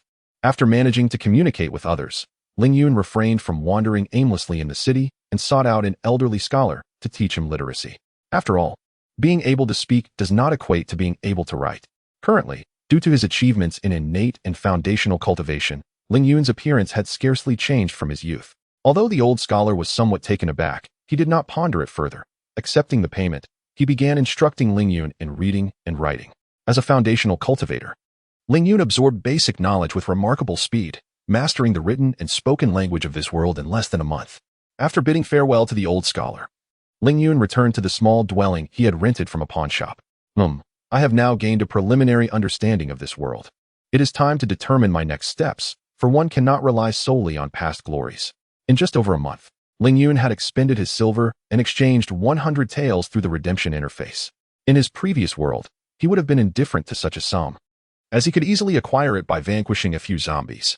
However, in this realm, he had yet to earn a single simulation point. Over the course of this month, Ling Yun had also come to understand the structure of this world. It is divided into 13 regions, each further subdivided into 3 states, which then contain prefectures, counties, districts, and villages. Currently, he found himself in a small county called Pinggu under the rule of the Yuzhao dynasty. The Yuzhao dynasty governs this world, encompassing all 13 regions beneath its dominion. Additionally, this world is home to cultivators known as warriors. Ling Yun took out a piece of paper and noted the various factions within Pinggu County. The most powerful force in the county is naturally the official authority led by the county magistrate, followed by the prominent families within the city. Below them are the Firewood Guild, the Heyuan Escort Agency, the Fishing Guild, and the Timber Guild. To embark on a journey in this world, one must learn martial arts. Yet entry into the official factions and various sects is out of the question for the time being. The families are similarly difficult to access, leaving only the last 4 guilds as viable options. Firstly, the Timber Guild is essential in this era, as both the magistrate and the common folk require firewood. This necessitates venturing into the mountains, where ferocious beasts often roam, thus giving rise to the Timber Guild. As for why the authorities have not purged this threat, one might inquire of the avaricious county magistrate. Those who join the Timber Guild receive training in martial arts to better evade the beasts, but the guild takes a 30% cut of the firewood collected each day. The Fishing Guild operates in a similar manner. Given that Pinggu County is named for its proximity to a lake, it serves as a source of protection fees while also imparting some basic martial skills. The Heyuan Escort Agency not only teaches martial arts but also provides employment, albeit with higher demands than the fishing and timber guilds. In this world, where warriors are abundant, all factions, be it the Fishing Guild, Timber Guild, Heyuan Escort Agency, or even the county office, require weapons. The blacksmith shop serves as the crucible for crafting these weapons. Functioning as a large ironworks, Ling Yun first eliminated the Fishermen's Guild and the Woodcutters Guild, then deliberated between the Heyuan Escort Agency and the smithy, ultimately discarding the former. The risk of escorting goods was deemed too great compared to forging. One could never know when a formidable opponent might emerge to ambush the convoy. Thus, he decided the smithy would be more fitting, especially since he had recently acquired some forging skills through his True Spirit simulation. With this resolution, Ling Yun set forth to the smithy, igniting a fire to consume the papers. The criteria for entering the smithy were straightforward. One must possess a clean background and be of a certain age. Both conditions posed no challenge for Ling Yun, whose youthful appearance and unblemished reputation made entry easy. He was not on any wanted lists, and with a little expenditure, he fabricated an identity from a neighboring county, which facilitated his acceptance. After signing a 15-year contract, an elderly man assessed Ling Yun's innate potential. Consequently, he was assigned to the inner courtyard as an apprentice at the smithy. The apprenticeship entailed 3 years of learning, 2 years of assisting, and 10 years of service, though Ling Yun deemed it of little utility. Such contracts only bind the weak. With his current prowess, he ranked among the strongest in Pinggu County and could depart the smithy at any moment. One day, after completing their tasks and dining, Ling Yun returned to a spacious courtyard with 8 robust young men, preparing to rest. The apprentices at the smithy were tasked daily with chopping wood, fetching water, transporting iron ingots, and cleaning. At that moment, a towering man, nearly 2 meters tall, entered the courtyard. It was the guard Fong. Upon seeing him, a young man promptly spoke up, and the others quickly greeted Fong, with Ling Yun following suit. "Today, as you all know, I am here to teach you martial arts," Fong announced, eliciting joy from the apprentices, including Ling Yun. "Let us dispense with idle chatter. Today, I will teach you the bull's hammer technique. Follow me." Fong led them to a training ground, demonstrating a stance. To learn martial arts, one must first master stance training. This is the bull stance. Quickly, assume your positions and emulate my stance. The apprentices hurriedly found their spots, mimicking Fong's posture. Once everyone was set, Fong moved among them to offer guidance. Raise your hands higher. Haven't you eaten? Lower your feet a bit. Lean your body forward slightly. When Fong reached Ling Yun, he observed Ling Yun's perfect stance and nodded in satisfaction. Excellent. Maintain this form and remember to practice your stance diligently. After half an hour of instruction, Fong departed the training ground, leaving the apprentices to continue their stances alone. Once he was gone, many of the apprentices immediately collapsed, unable to endure any longer. It was not mere laziness. The stance training was immensely taxing, and they were exhausted. Had it not been for Fong's watchful eye, they would not have lasted this long. Ling Yun, observing their fatigue, feigned exhaustion and sat down. How long do you think it will take us to master the bull stance? Listening to an old apprentice, it seems that the quickest way to get started takes about 2 to 3 months. Ah, such a long time, I exclaimed. Yet, how can this be considered lengthy? Moreover, we are fortunate to have martial arts to study, while apprentices from other academies are still yearning for the opportunity to learn. The blacksmith shop is divided into various sections, including the inner court, outer court, miscellaneous court, and external court, among others. Naturally, the most favorable conditions are found in the inner court, where Ling Yun currently resides. Not only are meals and lodging provided, but there is also a monthly allowance of 100 copper coins. The workday concludes by noon, and the schedule consists of 5 working days followed by 2 days of rest. This contrasts sharply with other sections, where apprentices toil without monetary compensation, no holidays, and a full day's labor. Ling Yun, however, is not concerned about how long it takes to master the bull stance, as he has already grasped it effortlessly. For him, the bull stance is exceedingly simple. He merely wishes to know when he will be taught the subsequent martial techniques. That night, in the shared quarters of the inner court, Ling Yun observed several apprentices outside, diligently practicing their stances through his spiritual awareness. He couldn't help but marvel at their dedication. After a moment's contemplation, he decided to step outside and practice his stance as well. Although this exercise holds little utility for him at present, he could feign diligence, ensuring that others would not be overly surprised by his swift mastery of the bull stance. After all, standing in place does not tire him in the least. Chapter 35, The Realm of Martial Apprentices. To be candid, the progress in martial arts instruction exceeded Ling Yun's expectations within just a month. Once again, the guard Fong arrived at the courtyard, leading a group of apprentices to the training grounds. You have all mastered the basics of the bull stance during these days. Today, I shall impart to you another technique. Remember, the bull breaks the mountain hammer consists of 2 forms, the internal stance and the external hammer, he explained, as he grasped the large hammer that had been prepared nearby and began to demonstrate. Fong's robust figure swung the hammer with such might that each strike resonated with a metallic tremor, the sound slicing through the air, leaving the apprentices in awe. Yet, to Ling Yun, it was merely a display. He chose not to reveal his indifference, instead feigning admiration like the others. After completing a sequence of the bull breaks the mountain hammer, Fong set down the hammer and instructed, "Now, you may fetch a training hammer." The apprentices hurried to retrieve the training hammers that had been neatly arranged and returned to their original positions. Approximately 10 pounds, Ling Yun assessed the weight of his hammer. Once all the apprentices had picked up their training hammers, Fong continued, "As I have said before, to practice martial arts, one must first master the stance. From today onwards, you shall hold the hammer and maintain the bull stance." With that, he demonstrated the bull stance while guiding the apprentices to assume the position. However, after the apprentices had held the stance for half an hour, Fong did not leave immediately. Instead, he addressed them. "All right, let us conclude the stance practice for now. I shall teach you a technique today, the breaking mountain hammer method.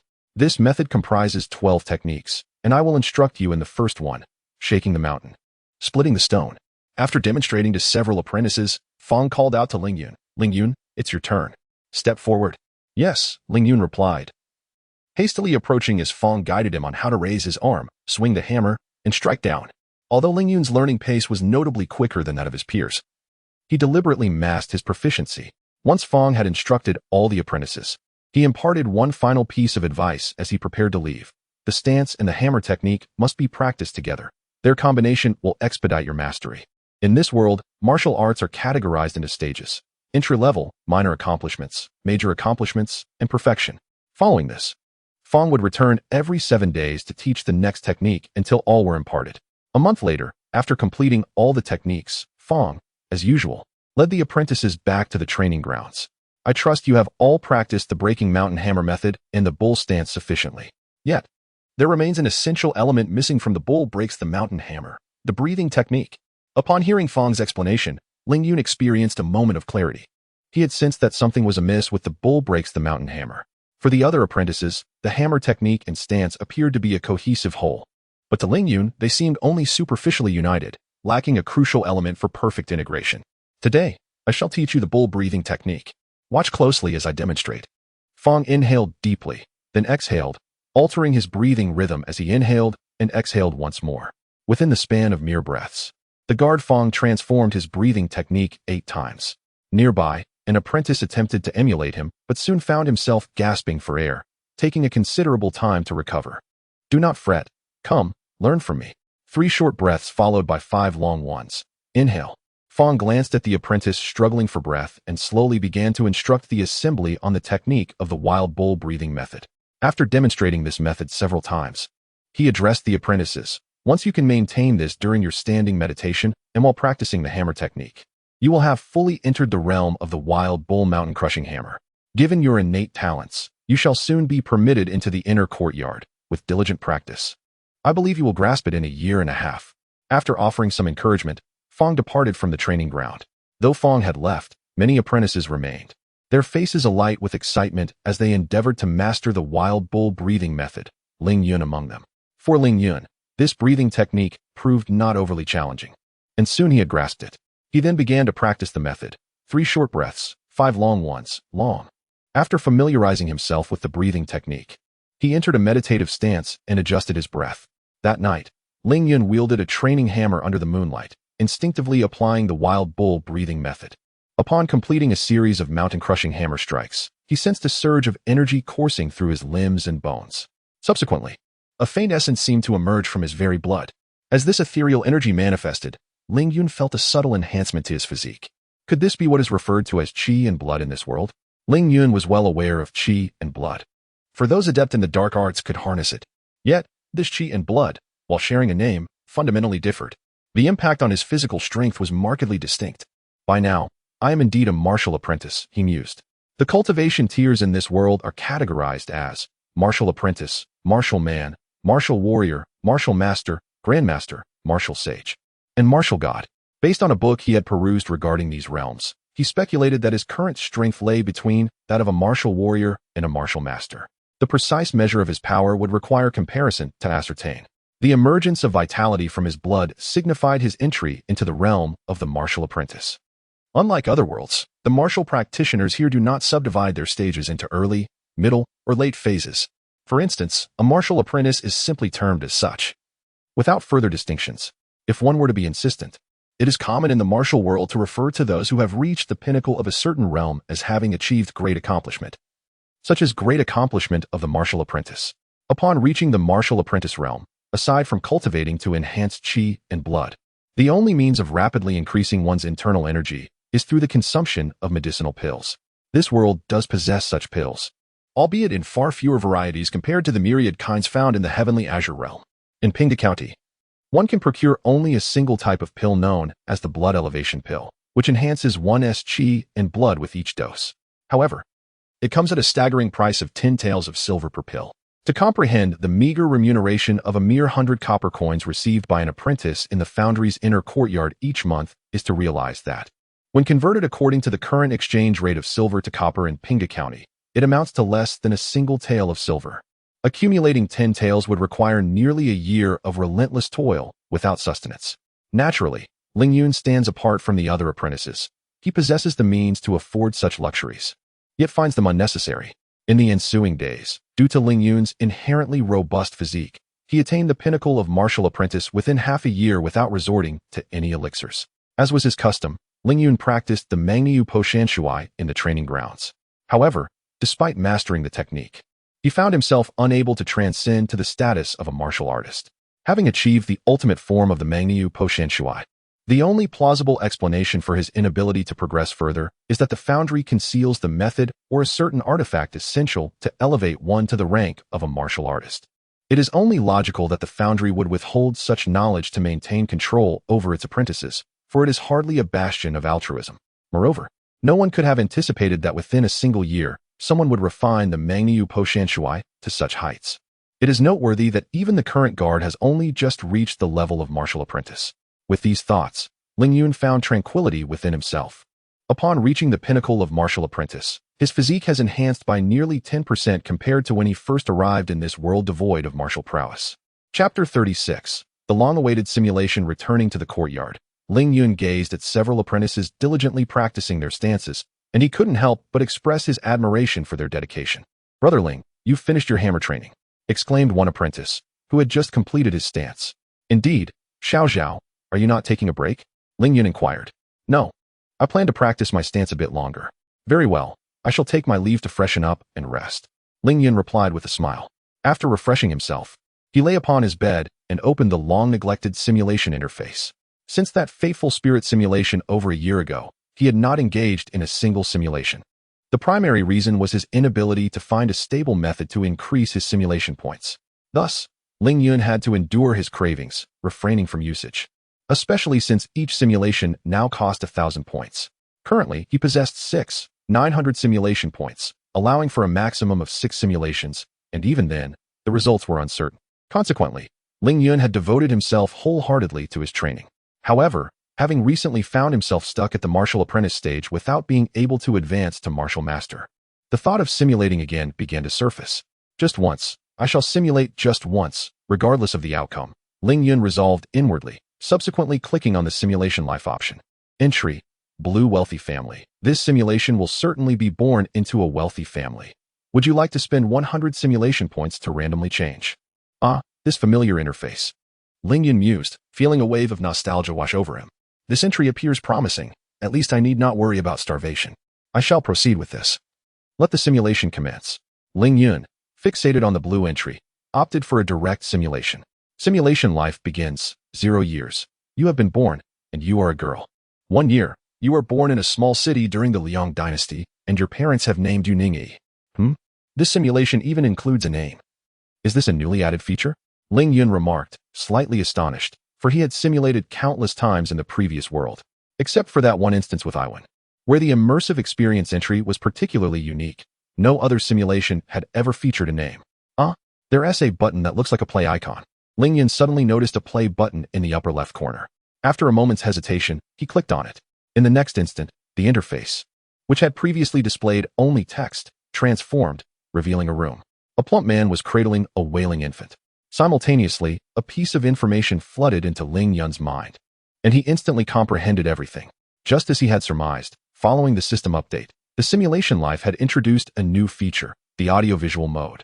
The audiovisual mode, quite literally, allows the simulation to be experienced like a film rather than merely as text. Moreover, upon activating audiovisual mode, the flow of time within the simulation alters in relation to the external world. 1 year spent in the simulation equates to merely 1 minute in the external realm. The audiovisual mode can be initiated midway and can also be cancelled at any time. Simultaneously, do not entertain thoughts of exploiting the simulation world as techniques and knowledge akin to the true spirit simulation while indulging in audiovisual viewing. The system has long since sealed off this avenue. During the viewing, Ling Yun is unable to access specific knowledge or techniques. At that moment, Ling Yun is akin to a spectator engrossed in a film, with the simulation interface serving as the screen. The interface features not only a play button but also 2 other marked buttons, the first for acceleration and the second for directly skipping to the following year. Ling Yun pressed the second button, and in an instant, the entire scene began to accelerate wildly, arriving at the next year in the blink of an eye. As a line of text gradually emerged. Age 2. You spent a delightful year playing. Age 3. Your father hired a tutor to teach you literacy. Age 4. You disliked reading and often evaded the tutor, consequently receiving numerous scoldings from your mother. Age 5. You endured a year of anguish in your studies. Age 6. Typically, you should attend a private school this year. However, your father, knowing your disinterest in learning, dismissed this idea. Age 7. Your father engaged a better tutor for you. Age 8. Your mother, seeing your mischievousness, decided to teach you martial arts. Upon reading this line, Ling Yun halted the acceleration. Although the system indicated that one could not glean knowledge through mere viewing, he was tempted to search for a loophole. In the study. Mother, did you call for me? Ning Yi cautiously pushed open the door to the study and entered. The language spoken by them was unfamiliar to Ling Yun. Yet within the audiovisual mode, he could comprehend it. The Ning family exemplified a strict mother and a benevolent father. Ning Yi's father was a businessman, perpetually occupied with his affairs, thus leaving his daughter in the care of her mother. Since childhood, Ning Yi had a penchant for evading her tutoress lessons, which frequently resulted in her being caught and reprimanded by her mother. Come here, my dear. Ningyi's mother gently beckoned her. Hearing this, Ningyi hurriedly covered her backside, exclaiming, Mother, I have not done anything wrong today. Do not worry, dear. I shall not scold you today. Ningyi's mother, amused by her daughter's antics, pulled her closer. My dear, I know you do not enjoy poetry and painting. How about you learn martial arts with me from today onwards? Martial arts? Mother, you know martial arts?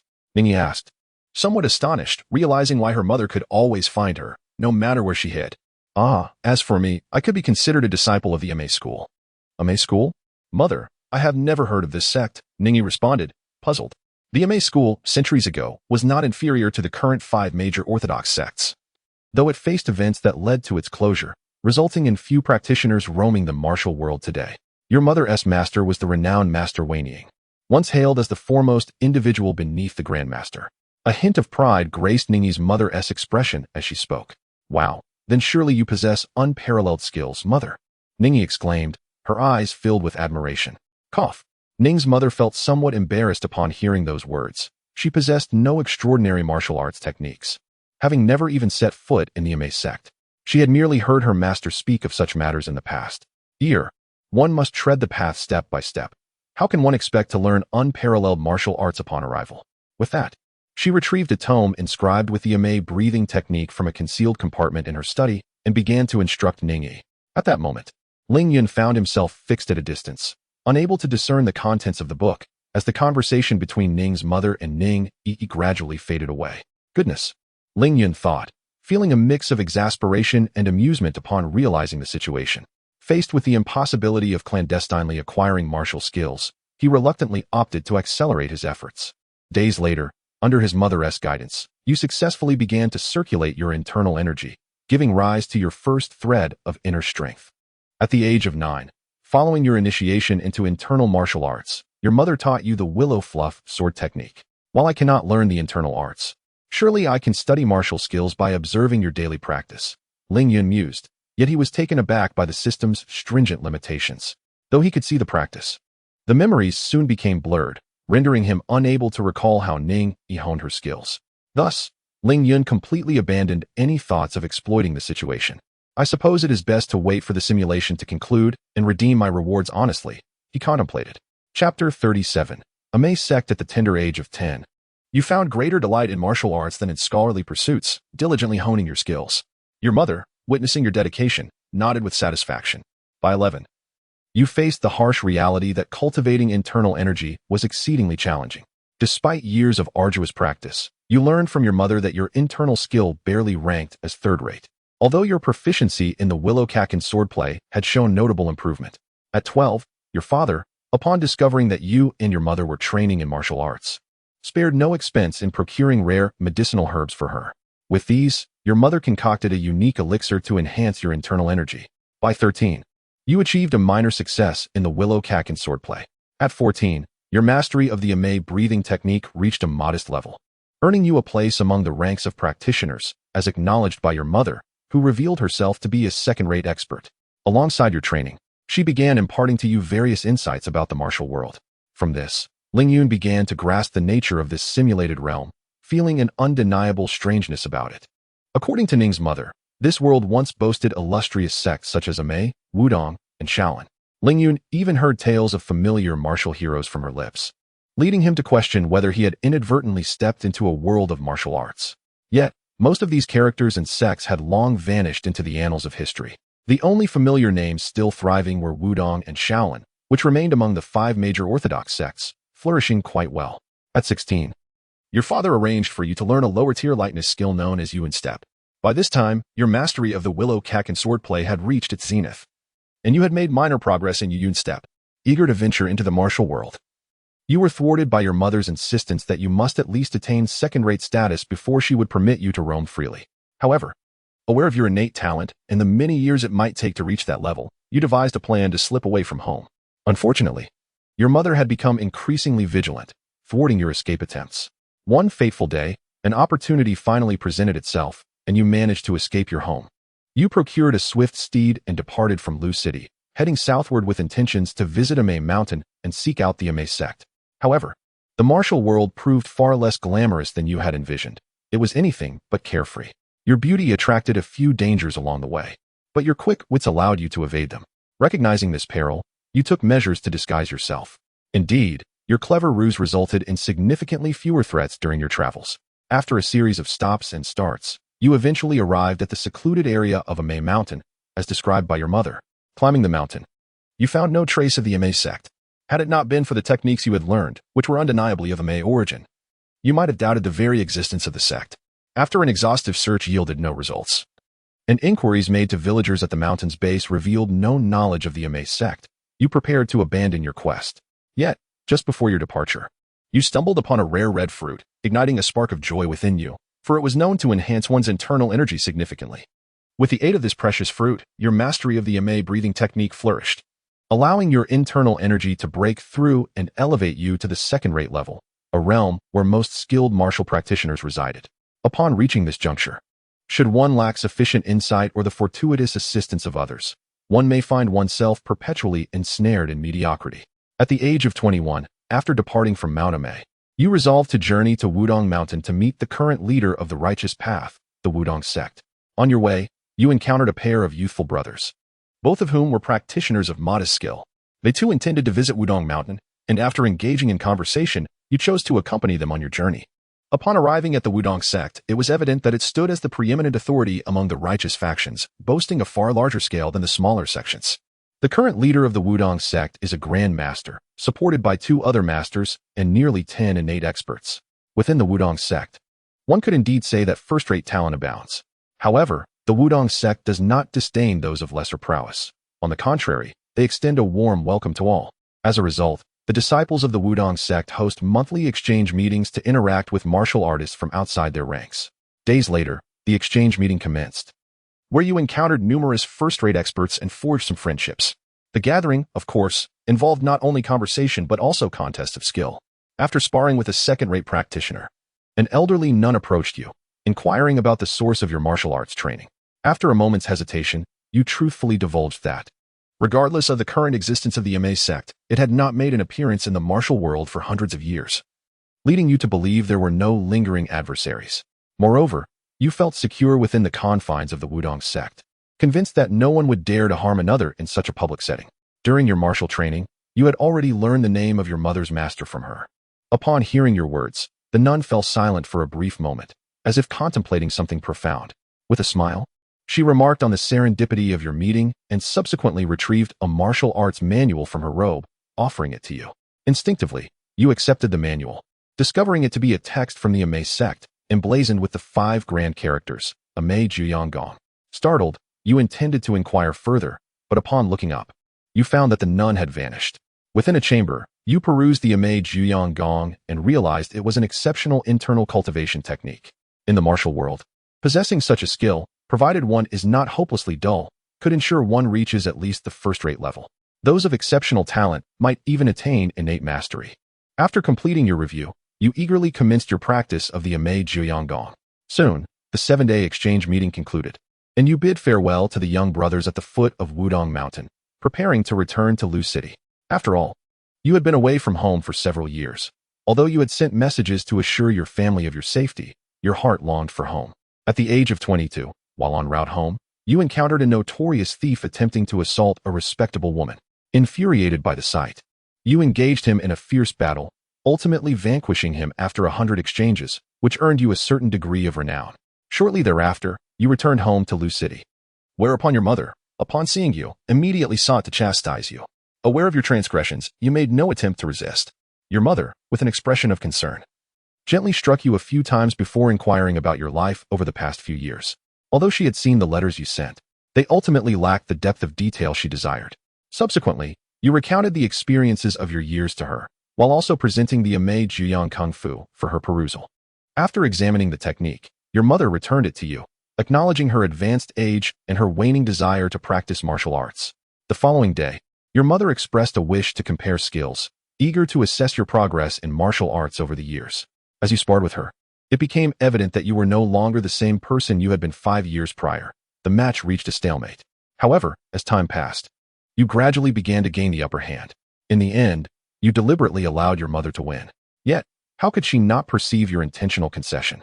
Nevertheless, her expression revealed her joy. Chapter 38. Marriage alliance. At the age of 23, you returned home nearly a year ago, during which your parents began to urge you towards matrimony.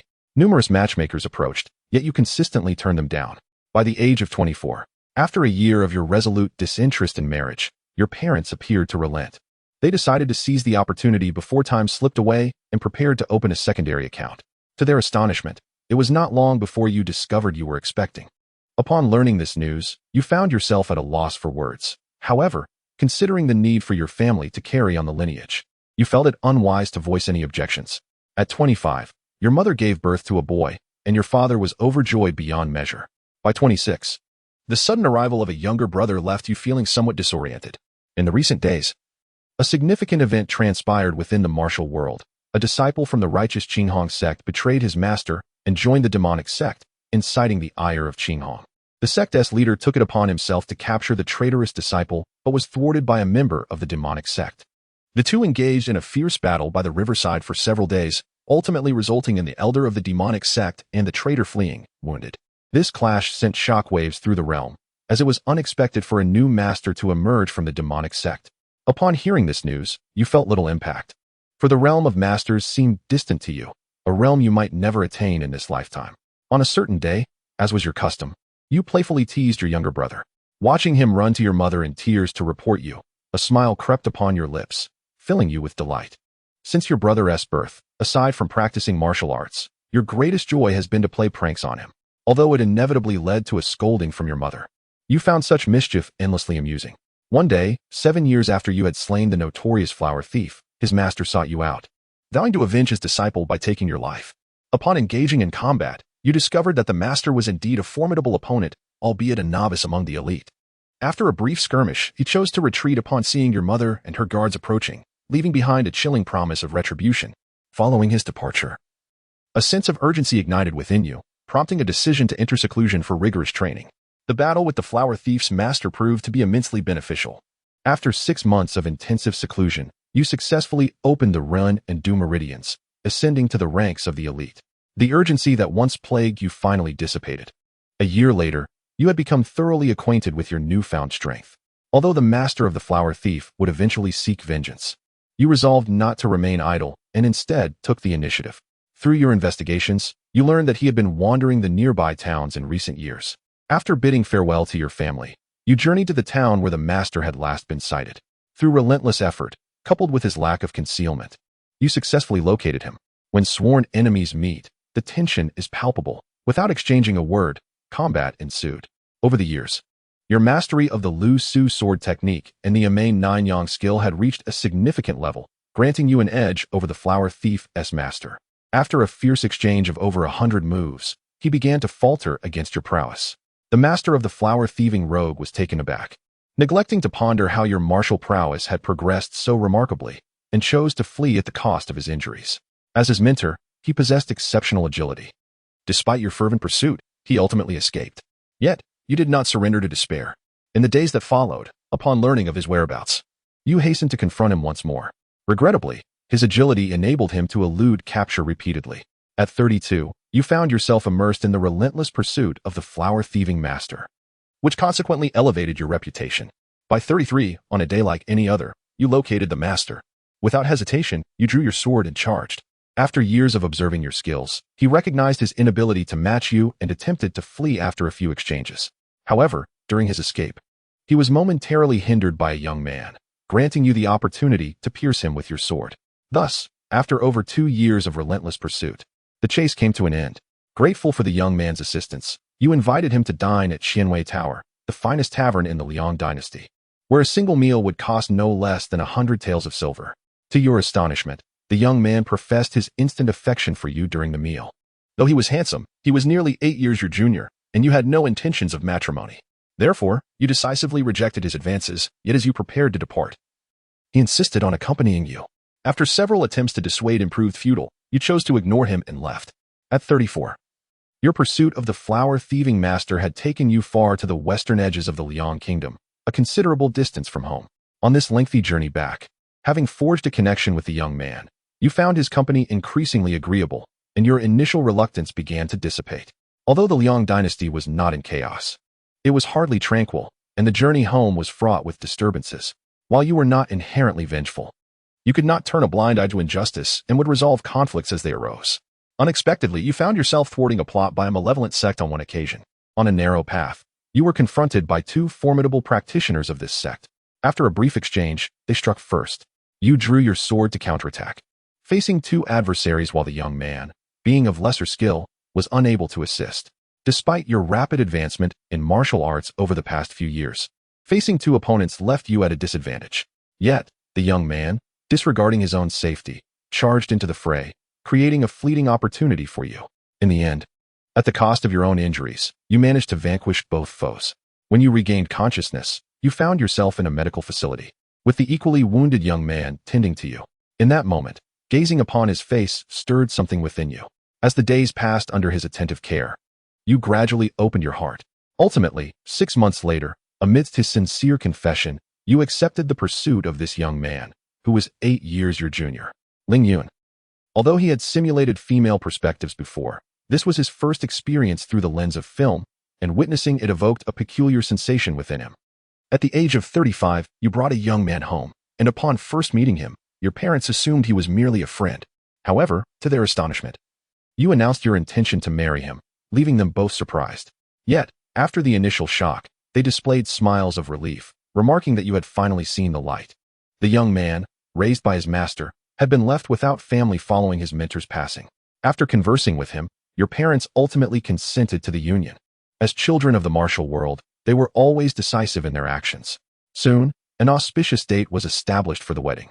Your father, a well-known wealthy merchant in the vicinity, attracted a multitude of guests on your wedding day, including the Lord of Luqing, who came to extend his congratulations. Chapter 39. Renunciation. At the age of 36, after marrying your husband, you resolved to impart the Amei 9-yang skill to him. However, his martial aptitude was rather lacking, and he struggled to grasp the fundamentals. Furthermore, his indifference towards martial arts compelled you to relinquish this aspiration. You found yourself somewhat disheartened, as the men in your family, including your father and husband, seemed disinterested in martial pursuits. Your brother, though slightly more inclined, preferred scholarly endeavors, aspiring to achieve success through examinations and enter a career in governance. At 37, you and your husband embarked on a tranquil excursion amidst the mountains and waters. This journey proved serene, devoid of the anticipated vengeance from the demonic sect. By 38, your excursion concluded, and you returned home. Despite having a husband, your fervor for martial arts remained undiminished. Thus, after your escapade, your husband frequently secluded himself to cultivate his skills, while you occasionally shared tender moments with him. With your father's assistance, your husband took over a portion of your father's business at 39. Your brother, displaying exceptional talent, passed the county examination and became a student. Upon receiving this news, you rejoiced and celebrated with your family. By 40, your father's advancing age and frequent travels had weakened his constitution. Since your brother was wholeheartedly pursuing scholarly achievements, your father gradually entrusted business management to your husband. Tragically, your father passed away, leaving your mother in deep sorrow. Your brother subsequently succeeded in the provincial examination, becoming a scholar. One fateful day, you discovered that your husband was keeping a concubine in a hidden chamber. Although polygamy was permissible among men in the Liang dynasty, your heart, shaped by the values of a martial world, could not accept this betrayal. Additionally, your husband had once vowed that you would be his only one, a promise that led you to accept his hand in marriage. To your dismay, he shattered this vow merely a decade later. Upon witnessing the betrayal, fury consumed you. In a fit of rage, you drew your sword and ended the lives of both individuals. In the aftermath, as you gazed upon his lifeless body, regret washed over you. Yet, the past could not be changed, and remorse offered no solace. You returned home to confide in your mother, who deemed your actions foolish but assisted you in resolving the aftermath. The following day, the townsfolk of Luqing were abuzz with the news of a scandal. The husband of the Ning family was found dead in a woman's abode. According to official reports, he had met his end at the hands of a notorious figure from the demonic sect. Consequently, the Ning family's business was assumed by your mother, leaving you disheartened. At 47, feeling despondent, you departed from Luqing and returned to Amei Mountain. Upon acquiring the Amei 9-yang skill, you became steadfast in your belief that the Amei sect would endure within this world. Thus, you once more journeyed to Amei Mountain, intent on seeking the Amei sect again. After a prolonged search yielding no results, just as you were about to abandon your quest, a familiar nun appeared before you. This nun was the very one who imparted to you the Amei 9-yang skill over 2 decades ago. After conversing with you, She discerned your heartache and sighed softly. She led you to an exceedingly remote peak, which turned out to be the sanctuary of the Ame sect you had long yearned for. This secluded location explained your countless unsuccessful attempts to find it. The nun, who was none other than the current leader of the Ame sect, Master Pinghui, inquired whether you had encountered the Ame sect and if you wished to join. Without a moment's hesitation, you nodded in agreement. Master Pinghui, upon hearing your response, ceased her persuasion and proceeded to shave your head. You took vows and became a nun. Although the Ame sect had waned, and its martial arts had suffered significant losses over the years, the most esteemed and unparalleled skill, the Ame divine skill, remained intact. Shortly after your initiation, upon a brief evaluation, Master Pinghui entrusted you with the teachings of the Ame divine skill, which had been crafted by 3 grandmasters after the sect's seclusion. Among the supreme techniques, it stands as a paragon, as you practiced diligently. At the age of 55, news reached you that your mother was nearing the end of her days. You resolved to return home. Stealthily, you entered the Ning residence and beheld your mother, frail and lying in bed. By her side, you recounted the trials of the years gone by. Once you finished speaking, your mother appeared to regain a fleeting glimpse of vitality, uttering a labored good before smiling and drawing her last breath. Soon after, your brother, massaging his sore neck in confusion, discovered their mother had passed. You finally laid to rest the last remnants of your concerns, returning to the Ame sect to retreat into solitary cultivation. At 60, in your tranquil chamber, you unlocked the celestial gateways and ascended to become the second innate master of the Ame sect. An innate martial artist can project their inner strength without the need for any technique. Those newly initiated can manifest their inner energy as an invisible barrier of 3 feet, while seasoned innate masters can even condense a barrier spanning 10 zhang. In the present, the Ame sect has continued its decline, with Master Pinghui embodying tranquility and a lack of ambition. Her sole desire is to ensure the survival of the Ame sect. She remains indifferent to its reputation within the martial world. Thus, after breaking through to the innate level, your routine remained unchanged, filled with martial practice, tending to the vegetable garden, and immersing yourself in Buddhist scriptures. At 69, you accompanied Master Pinghui to witness the transition of leadership at the Wudong sect. At 75, the disciple who had once betrayed the Qinghong sect, after decades immersed in the demonic cult, shockingly re-emerged to stir the martial world. He assassinated the master who had once taught him martial arts at the Qinghong sect. The new master of the Qinghong sect was instantly consumed with rage, leading several adept members in pursuit of the traitorous disciple. Once again, the world was shaken as news surfaced of the demonic cult's covert assault on the masters of the Qinghong sect. The Qinghong sect was profoundly affected, as its leader called upon all righteous practitioners to join forces against the demonic cult. The Xianwei sect, one of the 5 major righteous sects, was the first to respond, soon followed by the Wudong sect. With the support of the esteemed Wudong sect, the other 2 major righteous sects, along with several other righteous factions, also joined the cause. Thus, the Demonic Extermination Alliance, spearheaded by the 5 great righteous sects, was swiftly established. When you receive this message again, the Demonic Extermination Alliance will have disbanded. The demonic cult was shattered in that battle, and the traitorous disciple of the Qinghong sect ultimately met his demise at the hands of the sect's leader. Meanwhile, a disciple of the respected Master Pinghui brought a young girl into the Ame sect, adding another member to their ranks. Chapter 40. The Willow's Fluff Sword Technique. At the age of 87, you find yourself at this advanced stage, yet your martial prowess remains at the innate level. You are acutely aware that your innate talent has reached its zenith, without an extraordinary opportunity. The prospect of ascending to the rank of a master in this lifetime is virtually unattainable. However, after years of immersing yourself in Buddhist scriptures, you have come to terms with your limitations and no longer place undue importance on the heights of martial skill. At 90, the venerable Master Pinghui has passed away, bequeathing the position of the sect leader to her disciple. By the age of 100, one cannot help but lament the despair evoked by the notion of talent. The disciple brought from the foot of the mountain has already entered the ranks of the elite in their 20s. By 110, word has spread that the demonic sect has resurfaced. At 111, the sect leader's disciple has surpassed the innate threshold. By 115, another Grand Master emerges within the martial world. At 120, you lie in bed, gently closing your eyes. You have departed from this world. Simulation concluded. System evaluation. Average. System reward. 2 lottery draws. Would you like to draw? Acquired the Willow's Fluff Sword Technique. Perfect. Acquired a bamboo basket. Alas. Upon completing the simulation, Ling Yun can only sigh in disappointment. This simulation, indeed, lives up to the system's evaluation of being average. Since Ningyi embraced a life of solitude, She has truly been accompanied solely by the flickering light of a lamp and the ancient Buddha throughout the latter half of her life. Aside from the occasional descent from the mountain to procure necessities, she has not ventured far. Thus, the rewards bestowed upon her are naturally modest, a mid-level sword technique and a bamboo basket. The outcome stems largely from the distractions of love. Had Ning Yun not married, Ling Yun surmises that the evaluation might have ascended to a commendable level. Thus, it is love that has held you back, dear sister, Ling Yun teases inwardly before claiming the rewards.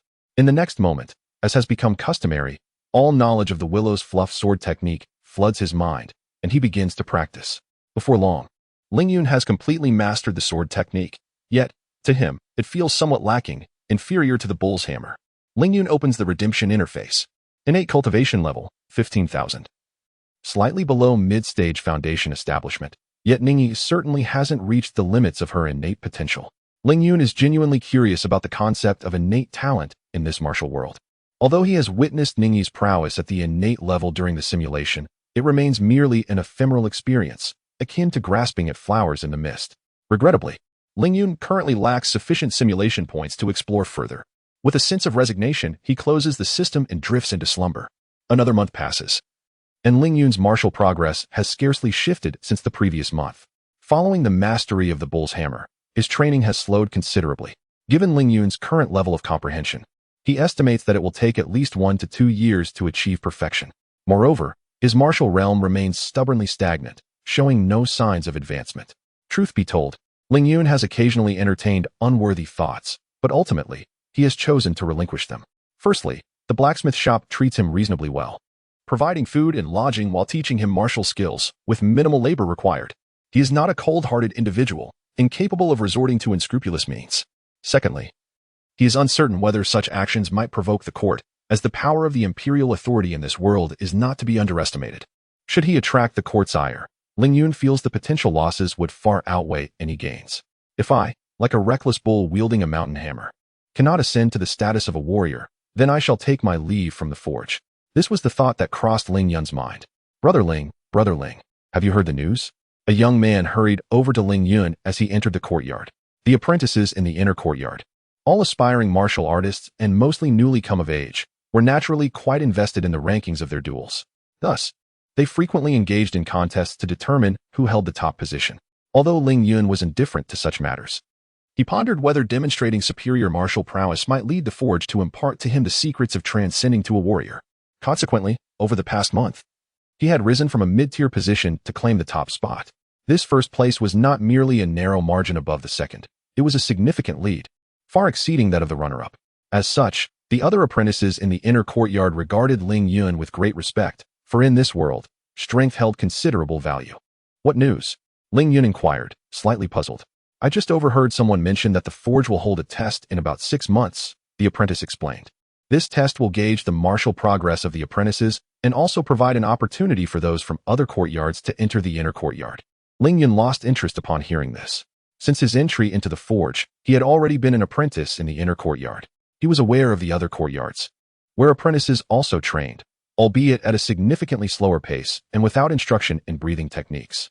The apprentices of the inner courtyard had previously demonstrated their skills to those from the other courtyards, Ling Yun included. No, Brother Ling. Though the test is indeed for apprentices from other courtyards, we from the inner courtyard can participate as well. I heard that those who perform exceptionally well can directly become disciples of the various masters at the forge, thus leaving their apprentice status behind, the young man quickly added. Is this news true? Ling Yun's expression brightened at the young man's words. If it were indeed true, he would no longer need to linger in the inner courtyard.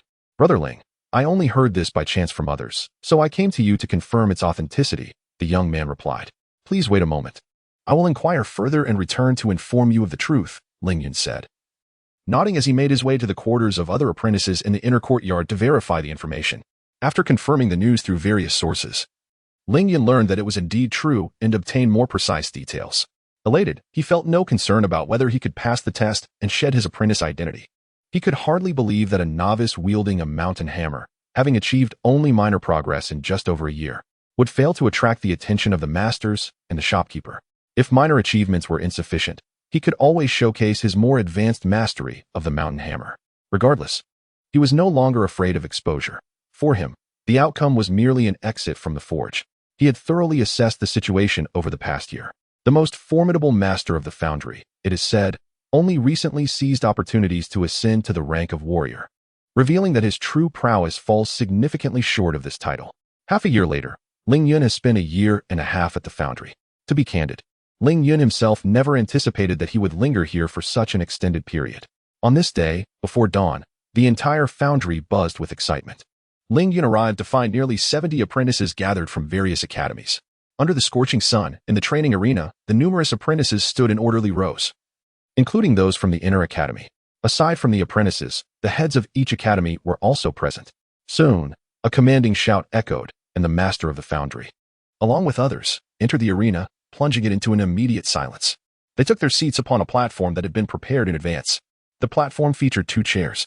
The robust master, Luo Qiu, occupied the left side, while the elderly second master, Shi Bai, sat on the right. This was Ling Yun's first encounter with the 2 masters of the foundry. He first directed his gaze towards the second master, who appeared to be around 60 years of age based on his outward appearance.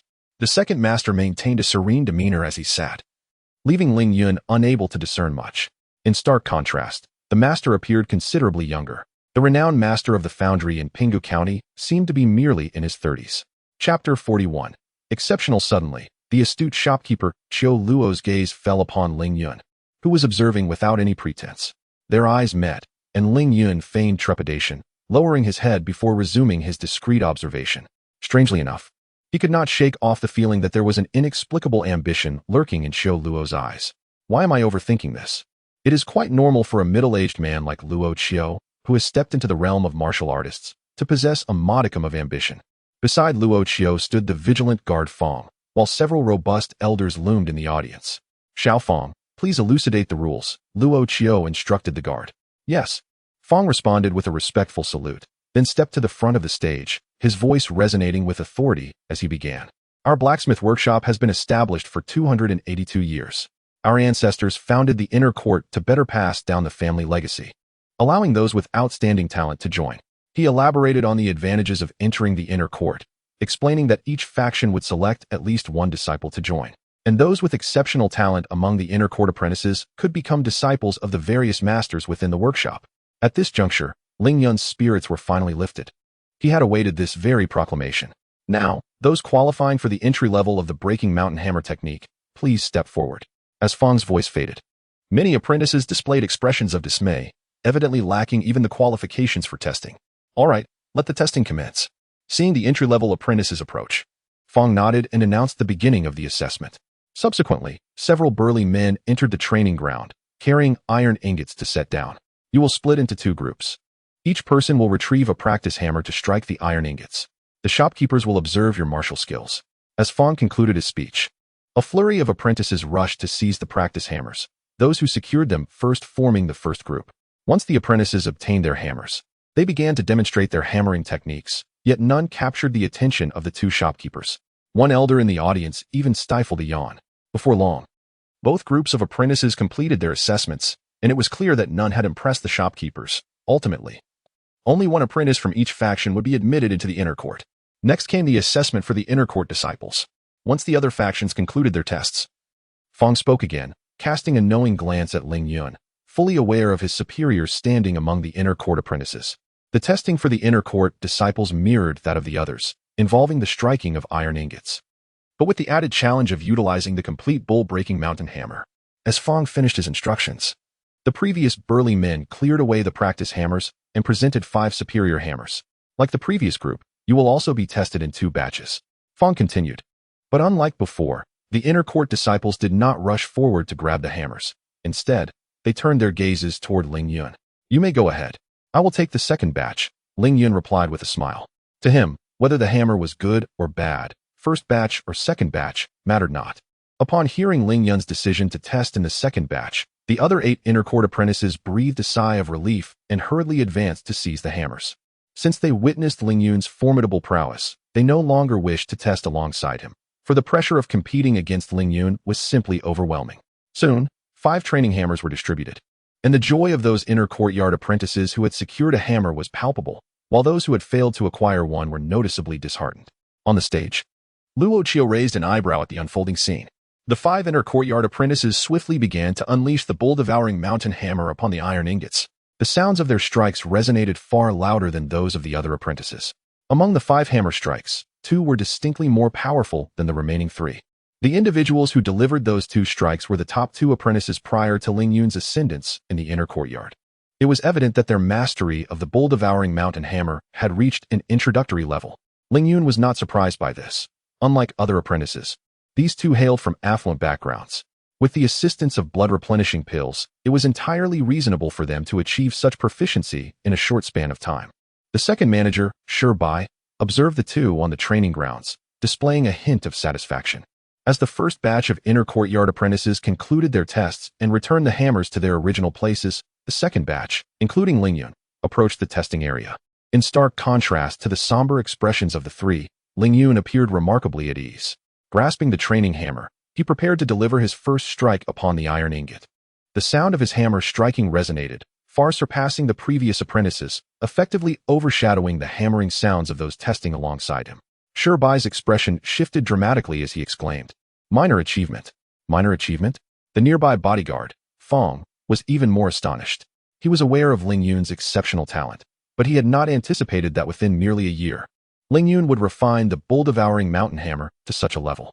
In fact, it had been less than a year since he had imparted the complete technique of the bull-devouring mountain hammer to Ling Yun and the other apprentices, and it had only been a little over 6 months since then. The apprentices who were testing nearby were momentarily disrupted by the resounding hammer strike.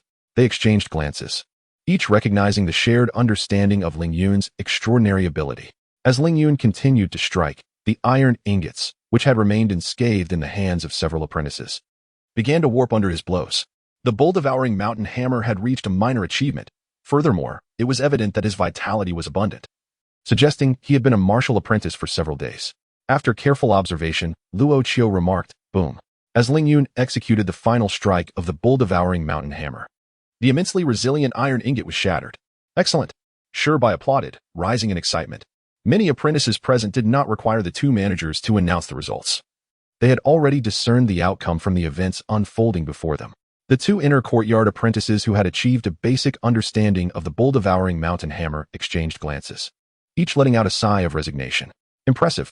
To reach such a level with the bull-devouring mountain hammer in just over a year of training is remarkable. "What is your name?" "Ling Yun," he replied loudly. "The young man has achieved this mastery in such a short time. His talent is rare in our forging hall. He should certainly pass the test," Bai remarked to Luo Qiu.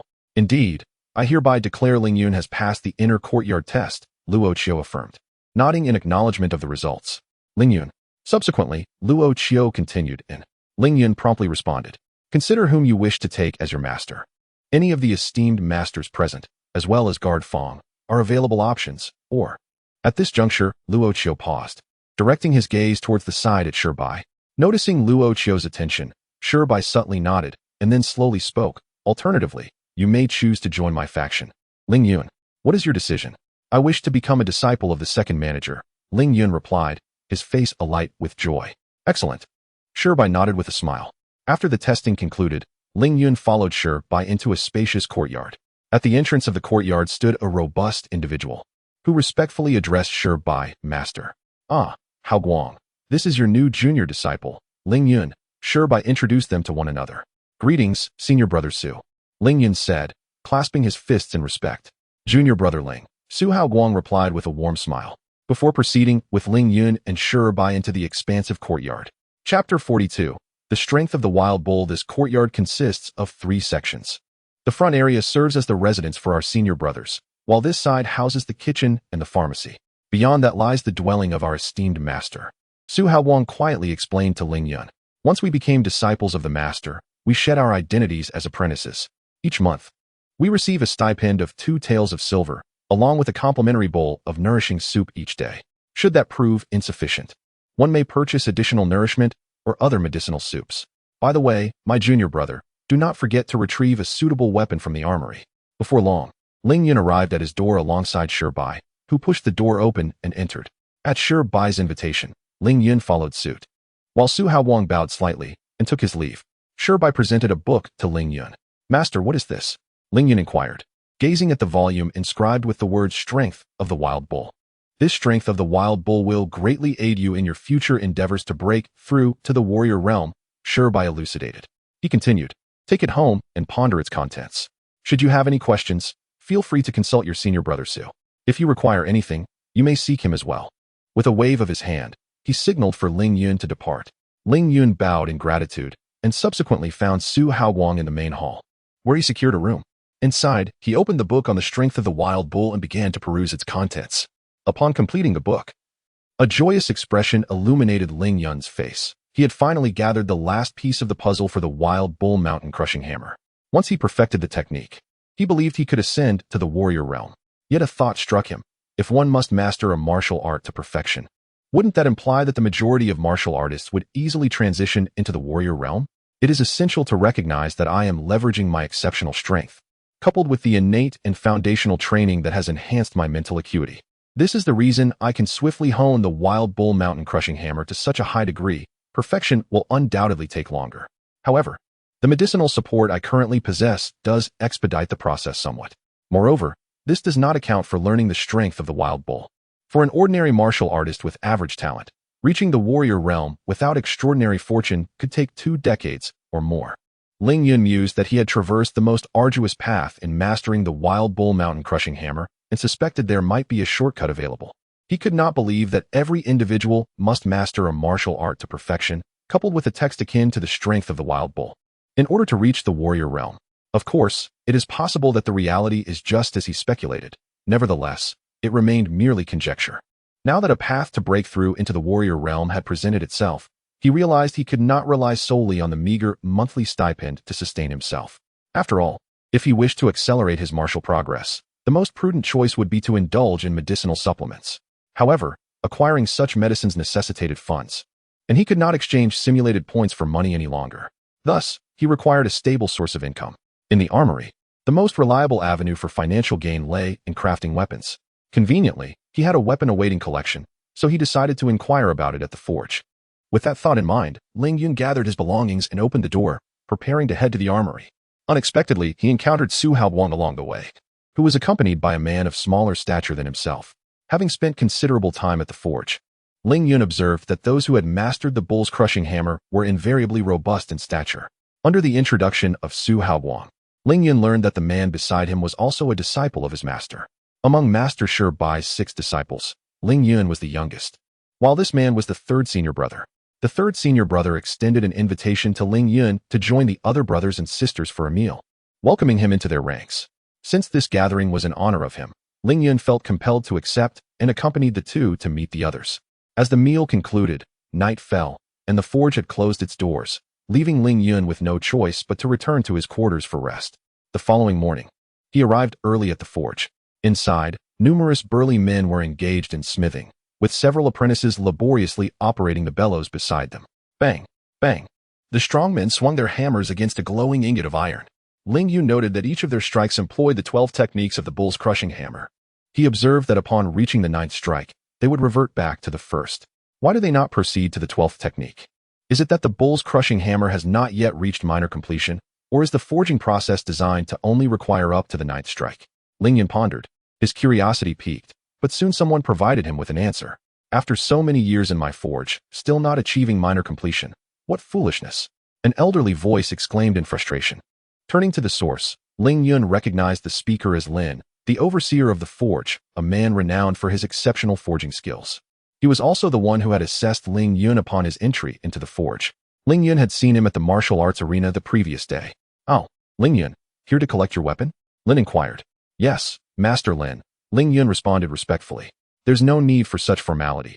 Just call me Old Lin, the overseer replied, sizing up Ling Yun with evident satisfaction. Having seen Ling Yun's potential at the arena, he recognized the young man's remarkable talent for smithing. Truth be told, had Ling Yun not become a disciple of Shirbai, Old Lin would have considered taking him on as his own apprentice. All right, Old Lin, Ling Yun replied, feeling a twinge of apprehension at the old man's enthusiastic gaze. Surely, this elder does not harbor any peculiar inclinations? He mused internally, but Old Lin quickly dispelled that notion. Ling Yun, are you interested in learning the art of forging? He inquired. Ah, indeed, I am, Ling Yun replied, intending to ask Old Lin about the intricacies of forging. But before he could voice his questions, Old Lin eagerly interrupted. Excellent. Come, follow me. Let us go retrieve your weapon. With Ling Yun's affirmative response, Old Lin beamed with delight and led him towards the weapon storage. At the entrance of the warehouse, two guards, armed and vigilant, transformed their previously aloof expressions into smiles upon seeing Old Lin approach. Master Lin, they greeted in unison. Yes, please take Ling Yun to register, Old Lin instructed, nodding for them to proceed with the formalities. The armory warehouse is of paramount importance. All visitors must be duly registered, including the shopkeepers. Ling Yun. Upon hearing this, the two guards promptly turned their gaze towards Ling Yun, who followed closely behind Old Lin. It is well known that Ling Yun is one of the rare prodigies within the armory, having mastered the hammer technique to a proficient level in just over a year. Such exceptional talent could not escape their notice. With a hint of curiosity, they scrutinized Ling Yun before stepping aside to begin the registration process. Before long, the guards completed the registration and opened the grand doors of the warehouse. Old Lin, you may enter, one of the guards respectfully addressed him. Please follow me. Old Lin beckoned to Ling Yun as they proceeded into the warehouse. Chapter 43. Acquiring simulated points within the warehouse. The most abundant items were clearly the various iron ingots and materials for forging weapons. Following closely were an array of weaponry on display, albeit of commonplace designs. Due to the prohibition of armor within the Yu dynasty, the warehouse contained only weapons, devoid of any protective gear. Noticing Ling Yun surveying the surroundings, Elder Lin began to elucidate. The willow leaf sword and the 6 harmony blade are our most renowned weapons. Priced at 12 taels of silver for external sales and 5 taels for internal transactions, you are welcome to choose any one of them. However, Ling Yun did not express interest. He deemed such ordinary weaponry beneath him. Observing Ling Yun's silence, Elder Lin followed his gaze to a solitary wooden rack, upon which rested 3 extraordinary weapons, 2 blades and 1 sword. Those 3 weapons were crafted by me in the past, priced at over 120 taels. Currently, we have only these 3 remaining. Are you inclined to acquire one? However, your complementary weapon does not extend to these.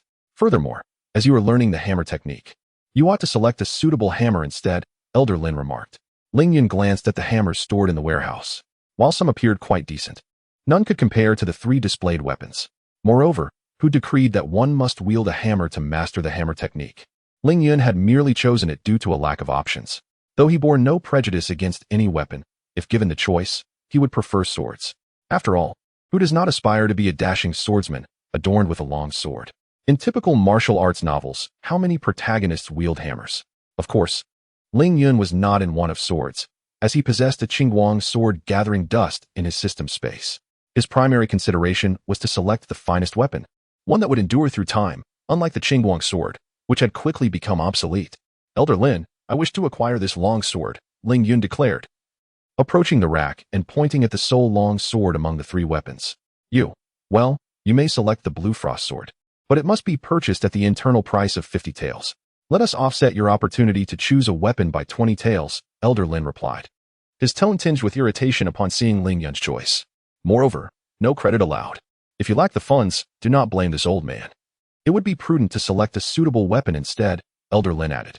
Thank you, Elder Lin. Ling Yun quickly expressed his gratitude, producing 30 taels of silver for Elder Lin. How is it that you possess such wealth? Elder Lin inquired, a hint of surprise in his gaze. Yet before Ling Yun could respond, Elder Lin continued, it makes sense. Your rapid advancement to minor completion surely owes much to the support of elixirs. Possessing some silver is quite reasonable. Ling Yun decided against explaining further. Very well, since you have taken this step, the Blue Frost sword is now yours, Elder Lin stated, accepting the silver. However, as Ling Yun reached to touch the Blue Frost sword, Elder Lin hurriedly cautioned him. Be careful. This sword is incredibly sharp. A moment's inattention could injure your hand. With caution, he retrieved the Blue Frost sword from the shelf, searching for a scabbard within the warehouse before handing it over to Ling Yun with a hint of irritation.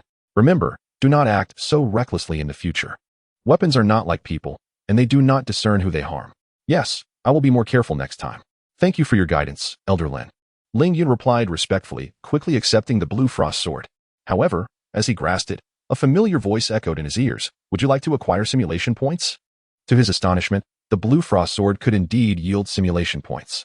After searching this world for quite some time without success, he never expected to find such an opportunity in this very sword.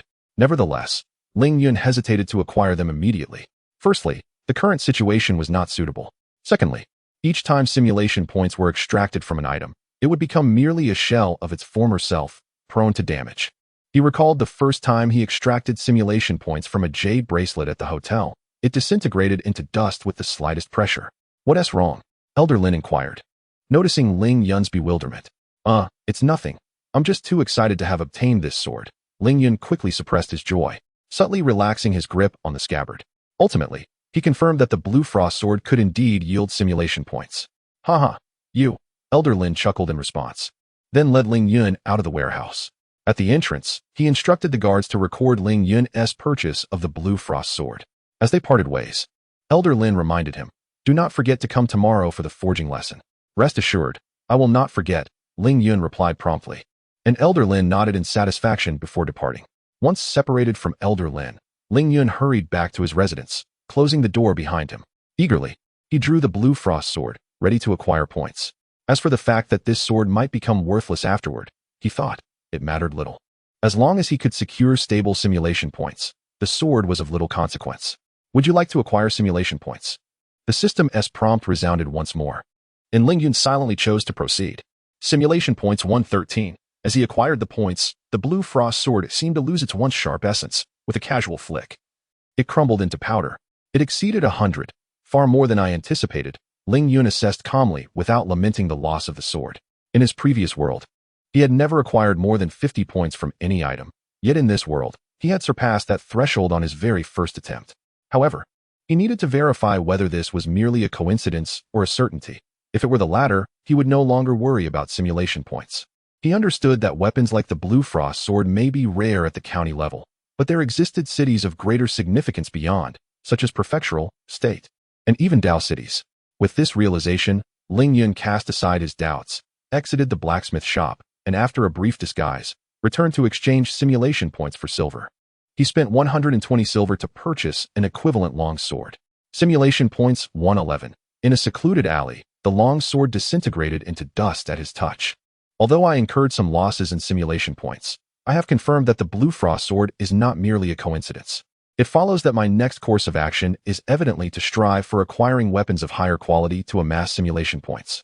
Directly exchanging simulation points for silver to purchase weapons is undoubtedly an unviable path, as it currently leads only to losses. Moreover, the silver that can be exchanged is not limitless. It is calculated based on the maximum silver I have possessed in simulations.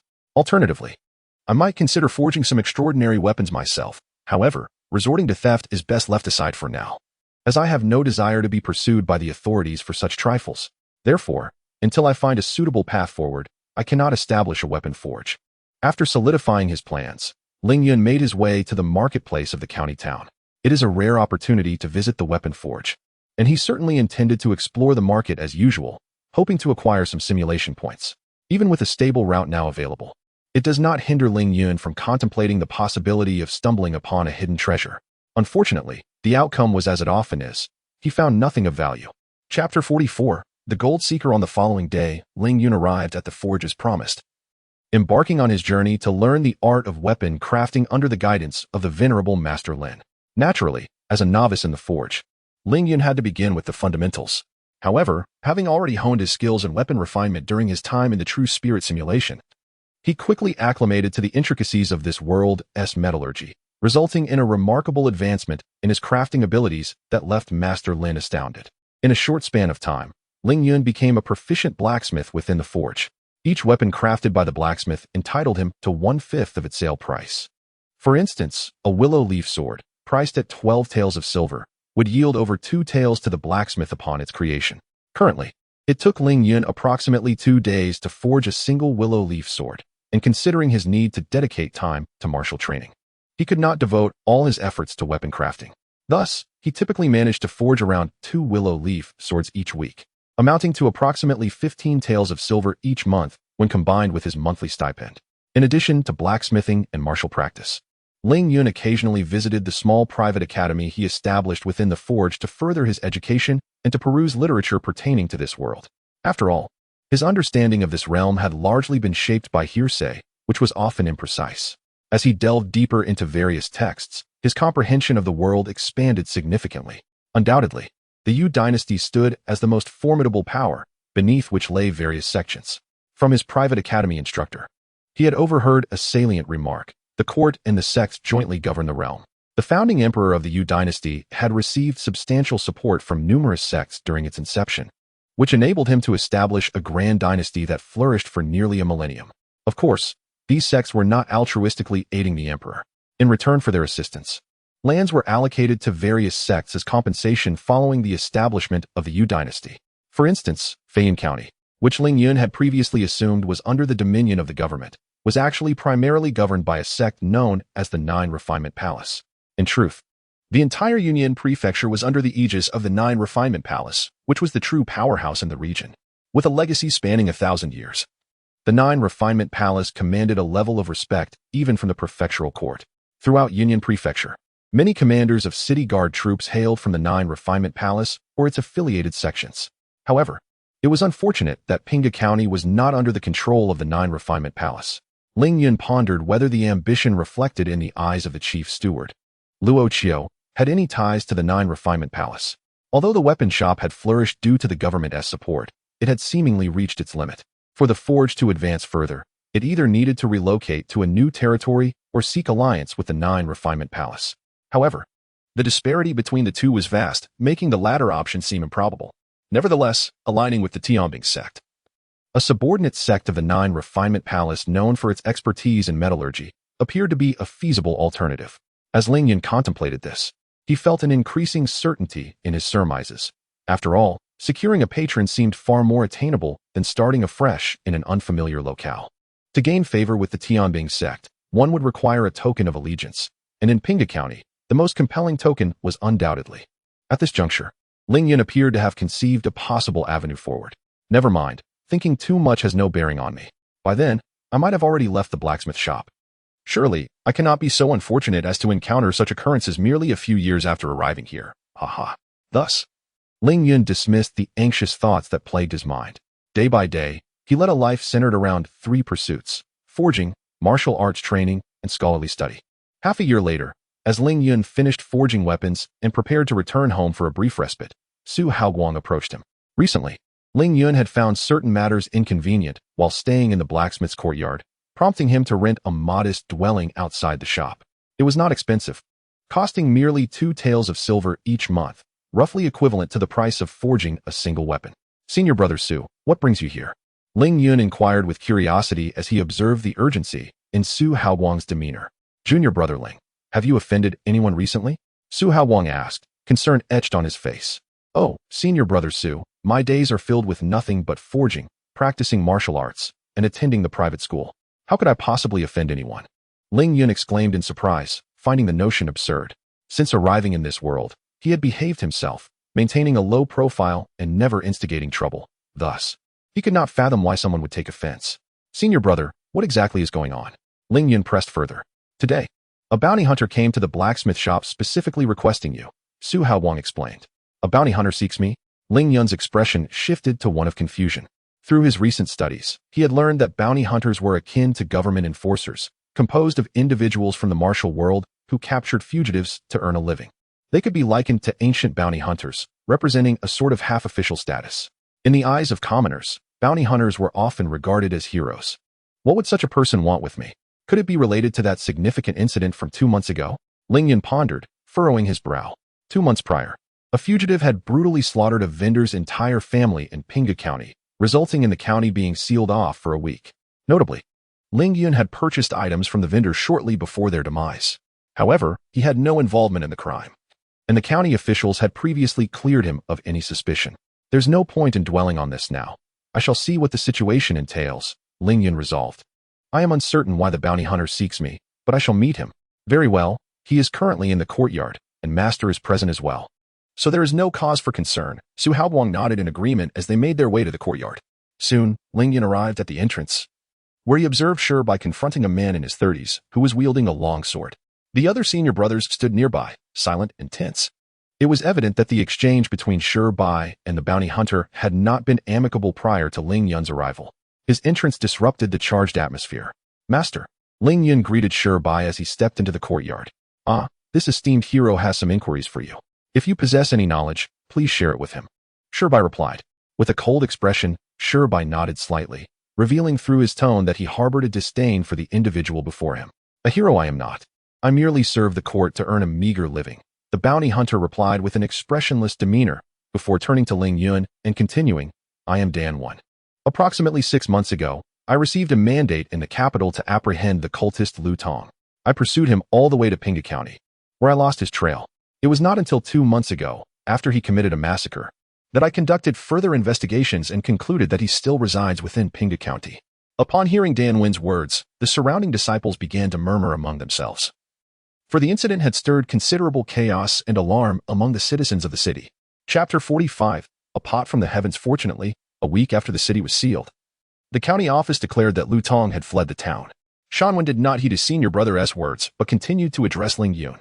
As far as I am aware, on the day Lu Tong annihilated his entire family, you encountered that vendor and purchased some items from him, did you not? Ling Yun was momentarily taken aback, feeling as if a great pot was descending upon him. That day, he had merely wandered through the market as usual, and after failing to find anything that could yield him simulation points, he casually bought a few items from a vendor.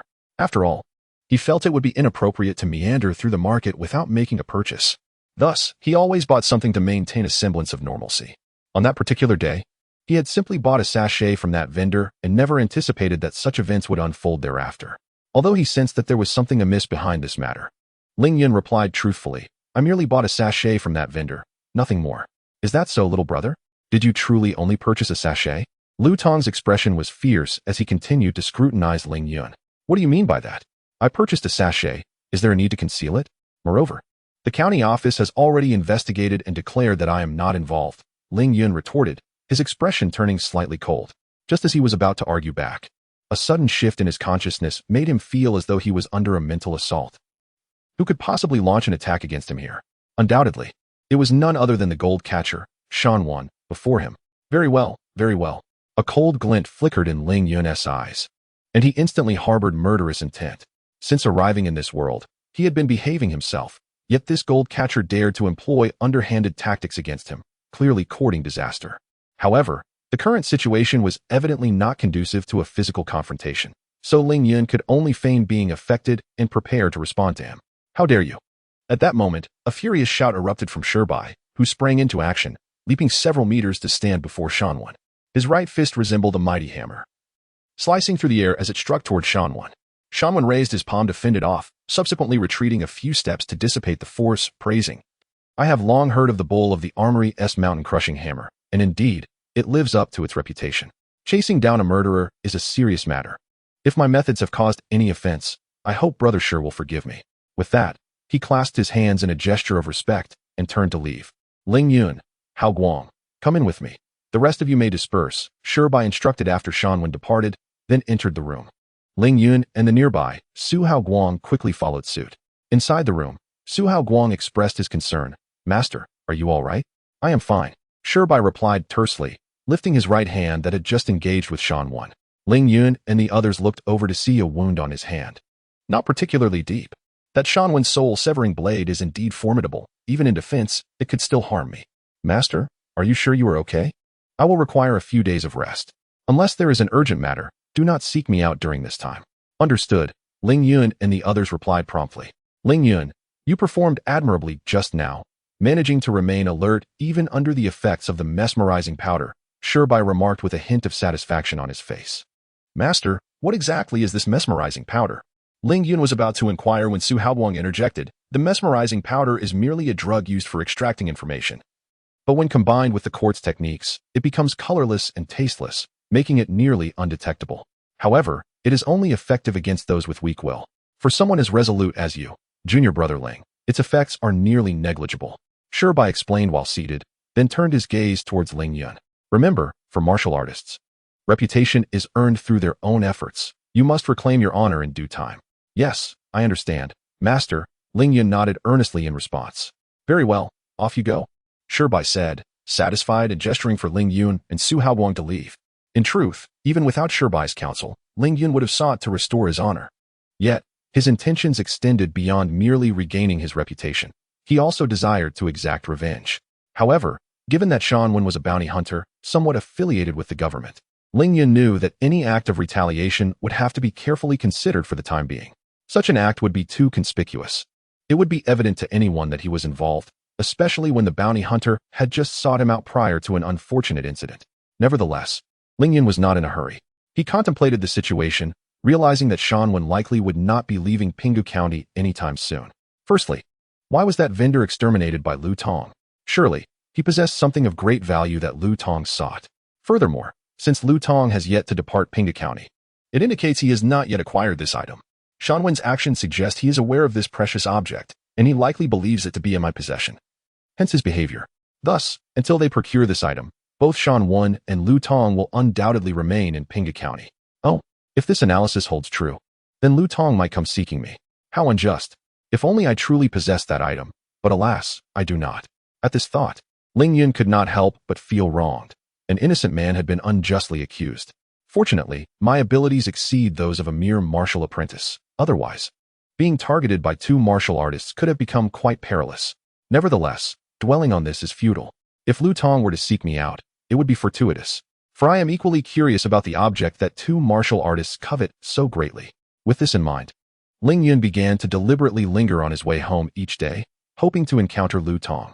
Regrettably, whether due to a miscalculation on Ling Yun's part or other circumstances, Lu Tong did not appear after a prolonged wait. Were it not for Shan Wen still being in Pinggu County, Ling Yun might have suspected that Lu Tong had already departed.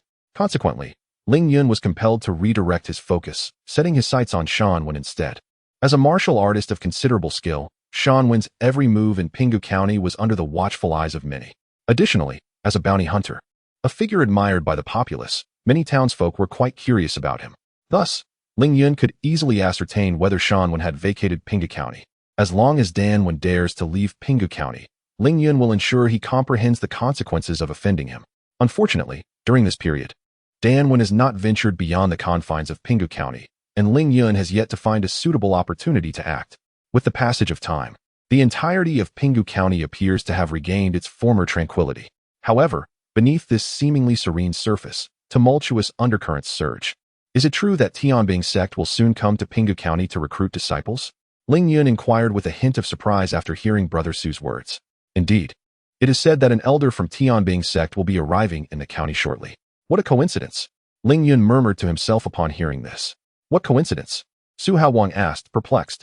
Chapter 46. The Celestial Soldiers sect. It's nothing. The chief steward will return shortly. I am certain of it. Indeed, the elders of the Celestial Soldiers sect are in the county recruiting disciples, so the chief steward will undoubtedly come back. Are there any prerequisites for joining the Celestial Soldiers sect? I'm not entirely sure, but I believe news will arrive in due course. I gather that junior brother Ling also wishes to enter the Celestial Soldiers sect. Su Haowang inquired with a smile.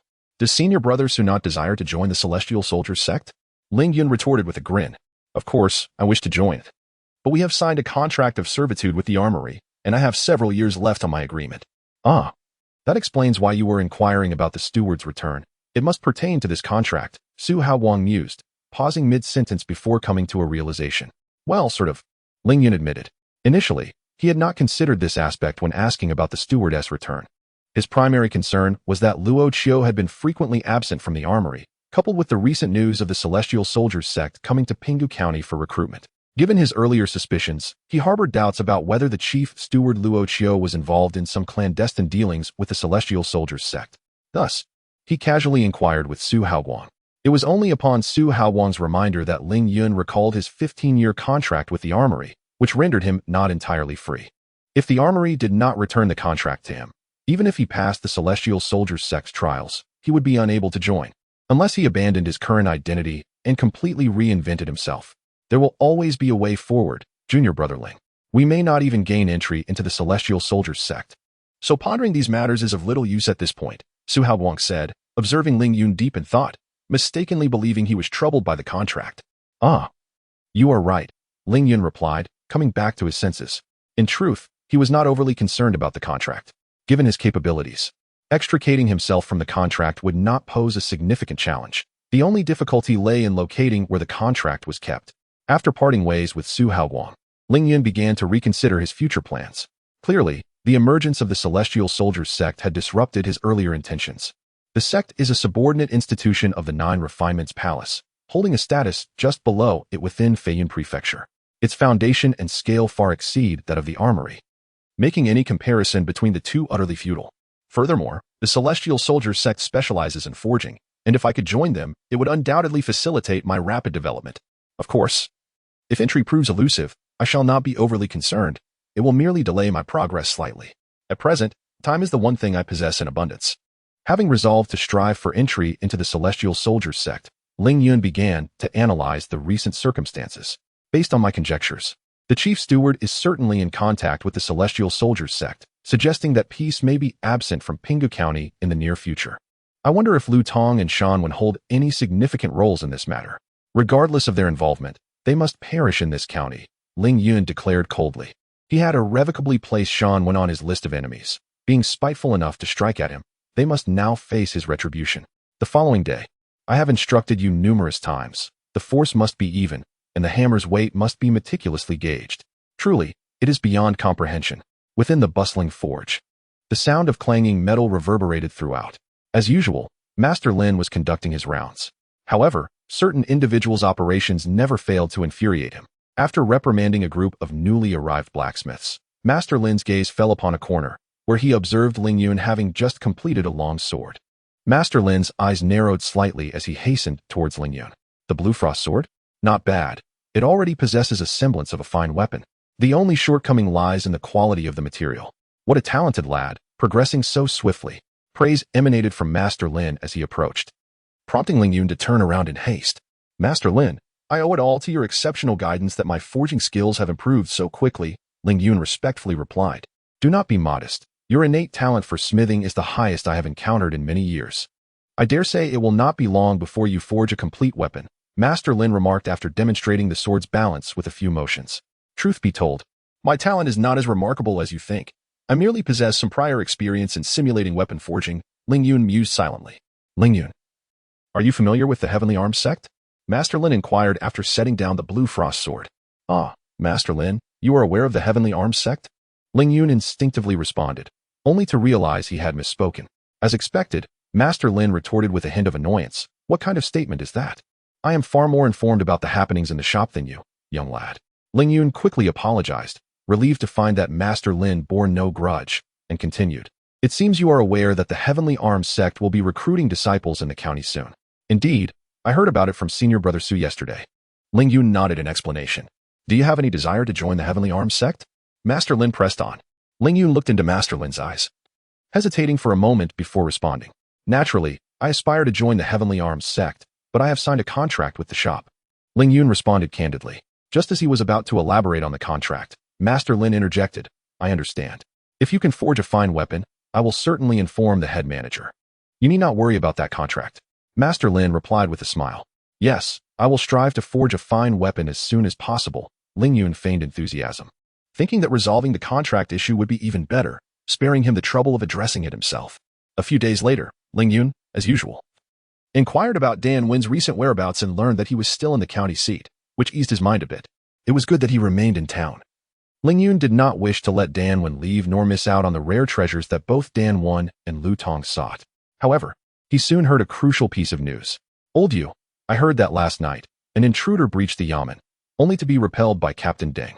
Is it true? Of course it is true. I heard it from my sister-in-law's friend's aunt's second sister-in-law. Captain Deng was injured in the process. Ah, Captain Deng was injured. No wonder the constables have resumed their patrols today. Upon hearing this, Ling Yun felt an unsettling foreboding that the tranquility of Pingdu County was about to be shattered. In a certain dwelling, the injured Deng Luo, consumed by rage, shattered the teacup in his grasp and shouted at the constable before him, find him. Even if it requires digging 3 feet into the ground, I demand that Lu Tong be located. Yes, my lord, the constable replied hastily, then carefully exited the room. Damn it, damn it, damn it. That accursed Lu Tong. After smashing a few more teacups, Deng Luo finally began to regain his composure amidst the fury. I cannot delay. I must contact my elder brother and urge him to return. That item must not fall into Lu Tong's hands. With this thought, Deng Luo swiftly prepared to write a letter to his brother. Chapter 47. Crafting a masterpiece. Deng Luo had little interaction with Lu Tong. He had not delved into the previous massacre, dismissing it merely as a reflection of Lu Tong's inherent cruelty. However, the arrival of Shan Wen piqued his interest. Although Shan Wen claimed to pursue Lu Tong solely based on the wanted list, Deng Luo, through careful observation over the past few days, discerned that Shan Wen's true intentions extended far beyond his stated purpose. Consequently, Deng Luo meticulously sought out clues and began to uncover the hidden truths behind the massacre attributed to Lu Tong. After conducting thorough investigations, he ultimately pinpointed the targets associated with Lu Tong and Shan Wen. To his astonishment, they were in pursuit of a tome containing exceptional martial arts techniques, which illuminated for Deng Luo why Lu Tong had not vacated Pinga County for such an extended period. Once Deng Luo acquired the precious tome, he immediately resolved to claim it for himself. Unbeknownst to him, his recent activities had already attracted the attention of the lurking Lu Tong. Upon obtaining the tome, Deng Luo exercised great caution, feeling somewhat reassured only once he entered the county office. However, as he contemplated how to inform the county chief of his discovery, Lu Tong, hidden in the shadows, struck suddenly, wounding Deng Luo and seizing the tome. This betrayal fueled Deng Luo's fury, for the tome represented a treasure of unparalleled value, a secret weapon within most sects, often regarded as a cornerstone of their martial legacy.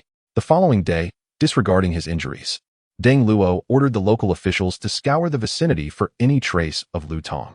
He meticulously documented the events and sent a letter detailing the occurrences to his elder brother, Deng Hong, the commander of the city guards in Pinga County. On his way home, Ling Yun observed the patrolling officials and sensed an impending storm. The next day, he visited the blacksmith shop and learned that the master would return that day. Although Ling Yun had made significant progress in martial arts due to the medicinal enhancements he had been taking, perfecting the Meng Yo Pashan hammer would still require considerable time. After some contemplation, Ling Yun decided to temporarily halt his martial training, choosing instead to devote all his energy to forging a formidable weapon, hoping to retrieve the contract from Luo Qiu as Lin Lao had suggested. After all, securing the contract with stability would be the ideal outcome. In the ensuing week, Ling Yun's diligence in the forge became apparent. Apart from meals, he dedicated himself entirely to crafting weapons. Lin Lao grew increasingly concerned that Ling Yun might overexert himself, despite Ling Yun's assurances that it would not adversely affect him. Nonetheless, Lin Lao insisted on granting him a day of respite to recuperate. After a day of rest, Ling Yun returned to the forge, feeling particularly invigorated. He sensed that a weapon of exceptional quality was soon to emerge from his hands. He retrieved the refined steel he had prepared in advance, which had undergone nearly 1,000 temperings. In this world, the art of casting iron involved a cycle of heating and forging, with each iteration contributing to the refinement of the material. Typically, crafting a simple kitchen knife required 5 temperings, while forging a weapon demanded at least 10 to achieve a basic standard. Such 10-tempered weapons were considered the lowest tier in the blacksmith shop, generally priced at a mere 1 or 2 taels of silver. The disparity in weapon pricing was vast, with each tier capable of commanding 10-fold or even 100-fold differences in value. A low-grade sharp blade, even at its most inexpensive, cost no less than 100 taels of silver, as evidenced by Ling Yun's earlier purchase. Ling Yun stacked several pieces of seasoned steel together, igniting them until they glowed red before hammering them with fervor. Bang, bang, bang. The rhythmic sounds of forging, shaping, tempering, quenching, and polishing resonated in the air.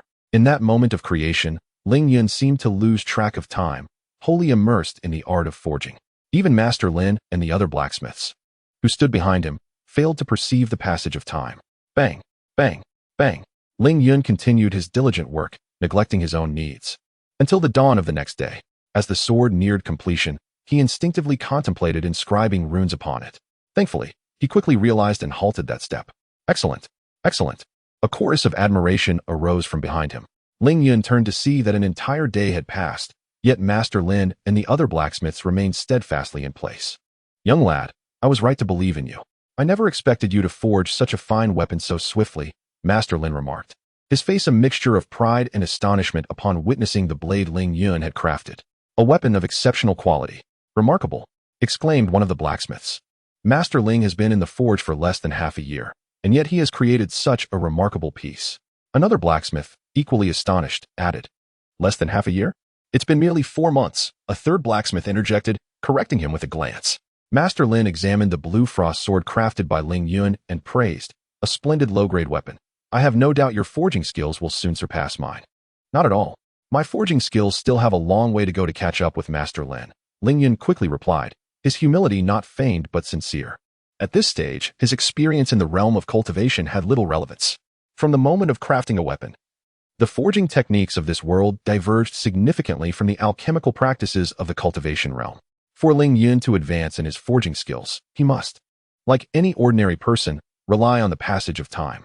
Given that Master Lin was capable of crafting mid-grade weapons, it was clear that without additional assistance, Ling Yun would find it impossible to catch up to him in the near future. For his efforts in forging the blade, Ling Yun received 12 taels of silver, but chose not to heed Master Lin's advice to rest immediately. Instead, he procured some fine wine and returned to the forge, distributing it among the blacksmiths before finally making his way home. After all, maintaining good interpersonal relationships is also of great significance. Meanwhile, Master Lin had brought the Blue Frost sword to meet the chief steward, Luo Qiu. What? You mean this sword was forged by Ling Yun? Luo Qiu inquired, his expression one of surprise. Indeed, steward, I was present for nearly the entire forging process. There is no deception here. Remarkable. Who would have thought that in addition to his martial prowess, he possesses such a gift for forging, Luo Qiu remarked, having kept a keen eye on Ling Yun since his impressive display in the martial arena. However, he never anticipated that upon returning from his journey, this martial prodigy would emerge as a forging genius. The young man's talent surpasses even my own, and I firmly believe that, with ample support, he could outshine me within 5 or 6 years. Old Lin praised him without reservation. Therefore, I wish to apply for a disciple's spot at the Heavenly Soldier sect for Ling Yun. Old Lin's words clearly indicate that there is indeed a connection between the forging workshop and the Heavenly Soldier sect. Upon hearing this, Luo Qiu fell silent for a moment, his gaze deepening as he spoke. Given this young man's exceptional aptitude in forging, I am naturally inclined to lend my full support. However, the matter of the Heavenly Soldier sect's quota is of great significance, and I must contemplate it further. After dismissing Old Lin, Luo Qiu sat in his chair, contemplating the Blue Frost sword in his hand, lost in thought. With a decisive clap, he brought the Blue Frost sword down onto the table, murmuring to himself. Chapter 48. The Inner Warehouse, a remarkable talent. Indeed, a remarkable talent is precisely what the forge requires. Come here. The following day, before Ling Yun could enter the smithy, he noticed Old Lin's troubled expression. A sense of foreboding gripped Ling Yun's heart at the sight. Young Ling, follow me. Old Lin forced a smile as he spoke. He led Ling Yun towards the warehouse, and along the way, he remarked, Young Ling, the master has recognized your exceptional forging talent and has permitted you to select a mid-grade blade from the inner warehouse. Though Ling Yun felt a flicker of joy at this news, another thought crept into his mind. With Old Lin's demeanor, and the absence of any mention of the contract thus far, could it be that Luo Qiu is reluctant to release me? Perhaps this promise of a mid-grade blade is a way to curry favor. After making this statement, Old Lin fell silent, and his behavior only served to reinforce Ling Yun's suspicions. As they neared the warehouse, Old Lin suddenly halted, turning to face Ling Yun, and spoke slowly. Young Ling, I must apologize.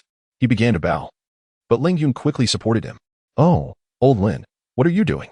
Please, do not demean yourself on my account. Through this apology, Ling Yun's suspicions were confirmed. Indeed. Old Lin continued, the matter concerning the Celestial Soldier Gate was declined by the master, although Ling Yun's suspicions were validated. The news caused him to inwardly scoff. Could it be that Luo Qiu rejected my admission solely because my talent is too formidable? It must be said, Ling Yun's guess was not far from the truth. Had his talent been merely average, the master might have granted him a spot in the Celestial Soldier Gate, doing a favor for Old Lin in the process.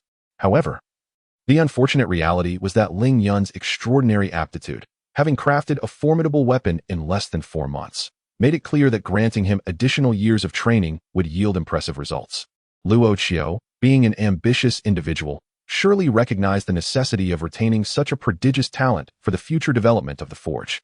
Thus, he had promised Ling Yun a mid-grade blade as a form of consolation. Old Lin, there is no need for such concern. I had not harbored much hope for the Celestial Soldier Gate anyway, and I believe remaining at the forge is quite agreeable. Ling Yun offered reassurance upon seeing Old Lin's guilt-ridden expression. Truly? Indeed, Ling Yun replied with a smile. He was not being deceitful. He was unaware of the nature of the entrance trials for the Celestial Soldier Gate and whether he could even pass them. This was, of course, contingent upon his ignorance of the forge's quota for recruiting disciples to the Celestial Soldier Gate. That is good to hear. Old Lin gazed into Ling Yun's eyes for a prolonged moment, and upon seeing the sincerity reflected there, his feelings of guilt began to dissipate somewhat. The two tacitly concluded the topic and proceeded towards the warehouse. Old Lin, the guard stationed at the warehouse, greeted them with the usual respect. Yes, I have brought young Ling to claim the blade promised by the master. Old Lin nodded in acknowledgement, and a nearby guard promptly approached to take notes. Master Ling, congratulations. Another guard exclaimed, evidently already aware of the news. "Thank you, Brother Zhao. I'll treat you to drinks later," Ling Yun replied with a smile. As a blacksmith in the forging house, Ling Yun often visited the warehouse, and over time, he had developed a good rapport with the guards. "That sounds delightful. Come. Let's open the door," the guard referred to as Brother Zhao said cheerfully, calling over the other guard who had finished registering to assist in opening the warehouse door. Old Lin led Ling Yun into the warehouse, but did not linger, continuing deeper within. The two traversed the vast space until they reached a locked door at the back. The warehouse was divided into two sections. The outer section housed various materials and some common weapons, the finest of which were merely 3 inferior-grade weapons. "Oh, now there's only one left. Ling Yun has purchased the other 2, Old Lin noted. Inside the inner section, even the least of the weapons were of inferior-grade quality. Old Lin produced a key from his waist and unlocked the door to the inner storehouse. Only the 2 managers and Old Lin possessed keys to this section, and only they had the authority to access its weapons. "Please, come in," Old Lin invited Ling Yun as they entered the inner storehouse. The inner storehouse was modest in size, containing just over a dozen weapon racks, most of which were empty. Currently, there were 58 weapons available, including 10 of medium quality. These weapons primarily consisted of swords and hammers, with few exotic arms present. Old Lin explained to Ling Yun as he surveyed the array of weapons, instantly feeling enveloped by a multitude of simulation points. "Would you like to acquire simulation points?" Ling Yun casually reached for a weapon, prompting a system notification that nearly led him to select yes. However, he suppressed the greedy urge to convert all the weapons in the inner storehouse into simulation points. The forging house had treated him well, and Old Lin had been kind. He could not commit such an act. Ling Yun withdrew his hand and glanced at the other weapons, when suddenly he noticed a peculiar weapon rack, which held only one slot occupied by a heavy hammer. "That is the only superior-grade weapon in the inner storehouse, forged by my master many years ago," Old Lin explained aptly. "Unless the head manager personally permits it, you cannot have it, even if you have the means to purchase it." Old Lin's words extinguished Ling Yun's desire to acquire the heavy hammer, and he silently lamented the lost opportunity. He continued to inspect the weapons in the inner storehouse, with Old Lin providing timely introductions to each one. Is that an inner armor?" Ling Yun exclaimed in surprise upon spotting a piece of inner armor on a rack, knowing that armor was prohibited in the Yu dynasty. Old Lin, sensing Ling Yun's astonishment, clarified, "Though the court forbids armor, various factions inevitably harbor some, and our shop is no exception. The price of armor is several times that of weapons of the same grade. Though this armor falls within the range of medium-grade weapons, it is not included in the head manager's promise of medium-grade blades. However, if you desire it, I can inquire with the head manager." Upon noticing Ling Yun caressing the inner armor, Old Lin assumed that Ling Yun desired it, and thus remarked, "There is no need to trouble yourself, Old Lin. A medium-grade sharp blade will suffice." Ling Yun promptly responded, as his touch upon the inner armor was primarily to ascertain whether it could yield simulation points. The final verdict was affirmative. However, upon learning that acquiring this armor required Old Lin to consult with Luo Qiu, Ling Yun immediately dismissed his curiosity about whether there was a distinction in simulation points between the inner armor and weapons. He saw no necessity to extend a favor to Luo Qiu merely for the sake of testing. Subsequently, after examining all the weaponry, he opted for a medium-grade heavy hammer. Chapter 49. Medium-grade weapon with a discerning eye. It was noted that this hammer, known as the bright silver Bingtai hammer, was the finest among the 10 medium-grade weapons housed in the inner vault. Upon seeing Ling Yun select this hammer, Old Lin praised him. "This is all thanks to your guidance during this time, Old Lin," Ling Yun reciprocated with gratitude. "Ha ha ha, you slippery little rascal. Come along, I shall take you to register." Old Lin chided with a chuckle. Upon returning to his chamber, Ling Yun unhesitatingly opted to acquire simulation points. Despite the immense value of the bright silver Bingtai hammer, to him, simulation points held greater significance. Simulation points 1094, wow, nearly 1,100 simulation points. A medium-grade weapon is worth over 10 times that of a low-grade one. Ling Yun exclaimed upon observing the accrued points. At that moment, his simulation points surged back to over 7,000. However, upon reflection, this did not seem excessive. A medium-grade weapon typically retails for around 9 taels of gold. By county standards, that equates to roughly 1,000 taels of silver. If I were to exchange simulation points for silver to make a purchase, I could earn a slight profit, albeit not substantial. The issue lies in the fact that the armory does not sell medium-grade weapons to the public. Ling Yun felt a twinge of regret. Recalling his previous inquiry to Old Lin regarding why the armory refrained from selling medium-grade weapons in the county, Old Lin had explained that the prices were exorbitant and difficult to sell locally. and that these medium-grade weapons were usually reserved for sale in the county town to help maintain the reputation of the local shops. Wait a moment. A medium-grade weapon is only worth a little over 1,000 simulation points. The last time I simulated, I acquired a manual for the willow fluff sword technique for a medium-grade weapon. Ling Yun pondered, suddenly recalling his previous ordinary simulation. Wow, in comparison, I truly suffered a loss in my last simulation. Ling Yun couldn't help but feel a pang of regret over the outcome of that previous attempt.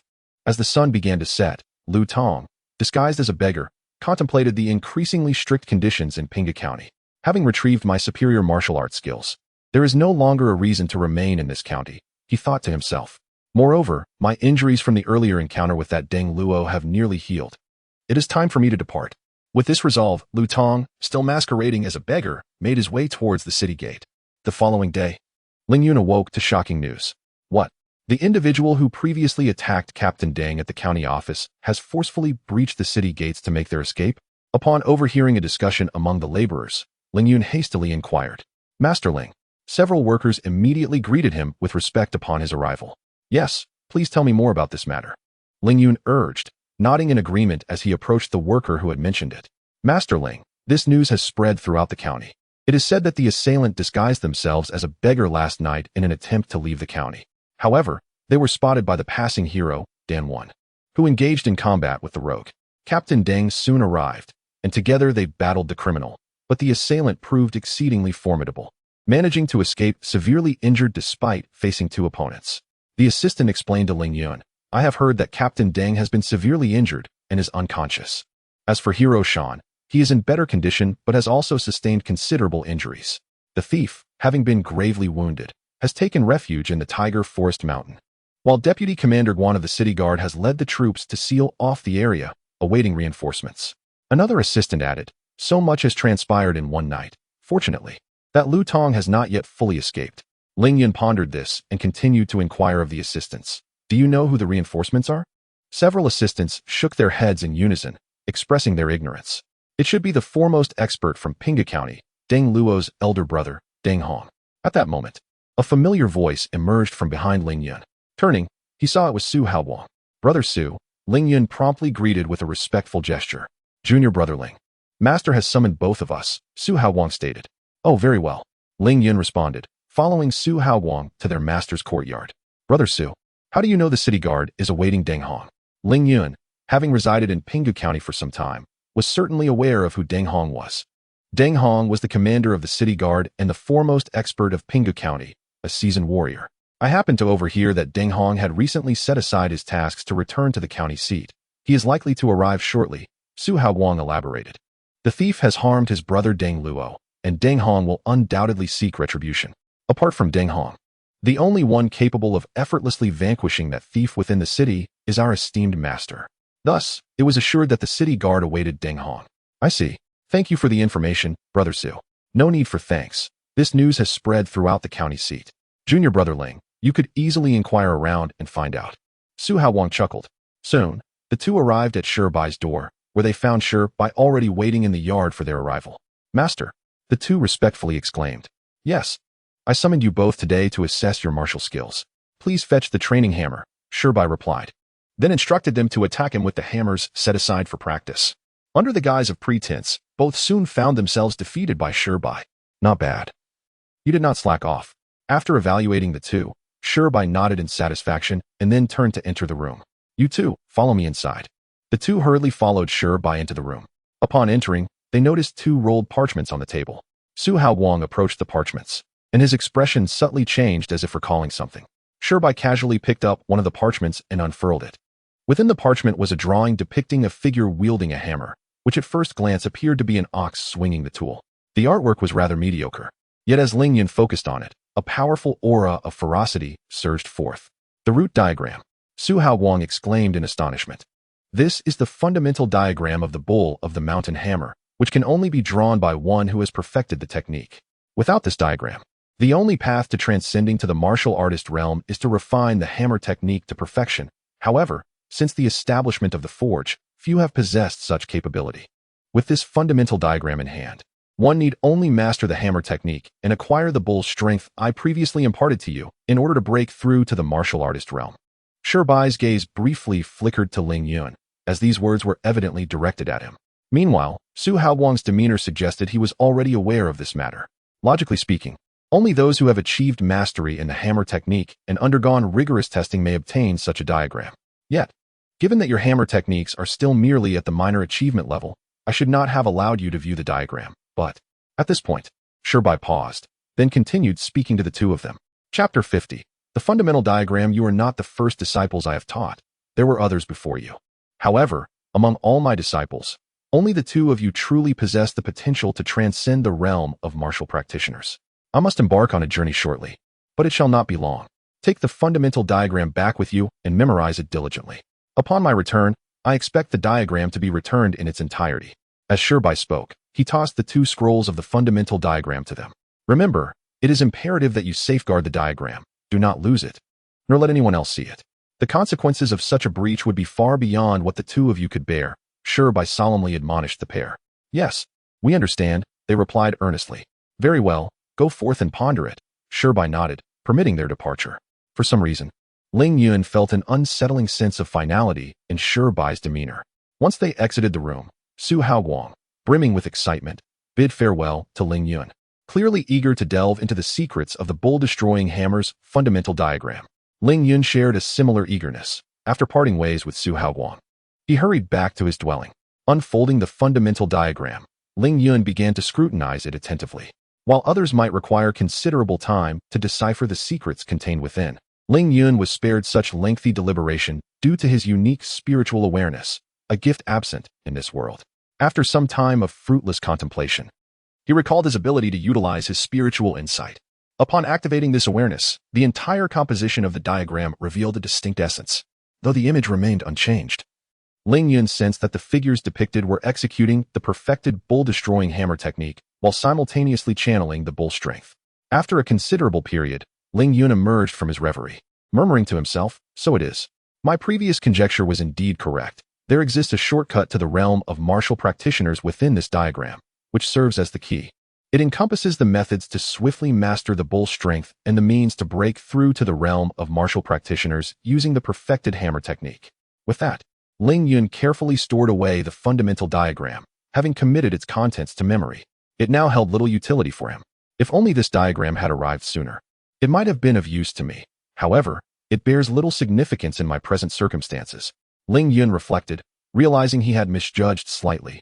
In truth, once the hammer technique was perfected, there was no need to acquire the bull strength to transcend the martial realm. The perfected hammer technique would naturally engender the bull strength, serving merely as a shortcut for those who had yet to attain mastery. For him, it held little relevance, as he simply needed to diligently practice the bull-destroying hammer, and he would soon achieve perfection. To pursue the bull strength at this stage would be a misallocation of effort. I sense that significant events will unfold in the coming days, Ling Yun mused as he gazed out the window, before commencing his training to refine his hammer technique to perfection. The following day, Ling Yun had initially planned to visit the forge to work with iron. However, in order to better assimilate into the common folk and acquire the fundamental diagram, he had requested a few days' leave from Elder Lin the previous day. On that crisp morning, as Ling Yun prepared to enjoy his breakfast, he was suddenly startled by the sound of thundering hooves approaching. Ling Yun gazed towards the source of the sound and beheld a remarkable middle-aged man, clad in armor, galloping ahead on a magnificent steed along the official road. Following him were numerous soldiers mounted on horseback, each adorned with armor and wielding blades, exuding an imposing presence that stirred a commotion among the onlookers. The city guard, someone in the crowd exclaimed. Indeed, this was the city guard of Pinga County, with the leader being none other than the county's foremost martial artist, Deng Hong. From what Ling Yun understood, the city guard comprised 300 warriors, all skilled in martial arts, including several formidable fighters. Among these 300, the most elite were the 30 cavalrymen before him. It was precisely due to the presence of the city guard that Pinga County was free from the scourge of bandits. Ling Yun observed the city guard in the distance and noted their hurried direction, seemingly towards the military camp. Given their haste, it is evident that Deng Hong has already been informed of the situation. Ling Yun mused internally, somewhat astonished by the hint of concern etched on Deng Hong's face. A moment later, he recalled that Deng Hong's brother, Deng Luo, had been gravely injured. It was only natural for him to worry about his sibling. Dismissing his concern, Ling Yun remained unaware that Deng Hong's worries extended beyond his brother's condition His primary fear lay in the possibility of Lu Tong escaping with his superior martial skills. Just as Ling Yun resolved to return home, an unsettling thought struck him, prompting him to halt. When Deng Hong returns, he will undoubtedly mobilize troops to encircle Lu Tong, which will surely weaken the city's defenses, especially with Shan Wen now injured. If I act swiftly to eliminate Shan Wen, the likelihood of being discovered afterward is minimal. With this notion, a surge of murderous intent arose within Ling Yun. He no longer wished to wait, with Lu Tong having already departed the county. The timing of Shan Wen's exit remained uncertain. If he were to leave the county, Ling Yun would find himself without the means to pursue him in the near future. With this in mind, Ling Yun resolved to head towards the military camp for a brief reconnaissance. At the Pinggu County military camp, Deng Hong instructed the soldiers who had returned with him to rest while he sought out another deputy commander, Huang Qi. "Commander Hong," Huang Qi said respectfully upon seeing Deng Hong approach, "is the scoundrel who harmed my brother still at Hulan Mountain? Rest assured, that villain remains at Hulan Mountain. Old Guan has not allowed him to leave since cornering him there." "That is good to hear. How many city guards remain in the city?" Deng Hong inquired. His concerns slightly alleviated. "Old Guan has led 150 city guards to blockade Hulan Mountain. Aside from the 30 soldiers you brought back, there are still 120 city guards in the city," Huang Qi replied candidly. "Gather 50 city guards. In 1 hour, I shall lead them to Hulan Mountain to apprehend that scoundrel," Deng Hong instructed Huang Qi. "Commander, you have returned in haste without taking a moment's rest?" Huang Qi asked. "No need. This journey is of little consequence to me. Besides, that rogue is merely a martial artist. As long as I locate him, I shall easily subdue him." Deng Hong spoke with an air of arrogance, and it was no wonder, for he had encountered no rivals in Pinggu County over the years, and his heart had long since shed its former humility. Furthermore, having learned from his brother Deng Luo that Lu Tong was merely a martial artist, he regarded him with even less esteem. Eager to locate him swiftly and acquire superior martial skills, he paid little heed to his own fatigue. Were it not for the need to check on his brother's condition and report this matter to the county magistrate, he would have set off immediately. "Very well, Commander. I shall gather the troops at once." Upon witnessing this, Huang Qi ceased his attempts to dissuade him and proceeded to assemble the city guard. After shedding his armor, Deng Hong exited the military camp and made his way to the county office. By chance, he encountered Ling Yun, who was waiting to see when he would leave the city. Chapter 51, The Assassination of Shan Wen, however. He did not recognize Ling Yun and thus paid him no heed. Is he not planning to join the assault on Lu Tong today? Ling Yun mused as he observed Deng Hong removing his armor. After a moment's contemplation, he decided to continue watching. Ling Yun waited nearby for nearly an hour without seeing Deng Hong return, leading him to believe that the latter had no intention of heading to Tiger Forest Mountain today. Just as he was about to leave, he saw Deng Hong striding purposefully toward the barracks. "How fortuitous, just as I was about to depart. You arrive," Ling Yun thought, feeling a wave of exasperation before retreating once more. Shortly thereafter, he noticed Deng Hong leading several dozen city guards toward the eastern city gate of Pinggu County, which was the gate leading to Tiger Forest Mountain. The grand display of Deng Hong's entourage attracted a crowd of onlookers, and Ling Yun blended into the throng. Once he confirmed that Deng Hong was indeed bound for Tiger Forest Mountain, he quietly slipped away from the crowd and made his way to Shan Wen's residence. He had already conducted thorough investigations and was aware of his temporary abode. However, just as he approached Shan Wen's quarters, he spotted Shan Wen exiting the premises. What could he be up to? After sustaining significant injuries from his previous encounter with Lu Tong, how can he disregard his condition and leave his dwelling? Ling Yun concealed himself in the shadows to observe. It did not take long for him to deduce Shan Wen's intentions, as he was headed straight for the eastern city gate. It seems that Lu Tong possesses something of great value. Ling Yun followed Shan Wen to the vicinity of the city gate, where he witnessed Shan Wen conversing with a city guard, who then led a horse to him. After expressing his gratitude, Shan Wen mounted the horse and set off toward Tiger Forest Mountain. Observing this, Ling Yun, like an ordinary citizen, exited through the city gate, then sought a hidden spot to retrieve his long-neglected alpha battle armor. He activated the armor and engaged Omega mode. With that, Ling Yun soared into the sky, racing toward Tiger Forest Mountain. This moment highlights the advantages of technology, although the alpha battle armor had been rendered obsolete in Ling Yun's arsenal. Donning it for combat was still preferable to fighting unarmed. However, given Ling Yun's current capabilities, he could only manage a brief levitation without a magical artifact. While Omega mode granted him the ability to fly at a commendable speed, Ling Yun's flight was swift, and he quickly caught up to Shan Wen. Yet he refrained from striking just yet, as they had only just departed from Pinggu County, and there were still occasional passers-by. "Shan Wen, Anxious about Lutong potentially being besieged by the city guards, urged his horse forward with great urgency, hoping to reach the guards in time. As they ventured further from Pinga County, the road became increasingly desolate. Suddenly, a peculiar object struck the ground nearby with a resounding thud, startling Shan Wan and causing him to rein in his horse. As the dust settled, he focused his gaze and realized that it was not merely an object, but a figure clad in strange armor. "Who goes there?" Shan Wan demanded, his right hand already gripping the hilt of his sword. To be frank, had it not been for the fear of damaging my precious armor, I would have preferred not to reveal my true identity. As Danwen perceived a voice emanating from the peculiar armor, he soon witnessed its transformation into an object resembling a box. Upon catching sight of the individual concealed beneath the armor, he was taken aback, exclaiming, "It's you." "Indeed, it is I. Surprised, aren't you, esteemed hero Danwen?" Ling Yun smiled as he retracted the Alpha device and Omega sublimator into the system space. Yet, in that fleeting moment, Danwen felt as though he were being scrutinized by a ferocious beast. "What is the meaning of this, Ling Yun from the armory? And what was that strange armor you wore earlier?" Danwen, recognizing the newcomer as Ling Yun, initially dismissed the encounter as a mere illusion, for he had investigated Ling Yun beforehand. With less than 2 years of martial training, he surmised that Ling Yun had yet to reach the level of a martial apprentice, leaving him puzzled as to why he felt threatened.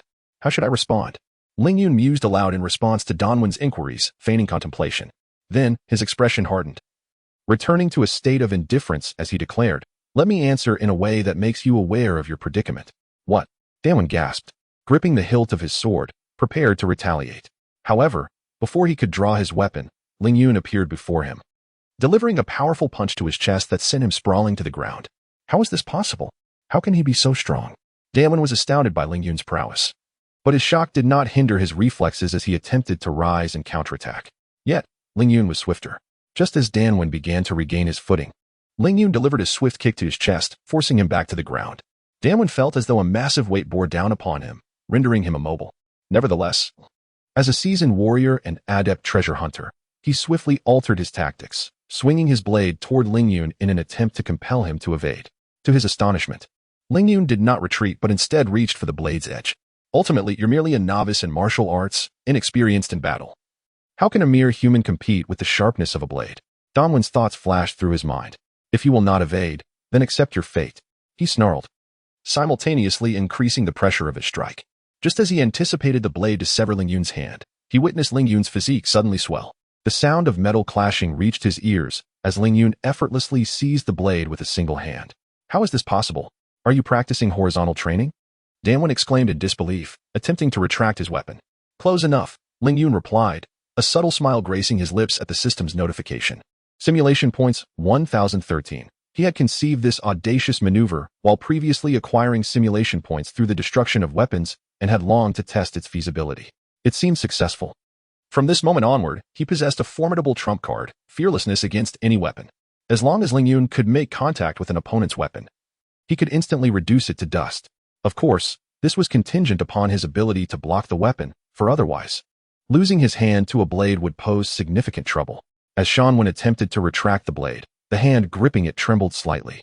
In an instant, the blade disintegrated into a fine powder, cascading over Shan Wan.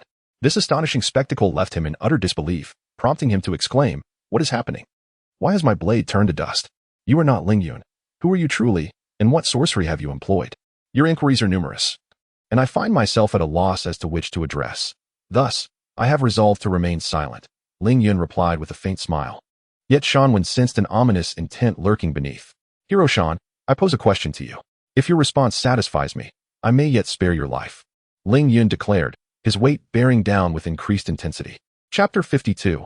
Entering the mountains, Danwen had come to the realization that he had been thoroughly defeated by Ling Yun.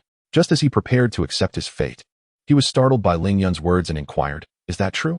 "Indeed," Ling Yun confirmed. "Now, ask your question. What is it that Lu Tong possesses that compels you to disregard your injuries and hasten to Tiger Forest Mountain?" "You have been following me?" Danwen asked skeptically, suddenly piecing together Ling Yun's presence in this location. "You must swear that once I disclose the information, you will allow me to leave," he insisted. "It appears you remain oblivious to your circumstances," Ling Yun remarked with a cold laugh, increasing the pressure he exerted. "Cough. If you do not swear, I shall remain silent even unto death," Danwen gasped, struggling against the pain. "Then perish," Ling Yun replied, losing his patience and preparing to end Dan Wen's life. "Wait, I will speak," Dan Wen cried out in terror as he saw the impending fist. The wind from the punch brushed past his face, and as he beheld the fist poised before him, his heart raced. Just when he thought Ling Yun was going to listen, the chilling words that sealed his fate echoed in his ears, too late. With a burst of power, Ling Yun struck Dan Wen down with a single punch. "I offered you a chance, yet you failed to grasp the limits of my patience," Ling Yun remarked as he surveyed Dan Wen's lifeless body. He rifled through Dan Wen's belongings, extracting 300 taels of silver notes. After ensuring there were no other items of interest, Ling Yun ignited a fire upon Dan Wen's corpse, reducing it to ashes. Truthfully, he found Dan Wen's strength unimpressive. He questioned whether he was among the weakest in the martial master realm. If this was the caliber of strength within that realm, he would need to reassess his own abilities. Had Dan Wen been aware of Ling Yun's assessment, he might have been infuriated enough to rise again. His previous battle with Lu Tong had left him severely injured, and he had yet to fully recover. Ling Yun's earlier advantage, coupled with his overwhelming presence and the use of sorcery to destroy Dan Wen's weapon, had prevented him from unleashing his full potential. Not even half of his strength had been realized. In truth, whether or not Dan Wen divulged the information was of little consequence to Ling Yun. He intended to visit Tiger Forest Mountain regardless. Should he locate Lu Tong first, the object would naturally belong to him. Conversely, if Deng Hong arrived first, then Ling Yun gazed toward the direction of Tiger Forest Mountain, pausing momentarily before continuing.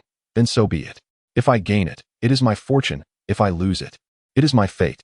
In the end, Ling Yun chose to exercise caution, as he was reluctant to offend the court.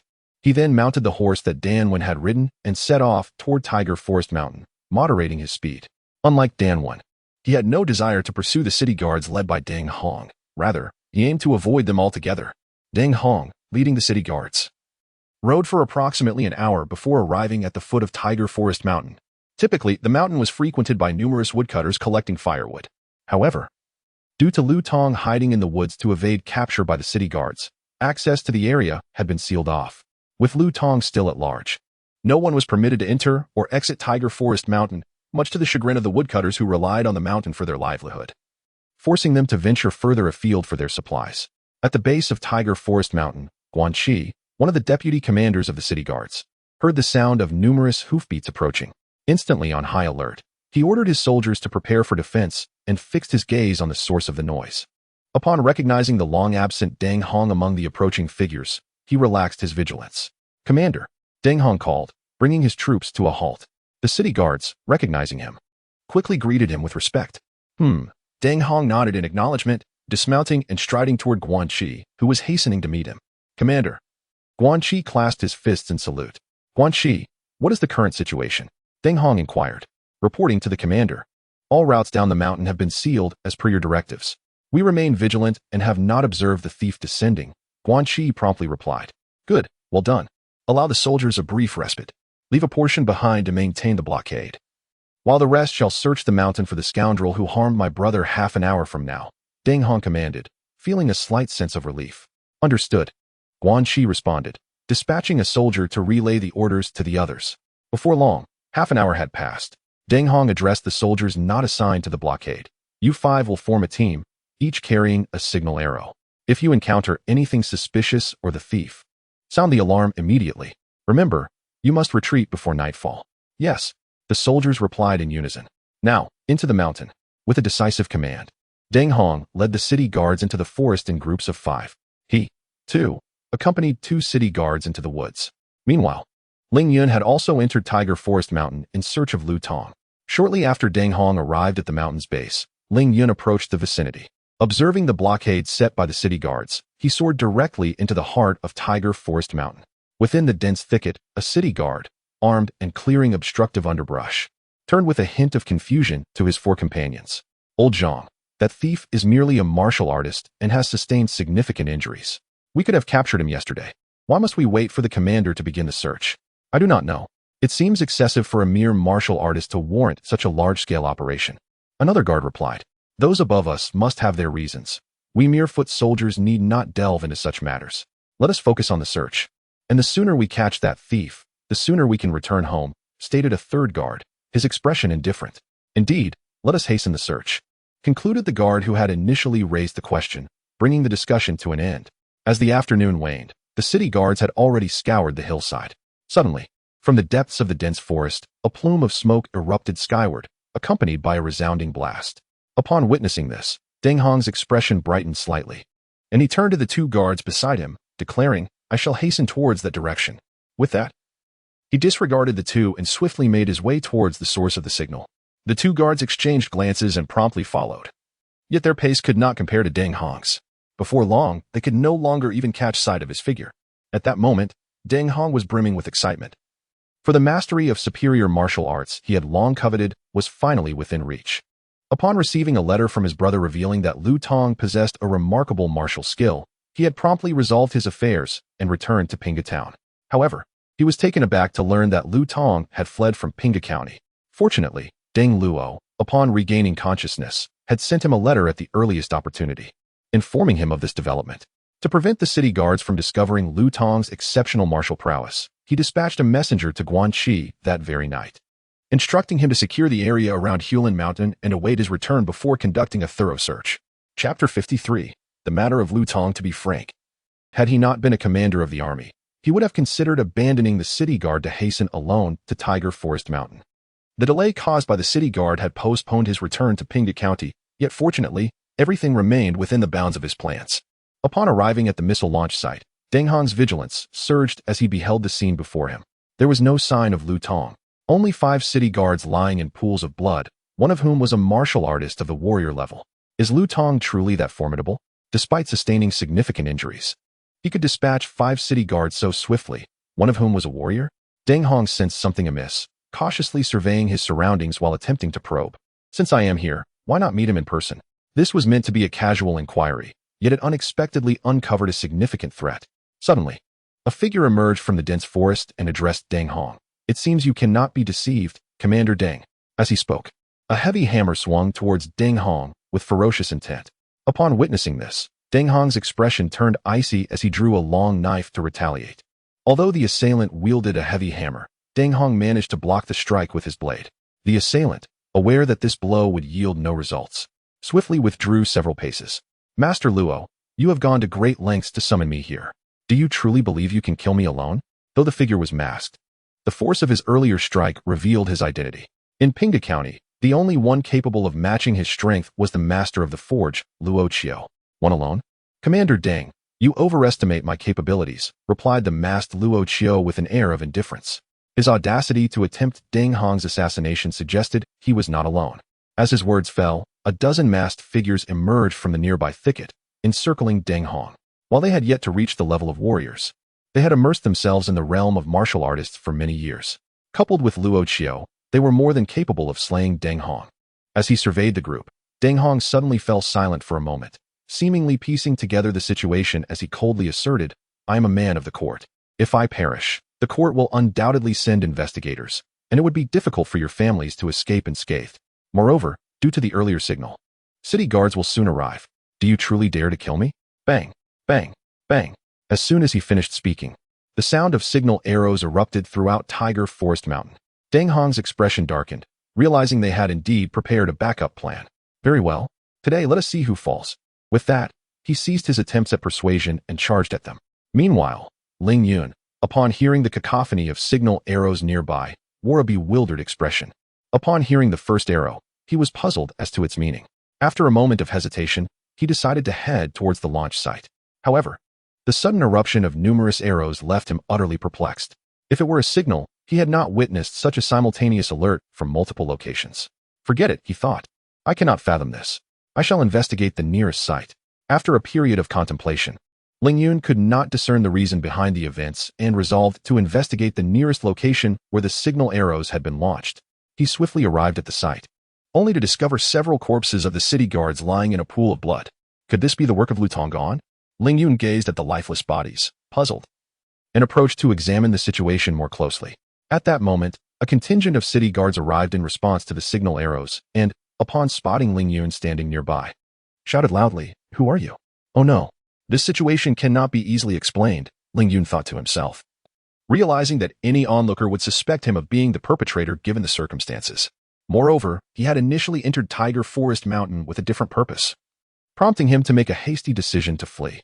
The guards, having noticed the corpses in the blood-soaked ground, quickly pieced together the scenario. Damn it, that figure must be the thief who attacked Captain Deng. After him, several guards pursued Ling Yun, but they were no match for his speed and soon found themselves left behind. Once he had evaded the guards, Ling Yun felt as though he had stumbled into a vortex, contemplating whether to abandon Tiger Forest Mountain. No, he had searched for so long. He needed to continue. Observing the guards' formation, it was evident they had split into smaller groups, which might actually work to his advantage. After a brief moment of hesitation, recalling the guards were conducting a search in teams, he gritted his teeth and resolved to remain in the forest to search for Lu Tong. Meanwhile, within the depths of Tiger Forest Mountain, the injured Lu Tong felt a flicker of hope upon hearing the distant sound of signal arrows. Indeed, those individuals had spoken the truth. His prolonged concealment within Pinga County was not solely due to his adept hiding skills. He also had clandestine assistance. After reclaiming his superior martial arts, he had prepared to depart when his secret benefactor sent him a message. It advised that if he could not escape the city, he should head to Tiger Forest Mountain and wait for the signal arrows to sound, at which point he could escape from a certain location within the mountain, where no guards would be stationed. Additionally, he was provided with a blood-exploding pill, a precious elixir capable of temporarily enhancing one's strength. One so rare that even wealth in Pinga County could not guarantee its procurement. Initially, he had dismissed the message, thinking it straightforward to leave for Tiger Forest Mountain. Why not simply exit the city directly? However, he had not anticipated that upon exiting the city gates, he would be intercepted by Deng Luo and Shan Wan. With no other choice, he had consumed the blood-exploding pill, repelling both attackers but sustaining significant injuries himself, compounded by the pill's adverse effects. Faced with the inevitability of the city guards pursuing him, he had no option but to heed the advice of his benefactor and venture towards Tiger Forest Mountain. Subsequently, the guards sealed off the area, trapping him completely within the mountain. In the past few days, he had regretted not fleeing when he had the chance. It would have been better to risk an escape than to be cornered and await death. The timing of these events felt too coincidental, leading him to suspect that Deng Luo and Shan Wan had received outside information. For how else could they have intercepted him so swiftly upon his exit from the city? Just as he harbored doubts about whether the man was deceiving him, a resounding signal arrow pierced the air. Shortly thereafter, several more arrows echoed around him, confirming his suspicions were unfounded. Upon hearing the signal, Lu Tong wasted no time and rushed down the mountain, yet he did not follow the route suggested by the man. With a growing skepticism in his heart, he was naturally disinclined to adhere to the path indicated. As he sprinted through the forest, he silently vowed, "Once I master this superior martial art, I shall seek out those individuals and make them experience the torment I have endured these past days." At the thought, a sinister expression crossed his face. Chapter 54. Supreme Martial Arts. Several months prior, he fled to Pingu County, only to be ambushed, stripped of his garments, and deprived of the exquisite martial arts he had painstakingly acquired. Once he had recuperated from his injuries, through diligent investigation, he finally discovered that the fragrant pouch he possessed had appeared in the possession of a street vendor. Under the cover of night, he stealthily infiltrated the vendor's home, capturing the vendor's family and demanding to know the origin of his belongings. The vendor, however, claimed that the pouch was merely an accidental find, something he had taken to sell due to its beauty. Frustrated by the vendor's lack of concrete information and driven by rage, he exterminated the entire vendor's family. Subsequently, Deng Luo conducted a thorough search and managed to reclaim the supreme martial arts from him. Meanwhile, the recent incident involving the signal arrow had incited considerable unrest in Hulan Mountain, and Lu Tong's descent without disguise would undoubtedly attract attention. Indeed, it wasn't long before a squad of city guards encountered Lu Tong on his way down the mountain. At that moment, Lu Tong was overwhelmed with pent-up frustration from recent events and felt a desperate need to vent. Rather than fleeing upon encountering the guards, he grinned menacingly and declared, "So it is you city guards who have been trying to corner me these past few days. If you wish to capture me, you shall all perish." With a sinister smile, Lu Tong advanced towards a city guard, his left hand slicing through the air with a sharp whoosh as he struck the guard's chest. The guard attempted to defend himself, yet he was significantly slower than Lu Tong. Bang! The guard was sent flying, crashing against a tree, his chest caved in, clearly beyond salvation. "Old one, damn it! Surround him and take him down." Xiao He, fire the signal arrow. The sequence unfolded rapidly. Another city guard, witnessing the scene, shouted in fury, and together with two others, they attacked Lu Tong. The last guard quickly ignited the signal arrow before charging forward with his spear. Although the guards coordinated remarkably well, they were ultimately no match for Lu Tong. In a short span, 4 lifeless bodies lay on the ground. Damn it. If it weren't for my injuries, how could you have wounded me? Lu Tong, drenched in blood, tore a strip of cloth from his garment to wrap his wounded left hand, spitting at the corpses of the city guards. Realizing he could not linger in the area, he hastily departed. Not long before, Ling Yun, upon hearing the signal arrow nearby, contemplated for a moment and then resolutely headed towards the source. He understood that the city guards had fired the arrow, indicating they were in peril. He was genuinely curious to confront whoever dared to brazenly attack the city guards. As Ling Yun approached the area of the signal arrow, he unexpectedly collided with Lu Tong, who had just finished slaying the guards. Upon noticing the bloodied figure before him, Ling Yun instinctively considered him to be the assailant of the city guards. Yet upon seeing Lu Tong's drenched state, an alternate suspicion arose within him. How could they find me? Conversely, Lu Tong, upon seeing the masked Ling Yun, mistakenly believed him to be one of the individuals aiding him. As he pondered how they had located him despite his deviation from their instructed path, Ling Yun's words dispelled his doubts. Are you Lu Tong? Ling Yun articulated his suspicions. You are not one of them, are you? Upon hearing this, Lu Tong blurted out, them? Indeed, aside from Lu Tong, there is a group lurking in Tiger Forest Mountain. Ling Yun pondered silently. Your attire does not resemble that of the city guards. Regardless of your affiliation, your ascent up the mountain surely harbors ill intentions toward me. Therefore, it is time for you to meet your demise. Upon realizing that Ling Yun was not part of that group, a frenzied expression crossed Lu Tong's face as he launched an assault on Ling Yun. The energy within Lu Tong coiled tightly, and he swung the long knife, seized earlier from the city guards, toward Ling Yun with great force. However, Ling Yun was not the same as the city guards of yore. He swiftly appeared before Lu Tong, seizing his wrist with his right hand while his left hand moved toward the blade. How swift!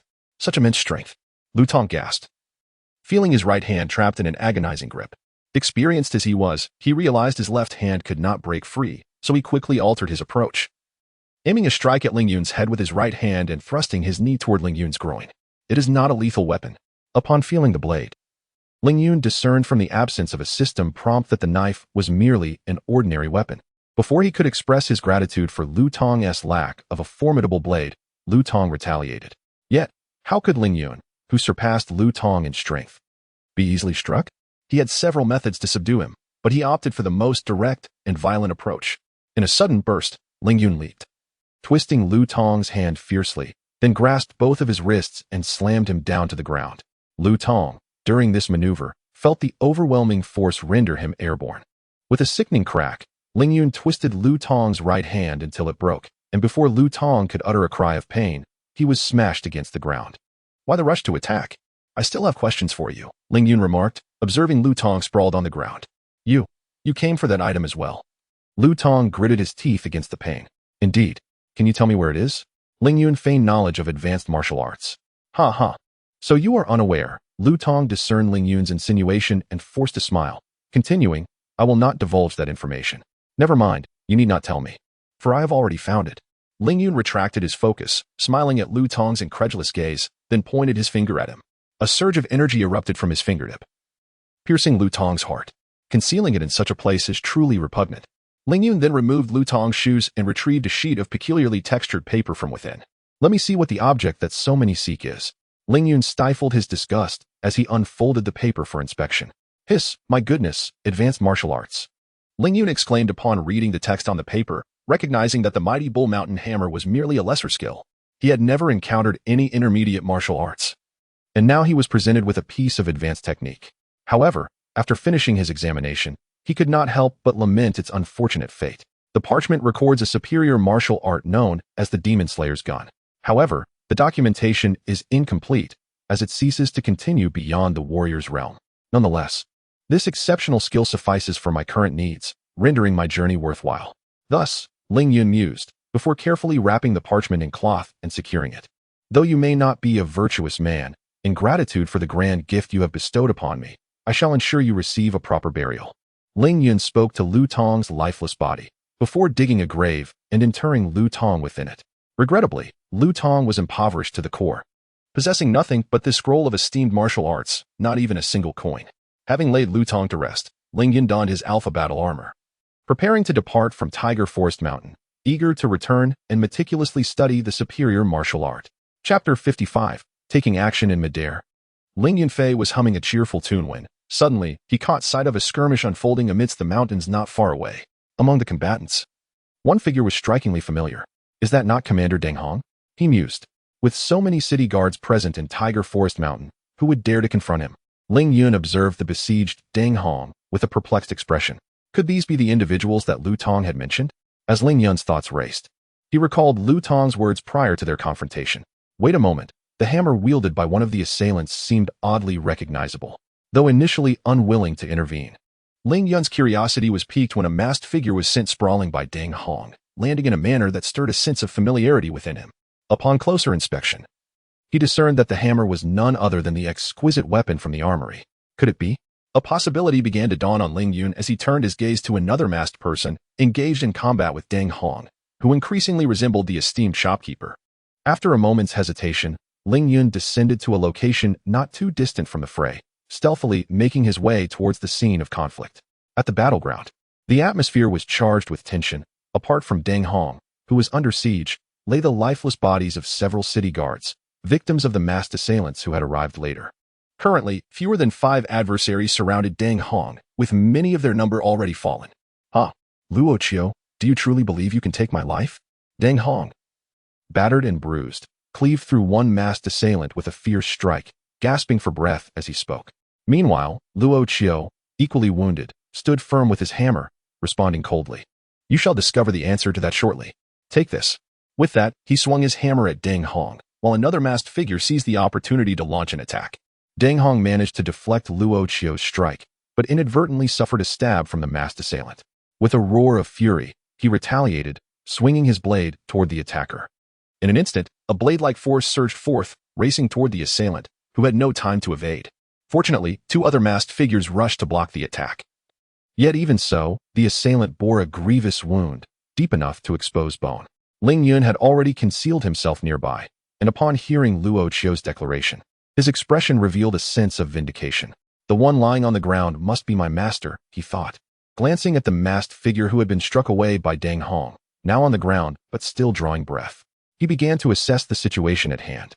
Given the current circumstances, barring any unforeseen events, the outcome inevitably favors Luo Qiu. Although Luo Qiu too had sustained injuries, his momentum appeared stronger than that of Deng Hong. Prolonged engagement would likely lead to Luo Qiu's victory. However, this analysis was predicated on Deng Hong being without assistance. Ling Yun had already observed a number of city guards making their way toward the conflict. Once they encircled the area, the tide of battle could shift unexpectedly. Alas, it seems I must intervene, for my master is present. Ling Yun sighed inwardly after surveying the scene. Truth be told, had Shirbai not been involved, he would have undoubtedly refrained from interfering, for his impression of Luo Qiu was far from favorable. The blade in Deng Hong's hand must surely be a formidable weapon. It is inconceivable that as the commander of the Pinggu County Guard, he would be devoid of such a tool. Ling Yun remarked as he fixed his gaze upon the knife wielded by Deng Hong, before dashing into the fray. Who is that? Both Deng Hong and Luo Qiu exclaimed simultaneously as Ling Yun burst onto the scene. Your ally. A raspy voice emerged from Ling Yun, cleverly disguised. Luo Qiu paused momentarily, a flicker of realization illuminating his face, and he exclaimed with delight, It's you. Who? Ling Yun, puzzled by the sudden recognition, soon surmised that Luo Qiu might have mistaken him for reinforcements. Seizing the moment, he decided to play along, feigning the role of an ally, hold him back. Understood. Although Luo Qiu was unaware of why the supposed reinforcements required him to restrain Deng Hong, he complied without hesitation, swinging his hammer towards Deng Hong. Deng Hong managed to deflect Luo Qiu's strike, but as he glanced at the approaching Ling Yun, a fierce resolve surged within him. If you wish for my demise, you shall not escape unscathed. As Deng Hong prepared to plunge into a desperate struggle, he merely saw Ling Yun touch the chiefing knife before sprinting away, vanishing into the dense forest. Not only Deng Hong, but all present were left in a state of bewilderment. What on earth? Wasn't he an ally? What assistance did he provide? Why has he fled? However, Deng Hong quickly regained his composure, only to feel something amiss with the chiefing knife in his grip. Instinctively tightening his hold, the weapon disintegrated into dust, scattering upon the ground. In that instant, all present were momentarily stunned, once again grappling with the absurdity of the situation. How could such a substantial blade turn to ash? Was it that person's doing? How was it achieved?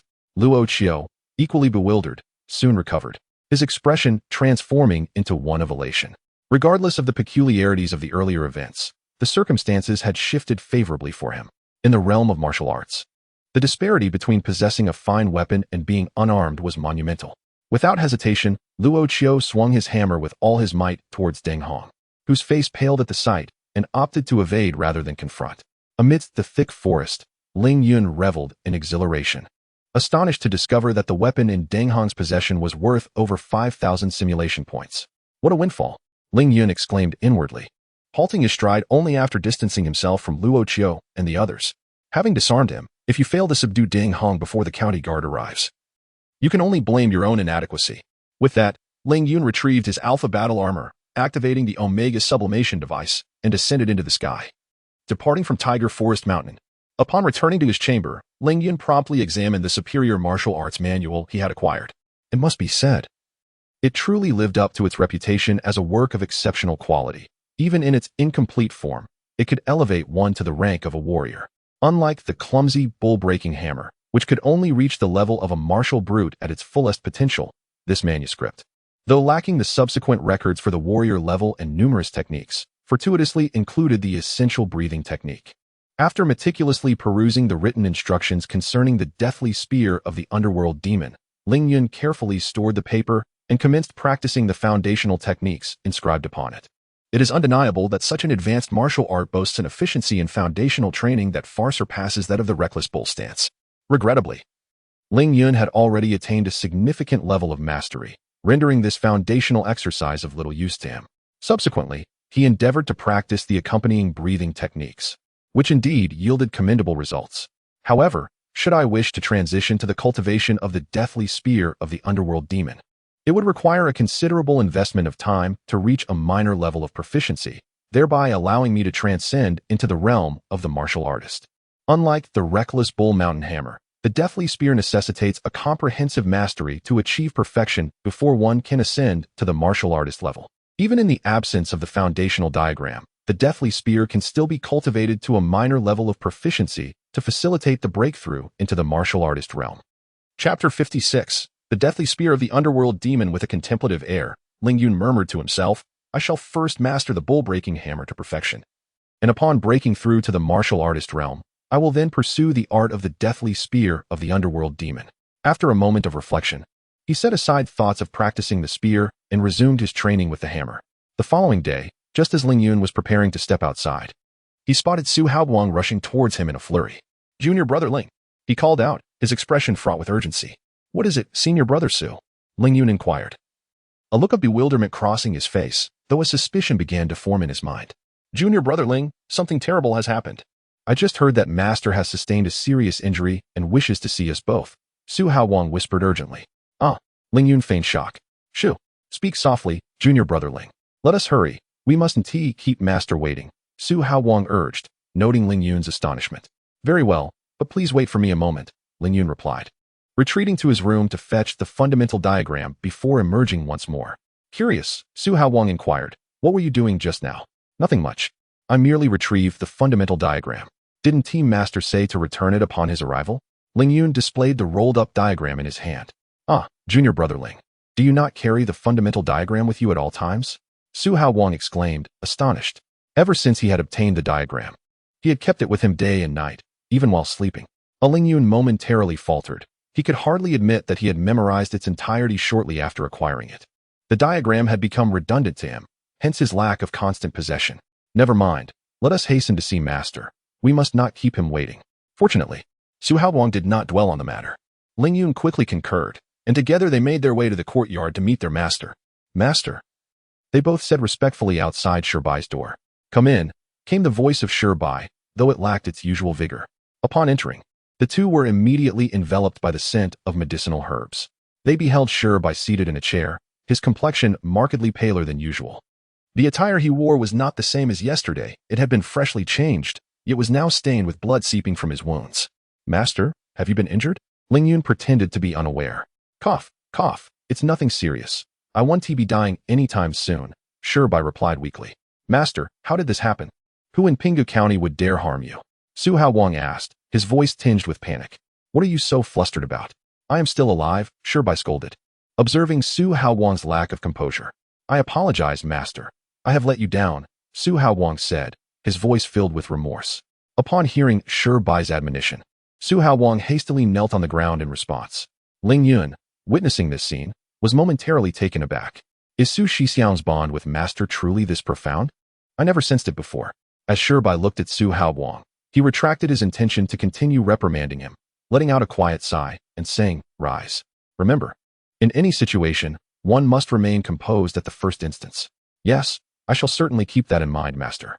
"You should focus on healing," Su Haoguang replied. "If it could be treated, I would have attempted it already. Whether I heal or not in the short term is inconsequential," Shibai replied indifferently. "Master, who has injured you?" Ling Yun suddenly inquired, and Su Haoguang, upon hearing this, quickly raised his head to look at Shibai, eager for an answer. "Who it is no longer matters," Shibai remarked, casting a glance at Ling Yun, and continued. "I summoned you both to inform you that I must undertake a journey soon. One purpose is to seek renowned healers, and the other is to find a new location for our shop." He paused, allowing his gaze to sweep over the two before he slowly added, "Would you both be willing to accompany me?" This, Ling Yun was at a loss for words. Truth be told, had it not been for the Tianbing sect recruiting disciples and the looming presence of the Mingma Death Spear, he might have considered leaving Pinggu County with Shibai. For to him, any place was relatively the same. Furthermore, departing with Shibai would surely not lead to his neglect in the future. The recruitment by the Tianbing sect was acceptable, though he remained uncertain about his acceptance. However, if the Mingma Death Spear were discovered, it would be difficult to explain, unless Ling Yun had no intention of practicing that superior martial art in the near future. Given Shibai's tone, it seemed this journey would not be brief. Meanwhile, Su Haoguang also hesitated to respond, evidently harboring his own thoughts. Noticing their silence, Shibai appeared somewhat disappointed, his eyes dimming slightly. Thus, he spoke, "Very well. It seems you both do not wish to accompany me, and I shall not force you." "Master," Su Haoguang softly replied. "Master, I am willing to accompany you." Ling Yun, feeling a pang of sympathy for Shibai, who had treated him quite decently, spoke up. "At worst, I can temporarily set aside practicing the Mingma Death Spear. After all, I can still strengthen myself through simulations." Ling Yun thought to himself. Well, your willingness is sufficient. It would be best for you to remain in the county and diligently practice your martial arts," Shibai responded, seemingly in better spirits upon hearing Ling Yun's words. "Ahem. I have brought the fundamental diagram I promised you the other day." Shibai then coughed lightly and addressed Ling Yun and Su Haoguang. "I have it, Master." Ling Yun promptly replied, retrieving the diagram from his bosom. Su Haoguang also hurriedly produced the diagram, but in contrast to Ling Yun's briskness, his expression clearly conveyed reluctance. Shibai collected the fundamental diagram from their hands. "Depart now, and for the time being, focus on honing your martial skills at home. Refrain from wandering aimlessly," Shibai said, gesturing for the two to leave. "Yes, Master." Ling Yun and his companion clasped their fists in respect and took their leave. As they departed, Shibai couldn't help but let out a silent sigh. Not long after their exit, Luo Qiu entered, noticing Shibai lost in thought, his brow furrowing with concern. "Elder Shi, are you unwell?" "I shall survive, but my martial prowess will be significantly diminished henceforth," Shibai replied, his expression returning to calm. "In truth, Deng Hong's strength is beyond what a mere martial artist can withstand. I was struck by his palm just once, and this is the consequence." "What brings you to seek me?" Shibai inquired. Now that Deng Hong is deceased, the court will undoubtedly dispatch officials to investigate. To prevent prolonged troubles, Elder Shi, would it not be prudent for you to depart this evening?" Luo Qiu suggested. Chapter 57. A person of distinction, are you in such a hurry? Upon hearing these words, Shibai could not help but furrow his brow. The primary concern lay in the uncertainty of whether the individual from the previous day was genuine. If he was indeed authentic, there would be no need for haste. However, if he were an impostor, it would be prudent to depart expeditiously. Luo Qiu, fearing that Shibai might misunderstand, hastily clarified, "Moreover, after you leave, I too will concoct a reason to exit the county and take refuge elsewhere for a while." Upon hearing Luo Qiu's words, Shibai's tightly knitted brow finally relaxed. "Very well, let us proceed as you suggest." "Indeed. I suspect that they have already received news of Deng Hong, and they shall be arriving shortly. I must tend to them first," Luo Qiu replied, nodding before preparing to leave the room. "Wait." At that moment, Shibai suddenly called out to Luo Qiu. Luo Qiu turned, a look of confusion on his face. "Regarding the quota for the Tianbing sect, if possible, please allocate 2 slots for Su Haoguang and Ling Yun," Shibai spoke slowly. Luo Qiu fell silent for a moment before responding, "Certainly." He then turned to depart. Shibai sighed as he watched Luo Qiu's retreating figure, murmuring, "Even now, I remain uncertain of whether to trust you. The foundry has been established for nearly 3 centuries, with countless efforts invested by our ancestors. I hope you do not ruin this legacy." Hearing Shi Bai's words, Luo Qiu paused briefly but continued on, his resolute voice reaching Shi Bai's ears. How could I destroy my ancestors' legacy? I, Luo Qiu, shall undoubtedly lead the shop to greater glory. Let us hope so, Shi Bai replied softly. After separating from Su Haoguang, Ling Yun proceeded to the forge to work the iron. However, it was not long before a panicked helper rushed in, exclaiming incessantly, "This is bad. This is terrible." "What do you mean, bad?" a blacksmith inquired, seizing the distressed individual. "The deputy commander of the city guard, Huang Qi, has surrounded the shop, claiming he intends to take control of the foundry." The helper explained hurriedly. "What?" The onlookers' expressions transformed drastically, each questioning the veracity of the helper's claims. The city guard bore no ill will toward the foundry, and their relationship had been quite amicable, so why would they encircle it? "I swear, I am not lying. If you do not believe me, you can go to the front yard and see for yourselves. They have already begun apprehending people there," the helper insisted. Seeing the helper's demeanor, the crowd exchanged glances. "He does not appear to be lying," one blacksmith remarked slowly. "Should we go and verify?" another helper whispered. As his words fell, the atmosphere fell silent. Regardless of the truth, who would dare risk being caught by the city guard to investigate? "Perhaps I should go on behalf of all the masters to ascertain the situation," Ling Yun suggested calmly, having anticipated such a notion. After all, within the entire Pinga County, aside from Deng Hong, only Luo Qiu was a martial artist of note. Deng Hong has passed away, and the city guards will undoubtedly instinctively suspect Luo Qiu. However, he did not anticipate their swift arrival. Of course, Ling Yun believed that he could foresee this. How could Luo Qiu not have a plan in place? Ling Yun was eager to observe what solution Luo Qiu might devise, for daring to assassinate the commander of the city guards was no trivial matter. "Master Ling, perhaps we should reconsider. Let us remain here and await the outcome," suggested a blacksmith, a close acquaintance of Ling Yun. "Yes, indeed. There is no need for us to take such risks," echoed another blacksmith in agreement. "Gentlemen, there is no cause for concern. My martial skills are quite proficient, and I can easily escape if necessary. Besides, having committed no wrongdoing, I fear not the knock of the specter at my door. I have done nothing wrong. What harm can the city guards inflict upon me?" Ling Yun responded with a smile to the blacksmiths. "Quite right." Suddenly, an approving voice from behind them resonated. "Master Lin! Master Lin!" The crowd eagerly greeted the approaching Lin Lao. "Ah, Ling boy, let us go. I shall accompany you to see what transpires," Lin Lao declared, his expression filled with satisfaction as he addressed Ling Yun. "Very well, Master Lin." With Lin Lao's arrival, the crowd ceased their objections to Ling Yun's intentions. As Ling Yun and Lin Lao made their way toward the outer courtyard, the others followed suit. Just as they were nearing the outer courtyard, Luo Qiu's voice reached their ears. "Commander Huang, how domineering you are. I wonder what transgression my blacksmith shop has committed to warrant such a display." Upon hearing this, Ling Yun and the others hastened their pace to the outer courtyard. There, they beheld over a dozen city guards escorting numerous apprentices, with one of the deputy commanders, Huang Qi, standing before them. Calmly, Luo Qiu, clad in simple attire, regarded Huang Qi with an unwavering expression. Confronted by Luo Qiu, a master of the warrior realm, Huang Qi felt an immense pressure, causing his countenance to subtly shift. Yet, with the objective now before him, he could not display any signs of fear. Taking a deep breath, he began, "Manager Qiu, an incident has occurred involving my commander, thus I must ask what? Brother Hong has encountered trouble? Given his prowess, he is virtually invincible in Pinga County. How could this be?" Luo Qiu feigned astonishment. "Indeed, within the county, only Brother Hong and I possess martial prowess. It is only natural for you to suspect me. I shall accompany you, provided you release the apprentices," Luo Qiu proposed. Although his words appeared to be a negotiation with Huang Qi, the underlying implication left no room for refusal. Under the pressure exerted by Luo Qiu, Huang Qi reluctantly nodded. "Very well, then, we request Manager Qiu to accompany us." "Release them." He commanded the guards behind him to free the apprentices held captive in the outer courtyard. "Manager." Lin Lao, witnessing this, sought to interject, but was halted by Luo Qiu. "Master Lin, there is no cause for concern. I trust the county office will provide me with justice. Do not worry."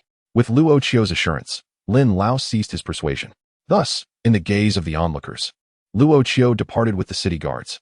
Meanwhile, the news of Deng Hong's demise swiftly ignited a stir throughout the outer courtyard, rapidly spreading across the entire county. The news of Deng Hong's death sent shockwaves throughout the entire county. In light of this tragic event, Old Lin lost his desire to continue the day's work and generously granted everyone a day off. As Ling Yun made his way home, he overheard numerous townsfolk discussing the incident, marveling at how swiftly news travels. Meanwhile, with Luo Qiu being taken away by the city guards. The weapons forge could not remain leaderless. Thus, Shi Bai, who was originally set to depart that very night, had to postpone his journey by a day. To be frank, the gravity of Deng Hong's situation surpassed Luo Qiu's expectations. Luo Qiu had anticipated returning to the forge the same day, but it wasn't until noon the following day that he finally left the county office and returned to the forge. He also came to realize the significance the county office placed on this matter. That night, Ling Yun silently watched as Shi Bai climbed onto a carriage and departed. As he gazed at the receding figure of Shi Bai, Ling Yun remained pensive for quite some time. He found it perplexing that a stable development was not deemed sufficient. Why must it come to this? Upon returning to his room, he felt an inexplicable sense of unease. After practicing a set of hammer techniques, Ling Yun opened the simulation system. Simulation points, observing the accumulation of over 10,000 simulation points. He resolved to initiate a simulation. Entry: White destitute, destined to be a pauper throughout life. Would you like to spend 100 simulation points to randomly change this entry? Ling Yun was at a loss for words. What a ridiculous entry. Change it. Entry: White a dragon among men, naturally a hermaphrodite. Gasp. This entry. Change it. Wait. Ling Yun felt a chill run down his spine upon reading this entry. Just as he was about to discard it, a thought crossed his mind. Although this talent seemed useless, it could potentially yield remarkable effects for certain martial arts. With this in mind, Ling Yun gritted his teeth and chose to proceed. Simulation of life begins. Age 0. You were born, an exceedingly rare hermaphrodite. Age 1. Your parents believed you to be an ill omen and abandoned you in the wilderness. Due to the remote location, you perished without assistance. This simulation has ended. System evaluation. Poor. System reward. 1 lottery draw. Would you like to draw? You received. Ling Yun was utterly speechless. What on earth was this? He had never felt such a profound sense of disbelief.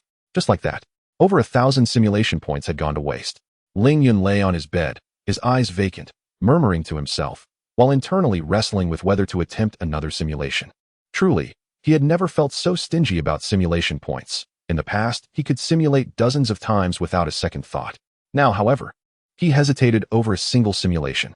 Sighing, Ling Yun steeled himself and prepared to simulate once more. Entry: Blue. Extraordinary life. You can more easily encounter extraordinary events. This entry is quite intriguing. It seems to promise a risk-free experience. Life simulation begins. Age 0. You are born. A boy. Age 1. You were born in a small village in the Lion Camel Kingdom, and your parents named you by Xin. Ling Yun narrowed his eyes slightly at the text, sensing something ominous, and hastily opted for the audiovisual mode. Age 2. You spent the year playing. Age 3. Your younger brother was born. Age 4. This year's harvest was poor, and your parents appeared somewhat troubled. Age 5. Your parents often had to labor, so you primarily took care of your brother. Age 6. You do not like your brother because he is very mischievous. Ling Yun observed the mundane life portrayed in the simulation, pondering if perhaps he was merely being overly sensitive. I thought so. It's impossible to simulate that world. Age 7. You began to assist your parents. Age 8. As usual, you took your brother with you when suddenly the clear sky darkened and an eerie wind swept in, with many strange monsters attacking the village. The monsters rampaged, causing destruction, and you were filled with terror as you hurriedly fled with your brother. However, a wolf monster had fixated on you, swiftly catching up and seizing both you and your brother. Your brother's cries seemed to infuriate it, and it swallowed him whole. Witnessing this, you were overcome with grief and fainted from the emotional strain. As the simulation screen descended into darkness, Ling Yun found himself at a loss for words. He had not anticipated it would truly reflect this world, nor had he expected such brutality from these monsters. He contemplated shutting off the audiovisual experience, but ultimately chose to continue watching. Brother, Bai Xian instinctively cried out upon awakening, only for a nearby boy to quickly cover his mouth, whispering, "Shh, be quiet." Realizing the situation, Bai Xian swiftly scanned his surroundings, discovering he was within a cage, alongside many other children of similar age. Where is this? Bai Xian exclaimed in panic. This is a cage of those monsters. We have all been captured by them, the boy explained, prompting Bai Xian to recall the harrowing scene before his brother's demise. Before he could inquire further, the door swung open, and the wolf monster that devoured his brother swaggered in. Bai Xian's eyes blazed with hatred as he glared at the wolf. The wolf, noticing him, broke into a wide grin. I remember you, little one. Ha ha, your expression is quite amusing. I like it, so it shall be you. The wolf chuckled as it stepped into the cage and seized Bai Xian. Let me go? Release me, monster. Bai Xian shouted in a mix of fear and rage, struggling fiercely. Yet, the more he resisted, the more the wolf seemed to revel in his plight, dragging him out of the room toward a large cauldron. Several other monsters gathered around the cauldron, their eyes glistening with greed as they beheld by Xian in the wolf's grasp. No need to rush. The wolf demon observed the other creatures and deliberately mimicked human speech. Subsequently, he cast Bai Xian into a pot brimming with water, simultaneously extracting several herb-like plants from his bosom and tossing them in. Finally, he produced a lid for the pot, covering it before igniting a fire. Bai Xian struggled valiantly within the pot, yet as the temperature escalated, his efforts waned, ultimately fading into nothingness. You are deceased.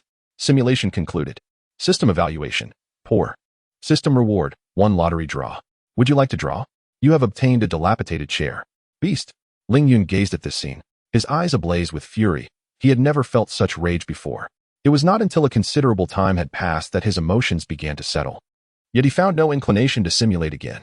With a deep sigh, Ling Yun exhaled, attempting to cast aside the haunting images of the previous simulation, and instead opened the system's exchange interface. As expected, new items materialized within the exchange. Unknown herb. Simulation points. Wait a moment, let me count. 1, 10, 100. 500,000. Ling Yun's eyes widened in astonishment at the newly listed item. This herb, lacking even a specific name, demanded 500,000 simulation points for redemption. It must be noted that in the simulation, the actions of that wolf demon and his companions rendered this herb seemingly trivial, akin to a mere seasoning. It is said that in that world, even a simple demon treats such herbs as valuable commodities worth 500,000 simulation points. If a renowned treasure were to be considered, it would likely exceed 100 million. Ling Yun gazed at the exchange price, unable to suppress a sigh. Before ultimately closing the exchange interface, the sentiment remained impoverished. Chapter 58. The Wind Guardian. After Bai's departure, although there were minor adjustments among the personnel at the smithy, it did not disrupt Ling Yun's routine. He continued to forge iron, practice his skills, and occasionally peruse books at the private academy. Just as Ling Yun believed that Pinga County would remain tranquil, awaiting the arrival of the heavenly soldiers, he was struck by a significant piece of news. The younger brother of the head of the Heiyuan escort agency, along with several escort members, had been ambushed and taken captive by bandits from the Wolfang stronghold during their transport mission. Enraged, the head of the Heiyuan escort agency resolved to eradicate the Wolfang stronghold. He promptly summoned the notable figures within the county for a discussion, and naturally, Luo Qiu was among them. Ling Yun found the timing of these events rather coincidental. Although he was unaware of the specific details of their deliberations, he was certain they would reach a consensus. As predicted, upon Luo Qiu's return, he relayed the implications to the smithy personnel, uttering a plethora of statements that Ling Yun deemed superfluous. Ultimately, it was conveyed that he intended to personally lead a contingent to offer assistance. It must be said that Luo Qiu was indeed decisive. Within the span of an hour, he had departed the smithy, rallying a group to convene with the head of the Heiyuan escort agency and other influential entities in the county. A throng of individuals set forth from the county seat to besiege the Wolfang stronghold. However, to Ling Yun, this endeavor seemed less like a mission to subdue bandits and more akin to an exodus. It appears that the court should soon dispatch reinforcements, Ling Yun mused. Yet he felt no connection to these events, having never attacked Deng Hong or the city guards. At most, he had merely brushed against Deng Hong's blade. As customary, he extinguished the forge fire, bid farewell to his fellow blacksmiths, and proceeded to the courtyard to receive a bowl of complimentary restorative soup. Truth be told, the soup held little value for him, yet he continued to collect his daily portion. He felt an inexplicable sense of loss if he did not take advantage of something offered for free. After lunch, Ling Yun spent an hour studying at the private academy before departing the smithy to return home and practice. Had I exerted such effort back then, I might not have failed to secure admission to even a single academy, Ling Yun lamented, observing the patrolling city guards and constables with a sense of vexation.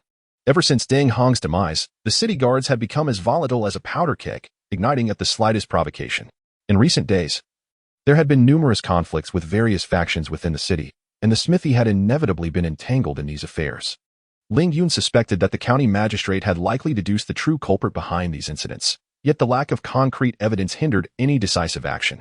Perhaps they were merely awaiting the arrival of officials from the court, which explained why Luo Qiu and his companions had vacated the county seat. What a hassle. I haven't even ventured to the market in days, Ling Yun grumbled, taking great care to avoid trouble during this period, even refraining from visiting the marketplace. Upon returning home, Ling Yun rested briefly as per his usual routine before commencing his training, which extended late into the night. It should be soon, within the next few days. I will perfect the bull-breaking mountain hammer, and then I shall advance to the martial artist realm. Ling Yun reflected, glancing at the time. He ceased his practice, freshened up, and lay down to rest. Days later, at the western gate of Pingu County, numerous city guards stood resolutely on either side, while officials, including the county lieutenant, congregated outside the gate as if anticipating something significant. Suddenly, the rhythmic sound of hooves echoed through the air. A magnificent steed, larger and more robust than the average horse, emerged, its coat as dark as ink and exuding an imposing presence as it galloped forward. Upon this noble beast sat a man clad in a black brocade robe, intricately adorned with unique patterns, and bearing a short sword at his side. With a sharp command, the horse came to a halt under the man's firm control. The officials, upon noticing the man's attire, immediately bowed in deference and called out, "My lord." The man, his expression tinged with haughtiness, merely nodded in acknowledgement. He was then escorted to the county office by the gathered officials. Inside the office, upon seeing the visitor's attire, the county magistrate was taken aback. This matter has indeed summoned the Jingfeng Guard. The Jingfeng Guard was a formidable force utilized by the Dayu dynasty to restrain sections. Any incident related to these sects was primarily handled by them. The power they wielded was neither trivial nor substantial. Regrettably, the esteemed officer from Jingfeng Guard was preoccupied with pressing matters and could not receive you. I hope for your understanding, Wang Wu hastily articulated. Yan'an surveyed the portly county magistrate before him, a flicker of disdain crossing his eyes. Though he maintained an air of nonchalance as he replied, "There is no need for such formality, County Magistrate Wang. Our ranks are equal. I am simply Yan'an, and you may address me by my name." "Very well, then. Please, County Magistrate, enlighten me regarding Commander Deng Hong's affairs." Noticing that Wang Wu was poised to say more, Yan'an interjected, disliking superficial exchanges with the likes of Wang. Let County Lieutenant Yu elaborate," Wang Wu instructed, gesturing to the lieutenant beside him. As Lieutenant Yu began to explain, Yan'an gained a preliminary understanding of the circumstances surrounding Deng Hong's demise. "Humph, the same old story," Yan'an remarked coldly midway through Yu's narrative. "What do you mean by the same old story?" Lieutenant Yu inquired, puzzled. "Nothing of consequence. Please, continue," Yan'an gestured dismissively. With a furrowed brow, Lieutenant Yu suppressed his curiosity and proceeded with his account. Once he had divulged the complete situation to Yan'an, the latter queried, "Are you suggesting that numerous factions within the county have gone to eliminate that so-called Wolf 2 stronghold?" "Indeed. These fellows scurry about like rats," Yan'an remarked, his brow slightly furrowed. "Then, my lord, what shall we do next?" Lieutenant Yu inquired earnestly. "We wait." "Wait." Lieutenant Yu expressed confusion, for in his view, with the presence of such a formidable figure as Yan'an, they should seize the opportunity to act while the various factions were away, raiding their homes and consolidating their forces to eradicate those outside the county. "Precisely, we wait. Did you not mention that an elder from the Tianbing sect intends to come to Pingu County? We shall await his arrival." Lieutenant Yu was left in a state of perplexity, while Wang Wu comprehended the implication behind Yan'an's words. The matters of the Jianghu, once distinctly separate from the imperial court, have become increasingly intertwined. The underlying forces behind several factions are evidently connected to the Heavenly Soldier sect. Unlike the court, the Jianghu places paramount importance on strength. Those with the might of their fists hold sway. In other regions, your tactics may prove effective, but here in Yunyan Prefecture. Yan'an paused, casting a glance at Wang Wu before continuing. "Even if you were to eradicate those factions, it would merely serve to antagonize others, yielding little benefit. Ultimately, the outcome of this situation rests in the hands of the elder from the Heavenly Soldier sect. When he arrives, I will require your assistance, Wang County Chief, to arrange for me a discreet residence, as I prefer to avoid disturbance." With that, Yan'an rose and respectfully clasped his hands in salute to Wang Wu. Upon hearing this, Wang Wu promptly instructed the steward beside him to prepare a secluded courtyard for Yan and Chapter 59, Transformation of Fundamental Roots County Chief. What did Lord Jingfeng Wei mean by his words? Why did he leave mid-sentence? After Yan'an departed, County Lieutenant Yu, displaying a puzzled expression, inquired of Wang Wu. "Hiss. Are you truly unaware or feigning ignorance?" Wang Wu regarded you with a slightly peculiar look. "I genuinely do not know," you replied earnestly. "Ah. I am astonished to discover for the first time that your intellect is rather lacking," Wang Wu remarked, shaking his head in disbelief. Yan'an has made it quite clear. When facing the martial world, one must employ the methods of the martial world. The solution, naturally, lies in combat. Should Yan'an emerge victorious, then everything will proceed as you desire. And if Lord loses? You pressed further. If he loses, then you shall dutifully continue your role as county lieutenant. As though nothing had transpired, Wang Wu interrupted, raising a hand dismissively. "Enough of this. Return and dedicate yourself to your studies. Refrain from frequenting that Yuchen Tower. Do not squander the position your father worked so hard to secure for you. Yes, I take my leave. With Wang Wu's dismissal, Yu suppressed his lingering confusion and departed. Watching Yu's retreating figure, Wang Wu shook his head softly, muttering, "Those lacking in intellect ought not to meddle in such matters. Even if the Tianbing sect governs Pinga County. What of it? A sect is ultimately not a court. Our situation merely entails a slight reduction in power." Wang Wu held a rather pragmatic view. He harbored no grand ambitions. Even if Yan'an were to lose, it would merely mean that another individual stood above him. His official position was conferred by the court, and the Tianbing sect would not dare to touch him, unless they intended to rebel. Of course, should the Tianbing sect gain control over Pinga County, the city S-guards and military forces would no longer be under his command. But did that concern him? Not in the slightest, as long as his income remained unaffected. He was content. With these thoughts in mind, Wang Wu strolled leisurely into the courtyard, summoning 2 maidservants to massage his shoulders and legs. Under their attentive care, he comfortably closed his eyes, reflecting, "I truly cannot comprehend those individuals. What is the purpose of dedicating a lifetime to martial arts? Is it not far more enjoyable to live a life of indulgence and leisure, as I do?" Ling Yun had once entertained similar thoughts. Given his capabilities, he could easily live a comfortable life in Pinga County without the need for grueling training. Yet, the aspirations of individuals vary greatly. Just as various factions would risk offending the court to align themselves with the Tianbing sect, Ling Yun yearned to witness the marvels at the pinnacle of the world. His immediate goal had become clear: immortality. Indeed, upon glimpsing that realm, Ling Yun's heart was stirred with the desire for eternal life. After all, who does not wish to live forever? Within the confines of his room, Ling Yun wielded his hammer with fervor, completing a set of hammer techniques accompanied by a low roar. In that moment, his brawny bull's mountain-breaking hammer reached perfection. At that instant, a wave of soreness coursed through his body, accompanied by a sensation of discomfort that even he found slightly painful. I had not heard that achieving perfection in martial arts could lead to such an experience. Ling Yun, forcing himself to maintain his balance and not fall to the ground, spoke. After approximately 10 minutes, the sensations of soreness and pain gradually subsided. Ling Yun, feeling somewhat perplexed, sensed that his body seemed slightly altered, yet he could not articulate what it was. After examining himself for quite some time without discovering any abnormalities, he had no choice but to set it aside for the moment.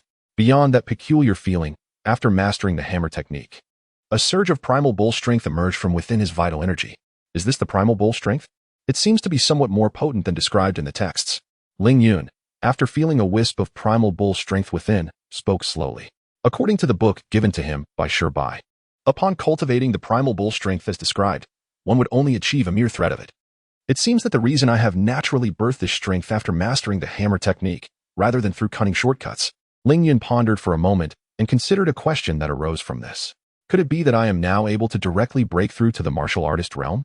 Feeling the primal bull strength within, Ling Yun's expression brightened as he spoke. Then he seated himself in a meditative posture, attempting to break through to the next realm. Alas, I am still a bit short, but within a week at most, I shall achieve the breakthrough. Not long after, Ling Yun sighed lightly, conceding defeat in his attempt, and abandoned the endeavor. According to the records in the foundational diagram, possessing primal bull strength allows it to circulate through the body for a minor cycle, thus entering the warrior realm. This step is also the final hurdle to becoming a martial artist, known as nurturing strength. However, the primal bull strength within Ling Yun remained too feeble to sustain the minor cycle. He needed to bolster it with vital energy. Fortunately, my vital energy is robust. If it were anyone else who failed to break through, they would require 10 days of recuperation to recover. Ling Yun, reflecting on the somewhat languid primal bull strength within, could not help but sigh, acknowledging that his strength far surpassed his current realm, allowing him to take such risks. The following day, troubled by the peculiarities following his mastery of the hammer technique, Ling Yun arrived early at the private academy in search of relevant texts, but unfortunately found none. As time was drawing near, he hurried to the forge, intending to inquire with Old Lin. Now that Bai had departed from Pinga County, Old Lin was the only familiar person with considerable experience in martial arts. "You brat, why did you drag me here? If you have questions, just ask," Old Lin remarked. Ling Yun pulled Old Lin aside, and sensing his demeanor, Old Lin guessed what Ling Yun was about to inquire.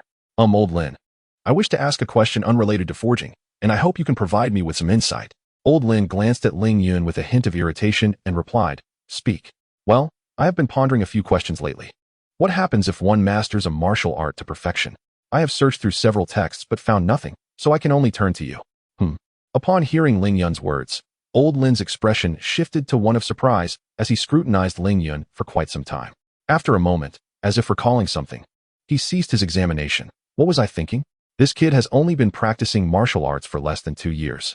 How could he have possibly mastered the hammer technique? Old Lin dismissed his fleeting thoughts and addressed Ling Yun. This question is not exactly a secret. I shall enlighten you. Upon perfecting a martial art, one may alter their innate constitution. Altering one's constitution. Is it truly possible to change such a fundamental aspect? Ling Yun, taken aback by the revelation, could not help but exclaim, simultaneously realizing that the sensations of soreness and pain he experienced yesterday were indicative of this transformation.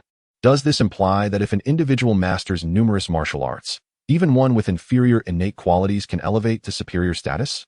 Indeed, nodded old Lin in affirmation. The theory holds merit. However, achieving perfection in a martial art is an arduous task. In my many years of training, I have yet to perfect the hammer technique. After all, while innate qualities contribute to martial prowess, one's comprehension is equally vital. There is a saying in the martial world, innate qualities are easily found. Yet comprehension is hard to attain. Innate qualities merely accelerate one's training, while comprehension ultimately determines the ability to advance further. If one cannot grasp the essence of a martial art, no matter how superior their innate qualities, they will find themselves stymied. Though you possess only average innate qualities, your understanding is commendable. Perhaps you could yet perfect the hammer technique. Therefore, do not aim too high. Focus on mastering the bull-breaking hammer. Old Lin advised Ling Yun earnestly. Chapter 60. The challenge, however, Ling Yun did not entirely concur with the words of Elder Lin. In Ling Yun's perspective, innate talent should hold greater significance than comprehension. While a lack of understanding can be remedied through guided instruction, a stronger foundational aptitude allows for swifter mastery of martial arts, akin to a snowball effect, where one learns increasingly faster. If someone were to master hundreds or even thousands of martial arts techniques, they might achieve perfection in one discipline within a single day. Of course, Ling Yun's thoughts were influenced by his own experience, as he had never encountered obstacles in his training. Whether it be the Qiyang body refinement technique from the Tianqing realm or other spells, or the martial arts of this world, he could easily acquire them. He had never felt the weight of a bottleneck. Elder Lin's words would surely be etched in his heart. Ling Yun responded earnestly. Is there anything else you wish to inquire? Seeing Ling Yun's expression, Elder Lin assumed his advice had been well received and nodded slightly, prompting a response. Nothing else. Then hurry and forge, for if you do not produce a fine weapon by the end of the week, I will make you regret it. Elder Lin feigned anger upon seeing Ling Yun's demeanor. Yes, I shall surely accomplish the task, Ling Yun replied immediately. Observing the cheerful expression on Ling Yun's face, Elder Lin felt an inexplicable urge to kick him. Yet, before he could act, Ling Yun had already sensed it and dashed toward the forge. This lad. Watching Ling Yun's retreating figure, Elder Lin couldn't help but smile. He held high hopes for Ling Yun. Given his talent, there would undoubtedly be a place for him in the future of the armory. On a narrow path, 2 horses ambled along, carrying a young man and a considerably older middle-aged man. The young man spoke to the middle-aged man beside him. Master, I have received word that the imperial envoys have arrived in Pinga County. Are you anxious? The middle-aged man glanced at the young man. A bit. Caught in his own thoughts, Humu responded awkwardly, having been seen through by his master. Your thoughts are plainly written on your face. What is there to be embarrassed about? Bu Tianqing retorted with mild annoyance. The imperial envoys are not in a rush. Why should you be? Furthermore, there is a saying, know yourself and your enemy, and you will never be defeated. Are you not aware of this? I do not know. Humu scratched his head, pondering for a moment before replying. You. Upon hearing Humu's answer, Bu Tianqing felt a surge of irritation, but upon seeing the clear, foolish expression in Humu's eyes, he found himself momentarily speechless. I do not understand why I took in this simpleton with nothing but muscles in his head. Bu Tianqing sighed in resignation. The reason for our slow journey to Pingu County is twofold. First, to observe the imperial response, and second, to investigate the origins and strength of that Jingfeng guard. Now that the city guards of Pingu County have been covertly subdued, it matters little if we arrive there a bit later. Do you understand now? Bu Tianqing explained to Humu. Now that you say it, I understand. Humu replied with a foolish grin. Simpleton. Seeing the situation, Bu Tianqing felt a surge of irritation and secretly regretted his decision to accept him based solely on his remarkable talent without further scrutiny.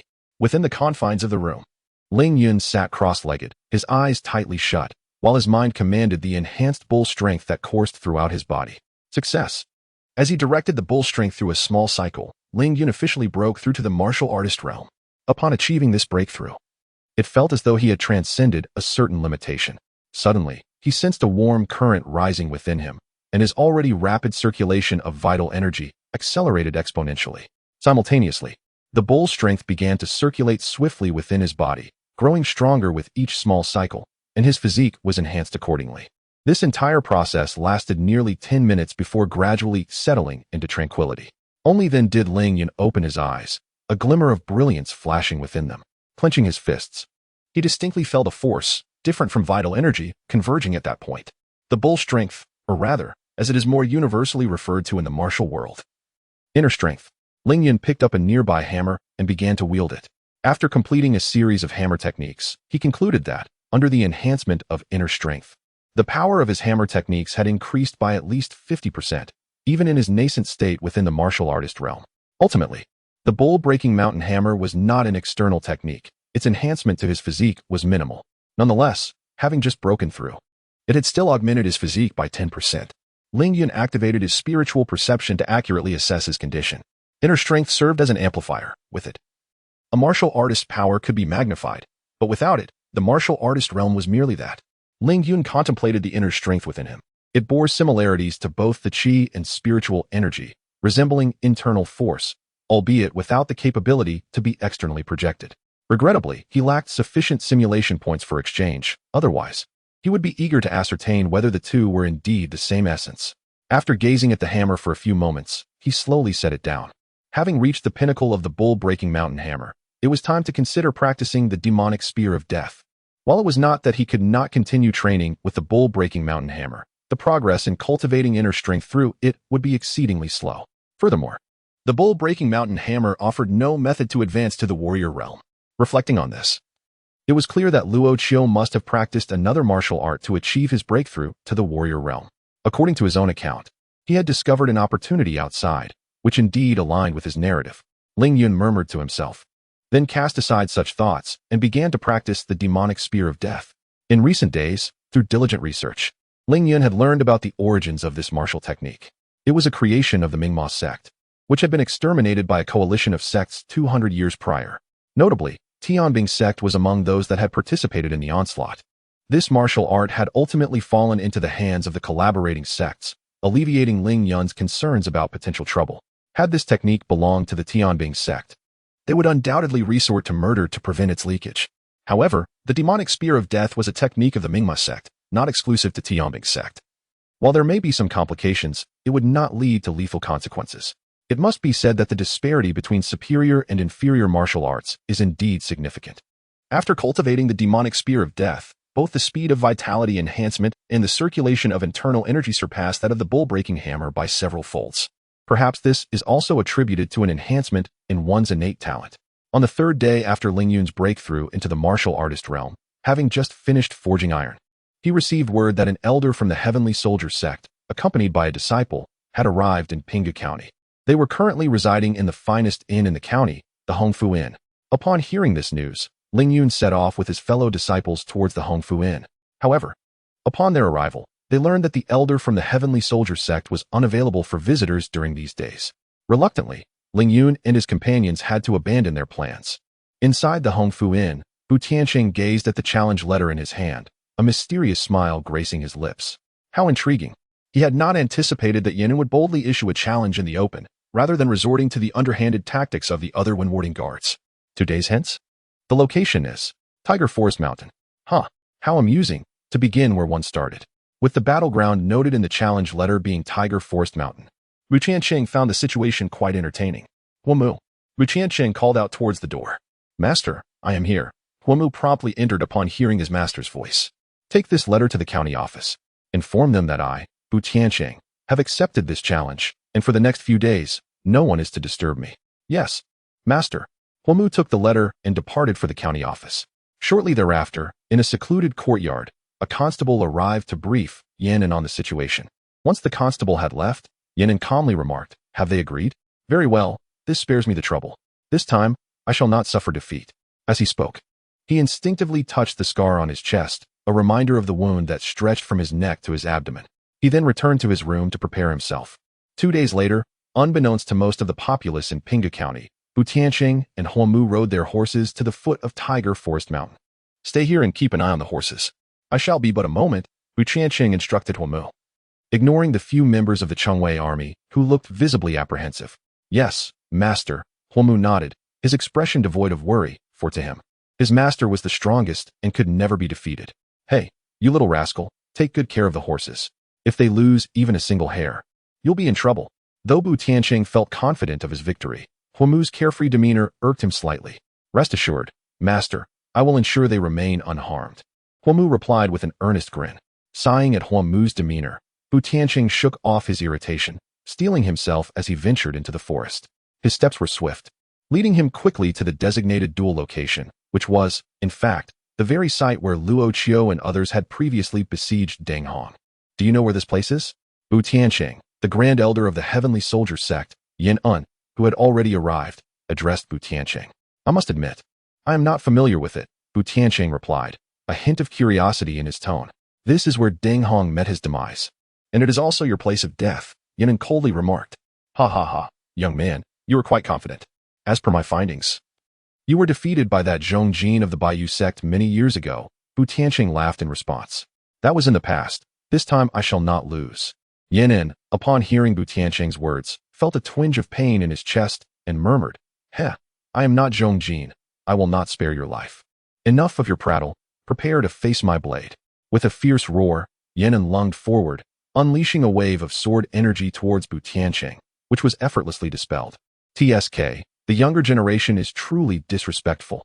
I had yet to finish my words," Bu Tianqing said, his smile vanishing, his expression turning stoic as he stepped forward and struck down fiercely. The battle between Bu Tianqing and Yin Yun was intensely fierce, the noise so great that even Humu and several city guards stationed at the foot of the mountain could feel it. "Goodness! Is this the kind of commotion that a human can cause?" one city guard exclaimed in astonishment. "Gulp! Their strength is terrifying," another guard remarked, swallowing hard as he observed the devastation in the treetops above, slowly speaking.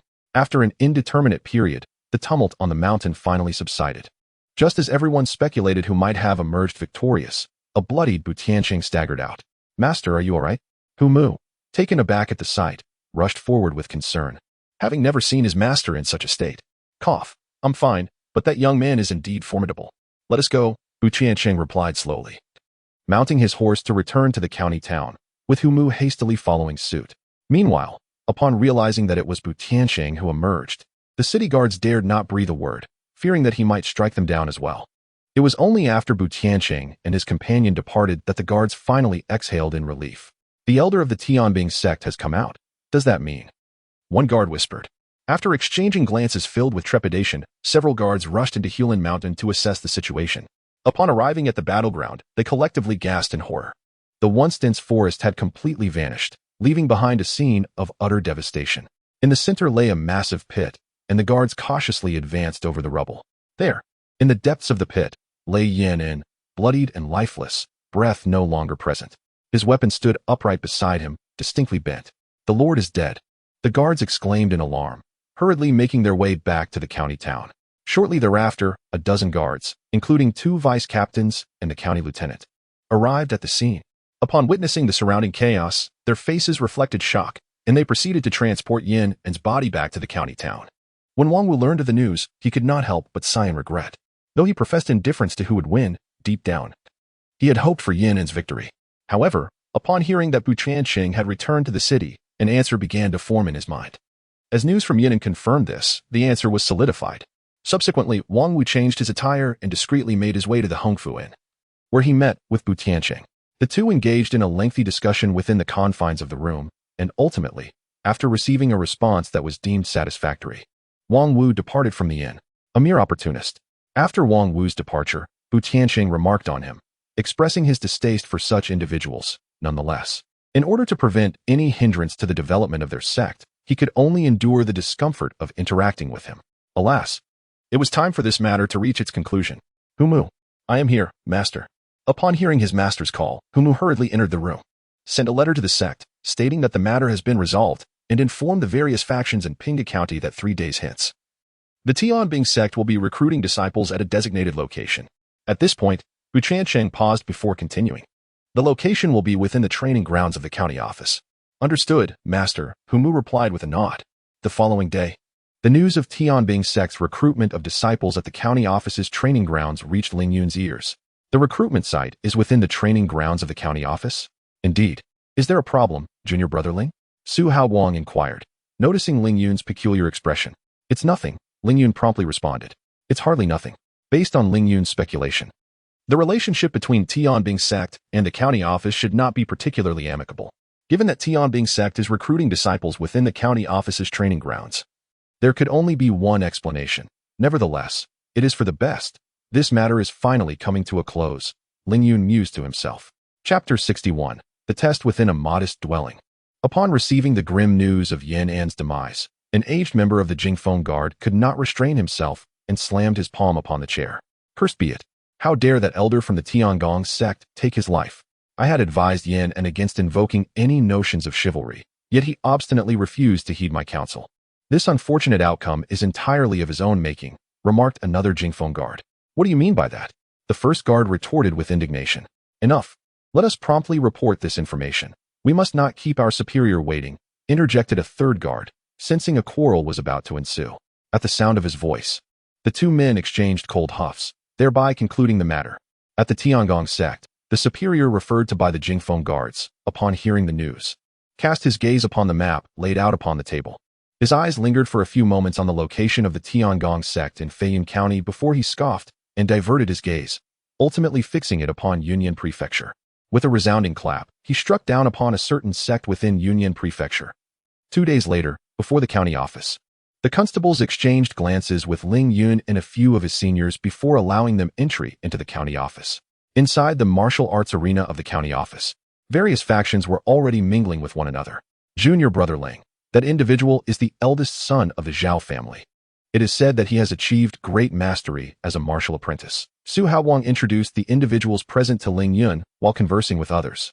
However, Ling Yun soon discerned that, although representatives from various factions were present, most were of little significance.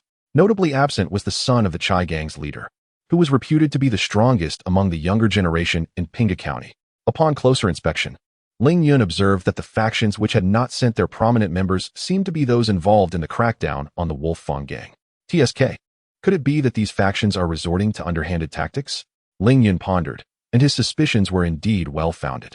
When these factions initially pledged allegiance to the Tiangong sect, they had been promised slots for disciples.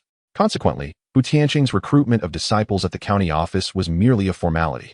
Of course, should there be any outstanding candidates, that would be ideal. As noon approached, and seeing that the time was opportune, Hu Mu arrived at the martial arts arena as per his master's instructions. With Hu Mu's entrance, the entire arena fell into an instant hush. Ahem, I shall forego the pleasantries. If you wish to join the Tiangong sect, the criteria are simple. You must be under 30 years of age and withstand 10 strikes from me. Hu Mu addressed the assembly. 10 strikes? Is he underestimating us? Murmurs erupted among the crowd upon hearing the challenge. Yet Hu Mu paid no heed to their chatter and continued. Now, who among you wishes to step up and give it a try? I shall, bellowed the eldest son of the Zhao family, leaping onto the arena with fervor. Zhao Qi has come to accept your challenge. Very well.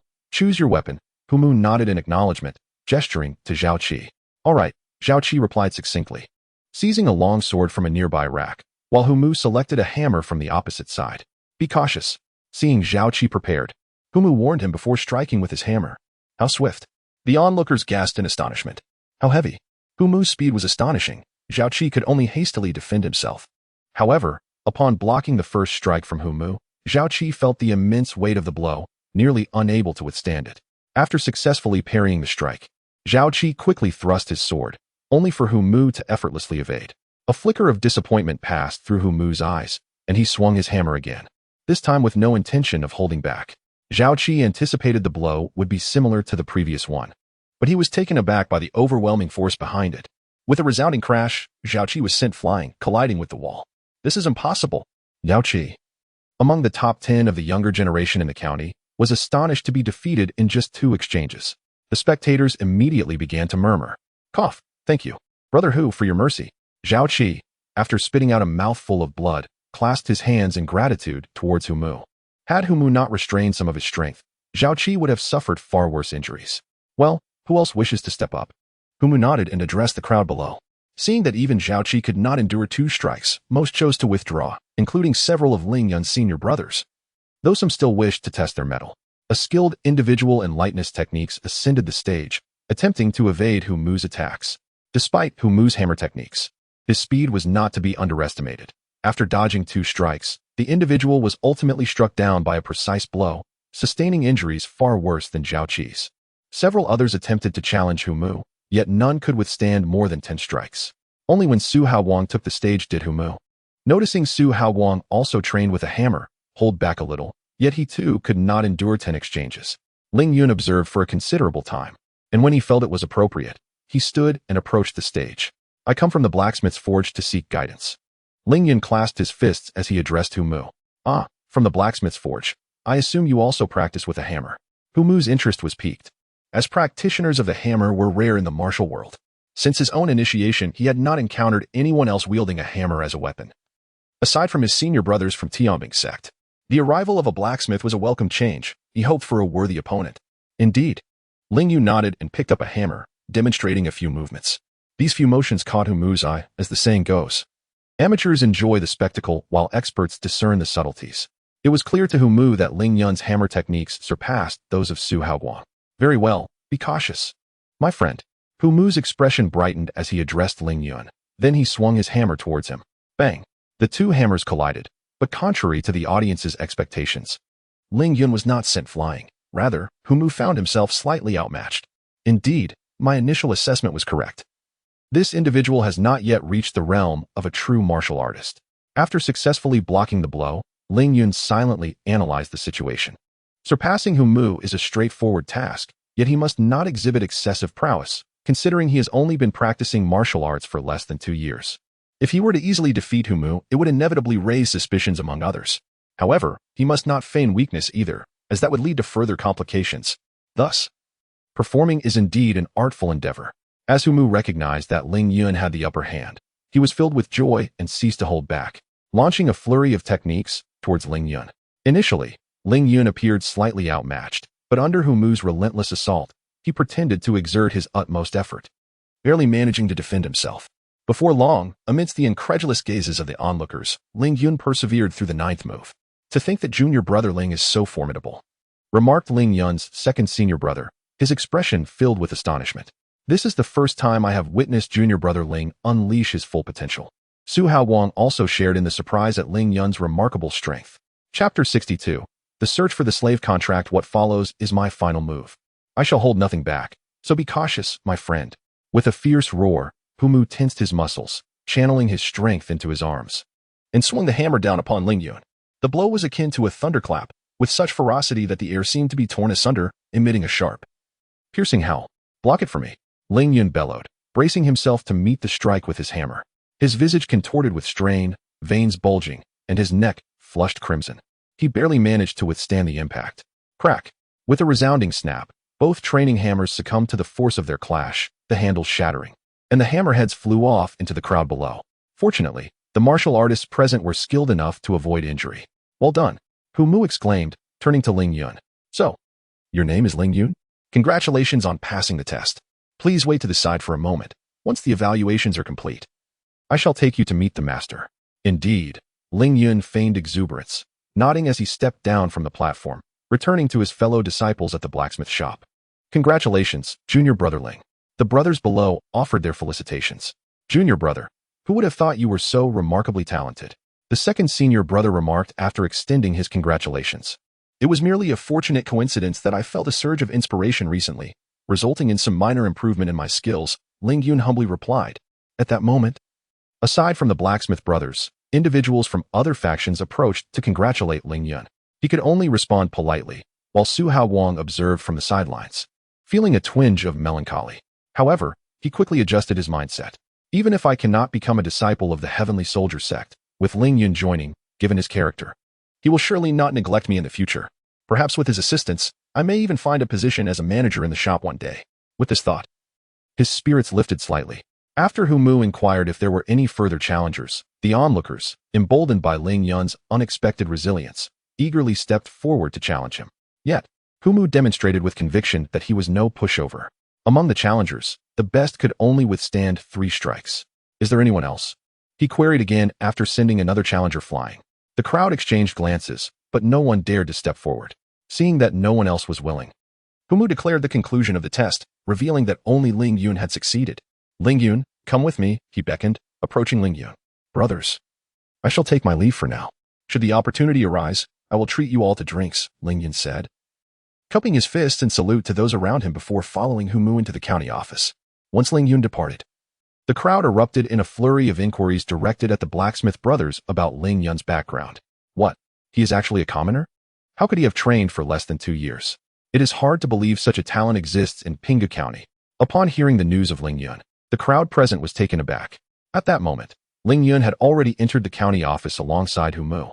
Inside the county office, Wang Wu wore a flattering expression, while Buchan Cheng sat nearby, casually munching on something akin to sunflower seeds, entirely ignoring Wang Wu. Master. This is Humu was about to introduce Ling Yun to Bu Tiancheng when he was interrupted. No need. I have heard everything from outside. After sizing up Ling Yun for a moment, he clicked his tongue in astonishment. TSK, TSK, TSK, to possess such strength after merely 2 years of martial arts training. Your talent is not inferior to his. Saying this, he produced a token from his bosom and tossed it to Ling Yun. Ling Yun hastily caught the token, which was brown and inscribed with the words Tianbing, while the reverse side bore peculiar patterns. Holding this token would grant him entry to the Tianbing sect for the entrance trial within 3 months. Remember, the Tianbing sect is divided into outer disciples, inner disciples, and true disciples. If you perform well in the entrance trial, it is possible to directly become a true disciple, Bu Tiancheng informed Ling Yun. Thank you, Elder. Ling Yun replied promptly. Cunning lad, you are not yet part of my Tianbing sect. I am not your elder, Bu Tiancheng chuckled, rising to leave with Humu towards the exit of the county office. Ling Yun bid farewell to Wang Wu and hurriedly followed suit. Outside the county office, Bu Tiancheng glanced back at Ling Yun and stated, You may come find me in a month, and we shall return to the Tianbing sect together. Ah, thank you, Elder. Ling Yun responded, momentarily taken aback before promptly replying. This time, Bu Tiancheng said nothing further, merely nodding as he departed with Humu. A talent like Ling Yun's would eventually gain entry, so it was permissible to address him as Elder in advance. Upon returning home, Ling Yun pondered while handling the token. Now that I have secured the qualification for entrance to the Tianbing sect, the only thing lacking is that contract of servitude. Ling Yun had not anticipated acquiring the entrance qualification so effortlessly. Now, what troubled him was indeed that contract. The Tianbing sect must be connected to the blacksmith's shop. If Ling Yun wished to enter the Tianbing sect, reclaiming that contract was imperative. With this thought, Ling Yun's gaze sharpened, murmuring to himself, If I can find it, that would be splendid. If not, do not blame me. That night, Ling Yun stealthily infiltrated the blacksmith's shop, evading guards to arrive at Luo Chio's residence. Ambitious and yet unmarried, Luo Chio's estate was sparsely populated, consisting only of him, a steward, and a few servants. With Luo Chio away, the steward was merely a martial apprentice, allowing Ling Yun to easily infiltrate the estate. The training room, pharmacy, study TSK, so many rooms. What does one need such space for when living alone? Ling Yun observed the myriad of rooms around him, feeling a twinge of envy. He quickly dispelled his envy and began to search each room meticulously. After coming up empty in one room, Ling Yun proceeded to the study. Generally, studies were the most likely places to conceal valuables. He hoped to find something here. With that thought, Ling Yun stepped into the study to begin his search. This is the fundamental map. Ling Yun retrieved a scroll of parchment from a hidden compartment, initially expecting it to be a treasure of sorts, only to discover it was the fundamental diagram of the bull-breaking mountain hammer. Regrettably, this item held no value for him. Ling Yun silently lamented the miss and returned the diagram to its original place. He then opened his consciousness to meticulously search the area, yet found no trace of the contract of servitude, leading him to depart the study with a hint of disappointment. This was the last chamber. And if there was nothing here, Ling Yun made his way to Luochio's bedroom and murmured that if he could not locate it, he would have to wait for Luochio to return and personally request it. Upon entering the bedroom, he immediately sensed something unusual. Beneath the chamber lay a secret passage. After a thorough search, he discovered a staircase descending from beneath a movable vase. After scanning the area with his consciousness and finding no immediate danger, he took a candle from the table and ventured down the stairs. The descent was not deep, merely around 10 meters. As he reached the bottom, he continued along the dark passage for about 5 or 6 meters, arriving at a chamber. Chapter 63. 100,000 simulation points as Ling Yun surveyed the room. He could not help but widen his mouth in astonishment. By heavens, how extravagant is Luo Qiu! Within the bedroom lay 5 chests, which Ling Yun opened one by one, discovering them filled entirely with silver. Upon a rough estimation, he calculated that each chest contained approximately 1,000 taels of silver. Well, when you add it all up, it seems rather modest. After completing his calculations, Ling Yun paused for a moment. 5 chests amounted to just over 5,000 taels of silver, roughly equivalent to the price of a superior grade weapon, merely appearing more abundant than it truly was. Shifting his gaze, Ling Yun noticed a small box nearby, accompanied by a heavy hammer resting on the ground. He first picked up the box to examine it. It was composed of an unknown, exceedingly hard material, secured with a lock forged from Qijin steel. This steel was a precious material used for crafting exquisite weapons, now fashioned into a lock, indicating the significance of the contents within the box. Why such a tight packaging? It seems I have no choice but to resort to brute force. After studying the box for quite some time and finding no alternative means of opening it, he opted for the most straightforward approach. He glanced at the heavy hammer beside him, noting that it was not the same one Luo Qiu had wielded on Tiger Forest Mountain. This hammer was likely a superior grade weapon. With his current discernment, Ling Yun could tell at a glance that this hammer was indeed of exceptional quality, surpassing even that of a superior grade weapon. Would you like to acquire simulation points? As Ling Yun grasped the hammer's handle, the system's prompt echoed in his ears. Holding the hammer, his expression shifted slightly. He sensed he might have misjudged its nature. Could this hammer be a renowned weapon? How could Luo Qiu possess such a treasure? Ling Yun exclaimed in astonishment, as the hammer exuded an aura far beyond that of an ordinary weapon. The value of a renowned weapon began at 1,000 taels of gold, and they were not easily obtainable. Could this be a gift from the Heavenly Soldier sect to Luo Qiu? Such generosity to bestow a renowned weapon. Ling Yun felt a flicker of doubt but chose not to delve deeper. Regardless of its origins, this hammer was now his. With determination, he tightened his grip on the heavy hammer and brought it down upon the small box. With a resounding crack, the incredibly hard box shattered under the force of the blow. To his surprise, it contained a contract of servitude. Ling Yun inspected the contents of the box and found not only his own contract of servitude among a pile of others, including those of apprentices and guards. He quickly located his own contract, alongside the contracts of several senior brothers. If he were to take only his own, it would be too easy to deduce his involvement. Rather than risk exposure, he decided to take them all. After a moment of contemplation, he gathered all the contracts into his embrace, planning to decide on their fate later. Additionally, within the box was another item, a manual titled Spirit Monkey Swift Shadow Hammer, a mid-tier martial art. Ling Yun had heard of this technique. It was one of the martial arts of the Heavenly Soldier sect. This martial art has undoubtedly solidified the connection between Luo Qiu and the Heavenly Soldier sect.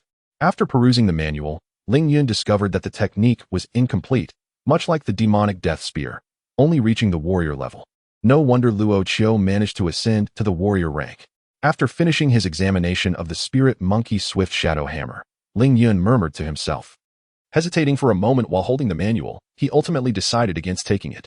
With the contract of servitude now in hand, he would soon be able to join the Heavenly Soldier sect, where he would certainly learn this martial art.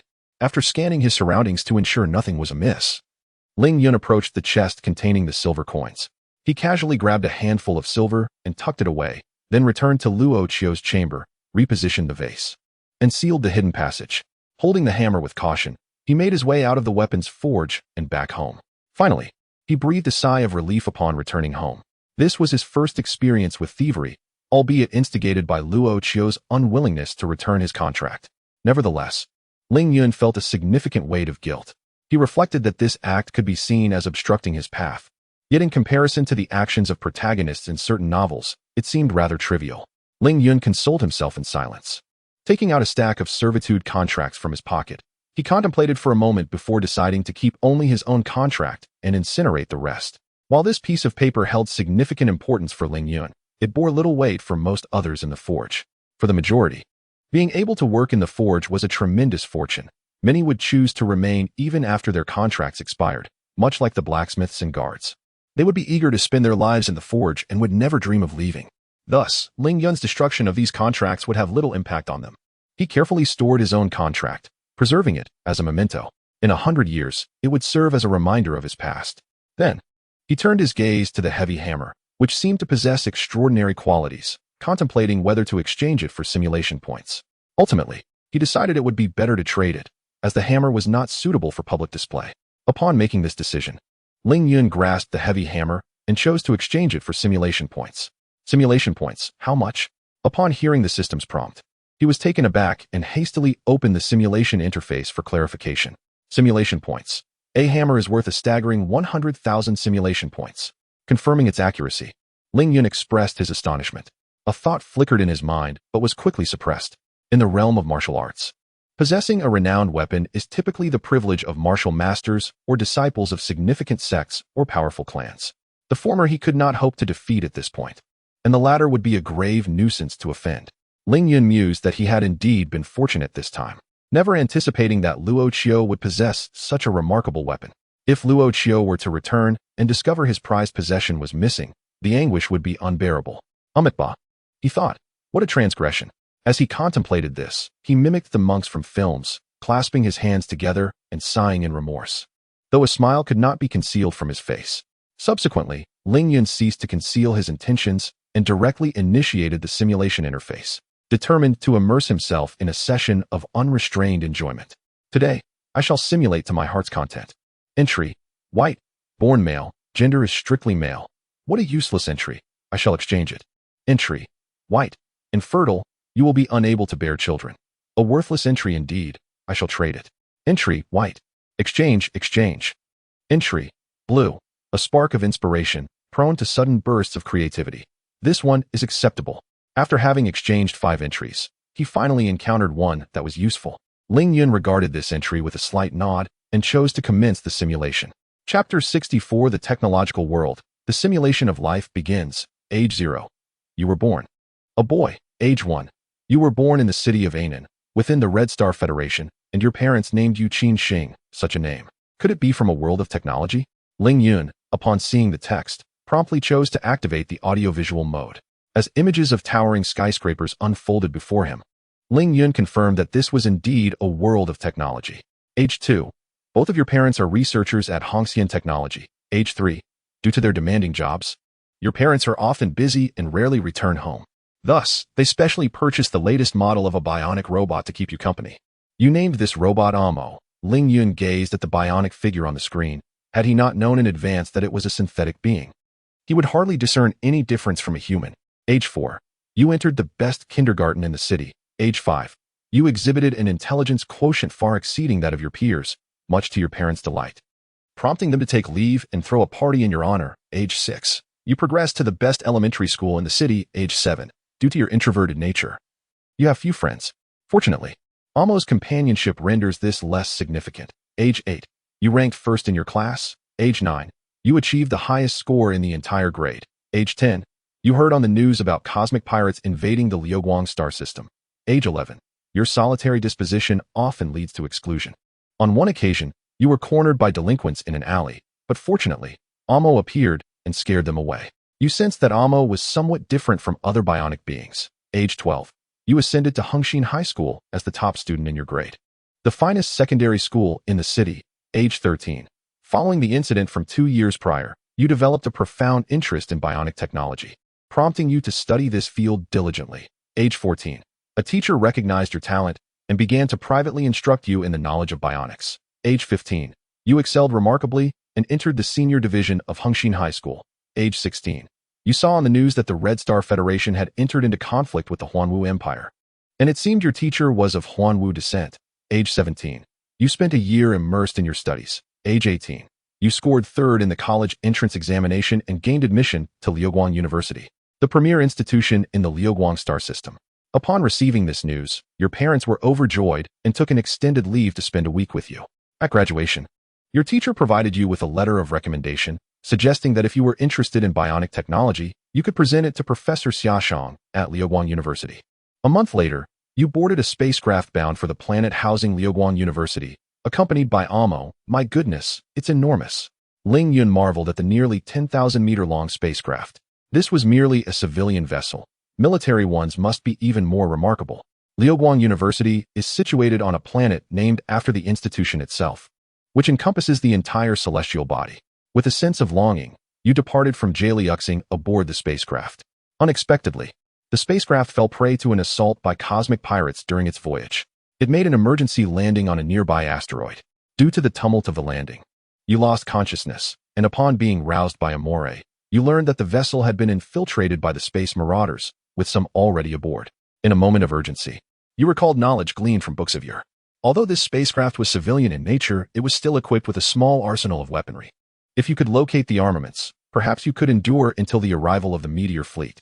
After a thorough search, you discovered the ship's modest armory, where you found several Red Star 648 laser pistols. Alas, these weapons had deteriorated from years of neglect and were rendered inoperative. The commotion of your search, however, had attracted the attention of the cosmic pirates, who were now advancing towards you. In a moment of desperation, inspiration struck, and you disassembled the malfunctioning firearms, reconfiguring them into a single usable weapon. You were taken aback by your own ingenuity. Although you possessed some theoretical knowledge of firearms, you had never actually handled one before. Yet, here you were, successfully reconstructing a weapon, albeit an antiquated model. Before you could ponder further, the voices of the pirates drew nearer. Just as you prepared to counterattack, Amore unexpectedly intervened. It seized the weapon and initiated an assault against the intruders. Though you harbored suspicions, witnessing Amore's proactive aggression astonished you. For according to the laws of robotics, machines were not permitted to harm humans, especially without a command. Amore's prowess exceeded your expectations, swiftly dispatching 3 of the pirates. You retrieved their weapons and sought refuge with Amore in a concealed chamber. Inside, you observed Amore in silence, mirroring your own quiet contemplation. After what felt like an eternity, news reached you that the meteor fleet had repelled the cosmic pirates. Cautiously, you ventured to the ship's central hall, where a multitude of fleet members stood guard. Upon verifying your identity, they permitted you entry. Inside the hall, the passengers were in a state of uproar, with the first officer attempting to calm the crowd. But their clamor only heightened your agitation. Thus, you and Amore settled into a corner to rest. Nearly a day had passed when, after confirming that the pirates had been eradicated, the spacecraft resumed its journey towards the luminous University star, this time accompanied by the protection of the meteor fleet. The distance between Meteor and Luminous University star was not vast, and utilizing the Stargate, the voyage took merely 3 months. Luminous University star had a significant portion designated as the campus of Luminous University. The spacecraft landed in East City, situated just outside the eastern campus. After disembarking, you assured your parents of your safety, before proceeding with Amore towards Luminous University.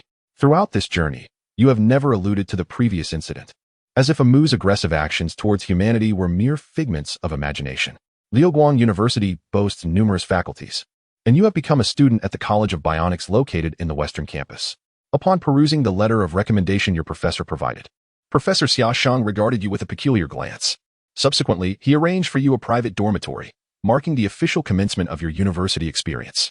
At the age of 19, within the halls of Liuguang Academy, you flourished under the sporadic guidance of Professor Xiaoshang, swiftly ascending to the status of a renowned prodigy within the institution. At 20, you once again declined the advances of a young lady. By the age of 21, you succeeded in creating your first android, a moment of great joy that prompted you to name it Qin. Chapter 65, Nutritional Paste. At the age of 22, you were awarded the prestigious title of first place in the biomimetic technology competition. At 23, you turned down lucrative offers from various companies, opting instead to pursue further studies at the academy. By 24, due to your exceptional talent, you were promoted to a master's program ahead of schedule. As usual, you were engrossed in your research on new biomimetic technologies within the laboratory when suddenly the 4th level alarm blared, a signal of danger second only to the extinction crisis. Hastily, you exited the lab, joining numerous researchers as you made your way to the basement for refuge. To your shock, a group of androids launched a sudden attack, resulting in a scene of chaos and devastation. By a stroke of luck, you managed to escape and took shelter in a separate research room. You quickly input the access code to secure the room, yet you understood that this would only delay the androids momentarily. While devising an escape plan, the door of the research room swung open, and Professor Xiaoshang entered, accompanied by 2 androids. At that moment, the realization dawned upon you. It was no wonder the androids had turned against the researchers. Someone had clearly tampered with their programming, and that individual was none other than the very professor standing before you. You are astute, Qin Xing. Indeed, I am the mastermind behind this affair. I hail from the Huanyu Empire, and my purpose at Liuguang University was to acquire certain confidential documents, which I have now obtained. I have come to extend an invitation for you to join me in the Huanyu Empire, as I hold your talents in high regard. Professor Xiaoshang stated with a smile, observing the androids aiming their weapons at him. Qin Xing understood that refusal would lead to a fate akin to that of the unfortunate researchers outside. Professor Xia, I did not expect you to conceal your intentions so deeply. I presume that Teacher Chao is also one of your associates. Qin Xing replied coldly, leaning against the wall. Indeed, he is one of ours. I was initially surprised when he recommended you, but I did not anticipate your exceptional aptitude as he described. Should you choose to follow me, your future prospects would undoubtedly surpass his, Xiaoshang explained, showing a willingness to elaborate on the matter concerning a prodigy. Although I cannot claim to have a fondness for the Crimson Star Federation, I would never betray my homeland, Qin Xing declared defiantly. Upon hearing this, the smile on Xiaoshang's face gradually faded. I apologize for misjudging you. I did not realize your profound patriotism. I shall ask you one final time. Will you accompany me to the Huanyu Empire? I, Qin Xing, would rather perish here than join you in the Huanyu Empire. He replied resolutely. Xiaoshang's eyes glinted with a cold light as he slowly responded, understood. Since that is your decision, I shall refrain from further persuasion. With that, he turned to leave the research room, and in that fleeting moment, the two androids discharged their weapons. Bang, bang, gunshots rang out, and Qin Xing collapsed into a pool of blood. Amidst the haze, he seemed to hear Xiaoshang's anguished scream. Suddenly, the two androids were struck through the chest, and in his dazed state, Qin Xing appeared to glimpse the figures of Amo and Qini, uncertain if it was merely an illusion. Qin Xing seemed to catch a glimpse of an unfamiliar fury etched upon Amo's visage, which was soon followed by the slow closing of his eyes. For the first time, engulfed by a wave of anger, Amo yearned to embrace Qin Xing in a desperate attempt to revive him. Yet he soon realized that Qin Xing had already succumbed to the stillness of death. Not long ago, an incident involving a rogue android at Liuguang University sent shockwaves throughout the Federation. An investigation revealed that the mastermind behind this affair was Professor Xiaoshang from the Huanwu Empire, whose aim was to pilfer the Federation's confidential research by tampering with the android's programming. Fortunately, he was ultimately slain by two androids, preventing him from escaping with sensitive information.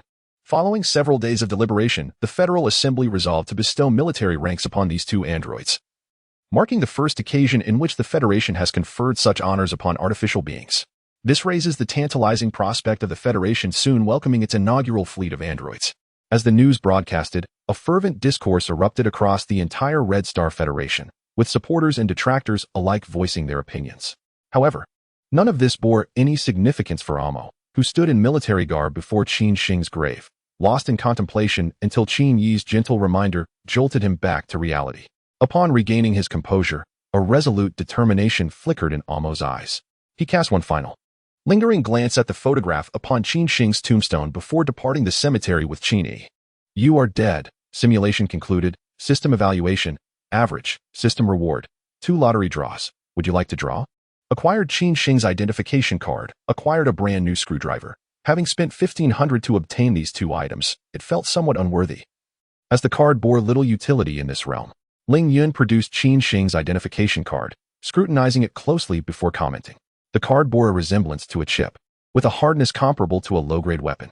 However, the exchange interface was bound to present an array of valuable items, given Qin Xing's possession of numerous belongings. Speaking thus, Ling Yun returned the identification card to the system's backpack and opened the exchange interface. Liuguang 7 model android, simulation points, Red Star, 648 compact laser pistol, reconfigured 1,000 simulation points, Red Star, 1,000 high-energy pistol, simulation points, as anticipated. The exchange interface revealed a plethora of new items. The Liuguang 7 model was representative of Qin Yi's android type, yet there was no listing for Amo's model. Was it due to Amo's independent intellect that he did not belong to Qin Xing? Yet, Qin Yi appeared to have attained consciousness as well. Why then did it have a designated model?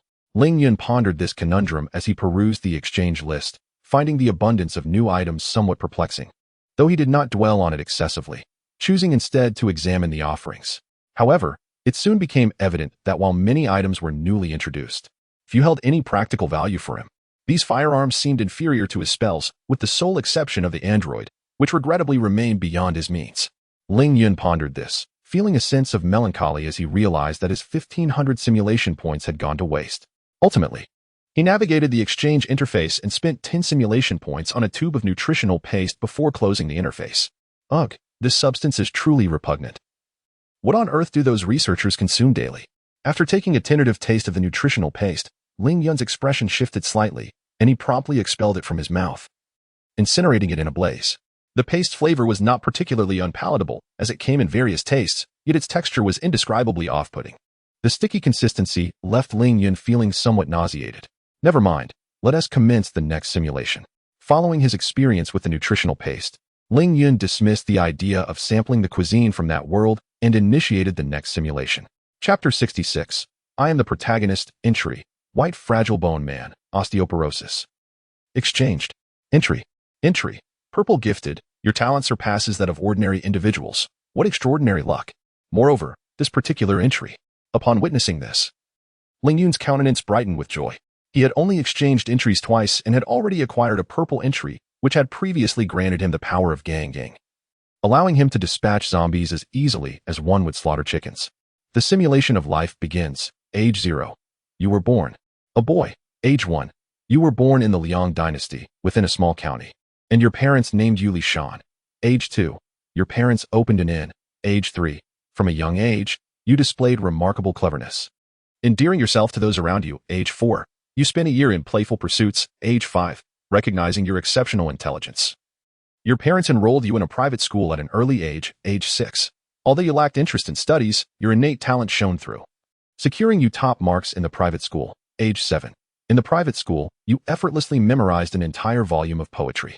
The teacher lauded you as a child prodigy, proclaiming that you would surely rise to prominence in the future. Age 8. Your reputation as a prodigy spread throughout the county, prompting others to propose arranged marriages for you, all of which your mother declined. Age 9. Encouraged by your teacher, you resolved to participate in the juvenile examination, aspiring to achieve the status of a tongsheng. Age 10. After a year of diligent study, you successfully passed the tongzi examination, becoming a tongsheng at the youngest age in the county's history, thus solidifying your identity as a prodigy. Upon hearing the news, your parents were overjoyed, and that day, the inn offered an unprecedented discount of 20%. Age 11. You set your first goal in life, to become an official. Age 12. Diligently studying. Age 13. Although you could participate in the provincial examination, you believed that if you were to act, it must be with the certainty of success. So you decided to study for a few more years to solidify your foundation. Age 14. Studying diligently. Age 15. You felt it was time to take part in the provincial examination. But before doing so, you planned to enjoy a day out with a few friends to relax. You and your companions ventured to the nearby Hungshan for leisure, only to inadvertently overhear a secret of the demonic sect. The members of the sect discovered your presence and sought to take your lives, prompting you and your friends to flee in disarray. In the chaos, you found yourself at the edge of a cliff, staring at the approaching members of the demonic sect, and chose to plead for mercy. However, the sect members had no intention of sparing you. Seeing that your pleas bore no fruit, you looked down into the abyss below and felt your legs weaken. Yet, you recalled tales of legendary heroes who had survived leaps from cliffs, gaining extraordinary abilities and becoming renowned figures in the martial world. With this thought in mind, you steeled your resolve and leaped from the precipice. As you fell, you seemingly glimpsed a cave within the cliffside, though it remained distant. Ultimately, you landed in the valley below. You have perished. The simulation has concluded. System evaluation. Poor. System reward. 1 lottery chance. Will you participate in the lottery? You have obtained a brush. Ling Yun gazed blankly at the conclusion displayed on the screen. Is this truly the outcome for such a commendable entry? I had hoped for a favorable evaluation this time. I am utterly exasperated. Even a purple entry can falter. Ling Yun was at a loss for words. Since arriving in this world, he had never received a commendable evaluation from an ordinary simulation, nor acquired anything of value. Ling Yun scrutinized the 2 options on the simulation interface, ordinary simulation and true spirit simulation. He hesitated, contemplating whether to risk it with the true spirit simulation, which required a hefty expenditure of 100,000 simulation points for a single attempt. However, since his arrival in this realm, the true spirit simulation had yielded the best results, significantly enhancing his capabilities.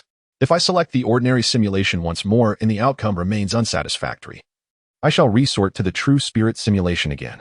After much deliberation, Ling Yun ultimately opted for another round of the ordinary simulation, justifying his choice not by the exorbitant cost of the true spirit simulation, but for other reasons. Entry. White. Fitness enthusiast. Your fitness results are double that of an ordinary person. This entry is acceptable. I shall exchange it. Without hesitation, Ling Yun selected to swap the new entry, dismissing the white entry. Entry. White. Entry. White. Entry. Blue. Martial arts family. You were born into a family of martial artists. Hiss, this appears promising, but never mind. I shall exchange it until I procure a purple entry. After a brief moment of contemplation, Ling Yun resolved to continue exchanging entries. Entry, white. Entry. Entry, blue. Entry, purple. Stunning beauty. Your beauty is breathtaking. Ling Yun was momentarily stunned by this purple entry. Although it was indeed purple, for some inexplicable reason, he hesitated to confirm it. I fear that selecting this entry may not yield favorable results. Historically, remarkably beautiful individuals seldom encountered good fortune. After a period of reflection, Ling Yun decided to persist in exchanging for new entries. Entry, blue. Entry, gold. I am the protagonist. You will be the main character. A golden entry. After 14 exchanges, Ling Yun finally revealed a golden entry. Judging by its description, it seems to surpass rebirth. The golden entry was the finest he had encountered thus far, and without a moment's hesitation, Ling Yun chose to commence the simulation. Life simulation begins 0 years. You were born a boy.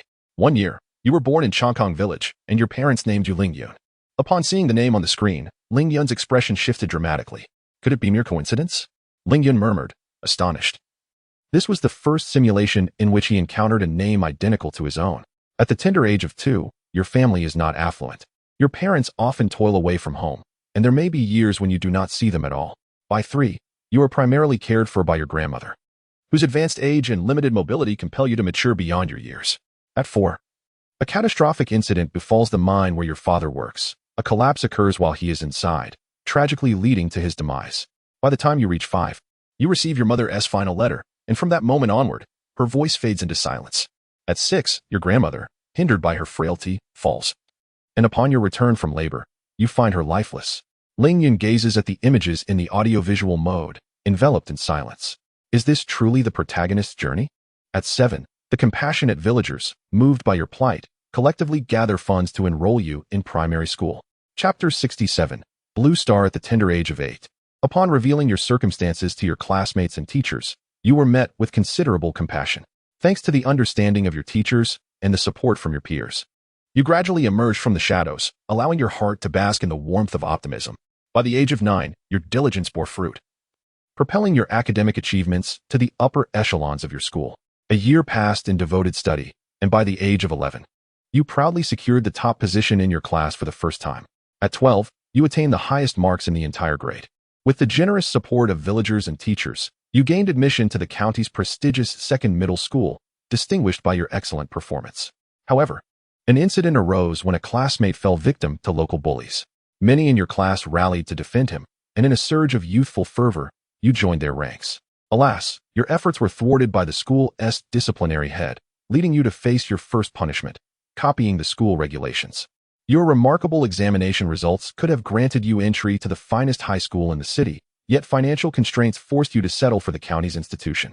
Unexpectedly, a benevolent individual, upon learning of your academic prowess and family situation, chose to support you. With their assistance, you secured a place in the city's best high school. The day before your departure to the city, while packing at home, you stumbled upon a copper ring. After considerable reflection, you recalled your grandmother's words about its ancestral significance. It fit perfectly, and you decided to carry it as a cherished memento of her legacy. On the day of your journey, numerous villagers gathered to bid you farewell, prompting you to bow deeply in gratitude to those who had nurtured you. You vowed silently to repay their kindness should you carve out a successful future. Upon your arrival in the city, you were struck by its unparalleled vibrancy, igniting a resolute ambition within you to excel. However, you pondered whether such a trajectory would lead you to become a protagonist in the realm of entertainment. As you contemplated the unfolding narrative, a flicker of doubt crossed your mind.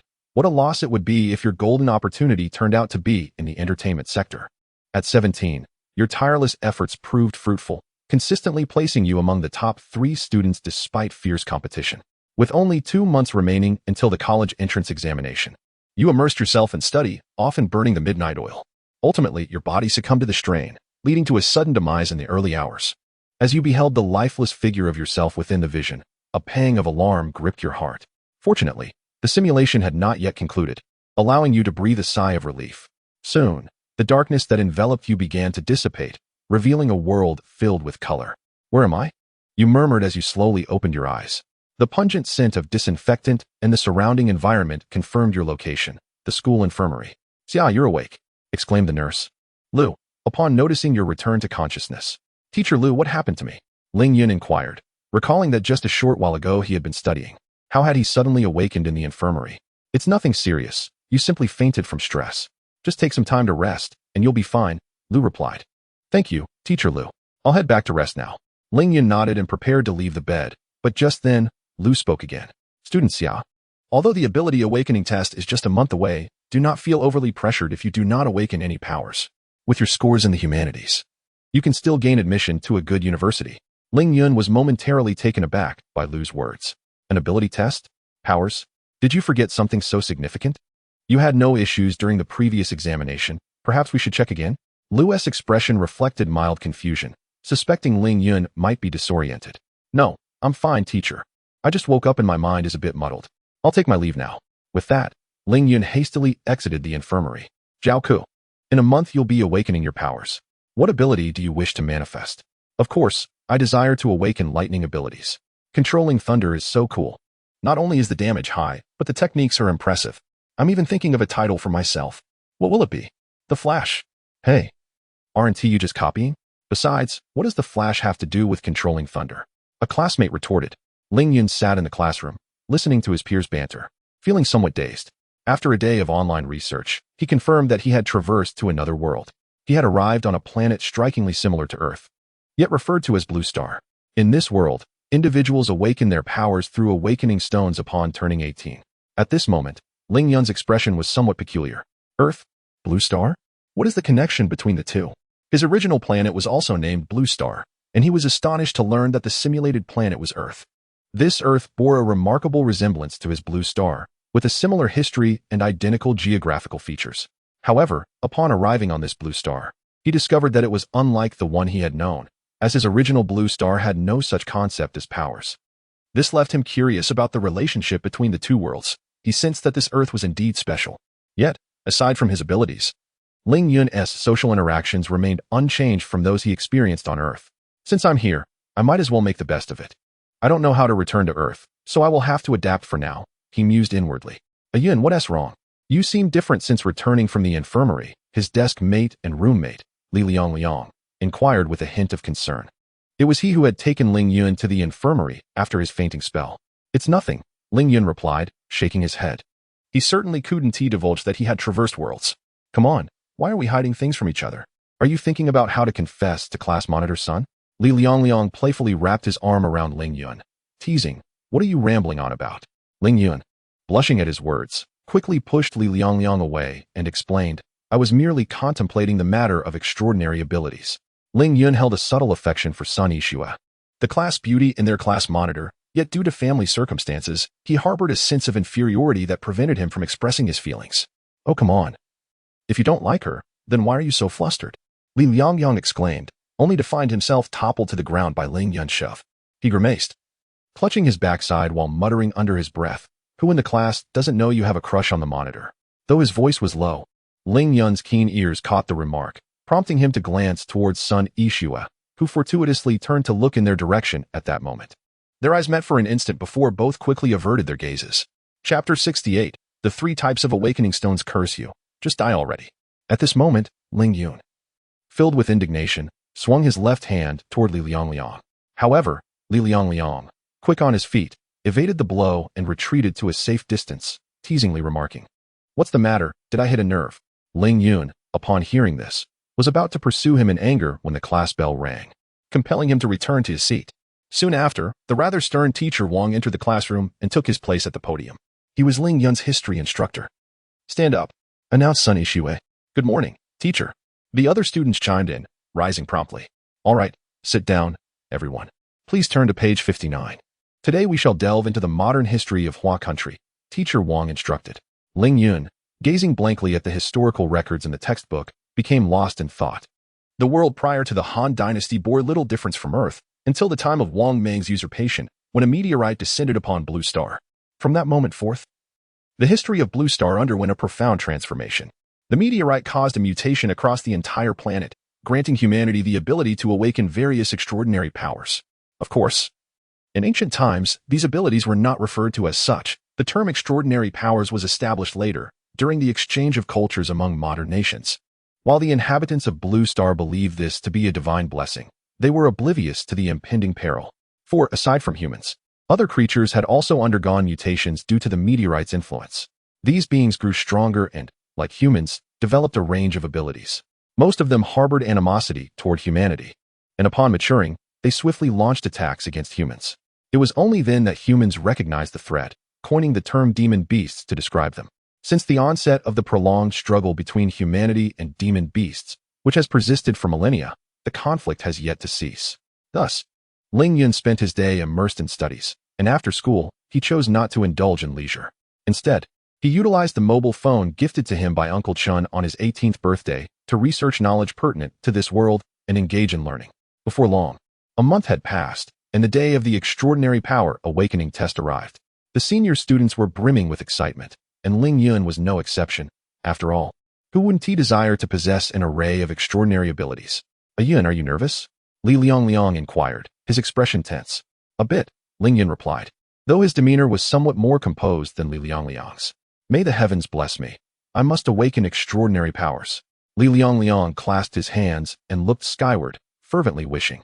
In this world, while the notion of equality is championed, the status of those with extraordinary powers is invariably elevated above that of ordinary individuals. Many families have ascended the social ladder due to their members becoming extraordinary power wielders. Soon, Ling Yun and Li Liang arrived at their classroom, which was filled with a cacophony of chatter as students eagerly discussed the extraordinary powers they hoped to awaken. Simultaneously, numerous students expressed concerns about the possibility of failing to awaken any powers at all. Ding dong. Attention, class, it's time for lessons. As the bell rang, the students in Ling Yun's class hastily returned to their seats, awaiting the arrival of their homeroom teacher. Tap, tap, tap, as the sound of footsteps echoed. Ling Yun's homeroom teacher, Luo Qing, entered the room, holding 3 awakening stones, each the size of a bowling ball. Ling Yun observed Luo Qing ascend the podium, perpetually sensing an odd dissonance. Just a few years ago, she was merely a recent graduate from a teacher's college on Earth, yet here on Blue Star, she stood as a formidable B-class ability user. This stark contrast left Ling Yun grappling with an unsettling sense of adjustment. Dear students, today marks a significant day. The results of today's test will undoubtedly shape the trajectory of your lives. However, do not despair if you do not awaken any abilities. The majority of people in this world are ordinary, and ability users are ultimately a rare minority. Luo Qing addressed the students below, intent on preemptively mitigating any negative emotions that might arise upon discovering a lack of awakening. She understood that her words might not be entirely effective, but even a slight impact would suffice. Now, I know many of you are eager to undergo the tests, so I shall refrain from further elaboration. Before us lie 3 spherical stones, which many of you may recognize as awakening stones. The red stone on the left is an enhancement type awakening stone. The transparent one in the center is an elemental awakening stone, and the gray stone on the right is a chaos type awakening stone. Each student may attempt to awaken using each type of stone once. We will proceed in order of seating, starting with the students in the first row. There is no need to rush. We have ample time today. This world has evolved over a millennium, leading to a comprehensive understanding of abilities. They are categorized into 3 main types: enhancement, elemental, and chaos. Enhancement abilities bolster one's physical attributes, such as strength or speed. Elemental abilities allow control over the elements of earth, fire, wind, and water, such as fire manipulation, lightning control, and ice mastery. Chaos abilities are the most ambiguous and encompass the widest range of powers, including space, time, telekinesis, healing, curses, and even peculiar abilities like nullifying speech or movement. Essentially, any ability not fitting into the first 2 categories is classified as chaos. Chaos abilities are currently a focal point of research among the majority of magical scholars. Naturally, the world has its share of social hierarchies, and abilities are no exception. On Blue Star, elemental abilities reign supreme in nobility, which is evident as the students in the first row eagerly queue to test the elemental awakening stone. Following that, chaos abilities, which can vary immensely in potential, are also coveted. Awakening powers related to space or time is considered far more prestigious than elemental abilities. Conversely, one might awaken an ability that is even less impressive than enhancement types. The enhancement abilities, while not inherently weak, find themselves at the bottom of the social hierarchy, not due to lack of strength, but rather because they lack the allure of the other 2 categories. In comparison to the dazzling array of elemental abilities or the enigmatic chaos powers, the enhancement abilities appear rather unremarkable. it is essential to recognize that charisma is a lifelong pursuit. In the Ling Yun class, there are a total of 48 students arranged in groups of 8. None of these 8 students have awakened elemental abilities. Their faces are now marked with disappointment as they attempt to awaken chaos powers instead. Regrettably, none of them succeed in this endeavor either, and the expressions on their faces have shifted from earlier excitement to palpable tension. The atmosphere among the students below is equally charged, their faces reflecting a growing seriousness in response to the unfolding scene. Chapter 69. The unawakened. At the forefront stood Zhao Ku, his heart a tumult of anxiety as he carefully extended his hand to touch the awakening stone. 1 second. 2 seconds. Soon, 5 seconds had elapsed, yet the awakening stone remained utterly unresponsive. Zhao Ku's expression grew pale. The prolonged silence signified the absence of any awakened enhancement abilities. He clutched the stone, unwilling to release it, unable to accept the possibility that he might not awaken any powers. Sighing inwardly, Luo Qing observed this scene.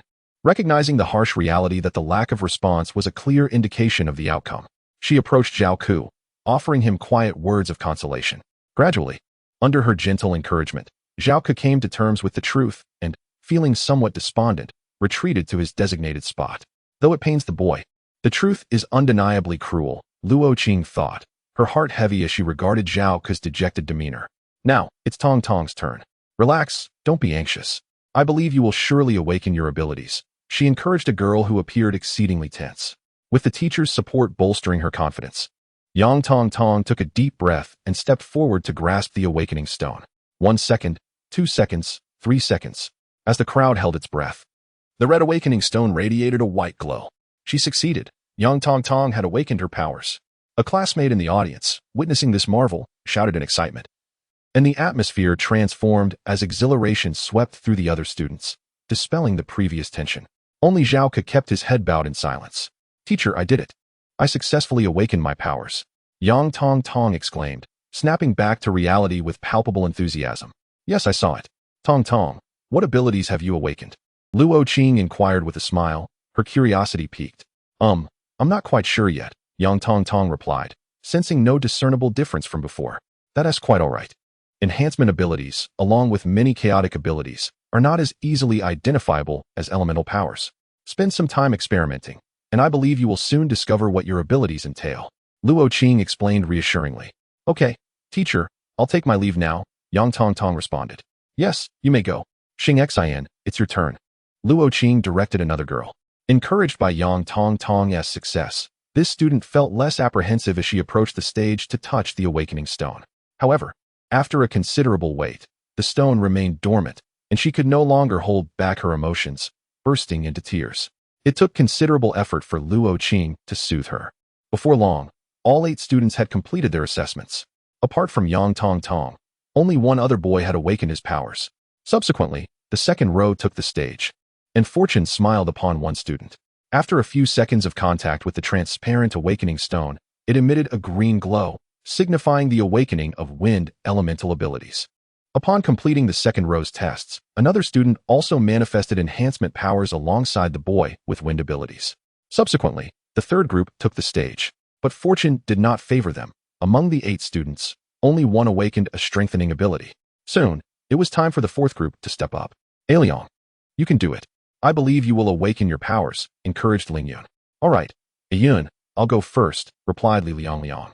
Feeling somewhat reassured by Ling Yun's encouragement as he nodded to her and followed the preceding classmates to the podium. Among the 8 students in the fourth group, there was another individual Ling Yun was particularly interested in, their class monitor, Sun Ishue. Next, it was our class monitor's turn. Do you think she will awaken her powers? She should, came the hopeful reply from the audience as Sun Ishue approached the podium, prompting murmurs among her classmates.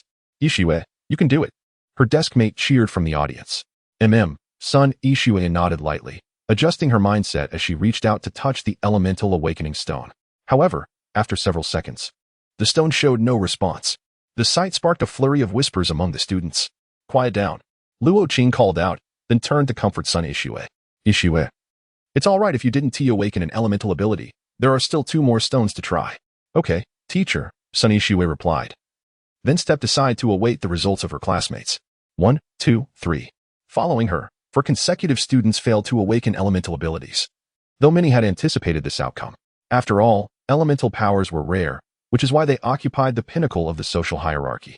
The fifth student, Li Liang, anxiously rubbed his hands together and murmured, "Heaven help me, I must awaken my powers." With that, he reached out to touch the awakening stone. Moments later, the stone radiated a crimson glow. "Wow, Li Liang has awakened his powers, and it's elemental too. How fortunate he is." The crowd erupted in astonishment. Although someone had previously awakened an elemental ability, this did not diminish the excitement of witnessing another. "Li Liang, congratulations on awakening your powers. The color indicates a fire-type ability," Luo Qing announced, pulling Li Liang from his reverie. "Thank you, teacher," he replied quickly. Seeing his reaction, Luo Qing couldn't help but smile slightly and said softly, "All right. Since you have awakened your powers, you may return to your seat." "Yes, teacher," Li Liang responded eagerly. Then, feeling the envious gazes of his classmates who had yet to awaken their powers, he strode back to his seat with an air of triumph. "Yun, I awaken my powers. It's fire-type," he exclaimed excitedly as he plopped down beside Ling Yun. "I can see that. You don't need to repeat it," Ling Yun replied with an expressionless face. "What's wrong? Are you starting to worry that you won't awaken your powers?" Li Liang teased, leaning closer to her. "Not at all," she retorted. Ling Yun vehemently denied it. "Even if you have yet to awaken your extraordinary abilities, it matters not. Given our father-son bond, I shall protect you henceforth." Li Liang spoke with an air of triumph. "Curse you. Do not forget that I brought you lunch yesterday. You still owe me a word of gratitude," Ling Yun retorted, pushing Li Liang aside. "Hurry up and return that favor." "Alas, what did you say? I seem to have forgotten." Li Liang feigned amnesia upon hearing this. "You dare to feign memory loss?" "I possess the chat records," Ling Yun declared, reaching for his phone to retrieve the conversation history. "Quickly look. It is time for the class monitor to test the awakening stone for chaos-type abilities." Li Liang swiftly diverted the topic, realizing that his act of forgetfulness had proven ineffective. Ling Yun, indeed, became distracted by his words and turned his attention to the podium. Chapter 70. Chaotic abilities after the playful tussle between the two. The last student at the podium reached out to touch the awakening stone, only to find that he did not awaken. Following the established order, Sun Yixue was the first to test the chaotic awakening stone. "Come on, you can do it," she encouraged herself internally as she reached out to touch the gray awakening stone. A few seconds later, the gray stone emanated a silvery glow. "Wonderful. I have awakened my abilities," Sun Yixue exclaimed joyfully as she beheld the light radiating from the stone. "Congratulations, Yixue. This glow indicates a spatial-related ability. You should explore this direction once you return home, but remember to stay safe," Luo Qing remarked upon witnessing the spectacle. The colors that emerge during the awakening of chaotic abilities are notably diverse, with new hues appearing each year. Despite the multitude of colors associated with chaotic ability awakenings, over the years, society has developed a fairly accurate understanding of their meanings. For instance, a silvery glow typically signifies an affinity for spatial abilities. A spatial ability. The class monitor has actually awakened a spatial ability that ranks among the top 10 abilities. Another student gasped in astonishment. Of course, this so-called ability ranking is merely a trivial compilation by internet users and lacks any substantial credibility. The classroom erupted in a flurry of excitement at Luo Qing's announcement, calming only when she called for silence several times. "All right, Yixue, you may step down now." "Okay, teacher." Sun Yixue nodded and returned to her seat, where her classmates eagerly bombarded her with questions. A spatial ability. Li Liang couldn't help but feel that his recently awakened fire ability paled in comparison. Feeling a bit envious? Perhaps a little. After all, that is a more prestigious ability than fire, Li Liang admitted. "Indeed, who wouldn't desire a spatial ability?" Ling Yun chimed in. Soon, the fourth row of students completed their tests, with only Li Liang and Sun Yixue awakening their powers among the 8. "Now, please have the fifth row come forward for testing." "It's my turn," Ling Yun said as she rose with her classmates to approach the podium. "Ayun, I believe you will awaken your abilities," Ling Yun said encouragingly. "Thank you for your kind words," she replied, though her desire for abilities was not as fervent as that of the native inhabitants of Blue Star. Her mindset was one of acceptance, believing that what was meant for her would come, and what was not, was simply fate. "Ling Yun, don't dawdle. It's your turn." "Oh, right, teacher." Hearing Luo Qing's voice, Ling Yun promptly stepped forward to touch the elemental awakening stone, but, regrettably, she did not awaken like the others before her. "Don't be disheartened. You still have 2 more chances to awaken," Luo Qing encouraged her from the side. Before arriving at the blue planet, Luo Qing, having learned of Ling Yun's family circumstances, took great care of him, thus fostering a commendable relationship between them. "I am perfectly fine," Teacher, Ling Yun replied with a smile, promptly stepping aside to allow the next student to take their turn for assessment. For reasons unknown. Luo Qing sensed that Ling Yun had changed somewhat from his previous self over the past few days. Soon, the other students completed their tests, and none among the 8 awakened elemental abilities.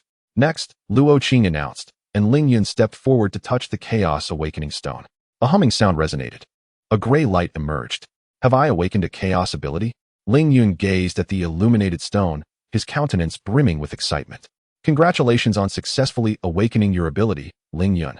However, the appearance of gray light is exceedingly rare, and to my recollection, those abilities lack any correlation.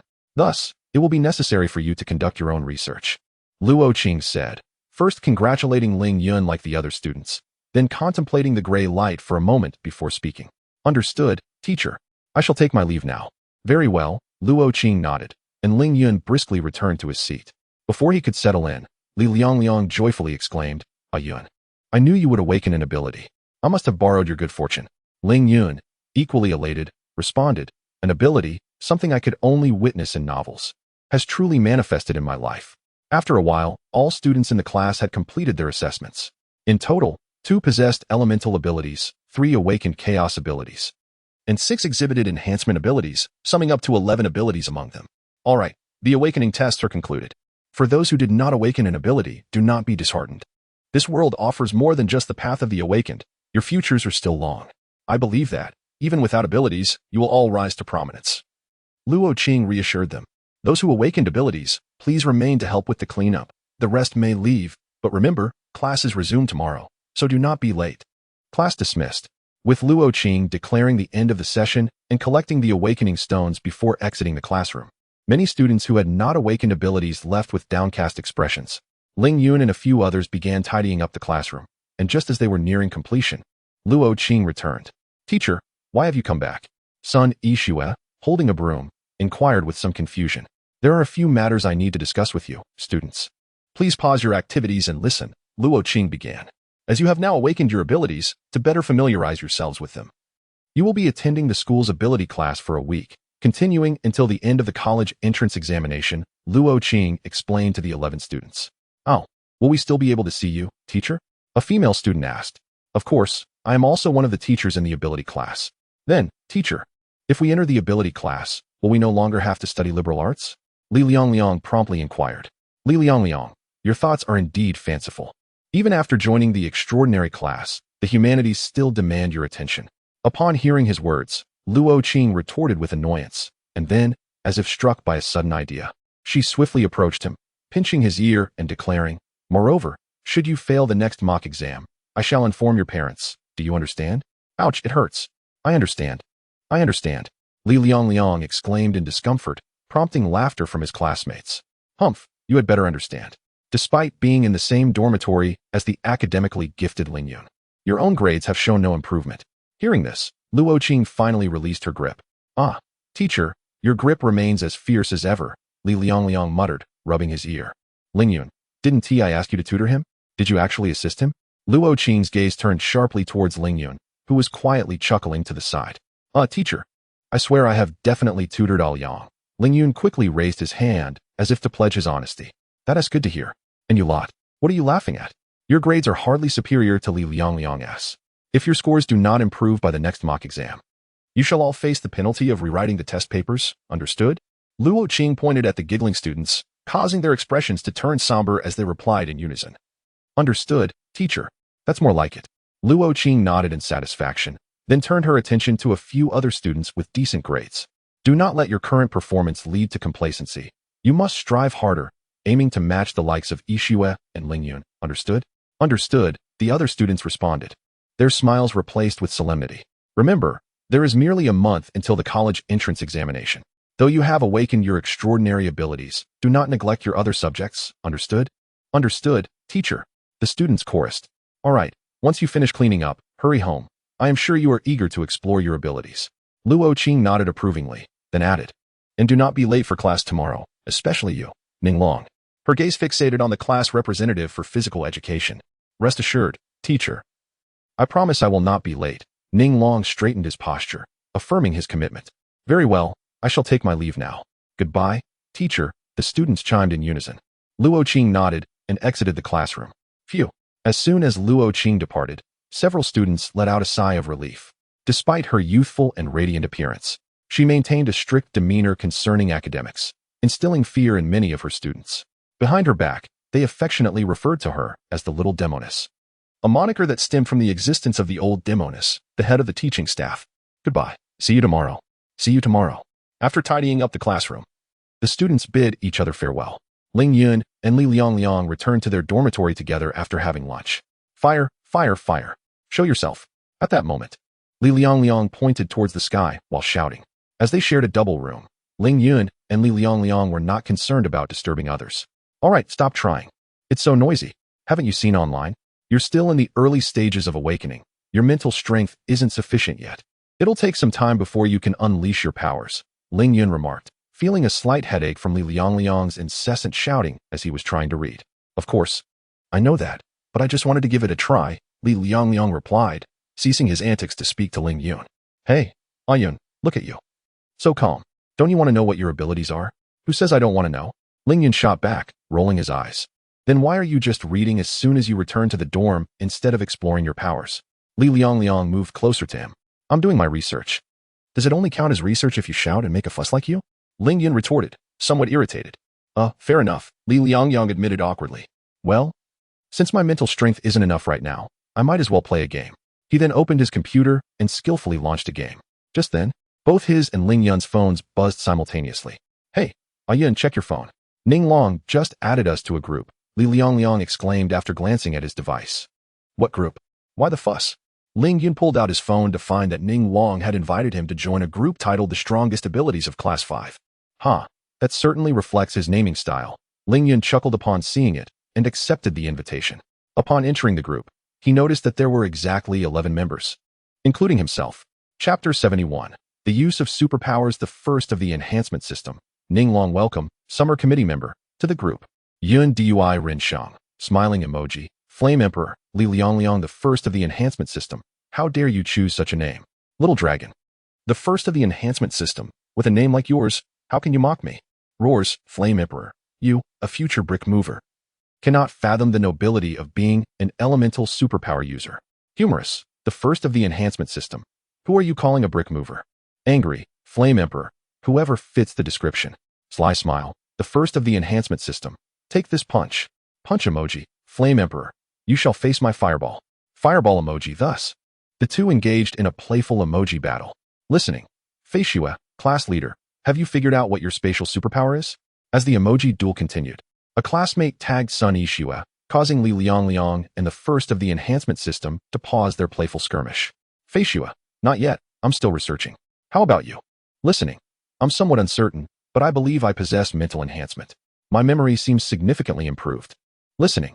I just glanced at a book and found that I could easily memorize its contents. Flame Emperor, wow, doesn't that mean you could become a top scholar in no time? If I had that ability, I wouldn't have to worry about being scolded by that little witch. The first of the enhancement system, one night drunk, one lonely me. One Li Liang's words prompted several quiet classmates to express their agreement. Listening, frustrated. But I wish for a more powerful superpower. Yun Dui Rin Shang, think positively. With this ability, you'll never have to worry again. Many superpower research institutes are in need of mental enhancers. Listening. That is true, but I still want a different superpower. Crying. Ling Yun felt helpless. He himself did not fully understand superpowers. The following day, Ling Yun observed the classmates surrounding them, inquiring about their superpowers, and he felt a headache coming on. He had spent an entire day researching, but had yet to discover what his own superpower was, leaving him unsure of how to respond. On the third day, in the dormitory.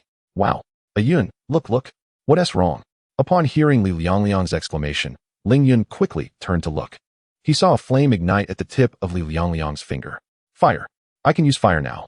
Li Liang exclaimed, his face alight with excitement. TCH. It's just a superpower. Why get so worked up? Ling Yun felt a twinge of envy. After days of research, he had yet to uncover his own superpower. But he forced himself to maintain a calm demeanor. You don't pretend. You must be envious, right? More than half of the 11 people in the group already know their superpowers. You must be jealous. Li Liang teased as he leaned closer to Ling Yun. Go away. It's not like I don't have a superpower. It's just a matter of time before I can use it. What's there to be envious of? Besides, there are still a few people who don't know their powers, right? Ling Yun pushed Li Liangyang away. Really? Is that true? Li Liangyang grinned mischievously, playing with the flame at his fingertips. Damn it. Ling Yun silently pondered, yet feigned calmness as he spoke. Of course, be careful not to set the dormitory ablaze. Now, I must study, so do not disturb me. Humph, how dull, he muttered. As Ling Yun turned to return to his books, Li Liangyang remarked. Then suddenly a mischievous smile appeared on his face. He promptly took out his phone to capture a snapshot of the flames dancing at his fingertips and shared it in the group chat. The envious reactions from the group filled him with a sense of vanity. Meanwhile, Ling Yun clenched his teeth upon witnessing this scene and began searching online for information regarding chaotic abilities, eager to discover which powers he might still lack.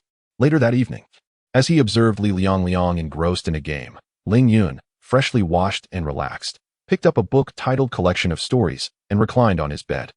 Having cherished the habit of reading before sleep to ease the tension from academic pressures during his time on Earth, he continued this ritual in Blue Star. Albeit the tales of this world diverged from those of his previous home, often intertwining with extraordinary abilities. Ling Yun perused a rather cliché narrative about a merchant from the land of the setting sun who, after amassing wealth, acquired a vineyard. Yet, rumors began to circulate about a monster haunting the estate, and shortly thereafter, the merchant vanished without a trace. His two offspring then plunged into a fierce inheritance battle, culminating in a tragic accident that ignited a fire, reducing the entire estate to ashes. The book concluded with an image depicting the charred remains of the vineyard. As Ling Yun prepared to turn the page, his fingers brushed against the image. Upon contact, an odd sensation coursed through him. Could it be? A sudden epiphany struck him, and he focused intently on his palm and the image below. In the next moment, a gray mist emanated from his hand, enveloping the picture. Before Ling Yun could contemplate this phenomenon, he felt the world spin around him. When he reopened his eyes, he found himself not in his dormitory but standing before a grand estate. How did I end up here? This mansion. Could it be that my ability allows me to traverse into the stories? Ling Yun was initially bewildered, but as he gazed at the estate before him, realization dawned that it was indeed his extraordinary power that had transported him to this place. But how do I leave? Rather than exploring the mansion, his first thought was to find a way back. As he contemplated his departure, a gray mist gradually materialized before him, coalescing into a shape resembling a door over the course of a minute. Seeing this, Ling Yun stepped into the misty doorway, and in an instant, the world spun once more. When he regained his senses, he discovered he was back in his bed. Surely, this cannot be a dream? Ling Yun spoke with a hint of uncertainty, but upon observing the earth beneath his feet, he became convinced that everything was indeed real. I must verify once more. Where's my book? He intended to reassess his extraordinary abilities, only to discover that the book was not on his person. It was only when he sensed something unusual beneath him that he realized the book lay underneath. Without pausing to ponder how it had ended up there, Ling Yun hastily opened the tome, flipping to the page adorned with illustrations, and began to touch the images, preparing to attempt the use of his powers. Suddenly, an overwhelming wave of dizziness washed over him, prompting Ling Yun to swiftly cease his endeavors. This must be the sign of insufficient mental energy as mentioned online. I must wait for my mental strength to replenish before I can try again. With this thought, Ling Yun felt a sense of helplessness. He could only rise from his bed, wash his feet, and retire for the night. The following day, after school, Ling Yun declined Li Liangyang's invitation to join him for a game of basketball, hastening back to his dormitory, eager to explore his abilities. However, upon noticing the school uniform he wore, he paused to contemplate before changing into a more casual outfit. Chapter 72. The world within the painting. This extraordinary ability is rather troublesome. Must I always turn to that image in the book to activate it? Ling Yun pondered aloud as he changed his attire and flipped through the pages. He attempted to utilize the power without touching the image, and to his astonishment, a gray mist began to materialize before him. Remarkably, it worked. Ling Yun exclaimed with a mix of surprise and delight. Just as before, after approximately a minute, a doorway formed from the swirling mist appeared in front of him. Stepping through, he experienced a dizzying sensation, and soon found himself in the very place he had entered the previous day. It was simply incredible. It felt as if he were in a genuine world. Ling Yun reached out to touch a flower by the roadside, inhaling its fragrance and marveling at the experience. Since this is a world from the book, the estate before me must be the vineyard described within, he mused, pondering whether to explore it. After a moment of hesitation, he resolved to take a look. Quickly, he arrived at the grand entrance of the estate, gazing at the ancient castle within and muttering to himself about its opulence. Just as he was about to call out to see if anyone was present, he noticed a young man dressed in medieval noble attire, flanked by several maidens. striding towards the entrance. With a click, the estate's doors swung open, pushed by two of the maidens. The young man, wearing a joyful expression, proclaimed, "Esteemed guest from afar. I apologize for the wait." Ling Yun was taken aback, puzzled by the phrase "esteemed guest from afar," and questioning how his English had become so proficient. As he contemplated how to respond, the young man seemed to realize something upon seeing Ling Yun standing still and quickly introduced himself. "Forgive my memory lapse. I am Cyril, one of the heirs of this estate. You may call me Cyril." "Demi, please prepare some refreshments," Cyril instructed one of the maidens. "Yes, young master," she replied with a bow.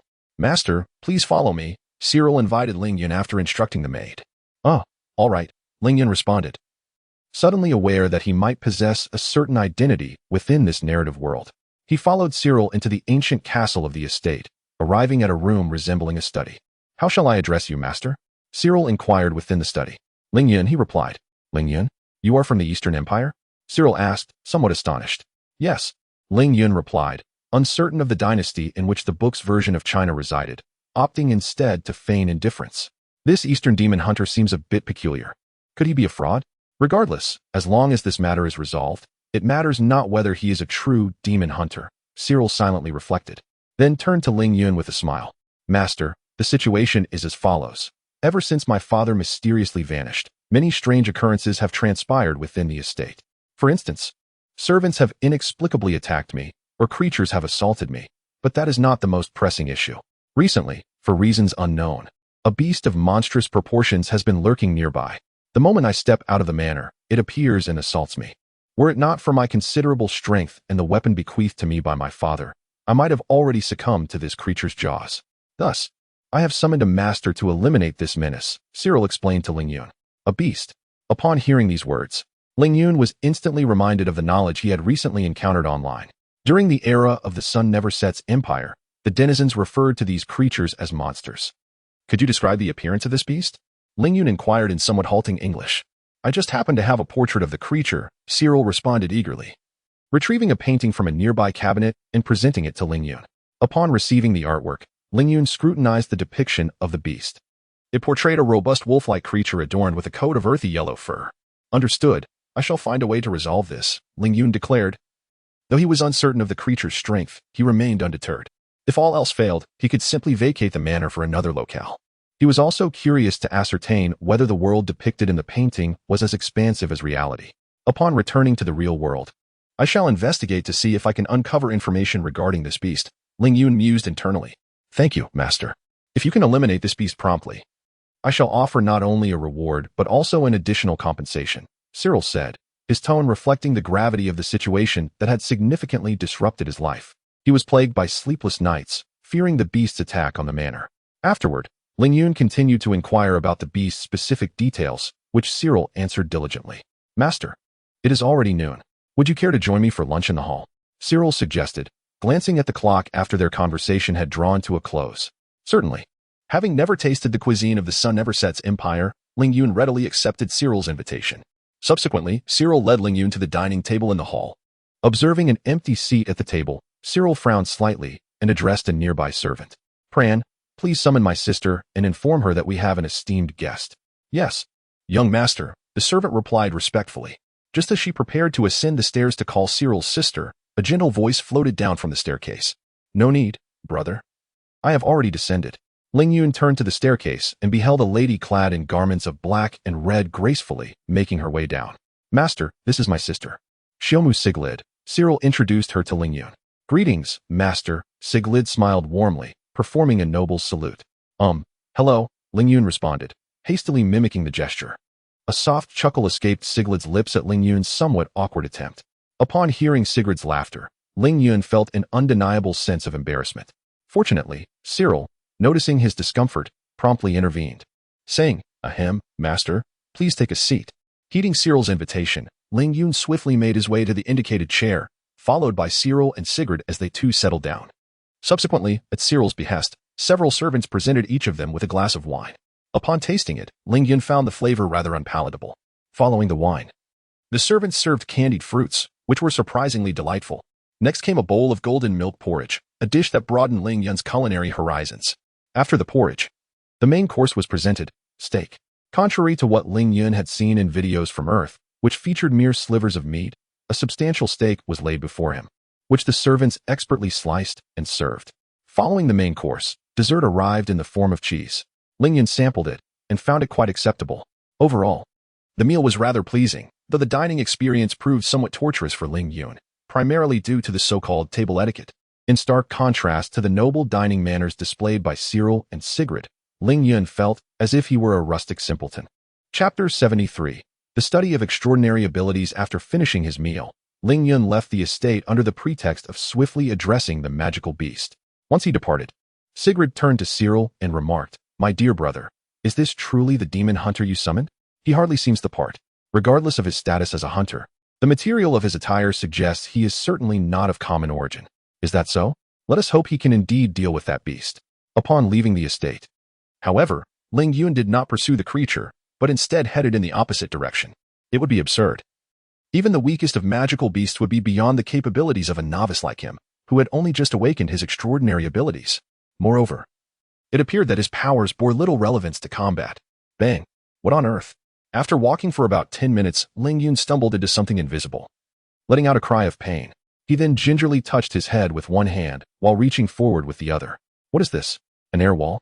Ling Yun gazed ahead, where nothing was visible, yet an unseen barrier obstructed his path. After feeling along the air wall for a while, he finally confirmed that it extended throughout the entire area, rather than being confined to just that spot. In other words, my desire to explore this world has been thwarted. Ling Yun leaned against the air wall, sighing, before summoning the mist gate to leave this realm.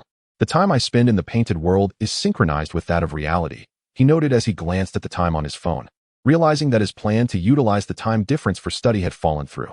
Nevertheless, the items in the painted world undeniably existed.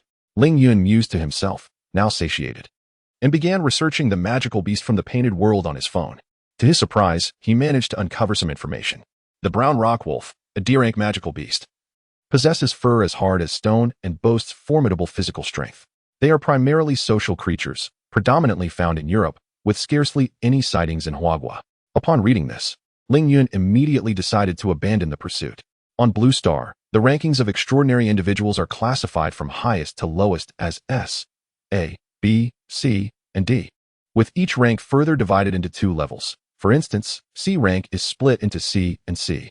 Although Ling Yun could now be considered a D-rank extraordinary individual, his abilities, lacking any combat effectiveness, rendered him unable to contend with the brown rock wolf. After all, he had only recently become an extraordinary being, and according to Cyril's description, that particular wolf was among the stronger D-rank magical beasts. Forget it. Perhaps I should explore the option of another painted world. Besides, I have no idea what rewards await from defeating the brown rock wolf, so it is best to forego this endeavor. Ling Yun promptly chose to abandon the pursuit.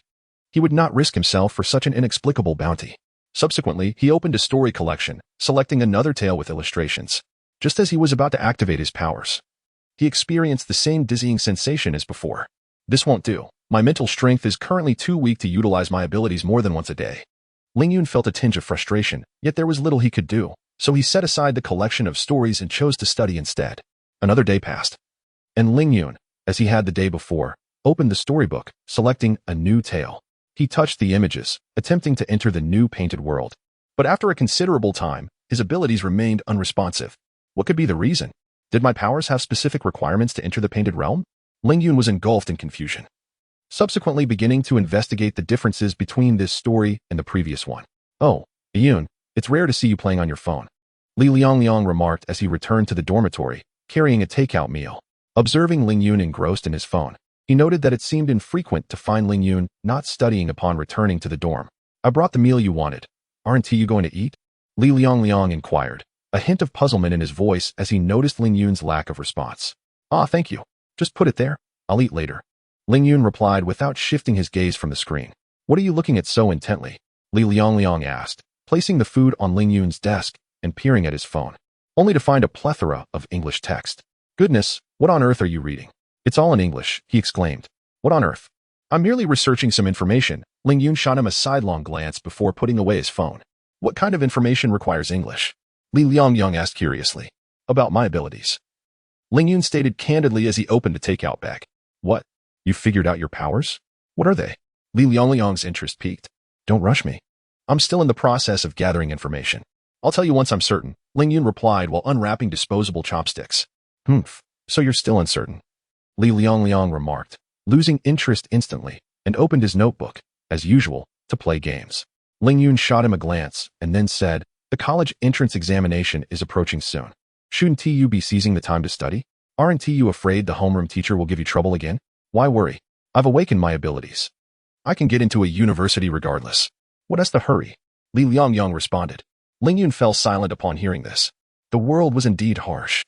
Ordinary individuals had to exert tremendous effort to gain admission to university, while those who awakened powers could secure a place in a regular university, no matter how poor their grades were. After finishing his meal, Ling Yun resumed his search for information on his phone. Several hours later, he had roughly discerned the requirements for his powers concerning the painted world.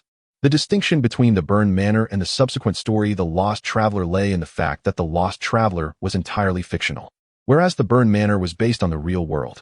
Approximately 300 years ago, in the empire on which the sun never set, there indeed existed a family named Hume. The Hume family did establish a winery. However, contrary to the depiction in the story collection, it was not solely inhabited by Cyril and Sigline. In reality, the head of the Hume family had around 10 children, and unlike what the book suggested, the manor was not destroyed shortly after its establishment. The Hyam winery endured for a century before it was utterly obliterated by a horde of monstrous beasts. However, the patriarch of the Hyam family mysteriously vanished shortly after the vineyard's establishment. Intriguingly, the very beasts that attacked the Hyam winery were a pack of brown rock wolves. This implies that entirely fictional narratives are insufficient. What about those that are wholly factual? Contemplating this, Ling Yun retrieved a history book and traced his fingers over an image within, attempting to invoke his otherworldly abilities, yet to no avail. After several attempts, he concluded that even the completely authentic did not yield results. Subsequently, Ling Yun produced several volumes based on real events, experimenting with them, but still met with silence. Just as he found himself engulfed in doubt once more, a story accompanied by images elicited a response from his powers. As before, a gray mist gradually enveloped the image, yet it halted midway, covering only half of it. No matter how hard Ling Yun exerted himself, he could not fully obscure the picture until a faint wave of dizziness washed over him, compelling him to concede defeat. Chapter 74 Seeking Assistance. What on earth is happening? Is it a deficiency in my mental fortitude, or is it that I can only select one narrative? Ling Yun's face reflected his bewilderment, as he grappled with the perplexing notion that, although all stories are adaptations of real events, some narratives allow the use of supernatural abilities while others do not. Additionally, why was it that he could wield such powers but could not, as he had initially, effortlessly enveloped the image? Never mind if I cannot fathom this. I shall first investigate the distinctions among these several tales. Subsequently, Ling Yun scoured his phone for information and concluded that perhaps it was a matter of authenticity. Certain stories, while based on true events, had not been altered significantly. A narrative could contain 70 to 80% of genuine occurrences. In such cases, Ling Yun found himself unable to utilize his abilities. Conversely, tales like The Burned Manor, which, aside from their titles and some events, were largely fictionalized, permitted the exercise of his powers. After several attempts, Ling Yun determined that stories with an authenticity of approximately 50 to 60% allowed for the use of his abilities. This power is truly vexing. Its efficacy is minimal, yet the restrictions are abundant. I would prefer a cognitive enhancement instead. Once Ling Yun delineated the scope of his abilities, he could not help but irritably ruffle his hair. Yet he was acutely aware that his power was indeed formidable, for the world within the painting was, to him, a tangible realm. If only I could master a complete world within a painting. However, he swiftly dismissed this thought. The realm he envisioned was inhabited by monstrous beasts, far beyond his current capacity to confront with ease. How frustrating. How might I unlock a second painted world? Ling Yun slumped into his chair, murmuring to himself. Another day passed, and the remaining 10 classmates had all discovered their own supernatural abilities, leaving Ling Yun the sole individual yet to contribute to the group discussion. When inquired upon, he could only feign that he was still conducting research. In truth, he had yet to fully comprehend his own powers. Today, he resolved to delve into the Burned Manor once more for further study. Returning to his dormitory, he changed his attire, activated his abilities, and entered the Burned Manor. After a brief sensation of vertigo, Ling Yun found himself in the same position as when he had departed the previous day, observing the surrounding walls of air. He intended to revisit the manor, as he was not yet prepared to confront the brown rock wolf. However, upon returning to the manor, A remark from the servant enlightened him to a significant detail. Upon his exit from the painted world, it remained in a state of stasis.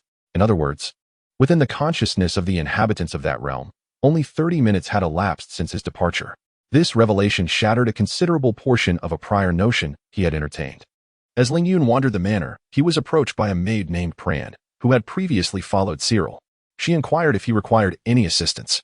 Ling Yun found himself momentarily at a loss for words. He could hardly admit to his reluctance in facing the Brown Rock Wolf. Instead, he claimed that he had been in such a rush that he had forgotten to bring any weapons.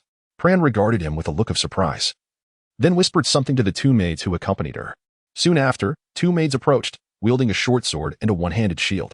"Master, this is specially delivered to you by the young master, with hopes that you may successfully vanquish the beast," Pran conveyed to Ling Yun. Upon receiving the short sword and shield, Ling Yun expressed his gratitude and promptly departed from the manor. With others providing him weapons, he could hardly find justification to linger in the estate. Within the castle, Cyril stood by the window, observing Ling Yun's retreating figure, his expression somewhat peculiar. "I hope you are indeed a true demon hunter," he mused, grappling with uncertainty regarding Ling Yun's true nature. Were it not for the strange occurrences within the manor, he would have long since dispatched the beast himself. Cyril's demeanor darkened as he recalled something. In truth, his prowess was not significantly inferior to that of the Brown Rock Wolf. With the weapons bequeathed by his father and the assistance of his guards, he could have easily dealt with the creature. After enduring the wolf's initial assault, he had gathered his men to hunt it down. Yet, the Brown Rock Wolf seemed to have anticipated this, evading capture with remarkable cunning. Despite extensive searches, Cyril and his men could not locate it, and just when he believed the beast had vacated the area, he encountered it again, barely escaping with his life. It became evident that the monster had fixated on him. The Brown Rock Wolf was astute. Whenever he accompanied his guards, it would hide itself. But the moment he was alone, it would strike. Although he dispatched his guards on several hunting expeditions, they proved no match for the beast, resulting in numerous casualties among his men. One fateful night, a maid suddenly attacked Cyril. Had it not been for his quick reflexes, he might have perished in that encounter. Following the maid's assault, 2 additional attacks ensued, leaving him in a state of paranoia during that period. Consequently, for his own safety, he temporarily disbanded his guards and, prior to their dismissal, ventured to the nearest city to post a bounty at the Demon Hunters Guild. Regrettably, during that time, monster incidents plagued the Empire, leaving no hunters available to accept his offer. Only yesterday did he receive word from the guild, stating that a master hunter had taken up his bounty. "Wow, this short sword is remarkably sharp," Ling Yun exclaimed after effortlessly severing a branch with it. This short sword was a quintessential Western blade, approximately 60 centimeters in length. The shield was a round, one-handed piece, crafted primarily from a special wood reinforced with iron. Alas, despite the quality of the weapon, that D-grade beast was beyond his capabilities. Although he had acquired the weapon, Ling Yun chose to heed his instincts, daring not to approach the territory where Cyril had mentioned the Brown Rock Wolf roamed, let alone seek it out. After toying with the one-handed sword, he carefully stored the short sword and shield, then summoned the misty portal to exit the painted world. He had already discovered that items from the painted realm could be transported to the real world, as evidenced by the dirt on his shoes during his first entrance and the subsequent retrieval of a stone during a test. However, the school strictly prohibits the presence of weapons. Should one be discovered, the consequence would be a severe reprimand and a notification to the entire institution. Therefore, he certainly could not bring any weapon into the real world. What am I to do?" He lamented in desperation as he leaned back in his chair the following day. At this juncture, he found himself ensnared in a quandary regarding his supernatural abilities. He could not access the new realm within the painting, and the Burn Manor was stuck at the Brown Rock Wolf, leaving him utterly perplexed. Perhaps I should seek assistance from my teacher and see if she can provide a solution. After all, remaining in this impasse is untenable. Truth be told, he wished to keep his extraordinary powers somewhat concealed, for they represented resources akin to another world. If this were to be divulged, it might incite envy in many and potentially place him in peril. Yet, considering his prolonged stalemate, it would be rather inappropriate to remain evasive when others inquired about his abilities. Thus, after wrestling with his thoughts, Ling Yun ultimately resolved to seek Luo Qing's assistance. After the final class, he completed his duties and shouldered his backpack, making his way to the faculty building. Chapter 75, The Demon Slayer Device. Knock, knock, knock. "Please come in." Upon hearing the sound of knocking at the door, Luo Qing called out, "Teacher Luo." Ling Yun responded as he pushed the door open and entered the office. Luo Qing's office was a single room, which differed from Earth, where she shared a large office with other teachers. Naturally, on Earth, Luo Qing was not an ability user. Oh, what a coincidence. Class monitor, you're here too. Ling Yun remarked upon noticing that, besides Luo Qing, the class monitor, Sun Yixue, was also present. Classmate Ling Yun, I came to see the teacher about something. Sun Yixue replied hurriedly. Ling Yun, what brings you to me? Luo Qing inquired, a hint of curiosity in her voice. Teacher, I seek assistance regarding my abilities. Ling Yun hesitated for a moment, glancing at Sun Yixue, before finally explaining his request to Luo Qing. What a coincidence. Both of you are here to inquire about your abilities, Luo Qing observed, her gaze shifting between the two. Please, you can address the class monitor's matter first. Ling Yun suggested promptly. Yixue's issue has already been resolved. Now, please share your concerns, Luo Qing urged Ling Yun. Ling Yun hesitated as he looked at Sun Yixue beside him. Just speak up. Why are you hesitating? Go ahead and tell me what's on your mind, Luo Qing said. Somewhat impatiently, biting his lip, Ling Yun finally divulged his ability and the circumstances he currently faced. What? Luo Qing exclaimed in shock, quickly standing up to lock the door. Are you certain that everything you said is true? Teacher, I have tested it multiple times. It is undoubtedly true. Ling Yun assured her immediately. If your ability is as you describe, it could be classified as a national level ability. National level? Both Ling Yun and Sun Yixue echoed in unison. Oh, you might not be aware, but this is a classification system for ability strength among our ability users in Huagua. Much like the ability rankings found online. Abilities can vary in strength. There are weaker abilities, referred to as ordinary level, and superior abilities known as pillar level, with national level being even higher. Yixue, your mastery of space falls under the pillar level category, Luo Qing explained to them. Wow, my ability is that powerful? Ling Yun gasped in astonishment. He recalled how, just the day before, Sun Yixue had mentioned her ability to master space in their group chat, leaving everyone utterly amazed. Mastering space is considered the pinnacle of spatial abilities, signifying that, given time to develop, Sun Yixue could potentially harness all spatial powers, far surpassing a singular spatial ability. Yet, such a formidable power was merely rated as pillar level. The classification system serves only to assess the strength of an ability, as the true potential ultimately depends on the ability user's capacity for development. Although Yixue's ability is only rated at the pillar level, it does not imply that her future strength will be inferior to that of a national level ability user. Conversely, a national level ability does not necessarily guarantee formidable power. Luo Qing seemed to discern Ling Yun's thoughts and promptly began to elucidate. I understand, teacher, Ling Yun replied, immediately dispelling his momentary self-satisfaction. You mentioned that you need to deal with a D-grade demon beast, the brown rock wolf, correct? Yes, teacher, Ling Yun affirmed. Please unleash your ability for me to observe. Luo Qing continued. Upon hearing this, Ling Yun promptly activated his powers, conjuring a gray mist that gradually coalesced into a gray mist gate over time. Yixue, do not touch it, Luo Qing admonished as she noticed Sun Yixue's curious hand reaching toward the mist gate, causing Yixue to retract her hand in alarm. It's fine. This gray mist won't harm anyone, Ling Yun quickly clarified. That may be true for you, but it might be different for others, Luo Qing retorted, casting him a sidelong glance before cautiously extending her hand to touch the gray mist gate.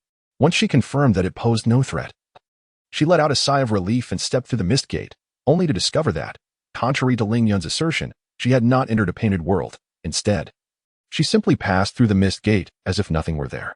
The worst outcome had transpired. It was highly likely that only Ling Yun could enter with his ability. After several unsuccessful attempts, Luo Qing remarked, teacher, what should I do now? Ling Yun inquired, a hint of urgency in his tone. Why the rush? Just because I cannot enter does not mean we cannot handle a D-grade demon beast. Wait here. I will be back shortly, Luo Qing replied, somewhat exasperated. Before casting a glance at the curious Sun Yixue, who was still reaching out to touch the gray mist, and exited the office. With Luo Qing gone, the office fell into silence, leaving Ling Yun and Sun Yixue in an awkward atmosphere. Ling Yun, feeling uncomfortable standing there, decided to break the silence with a casual question. Class monitor, to what extent have you developed your ability? Sun Yixue, it gently ventured her hand through the mist gate, and replied. I've only just awakened my ability less than a week ago. What can I possibly achieve? I can barely harness spatial power. I came to seek the teacher's guidance on how to develop my control over space. As she spoke, she attempted to use her ability. However, the moment she did, she felt a dizzying whirl, stumbling and falling to the ground. Looking around in a panic, she realized she was no longer in Luo Qing's office. Meanwhile, Ling Yun, who had just seen Sun Yixue standing by the mist gate, was startled as she vanished in an instant. What the? Teleportation? Instantaneous movement? No, the class monitor has only just awakened her ability. How could she possibly use such powers? The most probable explanation is that she has entered the painted world. Quickly regaining his composure, he resolved to venture into the painted world to bring her back. Just then, the office door swung open, and Luo Qing re-entered. Where is Yushua? Upon discovering that only Ling Yun remained in the office, Luo Qing was immediately filled with curiosity. Teacher, the class monitor may have entered the painted world. Ling Yun promptly recounted the events that had just transpired. Upon hearing this, Luo Qing could not help but furrow her brow. This girl, how reckless she is.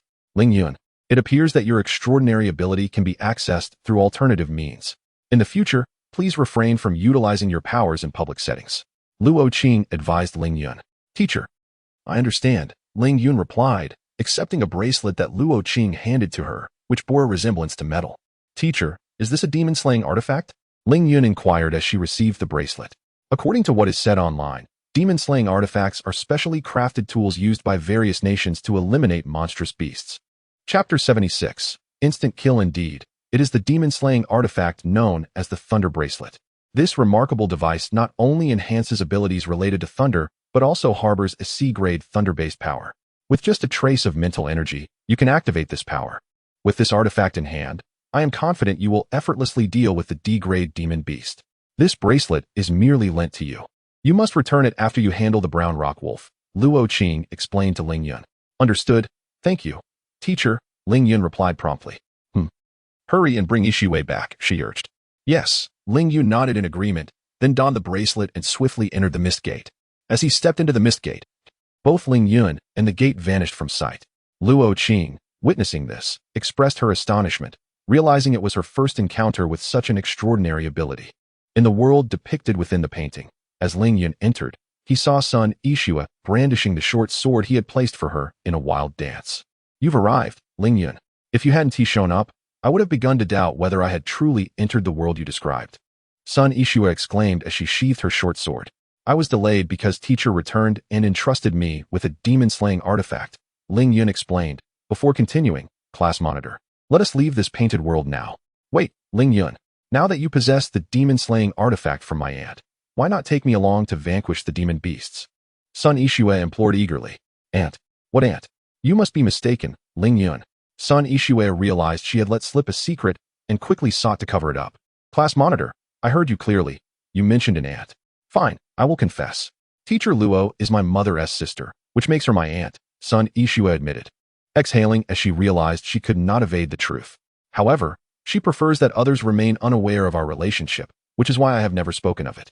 You now know, but promise me you won't share this with anyone. I wouldn't want you to suffer consequences, understood?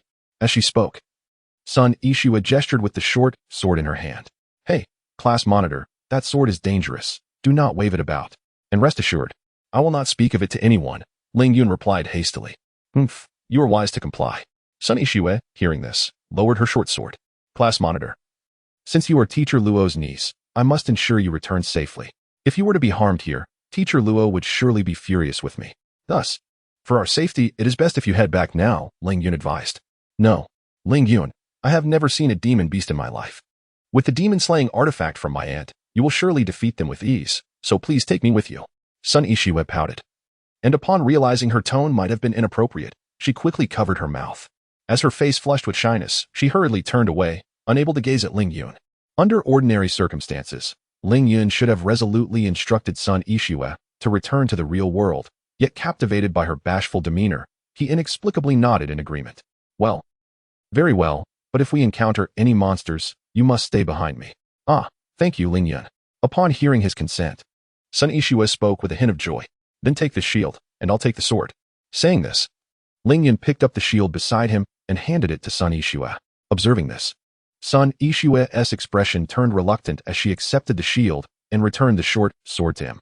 Subsequently, under Ling Yun's guidance, they set off towards the area mentioned by Cyril, where the brownstone wolves were said to roam. As they journeyed, Ling Yun watched the exuberant Son Ishiwa ahead of him, shattering his previous impression of her. Perhaps she had been stifled for too long, finally liberated her true nature. He mused. Ling Yun, what are you saying? Son Ishiwa, seemingly having caught a hint of his thoughts, turned to him and inquired. It's nothing. Just walk a bit slower and stay behind me, he quickly replied. But I have the shield. Clearly, I'm the tank. How can a tank hide behind someone? Sun Ishue responded with a smile. You wield spatial control, not enhancement abilities. You are not a meat shield. You just promised to stay behind me, so hurry back. Ling Yun said helplessly. Huh? You said I should hide behind you when monsters appear, and I never agreed to stay back. Besides, if you catch up to me, I'll just be behind you, Sun Ishue teased, sticking out her tongue playfully.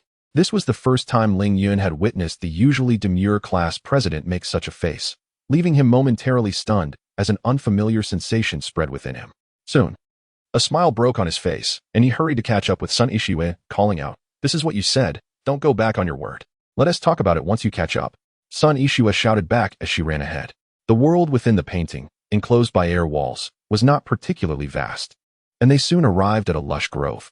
Class President, this is the spot. Cyril mentioned that the D-class monster, the brownstone wolf, resides within these woods. At this moment, both of them set aside their earlier playful demeanor, their expressions now filled with seriousness. While they had the demon-slaying device given by Luo Qing, they understood the terrifying nature of monsters and would not underestimate them. Class President, stay behind me, Ling Yun advised as they cautiously entered the forest. Understood, Ling Yun. Sun Ishue replied, this time obediently holding the shield and trailing behind him. The forest was eerily silent, save for the sound of their footsteps crunching on the leaves beneath them. Is this forest really so vast? We've been walking for quite some time without encountering the air wall, Ling Yun mused inwardly after nearly 30 minutes of walking. What's wrong, Ling Yun? As Ling Yun halted his steps, Sun Ishue gently inquired from behind him. Is everything all right, class leader? Ling Yun turned to ask her, are you okay? I'm fine. Sun Ishue quickly replied. Let us walk for another 10 minutes. If we do not encounter that brown rock wolf, we shall leave, he suggested. All right. Sun Ishue nodded in agreement. The two had remained vigilant since entering the forest, though honestly, they were beginning to feel fatigued. Suddenly, a rustling sound broke the stillness nearby, prompting both to attentively glance toward the source of the disturbance. Who goes there? Ling Yun whispered, raising his short sword with his right hand while subtly lifting his left hand in readiness. The forest returned to an eerie silence, the quietness almost unnerving. Both Ling Yun and his companion could distinctly hear each other's tense breaths. Just as Ling Yun hesitated on whether to proceed, another noise echoed from ahead. The sound of crunching leaves approached. Instantly, Ling Yun's nerves tightened as he prepared to unleash the lightning powers contained within his thunder bracelet.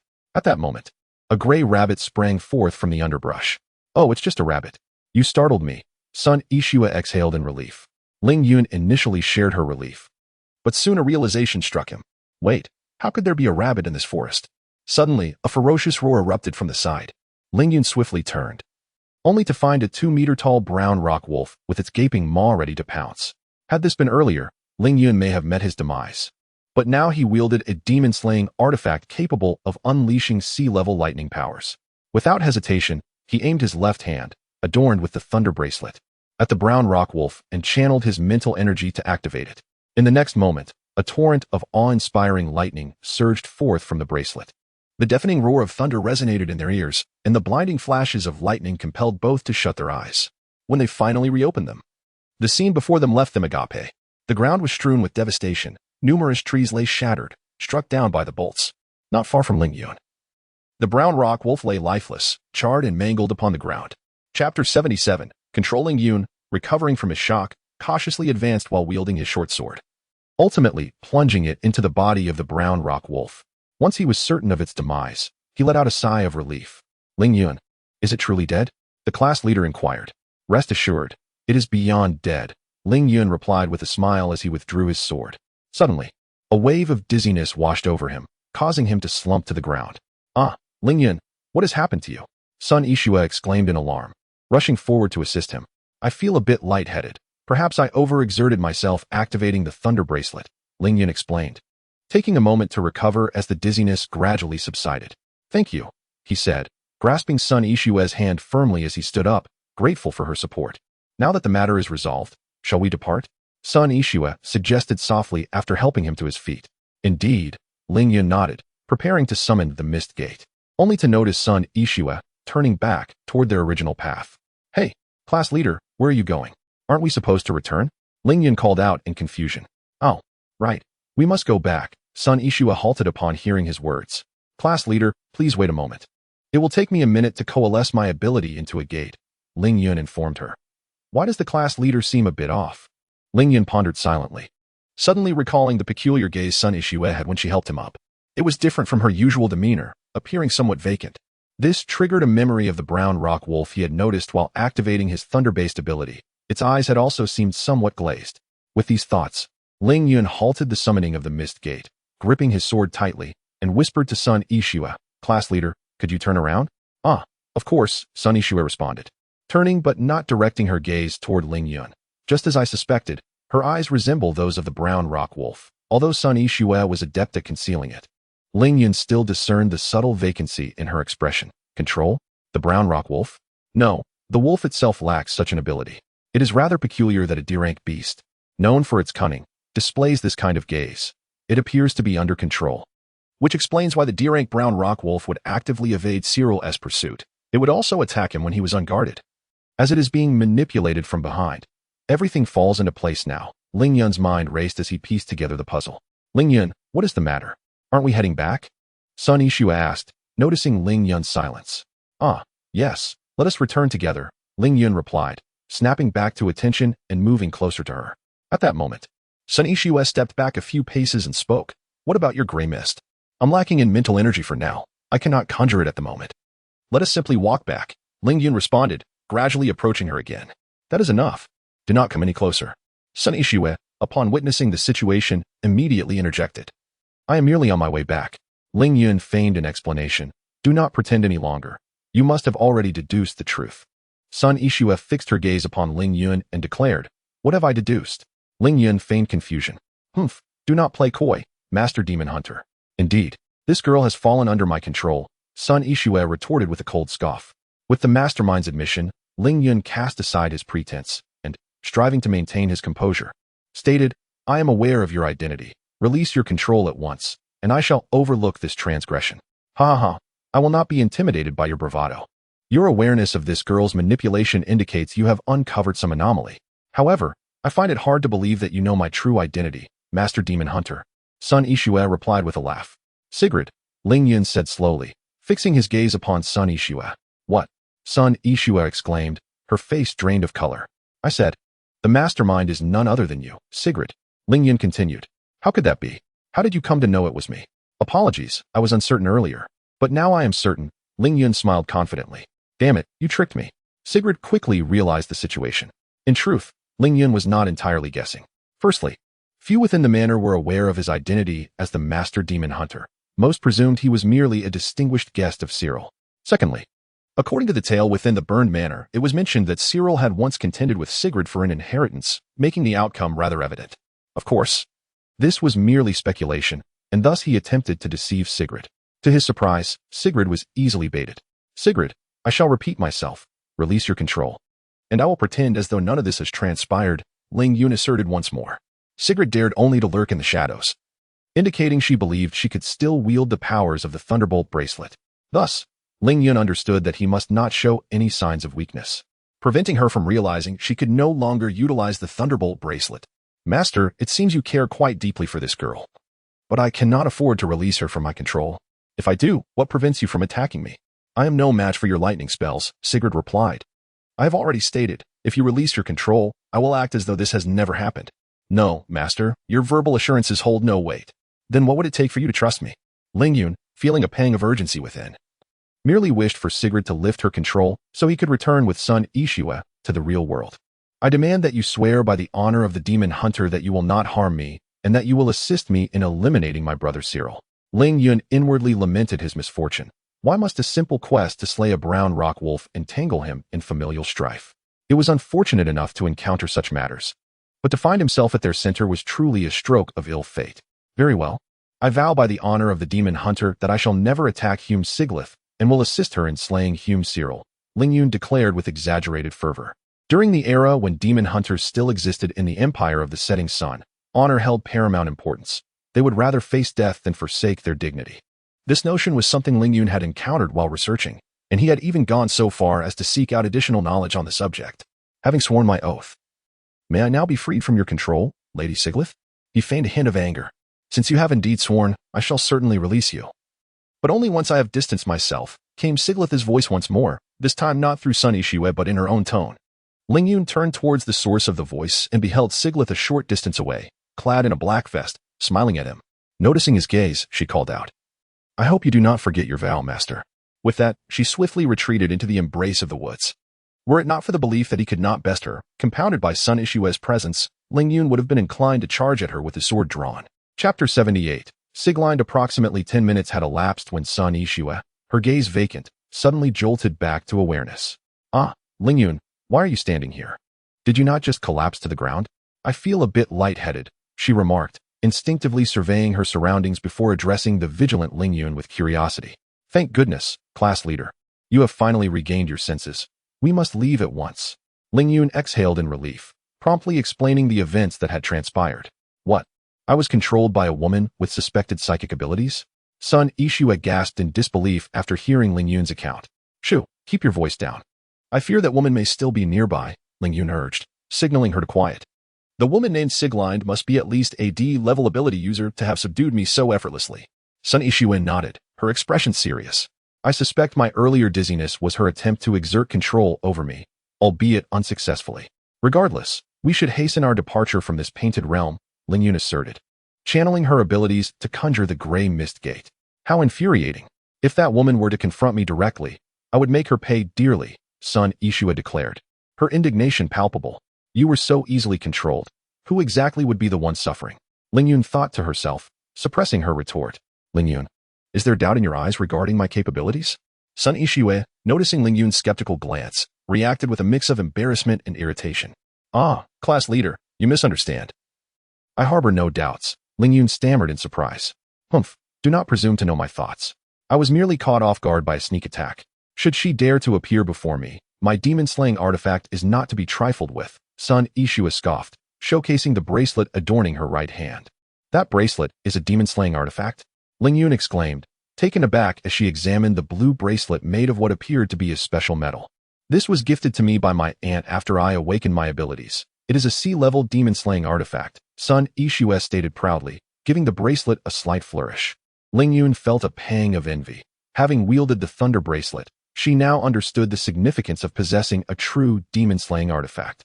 Unlike the Thunder Bracelet, which was merely borrowed from Luo Qing, Sun Ishue's artifact was genuinely hers. Is this the advantage of having a formidable ability user in the family? I have just awakened, and others already possess their own artifacts, Ling Yun mused inwardly. Ling Yun, what are you pondering? I must insist that you do not disclose this matter to anyone. If my aunt finds out, I shall be in grave trouble, Sun Ishue said, waving her hand in front of Ling Yun's face to regain her attention, her tone earnest. Rest assured, class leader, my lips are sealed, and I would never betray your trust, Ling Yun immediately assured her. That is for the best. At this moment, the gray mist gate had already taken shape. Captain, let us return, said Sun Ishue, nodding in agreement. Just as the two were making their way towards the gray mist gate, Ling Yun suddenly recalled the corpse of the brown rock wolf lying nearby. He remembered having read online that demon beasts are treasures in their entirety, so he turned to Sun Ishue and suggested, Captain, I've heard that the entire body of a demon beast is valuable. Why don't we drag it back? Your ability can still bring objects back to the real world. Sun Ishue looked somewhat surprised. Of course, but the weapon will be cumbersome to bring back. I might need it next time, Ling Yun replied with a hint of pride. Ling Yun, while I don't wish to dampen your enthusiasm, it's highly likely that my aunt would not be interested in the corpse of the brown rock wolf. Furthermore, it would be difficult to handle such a body once we return to the real world. However, if you truly desire it, we can lift it together, Sun Ishue remarked, glancing at the charred remains of the brown rock wolf. Well, let us pass on that. Ling Yun quickly shook his head in response. Then, recalling how Sun Ishue had entered the painted world, he said, by the way, Captain, why don't you try leaving directly through the gray mist gate? All right, I'll give it a try. Oh, and Ling Yun, please don't mention what just happened to my aunt. Otherwise, she will definitely tell my mother. And I will surely face dire consequences when I return home. Sun Ishue nodded, and, having received Ling Yun's affirmation, was about to reach out to touch the gray mist gate. However, she suddenly thought of this and quickly informed Ling Yun. After receiving his assurance, she felt at ease and touched the gray mist gate. This time, unlike her entrance, she did not require spatial abilities and simply vanished back into the real world. Oh, I see, Ling Yun concluded. Entering requires conditions, but leaving does not. With that, he stepped boldly into the gray mist gate. Moments earlier, after parting ways with Ling Yun, Sigrid hurried through the woods, a pained expression on her face as she pressed her hand to her forehead. Truly, what a master demon hunter. He can disregard my control. If it weren't for that girl, I might have found myself in danger, Sigrid reflected, feeling a twinge of fear. She had not anticipated that Ling Yun, who seemed nothing like a demon hunter, was indeed a master in the field. Earlier that afternoon, upon learning that he intended to eliminate the brown rock wolf, she had hastily changed her attire and rushed into the woods to prevent him from thwarting her plans. However, to her surprise, she had waited for quite some time without sighting Ling Yun. Just as she began to suspect that he was a false demon hunter and might have chosen to flee upon hearing news of the brown rock wolf, she finally caught sight of him. To her astonishment, this master demon hunter had donned an unusually peculiar outfit, accompanied by a girl dressed in a similar manner. To avoid any unforeseen circumstances, she refrained from immediately unleashing the controlled demon beasts upon them and opted instead to observe from the sidelines. Yet, as she watched, she increasingly felt that the two were not demon hunters at all, as their behavior was entirely inconsistent with that of seasoned hunters. Upon encountering Ling Yun, she halted her steps and employed a wild rabbit as bait, dispatching a beast to launch a surprise attack from the side. The outcome revealed that Ling Yun was indeed a master demon hunter, possessing formidable strength. With a single thunder-based spell, she effortlessly vanquished the beast. It is worth noting that this creature had required a considerable amount of her energy to subdue, serving as one of her most crucial tools against her brother. With the demise of the brown rock wolf, her plans were thwarted, prompting her to attempt to seize control over Ling Yun. However, to her astonishment, not only did she fail to dominate Ling Yun, but she also suffered a backlash as a result. Believing that Ling Yun would unearth her hiding in the shadows after realizing the attack came from her, she, in a moment of desperation, endured the backlash and took the perilous risk of attempting to control Sun Yixue, who was trailing closely behind Ling Yun. Despite the considerable danger, fortune favored her. She successfully exerted control over Sun Yixue. Just as she reveled in her triumph, believing the crisis had been averted, she was taken aback when Ling Yun discerned that Sun Yixue had been ensnared. Furthermore, Ling Yun unveiled her true identity, leaving her in a state of shock. Fortunately, Ling Yun's profound concern for Sun Yixue presented her with an opportunity, compelling her to exploit this moment of vulnerability. Chapter 79. Jealousy. Although the process encountered some unforeseen circumstances, the outcome remains favorable. The demon hunters shall not forsake their honor. In this way, all I must do is await the demise of my brother at the hands of the master hunter, allowing me to effortlessly inherit our entire lineage. As this thought crossed Sigrid's mind, a thrill of excitement illuminated her countenance. Yet, she was oblivious to the fact that Ling Yun was not a demon hunter. Why have you returned so late? In her office, Luo Qing regarded the two emerging from the misty portal with a cold inquiry. Teacher, we went together to slay the brown rock wolf, but we spent some time searching for it, Ling Yun quickly explained, noticing Sun Yixue shrinking beside him. Upon hearing this, Luo Qing furrowed her brow, casting a dubious glance at Sun Yixue.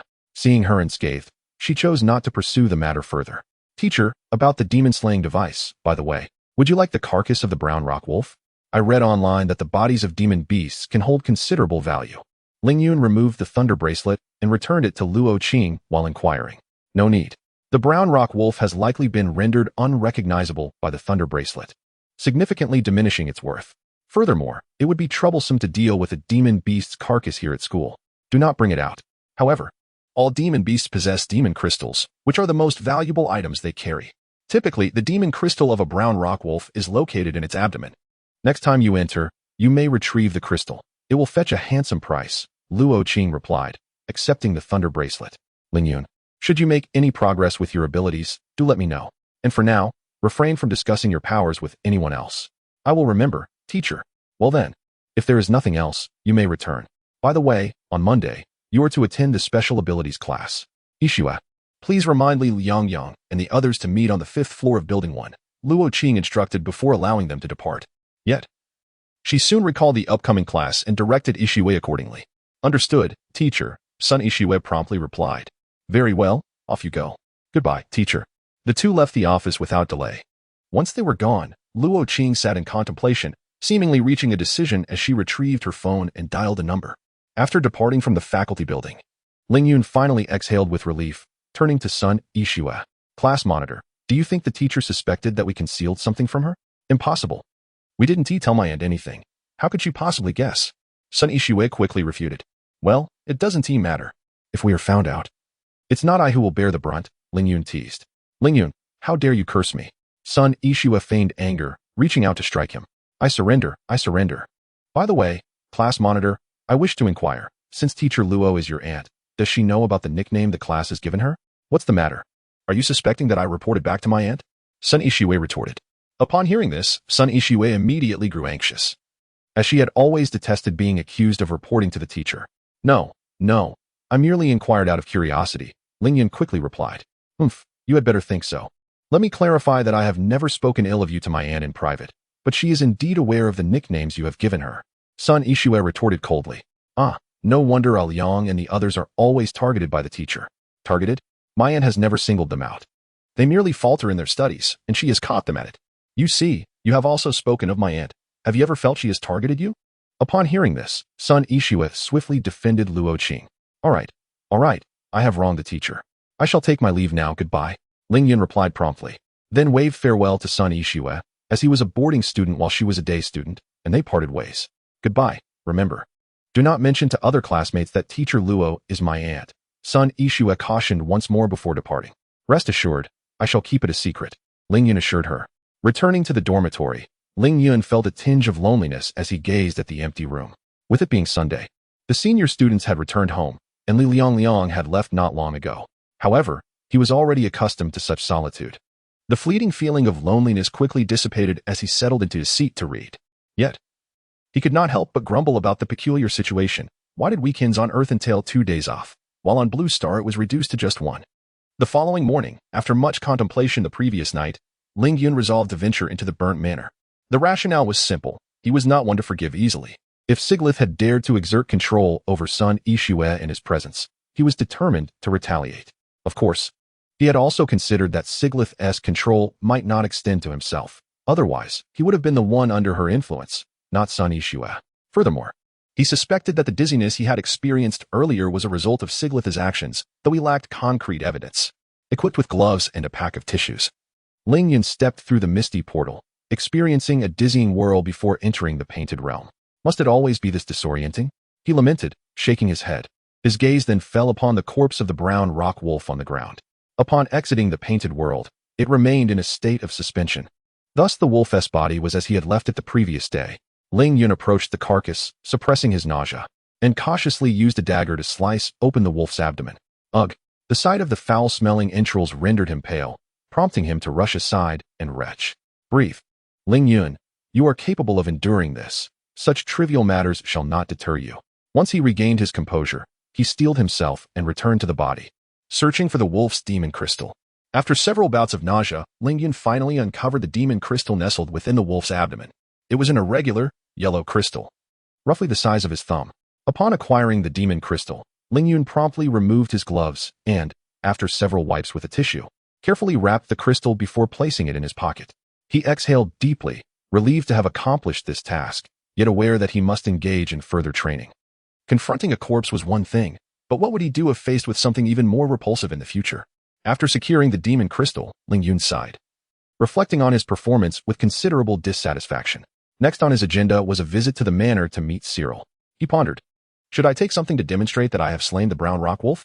His gaze shifted between the wolf's head and its claws before ultimately deciding to sever a claw as proof. After exerting considerable effort, Ling Yun finally managed to detach a claw from the brown rock wolf and began his journey towards the manor. Sighing, he mused, I wonder if this method will prove effective. It is the only option I have left. After all, as a high school student, how could I possibly compete with someone as agile as Siglind? Ling Yun murmured to himself as he walked along the path. Chapter 80. The report before long. Ling Yun arrived at the entrance of the estate. The servants nearby were taken aback upon seeing him approach, brandishing a wolf's claw. Those familiar with the brown rock wolf gasped in astonishment. Shortly thereafter, Pran hurried over, her eyes widening in shock at the sight of the claw in Ling Yun's hand. Esteemed master, I never anticipated you would truly vanquish it. Please, follow me to the hall. I shall inform the young master at once. Very well. Ling Yun feigned an aloof demeanor and accompanied Pran to the castle hall, awaiting Cyril. Clatter, clatter. Moments later, Cyril descended the staircase with swift strides. Upon noticing the wolf's claw in Ling Yun's possession, he could not contain his joy. Master, is this the claw of that beast? Cyril inquired, seeking confirmation from Ling Yun. Indeed, it is the claw of that monstrosity. Should you doubt my word, you may dispatch someone to the western woods to verify, The beast's carcass remains there, Ling Yun affirmed with a nod. I naturally believe your words, master. I shall retrieve the bounty immediately. Cyril responded eagerly, but was halted by Ling Yun. Let us not rush regarding the bounty. I have a matter of significance to discuss with you. May we converse privately? Of course, master. Please, accompany me to my study. Observing Ling Yun's solemn expression, Cyril nodded in agreement and led him to the study. At the entrance of the study, Cyril instructed the servants to wait aside, then ushered Ling Yun inside. Within the study, only Ling Yun and Cyril remained.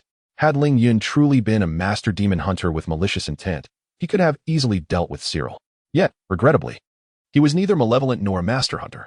Lord Cyril, are you aware that your previous assassination attempt by a servant and the beast's assault were orchestrated from the shadows? Ling Yun began, revealing that his method of dealing with Sieglind was to inform. He was convinced that since Sieglind had not eliminated Cyril for so long, Cyril must possess some strength or secret capable of countering her. Upon hearing Ling Yun's words, Cyril's gaze flickered uncertainly, though he did not appear overly surprised, clearly having contemplated this notion previously. He then spoke with some distress. Master, I had long suspected this. Yet I have yet to uncover the identity of the one manipulating these events. I have found them. Ling Yun responded softly upon hearing Cyril's words. What? Is that true, master? Cyril's face lit up with excitement as he grasped Ling Yun's hand, a matter that had troubled him for quite some time. For days, this issue had plagued his sleep and appetite, leading to numerous sleepless nights. Such strength. Ling Yun winced at the pain in his wrist, furrowing his brow. Oh, please forgive my rudeness, master. I am simply overwhelmed with excitement. Cyril quickly released Ling Yun's hand and apologized. Master, please tell me who this person is. I shall reward you handsomely. Sieglind, Ling Yun stated slowly. What? Upon hearing Ling Yun's words, Cyril's expression changed dramatically. The one orchestrating all of this is your sister, Sigrid.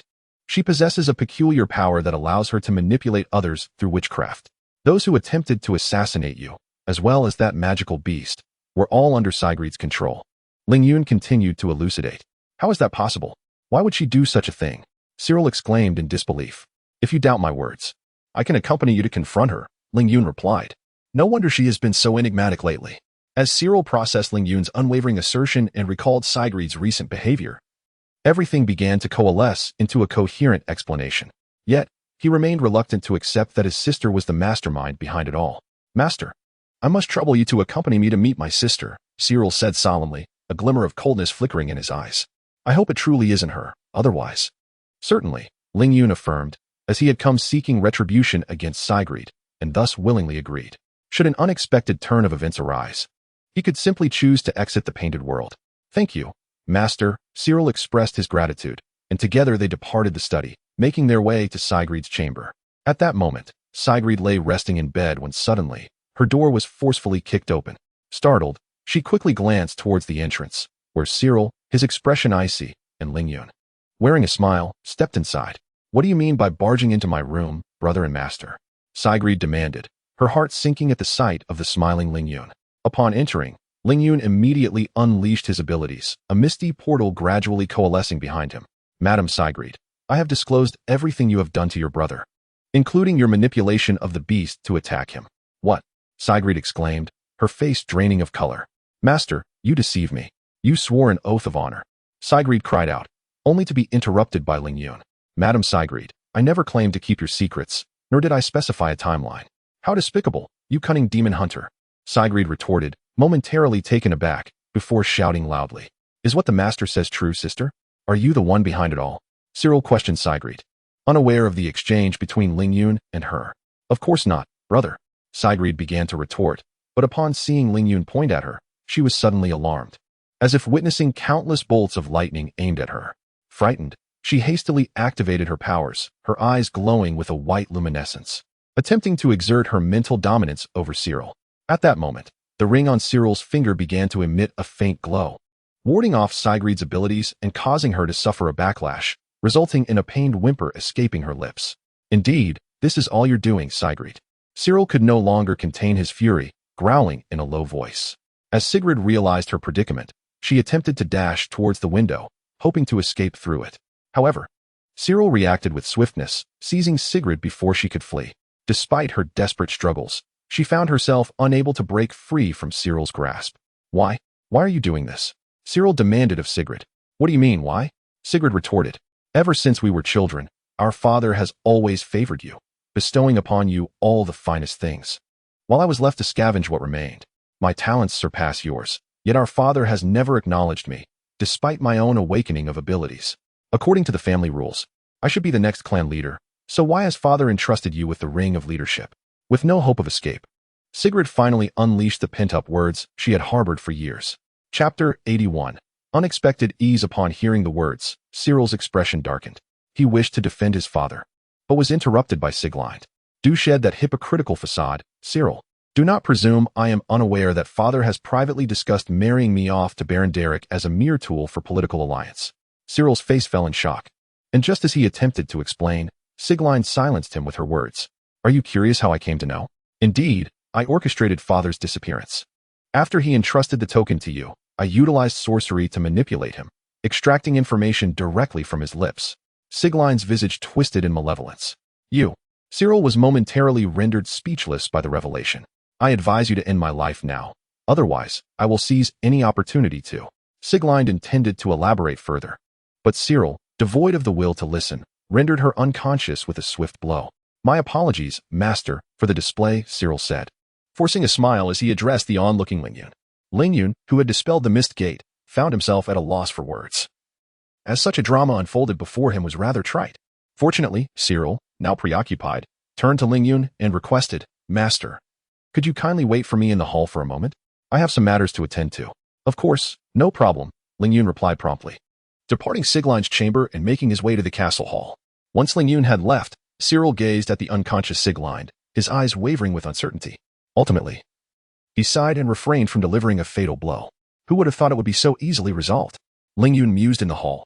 Initially, he had merely intended to vex Sigrid, never anticipating that Cyril would subdue her so readily. After a considerable time, Cyril entered the hall, appearing somewhat fatigued and holding a small box. Master, this is your reward for the task at hand, he announced, approaching Ling Yun and producing a finely crafted pouch from his robes. Ling Yun accepted the pouch and caught a glimpse of its contents, golden, circular coins. Before he could ponder their significance, Cyril continued, what lies within is a token of gratitude for your assistance in resolving a predicament that has long plagued me.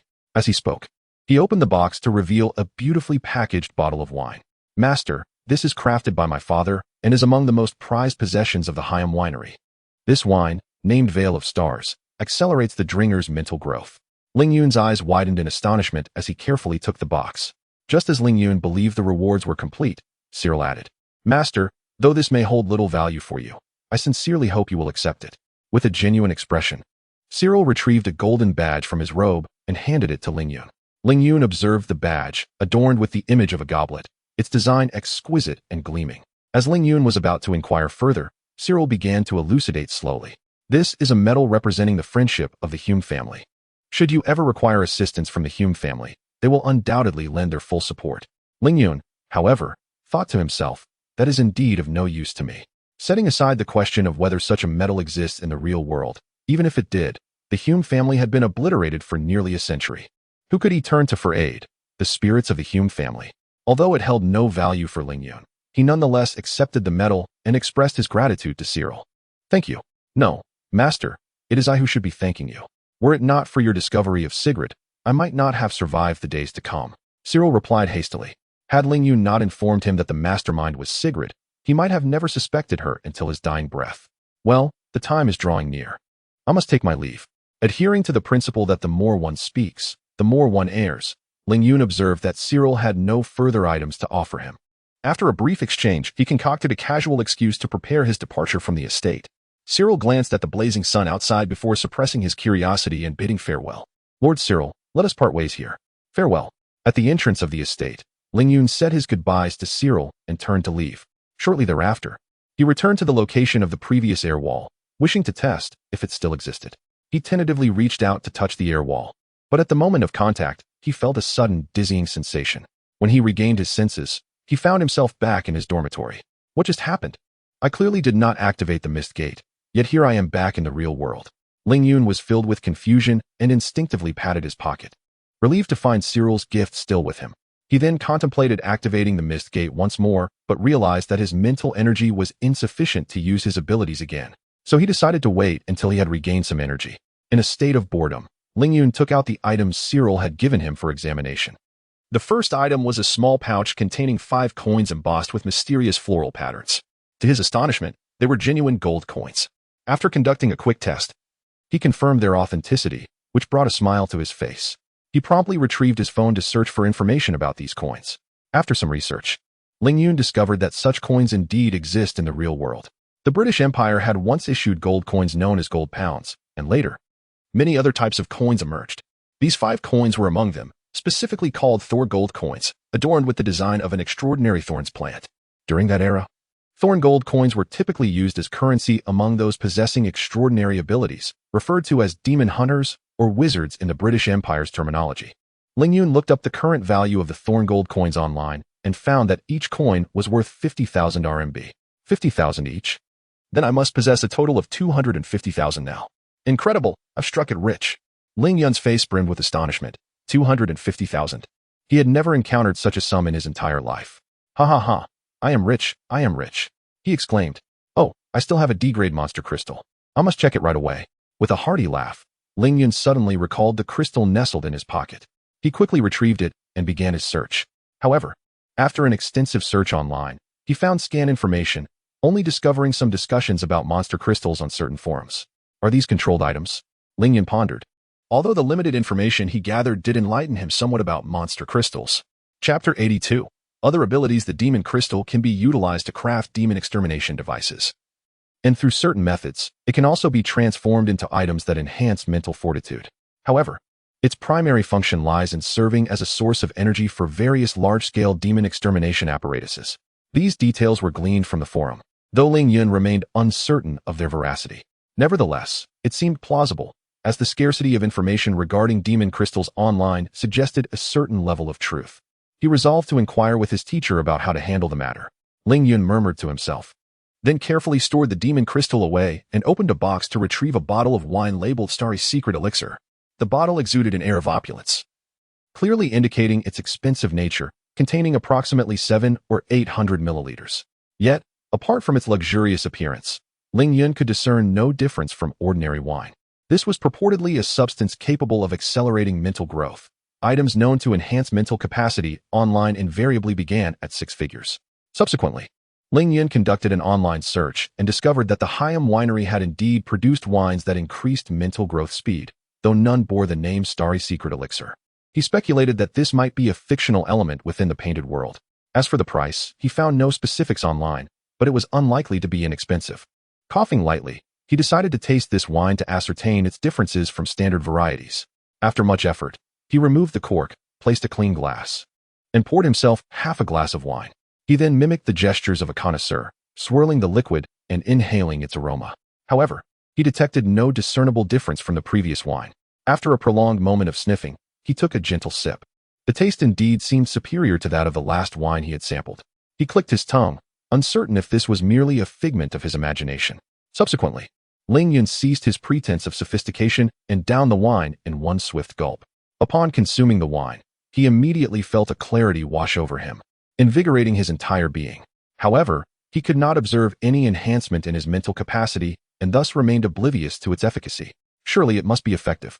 Regardless of its impact, Ling Yun continued to drink fervently, soon finishing the entire bottle of Starry Secret Elixir. Whether it was due to his poor tolerance or the potency of the elixir, he felt a lightheadedness envelop him upon finishing. He decided to lie down on his bed, and before long, he drifted into slumber.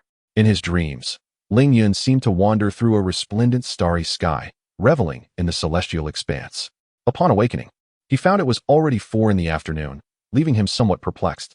After sitting on the bed for a while, he finally roused himself from his drowsiness and recalled his next course of action. I must investigate why I was abruptly transported out of the painted world. With this thought in mind, he promptly activated his abilities, yet this time, instead of the familiar misty portal, there was no response whatsoever. What could this mean? Ling Yun's expression shifted as he hurriedly got out of bed and rummaged through his belongings for the story collection containing the burned manor. However, when he beheld the final image, Ling Yun was taken aback. The picture, which was supposed to depict a charred estate, had transformed into an image resembling a ruined wasteland. Hastily, Ling Yun glanced at the accompanying text, only to discover that it too had undergone a metamorphosis. The narrative of Cyril and Sigrid disputing over the inheritance had vanished. Instead, it merely recounted how Sigrid had faded into obscurity after certain events transpired. The ultimate conclusion now portrayed the estate being besieged by a pack of brown rock wolves, ultimately leading to its utter destruction. The story had shifted. In astonishment, Ling Yun exclaimed, and then, as if struck by a thought, he promptly searched for information regarding Hume Manor online. He found that the real-world account of Hume Manor remained unchanged. He then searched for the burned manor, but the results left him bewildered. The tale of the burned manor, as per his online inquiry, had not altered in any way, and even the final image remained identical to its previous form. This indicated that only his collection of stories had been altered due to his extraordinary powers.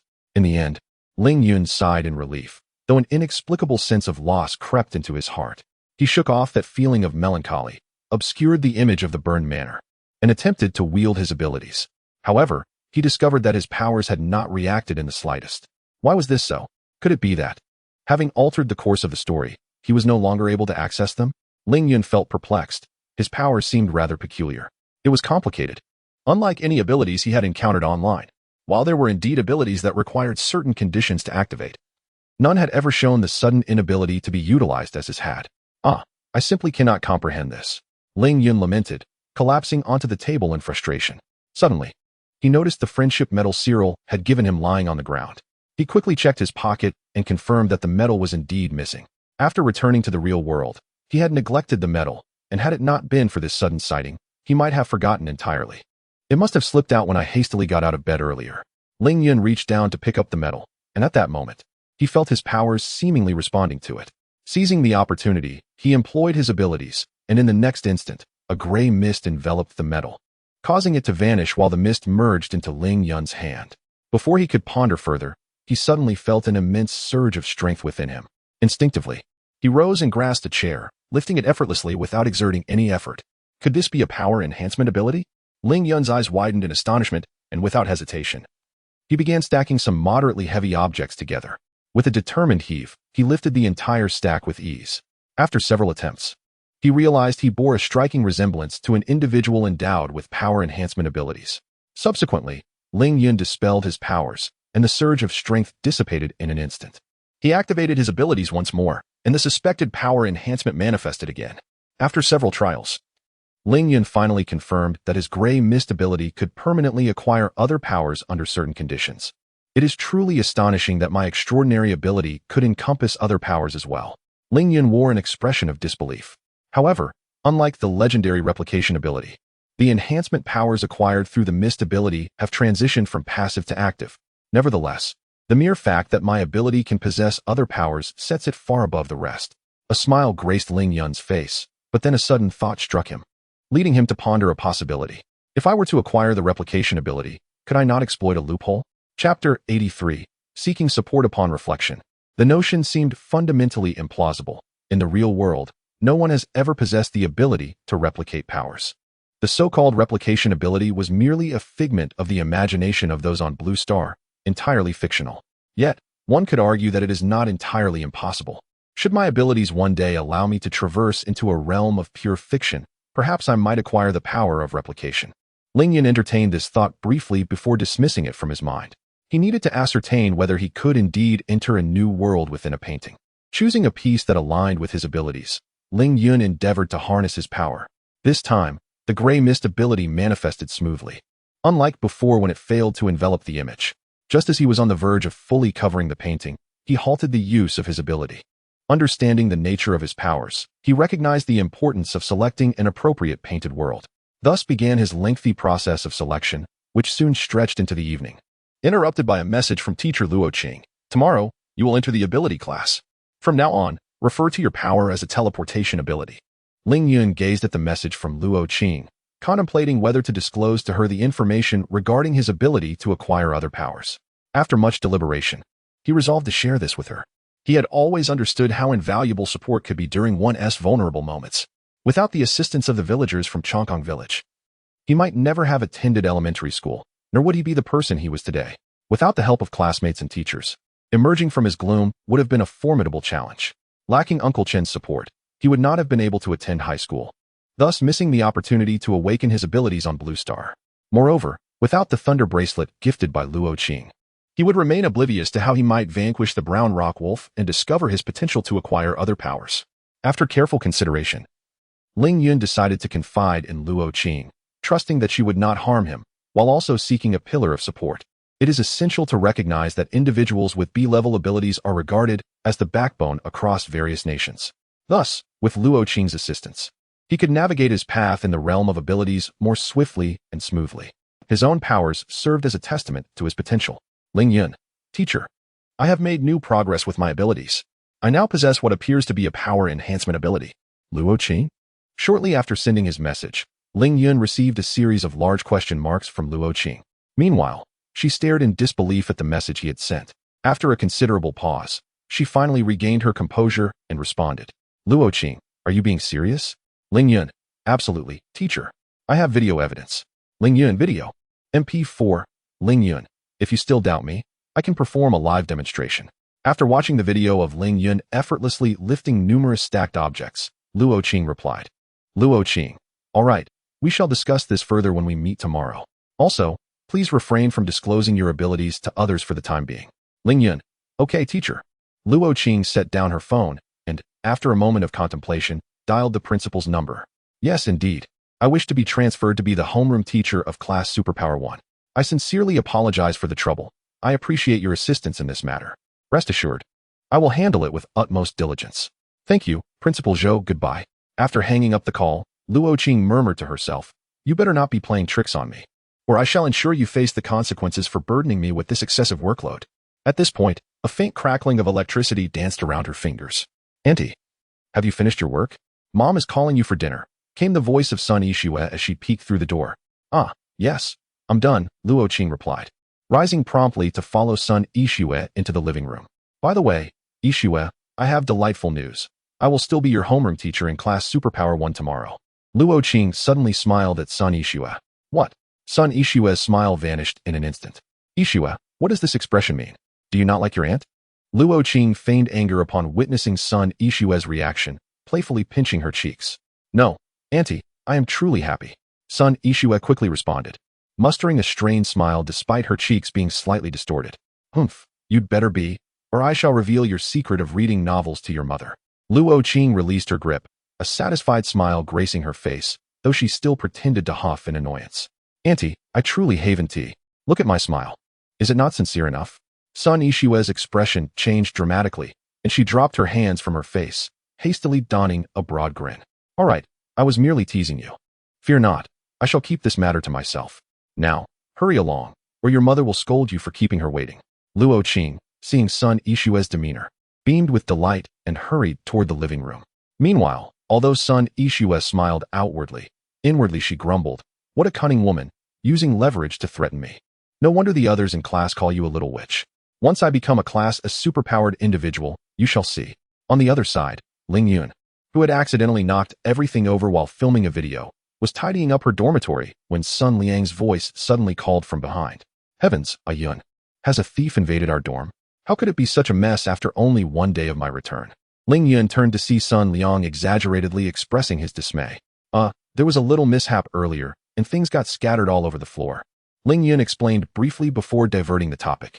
Why are you back so early today? You usually don't return until 8 or 9. I was merely concerned about your solitude and desolation, so I returned early to keep you company, Sun Liang declared with a look of deep affection. Go away. Your expression is too greasy, she exclaimed, feigning disgust. To be honest, my parents have some matters to attend to this evening, so I arrived early today. Li Liang, suppressing his previous demeanor, set down his backpack and assisted Ling Yun in gathering the scattered belongings from the ground. By the way, Yun, have you made any progress on your research into your extraordinary abilities? He inquired suddenly while tidying up. The chaos-type abilities are rather intricate. I haven't deciphered them yet. Ling Yun replied vaguely. All right, have you had dinner yet? I haven't eaten. Would you like to join me? Li Liang asked without suspicion. Sure, I haven't eaten either. Ling Yun responded as she placed an item down. After finishing their task, the two headed to the cafeteria together for a meal. Chapter 84. The Extraordinary Abilities class. On their way, the two encountered fellow classmates, and together they proceeded to the cafeteria. Along the way, Li Liang, with a boastful demeanor, showcased his extraordinary ability by igniting a pillar of fire at his fingertips. This spectacle drew envious admiration from many surrounding students. But unfortunately, it caught the eye of a teacher. Hey, which class are those students from? Don't they know that using extraordinary abilities in public spaces at school is prohibited? Oh, Ayun Opping Run. Upon witnessing this, Li Liang quickly shouted to Ling Yun and another classmate, and thus the two found themselves entangled in the predicament, hastily fleeing the scene. The teacher pursued them for a few steps before halting, gazing at the retreating figures of Ling Yun and the others. A hint of nostalgia shimmering in his eyes as he remarked, "Haha, these little rascals have the same spirit I had in my youth." The following day, Ling Yun rose early and roused Li Liang. After they finished their morning routines, they set off for breakfast at the cafeteria. "Why do I feel like you've been a bit more extravagant since last night? I've never seen you add an egg to your breakfast before," Li Liang inquired, glancing curiously at the egg in Ling Yun's bowl. "Isn't it because I've awakened my extraordinary abilities? I ought to treat myself a little better," Ling Yun casually replied. For he now possessed 5 gold coins worth a staggering 250,000. Not only could he afford an egg, but once he converted the gold coins into cash, he could indulge in extravagant feast without a care. Of course, he had no intention of squandering his newfound wealth. He had already devised plans for that sum. Previously, Ling Yun's tuition and living expenses were generously covered by Uncle Chun, the kind-hearted benefactor who supported his education.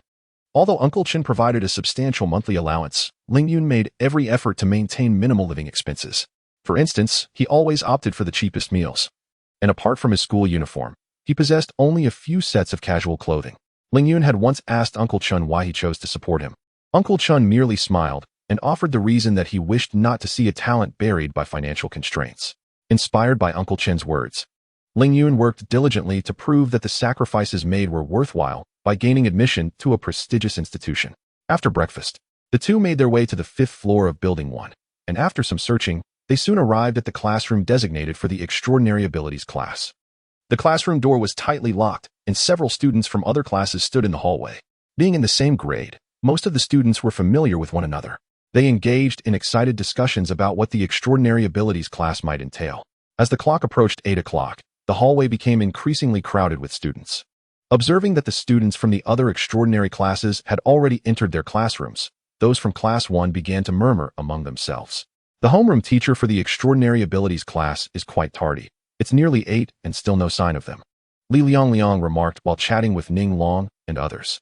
"Indeed, I'm eager to see who this homeroom teacher is. Making our future Flame Emperor wait at the door for so long," Ning Long chimed in, the teasing tone unmistakable to all present. "Ah, you little insect. How dare you misinterpret my intentions? Witness my fiery fist." Upon hearing this, Li Liang immediately erupted in anger, reaching out to strike Ning Long, who swiftly dodged. "Let me make one thing clear. I am a dragon, not an insect. With your speed of attack, it will take you 800 years to catch me." Ning Long mocked, his extraordinary ability being speed enhancement, far beyond what the current Li Liang could match. How infuriating. If you have the capability, do not flee. If you possess the skill, do not pursue. Thus, the two engaged in playful scuffling in the corridor, drawing the attention of other students. Li Liang and Ning Long. "What on earth are you two doing?" A voice that instilled fear among the students echoed through the hall. There stood Luo Qing, striding purposefully towards Class 1 of the supernatural abilities. "Ah, teacher, good morning." The two, caught in their antics, immediately stood at attention upon noticing Luo Qing. "You two, all you know is how to fool around. Are you unaware that other classes are about to commence?" Luo Qing approached them and skillfully seized both of their ears. "Ouch, teacher, that hurts," Li Liang exclaimed hastily. "I'm sorry, I was wrong." Ning Long, demonstrating his cleverness, opted for immediate contrition, prompting Li Liang to follow suit. "Teacher, I was wrong as well. Humph, I shall let you both off this time." Observing their quick admissions of guilt and lacking any desire to hold a grudge, Luo Qing released her grip. "Ah, teacher, what brings you here?" Li Liang rubbed his reddened ears. "What? Am I not allowed to be here?" Luo Qing retorted sharply as she made her way towards the classroom of Class 1 of the supernatural abilities. "No, teacher, that is not what I meant," Li Liang quickly clarified. "From today onward, I shall be the homeroom teacher for Class 1 of the supernatural abilities." Without indulging in any banter with Li Liang, Luo Qing opened the door to the classroom amid the students' grim expressions. "What is this? Your faces suggest you are unwilling to have me as your homeroom teacher?" Luo Qing remarked coldly, observing the students' reactions. No. We wholeheartedly welcome Teacher Luo as our homeroom teacher." Yes, welcome, a warm welcome." The students immediately plastered smiles on their faces. Luo Qing was not only the homeroom teacher of the Ling Yun class, but also the Chinese language teacher for other classes. Renowned for her strict teaching style, most of these students had experienced her reprimands or even physical discipline. Despite parental complaints, Luo Qing remained unfazed, continuing her ways. Of course, her approach only slightly admonished the students without causing any real harm. Among the students she taught, there was a unanimous sentiment. She was a heartless little demoness. Were it not for the presence of an even more formidable head of discipline above her, this little demoness would likely have become quite the tyrant. So, teacher, does this mean you will not be our original class as homeroom teacher? Ning Long inquired. Can't I be the homeroom teacher for 2 classes? Why trouble yourself so much? Hurry and choose a seat in the classroom. Luo Qing shot him an exasperated glance before commanding him. If it weren't for the need to handle matters from the previous class, she wouldn't have been late. Meanwhile, Ling Yun remained composed. After receiving Luo Qing's message yesterday, he sensed the possibility of this situation. His recent exchange with Sun Yixue further confirmed it. As Luo Qing instructed, the students in the corridor hurried into the classroom to select their seats. Ling Yun intended to sit in the middle, as was his custom, but was pulled by Li Liangyang to sit behind Sun Yixue instead. Afterward, Li Liangyang shot Ling Yun a look as if to say, "Did I do well?" Leaving Ling Yun at a loss for words. Chapter 85. The Art of Mental Refinement. Soon, the classroom was filled with over 30 students, all awakened abilities from 3 different classes. Observing the obediently seated students, Luo Qing exchanged a meaningful glance with Ling Yun before addressing the class. I trust that all of you are familiar with me, as I have taught you in the past. From this day forth, for the next month, I shall serve as your homeroom teacher and your instructor for the abilities course. Given the limited time we have, I will refrain from appointing numerous class officers. Instead, we will have just a class monitor and group leaders. The group leaders will be the top students from each group. Do any of you have objections? No. The students replied in unison, knowing better than to voice dissent in front of Luo Qing. As for the class monitor, let me see, Luo Qing continued, her gaze scanning the students below the podium, prompting many to silently pray not to be chosen. They certainly did not wish to face Luo Qing alone. After surveying the room, her eyes fell upon Ling Yun, leading him to believe he was to be appointed class monitor. However, Luo Qing instead selected Sun Yixue. The class monitor will be Sun Yixue. Does anyone have any differing opinions? Upon hearing this, the students breathed a collective sigh of relief and began to applaud in agreement. Very well, the class officer positions are settled. Now, I would like the group leaders to come forward and distribute the textbooks to everyone. Luo Qing concluded the matter, pointing to the neatly arranged textbooks on the desk. The group leaders hurried to the podium to collect the books for their peers. Before long, Ling Yun received his new textbook, titled Fundamentals of Abilities. Curiosity piqued, he opened the book, quickly noticing that the second page was dedicated to the art of mental refinement, prompting him to turn to that page. Before he could delve into it, Luo Qing spoke up. All right, everyone should have received their books by now. We have, teacher. The students replied eagerly. Good, please write your names in the books. Remember, this book is quite valuable, and you must not lose it. There will be no replacements if it goes missing, understood? Understood. They chorused. Seeing their response, Luo Qing nodded in satisfaction. Now, those who have finished writing their names, please turn to the second page. Have you all seen the section titled Art of Mental Refinement? Yes, teacher, a student answered. Excellent. The focus of today's lesson is to learn this technique of mental refinement.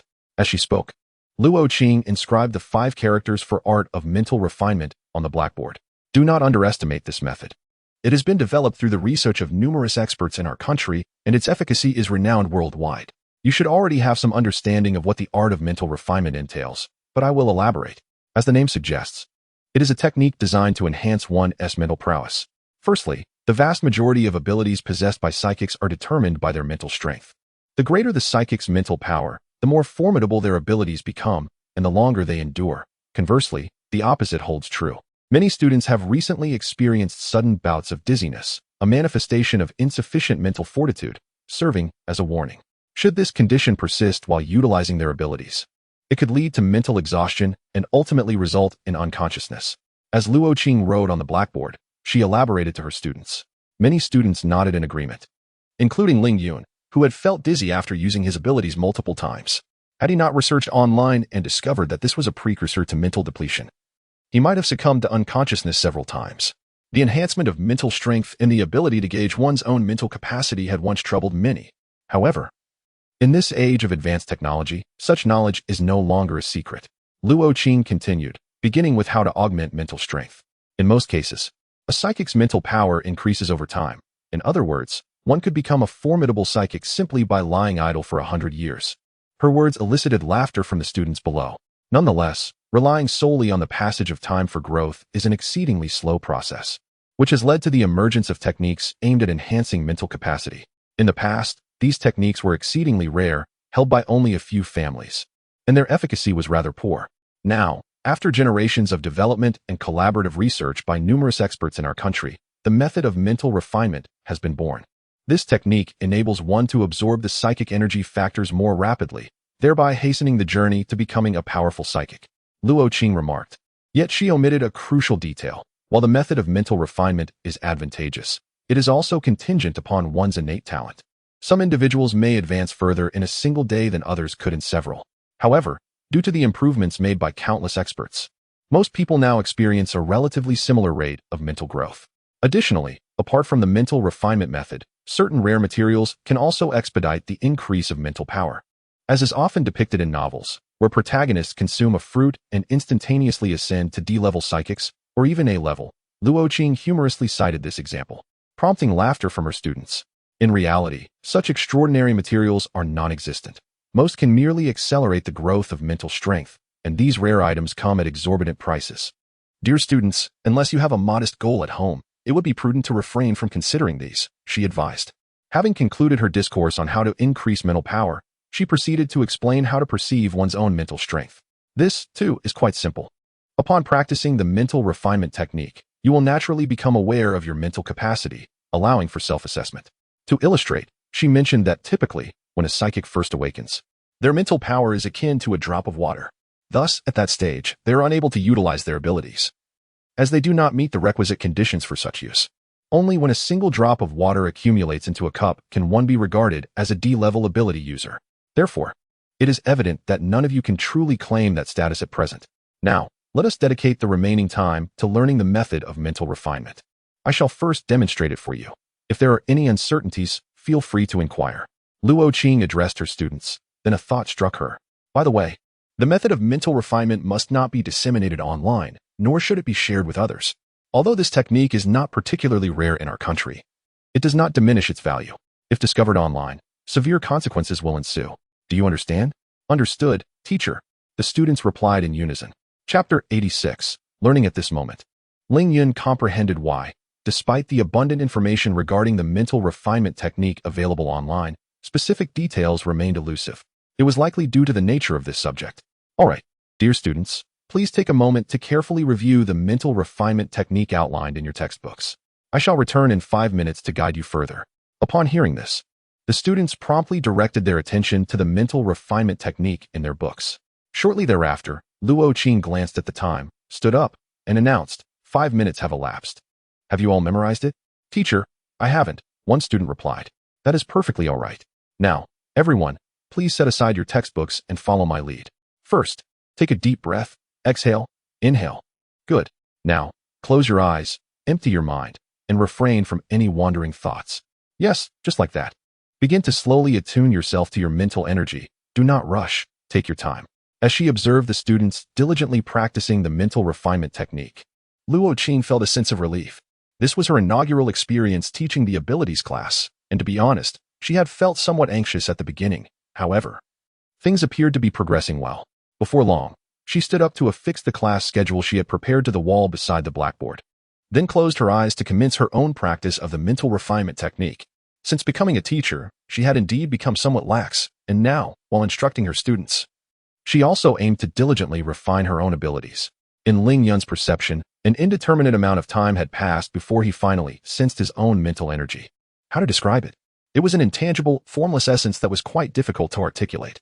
At this moment, in comparison to an example provided by Luo Qing, his mental energy resembled roughly half a cup of water. Ling Yun was somewhat astonished. According to his teacher, a newly awakened ability user should not reach such a level after just a week. However, upon further contemplation, he surmised it might be attributed to that bottle of star-hidden brew. In his awareness, his mental energy, bolstered by the brew, was swiftly absorbing the external energy particles to enhance itself. Now, it is essential to elaborate on what energy particles are. Since the mysterious meteorite fell during the usurpation of the Han dynasty by Wang Mang, inexplicable energy began to manifest on Blue Star. These energies were designated as energy particles by scientists, and it is precisely due to these particles that humans and beasts can awaken their abilities. Once one becomes an ability user, they actively absorb these energy particles, which is why Luo Qing mentioned that even after lying dormant for a century, one could still evolve into a formidable ability user. This also explains why, in ancient times, extraordinary talents emerged, as their physiques allowed them to absorb energy particles more rapidly than others. The mental refinement technique serves to expedite the absorption of external energy particles. As Ling Yun endeavored to practice the mental refinement technique, his already rapidly growing mental energy began to increase at an even more accelerated rate. He estimated that at this pace, within a week, he would formally achieve the status of a D-level ability user. It is worth noting that when an ability user first awakens, their mental energy experiences a rapid growth, which accounts for why many individuals can harness their abilities within just 2 or 3 days. This phenomenon typically persists for approximately 3 days before gradually returning to normalcy.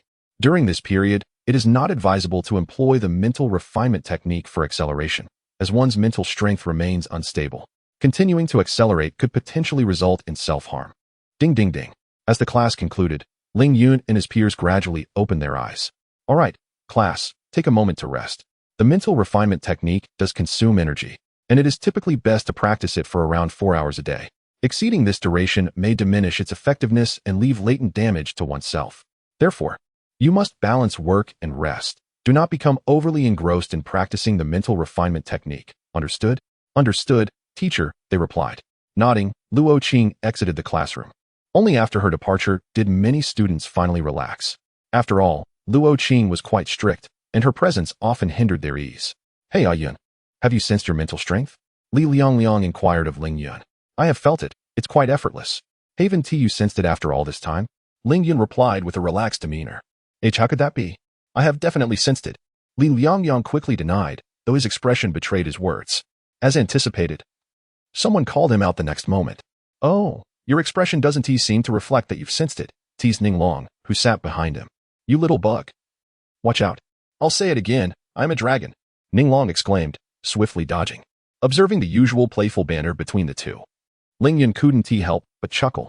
Since their awakening of extraordinary abilities, their bond appeared to have improved significantly, though this improvement perhaps warranted quotation marks.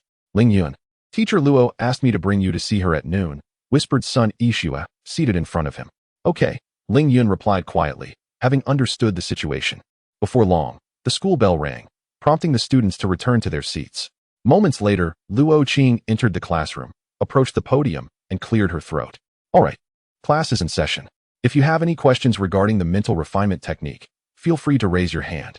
Teacher, me. One student called out eagerly. All right, Hua Gao, please share your question. Teacher, I would like to ask.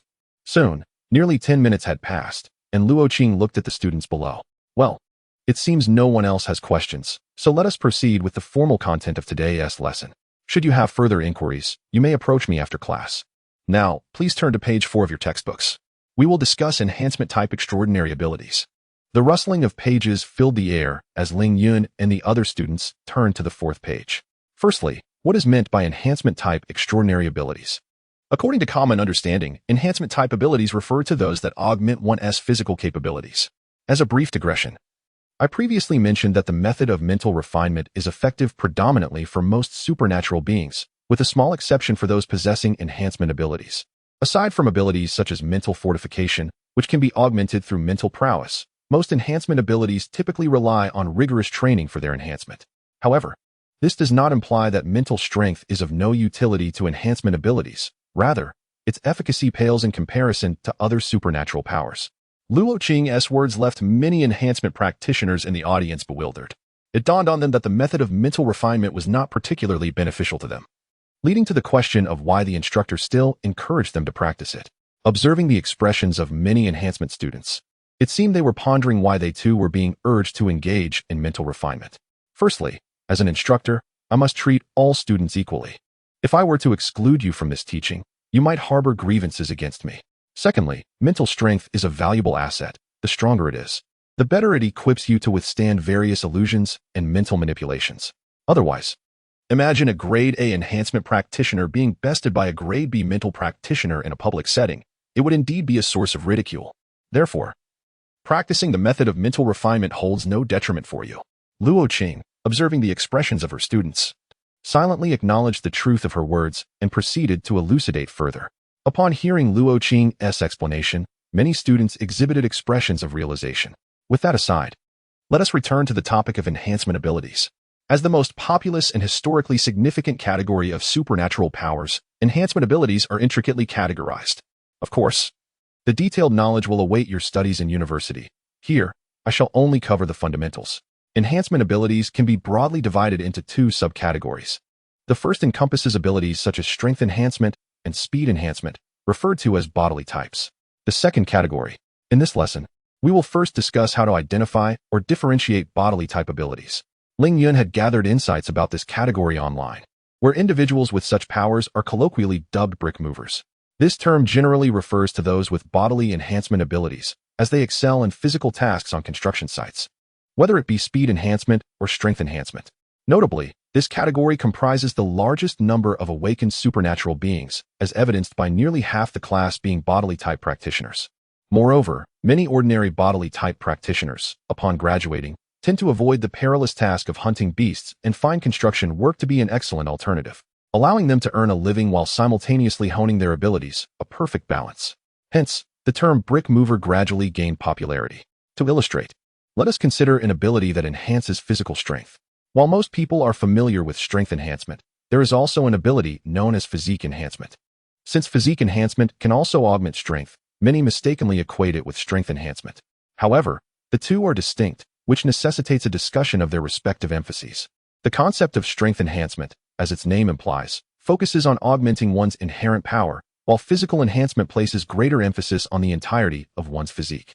Consequently, in terms of sheer strength, it does not quite measure up to its counterpart, the power-enhanced individuals of the same caliber.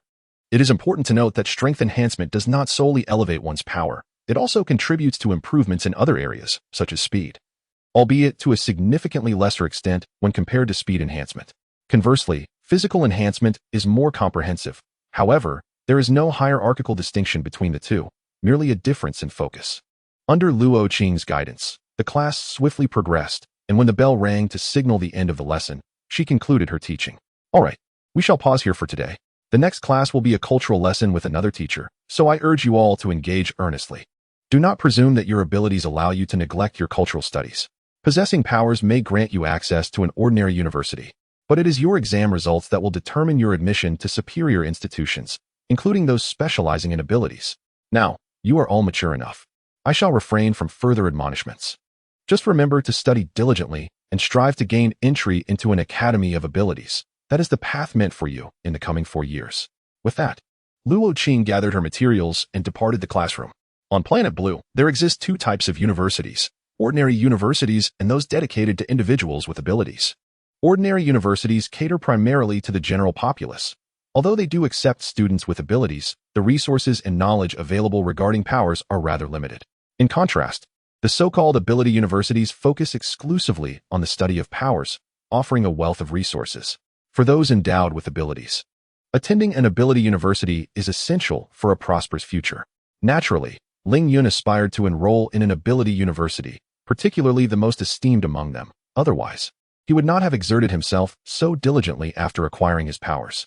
After all, with his abilities, he could lead a life free of financial concerns.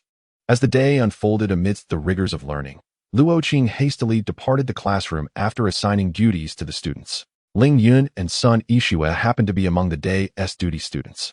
Once they finished tidying up the classroom, they quickly exited under the curious gazes of their peers. "Class monitor, are you all right?"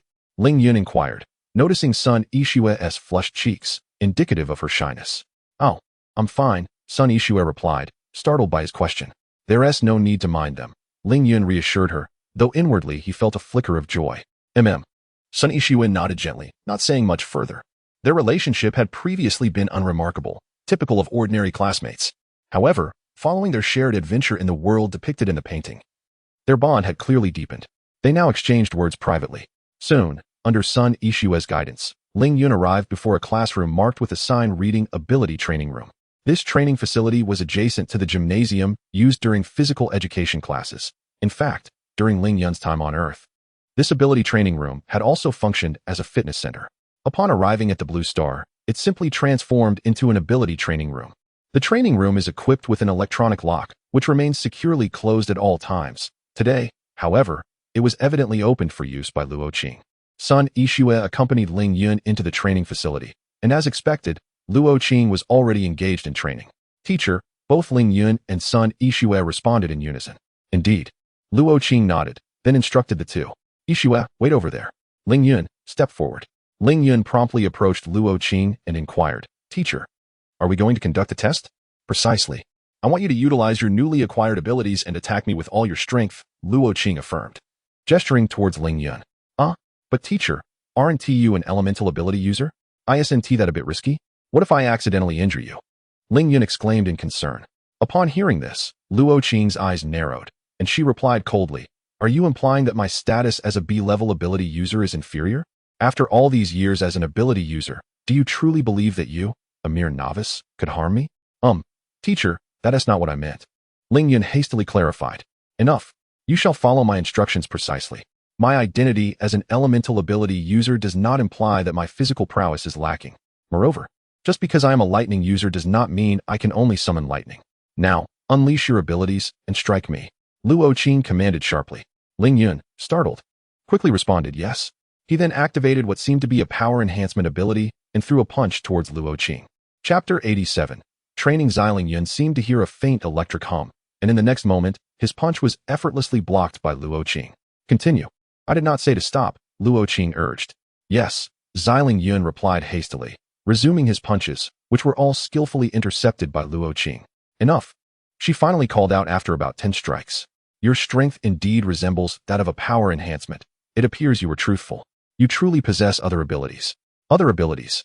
Sun Yixue, who had been eavesdropping nearby, gasped in surprise, only to be silenced immediately by a sharp glare from Luo Qing. However, judging solely by your strength is insufficient. Since we are already here, let us conduct a test. Do you see that treadmill? Go give it a try, Luo Qing instructed, ignoring Sun Yixue. Understood, teacher.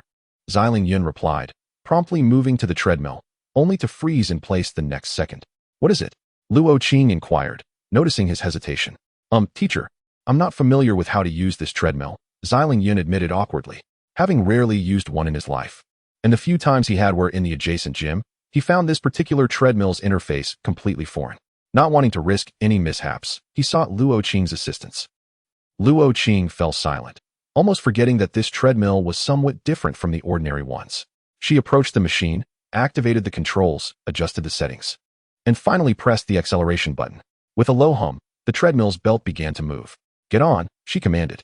All right, teacher, Ling Yun replied, stepping onto the treadmill. Initially, the speed was manageable, allowing him to keep up with ease. However, the pace soon escalated, compelling him to exert all his strength. Beep. After about 10 minutes, the treadmill emitted a sound and gradually came to a halt, while Ling Yun collapsed onto the floor in exhaustion. Luo Qing, unfazed by his condition, focused instead on the treadmill's display.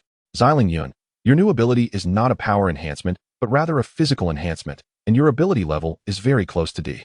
However, given your circumstances, it appears that your enhancement may be fixed, meaning you might only maintain this level for a lifetime. To become stronger, you must seek a more potent physical enhancement ability. Of course, this is merely my conjecture based on experience. It may not be accurate, as your ability is rather peculiar, making it difficult to ascertain. Thank you, teacher, Ling Yun responded promptly. Rest here for a moment, Luo Qing nodded, then slowly approached Sun Yixue. Yixue, do not concern yourself with Ling Yun's abilities. I called you here solely for your training. Now, use your abilities to attack me, Luo Qing stated coldly.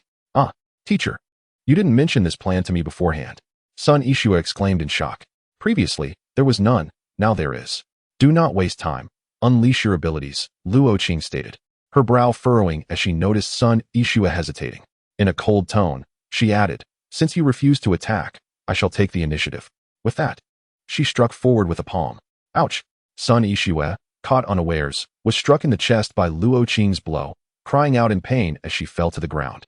Ouch, that hurts. Aunt, are you serious? Sun Yixue exclaimed, her eyes reddening with pain, forgetting to conceal her address for Luo Qing. On the other side, Ling Yun was also taken aback by Luo Qing's sudden aggression. How can you become a formidable ability user like this? Luo Qing replied coldly. Get up and attack me, or you shall face another blow. Upon hearing this, Sun Yixue hurriedly stood up, realizing that her aunt was indeed serious about her words. However, as soon as she rose, she saw Luo Qing's palm coming towards her, prompting her to quickly employ her abilities. In the next moment, Luo Qing felt the space before her hand slightly twist, attempting to divert her strike from its original trajectory. Although she could disregard such minor spatial distortions, she pretended to be affected, redirecting her palm elsewhere. Seeing Luo Qing miss her target, Sun Yixue felt a slight sense of relief. Good, just like that, continue. Luo Qing praised lightly before launching another palm strike at Sun Yixue. The latter, realizing the impending attack, continued to utilize her spatial abilities to alter Luo Qing's strike once more. After 3 successful alterations, she was momentarily slow to react and was knocked down by Luo Qing's palm. That hurts, Sun Yixue cried out. As an awakened ability user for just a week, Yixue, you performed quite well. Take a moment to rest, Luo Qing acknowledged. Then, disregarding Sun Yixue's resentful gaze, turned to Ling Yun and said, relying on others is less effective than relying on oneself. Your abilities represent boundless potential for your future, but seeking other powers will inevitably involve danger. After all, I cannot remain in your so-called painted world to protect you, so you must practice. Yes. With Luo Qing's stern command, Ling Yun immediately rose to respond. All right, you appear quite spirited. Now, use your abilities and attack me. Luo Qing nodded in satisfaction at the sight. Ling Yun, upon hearing her words, reinforced his physique and launched an attack towards Luo Qing. Having learned from previous experiences, he knew he could not harm her, so he poured all his strength into each punch. However, this time was different. Luo Qing would not merely defend, but would also counterattack. After blocking several of Ling Yun's punches, she seized an opportunity to strike back. Hiss! Ling Yun staggered back a few steps to avoid collapsing, but the pain in his chest made him gasp. Only throwing wild punches without any defensive awareness. Continue, Luo Qing commented casually. Understood. Ling Yun, enduring the pain, pressed on with his assault. Unlike Sun Yixue, he recognized the invaluable opportunity of receiving direct guidance from a B-rank ability user at this moment. Despite the pain, he would never utter the word give up. Soon, Ling Yun was subjected to 5 minutes of relentless training under Luo Qing's rigorous regimen, and ultimately, he could no longer withstand the pressure and collapsed onto the ground. Indeed, although bolstered by enhanced physical capabilities, his endurance thus far had exceeded my expectations. Take a moment to rest, Luo Qing remarked with a hint of satisfaction. Understood, teacher, Ling Yun replied, wincing at the discomfort he felt. Have you rested enough? Rise and continue your training. Luo Qing then approached Sun Yixue and stated, Aunt, please let me rest a bit longer. Sun Yixue, taken aback by the prospect of more training, immediately pleaded for a reprieve. With a flick of her wrist, an arc of electricity crackled in Luo Qing's hand as she addressed Sun Yixue.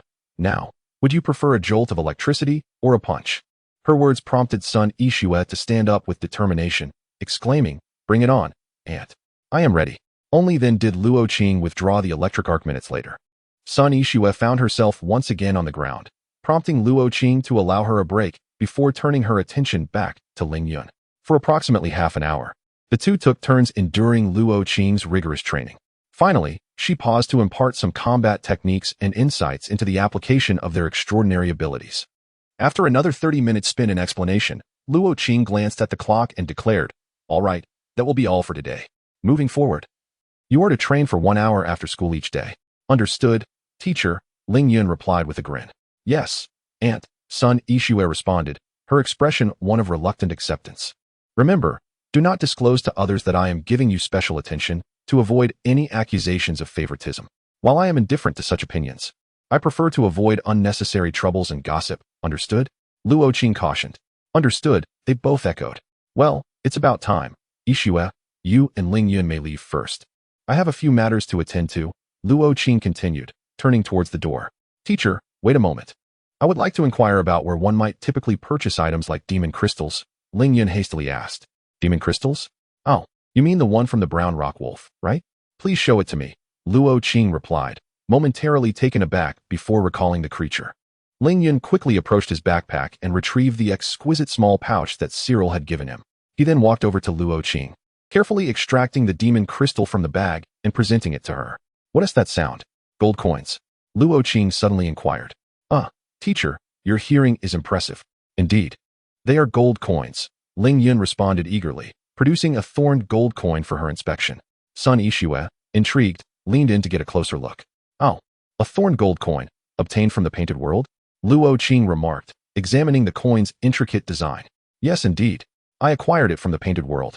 Ling Yun affirmed without hesitation. Your expression suggests you wish to sell these coins? Luo Qing glanced at Ling Yun and remarked, taking the demon crystal from his hand to examine it. This demon crystal is close to D energy intensity. It's quite decent. She continued, yes? I plan to sell these 5 gold coins at a nearby jewelry store or pawn shop. Ling Yun replied honestly. You might as well sell the coins directly. I suspect you won't even fetch a fifth of their value in gold spines. Luo Qing retorted, somewhat displeased. Well, I initially intended to sell them online, but I felt that the risk of being scammed was too great, which is why I decided to sell them offline. Ling Yun hurriedly explained. Never mind. I happen to know a friend who collects gold coins. I can purchase these gold spines from you at the average online price, Luo Qing said with a sidelong glance. Thank you very much, teacher. Here are the 5 gold spines. Ling Yun exclaimed joyfully, quickly expressing his gratitude as he handed over the small pouch containing the coins.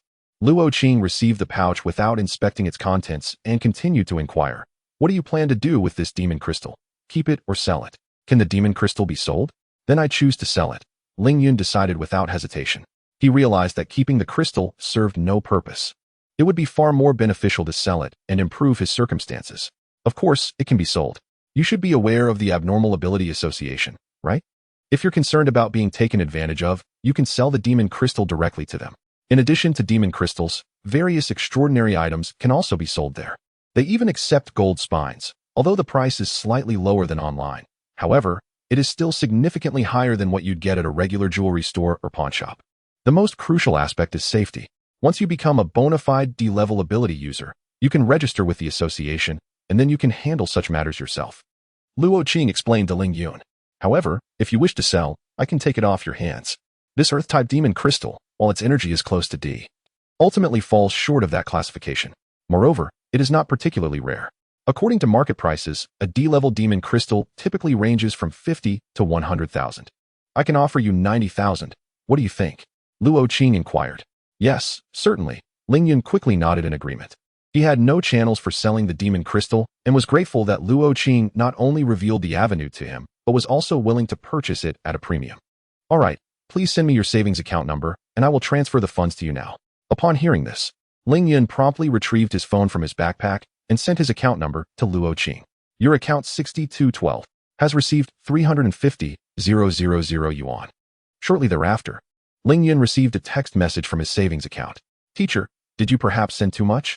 Ling Yun's initial expression of delight shifted to confusion upon reading the message, as he had never encountered such a sum of money before, and he quickly remarked, the price of gold coins is inherently volatile, so I shall simply round it off for you. Consider the excess as compensation for the medical expenses incurred from your earlier beating. Luo Qing remarked nonchalantly, for to her, this amount was negligible. If she so desired, she could easily venture outside the city and slay a C-class beast to earn it back, or even more. Thank you, teacher. Ling Yun replied, slightly touched by her generosity. All right, you both should be on your way. I have numerous matters to attend to. Luo Qing urged the two of them. See you tonight, Aunt, Sun Yixue chimed in. You little rascal, be off with you, Luo Qing retorted, glancing at Sun Yixue, who no longer concealed their relationship. Well, who told you to be so harsh just now? Sun Yixue made a face, but upon seeing Luo Qing's threatening gesture, she hastily fled the training room. Goodbye, teacher. I shall take my leave now, Ling Yun said quickly, then hurried out of the training room, chasing after Sun Yixue, who was already in the hallway. Class monitor. Are you all right? Not at all. In my entire life, I've hardly been hit. And now the thought of having to endure training every day for nearly a month is unbearable, Sun Yixue responded with frustration. That wretched woman struck with such ferocity. I can still feel a slight ache in my chest. Once I surpass her, I shall certainly repay her in kind. Despite her fierce words, the cautious glances she cast behind her revealed her fear of Luo Qing overhearing her sentiments. Chapter 88. Request well, teacher, this is for our own good.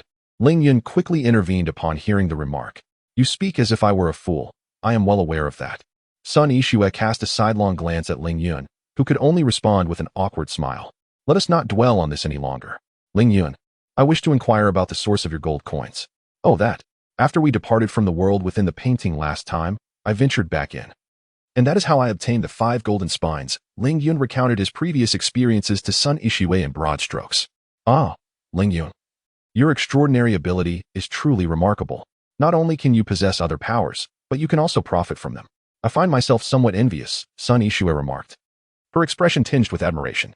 Well, it's not as effortless as it seems. One doesn't simply acquire precious items out of thin air. There are considerable dangers in the world of the painting as well. My acquisition of the golden spines was largely thanks to the demon-slaying tool lent to me by the teacher. Otherwise, I would still be too afraid to confront that brown rock wolf. Ling Yun quickly clarified. That may be true, but it remains enviable. By the way, Ling Yun. Yes, what is it, class monitor? Could you take me along the next time you enter the world of the painting? Sun Ishiwei gazed at Ling Yun with hopeful eyes. Ling Yun fell silent, aware that the world within the painting was far from safe. For instance, last time, Sun Ishiwei had been manipulated by Siglind. Had it not been for Siglind's fear of his guise as a false demon-hunting master, the outcome could have been dire. If he were to bring Sun Ishiwei into that perilous realm and she encountered danger, how could he explain it to Luo Qing and her parents? I beg you, Ling Yun, I swear that nothing like before will occur. Sun Ishiwei seemed to have discerned Ling Yun's thoughts. With a subtle shift of her gaze, she feigned a plea. Strangely enough, Ling Yun found himself swayed by her demeanor. His once resolute stance began to waver. After a moment of hesitation, he replied, I suppose it is possible. But you must possess the ability to slay demon beasts independently without relying on the demon-slaying tool. After all, you are aware of what happened last time. Not a problem at all, Sun Ishiwei replied without a moment's hesitation. I haven't finished yet. In addition, you must obtain teacher Luo's consent. What? Sun Ishiwei's enthusiasm immediately waned. Must I really get my aunt's approval? Absolutely. If teacher Luo does not agree, I will not take you into the world of the painting. Seeing Ling Yun's serious expression, Sun Ishiwei could only acquiesce. All right, I will find a way to get my aunt's approval. Do you have any other requests? Sun Ishiwei had initially spoken casually, but was taken aback to discover that Ling Yun indeed had a third request. Yes, Ling Yun replied candidly. Why do you have so many demands? Sun Ishiwei complained in exasperation. Student Sun Ishiwei, please recognize your position. It is you who seeks my assistance. So what is wrong with my request? Upon hearing this, Ling Yun couldn't help but chuckle. If Sun Ishiwei were to refuse, he would have the perfect excuse to decline. The moment Sun Ishiwei heard this, her expression changed, and she smiled. Then, Ling Yun, please state your remaining requests. The remaining request is rather simple. Once we enter the world of the painting, everything shall be under my command. This request seems quite reasonable, does it not? It is indeed, Sun Ishiwei replied, nodding in agreement. She then inquired, does Ling Yun have any further requests? None. I can only think of these for now. Ling Yun answered candidly. All right, then it is settled. Once I fulfill your requirements, you must certainly take me into the world of the painting. Upon hearing Ling Yun's words, Sun Ishiwei initially felt a surge of anger, but quickly suppressed it, reminding herself that she was the one asking for help. Of course, a man of honor stands by his word. Ling Yun patted his chest, yet internally he mused. However, I never committed to a specific time frame for bringing you in. Indeed, Ling Yun had promised Sun Ishiwei entry into the world of the painting, but not in the immediate future. In his mind, he planned to wait until he became a C-rank ability user, capable of easily defeating D-rank monsters, before selecting a painting world of similar difficulty to the Burnt Manor. This way, he would neither encounter danger nor fail to fulfill Sun Ishiwei's request. Pleased with his cleverness, Ling Yun silently commended himself. Remember what you said. You must not go back on your word, Sun Ishiwei declared, her voice tinged with frustration as she strode away. Observing her departure, Ling Yun touched his nose. Having discerned over the past few days that Sun Ishiwei's personality was far from docile, her usually quiet demeanor was likely a fade. The current display might be her true self. He wondered whether her change in demeanor was a result of entering a different world or if her character had always been thus. Ling Yun clicked his tongue and made his way to the stairwell, sending a message to Li Liangyang. Cloud-facing life, are you there? I invite you to dinner at the cafeteria tonight. A moment later, Flame Emperor. Wow, how rare. Our class monitor is treating me to a meal. Is there some good news? Cloud-facing life. Enough of the chit-chat. Will you eat or not? Also, could you please change your penguin account name back to what it was? Flame Emperor. I will eat. A fool does not pass up a bargain. I'll be there shortly. Flame Emperor. No way. This magnificent title will accompany me for life. Excited emoji. Cloud-facing life. Forget it. See you at the east entrance of the cafeteria in 10 minutes. Later that evening, after the self-study session, the two returned to their dormitory. Oh heavens, Why is there still class during self-study? I do not wish to study. Li Liang collapsed into a chair, exclaiming loudly. Some of our classes have been taken over by the ability course, and students from 3 classes need to catch up on the syllabus. It is quite normal to have classes during self-study, Ling Yun replied while seated. Stop complaining. You haven't even reached 4 hours of your mental refinement practice today. Hurry up and train, he urged. If you could become a Class C ability user before the college entrance examination, perhaps you wouldn't even need to take the test and could be directly recruited into a university for extraordinary abilities. Do you think I'm foolish? With less than a month until the exam, no amount of training could elevate me to a Class C ability user. Though Li Liang verbally dismissed the notion, his body obediently opted for the practice of mental refinement techniques. Similarly, Ling Yun, despite having practiced for a while during noon, had not reached the optimal limit of 4 hours a day. Moreover, the 4 hours that Luo Qing referred to were to be uninterrupted, and by now, the afternoon had already progressed significantly. After approximately 2 hours, Ling Yun noticed a marked decrease in the efficacy of the mental refinement technique, and thus concluded his practice. Chapter 89. A sudden inspiration at that moment. He noticed a message from Luo Qing on his phone and promptly opened it. Luo Qing, Ling Yun. If anyone inquires about your extraordinary ability, simply state that it is the power of imitation, allowing you to replicate other abilities under certain conditions. Luo Qing, moreover, you can only imitate one ability at a time. Upon attempting to imitate again, the previously acquired ability will be forgotten. Luo Qing, as for the conditions, you may decline to disclose them by claiming it is a private matter. Ling Yun, understood, teacher. Meanwhile, after sending the message, Luo Qing sighed. Can we truly present such an ability to the outside world? It undeniably possesses the characteristics of a national-level power. If it falls into the hands of ill-intentioned individuals, this young man may find himself in peril. However, recalling the man's earnest words, she chose to set aside her concerns. Days swiftly passed amidst the rigors of study and Luo Qing's training.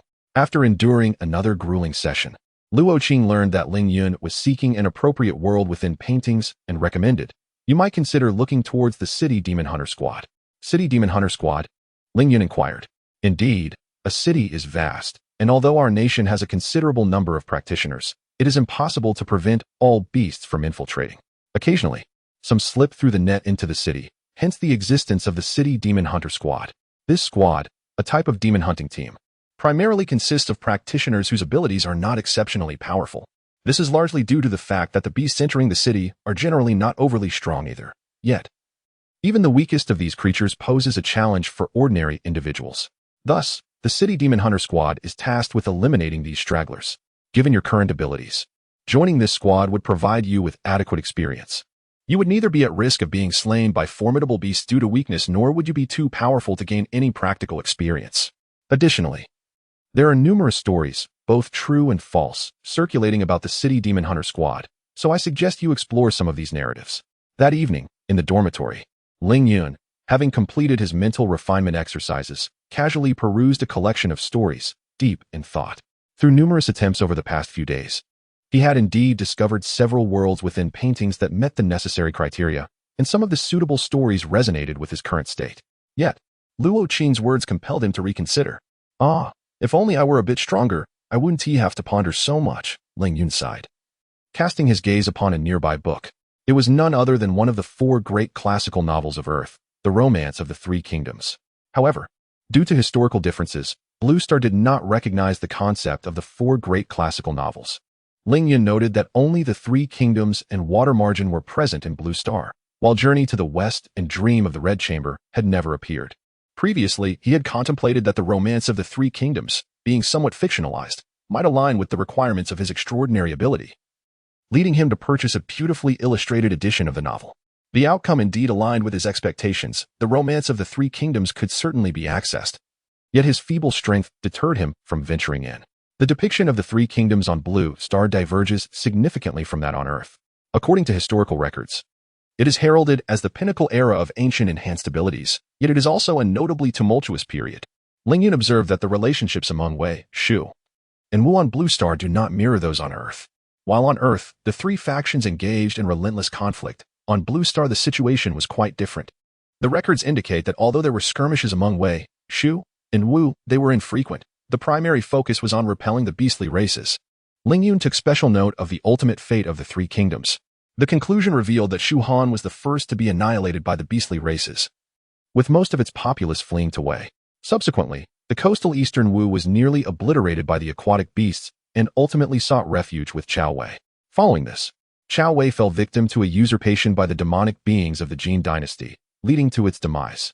This marked Ling Yun's first encounter with information regarding the demonic beings. According to the records, these beings were, in fact, human, but they allied with the beastly races, transforming into grotesque half-human, half-demon entities. Upon discovering the existence of these beings, Ling Yun meticulously examined the data, which posited that their origins trace back to the Yellow Turban Army during the late Han Dynasty. This was attributed to Zhang Jiao, the leader of the Taiping Dao, also known as the Yellow Turban sect, whose ideology advocated for the coexistence of humans and demons, and indeed, the Yellow Turban Army had members who were demonic beings. The zenith of the demonic beings occurred during the late Qing Dynasty. Under the leadership of the demoness Empress Cixi, they brazenly challenged the beastly races, proclaiming their intention to eradicate them. However, the outcome was painfully evident. She faced utter defeat. Enraged by her audacity, the beastly races mobilized their forces and besieged the capital. Ling Yun's expression turned peculiar upon reading this. Remarkably, the absence of the Eight-Nation Alliance incident on Blue Star due to enhanced abilities did not preclude a similar experience. Soon after, Cixi and the imperial family fled in panic. Yet ultimately, they were annihilated by the beastly races. Consequently, the demonic beings fell into complete decline, and their presence was scarcely noted even upon the establishment of the Huagua. Digressing from the topic, Ling Yun discerned through the records that to navigate the chaos of the Three Kingdoms, one must possess at least the strength of a B-level enhancer. Without such power, the risk of sudden demise loomed large, thus shattering his immediate plans to enter the romance of the Three Kingdoms. Nevertheless, he was resolute about entering eventually. For that era harbored an S-level enhancer. It is worth noting that the most formidable enhancers in contemporary Blue Star are indeed S-level. Should Ling Yun acquire S-level abilities, it would be tantamount to a meteoric rise. However, that was a matter for the future. Presently, he contemplated whether to heed Luo Qing's advice. After careful consideration, he opted to follow her counsel, selecting narratives related to the urban demon hunting squads. This choice was motivated by the likelihood that stories involving urban demon hunting squads would not be particularly arduous, coupled with the abundance of enhancers in such fantastical realms. Ling Yun believed he could harness more abilities, thus broadening his options significantly. With this resolve, he promptly commenced his search online for tales pertaining to urban demon hunting squads. The following noon, he resolved to venture outside the school to procure various storybooks or newspapers pertaining to urban demon hunting teams. In recent days, he had discovered that his extraordinary abilities were not confined solely to books. Any paper adorned with narratives and illustrations, as long as it met certain criteria, could also be employed. It seems that my powers merely require a tangible medium, he mused. A sudden epiphany struck him, prompting him to hasten to a nearby store where he purchased a flash drive. He then returned to his dormitory, and amidst Li Liang's astonished gaze, he clutched a sheet of paper and began to transcribe a story from the internet that met his specifications. Chapter 90. A New World Within the Canvas. Before long, he had transcribed the brief tale, and subsequently, Ling Yun managed to sketch the accompanying illustration. He then endeavored to employ his extraordinary abilities, but alas, they yielded no response. It seems this method is ineffective, Ling Yun murmured to himself, yet he felt no disappointment. After all, it was merely a hypothesis, and its success or failure was inconsequential. This was but one of his conjectures. Next, Ling Yun borrowed Li Liang's laptop and copied the requisite illustrated story onto a flash drive. However, he was not finished. He also made minor adjustments to the narrative before saving it onto the drive.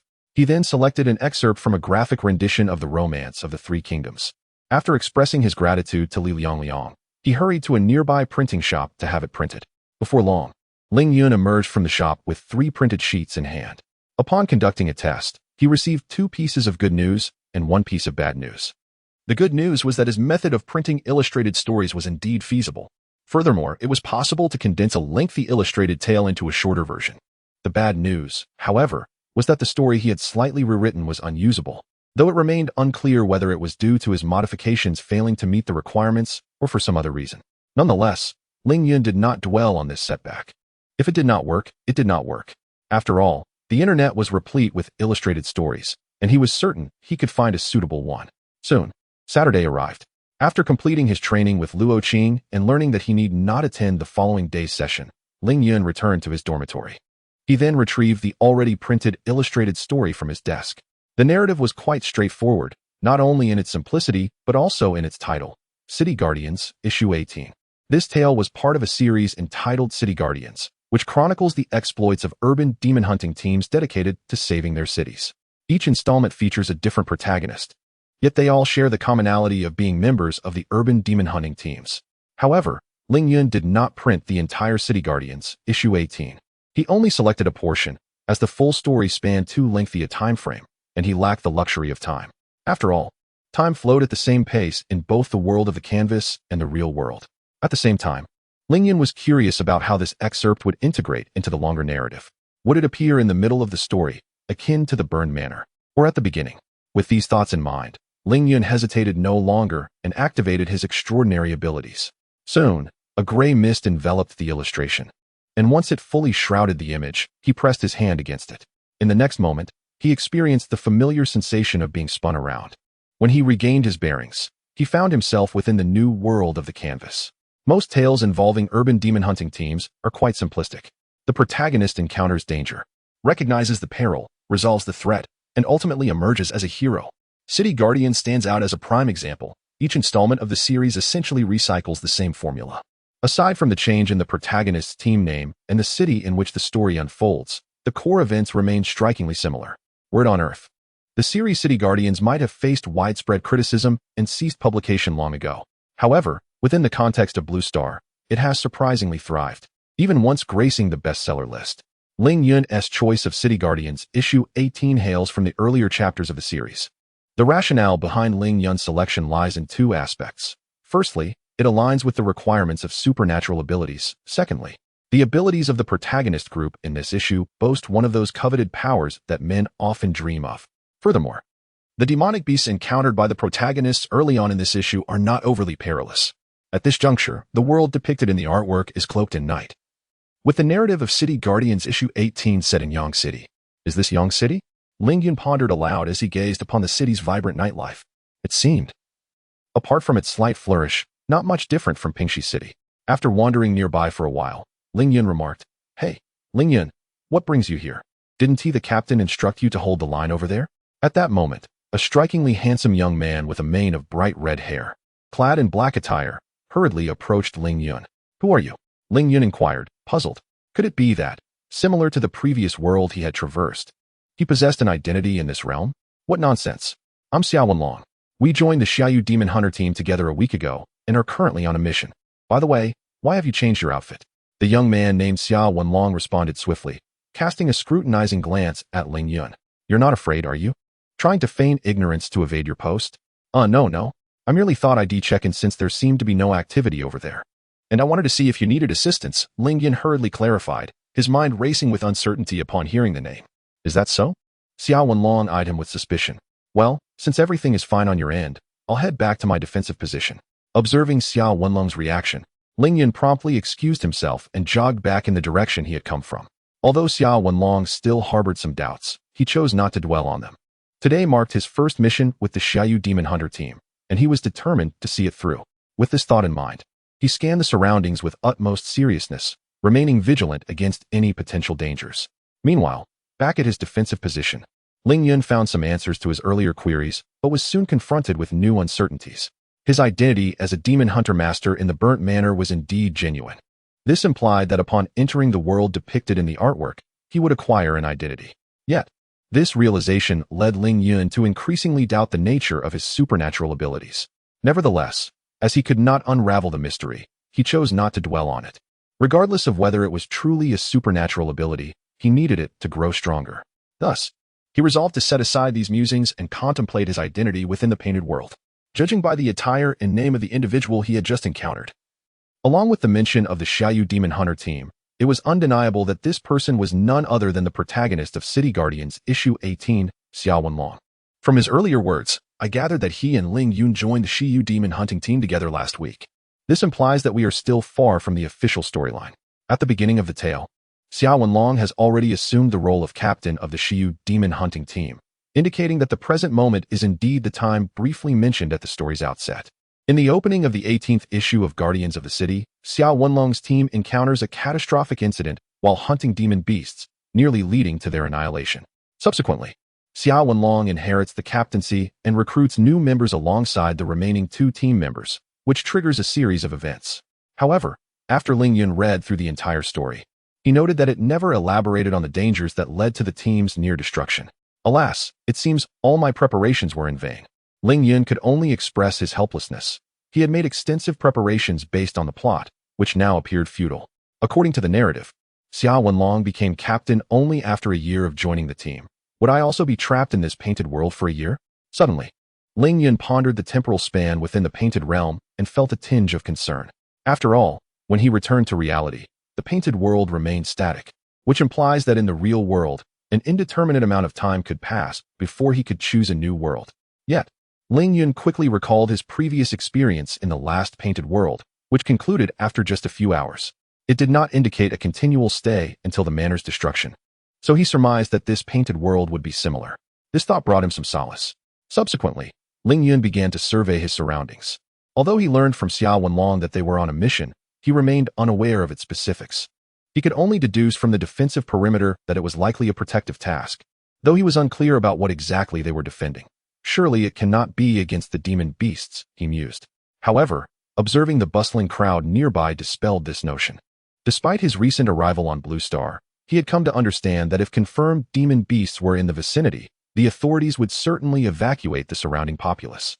The demon hunting team, being somewhat of an official entity, would have evacuated the area long ago if they were indeed tasked with defending against demon beasts. The current situation, with people freely wandering about and the apparent lack of urgency from Xiao Wenlong, suggested no sudden crisis was at hand. Ling Yun continued to wait in place. After over an hour of waiting, just as he felt drowsy, chaos erupted in the distance. Run! There are demon beasts over there. Hurry! Many faces filled with terror fled in panic, screaming loudly. Upon witnessing this, Ling Yun's expression shifted as he gazed at the direction from which the panicked crowd was escaping. Disbelief washing over him. Could it be true? Were they genuinely defending against demon beasts? Was it an accident or some other circumstance? What should I do now? Should I approach or flee? After all, I am not particularly strong. If there are formidable demon beasts over there, my approach could very well lead to my demise. Indeed, Ling Yun felt a flicker of fear towards the unknown demon beasts, despite having previously vanquished the brown rock wolf with the aid of a demon-slaying device. Observing the panicked crowd fleeing, Ling Yun hesitated, uncertain whether to advance. Damn it, what is a man afraid of? If I truly cannot withstand it, I can always retreat through the gray mist gate and escape this painted world. I refuse to believe that I cannot hold off the beasts that have emerged in the city for even a minute.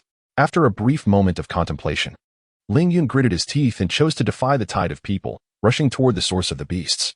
The location of the beast was not far. After enhancing his physical abilities, Ling Yun arrived at the scene in under 2 minutes, only to find that the ordinary civilians had already vacated the area. Fire Fist. Upon his arrival, he witnessed a man with fiery red hair, Xiao Wenlong, whose right hand was engulfed in crimson flames. He unleashed a punch at a grotesque gray rat beast, nearly 2 meters tall and covered in festering sores. Squeak. Despite the ferocity of Xiao Wenlong's strike, it merely caused the rat beast to stagger back a step in mild distress before it furiously lunged at him. The rat beast was incredibly swift, leaving Xiao Wenlong in a desperate scramble to evade its attack. Seeing this, Ling Yun no longer hesitated. He dashed to the side of the beast with remarkable speed and delivered a powerful kick. Squeak. With the augmentation of his enhanced physical abilities, Ling Yun's kick inflicted significantly more damage than Xiao Wenlong's punch. The rat beast was sent tumbling to the ground by Ling Yun's strike. Ling Yun! Xiao Wenlong exclaimed in surprise upon seeing him. Hey, Xiao Wenlong, aren't you a fire-type ability user? What on earth were you thinking charging in to throw a punch? Ling Yun couldn't help but scoff. He was aware that as the protagonist, Xiao Wenlong possessed the typical fire-type powers and was described in the narrative as fond of close combat. Ling Yun had assumed that such reckless behavior stemmed from Xiao Wenlong's extensive combat experience. He never expected him to be so reckless at this moment. Approaching the beast so closely was tantamount to courting death. Just moments ago, had no one intervened, Xiao Wenlong would have surely been bitten by the rat beast, and the outcome would have been dire. Sorry, I got a bit carried away, Xiao Wenlong admitted, his face tinged with embarrassment. It was his first encounter with a beast, and his penchant for brawling had led him to impulsively charge in, resulting in a rather precarious situation.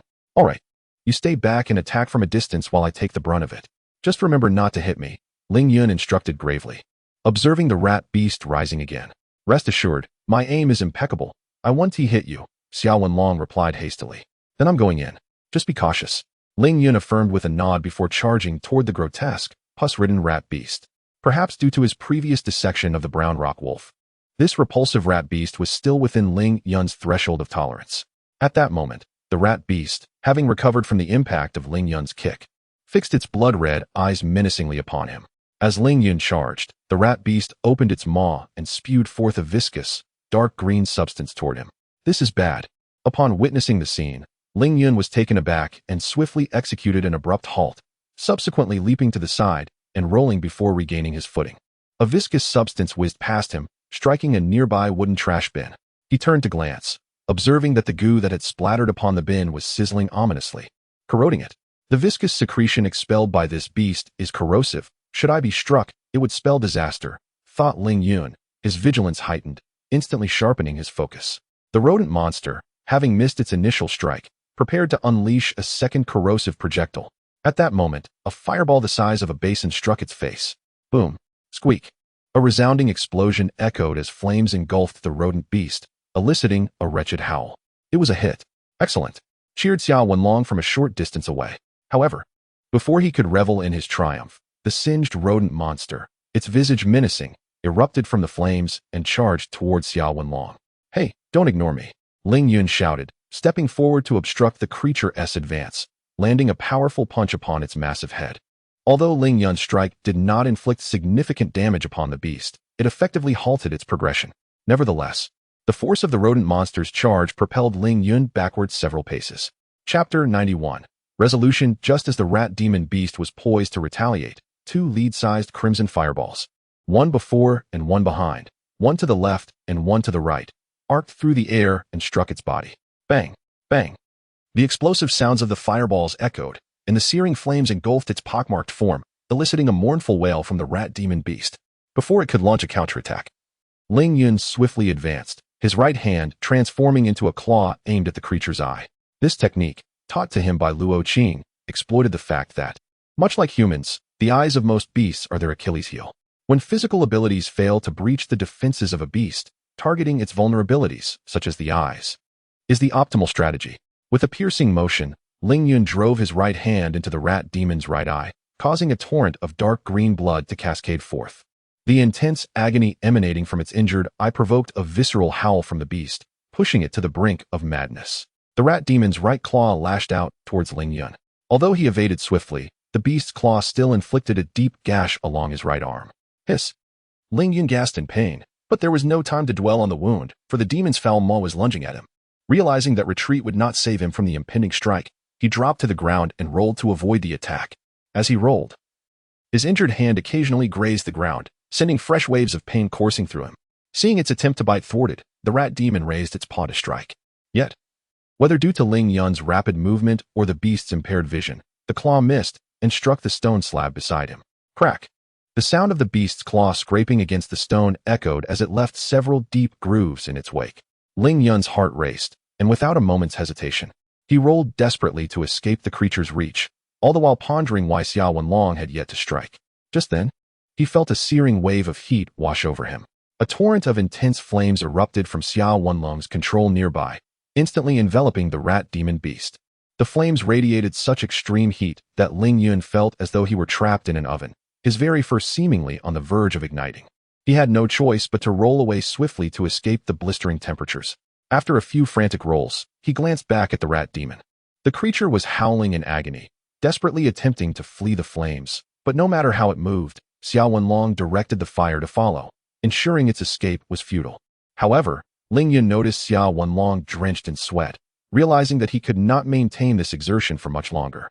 He quickly rose, gritting his teeth against the pain in his right hand, and approached the rat demon, preparing to deliver a fatal blow once the flames subsided. I can barely hold on, Xiao Wenlong shouted moments later. In the flames, Ling Yun responded loudly, his muscles taut as he fixed his gaze on the thrashing beast engulfed in fire. All right, Xiao Wenlong replied, ceasing his control over the flames.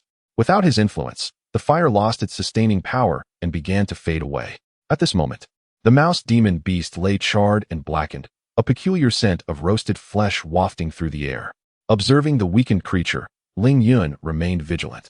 The instant the flame subsided, he leaped forward, swiftly positioning himself beside the mouse demon beast and thrusting his left hand into its remaining eye. A piercing shriek erupted from the beast, its voice lacking the strength it once possessed. After blinding the creature, Ling Yun quickly withdrew to avoid a repeat of the earlier encounter. However, this time the mouse demon beast did not retaliate. Instead, it lay gasping for breath on the ground. Though it appeared on the brink of death, Ling Yun did not let his guard down, carefully watching the beast from a distance. Minutes passed before the mouse demon beast finally ceased to breathe. Ling Yun picked up a few stones nearby and tossed them at the creature. When it showed no reaction, he exhaled in relief and sank down onto the ground. Panting heavily, this marked his first formal encounter with a demon beast. Perhaps due to the adrenaline rush from earlier, a profound sense of fatigue washed over him as he finally relaxed. Ling Yun, are you all right? In a similar state of exhaustion from overexerting his mental energy, Xiao Wenlong approached Ling Yun and inquired with concern. I'm fine, Ling Yun replied, waving his right hand dismissively.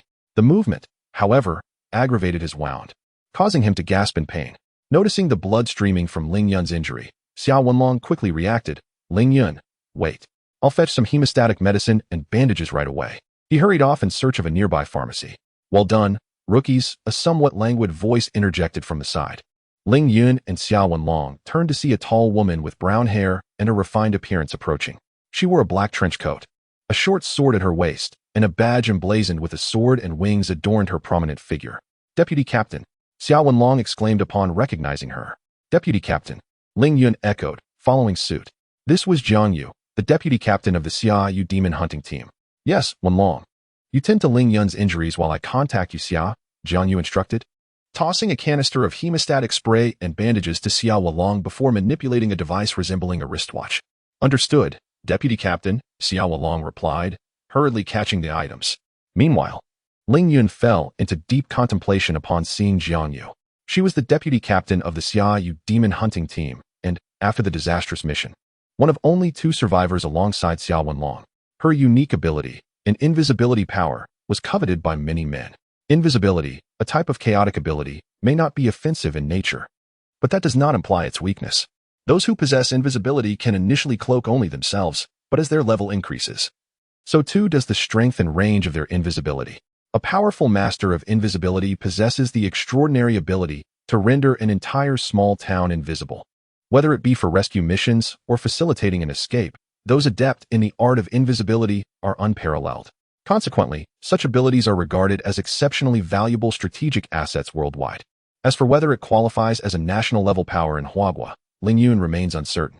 Furthermore, while invisibility itself lacks offensive capabilities, it does not imply that the wielder is devoid of means to attack. Should an invisibility master be equipped with a remarkably sharp weapon, they become a lethal assassin, capable of striking unseen. The higher the rank of the invisibility master, the greater the intensity of their concealment, making them increasingly elusive. Therefore, it is customary for invisibility practitioners to carry a weapon, as evidenced by the short sword at Jiang Yu's waist. I recall that at the beginning of the book, it was stated that Jiang Yu is a C-level ability user. Is he currently a C-level ability user? Indeed, Ling Yun's most coveted power at this moment is Jiang Yu's invisibility. In contrast to Xiao Wenlong's offensive abilities, Ling Yun yearns for the life-saving potential of invisibility. With such a skill, he could avert numerous dangers. And his primary motivation for participating in the City Guardian Issue 18 is precisely this power of invisibility. A sharp pain in his right hand jolted Ling Yun from his reverie. He quickly turned to see Xiao Wenlong spraying a hemostatic spray onto his injured hand.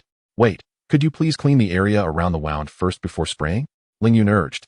Oh, I'll do that right away, Xiao Wenlong replied, hastily tearing off a piece of bandage to wipe Ling Yun's wound. Oh, you. Ling Yun winced at Xiao Wenlong's clumsy handling, occasionally grazing the injury, prompting a desire to curse. What's wrong? Xiao Wenlong inquired. It's nothing.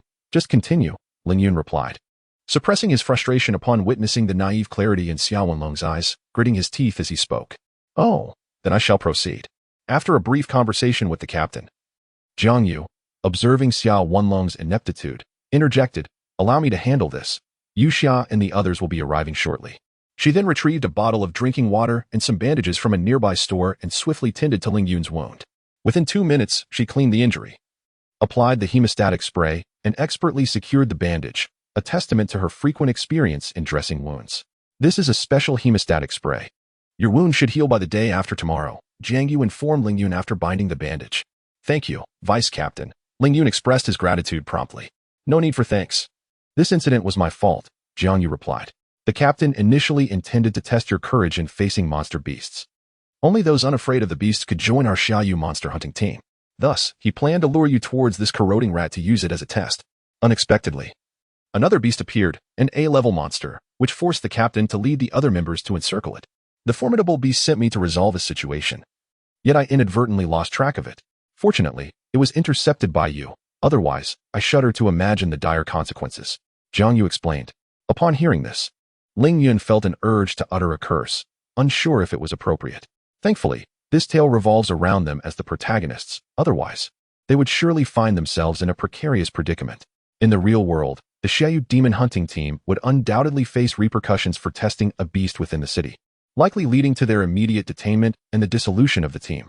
In truth, I arrived at the scene just as Xiao Wenlong executed his final fire-based ability, at which point I could have dispatched the corrosion rat. However, observing your struggle and noting the lack of imminent danger, I opted to continue my assessment and refrained from intervening. Jiang Yu continued to explain to the two. Ling Yun, upon hearing this, felt a stronger urge to curse. Yet, considering Jiang Yu's apologetic demeanor and the prospect of future collaboration in battle, she suppressed the thought. It's all right, Vice Captain. I wasn't injured too severely, Ling Yun reassured. Indeed, Vice Captain, we have undergone the test, right? Does this mean we are truly part of the Xiaoyu demon hunting team now? Xiao Wenlong chimed in eagerly, turning to Jiang Yu for confirmation. Absolutely. From this day forth, you are officially members of the Xiaoyu demon hunting team. A boisterous female voice resonated from a short distance. Ling Yun turned towards the source of the voice. Approaching were 2 men and 2 women, all donned in matching trench coats adorned with the same emblem as Jiang Yu. Striding purposefully, the one who had spoken first was the woman at the forefront. Lu Yuxia, Captain. Jiang Yu and Xiao Wenlong exclaimed in unison, with Ling Yun hastily following suit. The captain of the Xiaoyu demon hunting team presented herself as a gentle southern woman by appearance and stature. However, as she spoke, that image was swiftly shattered. Her voice was robust enough that, without sight, Ling Yun might have mistaken her for a man. At that moment, the 4 individuals appeared somewhat disheveled and battered, clearly having endured their own trials in battle. Xiao Wenlong, Ling Yun, you both performed admirably. I have heard much about your recent experiences from you. To be frank, your performance exceeded my expectations, Lu Yuxiao praised them. She then retrieved 2 badges symbolizing the Xiaoyu demon hunting team from her pocket and presented them to the duo. Though the circumstances were unexpected, as of today, you are officially members of my team. Captain, rest assured, I will strive to excel from here on out, Xiao Wenlong declared excitedly as he accepted the badge. Ling Yun, though bemused by the notion that newly inducted members required further testing to be considered official, mimicked Xiao Wenlong's enthusiasm and took the badge. After Ling Yun and Xiao Wenlong received their badges, the others warmly welcomed them into the team, removing the earlier semblance of distance. As Xiao Wenlong swiftly became acquainted with several others, Ling Yun, who was not accustomed to engaging with strangers, could only manage to respond awkwardly to their conversations. However, their exchange was abruptly interrupted by a speeding car. With a screech, the vehicle came to a sudden halt, and 2 men clad in blue uniforms emerged from it.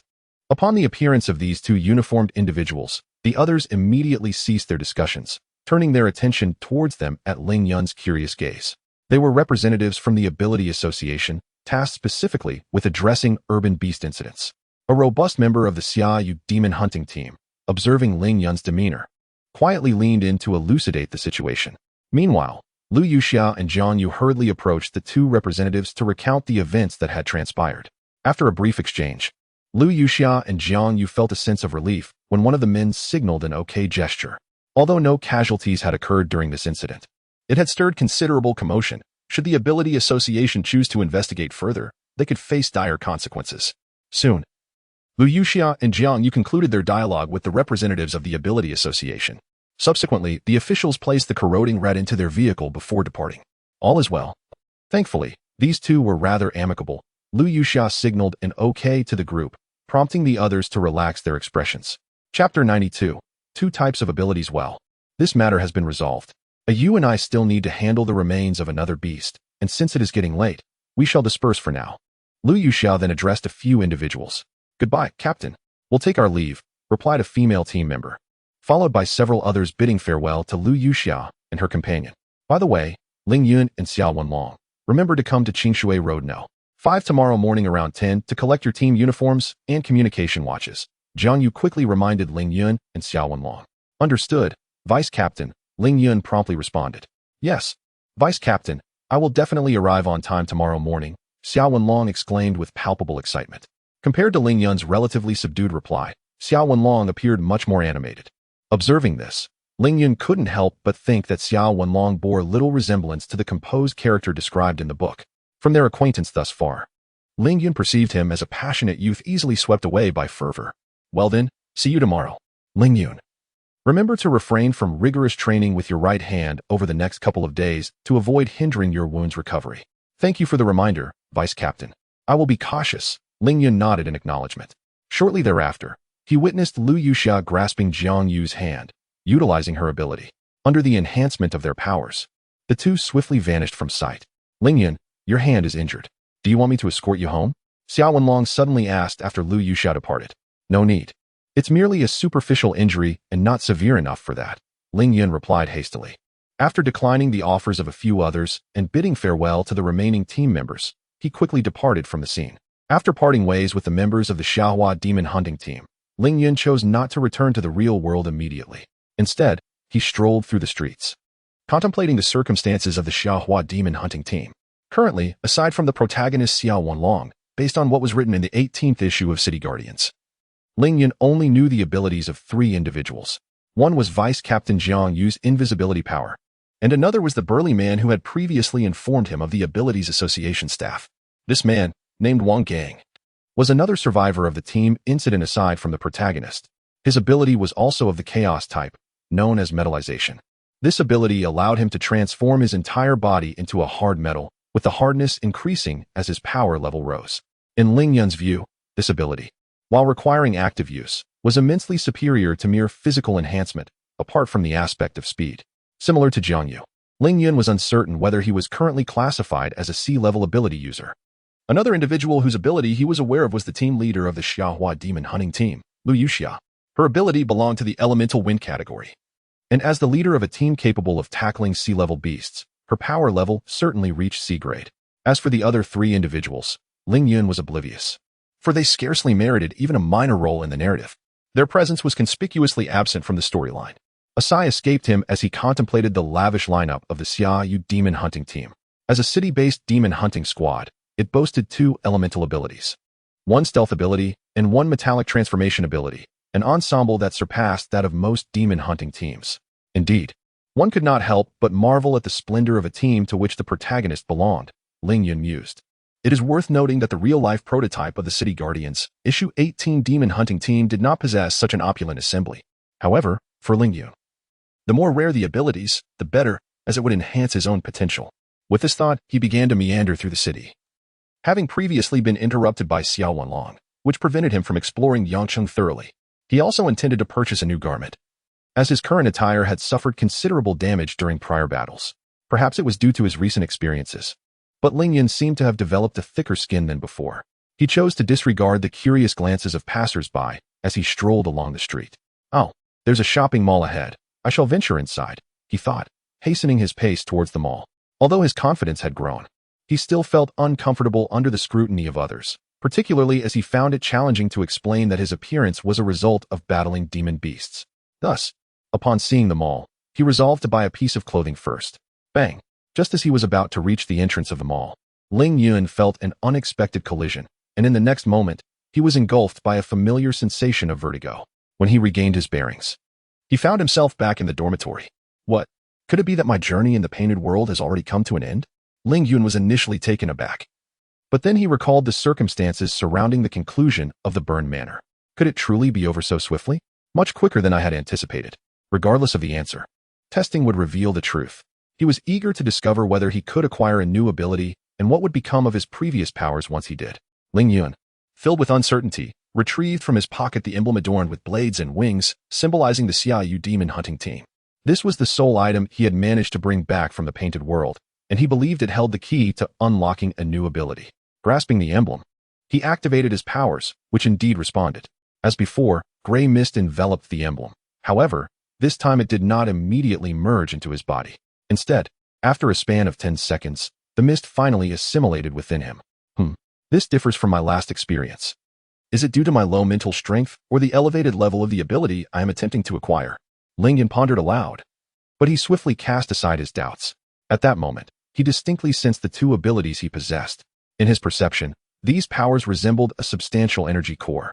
The enhancement of physical prowess manifests as a faint crimson ability factor, while the newly emerged ability is represented by a vibrant azure factor. However, the azure ability factor significantly surpasses the crimson enhancement in magnitude. To my astonishment, I find myself capable of possessing two abilities concurrently. Ling Yun, attuned to his own mist-like power, contemplated the dual abilities and posited the possibility of utilizing both simultaneously. An idea sparked within him, prompting an immediate attempt. Yet, the endeavor ended in disappointment. Upon opting for physical enhancement, he found himself unable to access the new ability. It appears that the simultaneous use of two distinct powers is unfeasible, though it could also be attributed to the relatively nascent level of my abilities. Despite the inability to wield both powers at once, Ling Yun remained undeterred, choosing instead to explore the newly acquired ability. Chapter 93. Wind Elemental Ability. Ling Yun then relinquished his physical enhancement and opted for a new extraordinary ability. In the next instant, he felt a surge of power within him, distinct from the previous enhancement, its intensity far surpassing that of physical augmentation. Simultaneously, the winds swirling around him seemed to bend to his will. He tentatively employed this newfound ability. Suddenly, a tempest erupted within the confines of his dormitory, sending various items hurtling about the room. This was the wind elemental ability. Oh no, I must halt this at once. Realizing the chaos he had unleashed, Ling Yun quickly ceased the activation of his new power. With a thud, books and other belongings cascaded to the floor. Ouch, that hurts. At that moment, Ling Yun grimaced in discomfort, clutching his head. This is dire. My mental energy is nearly depleted. He felt as though his mind were being pricked by countless needles. He disregarded the scattered items and promptly laid down on the floor, needing a moment to recuperate. Fortunately, the headache did not linger for long and soon began to fade. Nevertheless, Ling Yun remained on the ground for a considerable time before gradually rising. So this is what it feels like when one's mental energy is nearly exhausted. He mused with a wry smile as he leaned against the bed frame. Typically, when his mental energy was low, he would refrain from using his abilities. But he had not anticipated that this newly manifested power would demand such a tremendous toll. After less than 10 seconds of wielding it, his mental energy was almost entirely depleted, a staggering consumption indeed. Though he had previously exhausted a significant portion of his mental energy during his battle with the corroding rat and while utilizing the mist ability, Ling Yun estimated that even at full capacity, he would be able to sustain the use of this new power for no more than a minute, especially without employing any other abilities. This new ability must belong to Lu Yuxia, the wind elemental power, undoubtedly at least of C rank. Otherwise, my remaining mental energy would not have been so swiftly drained. Ling Yun pondered. It is well known that the mental energy of a C rank elemental user vastly differs from that of a D rank user. To illustrate, the standard for a D rank user's mental energy is akin to a cup of water. For a D rank user, it is a bottle. Thus, the standard for a C rank user's mental energy resembles a large vat, the kind typically found in rural areas. At present, Ling Yun could barely be compared to a mere cup of water, and using a C rank ability without being completely drained would be extraordinary. Mental energy cannot be forced. With a training regimen of merely 4 hours a day, it would take until next week at the earliest for him to reach the mental energy standard of a D rank user. Moreover, even if he achieved that standard, it would still be inadequate against the consumption demands of a C rank ability. Ling Yun found himself troubled by these thoughts. As the saying goes, haste makes waste. For now, I can barely claim to be a C rank user in terms of destructive capacity, albeit only for about a minute or even less. Yet a C rank is still a C rank, far beyond what a D rank user could compare. He reflected on the wind elemental ability. In terms of sheer destructive power, a D rank user might only be capable of felling a few trees, whereas a C rank user, at full strength, could even demolish a small building. Upon acquiring the C-level wind ability, Ling Yun felt a modicum of relief. At the very least, he had distanced himself from the realm of mere foot soldiers, significantly enhancing his self-preservation capabilities. As his mental strength waned, Ling Yun refrained from further attempts at utilizing his wind powers and instead focused on tidying up the disarray in his dormitory. Fortunately, there were no glass items or particularly challenging objects to clean, or it would have been quite a task. To his surprise, unlike the previous occasion, there were no alterations to the copied issue of City Guardians, issue 18 he was organizing. However, upon closer inspection, he noticed that while the text remained unchanged, the image had undergone a transformation. Ling Yun scrutinized the image and discerned that it differed slightly from before. He quickly retrieved his phone to compare it with the original and confirmed that it was indeed altered. The prior image prominently featured Xia Wenlong's upper body, flanked by a few other team members. The modified version, however, included an additional figure's shoulder beside the team members. Is that me or someone else? Ling Yun mused, perplexed, as he could not discern the identity of the individual from just the shoulder visible in the photograph. Regardless, since only the printed copy had changed, and nothing else appeared affected, he decided not to dwell on it. Moreover, it was highly probable that, like before, this altered paper would not allow him to utilize his powers again, rendering the change inconsequential to him. Nevertheless, as he contemplated the altered document in his hand, an idea sparked in his mind. If this modified paper was no longer usable, perhaps reproducing the original would enable him to activate his powers once more. If successful, could he relive the previous events and potentially repeat the process of enhancing his abilities? Ling Yun found this notion promising. With plans to venture outside to purchase a few articles of clothing, he seized the opportunity to print a few copies for experimentation. After tidying his dorm, Ling Yun changed into a fresh outfit, disposed of the tattered garments, and made his way outside to procure new clothes and make copies. The following morning, having regained his mental fortitude, he retrieved the newly copied segment of City Guardians, issue 18. Attempting to exploit the ability for a glitch, he was met with failure. Although it was fresh paper, there was no response from his powers. Sighing despite his foresight, he felt a twinge of disappointment. Ling Yun set aside the failed copy and grabbed another fresh sheet. Since the first attempt had proven fruitless, he decided to try the second story. This time, he selected the copy featuring the second narrative of City Guardians, issue 18, which depicted Xia Wenlong leading his team on a mission. Although Ling Yun had acquired the sea-level wind ability, he still yearned for the power of invisibility as a means of self-preservation. Moreover, he was curious whether a lengthy narrative, when divided into several segments, would still allow him to re-enter and what conditions he might encounter upon doing so after acquiring supernatural abilities. Ling Yun directed his powers towards an illustration depicting Xia Wenlong leading a demon-hunting team in vanquishing a beast. To his astonishment, it worked. As the gray mist materialized, Ling Yun was initially taken aback, but soon his excitement surged. If a long pictorial story could be segmented and still be accessed, then Ling Yun's future choices would be significantly broadened. In no time, the gray mist enveloped the image, and without a hint of hesitation, he chose to enter. As the world spun around him, Ling Yun found himself in a bedroom. Instantly, he adopted a cautious demeanor, scanning his surroundings for any potential threats. Upon discerning that there was no immediate danger, he relaxed his vigilance slightly. Chapter 94. A luxurious identity. Is this the room corresponding to my current identity? Ling Yun gazed at the black trench coat and badge of the Xiaoyu demon hunting team hanging on the wall, his expression tinged with curiosity. Subsequently, he noticed a watch on the bedside table, akin to the one worn by Jiang Yu and others. Approaching the table, Ling Yun picked up the watch to examine it. Although he had little experience with timepieces, he was familiar with the basic functions. Upon a cursory inspection, he quickly discerned its nature. According to descriptions in the book, this was a multifunctional device named the Starflow Watch, capable of precise location tracking, communication, and recording the surrounding environment. This watch was not entirely fictional. In reality, demon hunting teams possess similar instruments, available in various styles. Surprisingly, there was no password. Well, it seemed quite normal. Ling Yun discovered that the Starflow watch was devoid of a password setting, initially taken aback, but soon rationalized it based on information he had gleaned online. He activated the watch and noticed a red dot notification in the message section. Tapping on it, he found a message from Xia Wenlong. Ling Yun deliberately checked the time on the watch and confirmed that it was indeed a message sent today. Xia Wenlong. Ling Yun, having completed the task with great difficulty. Would you like to join for dinner tonight? Brother Wang is treating, the address is. Seeing the message and the current time, Ling Yun felt it was still early and chose not to respond immediately, instead delving into contemplation. Clearly, my identity this time is that of a formal member of the Xiaoyu demon hunting team, a conclusion drawn from the uniform badge and the Starflow watch. Ling Yun scrolled upward through the messages, reaching the very first one.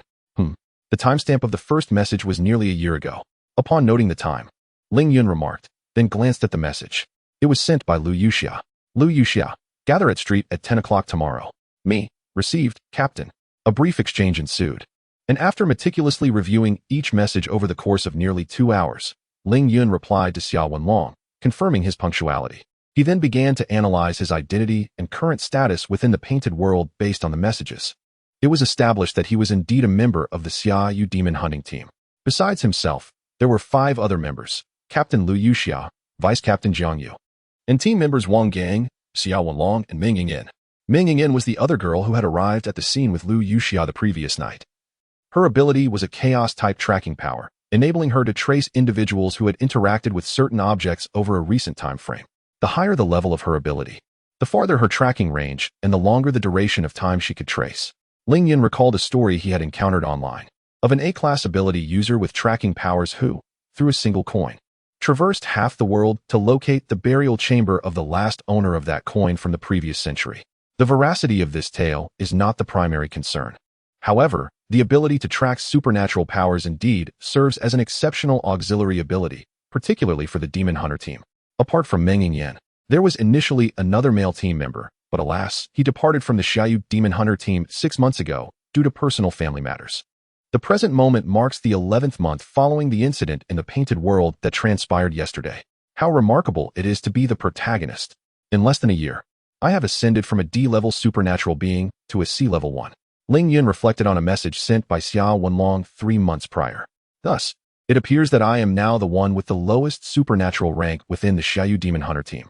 Ling Yun mused peculiarly, noting that currently, Lu Yuxia, Jiang Yu, and Xia Wenlong are all C-level supernatural beings.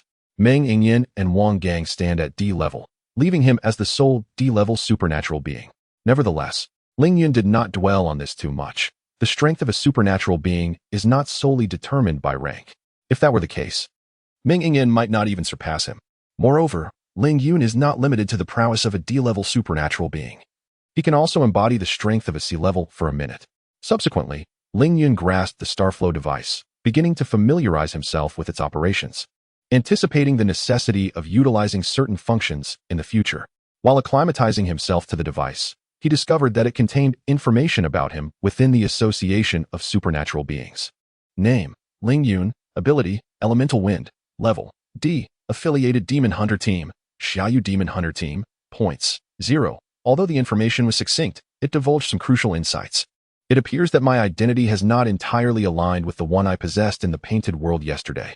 Though merely conjecture, I am certain that the ability recorded in the association of supernatural beings during my time in the painted world cannot possibly be a wind-based power. Ling Yun analyzed the information. After gaining a general understanding of the Starflow device's operations, he set it aside and resumed his search in the bedroom. To his surprise, he discovered clothing that matched his size perfectly. How considerate of the identity from the painted world to provide such fitting attire. Furthermore, these garments seemed as if they had never been worn before. Ling Yun murmured to himself while examining the wardrobe, trying on several pieces and finding them all quite suitable. Had I known that this identity in the painted world would come with complementary clothing, I would have refrained from purchasing new outfits yesterday, Ling Yun lamented. Before donning a more casual ensemble, he still had to meet Xia Wenlong that evening. Although he believed others would not discern anything amiss based on his attire, it is always prudent to exercise caution. He carefully stored his own clothes, intending to bring them back to the real world later. Finally, Ling Yun stumbled upon a stack of cash in the bedroom, counting it to find it exceeded 10,000.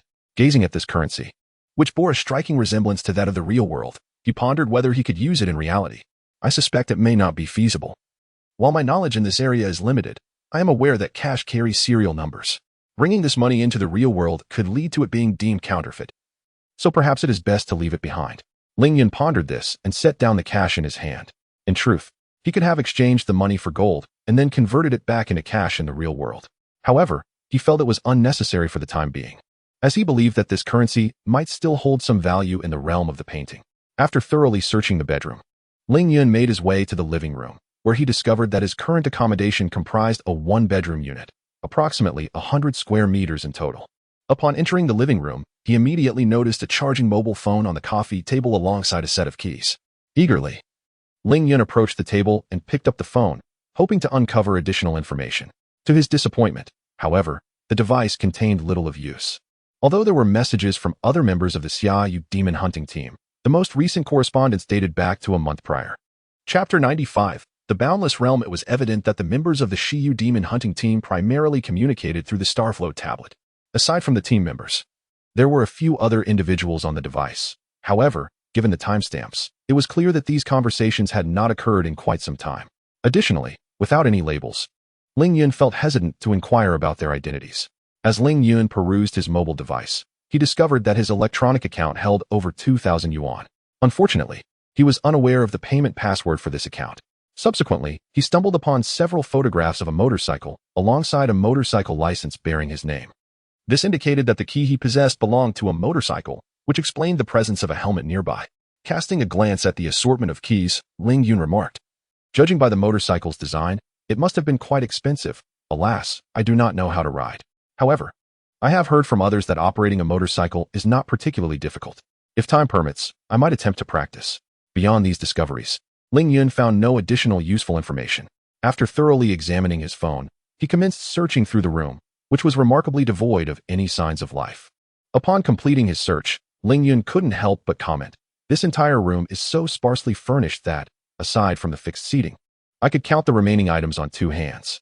The only valuable finds were the motorcycle license and a small note inscribed with the electronic account's payment password. Noticing the time, Ling Yun realized he had several hours before the messages from Xia Wenlong arrived. He resolved to venture out and explore several key locations mentioned in the messages on the Starflow tablet. His objectives were twofold: to familiarize himself with the area and to ascertain the extent of the world depicted in the painting.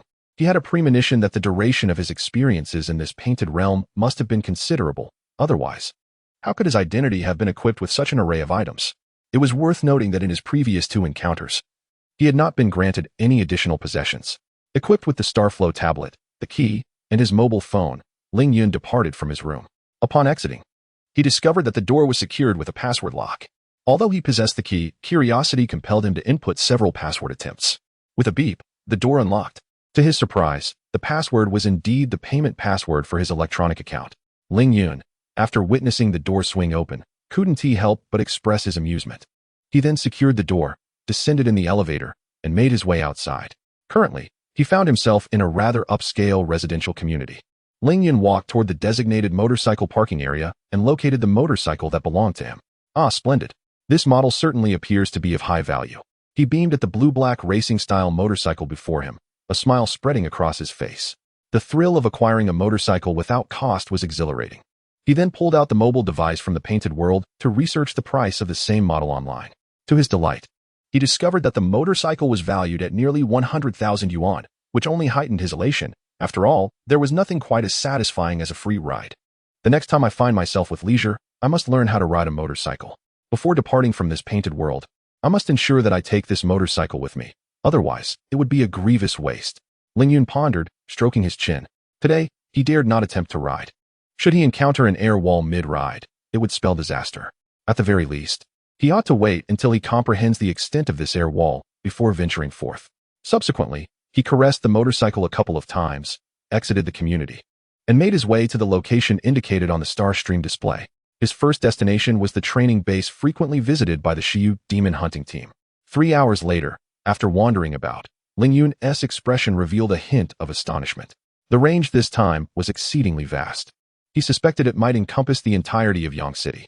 An hour prior, having yet to encounter an air wall, he had even dared to take a taxi, urging the driver to press onward. Yet, despite this, after nearly an hour of travel, he still had not come across an air wall. Was the range genuinely expansive? Or was it not? Ling Yun felt a twinge of uncertainty regarding this. However, glancing at the time, he resolved to return home. He needed to attend the evening gathering with Xia Wenlong, Wang Gang, and others. He sought to gauge their attitudes towards him and how to engage in conversation, thus integrating seamlessly into the Shiyu demon hunting team. After all, the information from his phone and the Starstream display was rather one-sided. The true situation could only be elucidated through dialogue with others. Suddenly, he felt as though he had matured significantly. Ling Yun muttered to himself as he walked along the road. Back on Earth, although he performed admirably in his studies and was regarded as a prodigy by his teachers, his thoughts concerning matters were nowhere near as developed as they were now. Since arriving in the Blue Star, particularly after acquiring his abilities, he had experienced immense growth in his approach to various situations. At the very least, he would have never previously considered proactively seeking out others to obtain intelligence. 20 minutes before the gathering time sent by Xiao Wenlong, Ling Yun arrived at the venue. The dining location was not extravagant, merely a modest roadside eatery. He paid little mind to it, for he had seldom dined out, and the few occasions he had were when Uncle Chen treated him to celebrate his birthday. It has been a while since I last contacted Uncle Chen. I wonder what he is up to now. He has yet to respond to my last message. Ling Yun mused while seated on a chair outside the restaurant. After Luo Qing transferred him 350,000, he had intended to send Uncle Chen 200,000 as a token of gratitude for the past years. However, the message he sent had gone unanswered. Yet, Uncle Chen's work had always kept him busy. Even on Earth, he often took a long time to reply. Still, in this world of Blue Star, where demon beasts existed, Ling Yun could not help but worry about him. Ling Yun, I knew you would arrive early. A voice interrupted his thoughts. Ling Yun looked up to see Xiao Wenlong, clad in casual attire, greeting him. I often arrive ahead of schedule, he replied, mentally noting this observation from Xiao Wenlong. After a brief moment of contemplation, Ling Yun resolved to respond in accordance with the manner exhibited on the Starflow board. The replies on the board were predominantly succinct, consisting of merely a few words, and he chose to mirror this brevity. With a gentle nod, Ling Yun acknowledged. As the replies on the Starflow board were indeed characteristically concise. TSK, you truly lack enthusiasm. We have been teammates for a year, yet your responses are as robotic as ever, Xiao Wenlong remarked, unable to contain his criticism. Ling Yun took note of this observation in his heart. I find Ling Yun's demeanor quite agreeable. It is certainly preferable to your boisterous nature, a gentle voice interjected, prompting Ling Yun and Xiao Wenlong to turn and behold a young woman clad in a cerulean dress, who spoke softly. Chapter 96, Elemental Class Yinny, what brings you here? Upon seeing her, Xiao Wenlong remarked immediately. Yinny, Mengjia. Ling Yun intended to echo Xiao Wenlong's address, but suddenly recalled the news on the Xingliu table. Hastily altering her form of address. Are you not pleased to see me? I have told you countless times not to call me Yinny. Can't you refer to me as Mengjia like Ling Yun does? Meng Yingyan feigned indignation, placing her hands on her hips. Of course not. How could I be unwelcoming to Yinny? It's just that Wang Ge didn't inform me of your arrival, and I was a bit taken aback. Xiao Wenlong quickly replied. I ran into Wang Gang on the way here. He asked if I wanted to come, and since I had nothing else to do today, I decided to join, Meng Yingyan explained. Only to add, I've told you not to call me Yinny. As she spoke, she pretended to strike Xiao Wenlong, prompting him to swiftly hide behind Ling Yun and plead for mercy. Yinny, no, Mengjia, I was wrong. I will absolutely change next time. Humph. You've claimed that so many times, yet you still do the same, Meng Yingyan retorted, although she bypassed Xiao Wenlong. Yinny sounds delightful. Mengjia sounds so old-fashioned. Xiao Wenlong muttered under his breath, yet his words were overheard by Meng Yingyan. What did you say? Meng Yingyan raised her hand, feigning a strike, leading Xiao Wenlong to quickly apologize. Ling Yun, observing the scene, interjected, Mengjia, didn't you mention encountering Wang Ge just now? Where is he? He said he had something to attend to but would arrive shortly. Mentioning Wang Gang, Meng Yingyan's expression shifted slightly, as if concealing something, although Xiao Wenlong failed to notice. Ling Yun, who had been observing intently, caught the subtle change. Yet, it was not her place to pry into others' affairs. A few minutes later, amidst their conversation, Wang Gang hurriedly approached, carrying a shopping bag. My apologies for keeping you waiting, he said, offering his apologies to the group. No, we have only just arrived, Ling Yun replied, while Xiao Wenlong curiously eyed the shopping bag in Wang Gang's possession, inquiring, Wang Ge, what do you have there? Oh, this? It's a gift for Yingyan, Wang Gang said, scratching his head sheepishly. Wang Gang. Upon hearing this, Meng Yingyan's face flushed, and she scolded him. Oh, no, this is a present for a friend, he quickly clarified, realizing Meng Yingyan's tone. Wow, it's a bag. Given its appearance, it must not be inexpensive. It seems to be a designer brand, Xiao Wenlong chimed in, leaning closer to peer into the shopping bag, where a handbag was revealed. Hey, Wang Ge, are you and Yinny in a romantic relationship? If so, what is there to hide?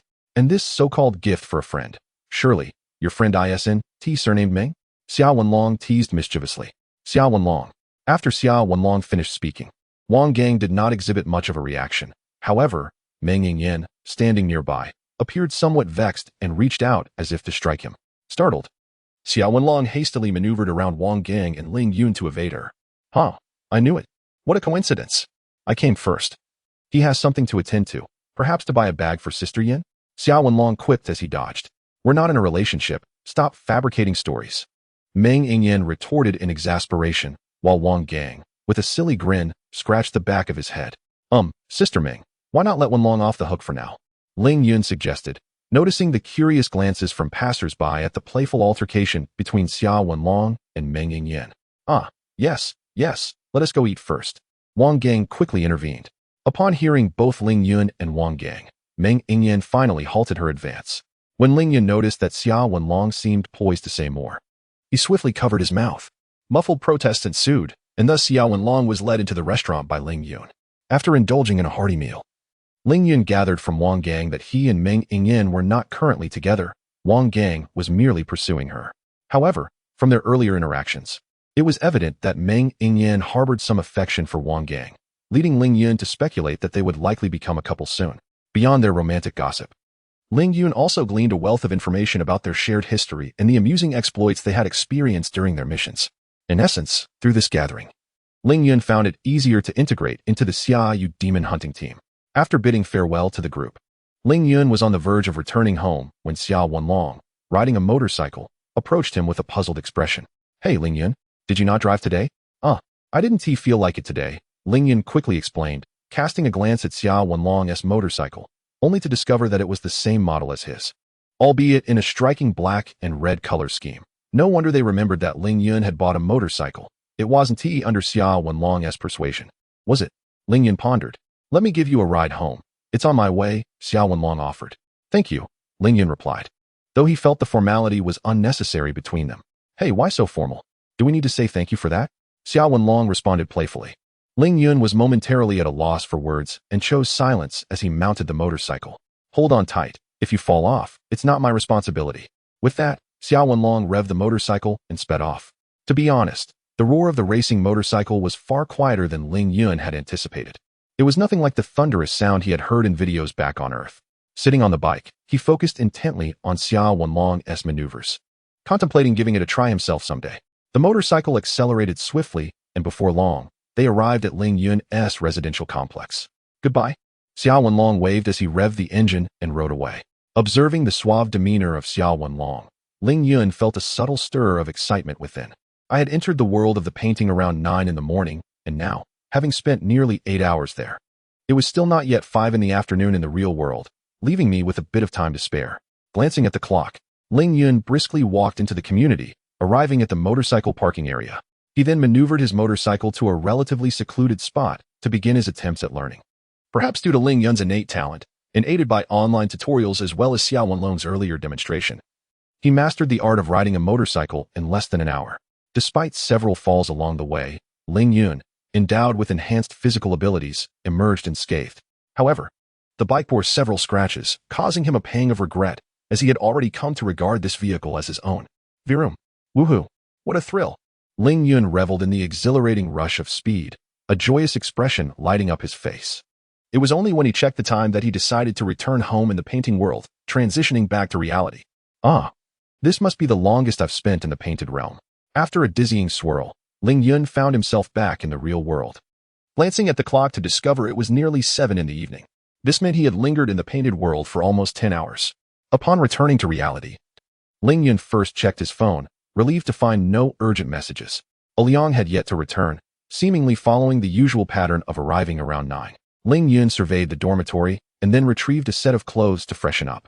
However, my gray mist ability proved somewhat inconvenient in this dormitory environment. Should an unexpected encounter occur, I would find it difficult to explain. It appears that when I attend university, I shall need to rent a room for myself, and financially, I am certainly capable of doing so now. Ling Yun pondered, deciding for the time being to remain in the dormitory. With only about half a month until graduation, there was no need to waste money on a room for such a short duration. Moreover, with the recent busy course load, he had little time to enter the painted world, with only Sundays affording him free time. After completing his grooming, Ling Yun embarked on his daily ritual, the practice of mental refinement. By next week at the latest, my mental strength will officially reach the standard of a D-level ability user, he mused. His mental prowess was developing at an astonishing rate. Typically, individuals without any resources would take around 3 months to reach the D-level benchmark. This implied that most would only achieve the status of a true D-level ability user upon entering university. In contrast, Ling Yun would reach this standard in less than 3 weeks. Even considering the enhancement from the secretive star influence, his rate of growth was nothing short of remarkable. As Li Liang entered the dormitory that night, he caught sight of Ling Yun engrossed in the practice of mental refinement and remarked, "Wow, still training at this hour? Today, I forgot to practice due to some matters, so I must make up for it now."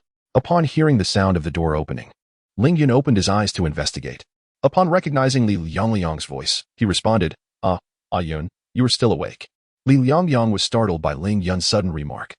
Of course, practicing the mental refinement technique does not render one oblivious to the outside world. Ling Yun retorted with a hint of irritation. "Haha, indeed," Li Liang laughed. And while arranging his belongings, he abruptly inquired, "By the way, Yun, is academic performance truly that significant?" Ling Yun turned his gaze towards him, suspicion evident in his eyes. "What is the matter? Have your parents scolded you again?" "Well, I didn't pass the mock exam the day before yesterday. And Teacher Luo called my mother," Li Liang replied as he plopped down onto a chair. "When I returned home, I was scolded terribly. I almost had to endure bamboo shoots stir-fried with meat." He shuddered at the memory. "If only you could channel your playful spirit into your studies, you wouldn't be in this predicament," Ling Yun remarked. Li Liang responded with a sigh, "True, but whenever I open a book, I feel drowsy and want to sleep. Besides, now that I've awakened my ability, I'll surely get into university anyway. So why should I torment myself? No matter how hard I try, my improvement seems limited." Ling Yun fell silent upon witnessing his friend's demeanor. He felt at a loss for words, as he himself valued academic performance greatly. For him, achievements were the only testament to the worth of his diligent studies. Though his perspective had shifted somewhat after awakening his powers, his fundamental beliefs had not changed significantly. Thus, he opted for silence in response to Li Liang's comments. The following day, Monday. "All right, class, let us perk up. Today we will delve into new knowledge. In the past 2 weeks, we studied the intricately defined enhancement abilities and the still somewhat nebulous chaotic abilities. This week, we will explore the final major category of abilities, the esteemed elemental abilities, as recognized by the internet and the majority of the populace," Luo Qing announced, writing the word elements on the blackboard. Many students perked up at Luo Qing's words, and Ling Yun was no exception. He could now be considered half an elemental ability user, so he needed to diligently study the knowledge pertaining to elemental powers. Elemental abilities are the least numerous among all abilities, and unlike the other two categories, they lack further subdivisions. In ancient times, the term elemental abilities did not even exist. It was only with the recent development of elemental awakening stones that could stabilize the awakening of elemental powers that this category was established. Consequently, elemental ability users were exceedingly rare in ancient times, only becoming more prevalent in modern times. Luo Qing elaborated on the historical development of elemental abilities, jotting down key points on the blackboard. Students have likely noticed that the names of elemental abilities are primarily referred to as systems, unlike other abilities that are directly called powers. Initially, elemental abilities were commonly known as water control or fire control abilities.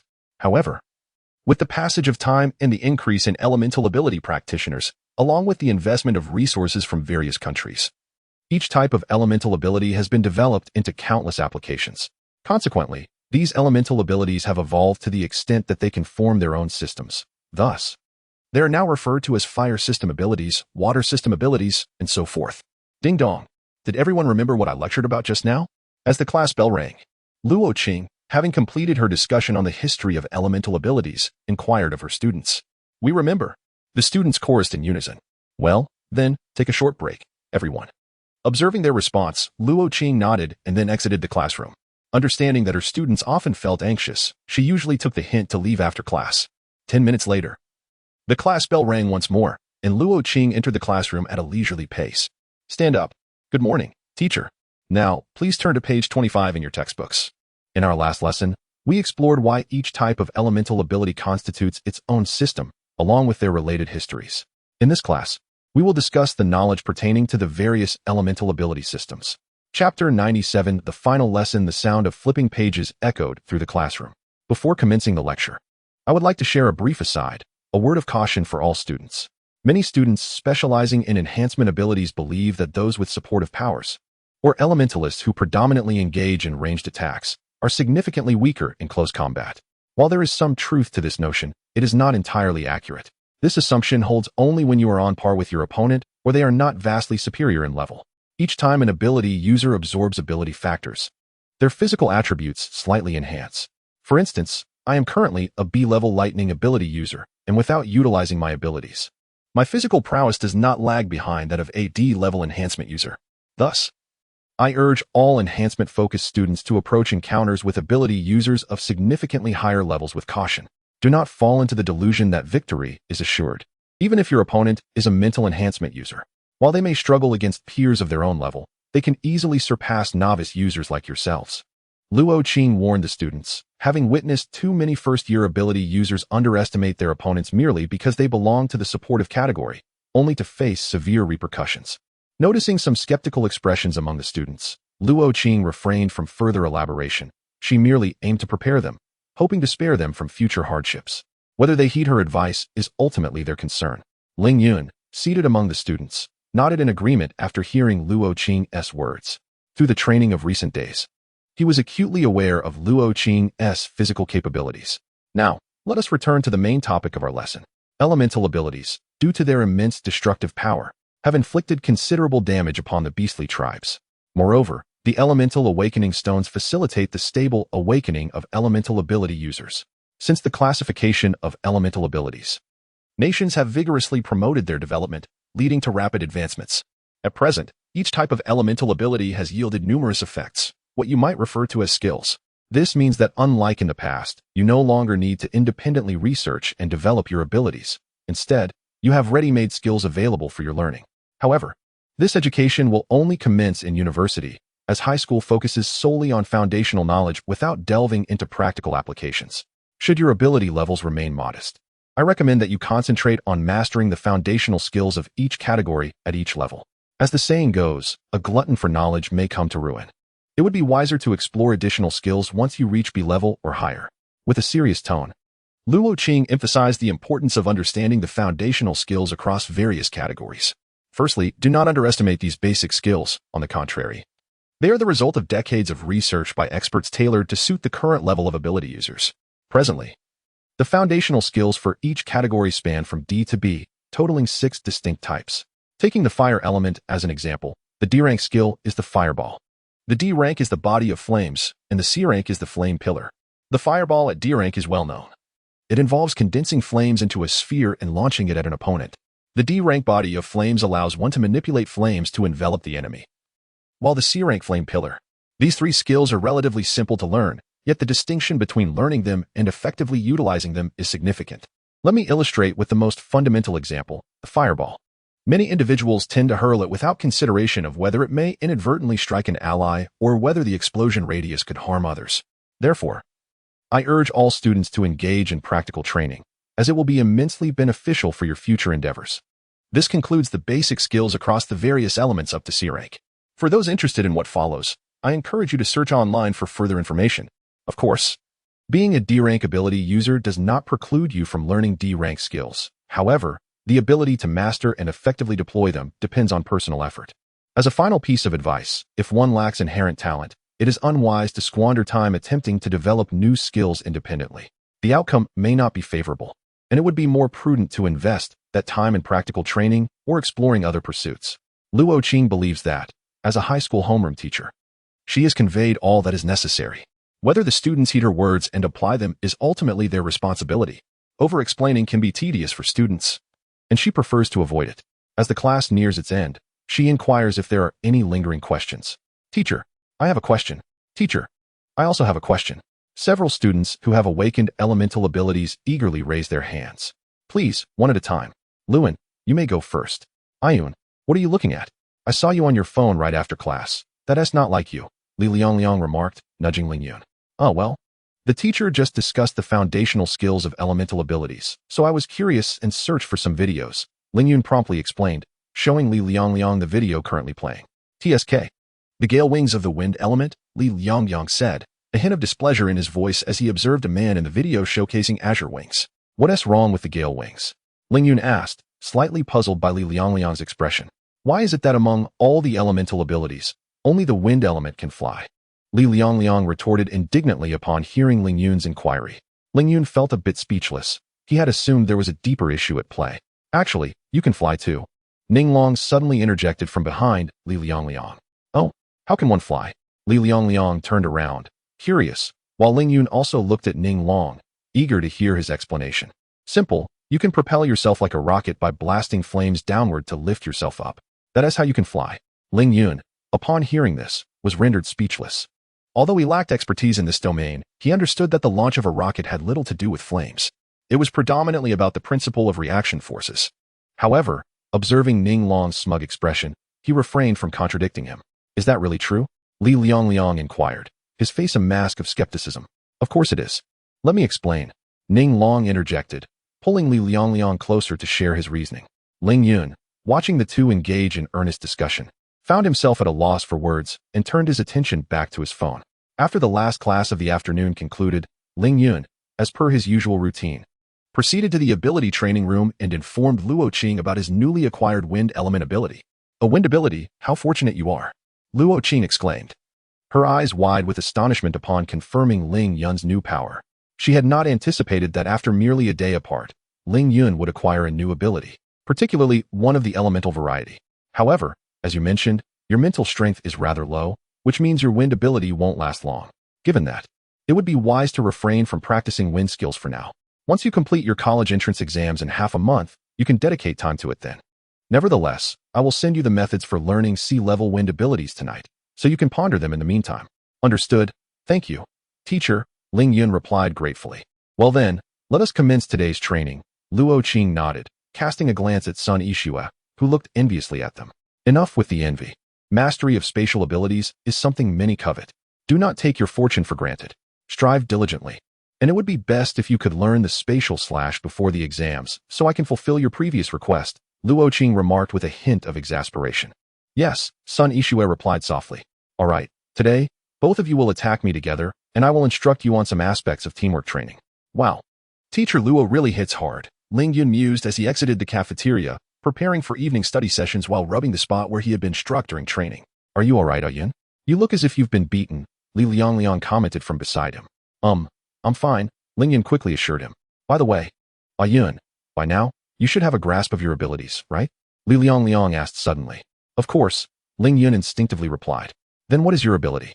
Hurry, tell me. Li Liang urged with keen curiosity. My ability is rather peculiar, somewhat enviable, and perhaps not suitable for others to know. Ling Yun quickly fabricated an excuse. Just whisper it to me. I promise I won't tell anyone, Li Liang insisted, leaning in closer and speaking in a hushed tone. That won't do. You have quite the loose lips. I must inform you that within half an hour, the entire class will be aware of this. I certainly do not wish to relive the sensation I experienced the day after awakening my abilities in Class 5, Ling Yun replied candidly. How infuriating. I never imagined I would be perceived in such a manner by you. Today, I shall sever our father-son bond. Li Liang exclaimed in exasperation. Very well. From this day forth, you are no longer my son, Ling Yun retorted with a calm demeanor as he continued on his way. Oh, come on. I implore you. Just tell me. I assure you, this time I shall not breathe a word of it. Li Liang hastily approached Ling Yun, pleading earnestly. Really? Ling Yun cast him a sidelong glance. Indeed, more genuine than gold. Li Liang declared with sincerity written across his face. All right, since you insist, I shall divulge it to you. My ability is...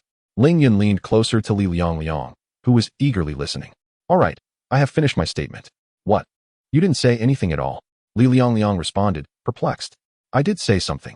It was merely akin to the Emperor's new clothes, Ling Yun chuckled, quickening his pace toward the classroom. What on earth? The Emperor's new clothes? You are playing me for a fool. You didn't say anything. Li Liang initially stood in shock. Then, after a moment's contemplation, realized Ling Yun was teasing him and furiously pursued him. You dolt. It took you this long to catch on. Ling Yun mocked. But upon seeing Li Liang chasing him, he too began to run. Ultimately, Li Liang caught up to him. And after they made a pact that Ling Yun would reveal the nature of his abilities after the college entrance examination, Li Liang finally relented. Soon, 2 weeks passed, bringing them to the day before the examination. During these 2 weeks, Ling Yun had made little progress in the painted world. His regular classes kept him too occupied to venture in. On his days off, he entered, but time remained as it had been when he first returned home. And the Xiaoyu demon hunting team had no tasks for him. Ling Yun could only ride around aimlessly, hoping to stumble upon the air wall. Regrettably, after much driving, he neither encountered the air wall nor anything of significance, merely wasting fuel in the process. Fortunately, the fuel expenses were charged to the electronic account in the painted world, sparing him the anguish of personal loss. Ling Yun also realized he did not necessarily need a home in the painted world. He could simply find any location to exit using the mist gate, as time would revert to the same upon his return. However, after some contemplation, he returned home, primarily because he had ventured too far. Should the Xiaoyu demon hunting team attempt to reach him, he would not want to be unable to return in time. In the real world, he had officially reached the mental strength standard of a D-rank ability user a week prior. Additionally, he had mastered the D-rank wind-based skill, Windblade. The process of learning Windblade could only be described as torturous. Each time he began to get into the groove, his mental energy would falter, forcing him to wait until he had sufficiently recuperated before employing his wind abilities.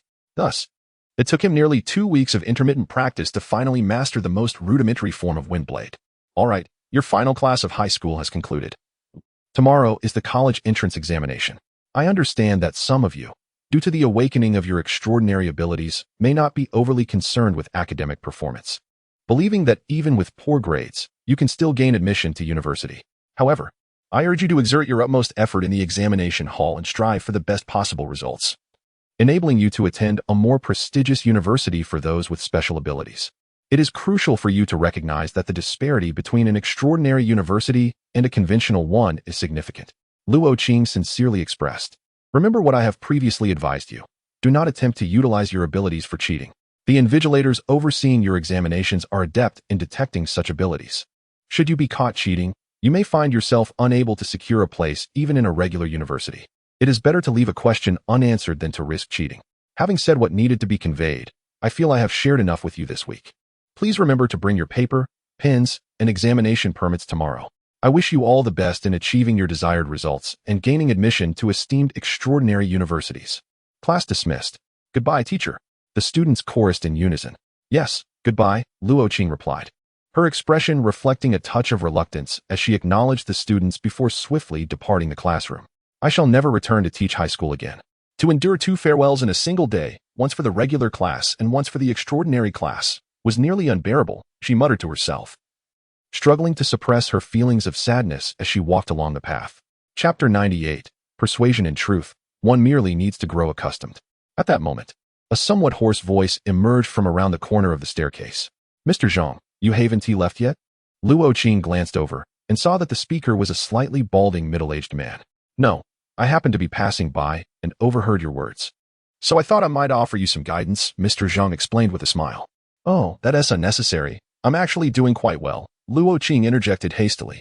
Since that is the case, I shall not disturb you further. Mr. Zhang nodded in acknowledgement and then departed. Please take care, Mr. Zhang. Luo Qing replied before turning to leave herself, as she had many matters to attend to. Holding a thermos, Mr. Zhang ambled along, glancing into class one of the special abilities as he passed, where he spotted Sun Yixue engaged in conversation with her deskmate. Spatial manipulation, he noted. He then cast a glance at Ling Yun, who was bidding farewell to other classmates. Mimicry of abilities? Mr. Zhang mused, initially puzzled, before shaking his head and continuing on his way. After finishing his farewells, Ling Yun seemed to sense an odd sensation and turned to look out the window. Is that Mr. Zhang? He remarked, observing the figure S retreating silhouette. What's the matter, Ling Yun? A classmate inquired. Nothing, Ling Yun replied, shaking his head. Mr. Zhang leisurely arrived at Class 3 of the special abilities, scanning the students before finally focusing on a frail-looking young man. Restorative ability. Upon seeing this individual, a glint of coldness flashed in Mr. Zhang's eyes, prompting him to instinctively take a step forward. However, the next moment, as if recalling something, he quickly halted and looked up at the sky.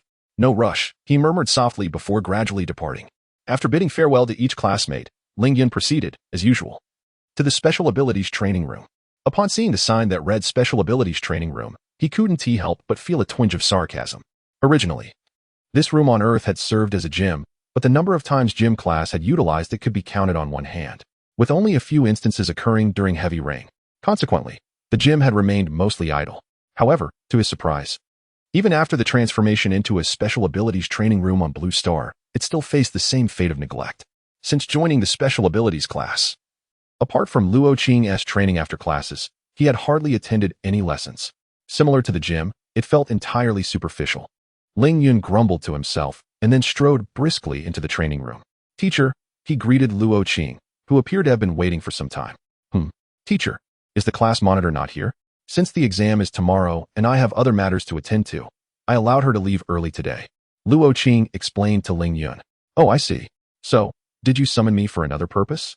Indeed, There are certain matters I wish to discuss with you. Luo Qing nodded before inquiring further.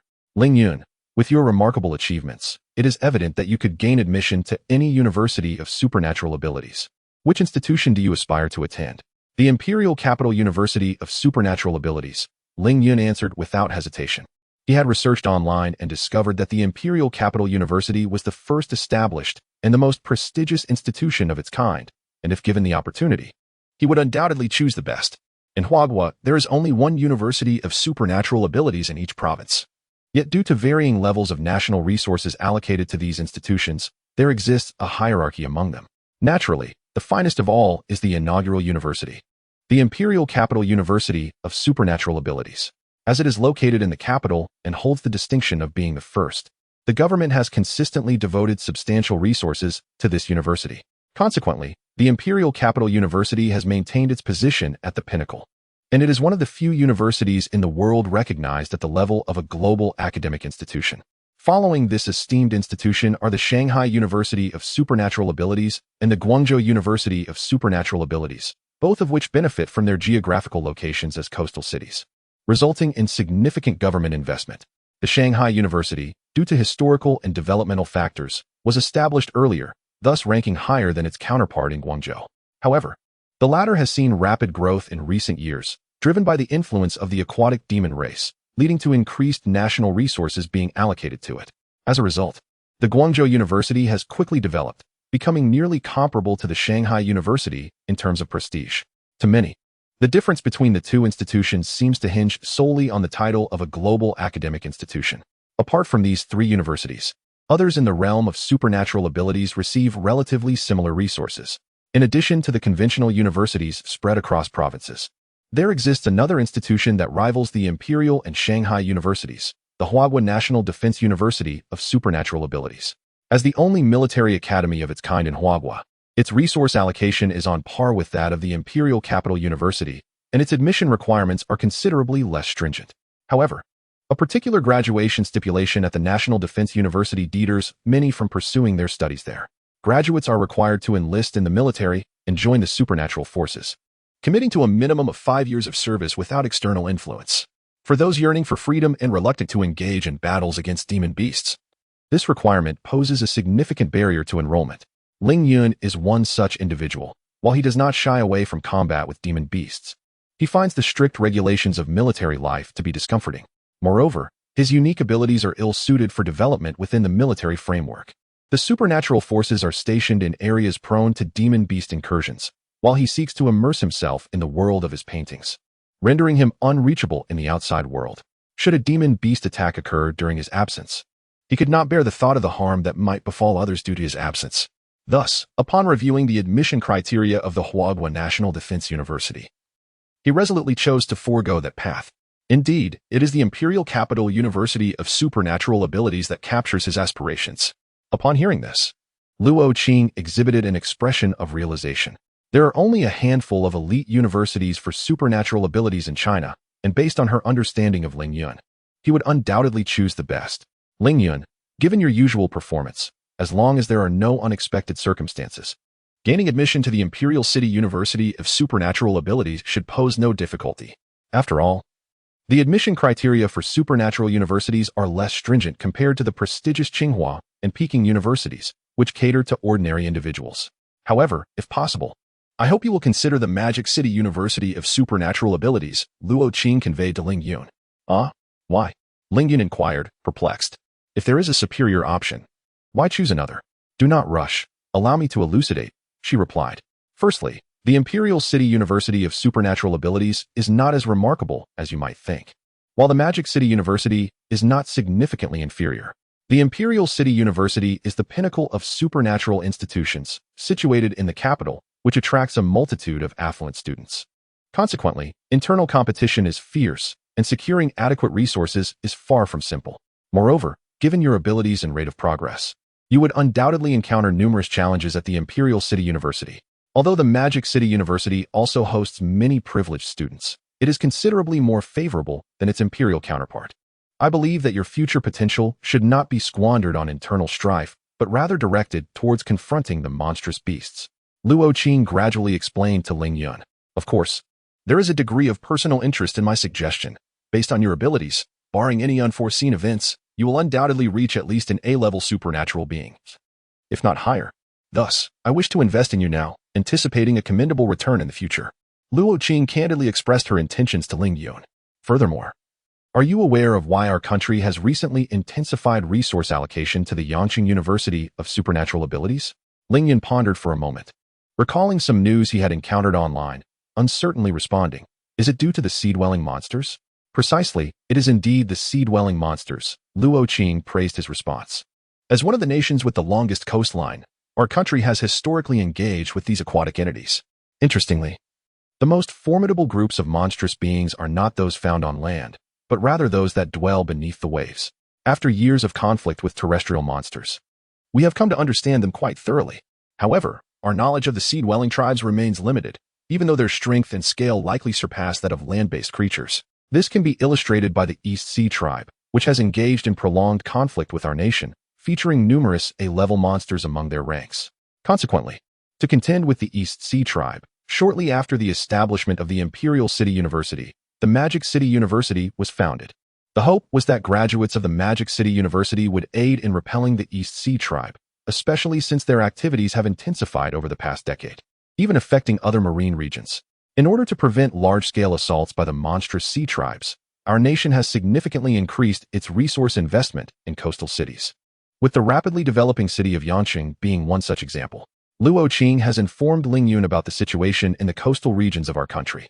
Faced with the threat of the Eastern Sea's monstrous tribes, the first city to bear the brunt of such attacks is none other than the Magic City. Thus, I hope you will enroll in the Magic City Supernatural University, as it is my earnest wish that you will assist in addressing the issues posed by the Eastern Sea's monstrous tribes in the future. This is a small personal hope of mine, as your teacher, Luo Qing sincerely stated. Oh, teacher, you hold me in too high regard. Our nation has struggled for years, from ancient times to the present, to resolve the threat of the Eastern Sea's monstrous tribes. How could I possibly manage it? Ling Yun responded hastily, shaking her head. No, I merely hope that, in the future, you will contribute to the resolution of the Eastern Sea's monstrous tribes, not that I expect you to tackle it alone. Luo Qing clarified in response. Rest assured, teacher, that if I possess the capability in the future, I will certainly lend my assistance. After all, as a supernatural being, exterminating monstrous beasts is our responsibility, Ling Yun declared promptly, though her underlying desire was still to attend the Imperial Capital's Supernatural University. Luo Qing, having discerned Ling Yun's intentions, continued, do not rush to a decision. If you choose to attend the Magic City Supernatural University, I can offer you greater support. Are you implying that you also plan to go to Magic City, teacher? Ling Yun asked, somewhat perplexed, wondering how Luo Qing could offer her assistance otherwise. Indeed, after you complete your college entrance examinations, I intend to resign and return to Magic City for my own development. Luo Qing nodded and added, I had initially been developing my career in Magic City, but due to certain circumstances and my sister's request, I felt it prudent to spend a few years as a teacher here. Now that my sister's request has been fulfilled, I plan to return to Magic City. Teacher, do you plan to become a teacher at the Magic City Supernatural University? Ling Yun speculated, considering why Luo Qing had persistently encouraged her to attend that institution. You are overthinking it. I have no desire to teach again in my lifetime. My return to Magic City is for a different job, though I cannot divulge the specifics. Luo Qing explained. What I mean is that I have connections at the Magic City Supernatural University. Both my teacher and a close friend of mine hold positions there. If you attend the Magic City Supernatural University, I can speak to them and ensure they take special care of you. Trust me, with their assistance, the resources you will obtain at the Magic City Supernatural University will far exceed those available at the Imperial Capital's Supernatural University. Moreover, should you encounter any insurmountable challenges in Magic City, you may contact me for help. Upon hearing Luo Qing's words, Ling Yun felt a stirring in her heart. She had initially sought Luo Qing as a source of support. However, she had not anticipated her own supernatural abilities to be so extraordinary, capable of transcending levels and possessing diverse powers. This realization diminished her perception of Luo Qing's status as a B-level supernatural being as a mere safety net. Nonetheless, if Luo Qing could provide assistance during her university years, that would indeed make a significant difference. He had indeed searched online. The competition within the Ability University was exceedingly fierce. If he had a patron, he could avoid numerous unnecessary troubles. Furthermore, Luo Qing had indeed provided him with significant assistance. Thus, after deep contemplation, Ling Yun chose to comply. Teacher, I agree. If my grades allow me to enter the Magic City Ability University, I will certainly attend. Upon hearing Ling Yun's response, Luo Qing felt a sense of relief. Very well. Ling Yun, you must go to the Magic City Ability University. Rest assured, teacher, I will make it. All right, I have other matters to attend to. But if you have any questions, feel free to message me. Having achieved her goal, Luo Qing bid farewell to Ling Yun. Goodbye, teacher. Ling Yun also gracefully said his goodbyes to Luo Qing. After parting ways with Ling Yun, Luo Qing took out her phone and dialed a number. Beep, beep, beep. The call connected. Hello, old man. I have completed the task you assigned. Ling Yun has agreed to attend the Magic City Ability University. That's splendid news. I truly appreciate your efforts, my dear. Enough with the pleasantries. Do not forget the promise you made to me. Rest assured, I shall not forget. When you return to the Magic City, everything will be arranged. Old man, is Ling Yun really that significant? Chapter 99. The retreat upon hearing Luo Qing's words. The person on the other end of the phone fell silent for a moment before responding. It is crucial, with him. We effectively possess a second world and an avenue of retreat. Luo Qing, puzzled, inquired, what retreat? I cannot elaborate at the moment. You will understand in due time. I have other matters to attend to, so I must hang up now. The line went dead with a beep. That old man truly is enigmatic, Luo Qing thought. Dismissing the matter, I shall focus on completing today's tasks. Glancing at the disconnected phone, she muttered to herself before stowing her device away and departing briskly. In a rather spacious office, a middle-aged man, dressed in formal attire and appearing to be around 50, tapped his fingers on the desk, murmuring to himself. Ling Yun. Otherworlds, avenues of retreat. Ah, how wonderful it would be to have a world devoid of beastly monsters. With a sigh, the middle-aged man rose and exited the office. My lord. The slightly balding Zhang Yin addressed a figure clad in a black robe with utmost respect. Have you gathered the information?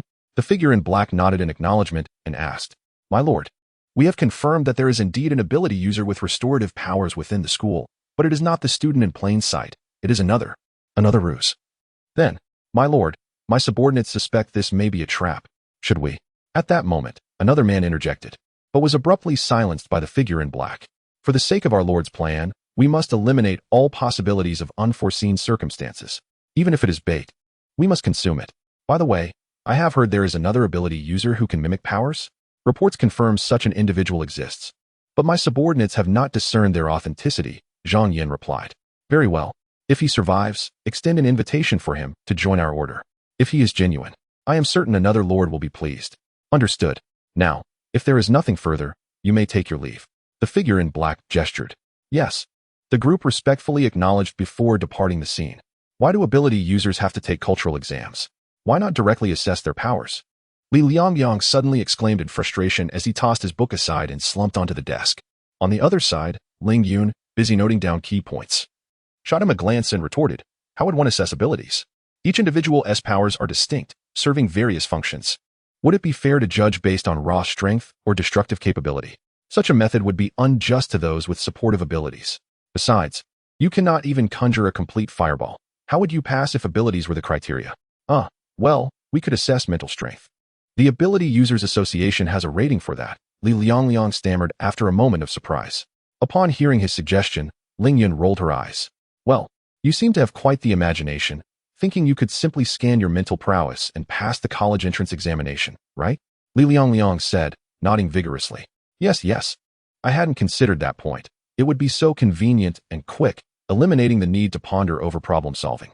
Do you even realize that everyone has only recently awakened their abilities?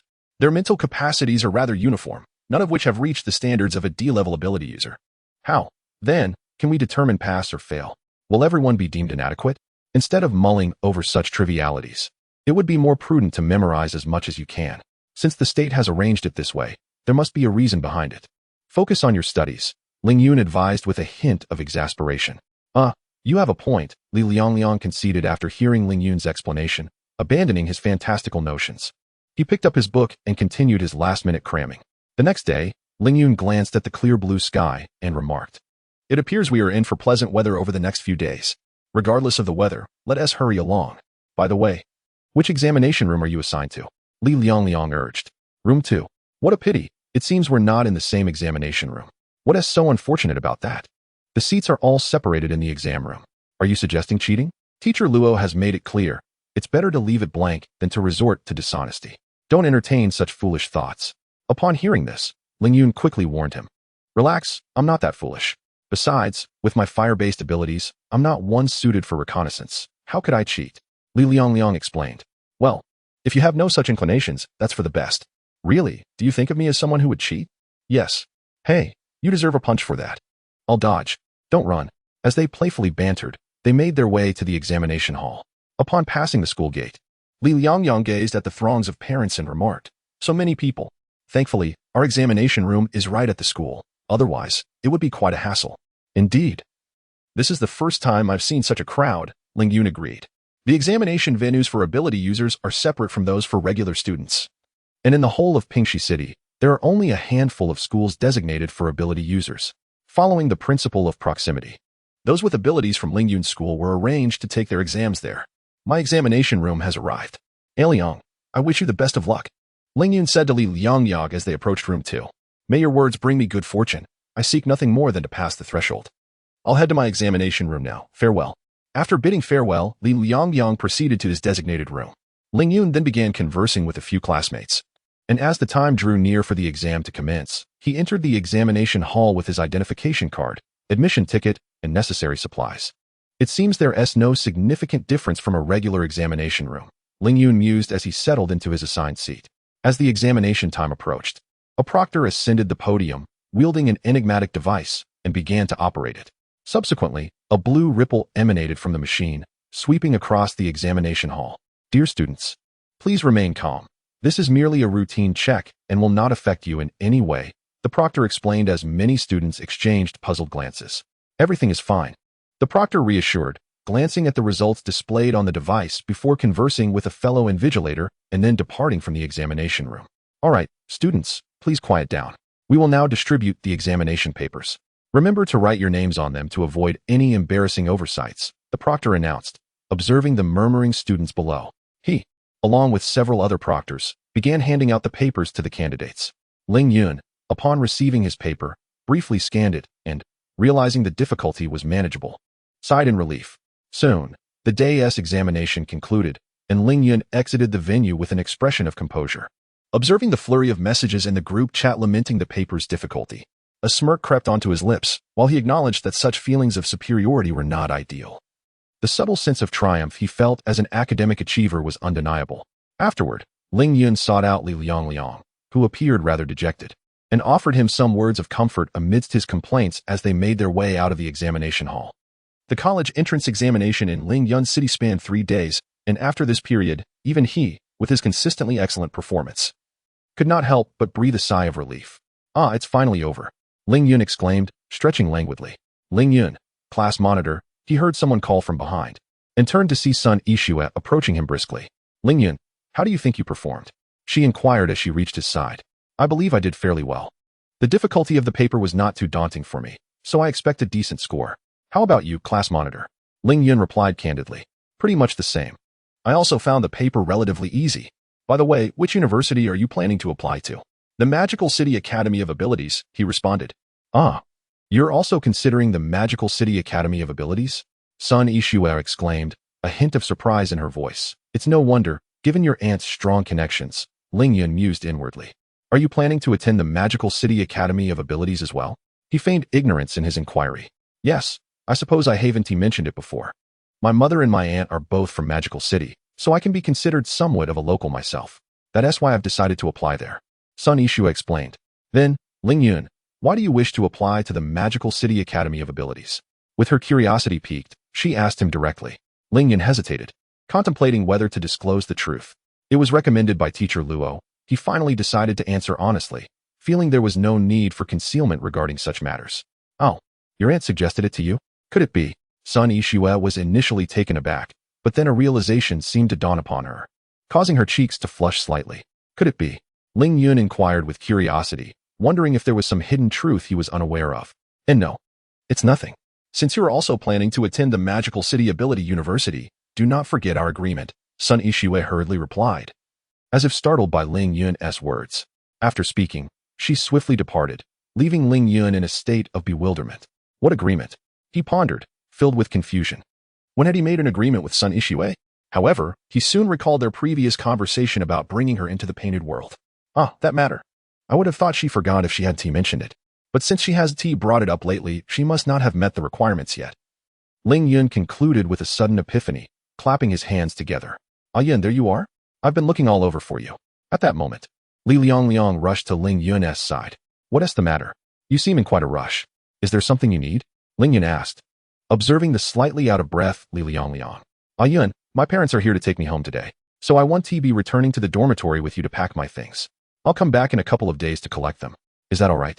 Li Liang informed Ling Yun. Oh, is that all? You could just sent me a message about it. Besides, I'll be living in the dorm for several more days. You can come to pack at your convenience, Ling Yun replied, somewhat exasperated that Li Liang sought him out for this. Hee, I just thought you might be packing up today since you're leaving. Since you've agreed, I'll take my leave. Goodbye. Hurry along. Don't keep your parents waiting. Watching Li Liang depart cheerfully, Ling Yun suddenly felt a twinge of loneliness. As he passed through the school gates and observed numerous parents picking up their children, that inexplicable feeling of melancholy intensified. Ling Yun took out his phone, intending to send a message to Uncle Chan, but upon noticing that previous messages remained unread, he silently put his phone away. Ah, the college entrance examination has concluded today. Perhaps I should treat myself to a nice meal, Ling Yun murmured to himself, then turned in a different direction, heading towards the outside of the school. Dad, Mom? Li Liang had barely exited the school when he spotted his parents waiting for him. How did the exam go, son? Mr. Li asked with a smile. Upon hearing this, Li Liang's expression stiffened, and he halted in his tracks. Oh, come on. You should know your son well enough to gauge his performance. Mrs. Li shot a disapproving glance at her husband, responding with a hint of annoyance. Yes, that is true, Mr. Li said, feeling a bit awkward as he scratched his head, recalling Li Liang's usual grades. Mom, the results haven't even been released yet. How can you dismiss my exam performance based solely on my past grades?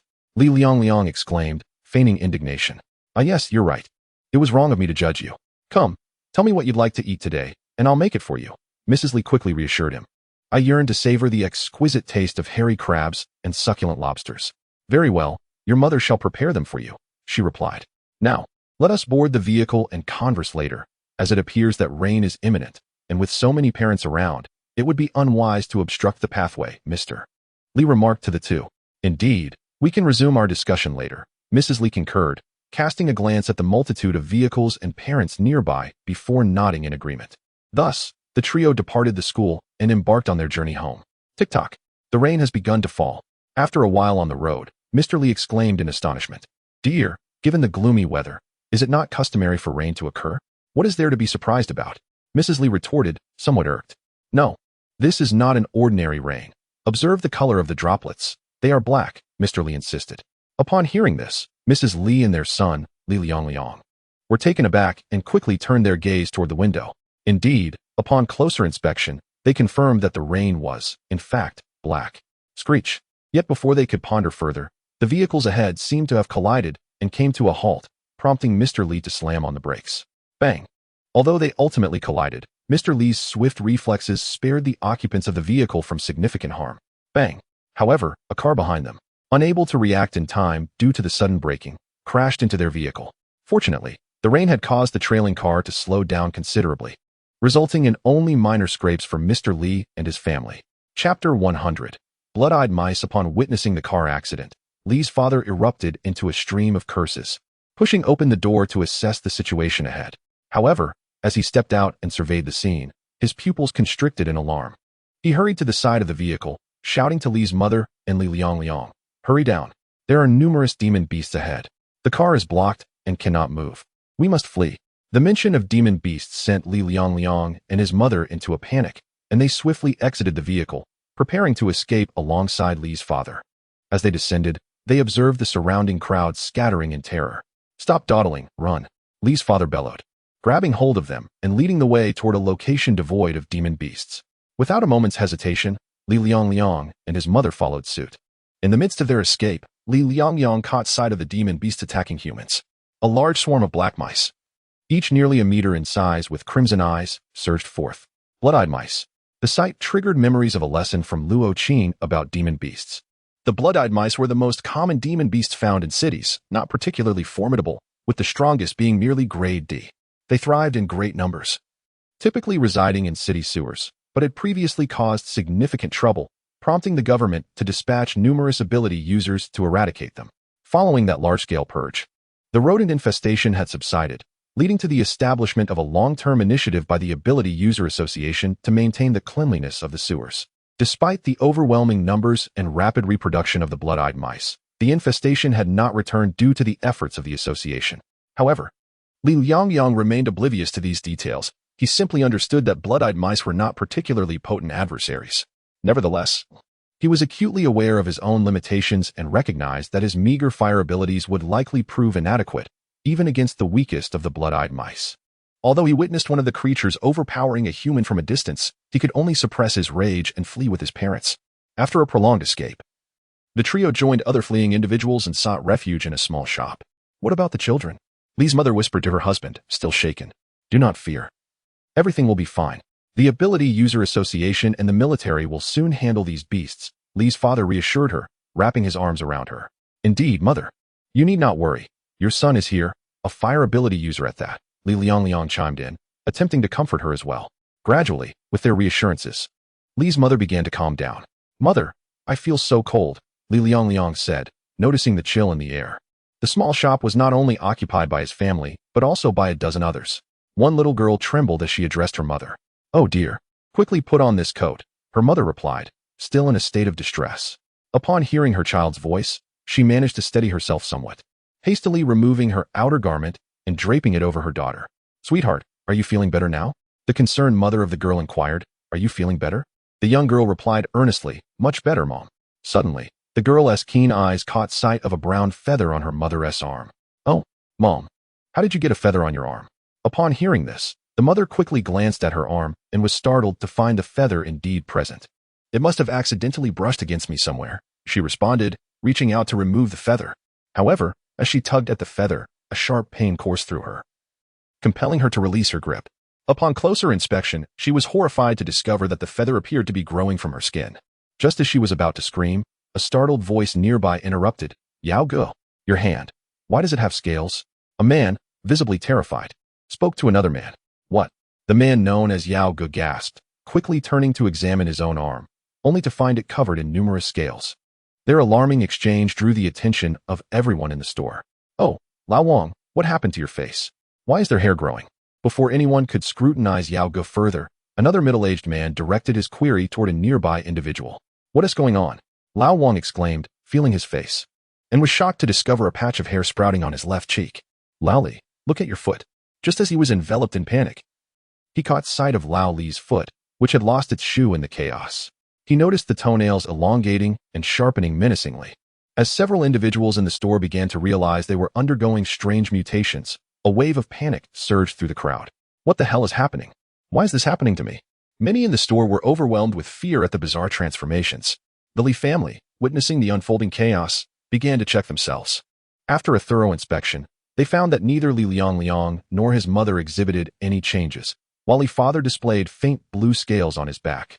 Son, do you have any idea what is happening to your father? Li's mother asked, bewildered by the sight of the scales. Mom, please don't panic. Let me think, Li Liang replied, equally perplexed by this unprecedented situation, but felt compelled to reassure his mother. Bang! Suddenly, a loud noise from outside the shop caught the attention of the patrons, as if the commotion had drawn the attention of a monstrous beast. The previously raucous crowd fell into a hushed silence. Bang! Bang!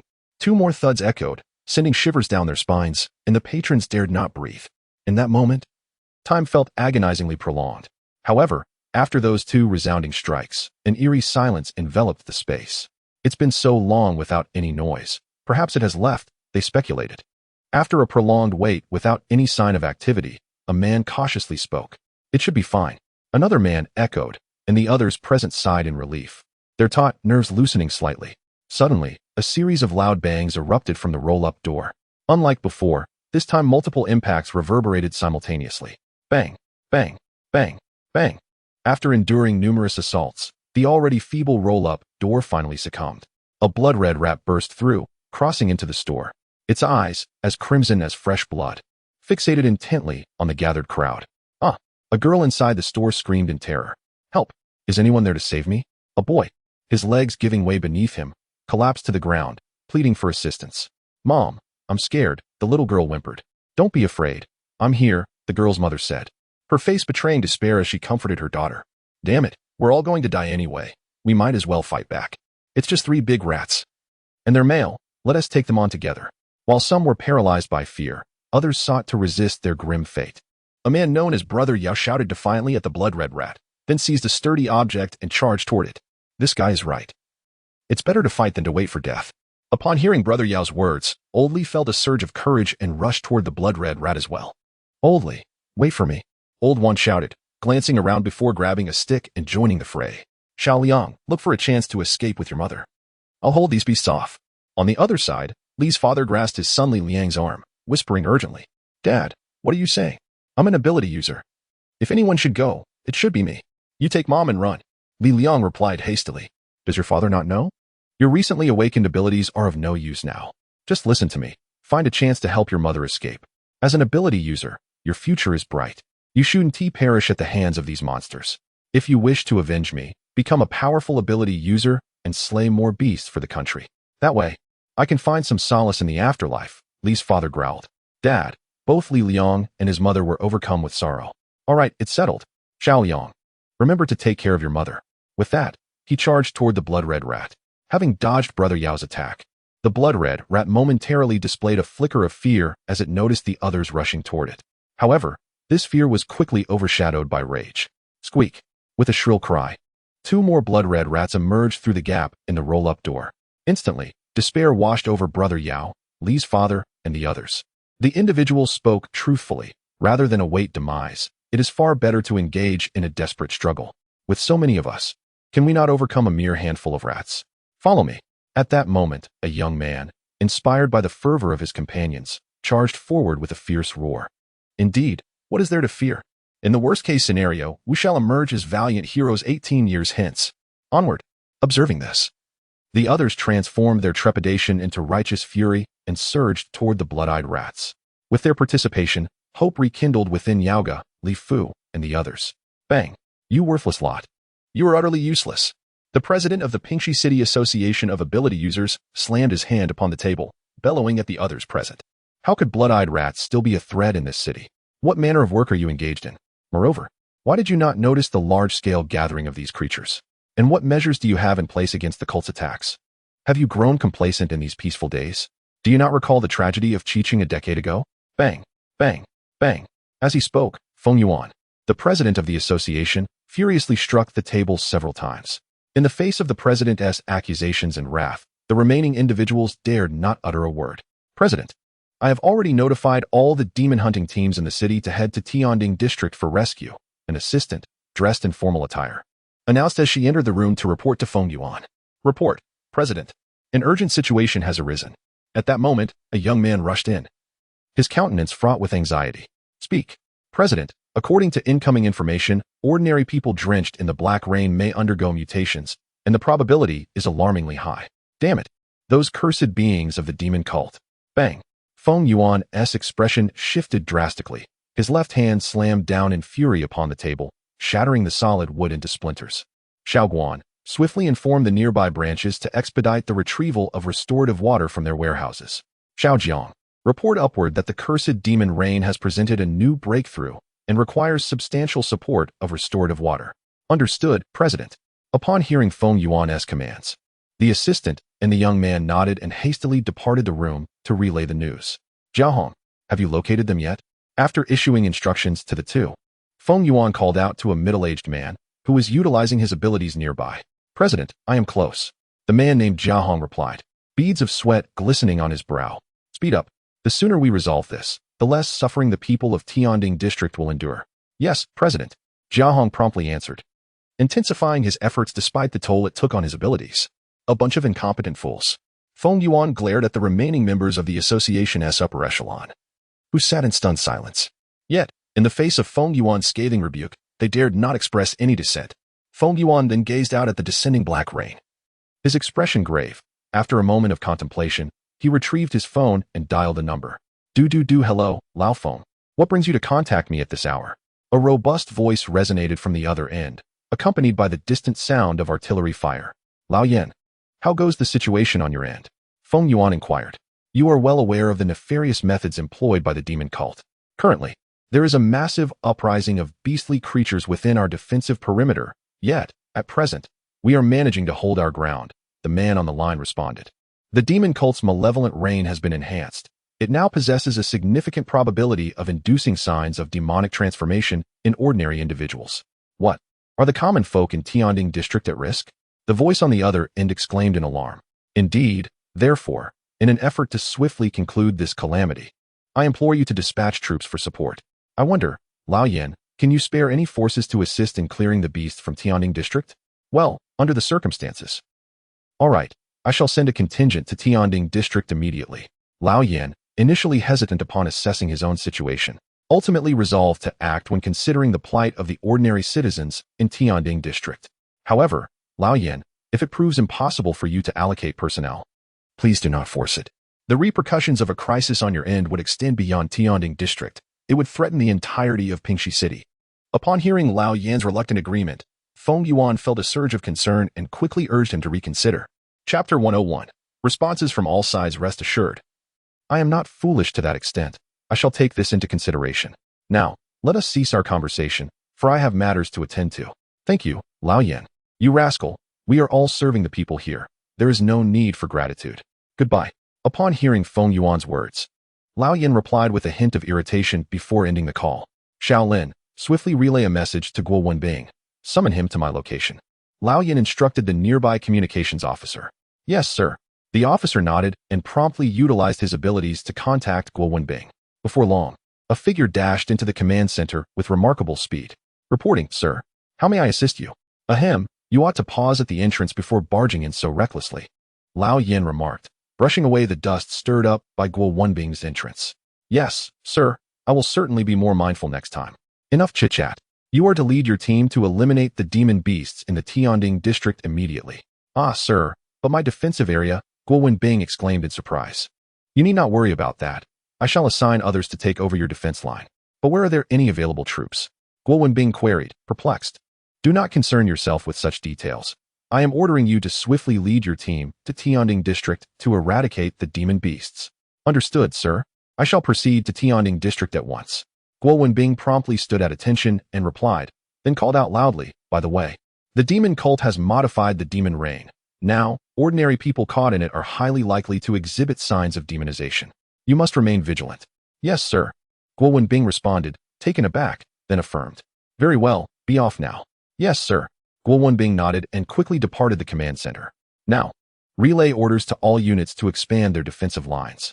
Also, instruct Xiaosheng, Fanlei, and Dai Li to each allocate a third of their forces to reinforce Guo Wenbing's defense. Understood, sir.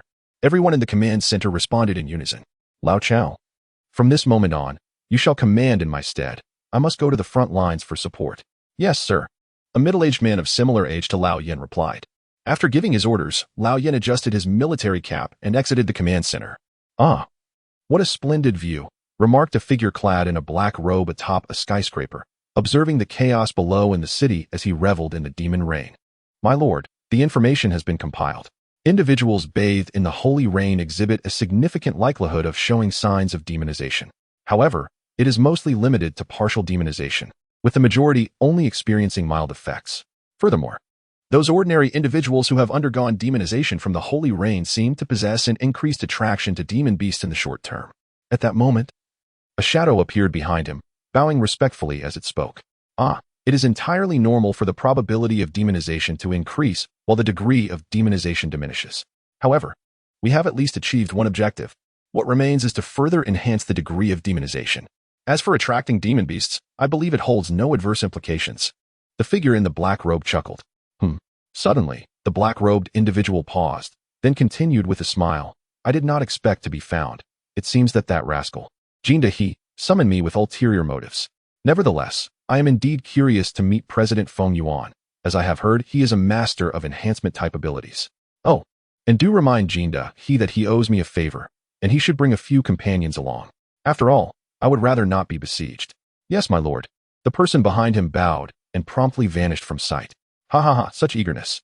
How amusing. The black-robed figure laughed heartily after the departure, then leaped from the edge of the building, his body plummeting towards the ground.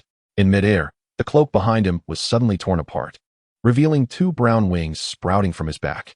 Simultaneously, his visage transformed into a bizarre amalgamation of a human's upper half and an eagle's lower half.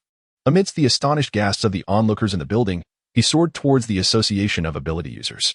President, I have located the members of the demonization cult responsible for releasing the malevolent rain. They are atop a high-rise, a sweat-drenched Jia Hong suddenly informed Feng Yuan. Good. Provide me with the exact location. Everyone, accompany me. We must swiftly apprehend the members of the demonization cult, Feng Yuan commanded urgently. President, wait. It seems one of the demonization cult members is approaching us, while another has vanished, Jia Hong replied swiftly. How audacious to come seeking us. The audacity of these wretches from the demonization cult knows no bounds. Feng Yuan's eyes glinted with cold fury as he addressed Jia Hong. Continue searching for other members of the cult. The rest will accompany me to confront that bold miscreant. Understood. The others responded in unison. As they exited the room, Jia Hong suddenly informed Feng Yuan that the missing member of the demonization cult was bringing several others toward the association. Ha ha ha, such courage. You wish to confront us head-on, do you? Very well, I shall oblige. Feng Yuan, upon hearing this, responded with an enraged yet mocking laughter, a powerful aura emanating from him that startled those nearby, causing them to retreat. Deng Quan, swiftly clear the surrounding crowd, he ordered. Yes, President, Deng Quan replied immediately, his figure flickering before disappearing from sight. President, they are coming. As they had just stepped a short distance from the association's entrance, Jia Hong promptly alerted Feng Yuan. I see them. Feng Yuan narrowed his eyes, focusing on a distant dark figure, his gaze betraying an unmistakable intent to kill. My, what a palpable aura of menace, even from such a distance. It instills a sense of dread, the black-robed figure in the sky remarked with a smile, sensing Feng Yuan's murderous intent. Subsequently, he accelerated towards Feng Yuan and the others. In a moment, you few will deal with the other members of the demon cult. I shall confront that avian creature.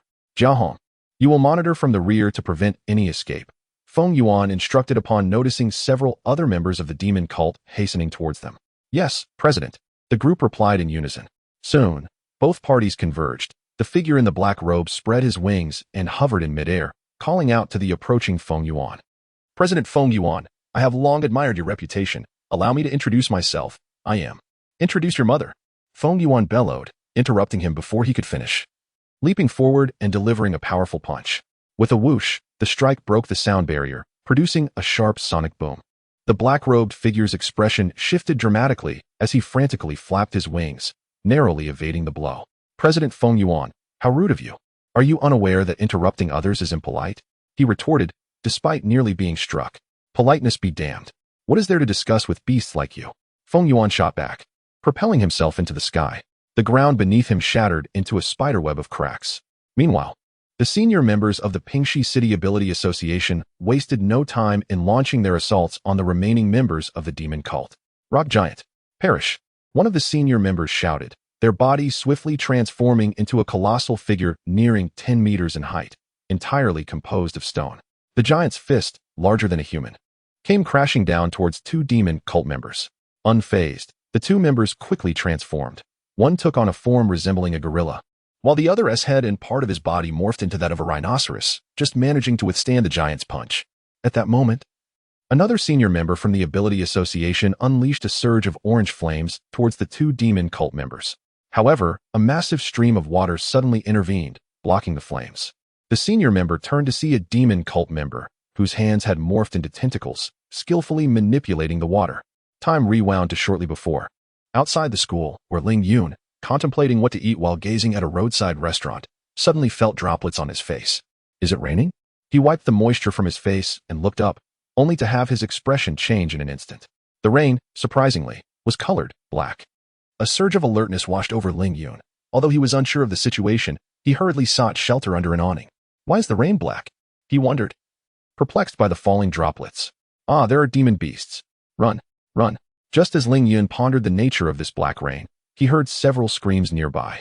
Upon hearing the commotion, Ling Yun was startled and immediately turned his gaze towards the source of the screams. He noticed that the manhole cover nearby had been dislodged, and a blood-red rat was emerging from the sewer. Not far away, another of these creatures was poised to attack a nearby restaurant. How could such a creature appear? Ling Yun felt a surge of confusion, Yet witnessing the imminent assault on innocent bystanders compelled him to suppress his doubts.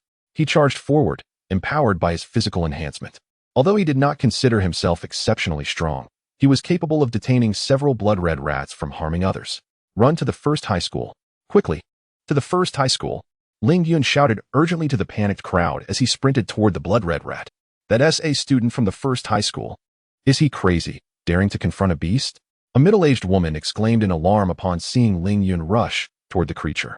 It must be a student awakened with special abilities.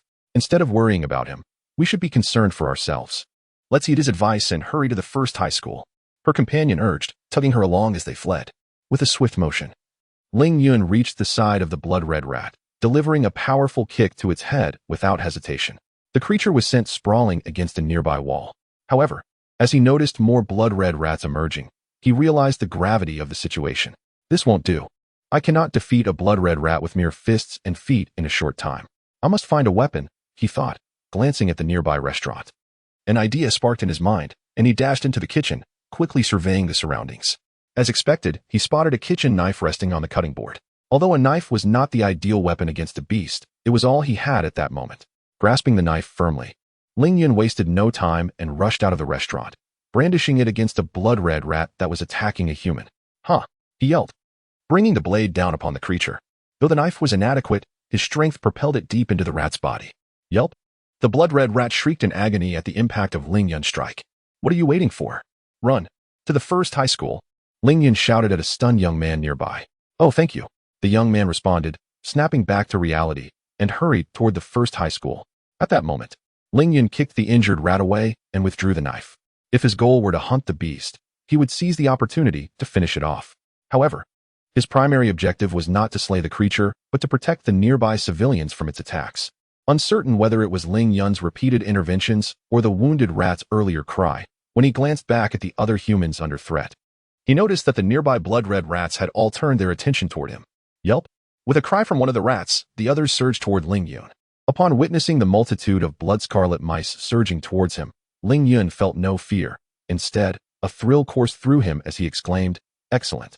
I was just contemplating how to gather you without allowing you to assault others."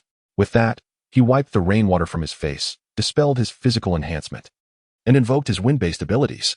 Feeling his mental energy rapidly depleting, Ling Yun dared not pause for even a moment and immediately unleashed his wind powers.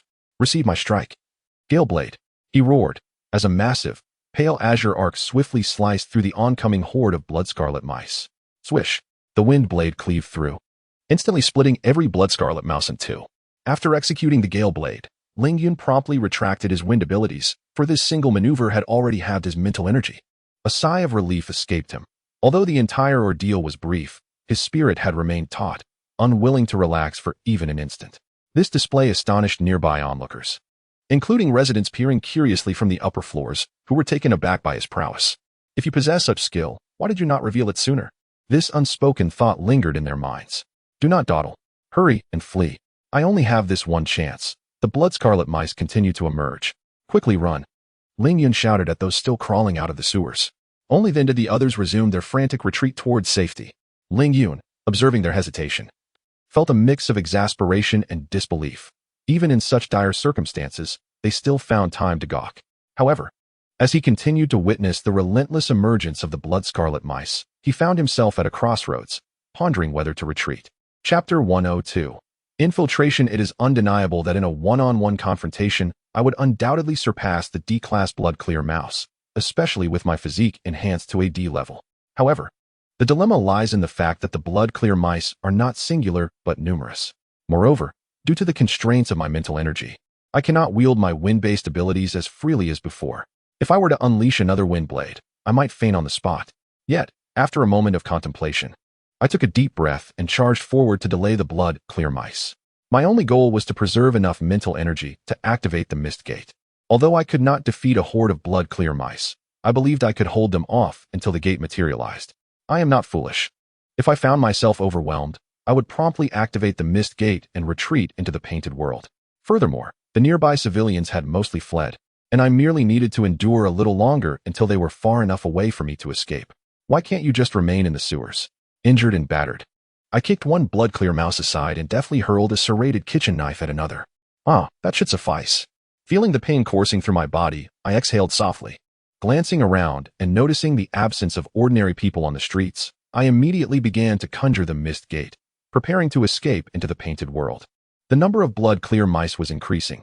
If I didn't run soon, I feared I would be trapped. Thunderous wrath. Just as the mist gate was on the verge of forming, I seemed to hear Luo Qing's voice.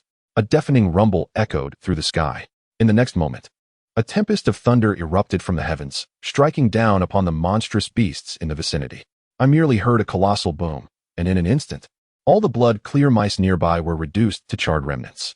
Could this be an attack from Teacher Luo? I gazed in astonishment at the scorched remains surrounding me. Beyond my shock at the power and range of the attack, I was most astounded that the thunder had not harmed me in the slightest. It is well known that water conducts electricity, and with the rain pouring down, I was drenched, standing in a small puddle. Yet, in such circumstances, I remained unscathed by the lightning. What mastery over abilities must one possess to achieve such control? However, I soon regained my composure. Observing the lifeless blood-clear mice scattered around in the now quiet sewer entrance, a profound sense of relief washed over me. Nevertheless, I did not rest. Instead, I canceled the mist gate and hurried to the nearby restaurant's kitchen to retrieve a kitchen knife. Often, danger begets opportunity, and today, I shall strike it rich. A grin spread across my face as I swiftly approached a blood-clear mouse that had been charred to a crisp, preparing to extract the demon crystal from within its body. According to Luo Qing, a D-class demon crystal could fetch no less than 50,000. With so many blood-clear mice having perished on the scene, a quick calculation revealed that I could potentially earn nearly $1 million. Wealth awaits, wealth awaits. I chanted joyfully to myself while searching for the demon crystals within the blood-clear mice. Why are there none? However, despite Ling Yun's relentless efforts to dismantle the blood mouse, he found no trace of the demon crystal, leaving him utterly perplexed.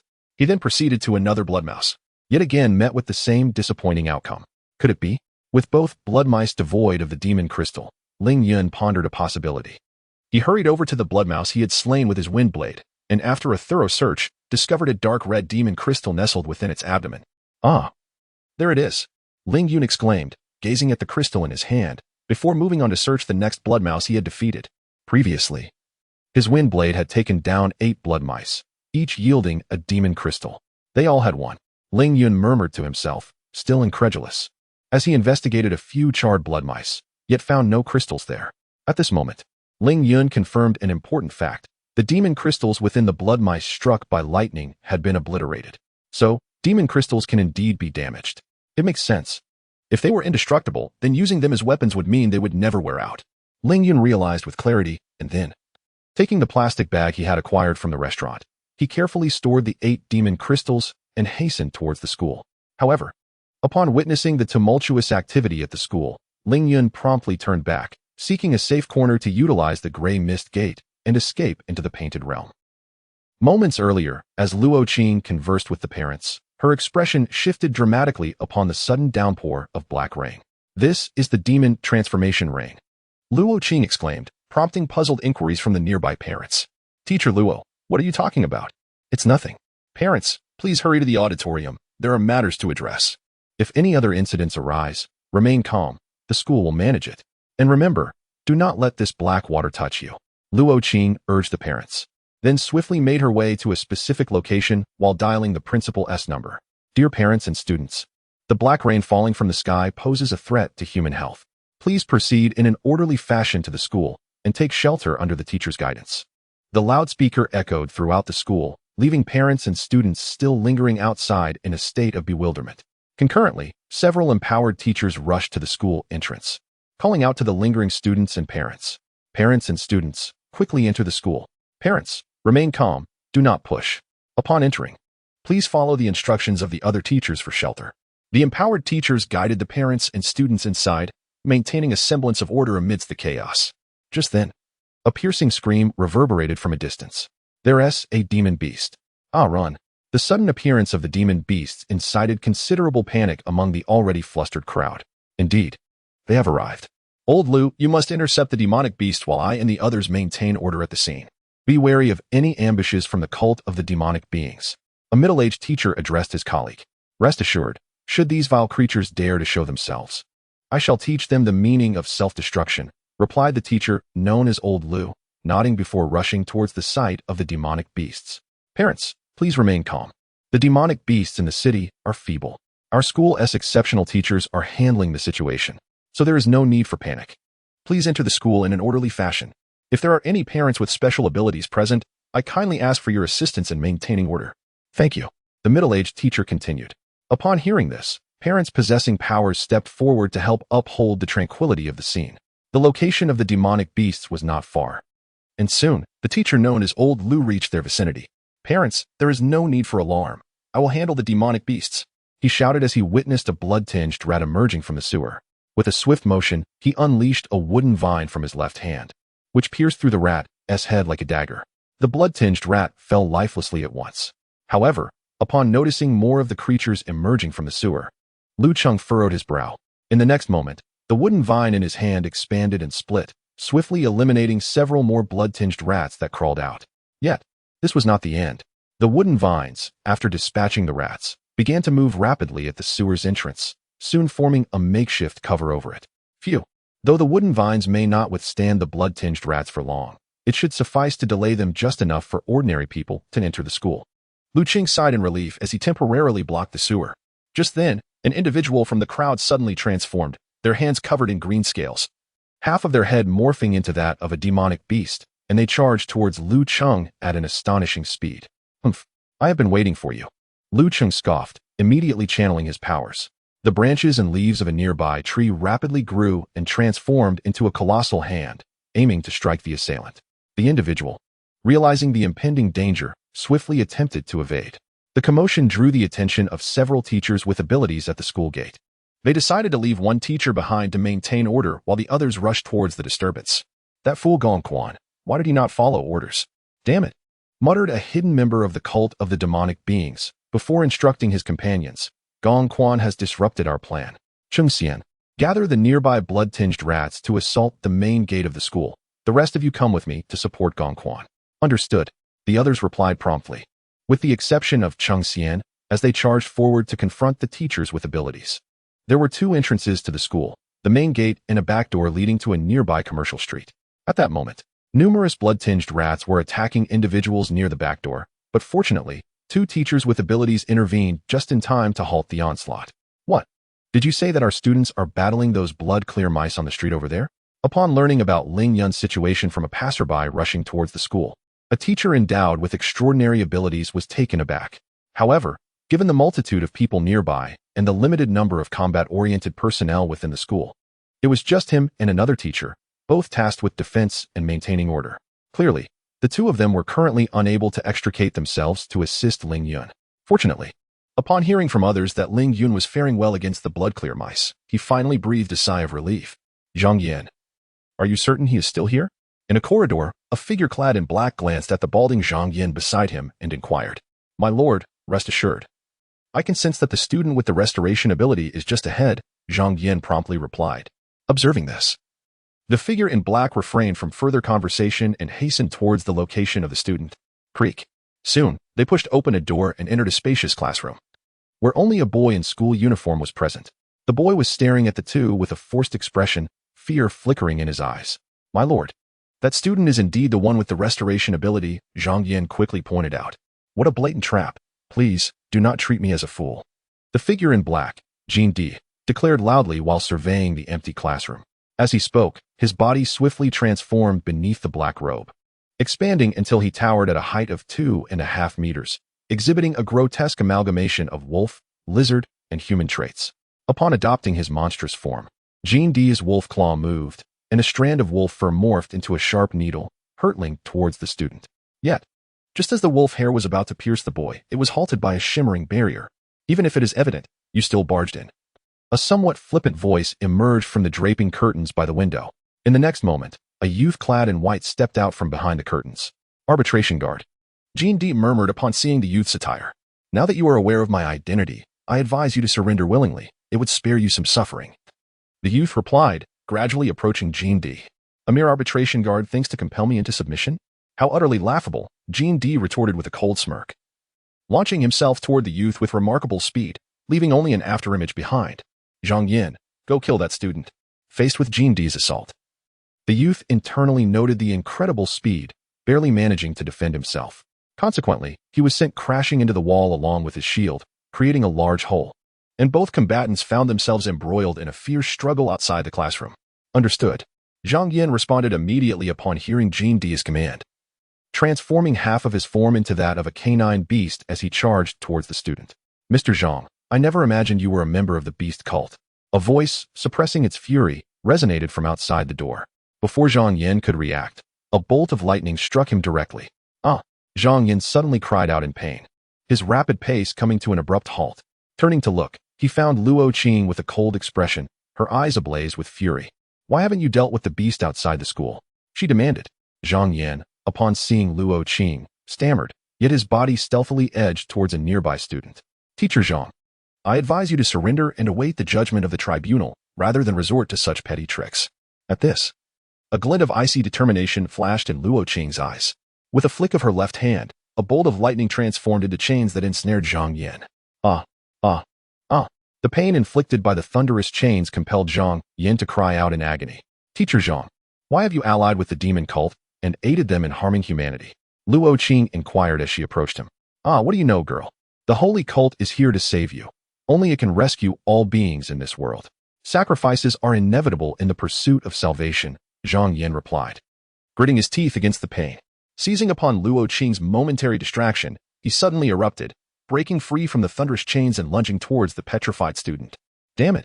Luo Qing snapped back to reality, her fury igniting as she witnessed Zhang Yan's intent to attack the frightened student. In a fit of rage, she unleashed the full extent of her lightning abilities. Chapter 103. Cleansing. In the next moment, a bolt of lightning, as thick as a water barrel, struck Zhang Yin directly. Under this fierce jolt, Zhang Yin fell to the ground, charred and lifeless, without even a cry of despair. Witnessing this, Luo Qing's heart sank. Her initial intent had been to capture Zhang Yin and hand him over to the arbitration court for interrogation, hoping to extract more information regarding the world demon sect from him. However, in a fit of rage, she had inadvertently taken his life. Upon confirming Zhang Yan's demise, Luo Qing sighed and approached the student, who stood frozen in shock. This student was not from her class, so she was unfamiliar with him. Are you all right? She inquired. Hey, can you hear me? After several calls, the student finally snapped back to reality, stuttering, Teacher, I'm fine. Truth be told, he felt as though he might be paralyzed with fear. The young man had not warned him of the perilous nature of the situation. Moreover, he had never imagined that his former teacher, Zhang Yin, harbored a hidden identity and had intended to kill him. The mere thought sent a shiver down his spine. The ordeal began not long ago when the young man approached him, requesting a small favor in exchange for a promise to fulfill one of his wishes. Eager for a better future, he had agreed, and today, after their examination, the young man had found him amidst the rain and brought him to this place. Since you're unscathed, we should leave swiftly. This place is not safe, Luo Qing advised, casting a glance at the ongoing battle between the young man and Jin Di. But that brother, the student protested hastily. The promise he made to me is yet to be fulfilled. Before he could finish, Luo Qing gently interjected, Rest assured, I will personally discuss your matter with him. If he made any promises to you, he will see them through.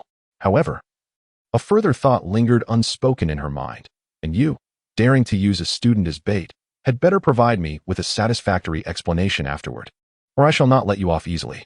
In truth, Luo Qing was acquainted with the young man, and her presence here was due to his prior notification.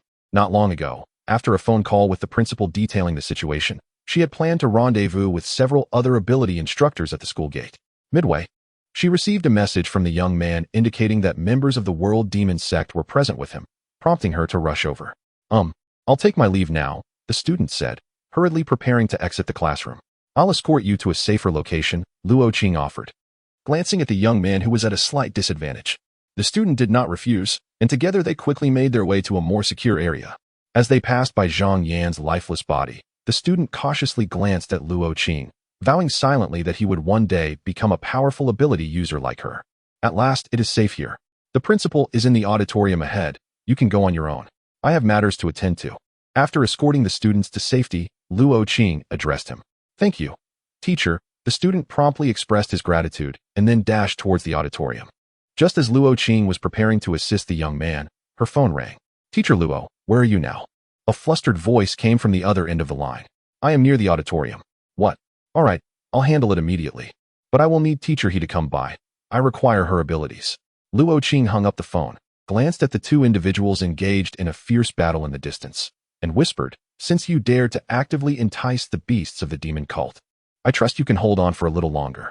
At that moment, the young man found himself in a predicament.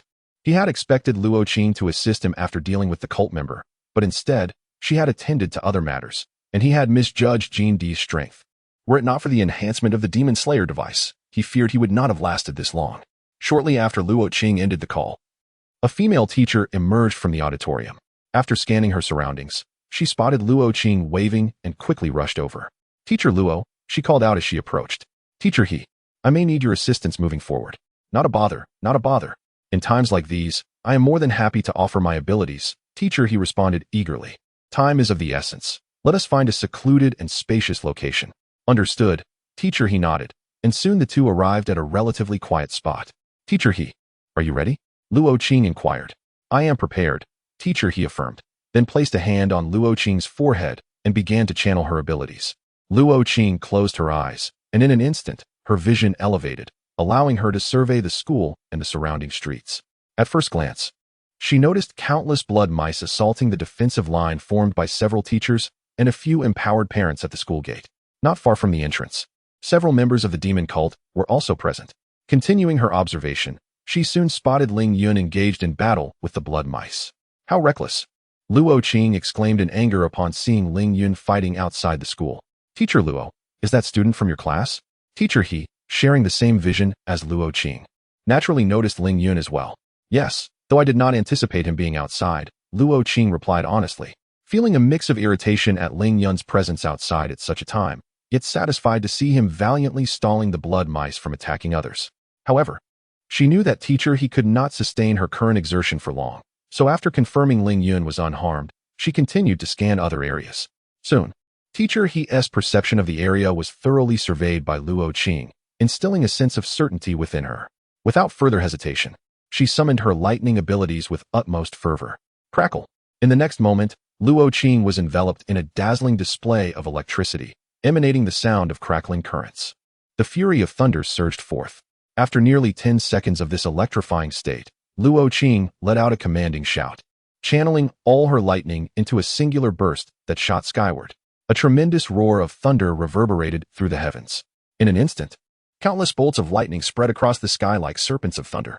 Under her deft control, the lightning swiftly surged toward every beast visible within her range. However, as she directed a bolt toward the nearby Blood Qing mouse, she made a precise adjustment, ensuring its demise before redirecting the remaining electrical energy elsewhere. The tremendous rumble of thunder instinctively halted the ongoing battle between the youth and Jean Di. Such a widespread tempest of thunder. Did she not fear losing control and harming innocent bystanders at the school? Initially startled, Jean Di soon grasped the scope of the storm.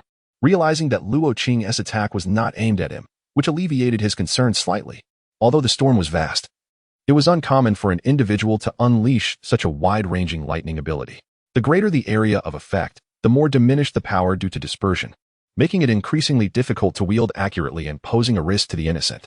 Yet, Jean Di quickly deduced that Luo Qing must have employed some other method to maintain control over the tempest. Otherwise, she would not dare unleash it within the school premises.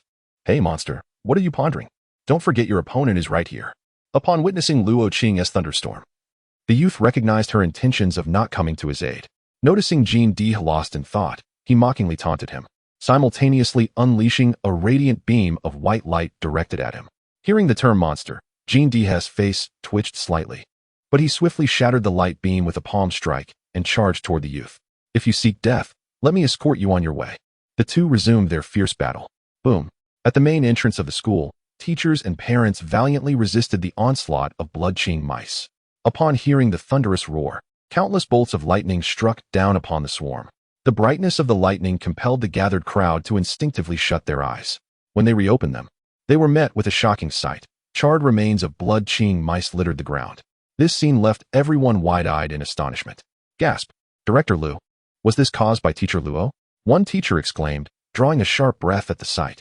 Director Lu, swallowing hard, slowly replied, "Who else could it be? Teacher Luo is the only B-class ability user in the entire school. Who else could accomplish such a feat?" Meanwhile, He hurriedly recalled any possible grievances he might have had with Luo Qing. Teachers, let us not be astonished just yet. Our battle is far from over. Those beasts are still lurking. Lu Cheng, injured but resolute, interjected. It was at this moment that the crowd realized the orchestrator of the battle was not far away.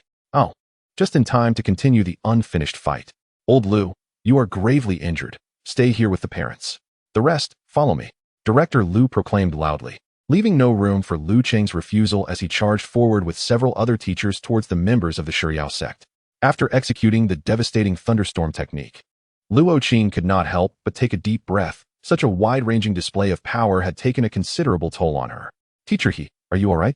Upon noticing the pained expression on Teacher He's face, Luo Qing hurriedly supported her and inquired.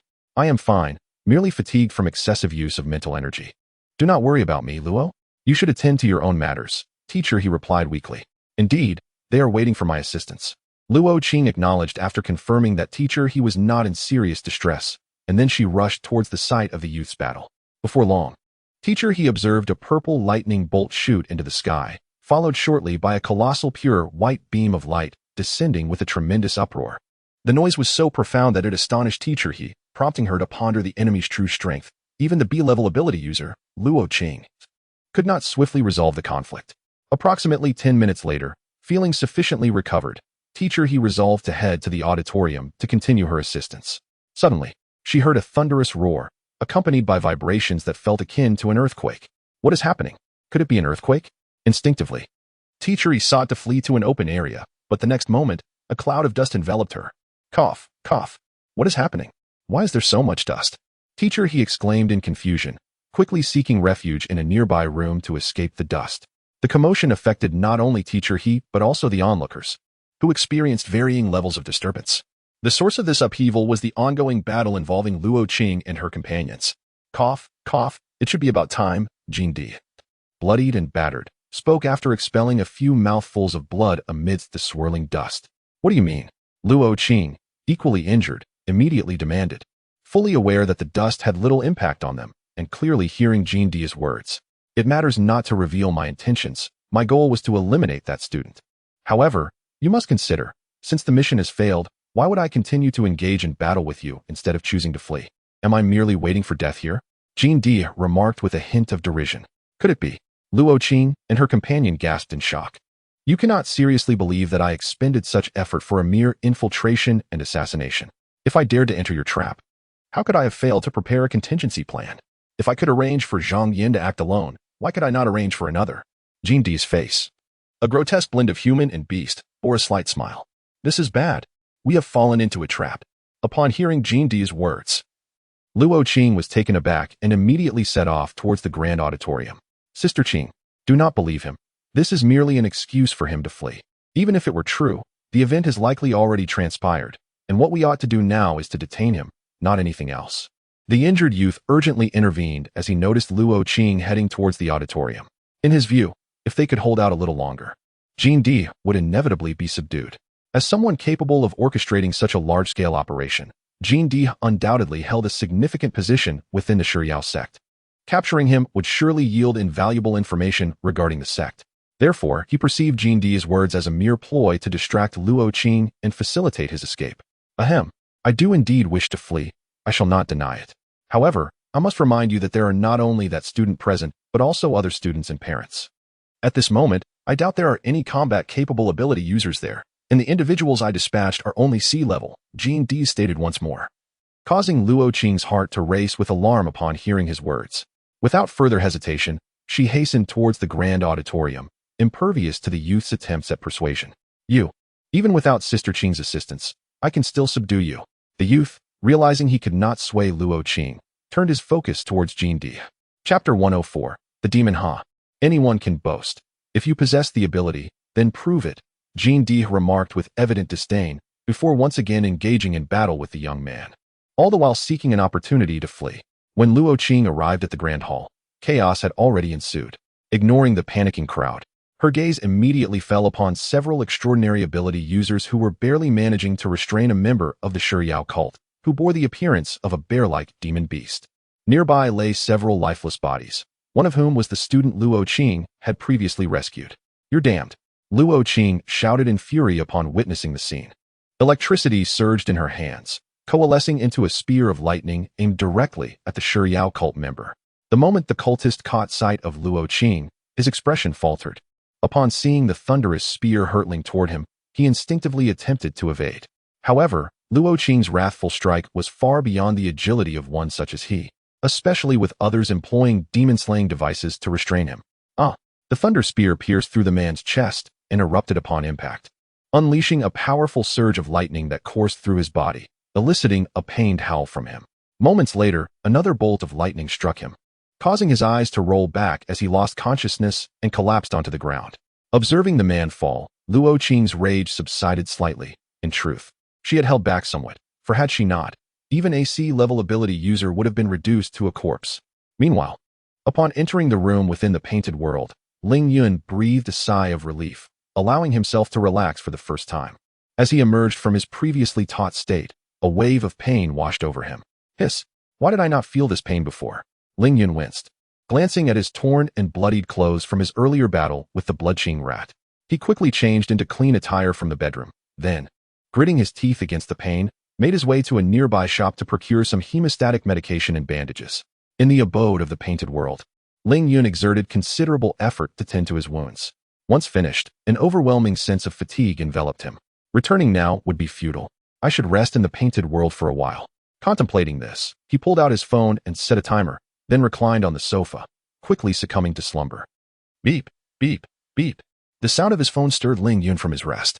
Slightly weary, he opened his eyes and instinctively checked the time. Over an hour had passed. He wondered if the battle at the school had concluded. After glancing at his phone, he changed into a fresh outfit and exited the painted world. The rain had ceased. Back in reality, Ling Yun surveyed the sky before stepping out from the dim alley. The streets were now populated, though the passers-by hurried along their way. Is that the Demon Hunter squad? Ling Yun mused as he observed a small team adorned with matching emblems, utilizing their abilities as they hastened towards a certain direction. It seems the nation on Blue Star responds quite swiftly to such significant matters. The crisis appears to have been largely resolved in just over an hour. Ling Yun contemplated the situation in his mind as he hurried towards the school. However, just as he was about to arrive, he was taken aback upon seeing a particular building. What on earth? Has half of my enormous teaching building vanished? What remains of it? Ling Yun gaped at the second teaching building, which now stood as a mere shell of its former self. He then hastily approached the back entrance of the school, where an ability-wielding teacher and several security guards were stationed. After confirming Ling Yun's identity, the guards allowed him entry into the school. The atmosphere within the school was quite lively, with conversations echoing from every corner. As Ling Yun passed by his peers, he overheard a multitude of discussions centered around Luo Qing. Ultimately, he summarized that most were extolling Luo Qing's extraordinary prowess, tales of her single-handedly vanquishing a monster in the grand auditorium, demolishing half a building with just 2 strikes, and obliterating countless demon beasts with a single blow. Though he had braced himself for the news, Ling Yun was still momentarily stunned by the sight of the second teaching building, which lay in ruins due to the earlier confrontation involving Luo Qing and her companions. Fortunately, the building had been deserted at the time, preventing any casualties. Surrounding the wreckage was a cordoned-off area, marked by a red line that forbade others from approaching. Yet, outside the boundary, a throng had gathered, some taking photographs, others expressing their astonishment, and many fervently discussing Luo Qing's formidable strength. After marveling at Luo Qing's abilities, Ling Yun made his way towards the grand auditorium. Upon entering, his eyes were immediately drawn to the principal, whose left hand was bandaged, engaged in conversation with a representative from the Ability Association. Meanwhile, the director and vice principal were conversing with parents who appeared somewhat agitated. Ling Yun scanned the room but did not spot Luo Qing. Suddenly, his phone beeped with an incoming message. He picked it up to discover it was a call from the class monitor. Hello, class monitor? Ling Yun answered promptly. Ling Yun, there was a beast attack at the school earlier. Are you alright? I sent you a message, but you didn't respond, Sun Ishua asked, her tone tinged with concern. I'm fine, I suppose, Ling Yun replied, glancing at his bandaged hand. As for the messages, well, I was caught up with something earlier and didn't have the chance to check, he explained while scrolling through his phone. After entering the painted world, his phone had lost signal, rendering him unable to receive any messages. Upon returning, eager to grasp the realities of the outside world, he neglected to check his phone. Only now realizing he had several unread messages, including one from Sun Ishua. By the way, class monitor, With such a significant incident occurring, are you unharmed? Ling Yun quickly diverted the topic. I only experienced a bit of fright in the auditorium. Other than that, I'm fine. Let me tell you. Someone transformed into a creature resembling a demon beast in the auditorium and ended up killing several people. Thanks to the demon-slaying device gifted by my aunt, I managed to delay him and prevent further harm to others.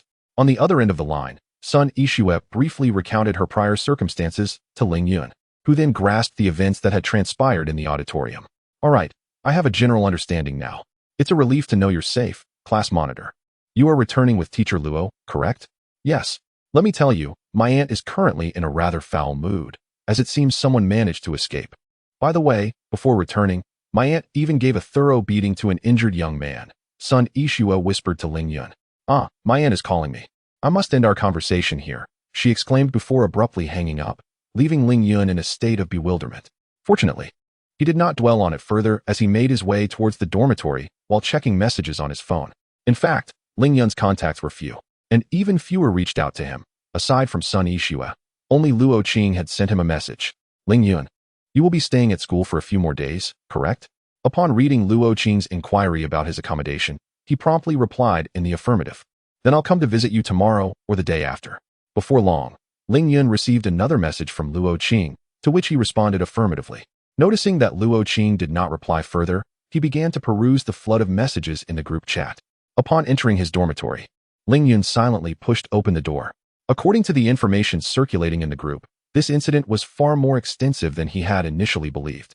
The area affected by the demon beast attack was not limited to his school and its surroundings, but encompassed the entirety of the Tianding district. It was fortunate that the Abilities Association and the military responded swiftly, resolving the situation in just over an hour. However, despite the incident lasting only a brief period, it had inflicted significant casualties on the inhabitants of Tianding district. Many classmates in Ling Yun's class group reported that their family members had been injured. After scanning through the messages, he sent several texts to Li Yang, but received no response. At that moment, Ling Yun lost interest in the group chat. Yet just as he was about to set his phone aside, he received a message from Uncle Chun, who had not been in touch for quite some time. Ling Yun, I sincerely apologize for my delayed response.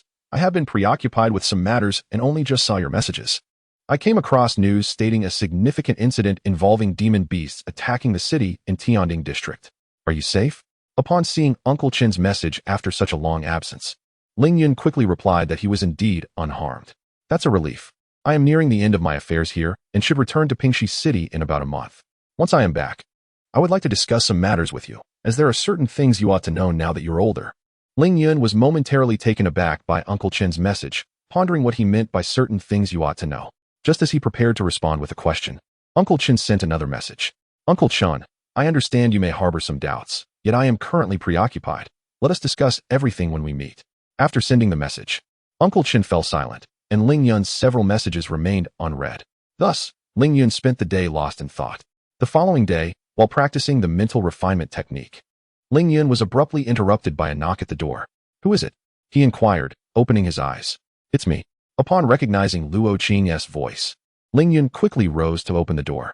Teacher, what brings you to my dormitory? I thought you would ask me to come find you, he said as he opened the door to see Luo Qing, her expression inscrutable.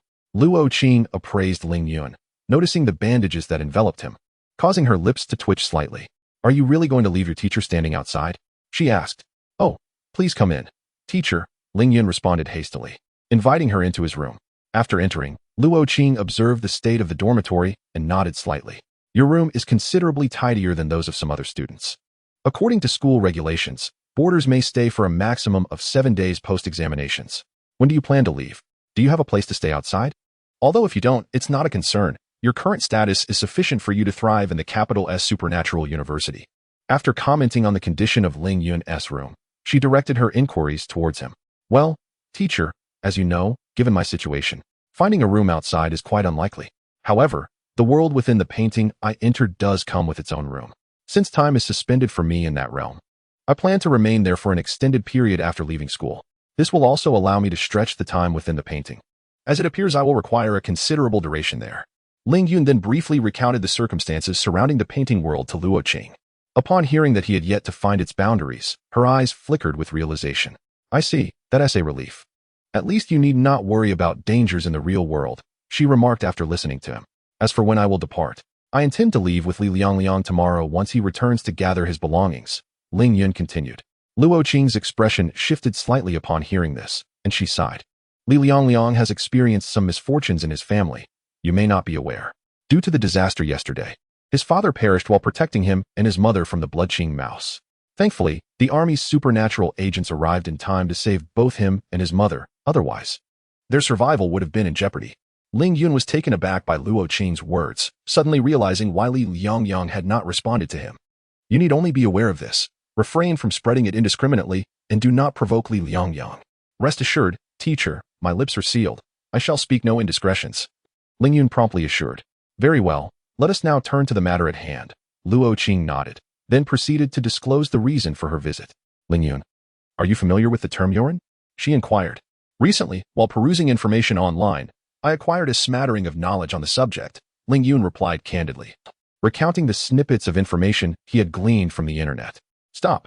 What you've shared bears little relevance to what I wish to discuss, and moreover, these are merely unverified rumors, Luo Qing interjected sharply upon hearing Ling Yun's findings. Forget it. It seems you are not well versed on the topic of Yoren. Allow me to elucidate briefly. You are aware of abilities that allow transformation into werewolves, tigermen, and the like, correct? Yes, Ling Yun nodded in acknowledgement. Such individuals, upon utilizing their powers, possess appearances akin to those of demonic beasts. Consequently, in ancient times, ordinary people harbored great animosity towards them, perceiving them as aberrations. Therefore, those who awakened such transformative powers led exceedingly arduous lives. As conflicts between these awakened beings and common folk escalated, a faction chose to align themselves with the demonic beasts. This faction of shape-shifting individuals, leveraging their abilities, devised methods to create artifacts capable of transforming ordinary humans into half-demons. Chapter 105, Stardust Elixir thus. The Demon Clan made its official debut on the historical stage. Of course, demon is merely our designation for them. They refer to themselves as the Half-Demon Clan. However, following certain events during the late Qing dynasty, the Half-Demon Clan fell into obscurity.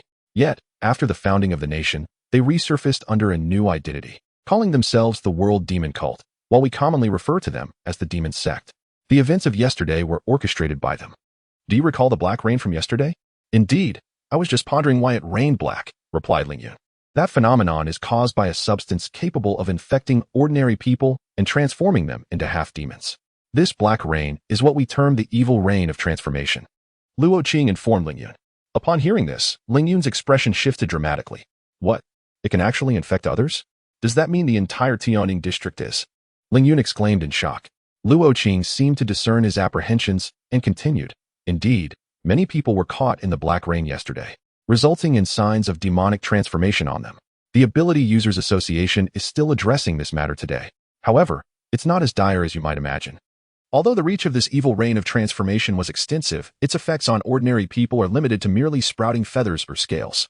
The impact is not significant, and the Ability Users Association has mobilized substantial resources to resolve this issue. I believe it will be handled shortly, Luo Qing reassured him. I share this information with you primarily to remind you to be cautious of the demon sect. I suspect they may come after you in the future. Ling Yun. Upon seeing the astonishment on Ling Yun's face, Luo Qing couldn't help but chuckle and added, I forgot to mention, while the demon sect includes practitioners from Huagua, it is not solely composed of them. The World Demon Cult is the most wanted organization on international warrants across various countries. By the way, let me provide you with some insight into the structure of the World Demon Cult. The identity of its founder remains a mystery to all nations. However, from what I gather, the organization comprises a leader, elders, stewards, and instructors, with the instructors also categorized into ranks, akin to team leaders. Such a strong sense of DJVU, Ling Yun thought to himself after hearing Luo Qing's introduction. The mastermind behind yesterday's orchestrated event was a steward, but unfortunately, he managed to escape. Ahem, I digress. What I wish to convey is that there are 3 leaders within the World Demon Cult. What? 3 leaders? Ling Yun expressed surprise. Well, to be precise, there are 3 vice leaders, as the World Demon Cult does not have a true leader in the conventional sense, Luo Qing explained, pondering Ling Yun's astonishment. These 3 vice leaders represent 3 factions within the World Demon Cult. I am not entirely sure how they are referred to, so I will designate them as 1, 2, and 3. The faction of the first leader aims to transform all of humanity into demons, and this evil reign of transformation was developed by their faction. This faction is the most populous within the ranks of the World Demon Sect. The faction led by the second sect master seeks to transform individuals with notably high ability ratings into demons. Individuals like you are clearly their targets. They also boast the highest number of skilled practitioners within the sect, so I advise you to remain vigilant regarding their activities. As for the enigmatic third sect master, he is shrouded in mystery. From what I gather, his faction is the smallest and operates in secrecy. To this day, I have scarcely heard any news regarding their group. Luo Qing confided in Ling Yun, while internally she reflected, had it not been for that old man's revelation last night, I would never have known that there exists a third sect master within the World Demon Sect. My knowledge regarding the demons and the sect is limited to this, and I share it primarily to provide you with a foundational understanding of the World Demon Sect. It is crucial that you do not rush into encounters with them, oblivious to their nature. For instance, had the majority of the blood Qingshu mice not been diverted yesterday, your current strength would have surely led to your demise at their jaws. At this point, Luo Qing cast a disapproving glance at Ling Yun. Truth be told, she was astonished by his audacity. To dare engage in battle with the blood Qingshu mice merely a month after awakening his abilities was indeed reckless. Although the blood Qingshu mice are classified as D-grade beasts, once they gather in numbers, even C-grade ability users are compelled to adopt a defensive stance. The C-grade teachers encountered at the school gate serve as a prime example. Ah, teacher, you're aware of this? Of course. Otherwise, how could I have precisely eradicated the blood Qingshu mice near you? Remember, while you are still weak, it is wise to remain discreet. You cannot rely on luck every time. Yes, teacher, I understand. In response to Luo Qing's admonition, Ling Yun solemnly acknowledged her words. Upon reflection, he indeed recognized his previous recklessness. Now, I did not come here to scold you. Rather, I have brought you a gift. Luo Qing interrupted Ling Yun's serious demeanor and produced a bottle resembling an oversized oral solution, presenting it to him. This is Stardust Elixir, designed to accelerate the mental growth of ability users below C grade. The effects of this elixir last approximately 15 days, sufficient for you to meet and even exceed the mental standards of a D-grade practitioner. Originally, this Stardust Elixir was intended for that girl, Yishueth. But due to recent events, we decided to give it to you first so you can expedite your growth. Ah, but this was prepared for the class monitor. Is it appropriate for me to accept it? Upon hearing the effects of the Stardust Elixir, Ling Yun's interest was piqued, especially since his mental growth had significantly diminished following the effects of the Star Hidden Brew. There is a saying that it is easy to fall into luxury but difficult to return to frugality. Had Ling Yun not been financially constrained, he would have undoubtedly utilized items that enhance mental growth daily. Take it. It is yours now.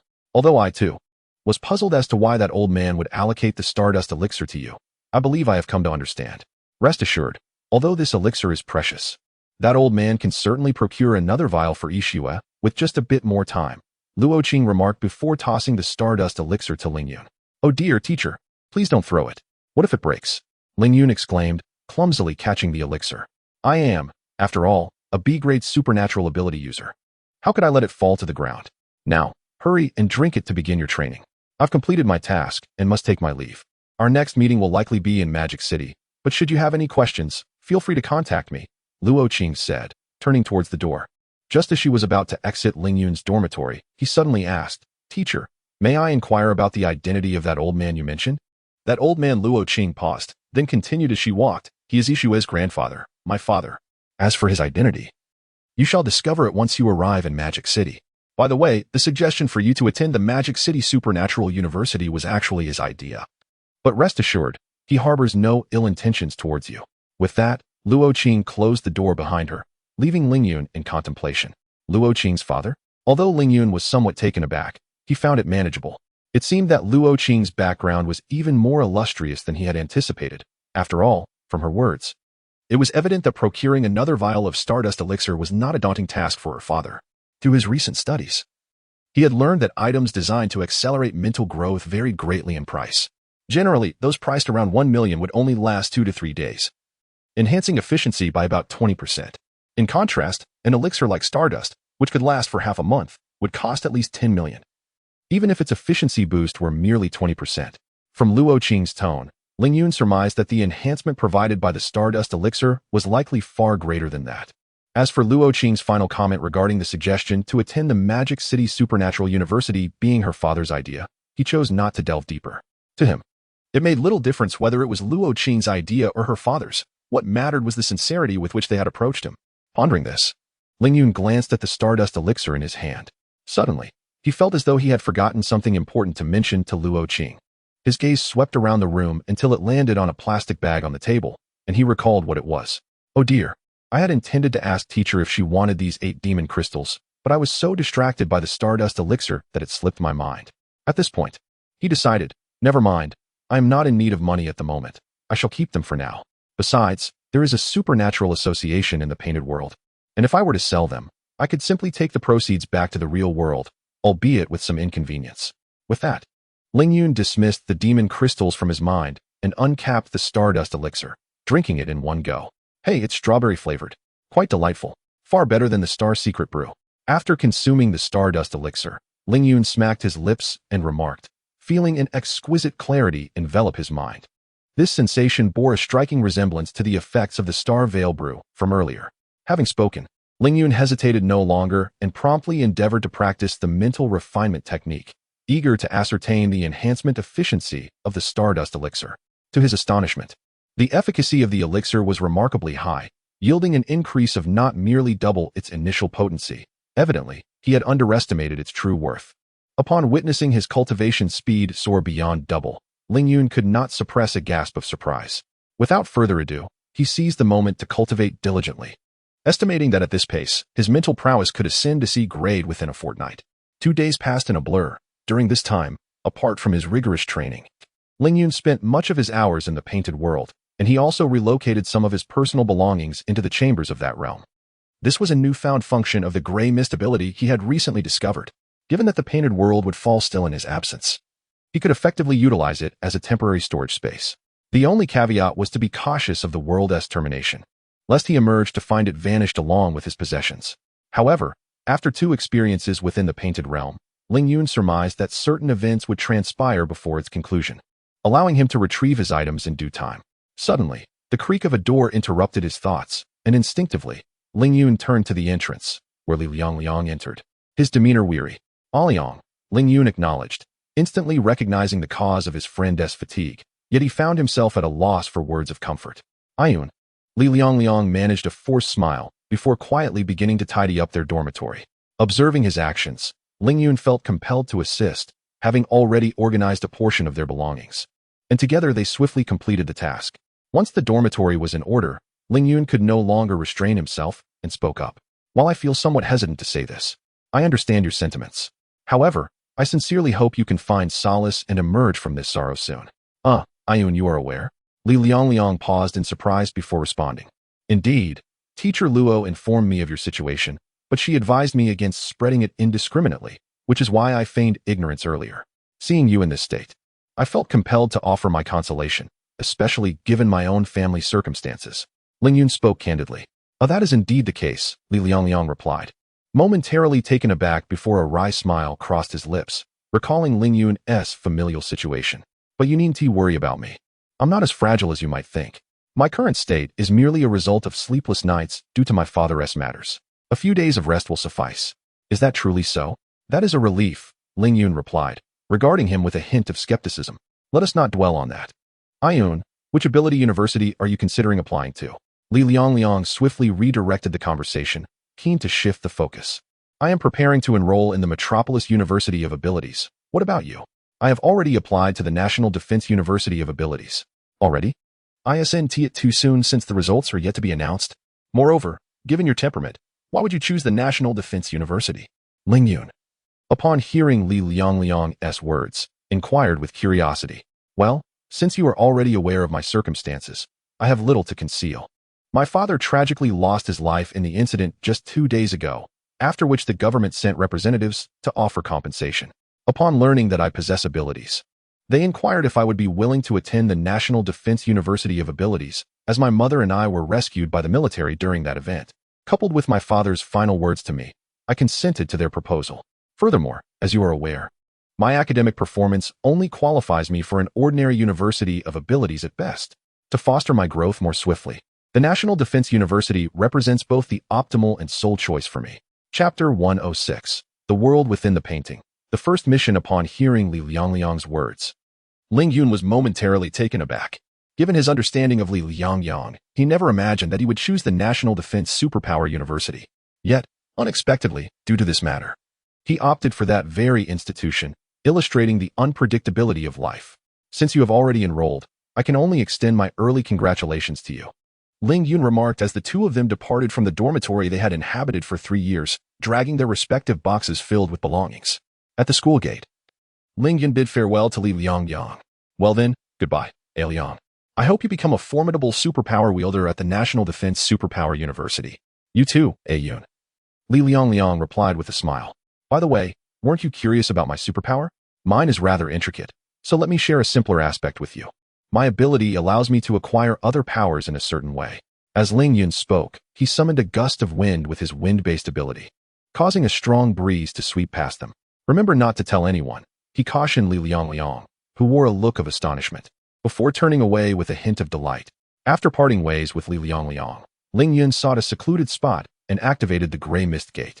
Stepping through with his box in tow, in the world within the painting, Ling Yun gazed at the house that housed his belongings and remarked, "All right, I retract my previous statement. Having a house is quite nice, at least for the coming days. I won't need to rent a place in the real world or one of the streets." In the days that followed, Ling Yun predominantly resided in the world within the painting, occasionally returning to the real world every few hours to check if anyone had reached out to him. However, his contacts were limited, and nearly all had their own commitments, rarely initiating contact with him. His returns to the real world were mostly for perusing messages in group chats and occasionally making his presence known. Thus, a week passed, during which Ling Yun only met with Xiao Wenlong twice and made a visit to the Superpower Association. The remainder of his time was spent either training or riding his motorcycle to familiarize himself with the surrounding area. His visit to the Superpower Association yielded the significant insight regarding the utility of points. Registered superpower wielders could exchange demon crystals for points at the association. These points could be redeemed for items through an application, with home delivery included. In addition to exchanging demon crystals for points, the demon hunting team could also earn points by completing tasks. One day, in the chat group of the Shiyu demon hunting team, Captain Liu Yuxia sent a message tagging everyone. Liu Yuxia, due to the recent absence of C-level tasks in the city, I was contacted by the association regarding a D-level task. They inquired if our demon hunting team would be interested in accepting it. Liu Yuxia, originally. AU and I had other matters to attend to, but since we haven't had a task in nearly 10 days, I wanted to check if you all are willing to take on this assignment. Xiao Wenlong, Captain, let us accept it. I haven't fought for so long. I'm itching for a challenge. Meng Yingyan, I'm in. Wang Gang, same here. Ling Yun, 1. Liu Yuxia. All right, I shall take on this task, with a long around. It should pose no issue. Xiao Wenlong, it's merely a D-level task. Captain, rest assured, I am determined to handle it impeccably. Shortly thereafter, Liu Yuxia sent another message. Liu Yuxia, the task is accepted. In 1 hour, gather at. This mission will be led by Xiaoying as the temporary captain. Xiao Wenlong, Captain, why am I not the temporary captain? Liu Yuxia, you, my friend, are all brawn and no brains. I shudder to think of the chaos you would unleash leading the team. Liu Yuxia, I will send the detailed task information to Xiaoying shortly. Once on site, Xiaoying will brief you all. So, this is settled. After sending this message, Liu Yuxia remained silent despite Xiao Wenlong's incessant messages in the group chat. It seemed she found him rather bothersome and promptly muted him. Finally, a task had been assigned. Noticing the message on the star stream board, Ling Yun stretched lazily and spoke. He had long wished to voice his grievances regarding the tasks. Typically, urban demon hunting teams are of D classification, with most members being D-level ability users. In stark contrast, the Shiyu demon hunting team clearly exceeds the urban teams. It is a C-class team boasting 3 C-level ability users. Generally, C-class teams undertake missions outside the city as suitable tasks within urban confines are exceedingly rare, leading to prolonged intervals before the Shiyu team secures a mission. Did the author of Guardians of the City, Issue 18, not consider the Shiyu team's capabilities far surpassing those of urban teams? Ling Yun remarked, then activated the gray mist gate to depart from the real world. Upon returning to reality, Ling Yun checked his phone for any messages and subsequently found a nearby inn, renting a room for a day. He then retrieved all his belongings from the painted world. This precaution stemmed from his fear that, like previous instances, the painted world might dissolve post-mission. Hence, he needed to extract his items beforehand to prevent them from vanishing along with the painted realm. After ensuring all his belongings were moved out, Ling Yun took a brief respite before re-entering the painted world to prepare for the mission. Should I don the so-called team uniform? The Xiaoyu Demon Hunting Team's uniform is merely a black trench coat. Crafted from the hide of some demonic beast, its quality surpasses that of ordinary garments. Ling Yun had previously tested it with a knife, and the coat remained unscathed. The insignia of the Xiaoyu team, a sword and wings, was emblazoned on the back of the coat. After much hesitation, he ultimately chose to wear it. I have encountered numerous demon hunting teams, yet none sport uniforms, and it seems cumbersome in battle. I mean, does this uniform serve any purpose beyond looking stylish? Ling Yun grumbled as he donned the trench coat and affixed the insignia. But upon gazing at his reflection in the mirror, his demeanor transformed entirely. Indeed, I believe that physical attractiveness holds considerable significance, at the very least.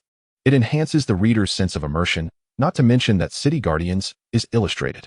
A strikingly handsome team can undoubtedly entice more purchases, for who does not appreciate beauty? Ling Yun remarked while striking a few self-admiring poses. He seemed somewhat akin to a detective. With a smile, Ling Yun checked the time, grabbed his keys, and descended to the motorcycle parking area, where he mounted his motorcycle and sped towards his destination. The location for this mission was not far. Ling Yun arrived in under half an hour. Ah, Ling Yun, you indeed look more dashing in the team uniform, greeted Xiao Wenlong, the first to reach the destination. You too, Ling Yun replied, observing that Xiao Wenlong was clad in the very attire depicted in the first illustration. Shortly after their arrival, Meng Yingyan and Wang Gang approached, one after the other. Can't you two opt for a more ordinary vehicle to keep a low profile? Look at how passers-by can't help but stare at you. Meng Yingyan chided as she approached. Yingjia, you don't understand. As a supernatural being, this is the sensation we crave, Xiao Wenlong retorted with an expression of feigned superiority. Feeling proud, are we? It's your influence that has Ling Yun emulating your style. Hurry and park the bike. We need to prepare for the mission. Meng Yingyan, upon hearing this, feigned anger and playfully smacked the front of Xiao Wenlong's motorcycle. Ouch, Yingjia, please don't smack it. I'm going to park it right now, Xiao Wenlong said, feigning distress as he hurriedly pushed his motorcycle to a nearby parking area, with Ling Yun closely following. Now, let me explain our mission. Once the two returned, Meng Yingyan began to outline their task. So, we just need to deal with that shadow cat, right? That sounds simple, Xiao Wenlong remarked with an air of ease after hearing Meng Yingyan's instructions. For him, a C-level supernatural being, handling a D-level beast was a trivial matter. I've said so much, and that's all you heard, huh? Meng Yingyan, noticing Xiao Wenlong's demeanor, initially intended to caution him against being overly confident. However, realizing that Xiao Wenlong was already a C-level supernatural being, and that dispatching a shadow cat was indeed manageable, she decided against it, instead saying, forget it. Just remember to keep the noise down to avoid disturbing the nearby residents. Got it, Xiao Wenlong replied nonchalantly. Meanwhile, Ling Yun pondered. I have yet to encounter a D-level beast. I wonder if my C-level wind abilities, which are still under 3 minutes, will suffice. I shall find out shortly. Alright, let us commence our operation. We must swiftly deal with this shadow cat to prevent it from causing harm to the nearby residents. With Xiao Wenlong's attitude, Meng Yingyan could only helplessly initiate the mission. Indeed, it takes a captain to keep this fellow in check. The location where Ling Yun and his companions found themselves was near an old urban district. Subsequently, Meng Yingyan led the trio into the heart of the old town, arriving at a particular street. According to the ability user who had gone to the association, it was here that he had encountered the elusive shadow cat. Let us first search this area for any shed fur belonging to the shadow cat. If we find some, this mission will become considerably easier, Meng Yingyan suggested as she began to meticulously scour the vicinity. Observing her, Wang Gang, who appeared almost invisible, promptly joined in the search. Though it was not their first encounter, the absurdity of finding clues in such a manner was not lost on them. Come on, let us help search, Ling Yun remarked, also immersing himself in the quest, despite finding the method rather ludicrous. Yet, for Ling Yun, a novice in the demon hunting team, everything felt refreshingly novel. All right, sighed Xiao Wenlong, reluctantly joining the group. As they rummaged about, passers-by regarded the 4 peculiar individuals with curiosity, inspecting this and rifling through that. In a world abundant with supernatural phenomena, such oddities were commonplace. Had they been on Earth, the sight would have warranted a call to the authorities. The group searched the vicinity for approximately 10 minutes, and Ling Yun's initial excitement began to wane. Just as he began to doubt the efficacy of their approach, Meng Yingyan's slightly astonished voice reached his ears. I found it. Quickly, Ling Yun and the others hastened to her side, where she revealed a strand of deep blue cat fur, measuring around 20 to 30 centimeters in length and significantly thicker than typical cat hair. If one were to closely examine it on the ground, it would indeed stand out. So we truly found it. The shadow cat, it really is a cat. And it actually shed fur. Ling Yun couldn't help but internally scoff upon seeing the fur. Ling Yun, impressive. You managed to find this, Wang Gang praised. Of course. You ought to remember who I am. Meng Yingyan replied with a proud expression upon receiving the compliment. Yingyan, quickly use your ability to locate the shadow cat. I can hardly contain my eagerness to engage in battle. Xiao Wenlong interjected, breaking Meng Yingyan's moment of self-admiration. You. Meng Yingyan shot a glare at Xiao Wenlong, then began to harness her abilities with the cat fur in hand. I have found it. It's over there. Follow me. In no time, she pointed towards a specific direction within the old town and led the way. The trio promptly followed her, soon arriving at a nearby shrine. The shadow cat is inside there. I'm not very adept at combat, so I want to be entering. Meng Yingyan indicated towards the shrine. Okay, Yingyan. You wait here for a moment. I will be back shortly, Xiao Wenlong exclaimed with excitement, racing towards the shrine, trailed closely by Ling Yun, while Wang Gang lingered behind, engaged in conversation with Meng Yingyan, causing him to fall slightly behind.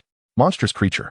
As Xiao Wenlong was about to step into the ancestral hall, a piercing scream echoed from the alley beside it.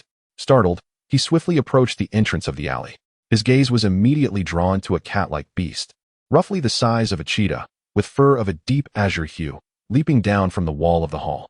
It pounced upon a middle-aged woman, who stood frozen in fear at the sight of the shadowy feline. Stop! Xiao Wenlong shouted, his voice ringing out as he witnessed the beast's gaping maw closing in on the woman. At the same time, he summoned his fire-based abilities, sending a nearly golden flame hurtling towards the creature. However, the speed of the fireball was insufficient to reach the shadowy cat before it could bite the woman.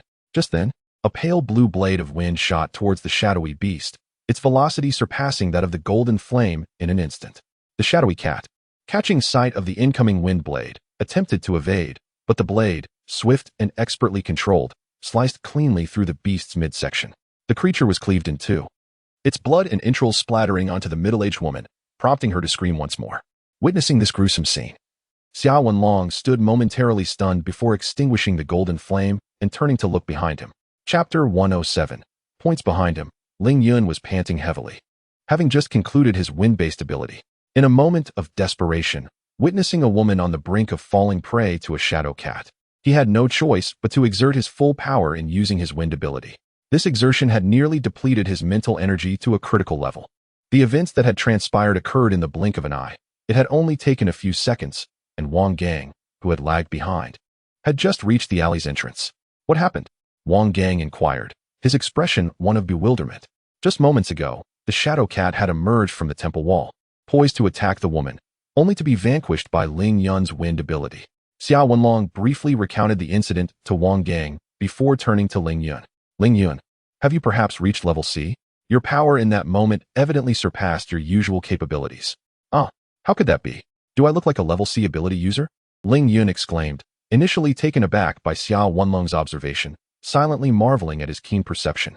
Noticing Xiao Wenlong's lingering skepticism, Ling Yun further explained. I believe the surge in my power was merely due to the urgency of the situation, which compelled me to unleash my full potential. Is that so? Xiao Wenlong regarded Ling Yun with a hint of doubt. Even if you've reached level C, there is no need for concealment. But I truly have not attained that level. Ling Yun replied with a hint of exasperation. If he had reached level C, he would have openly proclaimed it rather than shrouded in ambiguity. At that moment, Meng Yingyan approached them briskly, having noticed Ling Yun and the others lingering at the alley's entrance. Just as she was about to question them, she caught sight of the scene within the alley. Wang Gang hurriedly explained the situation to Meng Yingyan. I cannot believe you all discussing such trivial matters when we should be prioritizing the welfare of the victim. Meng Yingyan admonished them on the spot, then asserted her authority as the temporary leader. Wang Gang, come with me to comfort the victim and ascertain whether the shadow cat was indeed our target. Understood. Ling Yun, Xiao Wenlong. You two should thoroughly investigate the temple for any other beasts or traces. Very well. The reprimanded duo promptly complied, preparing to scale the wall to enter the temple. Since the temple was currently closed, they had no choice but to climb over. Both being ability users, they easily made their way inside. As Meng Yingyan led Wang Gang to the middle-aged woman to provide comfort, Ling Yun and his companion, upon entering the temple, remained vigilant, surveying their surroundings before commencing a careful search. Ling Yun, have you discovered anything over there? I haven't found anything on my end. What about you? I did notice some claw marks belonging to the shadow cat, but they appear to be from the one you defeated. After thoroughly searching the entire courtyard, the two individuals ultimately concluded that only a singular shadowy cat had traversed this space. As they once again rummaged through the ancestral hall, they coincidentally observed Meng Yin bidding farewell to a middle-aged woman. "Have you discovered any other traces of demonic beasts?" Meng Yin inquired upon seeing the two emerge. "None. The ancestral hall contains only the paw prints of this shadowy cat," came the reply. "Indeed, I have also confirmed that the cat hair belongs to this very shadowy feline. It appears this mission has reached its successful conclusion," Meng Yin stated. "How swiftly it has been accomplished. It feels rather effortless," Wang Gang remarked suddenly from the side, to which Meng Yin nodded in agreement. Just as Ling Yun was about to chime in, he caught sight of Xia Wenlong casting a mournful glance in his direction, leaving Ling Yun utterly bewildered. "All right, Brother Wang, please fetch the vehicle. We shall transport the demonic beast to the association and submit our mission," Meng Yin instructed. "Understood," Wang Gang replied, promptly striding towards the parking area. Before long, he returned driving a vehicle, from which he retrieved a specially crafted snakeskin bag to contain the dismembered shadowy cat. Observing Wang Gang and Xia Wenlong busily preparing, Ling Yun hurriedly stepped forward to assist. In no time, the three had properly handled the shadowy cat and placed it in the vehicle. "What material is this bag made from? It shows no signs of blood leakage whatsoever," Ling Yun pondered quietly as he inspected the bag. "Will you two ride with me to the association? Or shall you drive separately?" Wang Gang inquired after Meng Yin took her seat in the passenger side. "I will ride my motorcycle. This way, Brother Wang. You won't have to make an extra trip for us later." "Agreed," Ling Yun added. "All right then, I shall see you at the association." Wang Gang nodded and drove off, while Ling Yun and Xia Wenlong mounted their motorcycles and headed towards the Ability Users Association. The journey to the association was somewhat congested. Yet due to their motorcycles, Ling Yun and Xia Wenlong arrived before Wang Gang and Meng Yin. "Ling Yun, don't you think Brother Wang and Sister Yin seem to be getting close?" Xia Wenlong speculated idly. "I doubt it. It's only been a few days. It's too soon for anything to develop," Ling Yun responded thoughtfully. "Who can predict such matters? Did you not see Brother Wang's demeanor earlier? Furthermore," Xia Wenlong continued, while Ling Yun listened attentively. Before long, Wang Gang arrived at the Ability Users Association, just as Ling Yun and Xia Wenlong ceased their gossip. "Were you two discussing something scandalous?" Meng Yin remarked as she noticed their peculiar gazes directed towards her and Wang Gang upon exiting the vehicle. "No, not at all." They both hastily shook their heads. "Let us hope that's the case," Meng Yin retorted with a cold huff, then proceeded towards the association, with Wang Gang following closely behind, carrying the snakeskin bag. "By the way, does anyone wish to handle the demonic beast?" Meng Yin suddenly asked, but receiving no response. She turned to look back. The three stood in a neat row, exchanging glances but remaining silent. Ling Yun felt equally perplexed, pondering. "I truly do not know how to handle this. What is the matter with the two of you?" Meng Yin, witnessing the scene, remarked with annoyance. "You three are quite something. Xia Wenlong, weren't you just clamoring in the group to be the captain? If you wish to assume that role, you must deal with matters like this, so it falls to you." "Ingjia, it's not my fault I didn't become the temporary captain. You're the acting captain now, so it's your responsibility," he retorted. "Oh, now you acknowledge my position as the temporary captain," Meng Yin replied with an eye roll. She then glanced at the grinning Wang Gang and the hesitant Ling Yun, letting out a sigh. "Fine, I will handle it." She swiftly made her way to the association, with the three following closely behind. Instead of entering through the main entrance, they accessed the Ability User Association via a side door. Upon entering, they found themselves in a slightly smaller hall, similarly adorned yet far less lively than the main lobby. The atmosphere was starkly quiet, with only the association staff present alongside Ling Yun and his companions. Meng Yin approached the front desk and informed the staff that she wished to submit a mission, prompting Wang Gang to reveal the body of the shadow cat from his bag. After confirming its authenticity, the staff transferred the corresponding points to Meng Yin. Observing the entire process, Ling Yun contemplated, "Why does this submission process differ slightly from what I found in the real world? Perhaps there have been improvements since then?" He mused. After all, the first issue of City Guardians was published 5 years ago. It's possible the process was similar back then. Of course, it could also be a fictional element. "Ling Yun, stop daydreaming. Ingjia wants us to assist her with the demon beasts," Xia Wenlong called, snapping him back to reality as they followed Meng Yin into a corridor leading to the side hall. After walking for 3 to 4 minutes, they pushed open a door. As soon as Ling Yun entered, he was met with an overwhelming scent of blood, causing him to frown. The room resembled a slaughterhouse, filled with various demon beast carcasses. Numerous staff members were busy processing the remains, and several demon hunting teams were present, offering their catches for sale. The buyer appeared to be an association staff member in his 40s. With few people in line, they quickly reached their turn. After confirming the shadow cat's body, the staff member quoted a price of 160 points, which Ling Yun found unsatisfactory. Following some negotiation, she secured a more agreeable price of 180 points and led the trio out of the room. The points earned in the abilities association can be exchanged for cash, with a conversion rate of 1 point equating to 1,000 in cash. However, cash cannot be converted back into points. During this period, Ling Yun calculated that 180 points could be exchanged for 180,000 in cash. The corpses of D-grade beasts, along with their essence crystals, generally range in price from 100,000 to 300,000, with some rare beasts fetching even higher prices. It seems that the shadow cat is not particularly formidable. After all, it fell to a single strike from me, he mused. This time, the mission, combined with the sale of the shadow cat, netted a total of 280 points. The captain had previously informed me that since they did not participate in this mission, they would not receive any points. Thus, we were left with 280 points, which divided among the four of us amounts to 70 points each. However, as Brother Wang did not contribute significantly this time, he transferred 20 of his points to Ling Yun, who had exerted the most effort in slaying the shadow cat. This allocation seems agreeable to you all, does it not? If there are no objections, I shall proceed with the transfer, Ling Yun inquired of the three. No objections. Brother Wang was the first to respond. I have no objections either, Xiao Wendong remarked nonchalantly. As a C-grade ability user, he was not particularly concerned about such a small number of points. Moreover, his purpose for undertaking the mission was not primarily for points, but rather to alleviate his restlessness. However, he had not anticipated that the shadow cat would be dispatched by Ling Yun so swiftly. Still, he understood that under such circumstances, Ling Yun's decisive action was indeed the best outcome. I feel I did not contribute significantly either. Perhaps we should just split it equally, Ling Yun suggested. Just as Brother Wang was about to voice his thoughts, Ling Yun interjected, Enough, Brother Wang is not in need of these points. Let us proceed with this distribution. Without waiting for Ling Yun's refusal, she promptly transferred the points to the three via the Starflow app.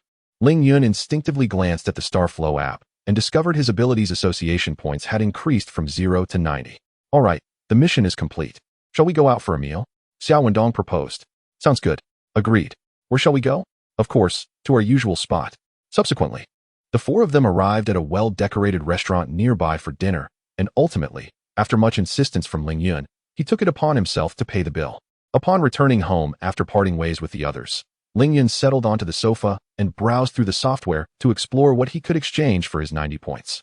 Clearly, he would not convert them to cash, as he currently had no shortage of small amounts of money. And converting currency from the world within the painting to the real world was overly complicated. In fact, converting 90 points to cash would yield only 90,000, which might be a considerable sum for an ordinary person, but to him, it was merely insignificant. Ling Yun muttered to himself while perusing the available items for exchange. Potions that can slightly enhance physical attributes are useless. Acquiring a new enhancement ability would be far more advantageous. Items that bolster mental acuity are useful, but regrettably, I cannot afford them even if I were to liquidate all my assets. The Abilities Association indeed offered a plethora of valuable items. Yet those he desired were beyond his financial reach. Never mind. Perhaps I should take a look at the Demon Slayer tools, Ling Yun remarked, flipping to the page dedicated to the Demon Slayer tools in the exchange interface. The demon slaying tools are significantly fewer in number compared to other items, and they impose limitations based on the abilities of the users. For instance, Ling Yun currently holds a D rank within the Ability User Association, which means he is only permitted to purchase demon-slaying tools of the D grade. To his dismay, the price for a D-grade demon-slaying tool begins at a staggering 1,000, translating to 1,000,000 at minimum. To afford such a price, one would need to sell a C-grade demon beast, and it must be one of the highest valued specimens. The irony is that if I am capable of slaying C-grade demon beasts, what need have I for a D-grade demon-slaying tool? Is it merely for sport? Ling Yun lamented as he scrutinized the price of the D-grade demon-slaying tool, then continued to peruse the catalog, eventually reaching the section on D-grade demon-slaying tools. The price range for D-grade demon-slaying tools is between 100,000 and 200,000, which he could afford. However, given that he can already dispatch D-grade demon beasts with ease, what purpose would a D-grade demon-slaying tool serve? It is inferior to a mere flick of my wrist. Ultimately, after reviewing the redemption list of the Ability User Association, Ling Yun spent 50 points to acquire a long knife. This knife, fashioned from a unique material, may not rival the demon-slaying tools, but is certainly sharper than ordinary weapons. His sole reason for purchasing it was to assist in the dissection of demon beast carcasses, as some possess such tough physiques that a regular kitchen knife would prove inadequate. As for using this knife in combat, Ling Yun concluded that relying on his abilities would be far more effective. Chapter 108. The Enlightenment Elixir. Not long after Ling Yun placed an order on the Starstream platform, he heard a knock at the door. Upon opening it, he was greeted by a delivery man holding a casually wrapped package. "May I ask if you are Mr. Ling Yun? Here's the item you ordered from the Ability User Association. Please sign for it." "Ah, certainly." Ling Yun promptly signed for the package. Once back in his room, he unwrapped the parcel and took out the long knife he had ordered, testing its heft with a few motions. Indeed, it is far more formidable than a kitchen knife. At least now, I need not worry about lacking the proper tools. Nodding in satisfaction, Ling Yun carefully re-wrapped the long knife and made his way to the motorcycle parking area for a small test. He rode to a secluded spot, summoned the gray mist gate, and drove through it. In an instant, Ling Yun returned to reality, only to immediately activate the portal once more, stepping back into the painted world.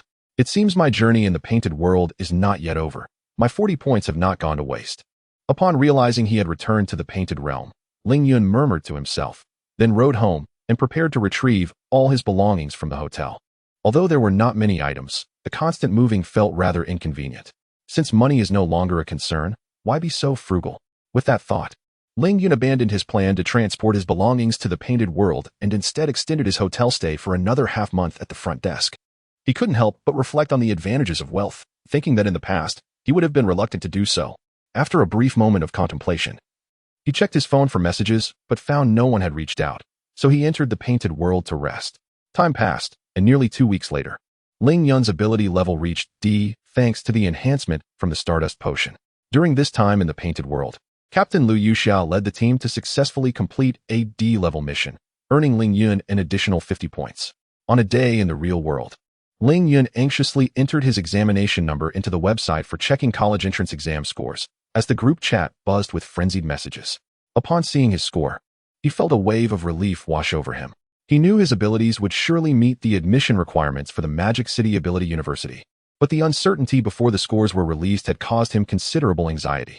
Ding! Just then, a message from Sun Ishua popped up, inquiring about his results. Ling Yun promptly sent her a screenshot, only to receive a teasing remark about how his score was lower than hers, followed by an image of her results, which were exactly 1 point higher than his. This slight discrepancy irked Ling Yun, for while he was not one to compare scores, the fact that hers was just 1 point above his felt particularly mocking. The two then engaged in a conversation about their recent activities, and upon learning that Ling Yun had dispatched a D-level beast in the painted world, Sun Ishua expressed a hint of envy. Days later, Ling Yun enrolled in the Magic City Ability University. In the blink of an eye, a month had passed since the conclusion of the college entrance examination. During this time, the Xiaoyu Demon Hunting Team completed yet another D-level mission. Ling Yun accrued 60 points, bringing his total to 150 points. I suddenly began to comprehend why the Xiaoyu Demon Hunting Team chose to operate as an urban demon hunting squad.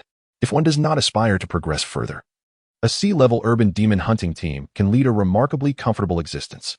Typically, they undertake merely 2 or 3 tasks a month, each of short duration and devoid of significant peril. Furthermore, aside from the hours spent on assignments, the remainder of their time can be devoted to leisure and enjoyment, epitomizing an idyllic, laid-back lifestyle. Returning to reality, Ling Yun sighed, then gathered his belongings and departed from the inn. Today, his return to the real world was to meet someone of great importance. He hailed a cab and arrived at a certain villa community. Approaching the door of a particular villa, he rang the doorbell. "Just a moment, I'll be right there," came a somewhat coarse voice from within. Shortly after, a middle-aged man of slight rotundity, wearing an apron, opened the door. "Uncle Chun, it's been a long time," Ling Yun greeted eagerly.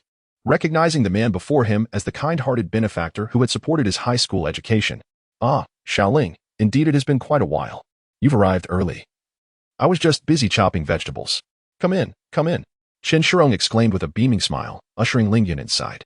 "By the way, Xiaoling, have you grown taller since we last met?"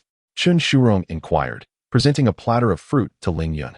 "Uncle Chun, it's been ages since we last saw each other, and I'm still in my growth phase, so of course I've grown taller," Ling Yun replied. Considering the time since their last meeting on Earth, it had been over 6 months since he had last seen Uncle Chun. "Haha, indeed. I recall our last encounter was shortly before your school started. It has been more than half a year, Chen Shurong chuckled in response. Upon hearing this, an inexplicable feeling surged within Ling Yun, as his last meeting with Uncle Chen on Earth had also been just prior to the commencement of school. Xiaoling, have some fruit to tide you over.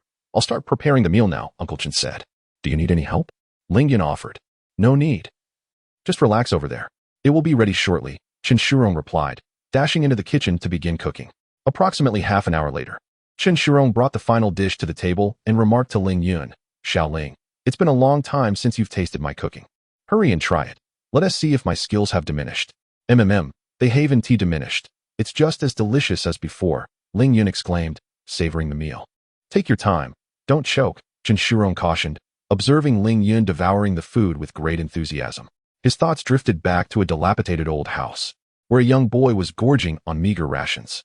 Brother, eat more slowly. Be careful not to choke. If you're still hungry, I have more here.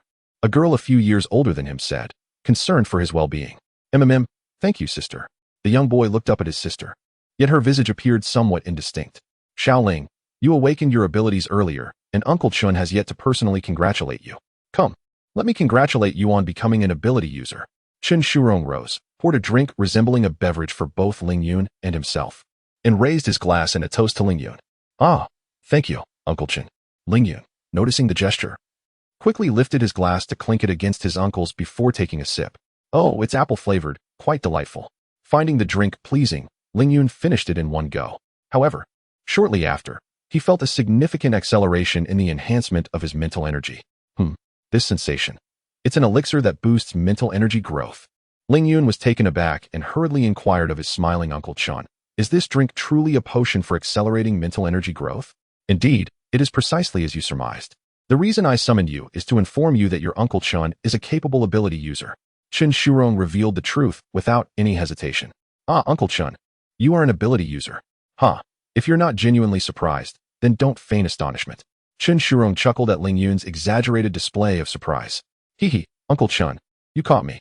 Ling Yun scratched his head sheepishly. While he was somewhat astonished by his uncle's revelation, it was not overwhelming, as he had encountered numerous ability users recently. Actually, I wish to convey that your Uncle Chun is not in need of your money. You need not transfer any funds to me. Keep the money for yourself. But Ling Yun was about to explain when Chen Shurong interrupted him. Now, Xiaoling, you know my character. If I say no, then it is no. Should you insist on sending me money, I shall take umbrage. Well, very well. Seeing his uncle feign a stern demeanor, Ling Yun abandoned the thought. All right, let us dine. The food will grow cold. Drink more of this beverage. It holds little value for me now. With Ling Yun's agreement to refrain from sending money, Chen Shurong smiled again and urged Ling Yun to eat. Upon hearing this, Ling Yun eagerly devoured his meal. After lunch, Ling Yun insisted on washing the dishes, and Chen Shurong had no choice but to acquiesce. Xiaoling, come sit here. I wish to discuss some matters with you. After Ling Yun finished washing the dishes, Chen Shurong beckoned him to sit on the sofa and inquired, Xiaoling, you have yet to tell me what your awakened ability is. After a moment of hesitation, Ling Yun decided to reveal the truth about his powers. Uncle Chun, my ability is... What? Upon hearing Ling Yun's revelation, Chen Shurong's composed demeanor shifted dramatically. He sprang to his feet, his mind swirling with tumultuous thoughts. Such an ability exists in this world? Ling Yun, although somewhat prepared for his uncle's reaction, was nonetheless taken aback by the intensity of his response. Uncle Chun, are you all right? Although my ability may indeed seem exaggerated, it shouldn't lead to this level of concern. After regaining his composure from the shock, Chen Shurong solemnly inquired about Ling Yun's abilities. Only my homeroom teacher, Ms. Luo, and her niece, class monitor Sun Yishua, are aware. Ling Yun replied. Ms. Luo, you say? Chen Shurong murmured thoughtfully. It is also possible that Ms. Luo's father is aware.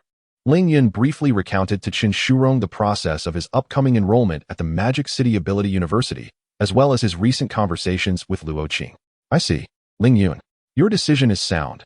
With Ms. Luo's assistance, it is undoubtedly a better choice than attending the Capital Ability University, Chen Shurong affirmed after hearing Ling Yun's explanation. He then gravely advised, Ling Yun, since Ms. Luo has instructed you to keep your abilities concealed, she will certainly not divulge your secrets to others. However, you must also remember never to disclose your abilities to anyone. It is imperative that you adhere to this.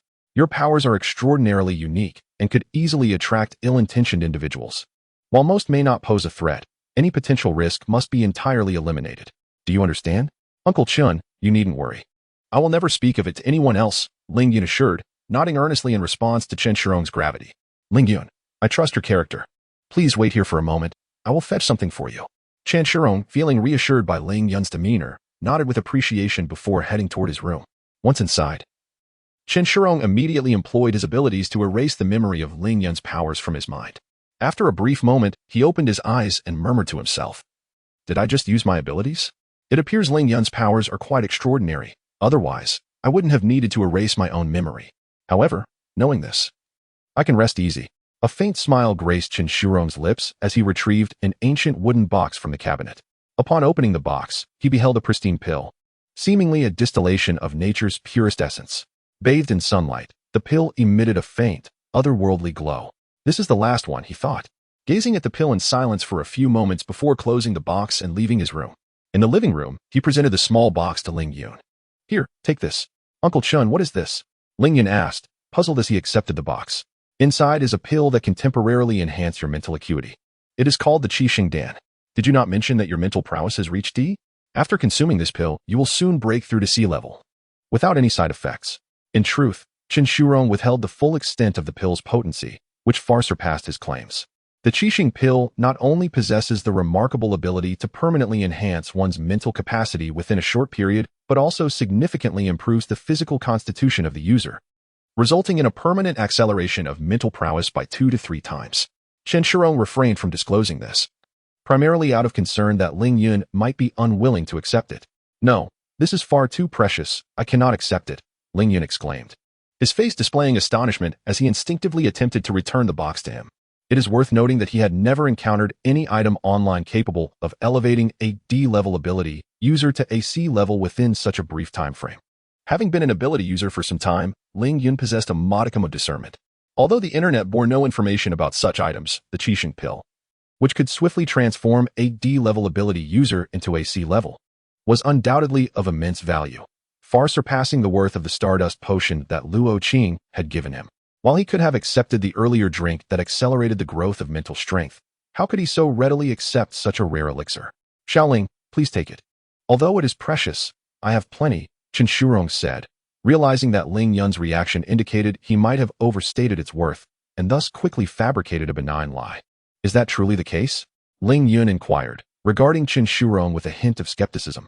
He was not naive enough to believe that such a valuable pill could be in abundance. Chapter 109. Class B. Indeed, it is true. Do you not trust the words of your Uncle Chen? However, there is no however. If you wish to repay me, then strive to elevate your ability level. After all, I, your Uncle Chen, am not weak. Moreover, should you refuse to accept this, I shall be quite displeased, and you may never contact me again." "Very well, Uncle Chen. I shall accept this Qixing Dan. I promise to repay you once I become a powerful ability user." Upon hearing Chen Shirong's words, Ling Yun could only accept the Qixing Dan with a grateful expression. Chen Shirong, relieved that Ling Yun had accepted it, had been anxious that he might refuse. "Uncle, I have a question for you. Why do you treat me so well? I have seen others online who sponsor impoverished children, but none have been as generous as you. Not only do you cover my school fees, but you also provide living expenses, gifts for my birthday, and even this precious Qixing Dan." Ling Yun was not foolish. He recognized that Chen Shirong's treatment exceeded that of a typical benefactor. Chen Shirong paused for a moment at Ling Yun's inquiry, then replied softly, "I anticipated you would ask me this question. I summoned you today to share some truths. In fact, you should not call me uncle, but rather maternal uncle." "Maternal uncle? Could it be?" Ling Yun looked at Chen Shirong in disbelief. "Indeed, it is as you suspect. I am your mother's younger brother," Chen Shirong confirmed with a nod. "But my mother has never spoken of you," Ling Yun replied, grappling with the revelation. He racked his brain for any memory of his mother mentioning an uncle, but after a long while, he found none. "It is understandable that your mother did not mention me. I was abducted by human traffickers when I was young, and thereafter, I lost all contact with your mother. It was not until you were nearing graduation from middle school that I learned of both you and your mother's circumstances. Upon discovering your existence, I rushed to your school. After confirming your situation, I chose not to reveal myself to avoid causing you distress, and due to work commitments, I could not care for you directly. Thus, I approached you as a benefactor. You ask why I treat you so well. You are my nephew and my only remaining family.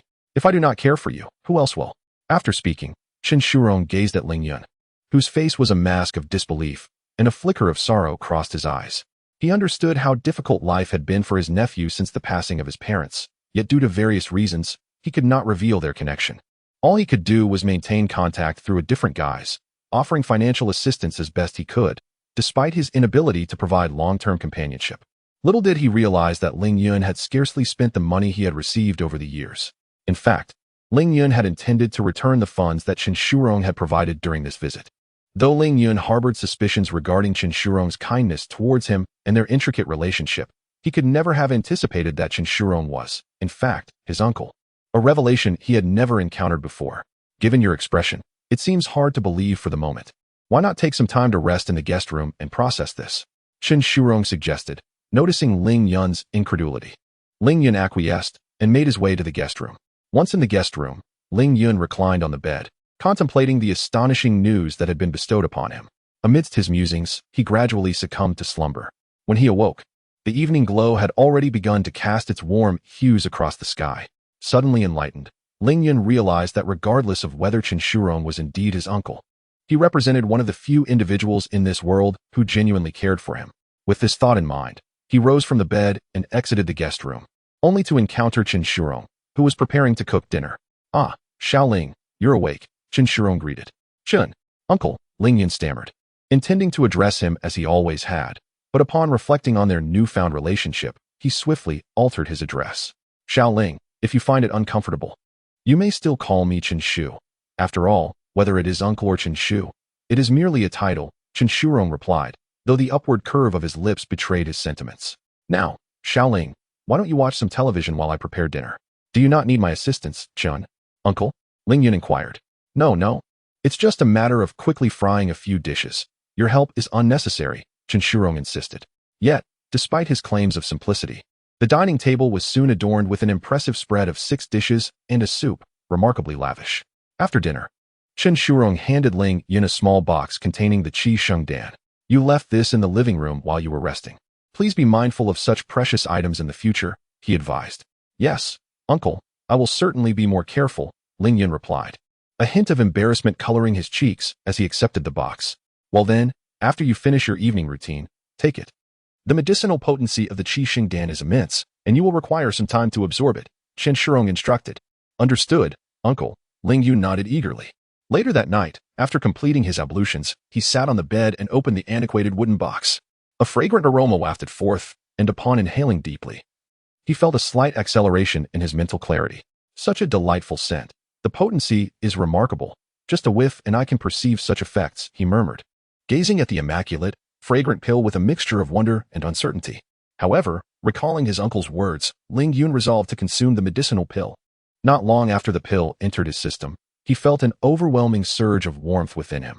Yet, before he could delve deeper into this sensation, an intense wave of drowsiness washed over him.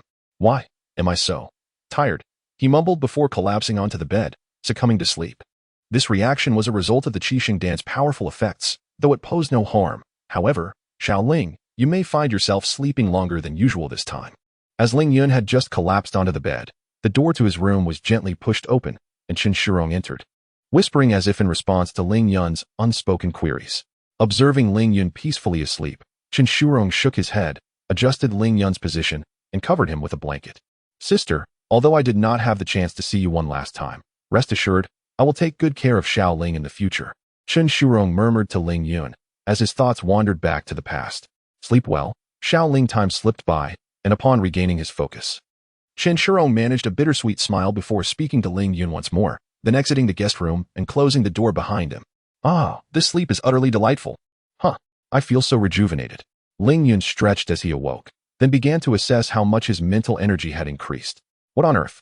How is this possible?" Ling Yun gasped in astonishment upon sensing his mental energy, which had surged to more than 100 times its previous level.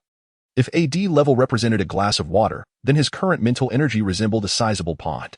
"It seems my mental energy exceeds even that of AC level. Have I reached B level?" Ling Yun's face reflected sheer astonishment, and he also felt that the efficiency of his mental energy enhancement had increased by several multiples. "Uncle." Suddenly, Ling Yun came to his senses, realizing that Chen Shurong must have concealed something regarding the qi sheng dan. He promptly rose, eager to inquire further. However, after searching the room thoroughly, he found no trace of Chen Shurong. Oh, the phone. Remembering he could contact him via phone, Ling Yun hurried back to retrieve it. Was my phone charging before I fell asleep? Ling Yun wondered aloud upon seeing his phone plugged in. Yet he had little time to dwell on it, and swiftly picked it up to reach out to Chinshuro. Wait a moment. Has it really been over 20 days since I slept? Ling Yun exclaimed in shock as he glanced at the date on his phone. At that moment, he also noticed numerous unread messages, including one from Chinshuro. Ignoring the others, he opened Chinshuro's message to read. Xiao Ling, I know you will be eager to inquire about the Qixing Dan upon waking. Indeed, I have withheld the true effects of the Qixing Dan from you. I was aware that if I revealed its original effects, you would certainly struggle to accept it. By the way, there is no need to search for me. By the time you awaken, it will have been over half a month, and I will have returned to work, making it difficult for us to communicate in the short term.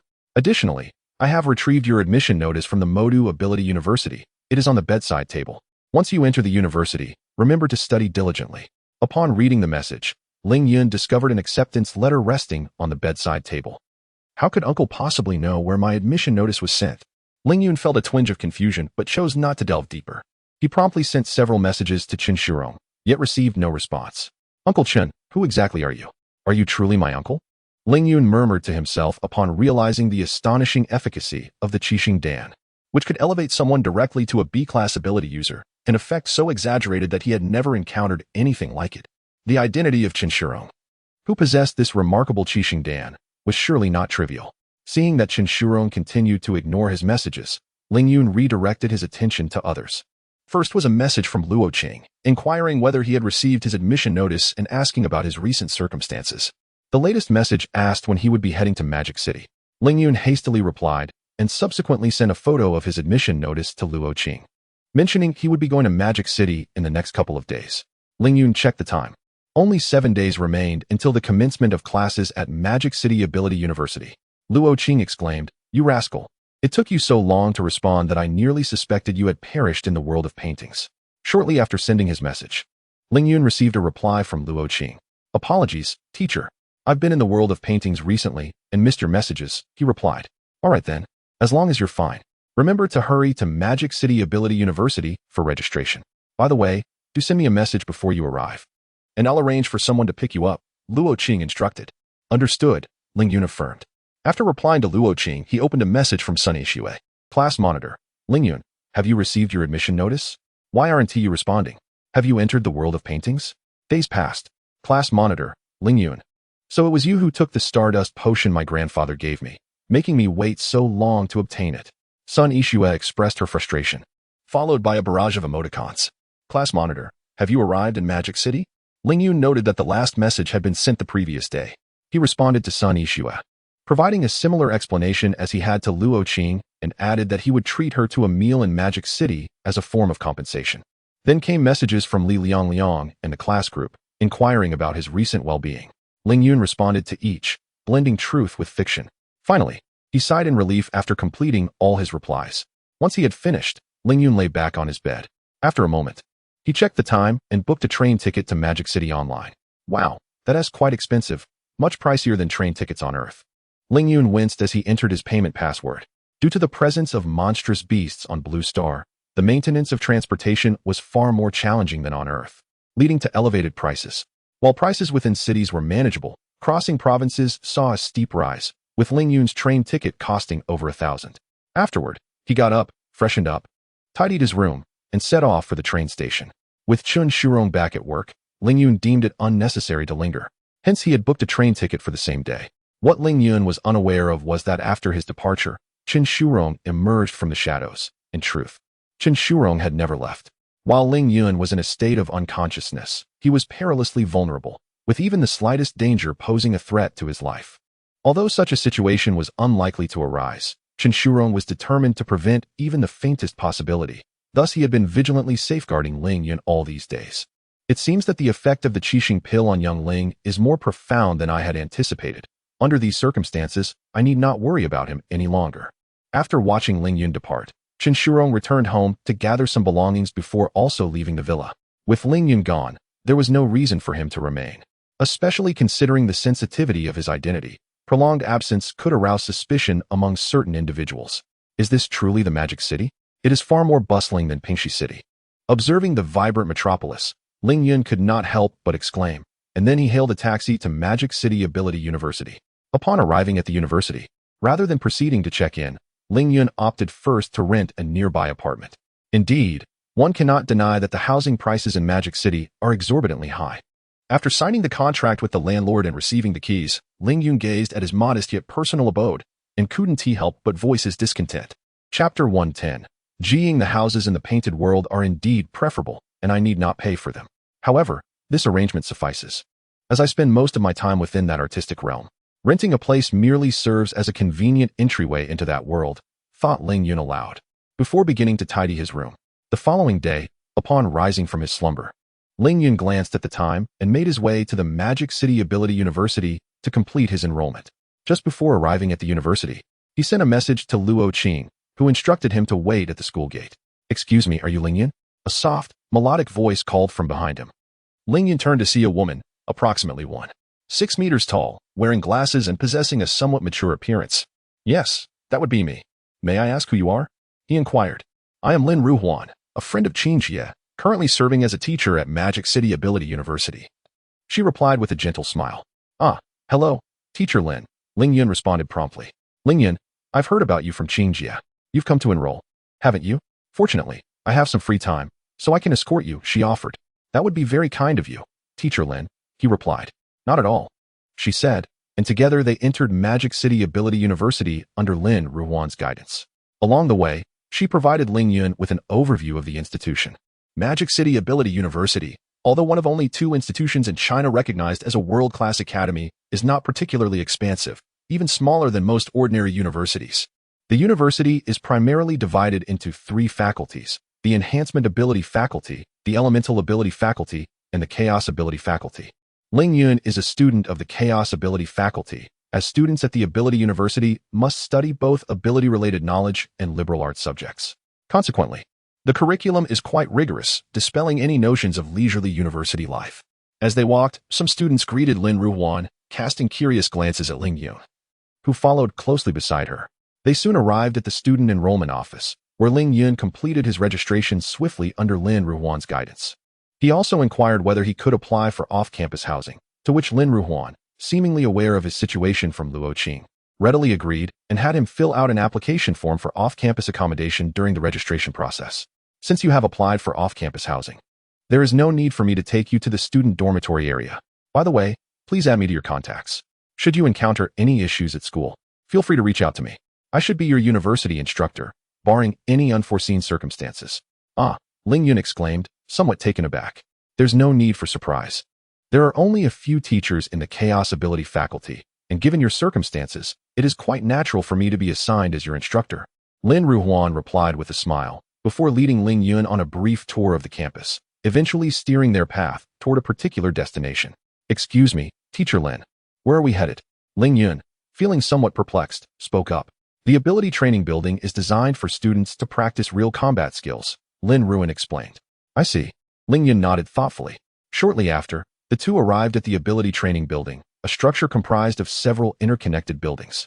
One building was designated for students to engage in practical exchanges, while the other housed individual training rooms. As Lin Ruhuan walked, she provided Ling Yun with an introduction, leading him to a training room. Ding! Lin Ruhuan pressed a button resembling a doorbell, and soon the door to the training room opened automatically. Peering inside, Ling Yun saw a middle-aged woman in casual attire meditating with her eyes closed. "Professor Ji," Lin Ruhuan said respectfully, casting a brief introduction to Ling Yun. "Ling Yun, this is Professor Ji Ying from the Elemental Ability Institute, and she is also Sister Qing's mentor." "Mentor?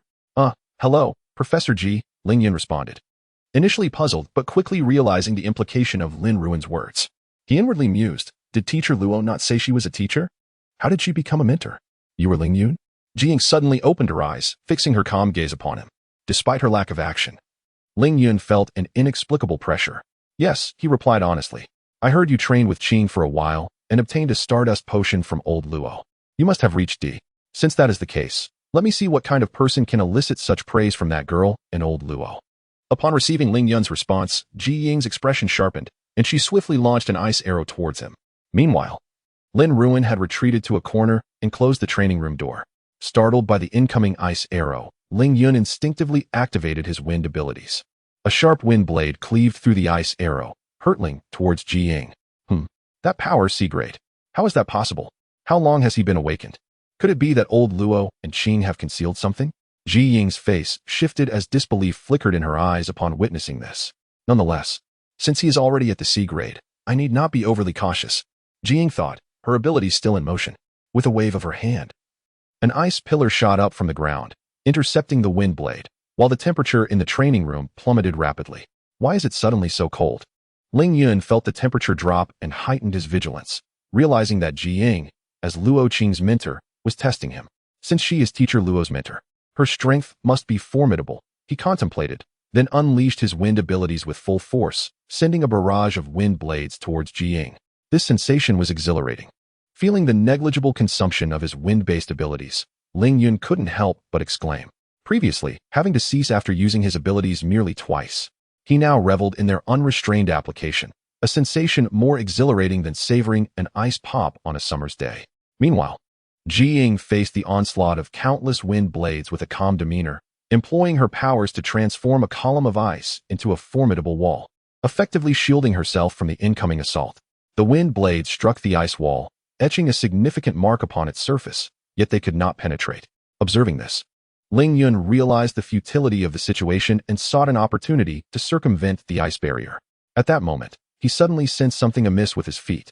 Glancing down, he was alarmed to discover a layer of frost forming beneath his shoes.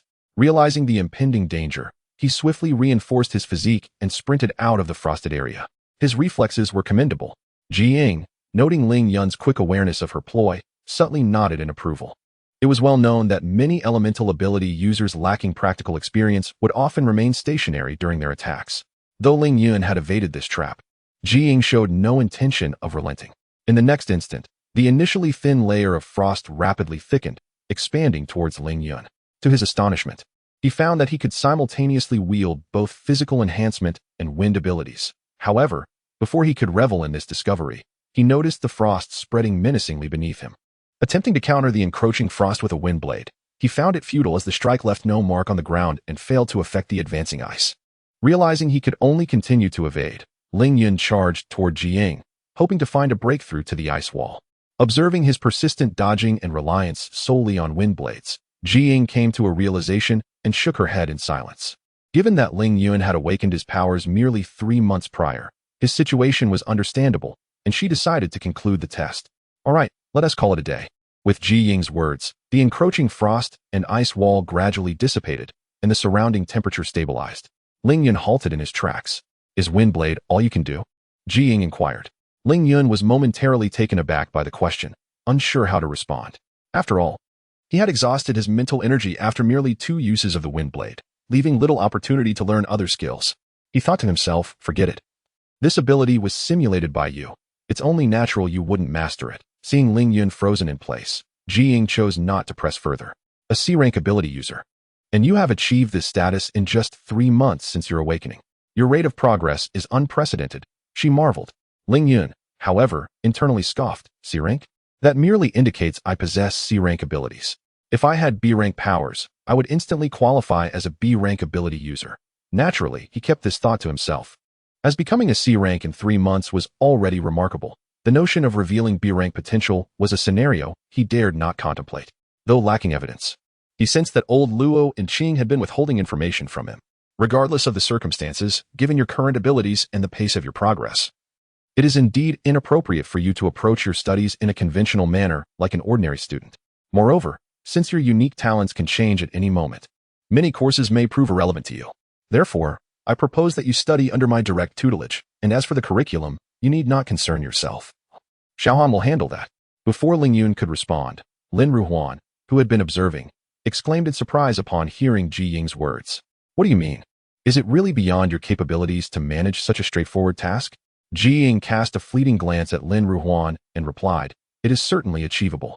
Seemingly reminded of some unpleasant memories by Ji Ying's gaze, Lin Ruhuan instinctively retracted her head and hastily affirmed, yes.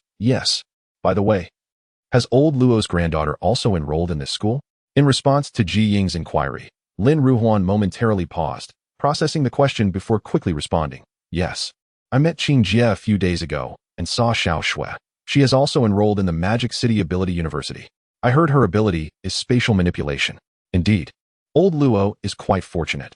a lightning ability, and a spatial manipulator, Jiying remarked, and then addressed Lin Ruhuan.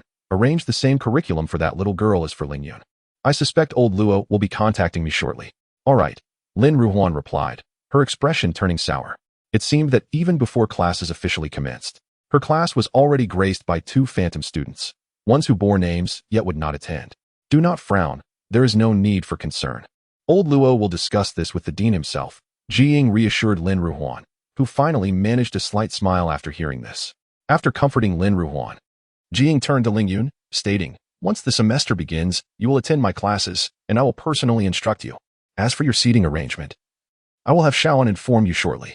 Without seeking Ling Yun's consent, Jiying proceeded towards the door of the training room. Professor Ji's demeanor seems rather domineering, Ling Yun thought to himself. Since his entry, Jiying had not once asked for anyone's opinion.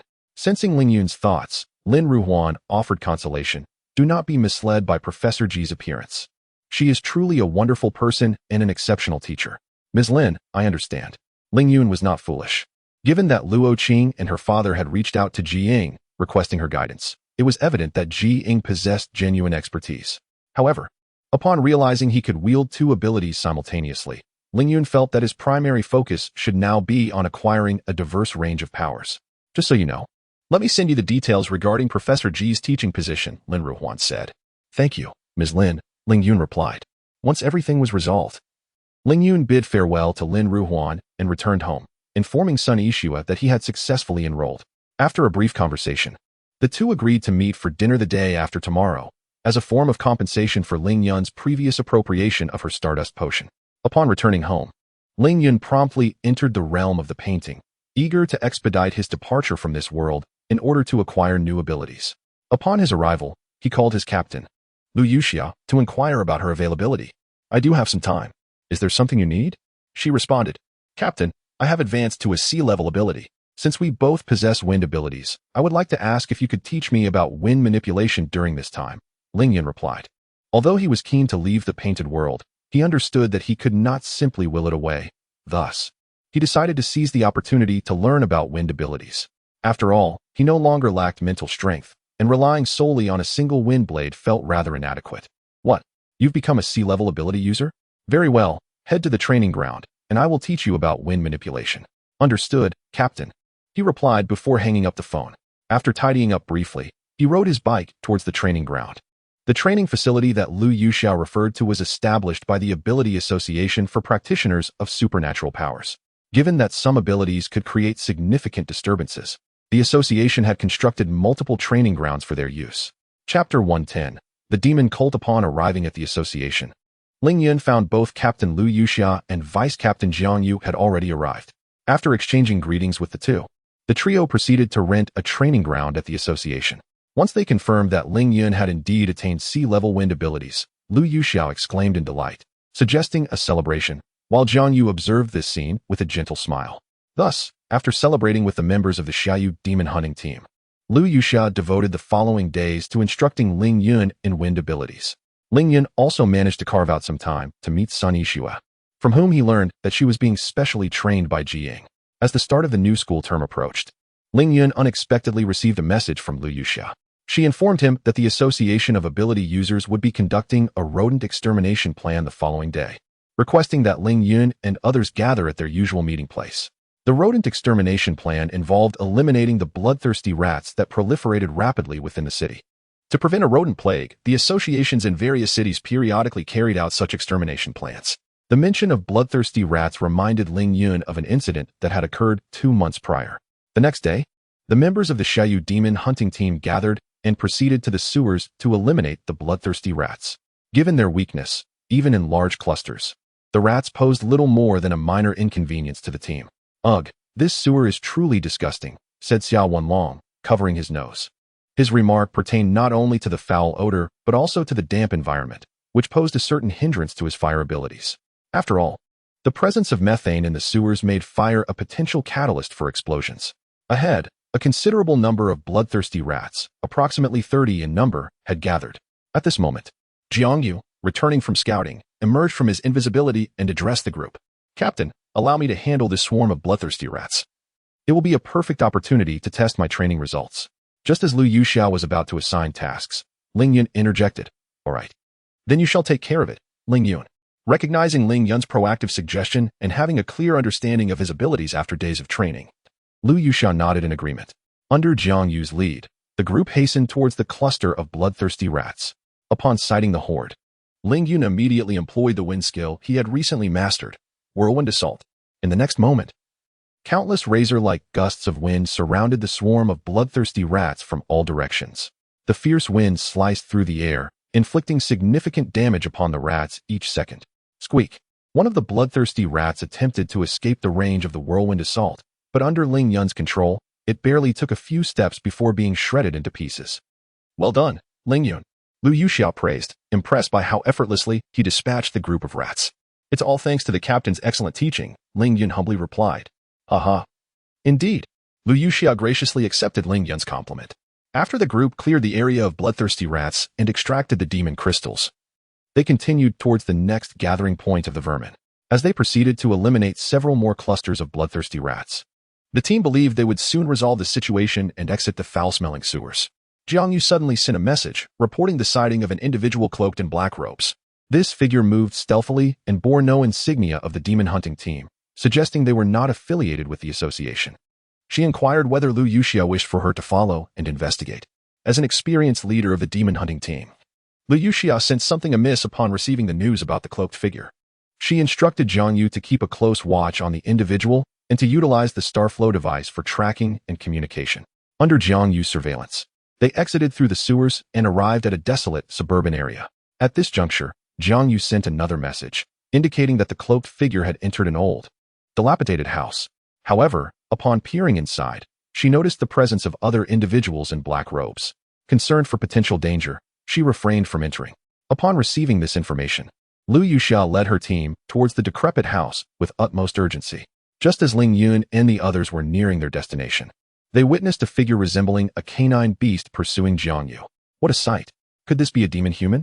Ling Yun exclaimed upon recognizing the figure. A you! He shouted. But before he could utter more, Lu Yuxia dashed towards Jiang Yu with remarkable speed, employing the wind path technique. Seeing this, the others hastily followed suit. And Ling Yun had no choice but to join them. Little girl, I didn't expect you to have allies, the pursuer muttered under his breath as he halted abruptly, observing the approaching group. Huh, if you have the ability, come chase after me. Jiang Yu, relieved by her teammate's arrival, caught her breath and taunted, even with help. It won't matter. The master will not let you go. Though his words suggested bravado, he swiftly turned and fled. Don't run. Lu Yuxia shouted angrily as she unleashed a sharp wind blade towards him. The blade sliced through the air with incredible speed, but due to the distance, it only severed one of his arms. Arg! He cried out in pain, but continued his escape without pause. Yuxia, stop chasing. There are more cloaked figures behind him. Be cautious of traps, Jiang Yu urgently implored, causing Lu Yuxia to halt her pursuit. The appearance of demon humans makes me suspect they are affiliated with the World Demon Cult. We should contact the association immediately. Once the group reunited, Jiang Yu recounted the recent events and shared her suspicions. Demon humans, World Demon Cult. Ling Yun felt a surge of alarm upon hearing Jiang Yu's words. He had not anticipated encountering the demon cult so soon, especially in a realm reminiscent of a painted world. The World Demon Cult. Very well, I will contact the association at once, Lu Yuxia replied, her expression turning grave. Excuse me, could someone explain what the World Demon Cult is? Asked Xiao Wenlong, noticing the seriousness etched on Lu Yuxia and Jiang Yu's faces. As Lu Yuxia began reaching out to the Abilities Association, Jiang Yu prepared to succinctly enlighten the others about the World Demon Cult. At that very moment, a piercing sound sliced through the air. Danger! A sense of peril surged within Lu Yuxia, prompting her to instinctively evade. By the time the others reacted, they beheld a thick wolf hairpinning the spot where Lu Yuxia had just stood. She quickly touched her scratched right arm, her gaze fixated on the source of the attack. A group of half-demon figures stood before them, led by one who bore the unmistakable marks of a wolf-like beast. It was he who had unleashed the earlier assault. To think you hunters would discover me, but it matters not. You shall all perish here. Allow me to introduce myself. I am Jin Di, a newly appointed steward of the demon cult, he declared in a slightly hoarse voice, embodying his half-demon form. Unbeknownst to him, Ling Yun was unaware of the previous encounter between Luo Qing and her companions at school. Had he known, he would have been taken aback by the name. Indeed, a creature of the demon cult, Lu Yuxia remarked, her focus unwavering on Jin Di and his companions. She glanced at the number of foes behind him and continued. You think that with just 6 of you, Alongside a worthless one-handed wretch, you can hope to detain us? Ha ha ha, my dear lady, confidence is commendable. Yet overconfidence can lead to one's downfall. Now, cease your clandestine communication with the Ability Association, even if they receive your message. It will take them at least 10 minutes to arrive, and that is ample time for you to meet your demise. I must also inform you that aside from myself, the other 5 are all C rank. Jean D said, his tone laced with sarcasm, as he clearly noticed Lu Yuxia's covert attempt to contact the Ability Association. Enough of this idle chatter. Attack and eliminate them, Jean D commanded, casting a glance at the beleaguered Xia Yu demon hunters. Yes, my lord. The remaining 5 members of the demon cult echoed in unison, save for the one who had lost an arm, before transforming into their half-demon forms and charging at Ling Yun and his companions. However, they evidently underestimated the strength of the Xia Yu demon hunters.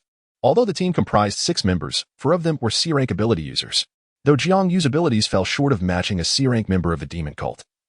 With the aid of her invisibility and the Demon Slayer, alongside Wang Gang's support, she could easily hold off 1 member of the cult. Meanwhile, the other 4 members found themselves engaged by Ling Yun and his 2 allies. The protagonist of the tale, Xia Wenlong, encircled by flames, wielded his fire abilities to engage 2 adversaries without losing ground. Lu Yuxia, a seasoned C-rank ability user, maintained an upper hand against one of the cult members, Ling Yun. Leveraging his mental prowess that surpassed that of a typical C-rank, unleashed his wind abilities without reservation. Coupled with his enhanced physical condition, he had become akin to a formidable artillery piece. Whirlwind barrage, whirlwind barrage, whirlwind barrage. Ling Yun unleashed a relentless series of 3 whirlwind attacks. Since the strength of his wind abilities could only reach C rank, he opted to increase the frequency of his strikes. As the saying goes, when quality falters, one can compensate with quantity. After all, he possessed an abundance of mental energy to overwhelm them. The members of the World Demon Sect, engaged in battle with him, were suffering immensely. As a C-grade half-demon, he could withstand the onslaught of the whirlwind attacks, but he could not endure indefinitely. Furthermore, the wind-based abilities were renowned for their swiftness. It was not merely difficult to approach Ling Yun, but it was a feat to avoid being struck altogether. Observing the situation unfold, Jean D furrowed his brow. This group was peculiar, particularly that young man wielding wind abilities. Did he not fear the exhaustion of his mental energy from such reckless usage? Jean D murmured to himself. But upon witnessing the members of the World Demon Sect gradually falling into a disadvantageous position, he resolved to intervene personally and deal with Ling Yun and his companions. You, eliminate the girl hiding at the back, Jean D commanded a fellow member of the World Demon Sect, who was left with only 1 arm. Yes, my lord. The man replied, a sinister grin spreading across his face as he charged toward Meng Yingyan. Had he not possessed the self-awareness to realize that rushing forward would only serve to provide an opportunity for Ling Yun and his companions, he would have already lunged at them. If I cannot kill you, I shall take down your teammate instead. Yingyan, be careful. Wang Gang, who had been knocked to the ground by a member of the World Demon Sect, shouted as he saw one of their members rushing toward Meng Yingyan.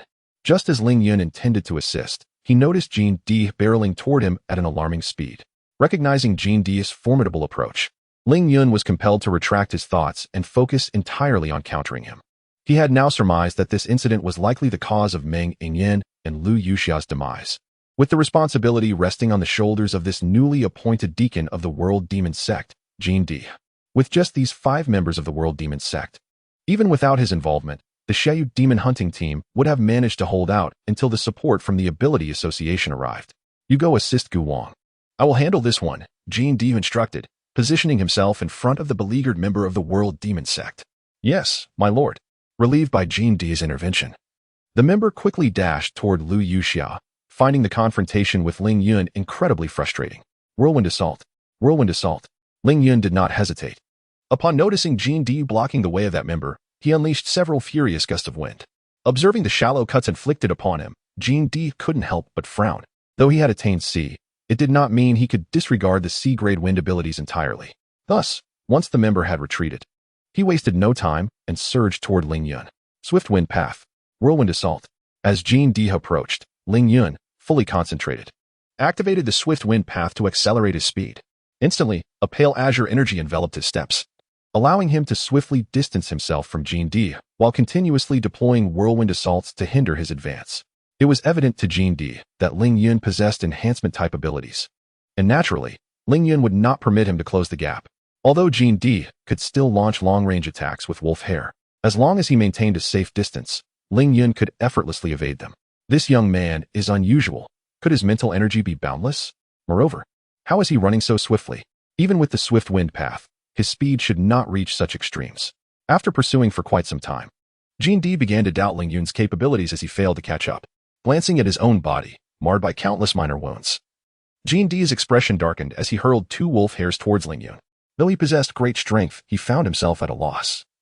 Akin to a hound being toyed with by its prey, Ling Yun, as an elemental sea-level ability user, would be easily dispatched if Jean D could close the distance. However, the reality was that he could not keep pace with Ling Yun, who seemed to dance away effortlessly. Ling Yun's B-level physical prowess, complemented by D-level enhancement, the acceleration of the gale path, and the disruptive force of the whirlwind assault, allowed him to match Jean D's speed. He deftly evaded the 2 wolf hairs and retaliated with a whirlwind assault, a turn of events he had not anticipated. What he had expected to be a thrilling battle had devolved into a game of cat and mouse. This shift was primarily due to his mental acuity, which met the standards of a B-level ability user. Realizing he could not afford to be outmaneuvered by Ling Yun any longer, Jean D resolved to retreat and eliminate other members of the Xiaoyu Demon Hunt team first.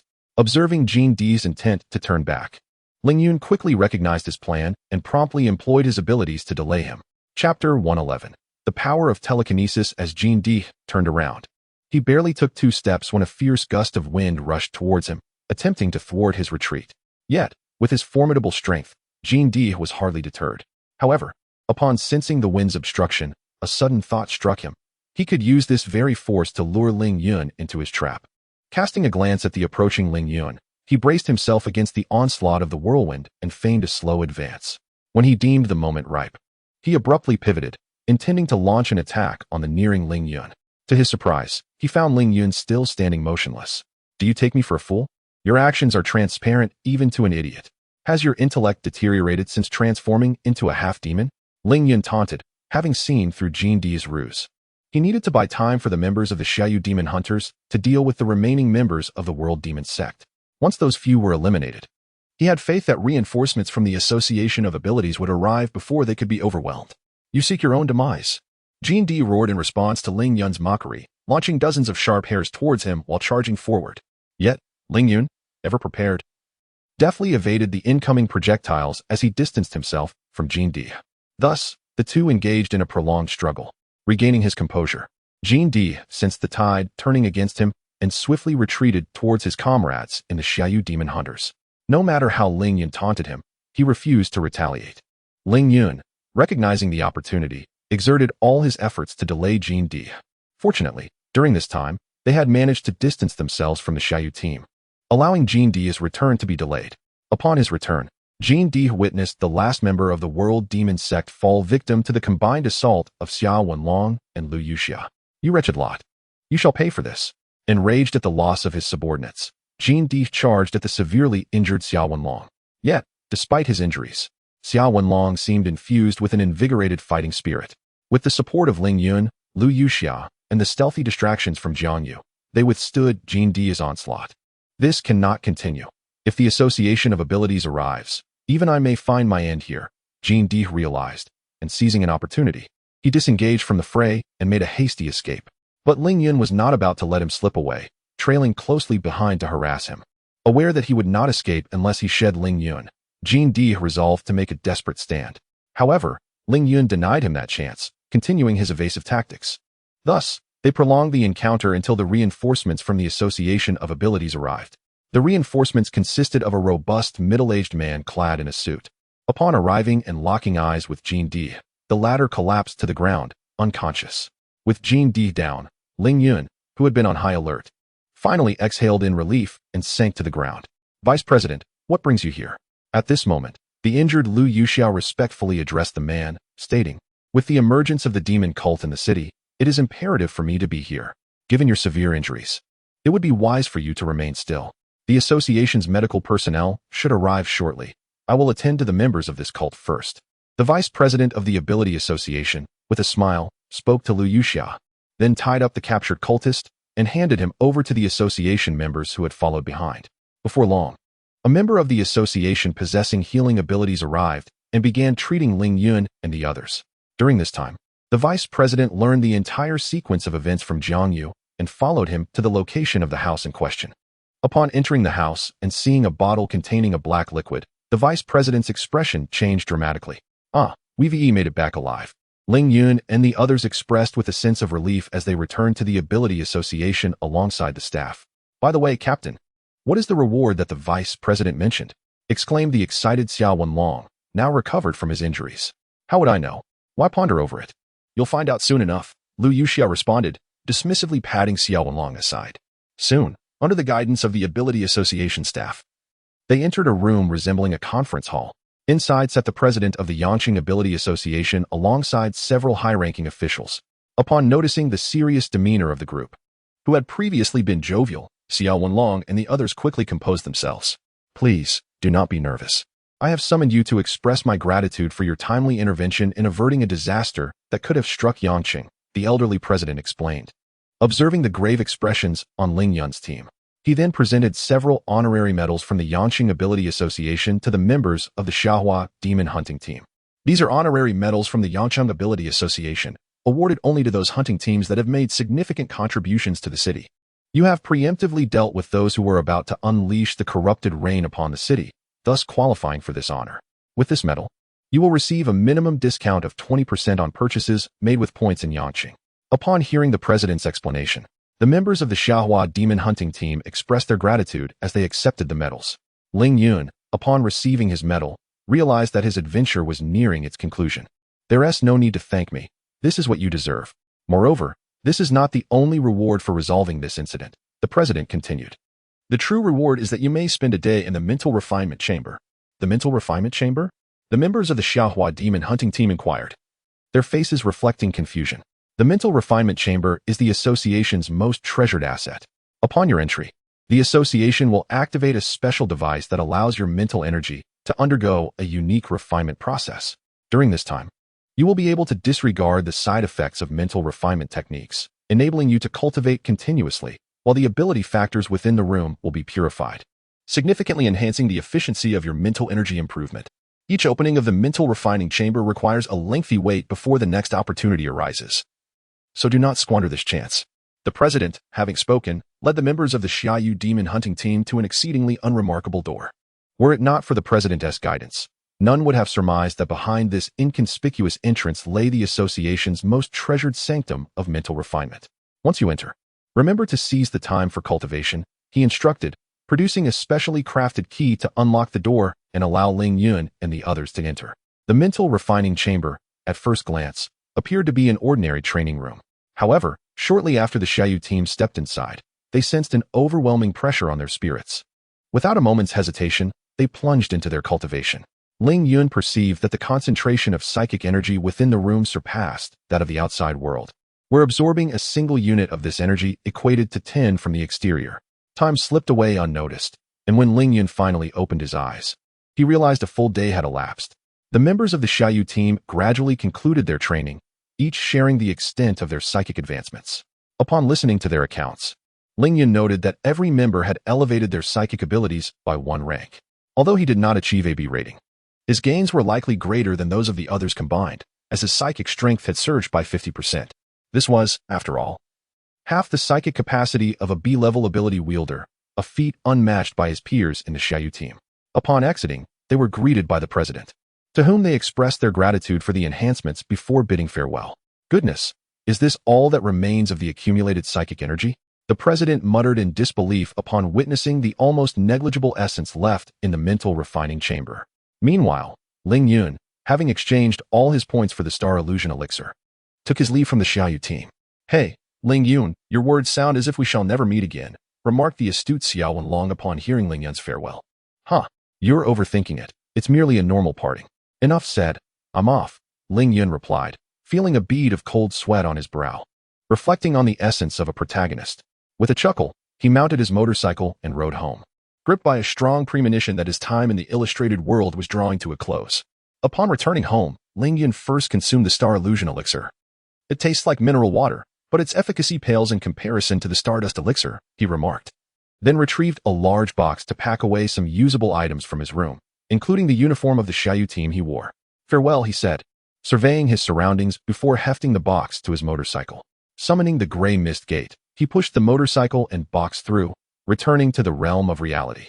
Once back in the real world, Ling Yun attempted to use the gray mist gate to return to the illustrated realm, but, as he had anticipated, there was no response whatsoever. It has come to an end. This has undoubtedly been the longest experience I've had within the world of paintings. Ling Yun sighed, then produced the honorary medal from the Sheep City Ability Association, enveloping it with his gray mist ability. As before, the gray mist returned to Ling Yun's body, granting him a new ability. This time, the magnitude of the ability far surpassed that of a C-level wind ability. Could it be that this is a B-level ability? Observing the size of this ability factor and the consumption of mental power, Ling Yun could not help but exclaim. Shortly thereafter, he discovered what his new ability was, telekinesis. Ling Yun gazed at the cup levitating under his control, murmuring to himself. Telekinesis, while not particularly weak nor exceptionally strong, is a rather versatile ability. Yet, if given a choice, Ling Yun would prefer to acquire elemental or time-space abilities. Nevertheless, telekinesis is still commendable. One should not be overly greedy. Becoming a true B-level ability user is already quite remarkable. After his musings, Ling Yun maneuvered his telekinesis to retrieve a photocopy of City Guardian issue 18 from the table beside him. The document contained the continuation of the story from City Guardian issue 18. Indeed, Ling Yun was preparing to revisit City Guardian issue 18, intending to explore the mental training chamber at the Ability Association. After all, with a few more visits, he might elevate himself to B-level. However, he was taken aback to find that he could no longer select City Guardian issue 18. No matter how he attempted to change the chapter, entry was impossible. It seemed that access to City Guardian issue 18 was no longer viable. What a pity, he thought, as he could only look for other stories that might feature a similar mental training chamber. Ling Yun gazed at the image of Xiao Wenlong, letting out a slight sigh before carefully stowing the photocopy away. Well, I suppose I shall not delve into this today. Classes commence officially tomorrow. It would be best to put everything away promptly. Ling Yun dismissed his slight disappointment and utilized telekinesis to tidy his room. The fastest way to learn is through practical training. You too, come forth and employ your abilities in an attack. This will help me identify your weaknesses, allowing me to tailor my teaching accordingly. Jing's words prompted Ling Yun and Sun Yixue to exchange glances. It must be said, she truly resembles Luo Qing in style. Subsequently, whether Sun Yixue exerted her full strength remained uncertain to Ling Yun. After all, she withheld her telekinesis, opting instead to utilize only her wind ability. The reasons were twofold. She wished not to astonish too greatly, and although her C-level wind ability was nearing obsolescence, she still desired to further her understanding of wind ability knowledge. Ji Ying's instruction was not as demanding as Ling Yun had envisioned. The morning consisted of practical exercises combined with explanations and lessons on abilities, while the afternoon was dedicated to cultural studies. Classes concluded around 5 in the afternoon, leaving Ling Yun with the remaining time to organize as he pleased. Moreover, thanks to Ji Ying, both he and Sun Yixue were exempt from military training. In Ji Ying's words, participating in such trivial military drills was less beneficial than practicing with her pets. Indeed, Ji Ying possesses a pet, albeit one of a rather extraordinary nature, a demon beast. This creature, known as the Cold Moon Azurite Leopard, is classified as a C-level demon beast, renowned for its remarkable speed and abilities pertaining to ice. Most of Ling Yun's practical training has been conducted in tandem with this majestic beast, marking his first encounter with a demon beast that has been tamed by another. Previously, he had only witnessed such spectacles through online videos. As autumn wanes and winter approaches, the semester has swiftly come to a close. Throughout this term, Ling Yun has traversed numerous painted worlds, acquiring a variety of abilities. However, none have reached the B level, with the highest being merely AC enhancement of strength. This can be attributed, in part, to Ling Yun's deliberate decision to avoid selecting narratives of greater complexity. He has, nonetheless, experienced significant growth in terms of mental acuity, though he has yet to attain a B level.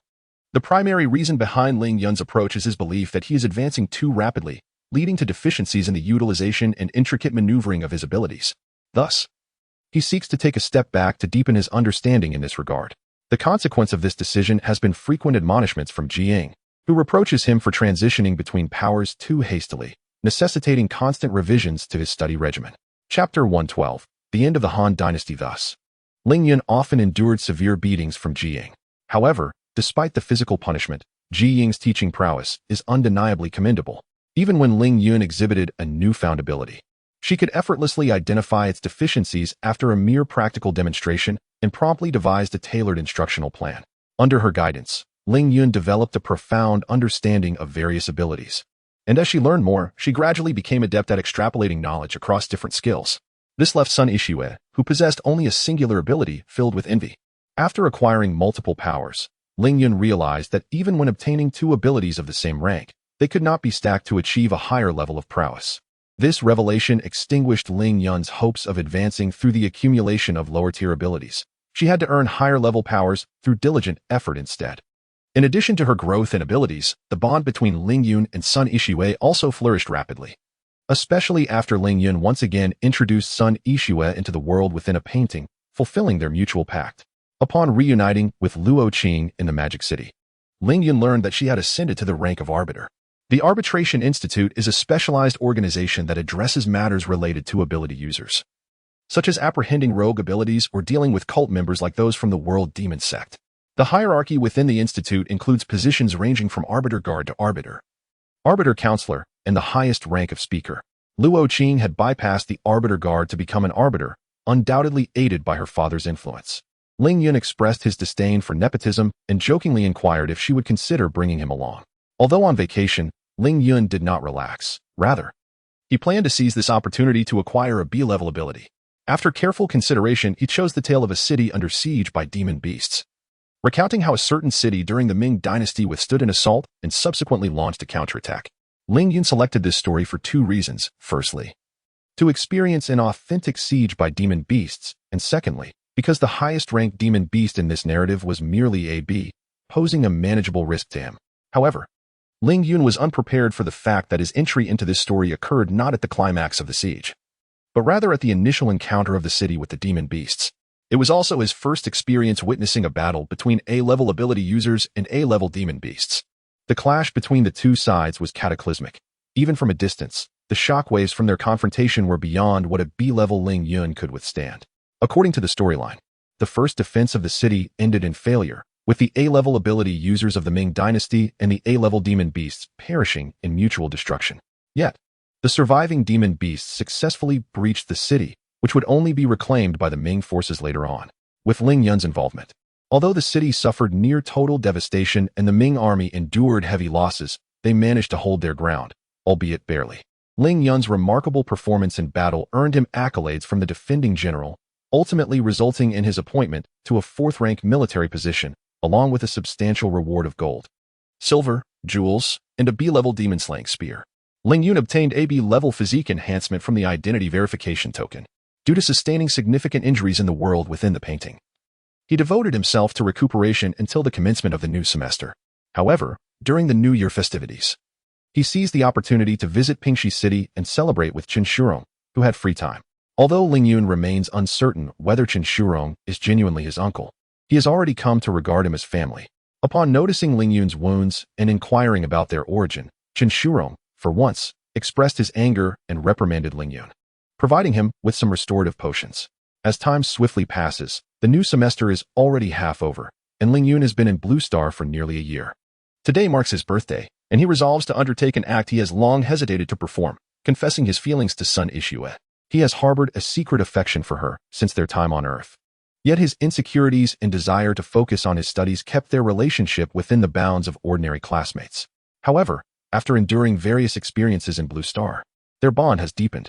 With his newfound confidence as a B-level ability user among the elite in various nations, especially since the head of an ability association in a typical city is merely a B-level, Ling Yun is aware that Sun Ishue harbors feelings for him as well.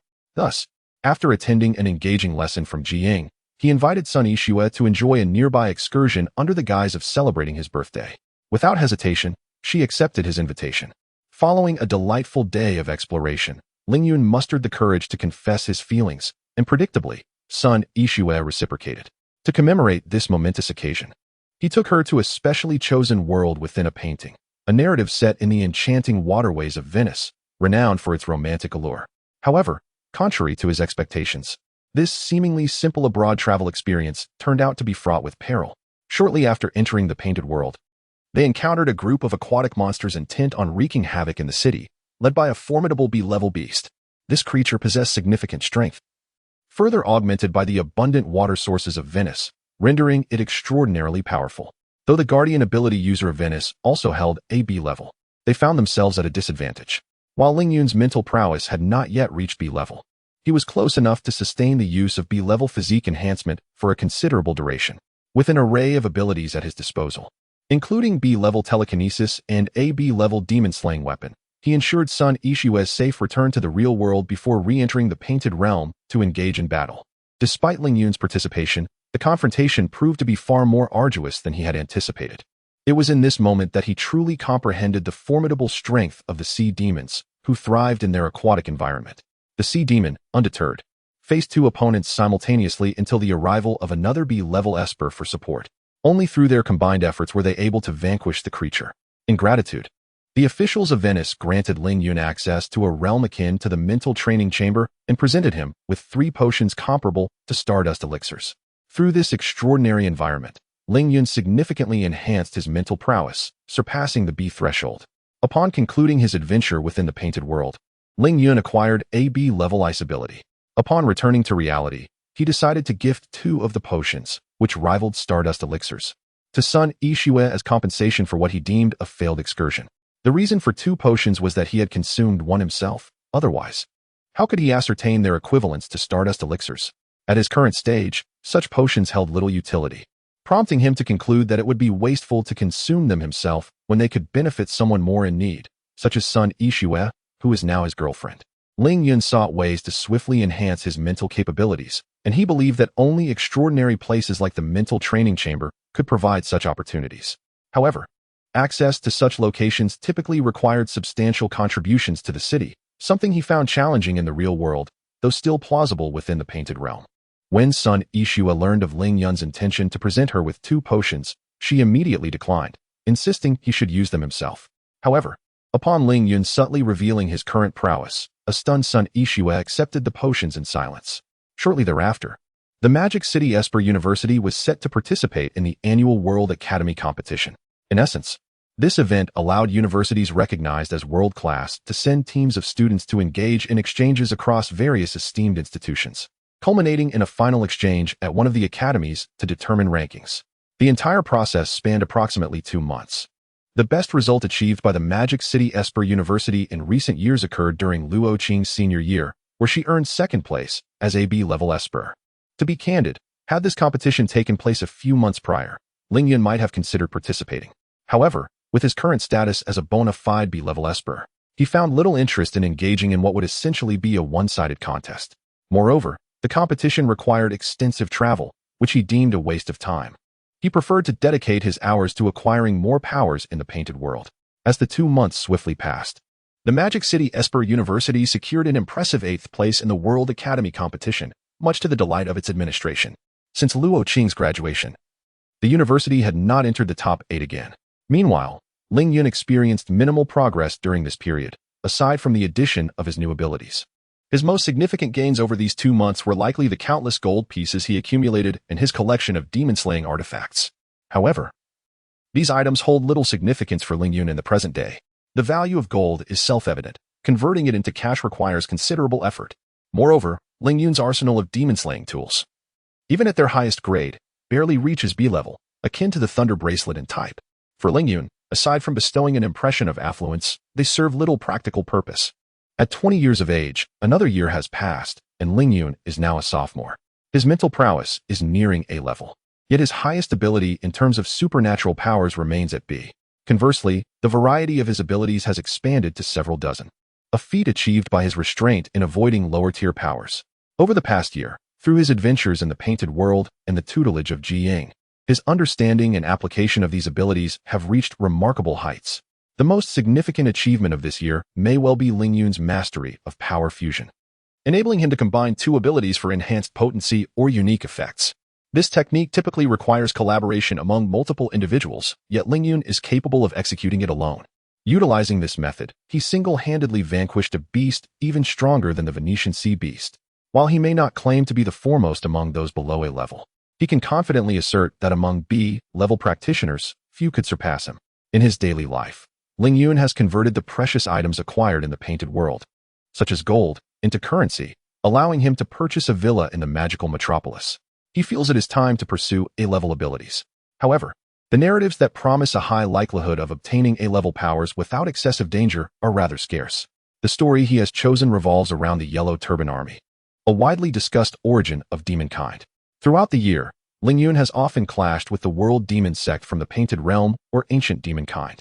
Frankly, they have left a negative impression on him. Whether in the present or in the past, organizations comprised of half-demons are notorious for their utter disregard for human life. Although he realizes that the online narratives may not be entirely accurate, his curiosity compels him to explore further, especially since, in the semi-fictitious tales, the Yellow Turban Army is depicted as the genesis of demonkind. Consequently, Ling Yun finds himself at the onset of the downfall of the first unified dynasty in Chinese history, the Eastern Han, following the fall of a celestial meteor. Prior to the waning days of the Eastern Han, while the Beastkin had indeed engaged in minor skirmishes with humanity, these conflicts were relatively small in scale and intensity. This does not imply that the Beastkin are weak. Rather, they have been quietly evolving in the shadows, seeking opportunities to eradicate humankind. The emergence of beastification practitioners siding with the Beastkin evidently provided them with such an opportunity. Ling Yun enters the painted world at a pivotal moment, as the Yellow Turban Army has already instigated a rebellion for several months.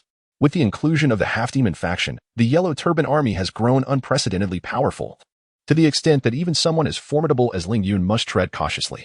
Yet, witnessing the torment endured by civilians transformed into half-demons by the demonkind within the Yellow Turban Army, he cannot help but intervene repeatedly.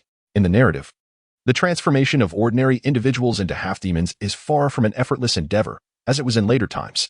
Exposure to the malevolent rain can easily manifest signs of demonic corruption. The process of transformation is not only excruciatingly painful for the ordinary individual, but also fraught with a high probability of failure, which could culminate in death. Furthermore, once transformed into a half-demon, one is at great risk of losing rationality, leading to indiscriminate attacks on others. Most disconcertingly for Ling Yun, half-demons in this era are known to consume human flesh, akin to ferocious beasts. Ling Yun's repeated interventions have evidently caught the attention of the higher echelons of the Yellow Turban Army. During one of his attempts to rescue the common folk, an A-ranked demon approached him. Initially, the demon refrained from aggression, instead attempting to persuade Ling Yun to join their half-demon clan. Upon hearing the invitation, Ling Yun resolutely declined, vehemently denouncing the actions of the half-demon tribe. This response, however, incited the demon's ire, prompting an immediate attack against Ling Yun. It must be noted that the prowess of an A-ranked superhuman is beyond what Ling Yun can currently contend with. After managing to fend off a few strikes, he seized an opportunity to flee, acknowledging that his strength paled in comparison to that of the demon. Chapter 113, Changkong Village, however. He possesses a multitude of extraordinary abilities, and with these various enhancements, coupled with Ling Yun's capacity to return to the real world to restore his mental strength before re-entering the Painted Realm, he essentially achieves a semblance of infinite mental power. After numerous such maneuvers, Ling Yun ultimately transformed into a mosquito to evade the pursuit of that Class A fiend. Following this encounter, Ling Yun's reputation spread among the various factions of the Han dynasty. It is noteworthy that, in this world, few can escape the clutches of a Class A ability user, save for those of equal caliber. Yet, after evading that fiend's pursuit, Ling Yun did not retreat. Instead, he intensified his assaults on the Yellow Turban Army. After several failed attempts to capture Ling Yun, the fiend reported the matter to Zhang Jiao, the leader of the Yellow Turban sect. Thus, during one of his missions to rescue the common folk, Ling Yun encountered Zhang Jiao. Initially, Ling Yun was unaware of Zhang Jiao's true identity, as he had cleverly disguised himself among the rescued citizens.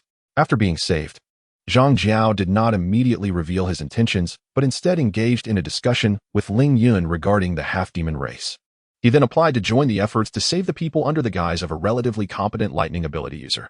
Initially, Ling Yun declined his request, as he was confident in his own mobility derived from his diverse abilities that allowed him to escape. However, Zhang Jiao insisted that if he were not included, he would take matters into his own hands and save the people himself. Seeing the seriousness in Zhang Jiao's demeanor, along with his commendable skills, Ling Yun ultimately acquiesced. After teaming up with Zhang Jiao, Ling Yun was astonished to discover that the Yellow Turban Army's counterattacks against him had significantly diminished, and his own efforts to rescue the populace became considerably easier. Thus, together, they liberated many citizens. One day, after a successful rescue, Ling Yun and Zhang Jiao, as was customary, casually discussed the half-demon race. However, during this exchange, Zhang Jiao revealed his true identity to Ling Yun. Upon learning of Zhang Jiao's genuine identity, Ling Yun was taken aback and immediately contemplated fleeing, but Zhang Jiao restrained him. Yet, rather than attacking, Zhang Jiao chose to explain his experiences as a half-demon and his vision of a world where half-demons coexist peacefully with the beastkin. Despite the tragic nature of Zhang Jiao's own transformation into a half-demon, Ling Yun found it difficult to align with his perspective. Thus, the two engaged in a spirited debate in that desolate wilderness. Ultimately, Ling Yun returned to the real world, documenting the various interactions between the half-demon race and the beastkin. Upon conveying the outcome to Zhang Jiao, it became evident that even if all of humanity were to consist of half-demons, the demon race would never coexist peacefully with the half-demon lineage. His aspirations were utterly unattainable. Upon witnessing the unfamiliar paper in his hand and the characters translated by Ling Yun from the era, Zhang Jiao fell into a profound silence, remaining speechless for an extended period. Finally, he let out a sigh, muttering a few self-deprecating phrases, "The yellow sky shall stand." He then retrieved a tome titled The Art of Peaceful Demonic Transformation from his bosom and presented it to Ling Yun. This book meticulously documented the entire process of transforming ordinary humans into half-demons. After entrusting the tome to Ling Yun, Zhang Jiao transformed into his half-demon form and departed without disclosing his reasons for bestowing the teachings upon Ling Yun. Ling Yun, in turn, could not fathom why Zhang Jiao had chosen to share the art with him.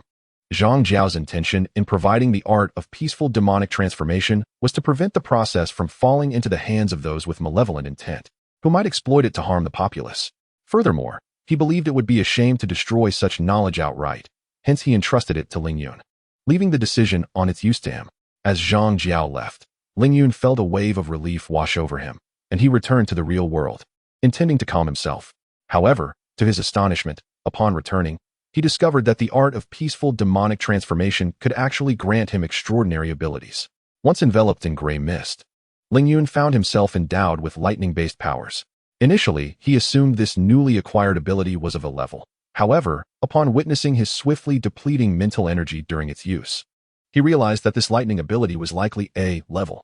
Concurrently, through this newfound power, Ling Yun discerned that Zhang Jiao possessed A-level lightning abilities, instilling a sense of trepidation within him. Gratefully, Zhang Jiao bore no ill intent. Otherwise, Ling Yun might have faced grave injury or even death. This experience served to temper his previously inflated ego. While Ling Yun reflected on his reckless behavior, he remained oblivious to the fact that his casual use of A-level lightning powers had sent shockwaves through the upper echelons of the Magical Capital's Ability Association. Due to the city's significance, the Hua Nation had deployed a detection device in the Magical Capital capable of identifying the presence of A-level ability users or higher-level demon beasts. When Ling Yun unleashed his A-level lightning powers, the device promptly detected his presence. The emergence of an unfamiliar A-level ability user or demon beast within a city was no trifling matter. However, as Ling Yun soon rescinded his lightning abilities, the association's leaders were further alarmed, fearing that the mysterious A-level entity had the capacity to evade such detection. Consequently, the Magical Capital's Ability Association embarked on a sweeping search to uncover the elusive A-level ability user or demon beast. Unbeknownst to Ling Yun, who continued to explore the new painted world, he now possessed A-level lightning powers and was resolved to enhance his mental acuity. As time progressed into the latter half of the year, through relentless effort, Ling Yun finally elevated his mental prowess to a level. It was only at this juncture that he truly comprehended the formidable strength possessed by A-level ability users. In a sprawling metropolis like Magic City, without protection, Ling Yun could easily bring about its destruction. However, despite having attained an A-level mental capacity, Ling Yun found himself unable to wield his A-level lightning abilities for extended periods. Thus, he resolved to acquire a new A-level supernatural power. Presently, he was virtually invincible in most painted worlds. The considerable energy drain of his lightning abilities was of little concern. At worst, he could return to reality and wait for his mental capacity to recover before re-entering the painted realm. He relied on this audacious approach, and soon he successfully acquired a new A-level ability, albeit one of invisibility. In the past, this would have delighted him, but now he was robust enough to not require such powers for survival. At the age of 21, during his junior year, Ling Yun had obtained numerous A-level abilities. Among these, the one that captured his interest the most was not an elemental power, but a healing ability. With the aid of this healing power, he could swiftly mend his own wounds as well as those of others, bringing him a sense of relief. He no longer had to worry about enduring prolonged recovery periods in the painted world due to severe injuries. This advancement also subtly accelerated his progress in navigating the Painted Realm. Simultaneously, due to the significant disturbances caused by the Magic City Ability Association the previous year, the Eastern Sea Demon clan had grown vigilant. After years of preparation, a covert operation targeting the coastal regions of China quietly commenced. One day, after emerging from the Painted World, Ling Yun intended to rest for a few days, enjoying an outing with Sun Yuxue outside the school. However, he received alarming news of a beast attack in his hometown county. Startled, he could not continue his leisure activities with Sun Yuxue. After briefly explaining the situation, he swiftly utilized his B-level teleportation ability to hasten back to his county. With his mental capacity having reached A-level, he disregarded the energy expenditure. And in less than 10 minutes, he traversed over 1,000 kilometers back to his hometown. Upon arrival, he immediately made his way to Chongkong Village. At that moment, there were no beast attacks in the vicinity, but government officials were urging villagers to evacuate promptly. Seeing that Chongkong Village was unharmed, Ling Yun sighed in relief. However, as he surveyed the skies, he sensed numerous beasts approaching the area around Chongkong Village. Without hesitation, he employed his B-level vision ability to survey the entire county and surrounding villages. Subsequently, he activated his B-level locking ability to pinpoint all nearby beasts. Finally, utilizing his A-level water abilities, he summoned a torrential downpour. The rain fell like arrows, piercing through the bodies of the beasts, causing a cascade of blood to spurt from their wounds. The B-level beast leading the assault on the county sensed impending doom as the rain descended. Yet, the deluge struck swiftly and violently, leaving it no time to react before being pierced through. With wide eyes full of disbelief, the B-level beast collapsed to the ground. Until his dying breath, he could hardly fathom why such a small county would harbor an A-class supernatural being. Why had the heavens opened with such heavy rain? A member of the demon hunting team, rushing to provide support, gazed at the clear sky and exclaimed, "Stop dawdling, whether it rains or not. We must swiftly intercept the approaching beasts." He cursed, bewildered that this quaint county would experience an invasion of monsters. The captain of the C-class demon hunting team spat on the ground, lamenting their unfortunate timing as they were operating near the county, only to encounter a large-scale beast outbreak. Prompted by the Supernatural Association's notification, they hurried to the county to halt the onslaught. Their only aim was to buy time until reinforcements from the association could arrive. Although their small team's strength might not hold off the beast horde for long, even a brief delay would spare the townsfolk some suffering. Yet, the rain arrived swiftly and departed just as rapidly, leaving the drenched demon hunting team in shock as they beheld the ground littered with the carcasses of beasts upon reaching their designated position. Meanwhile, Ling Yun, the architect of this chaos, descended from the sky into Chongkong Village, cloaked in invisibility, concealing his presence. Since entering university, he had contemplated returning to visit the villagers of Chongkong, who had supported his education in his youth. However, he remained uncertain whether the villagers of Chongkong on Blue Star were indeed the same as those on Earth, a thought that left him feeling oddly estranged. Thus he had refrained from returning. As he walked through the village, he observed familiar yet somewhat alien faces, rendered speechless by nostalgia. At that moment, a government official urging the villagers to evacuate received a phone call informing him that the beast invasion had been resolved and there was no need to arrange for the surrounding villagers to retreat. The official was momentarily taken aback, then collected himself to relay the news to the anxious villagers, who immediately expressed their grievances. The official could only nod in agreement, silently accepting their complaints. As the official departed, a middle-aged man boasted that he could easily slay any beast that dared approach with a single swing of his spade, flexing his less-than-imposing biceps, which drew laughter and cheers from the surrounding villagers. Ling Yun couldn't help but smile at the familiar accent and demeanor of the man, reminiscent of his memories. At that moment, clarity dawned upon Ling Yun. He found a secluded corner near the village entrance, dispelled his invisibility, and stepped into the village. Due to the recent events, most villagers had gathered to chat, and upon seeing Ling Yun, confusion spread across their faces. One villager inquired about his identity and purpose for visiting Chongkong. Just as Ling Yun was about to respond, someone among the villagers called out his childhood nickname with uncertainty. Turning towards the voice, he recognized the village chief, whose astonishment and delight were palpable upon confirming Ling Yun's identity. It was he who initially organized the fundraising to enable Ling Yun to pursue his education. As the other villagers recalled Ling Yun, a flurry of inquiries ensued, with many villagers eagerly questioning him about his life over the years. Ling Yun responded to each query with a warm smile. Upon learning that he was an ability user and had been accepted into the prestigious Ability University in the Magical City, their enthusiasm soared. This exchange lasted for several hours. After bidding farewell to the villagers, Ling Yun returned to his ancestral home in the village. Having been neglected for many years, the house had fallen into a state of disrepair. Observing this, Ling Yun utilized his abilities to gradually restore and reinforce the structure. As the evening sun cast its warm glow, the village chief sought out Ling Yun. Upon witnessing the restored house, he was momentarily taken aback but soon recalled that Ling Yun was now an ability user, and thus refrained from questioning him further. The chief had come to invite Ling Yun to dine at his home, noting that he was currently alone. Although Ling Yun initially intended to decline, he could not resist the chief's insistence and ultimately agreed. After the meal, the chief suggested that Ling Yun stay the night, but Ling Yun respectfully declined, citing his need to continue the repairs on his old home. The following day, Ling Yun took a rare day off from work to visit the graves of his parents and grandmother, reflecting on their memory in solitude. Chapter 114. S-Class Ling Yun had presumed that, due to his prolonged absence, the grave would be overgrown with weeds. However, to his surprise, the area was relatively tidy, suggesting that someone had taken the time to tend to it. Initially taken aback, he chose not to investigate further, attributing the care to a kind-hearted villager. After lighting several incense sticks and burning a small amount of paper money, he knelt before the grave and softly recounted his experiences over the years. As he spoke, tears gently traced their way down his cheeks, leaving a salty taste upon his lips. Upon returning to the village at midday, Ling Yun sought out the village chief, presenting him with a sum of money as a token of gratitude for the chief's past efforts in gathering funds to support his education. When the chief hesitated to accept, Ling Yun insisted, offering an additional sum to assist in the repair of the village roads. He requested the chief to oversee the project, promising to provide more funds if necessary. The chief was astonished by Ling Yun's generosity, despite his repeated refusals to accept the money. Ultimately, he succumbed to Ling Yun's persuasion and accepted the funds.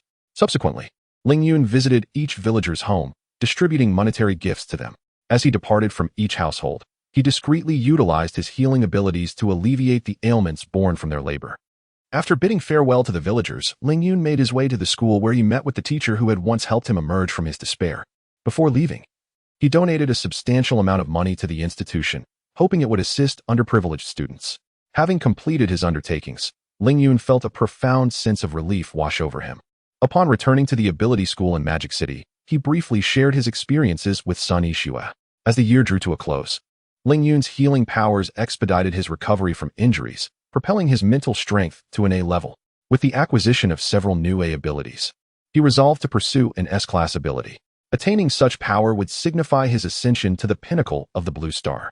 Once again, he chose to immerse himself in the narrative of the late Han Dynasty. After making this decision, he cast a contemplative glance at the altered tale of Zhang Jiao. In the original narrative, following the Yellow Turban Rebellion, the formidable Qinling demon clan ruthlessly decimated Luoyang, thereby extinguishing the Han Dynasty's reign. In the modified version, however, Zhang Jiao withdrew the Yellow Turban army and, accompanied by a faction of willing half-demons, launched an assault against the Qinling demon clan. Ultimately, he met his demise at their hands, inciting the Qinling clan to retaliate with an advance attack that led to the destruction of Luoyang. While the processes diverged, the outcome remained unchanged, a fact that left Ling Yun feeling conflicted.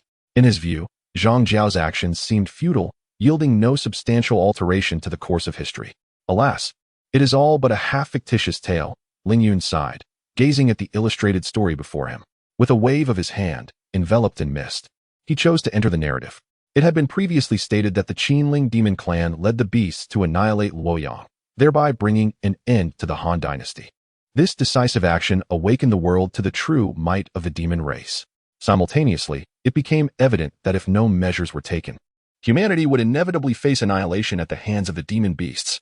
Thus, Cao Cao, one of the few survivors of the Battle of Luoyang, boldly raised the banner for a counteroffensive against the demon race. In response, various warlords rallied to his cause, leading to the establishment of a formidable alliance against the demons. However, the coalition on Blue Star comprised more than just 18 warlords. Given the demons' attitude and actions towards humanity, it was apparent to all sensible beings that peace between the two races was not an option. Consequently, every capable human joined the alliance against the demons. Faced with humanity's retaliation, the demon race did not falter. The Qinling demon clan, at the forefront, led numerous demons into battle against humanity. In an instant, the realm was engulfed in conflict, with no corner left untouched by the clash of human and demon forces. This pivotal battle, which would determine the future of both races, raged on for many years, resulting in countless casualties on both sides. During this tumultuous period, numerous heroes emerged among humanity, and the tide of battle began to shift in their favor. Yet, just as humanity began to celebrate their gains, the king of the Qinling demons unexpectedly ascended to S rank, personally intervening and inflicting severe losses on humanity's awakened beings, nearly leading the Demon Alliance to obliteration. However, at this critical juncture, Elbu, renowned as the mightiest warrior of his time, also achieved S rank. Thus, Elbu faced the Qinling Demon King, granting the beleaguered alliance a fleeting opportunity to regroup and avoid total destruction. Following this confrontation, humanity did not retreat. Rather, they intensified their counteroffensive against the demons. Figures such as Liu Bei, Guan Yu, and Zhang Fei gradually rose to prominence during this period. Years of conflict ensued, and due to the rapid growth of humanity, even the Qinling Demon King's desperate measures could not halt the tide. Ultimately, after a significant battle, the demon forces could no longer withstand the pressure and suffered a complete rout. Many demons fled to various mountains and rivers. Although the demons faced defeat, the Qinling clan, which had instigated this turmoil, needed to be addressed.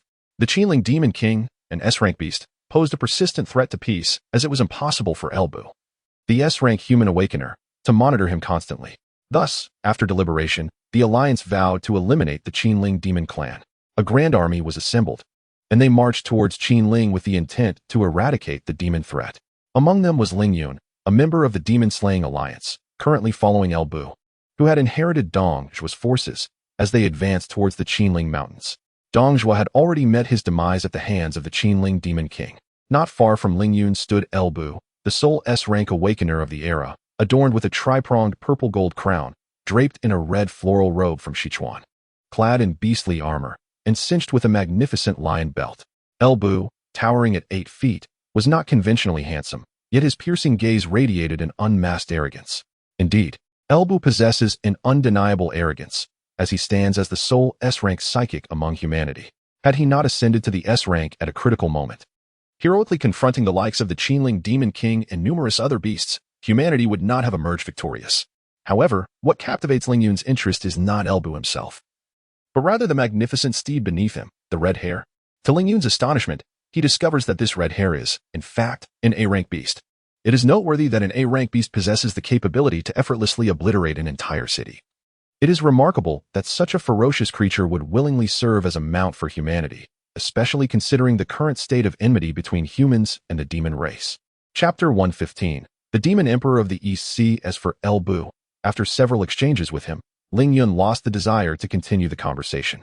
It was simply because Elbu was too proud. Despite Ling Yun's significant status in the painted world, Elbu's attitude towards him was far from cordial.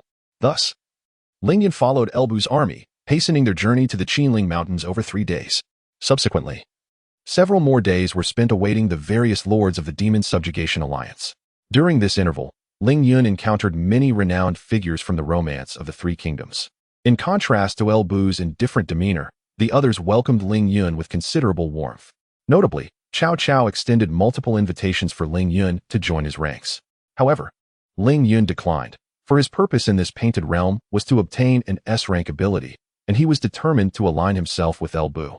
Although the leader of the Demon Subjugation Alliance was Yuan Shao, the real authority lay with Elbu. Once the forces of the alliance had gathered and confirmed their departure, Elbu took the lead, guiding his troops into the Qinling Mountains, with Ling Yun naturally following in his wake. It must be said that the strength of the Qinling demon tribe was indeed formidable, even with the advantage of terrain. They managed to maintain a slight edge against the Demon Subjugation Alliance. Of course, this was partly due to the reluctance of the various lords to fully commit to the cause. Ling Yun discerned that while they wished for the Qinling Demon King to perish, they also resented having Elbu looming over them. Though this realization incited a degree of frustration within Ling Yun, he could only exert himself tirelessly in battle. Essentially, each time his mental energy approached its limits, he would stealthily utilize the Misty Gate to exit the painted world, waiting until his energy was restored before re-entering to continue slaying the demon beasts. His remarkable performance against the Qinling demon tribe did not go unnoticed by Elbu, and as time passed, their relationship gradually improved.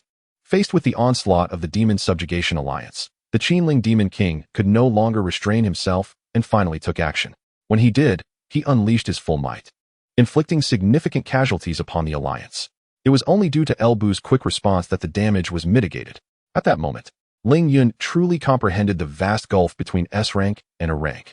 In the fierce battle against the Qinling Demon King, even Ling Yun found himself retreating in the face of the overwhelming aftermath of their clash. He had not meticulously tracked the duration of their battle, but for half a month, he had been entering the painted world every evening after dinner, remaining until the early hours of the morning. He typically rested for only 2 or 3 hours, prompting Sun Yixue to complain that he had not spent time with her for several days. Finally, after an extended confrontation, El Bu and the Qinling Demon King delivered their final blows, bringing the battle to a close. Once the tremors akin to a magnitude 9 earthquake subsided, Ling Yun utilized teleportation to return to the Qinling Mountains. At that moment, the landscape bore the scars of their titanic struggle, marred by bottomless fissures and collapsed peaks. Despite searching diligently, Ling Yun could not locate El Bu or the Demon King, finding only a broken segment of El Bu's halberd. Upon returning to the realm of reality, Ling Yun acquired an S-class enhancement from the fragmented Fong Tian Huaji. He endeavored to wield this power, only to discover that with his current mental strength, he could maintain the S-class ability for no more than 3 minutes. However, for him at this juncture, that was sufficient. With S-class abilities, he could traverse the painted world with ease. Even against the Qinling Demon King, victory was within his grasp, for in that world of artistry, he could masquerade as possessing boundless mental prowess. At the age of 22, during his senior year, Ling Yun's mental acuity, honed through repeated sessions of spiritual refinement, neared the S-class threshold. He had also acquired various A-class abilities, yet had not yet attained a new S-class power. In his personal life, Ling Yun and Sun Yixue had made significant progress, cohabiting together. With Ling Yun's assistance, Sun Yixue reached B-class and was poised to ascend to B-class shortly. Just as Ling Yun anticipated a tranquil life leading up to graduation, the long-conspiring Eastern Sea Demon Clan finally initiated their assault. They first manipulated the rain, unleashing relentless downpours upon Magic City. By the time the Abilities Association recognized the anomaly and sought to cease the rain, the Eastern Sea Demons commanded a host of sea creatures to raise the water levels, attempting to submerge the city. Concurrently, coastal cities across Huagua faced varying degrees of attacks from sea demons, momentarily detaining the S-class abilities of Huagua, preventing them from providing aid to Magic City. As the waters began to inundate the ground, and with no S-class abilities from Huagua to counter the Eastern Sea Demons, Ling Yun revealed his true strength, activating his A-class time ability to reverse the floodwaters and marine beasts back beyond the city's borders. His emergence captured the attention of 2 A-class sea beasts, which launched a concerted assault against him. Yet, with his S-class strength, Ling Yun harbored no fear of these formidable foes. In an instant, he teleported before one of the A-class sea beasts and unleashed a devastating punch. The ocean parted with his strike, leaving only the seabed in its wake, while the A-class beast was obliterated into nothingness. Before the second A-class sea beast could react, Ling Yun delivered another powerful blow, resulting in not only its demise but also the annihilation of numerous other marine creatures, their remnants mingling with the waters. The orchestrator behind these events, the Eastern Sea Demon Emperor, was taken aback by the emergence of a new S-class ability wielder. Witnessing Ling Yun effortlessly dispatch 2 A-class sea beasts and intent on pursuing others, it realized that it could no longer remain concealed. Thus, it brazenly launched a surprise attack against Ling Yun. However, with his array of abilities, Ling Yun was far from vulnerable to such tactics. He swiftly teleported in front of the Eastern Sea Demon Emperor and struck with all his might to its abdomen. The force of his punch sent the Emperor hurtling over 200 kilometers. Just as it caught its breath, Ling Yun reappeared. This time, although the Eastern Sea Demon Emperor did not suffer the same immediate fate, it was compelled to retreat continuously under the onslaught of Ling Yun's diverse abilities. Before long, they had distanced themselves nearly 800 kilometers from Magic City. Ling Yun surveyed his dwindling mental energy, estimating that the time to retreat was nigh.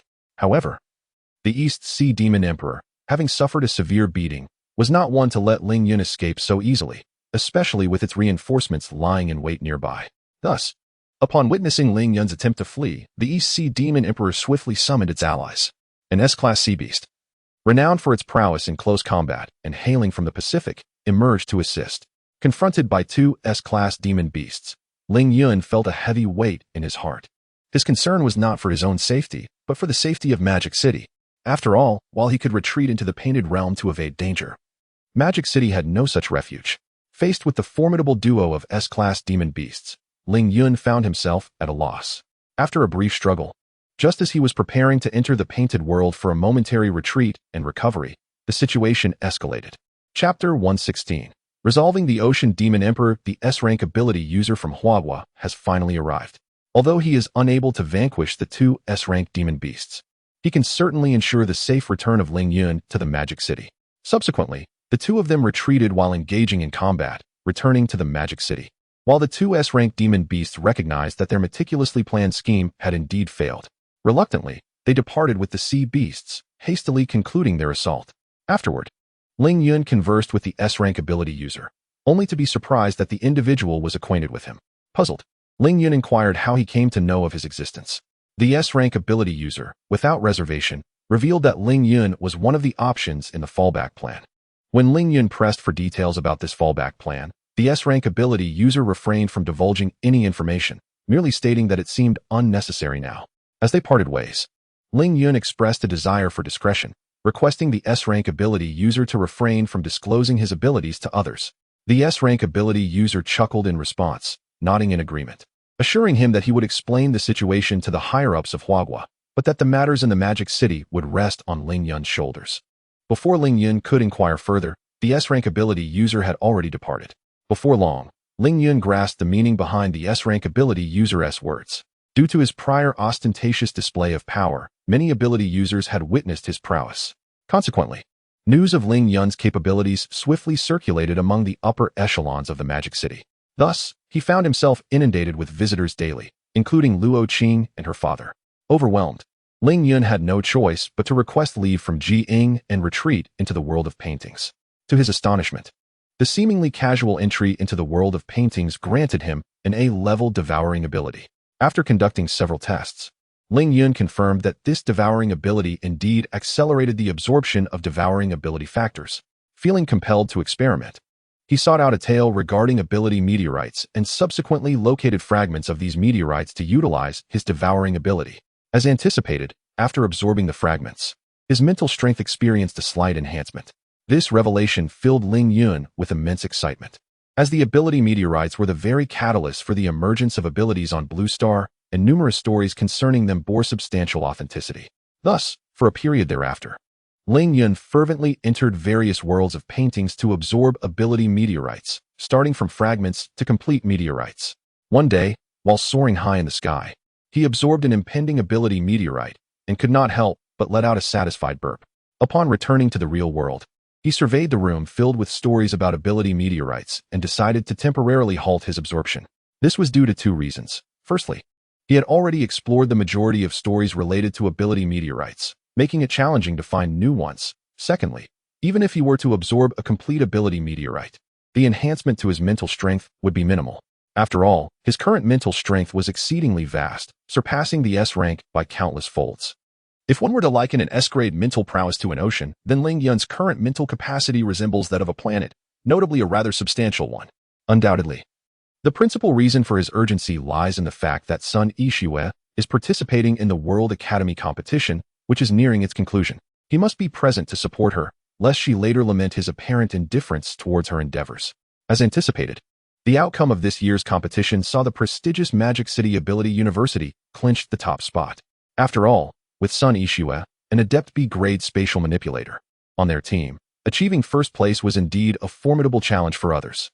The World Academy competition had not been long underway when, with Ling Yun's assistance, it elevated to B-grade. Following the competition, Ling Yun also faced graduation, and under the scrutinizing gaze of Ji Ying, who appeared ready to take his life, he managed to obtain his diploma. Confronted with Ji Ying's lethal glare, Ling Yun had no recourse but to feign ignorance, as he was indeed the one who concealed the truth initially. However, he later appeased Ji Ying with numerous gifts as a gesture of apology, which ultimately restored her forgiveness. After graduation, Sun Yixue followed in her aunt's footsteps and joined the arbitration court, becoming an arbitrator. Meanwhile, Ling Yun opted for a more leisurely approach, although not entirely passive, as he embarked on a quest for the world of paintings that might grant him S abilities. To date, no S ability user has emerged on Blue Star, rendering tales associated with S powers largely fictitious. Thus, although Ling Yun failed to acquire S abilities, he did amass a considerable number of S-grade powers. At the age of 23, through relentless effort, Ling Yun discovered a world within a painting that housed an S ability user, satisfying the elusive criteria of the mist. Although the S-ability user within this realm was a mere fabrication, this did not impede Ling Yun from obtaining S-powers. After considerable endeavor, he successfully acquired the S-Dark Elemental ability, thereby becoming the first S-ability user in the annals of Blue Star's history. Simultaneously, upon gaining this S-ability, he realized that the conditions for entering the painted world had been significantly relaxed. Now, he could traverse any narrative that was not entirely fictitious, a revelation that filled him with immense joy, as it expanded his options for acquiring S-powers. Following a period of respite, Ling Yun ventured once more into a new painted world to pursue additional S-abilities. After yet another arduous journey, he succeeded in obtaining the S-Physical Enhancement ability. However, upon returning to reality, he learned that Australia had been submerged by a colossal tsunami orchestrated by a beast claiming to be the Ocean Demon Emperor. From its exhibited prowess, it was evident that its power transcended the S-grade, reaching the S-level. Currently, the Ocean Demon Emperor was advancing towards Hua country, accompanied by an innumerable horde of sea creatures. Just yesterday, the Ocean Demon Emperor had unleashed a tsunami that engulfed Indonesia. Panic had gripped the nation, particularly in coastal cities. After grasping the gravity of the situation, Ling Yun promptly contacted Sun Yixue. Upon receiving his call, Sun Yixue expressed her delight and informed him that she was currently in Hainan, assisting in the evacuation of residents. Upon learning of her situation, Ling Yun instantly teleported to her vicinity, where Sun Yixue was utilizing her spatial abilities to aid the residents in leaving Hainan. Observing the hurried figure of Sun Yixue, Ling Yun refrained from offering assistance. Instead, he utilized his extraordinary abilities to survey the situation on Hainan Island, where numerous supernatural beings were aiding in the evacuation of residents. Furthermore, the Chinese military had deployed a considerable number of superhuman troops along the coast to defend against the impending assault of the Ocean Demon Emperor's army. At that moment, Ling Yun spotted a familiar silhouette, Li Liang, a friend he had not been in contact with for quite some time. Seeing Li Liang clad in military uniform, Ling Yun couldn't help but inwardly exclaim at the significant transformation. He then teleported to the perimeter of the superhuman troops' defense and contacted Li Liang by phone. Shortly thereafter, Li Liang emerged from the military camp and greeted Ling Yun. They embraced briefly before discussing their respective circumstances. Upon learning that Sun Yixue had become Ling Yun's girlfriend, Li Liang was instantly filled with envy and jealousy. Due to his military obligations, he could not linger outside the defense zone for long. After a brief conversation, he bid farewell to Ling Yun, who, before departing, presented him with 3 vials of a potion even superior to the Stardust Elixir. Despite Li Liang's initial reluctance to accept, Ling Yun subtly showcased his own powers. Witnessing Ling Yun's prowess, Li Liang's jaw dropped as he silently accepted the potions. However, just as Li Liang was about to return to the defense area, a familiar figure descended before Ling Yun. The newcomer was an S-class superhuman, drawn by the commotion Ling Yun had just caused. It was only when Li Liang referred to him as commander that Ling Yun realized this S-class individual was none other than Yao Xueming, the current leader of the Chinese military. Overjoyed to see the person responsible for the disturbance was Ling Yun, Yao Xueming eagerly engaged him in conversation regarding the situation caused by the Ocean Demon Emperor, hoping that Ling Yun would assist in the defense.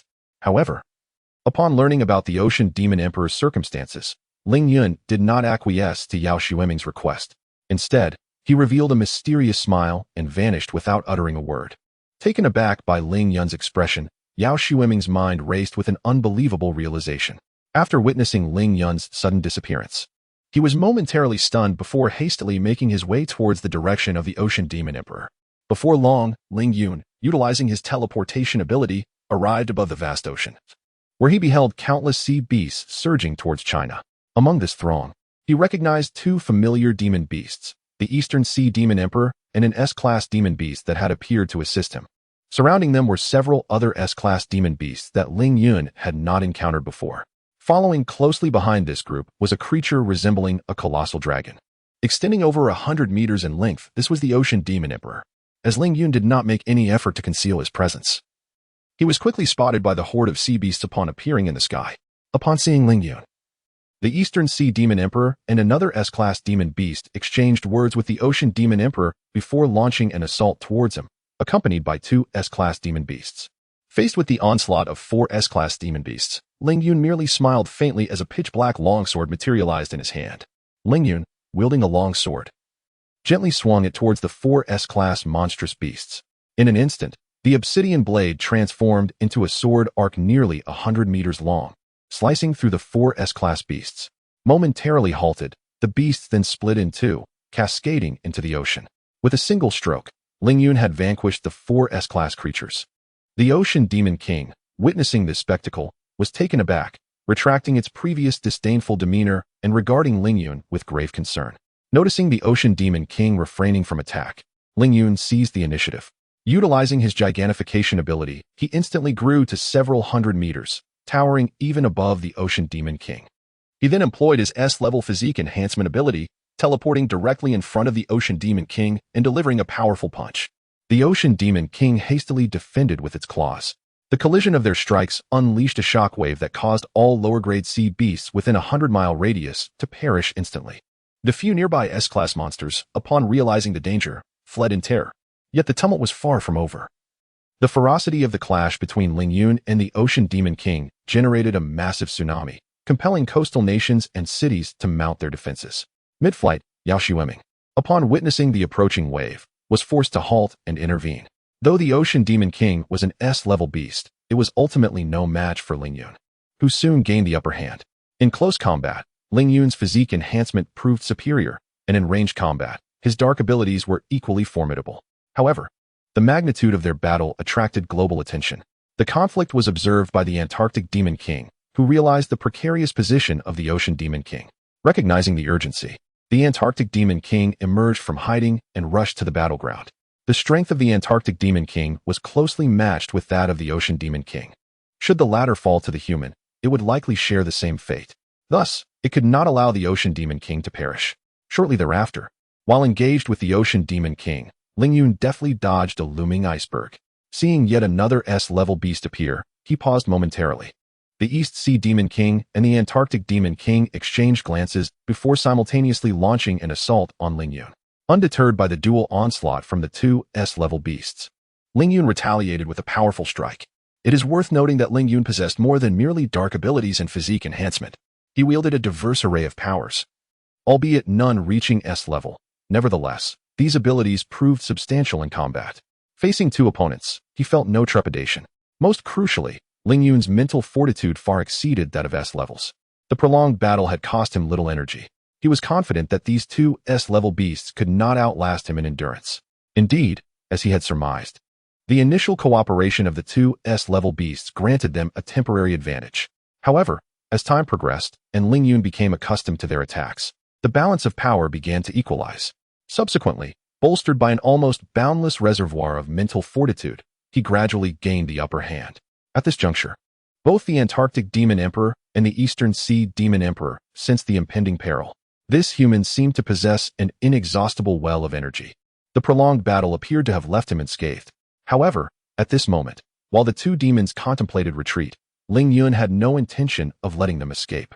Thus, after a month of fierce combat, the severely wounded Ocean Demon Emperor opted for self-destruction, hoping for a mutual demise. Confronted with the impending explosion, Ling Yun could only adopt a defensive stance, while the Antarctic Demon Emperor seized the opportunity to flee. As the remnants of battle faded, Ling Yun observed the direction in which the Antarctic Demon Emperor fled, but chose not to pursue. After such a prolonged struggle, he felt a wave of exhaustion wash over him, and he realized that regardless of how cleverly the Antarctic Demon Emperor evaded capture, its fate was inevitable, death. Having dealt with the Ocean Demon Emperor, Ling Yun utilized teleportation to return to Huagua. Upon informing Sun Yixue and the others that the situation had been resolved, he retreated to his home in Modu, where he succumbed to a deep slumber for an entire week. Upon awakening, he was immediately struck by the lively atmosphere in his home and promptly employed his abilities to investigate. To his surprise, Sun Yixue had returned from Hainan to Modu and was engaged in conversation with Luo Qing in the living room on the first floor of the villa. Meanwhile, on the opposite side of them, Luo Qing's father was conversing with Yu Xueming. Chapter 117, The Empire of Universal Martial Arts. Upon seeing Yu Xueming approaching him, Ling Yun surmised the purpose of his visit. After tidying himself up slightly, he pushed open the door. As Ling Yun emerged, a momentary silence enveloped the villa, only to be broken by Sun Yixue's voice, restoring the atmosphere to normalcy. After exchanging greetings with the others, Ling Yun led Luo Qing's father and Yao Xueming to the study for a discussion.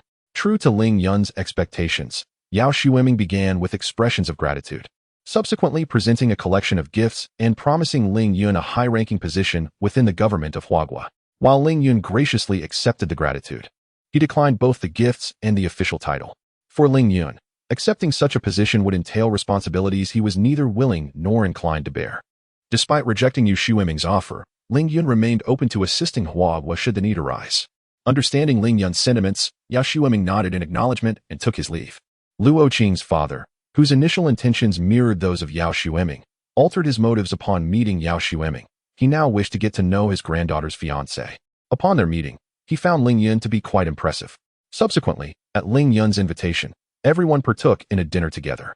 Later that evening, after the others had departed, Sun Yixue voiced her grievances towards Ling Yun for not informing her of his trip to Hainan and for engaging in such perilous endeavors without her knowledge. Ling Yun spent considerable time comforting her until she was soothed. After a period of rest, Ling Yun ventured into the world within the painting, acquiring 2 new abilities. Utilizing these powers, he located and slew the Antarctic Demon Emperor. Following this, he journeyed across the globe, ensuring the absence of S-grade demon beasts, and eliminated several S-grade demon beasts that posed significant threats to humanity. Having accomplished all this, Ling Yun returned to Huagua to recuperate. As for why Ling Yun did not eradicate all demon beasts, his numerous experiences within the painted world had instilled in him a profound understanding of humanity's inherent flaws. He believed that without the existence of demon beasts, humanity would inevitably descend into chaos.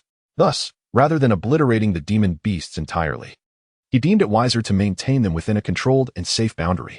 At the age of 24, following the extermination of the S-grade demon beasts and the majority of S-grade ones by Ling Yun, the world experienced a significant stabilization. Ling Yun reduced his frequency of entering the painted world, dedicating more time to the study of his abilities. However, one day, Chen Shirong, having learned from Ling Yun that he had become an S-grade ability wielder, was taken aback. He hurried to meet Ling Yun. And upon confirming Ling Yun's strength, Chen Shirong laughed joyfully for an extended period before gradually revealing his identity. It turned out that Chen Shirong was the so-called third deputy leader of the World Demon Sect. And it was indeed members of this sect who had abducted him during his childhood. Although he refrained from detailing his experiences within the sect, Ling Yun could glean from occasional references that Chen Shirong had not fared well there. Chen Shirong also shared with Ling Yun the activities he had undertaken as this so-called third deputy leader. This pertains to the handling of traitors and the support of other members of the demon cult. Within the ranks of the demon cult, not all individuals are devoid of sanity. Some, after enduring various tribulations, experience a moral awakening and choose to defect from the cult. At such times, it falls upon Chen Shirong's faction to apprehend these individuals, after which Chen Shirong utilizes his memory-erasing abilities to obliterate the traitors' memories, allowing them to return to the embrace of the demon cult. It is precisely due to his memory-erasing powers that Chen Shirong ascended to the position of vice leader of the demon cult. However, the other 2 vice leaders remain wary of Chen Shirong, never fully placing their trust in him. They are not mistaken in their caution. For Chen Shirong harbors treacherous intentions and seeks to dismantle the demon cult. It was the demon cult that abducted him in his youth, causing him to be separated from his sister, and he never got the chance to see her one last time. Unfortunately, he has yet to find a suitable opportunity, which has led him to remain within the demon cult until now. The reason he has not found this opportunity lies with the leader of the demon cult. Indeed, the demon cult has a leader, and it was under this leader's patronage that Chen Shirong attained his position as vice leader. This leader, however, is remarkably discreet, rarely making an appearance, and even within the inner circle of the cult, few are aware of his existence. The reason for the leader's infrequent presence is that he spends the majority of his time in meditation, striving to advance to an S-level ability. Chen Shirong's recent approach to Ling Yun was motivated by a desire for Ling Yun to assist in annihilating the demon cult. Faced with Chen Shirong's plea, and given the target was the demon cult, Ling Yun had no reason to refuse. Thus, he nodded in agreement and, under Chen Shirong's guidance, set forth to eradicate the members of the demon cult across various locations.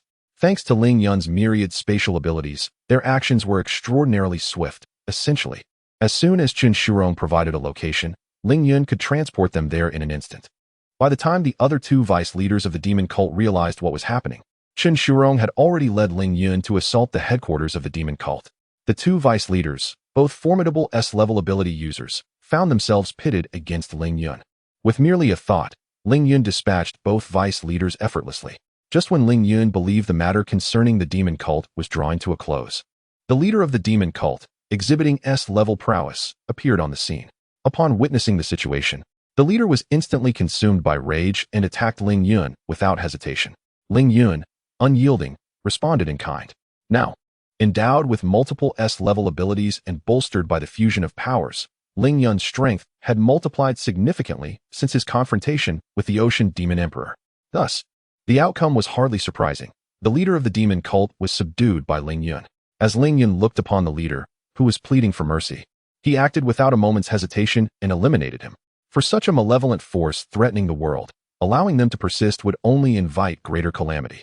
However, just after dispatching the leader of the demon cult, Ling Yun witnessed Qin Shirong plunge a dagger into his own heart, collapsing in a pool of blood.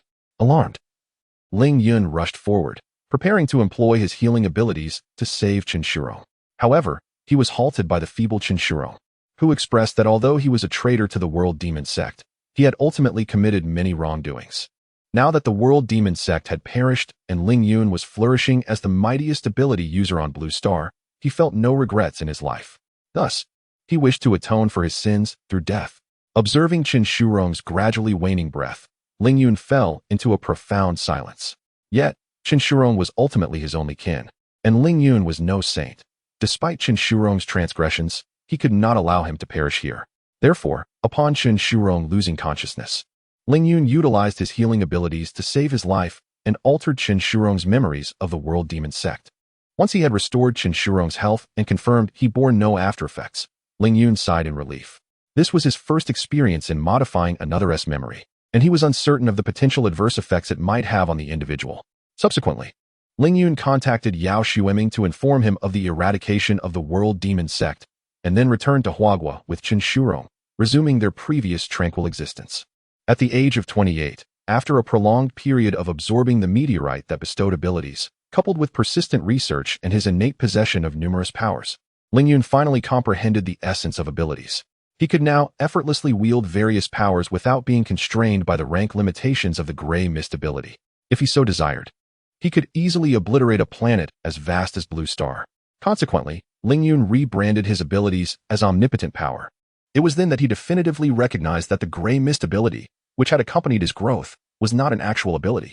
As for its true nature, Ling Yun had yet to decipher. At the age of 29, Ling Yun married Sun Yixue, hosting a grand wedding in her honor. Leaders from various nations attended the ceremony in person, presenting gifts and blessings. At 30, while traversing the world with Sun Yixue, Ling Yun sensed the approach of an object resembling a spacecraft within the solar system heading towards Earth. He immediately employed his abilities to examine the interior of the spacecraft, discovering that its material possessed a certain suppressive effect on abilities. While an S-level ability user might have been hindered from observing the spacecraft's interior due to this suppressive effect, Ling Yun's current strength far surpassed that of an S user. Although the suppression could affect abilities, it was merely a minor inconvenience for Ling Yun. Thus, he successfully observed the interior of the spacecraft, which housed extraterrestrials resembling humans in appearance but entirely different in physiological structure. From these aliens, Ling Yun learned that they hailed from the Hu-NW Empire, and the meteorite that had descended upon Blue Star was, in fact, their creation. The Hu-NW Empire had previously deployed numerous ability meteorites across various life planets for experimental purposes, seeking to ascertain whether these meteorites would adversely affect the inhabitants of the Hu-NW Empire, while also preparing for a subsequent harvest. Following the trials on various planets, the Hu-NW Empire had indeed discovered that all who awakened abilities through these meteorites were affected in some way. Their lifespan can only reach a maximum of 100 years. In the context of the 500-year average lifespan of the inhabitants of the Huanwu Empire, they secretly rejoiced that they had not rashly utilized the ability-imbued meteorite. The purpose of this spaceship, piloted by the denizens of the Huanwu Empire, was to travel to Earth to retrieve the ability-imbued meteorite and attempt to seize the planet. However, with their strength, they could indeed achieve this even without Ling Yun. Not to mention the weapons aboard the ship, Ling Yun discovered that the inherent abilities of this group of Huanwu Empire citizens were at least comparable to S-level ability users. At the same time, Ling Yun learned from them that the ability-imbued meteorite that had landed on Blue Star was not originally intended for that destination. It had merely arrived there due to a cosmic storm. Previously, the Huanwu Empire was not lacking in ability-imbued meteorites and did not pay much attention to this lost fragment. Hence, they did not seek it out. However, with their development, the supply of ability-imbued meteorites within the Huanwu Empire had gradually dwindled. Coupled with Ling Yun's repeated demonstrations of S-level abilities, they were detected by the machines specifically designed to sense such powers, prompting the Huanwu Empire to dispatch a small team for retrieval. Upon learning this, Ling Yun could only laugh in disbelief. After informing Sun Yixue of the situation, he teleported to the front of the spaceship. Ling Yun attempted to communicate with the captain of the ship, but as a member of the Huanwu Empire. The captain held little regard for Ling Yun, whom he deemed a mere native from a small blue star. Without hesitation, he launched an attack with the ship. After several fruitless attempts at dialogue, and seeing the captain's aggressive stance, Ling Yun could no longer tolerate the provocation and swiftly destroyed the ship, ignoring the captain's warnings. He took the captain's life and gleaned from his memories a general understanding of the Huanwu Empire's situation. Realizing that his current strength was neither insignificant nor particularly notable within the Huanwu Empire, Ling Yun felt a sense of urgency. The team that had come was merely a small reconnaissance squad. The next encounter could very well involve the main forces of the Huanwu Empire. At this juncture, remaining on Earth would scarcely afford Ling Yun any further enhancement. To accelerate his growth, he would need to venture into the Huanwu Empire or similar powers. Through their pictorial stories, he could enter a world of artistry and undergo rapid development. Thus, after returning to Earth to update Sun Yixue on the situation, he bid her farewell and set forth alone towards the Huanwu Empire. His reasoning for heading to the Huanwu Empire was that since the ability-imbued meteorite originated from there, it stood to reason that he would encounter more stories related to the Huanwu Empire. At the age of 31, Ling Yun utilized spatial transference to hasten his journey to the nearest star gate within the galaxy. At 32, after passing through the star gate and traveling for a while, he arrived at a civilization on a stellar scale. Ling Yun, having found no relevant stories concerning the ability-imbued meteorite in this civilization, lingered briefly before continuing his journey to the Huanwu Empire. At 33, while en route, Ling Yun reached a cluster civilization, much to his delight, as this civilization possessed narratives related to the ability-imbued meteorite. This discovery brought him relief, prompting him to decide to stay in this cluster civilization for a time. It must be said that the Huanwu Empire was indeed formidable. The majority of stories concerning the ability-imbued meteorite prominently featured the Huanwu Empire itself. In these tales, Ling Yun gradually came to comprehend the circumstances surrounding the Hu Nw Empire. The Hu Nw Empire stands as one of the two supercluster-level civilizations in the current universe, the other being the CHX-ing Federation. Beyond gaining insight into the Hu Nw Empire, Ling Yun also experienced rapid growth within the worlds depicted in these paintings. On Earth, there exist meteorites imbued with extraordinary abilities. In contrast, the stories emerging from the Hu Nw Empire feature planets of similar extraordinary prowess. At the age of 35, he was devouring the powers of these extraordinary planets as he continued to evolve. By the age of 36, to his astonishment, Ling Yun found his rate of growth remarkable. Within a mere 2 years, his mental fortitude had surged nearly tenfold. Presently, in the Hu Nw Empire, his strength ranks among the top 3.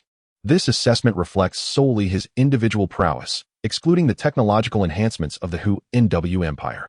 Ling Yun had previously tested the might of the Hu Nw Empire within the Painted Realms, only to narrowly escape severe injury. At this juncture, however, Ling Yun resolved not to venture into the Hu Nw Empire, for he discovered that he could seamlessly connect to the Hu Nw Empire's network through the existing supercluster-level civilizations network, thereby replicating the Hu Nw Empire's graphic narratives. Chapter 118. Dismissal. Thus, Ling Yun endeavored to acquire the identity of a first-tier civilization, subsequently connecting to the network of the existing star cluster civilization. He then began to fervently replicate tales related to the supernatural meteorites, planets. After nearly completing the copies, Ling Yun rose to return to Earth. Having been away for nearly 5 years, he found himself missing Sun Yixue. At the age of 37, upon returning to Earth, Ling Yun spent a tender period with Sun Yixue before resuming his ventures into the painted world to consume supernatural planets. At 38, he was in the throes of growth. By the age of 39, he had integrated a significant portion of the illustrated narratives concerning the supernatural meteorites, planets, from the star cluster civilization. Ling Yun was uncertain of the full extent of his own strength. In contrast, with his assistants, Sun Yixue had ascended to the rank of an S-level supernatural being. Meanwhile, the Cosmic Empire, having realized the demise of the team dispatched to retrieve the supernatural meteorites from Blue Star, finally sent a fleet to the solar system. Faced with the fleet of the Cosmic Empire, Ling Yun held nothing back and obliterated them entirely. However, he refrained from pressing further into the territory of the Cosmic Empire. Not long ago, he had tested the limits of the Cosmic Empire within the painted world. Initially, The cosmic empire was powerless against him and opted for negotiations. Yet, Ling Yun's true aim was to assess their hidden strengths, and thus he would not entertain such discussions. The outcome was a mutual destruction between the cosmic empire and Ling Yun, and had he not been able to return to the real world instantaneously, he might have met a dire fate. Consequently, while he dared to confront the fleet of the cosmic empire, he felt it prudent to delay a direct assault on their territory. At 42, this delay extended into 3 years. Once he sensed that the supernatural planets could no longer enhance his mental fortitude, Ling Yun resolved it was time to address the issues posed by the cosmic empire. As for their self-destructive weapons, he had devised a countermeasure. Swiftly, he journeyed to the cosmic empire, reaching it from Earth in just a few days. Nonetheless, he did not intend to annihilate the entire cosmic empire. Such an act would be excessively cruel, especially towards the innocent civilians. Thus, after demonstrating his prowess and dismantling some fleets, the cosmic empire acquiesced to Ling Yun's demands. Under his supervision, they seized and dismantled the machinery associated with the supernatural meteorites. Furthermore, Ling Yun discreetly altered the perceptions of the cosmic empire's upper echelons and researchers regarding the supernatural meteorites, instilling in them a sense of aversion upon sighting these entities. Having accomplished this, Ling Yun returned to Blue Star. Unbeknownst to him, his actions had stirred considerable upheaval across the stars. Yet, this was of little concern to Ling Yun, who now blissfully relished the soothing massages from Sun Ishue. At 60, the sun folded a tranquil existence for over a decade. Throughout these years, although Ling Yun's strength had augmented somewhat, the increase was negligible. Devoid of the enhancements from the supernatural meteorites, planets, his mental prowess gradually reached a plateau. Fortunately, Ling Yun, in his current state, was not overly preoccupied with his power. In recent years, he seldom ventured into the world of his paintings. Instead, he deemed it more worthwhile to spend time with his wife and daughter. It was during this year that Ling Yun learned of the outbreak of war between the Red Star Federation and the Huanwu Empire. To be candid, no one among the various star systems and galactic civilizations anticipated that the conflict between these two supercluster civilizations would conclude in a mere 30 years. Ultimately, it was the biotic fleet of the Red Star Alliance that stormed the capital of the Huanwu Empire, Huanwu Star. Under the coercion of Captain Amo of the biotic fleet, the Huanwu Empire announced its surrender. The rapid conclusion of the war was, of course, facilitated by Ling Yun's covert assistance. It was through his clandestine support that Amo successfully penetrated Huanwu Star. As for Amo, Ling Yun had exchanged words with him in the Painted Realm on several occasions, which influenced his decision to assist him. It was certainly not due to any personal vendetta against the Huanwu Empire. Ling Yun was acutely aware of the side effects of the psychic meteorite, a fact he had grasped long ago. However, he did not anticipate that even someone as formidable as himself would fall victim to these repercussions, a consequence, no doubt, of having consumed the psychic meteorite as if it were sustenance.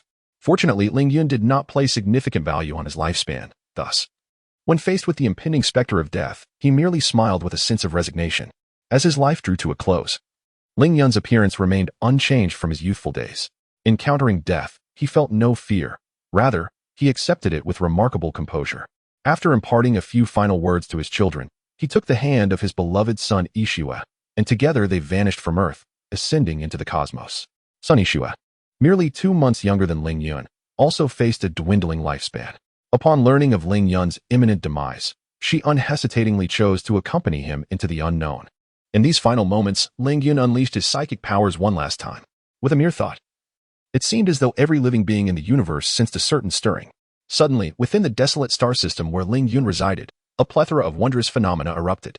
Earth, fire, wind, water, light, darkness, time, space, ethereal flora, elemental fauna, and more danced freely in the stillness of the cosmic void. Ling Yun and son Ishue gazed upon the vibrant expanse of the universe, sharing a knowing smile. Then, a gray mist enveloped them, and this once barren star system would later transform into a cosmic marvel, becoming a site of cosmic reverence. You have perished. The simulation has concluded. System evaluation, perfect. Would you like to draw for a reward? Reward, omnipotent psychic ability. At that moment, having just finished the simulation, Ling Yun had no time to contemplate the implications of the omnipotent psychic ability before feeling as if his head had exploded, leading him into unconsciousness. When he awoke once more, he immediately sensed a profound change within himself. Instinctively, Ling Yun sought to test his newfound omnipotent ability, first attempting to harness the powers of the wind. In an instant, a tempest raged across the realm. Observing the howling winds outside, Ling Yun quickly ceased his exertion. Once the storm subsided, The entire world was left in a state of bewilderment, particularly those formidable beings of martial prowess and above. They instinctively told themselves that the recent tempest must have been orchestrated by someone, yet what kind of power could possibly create such a tumult? Even a martial deity, or perhaps the legendary martial immortal, would hardly be capable of such a feat. Amidst their astonishment, Ling Yun received an upgrade from the system, which informed him of the location of a fragment that required his retrieval. In response to the system's request, Ling Yun wasted no time and instantly teleported to the designated location. There stood a middle-aged man clad in a python robe, gazing incredulously at the heavens. The sudden appearance of Ling Yun jolted the man back to reality, prompting him to bellow, "Who are you?"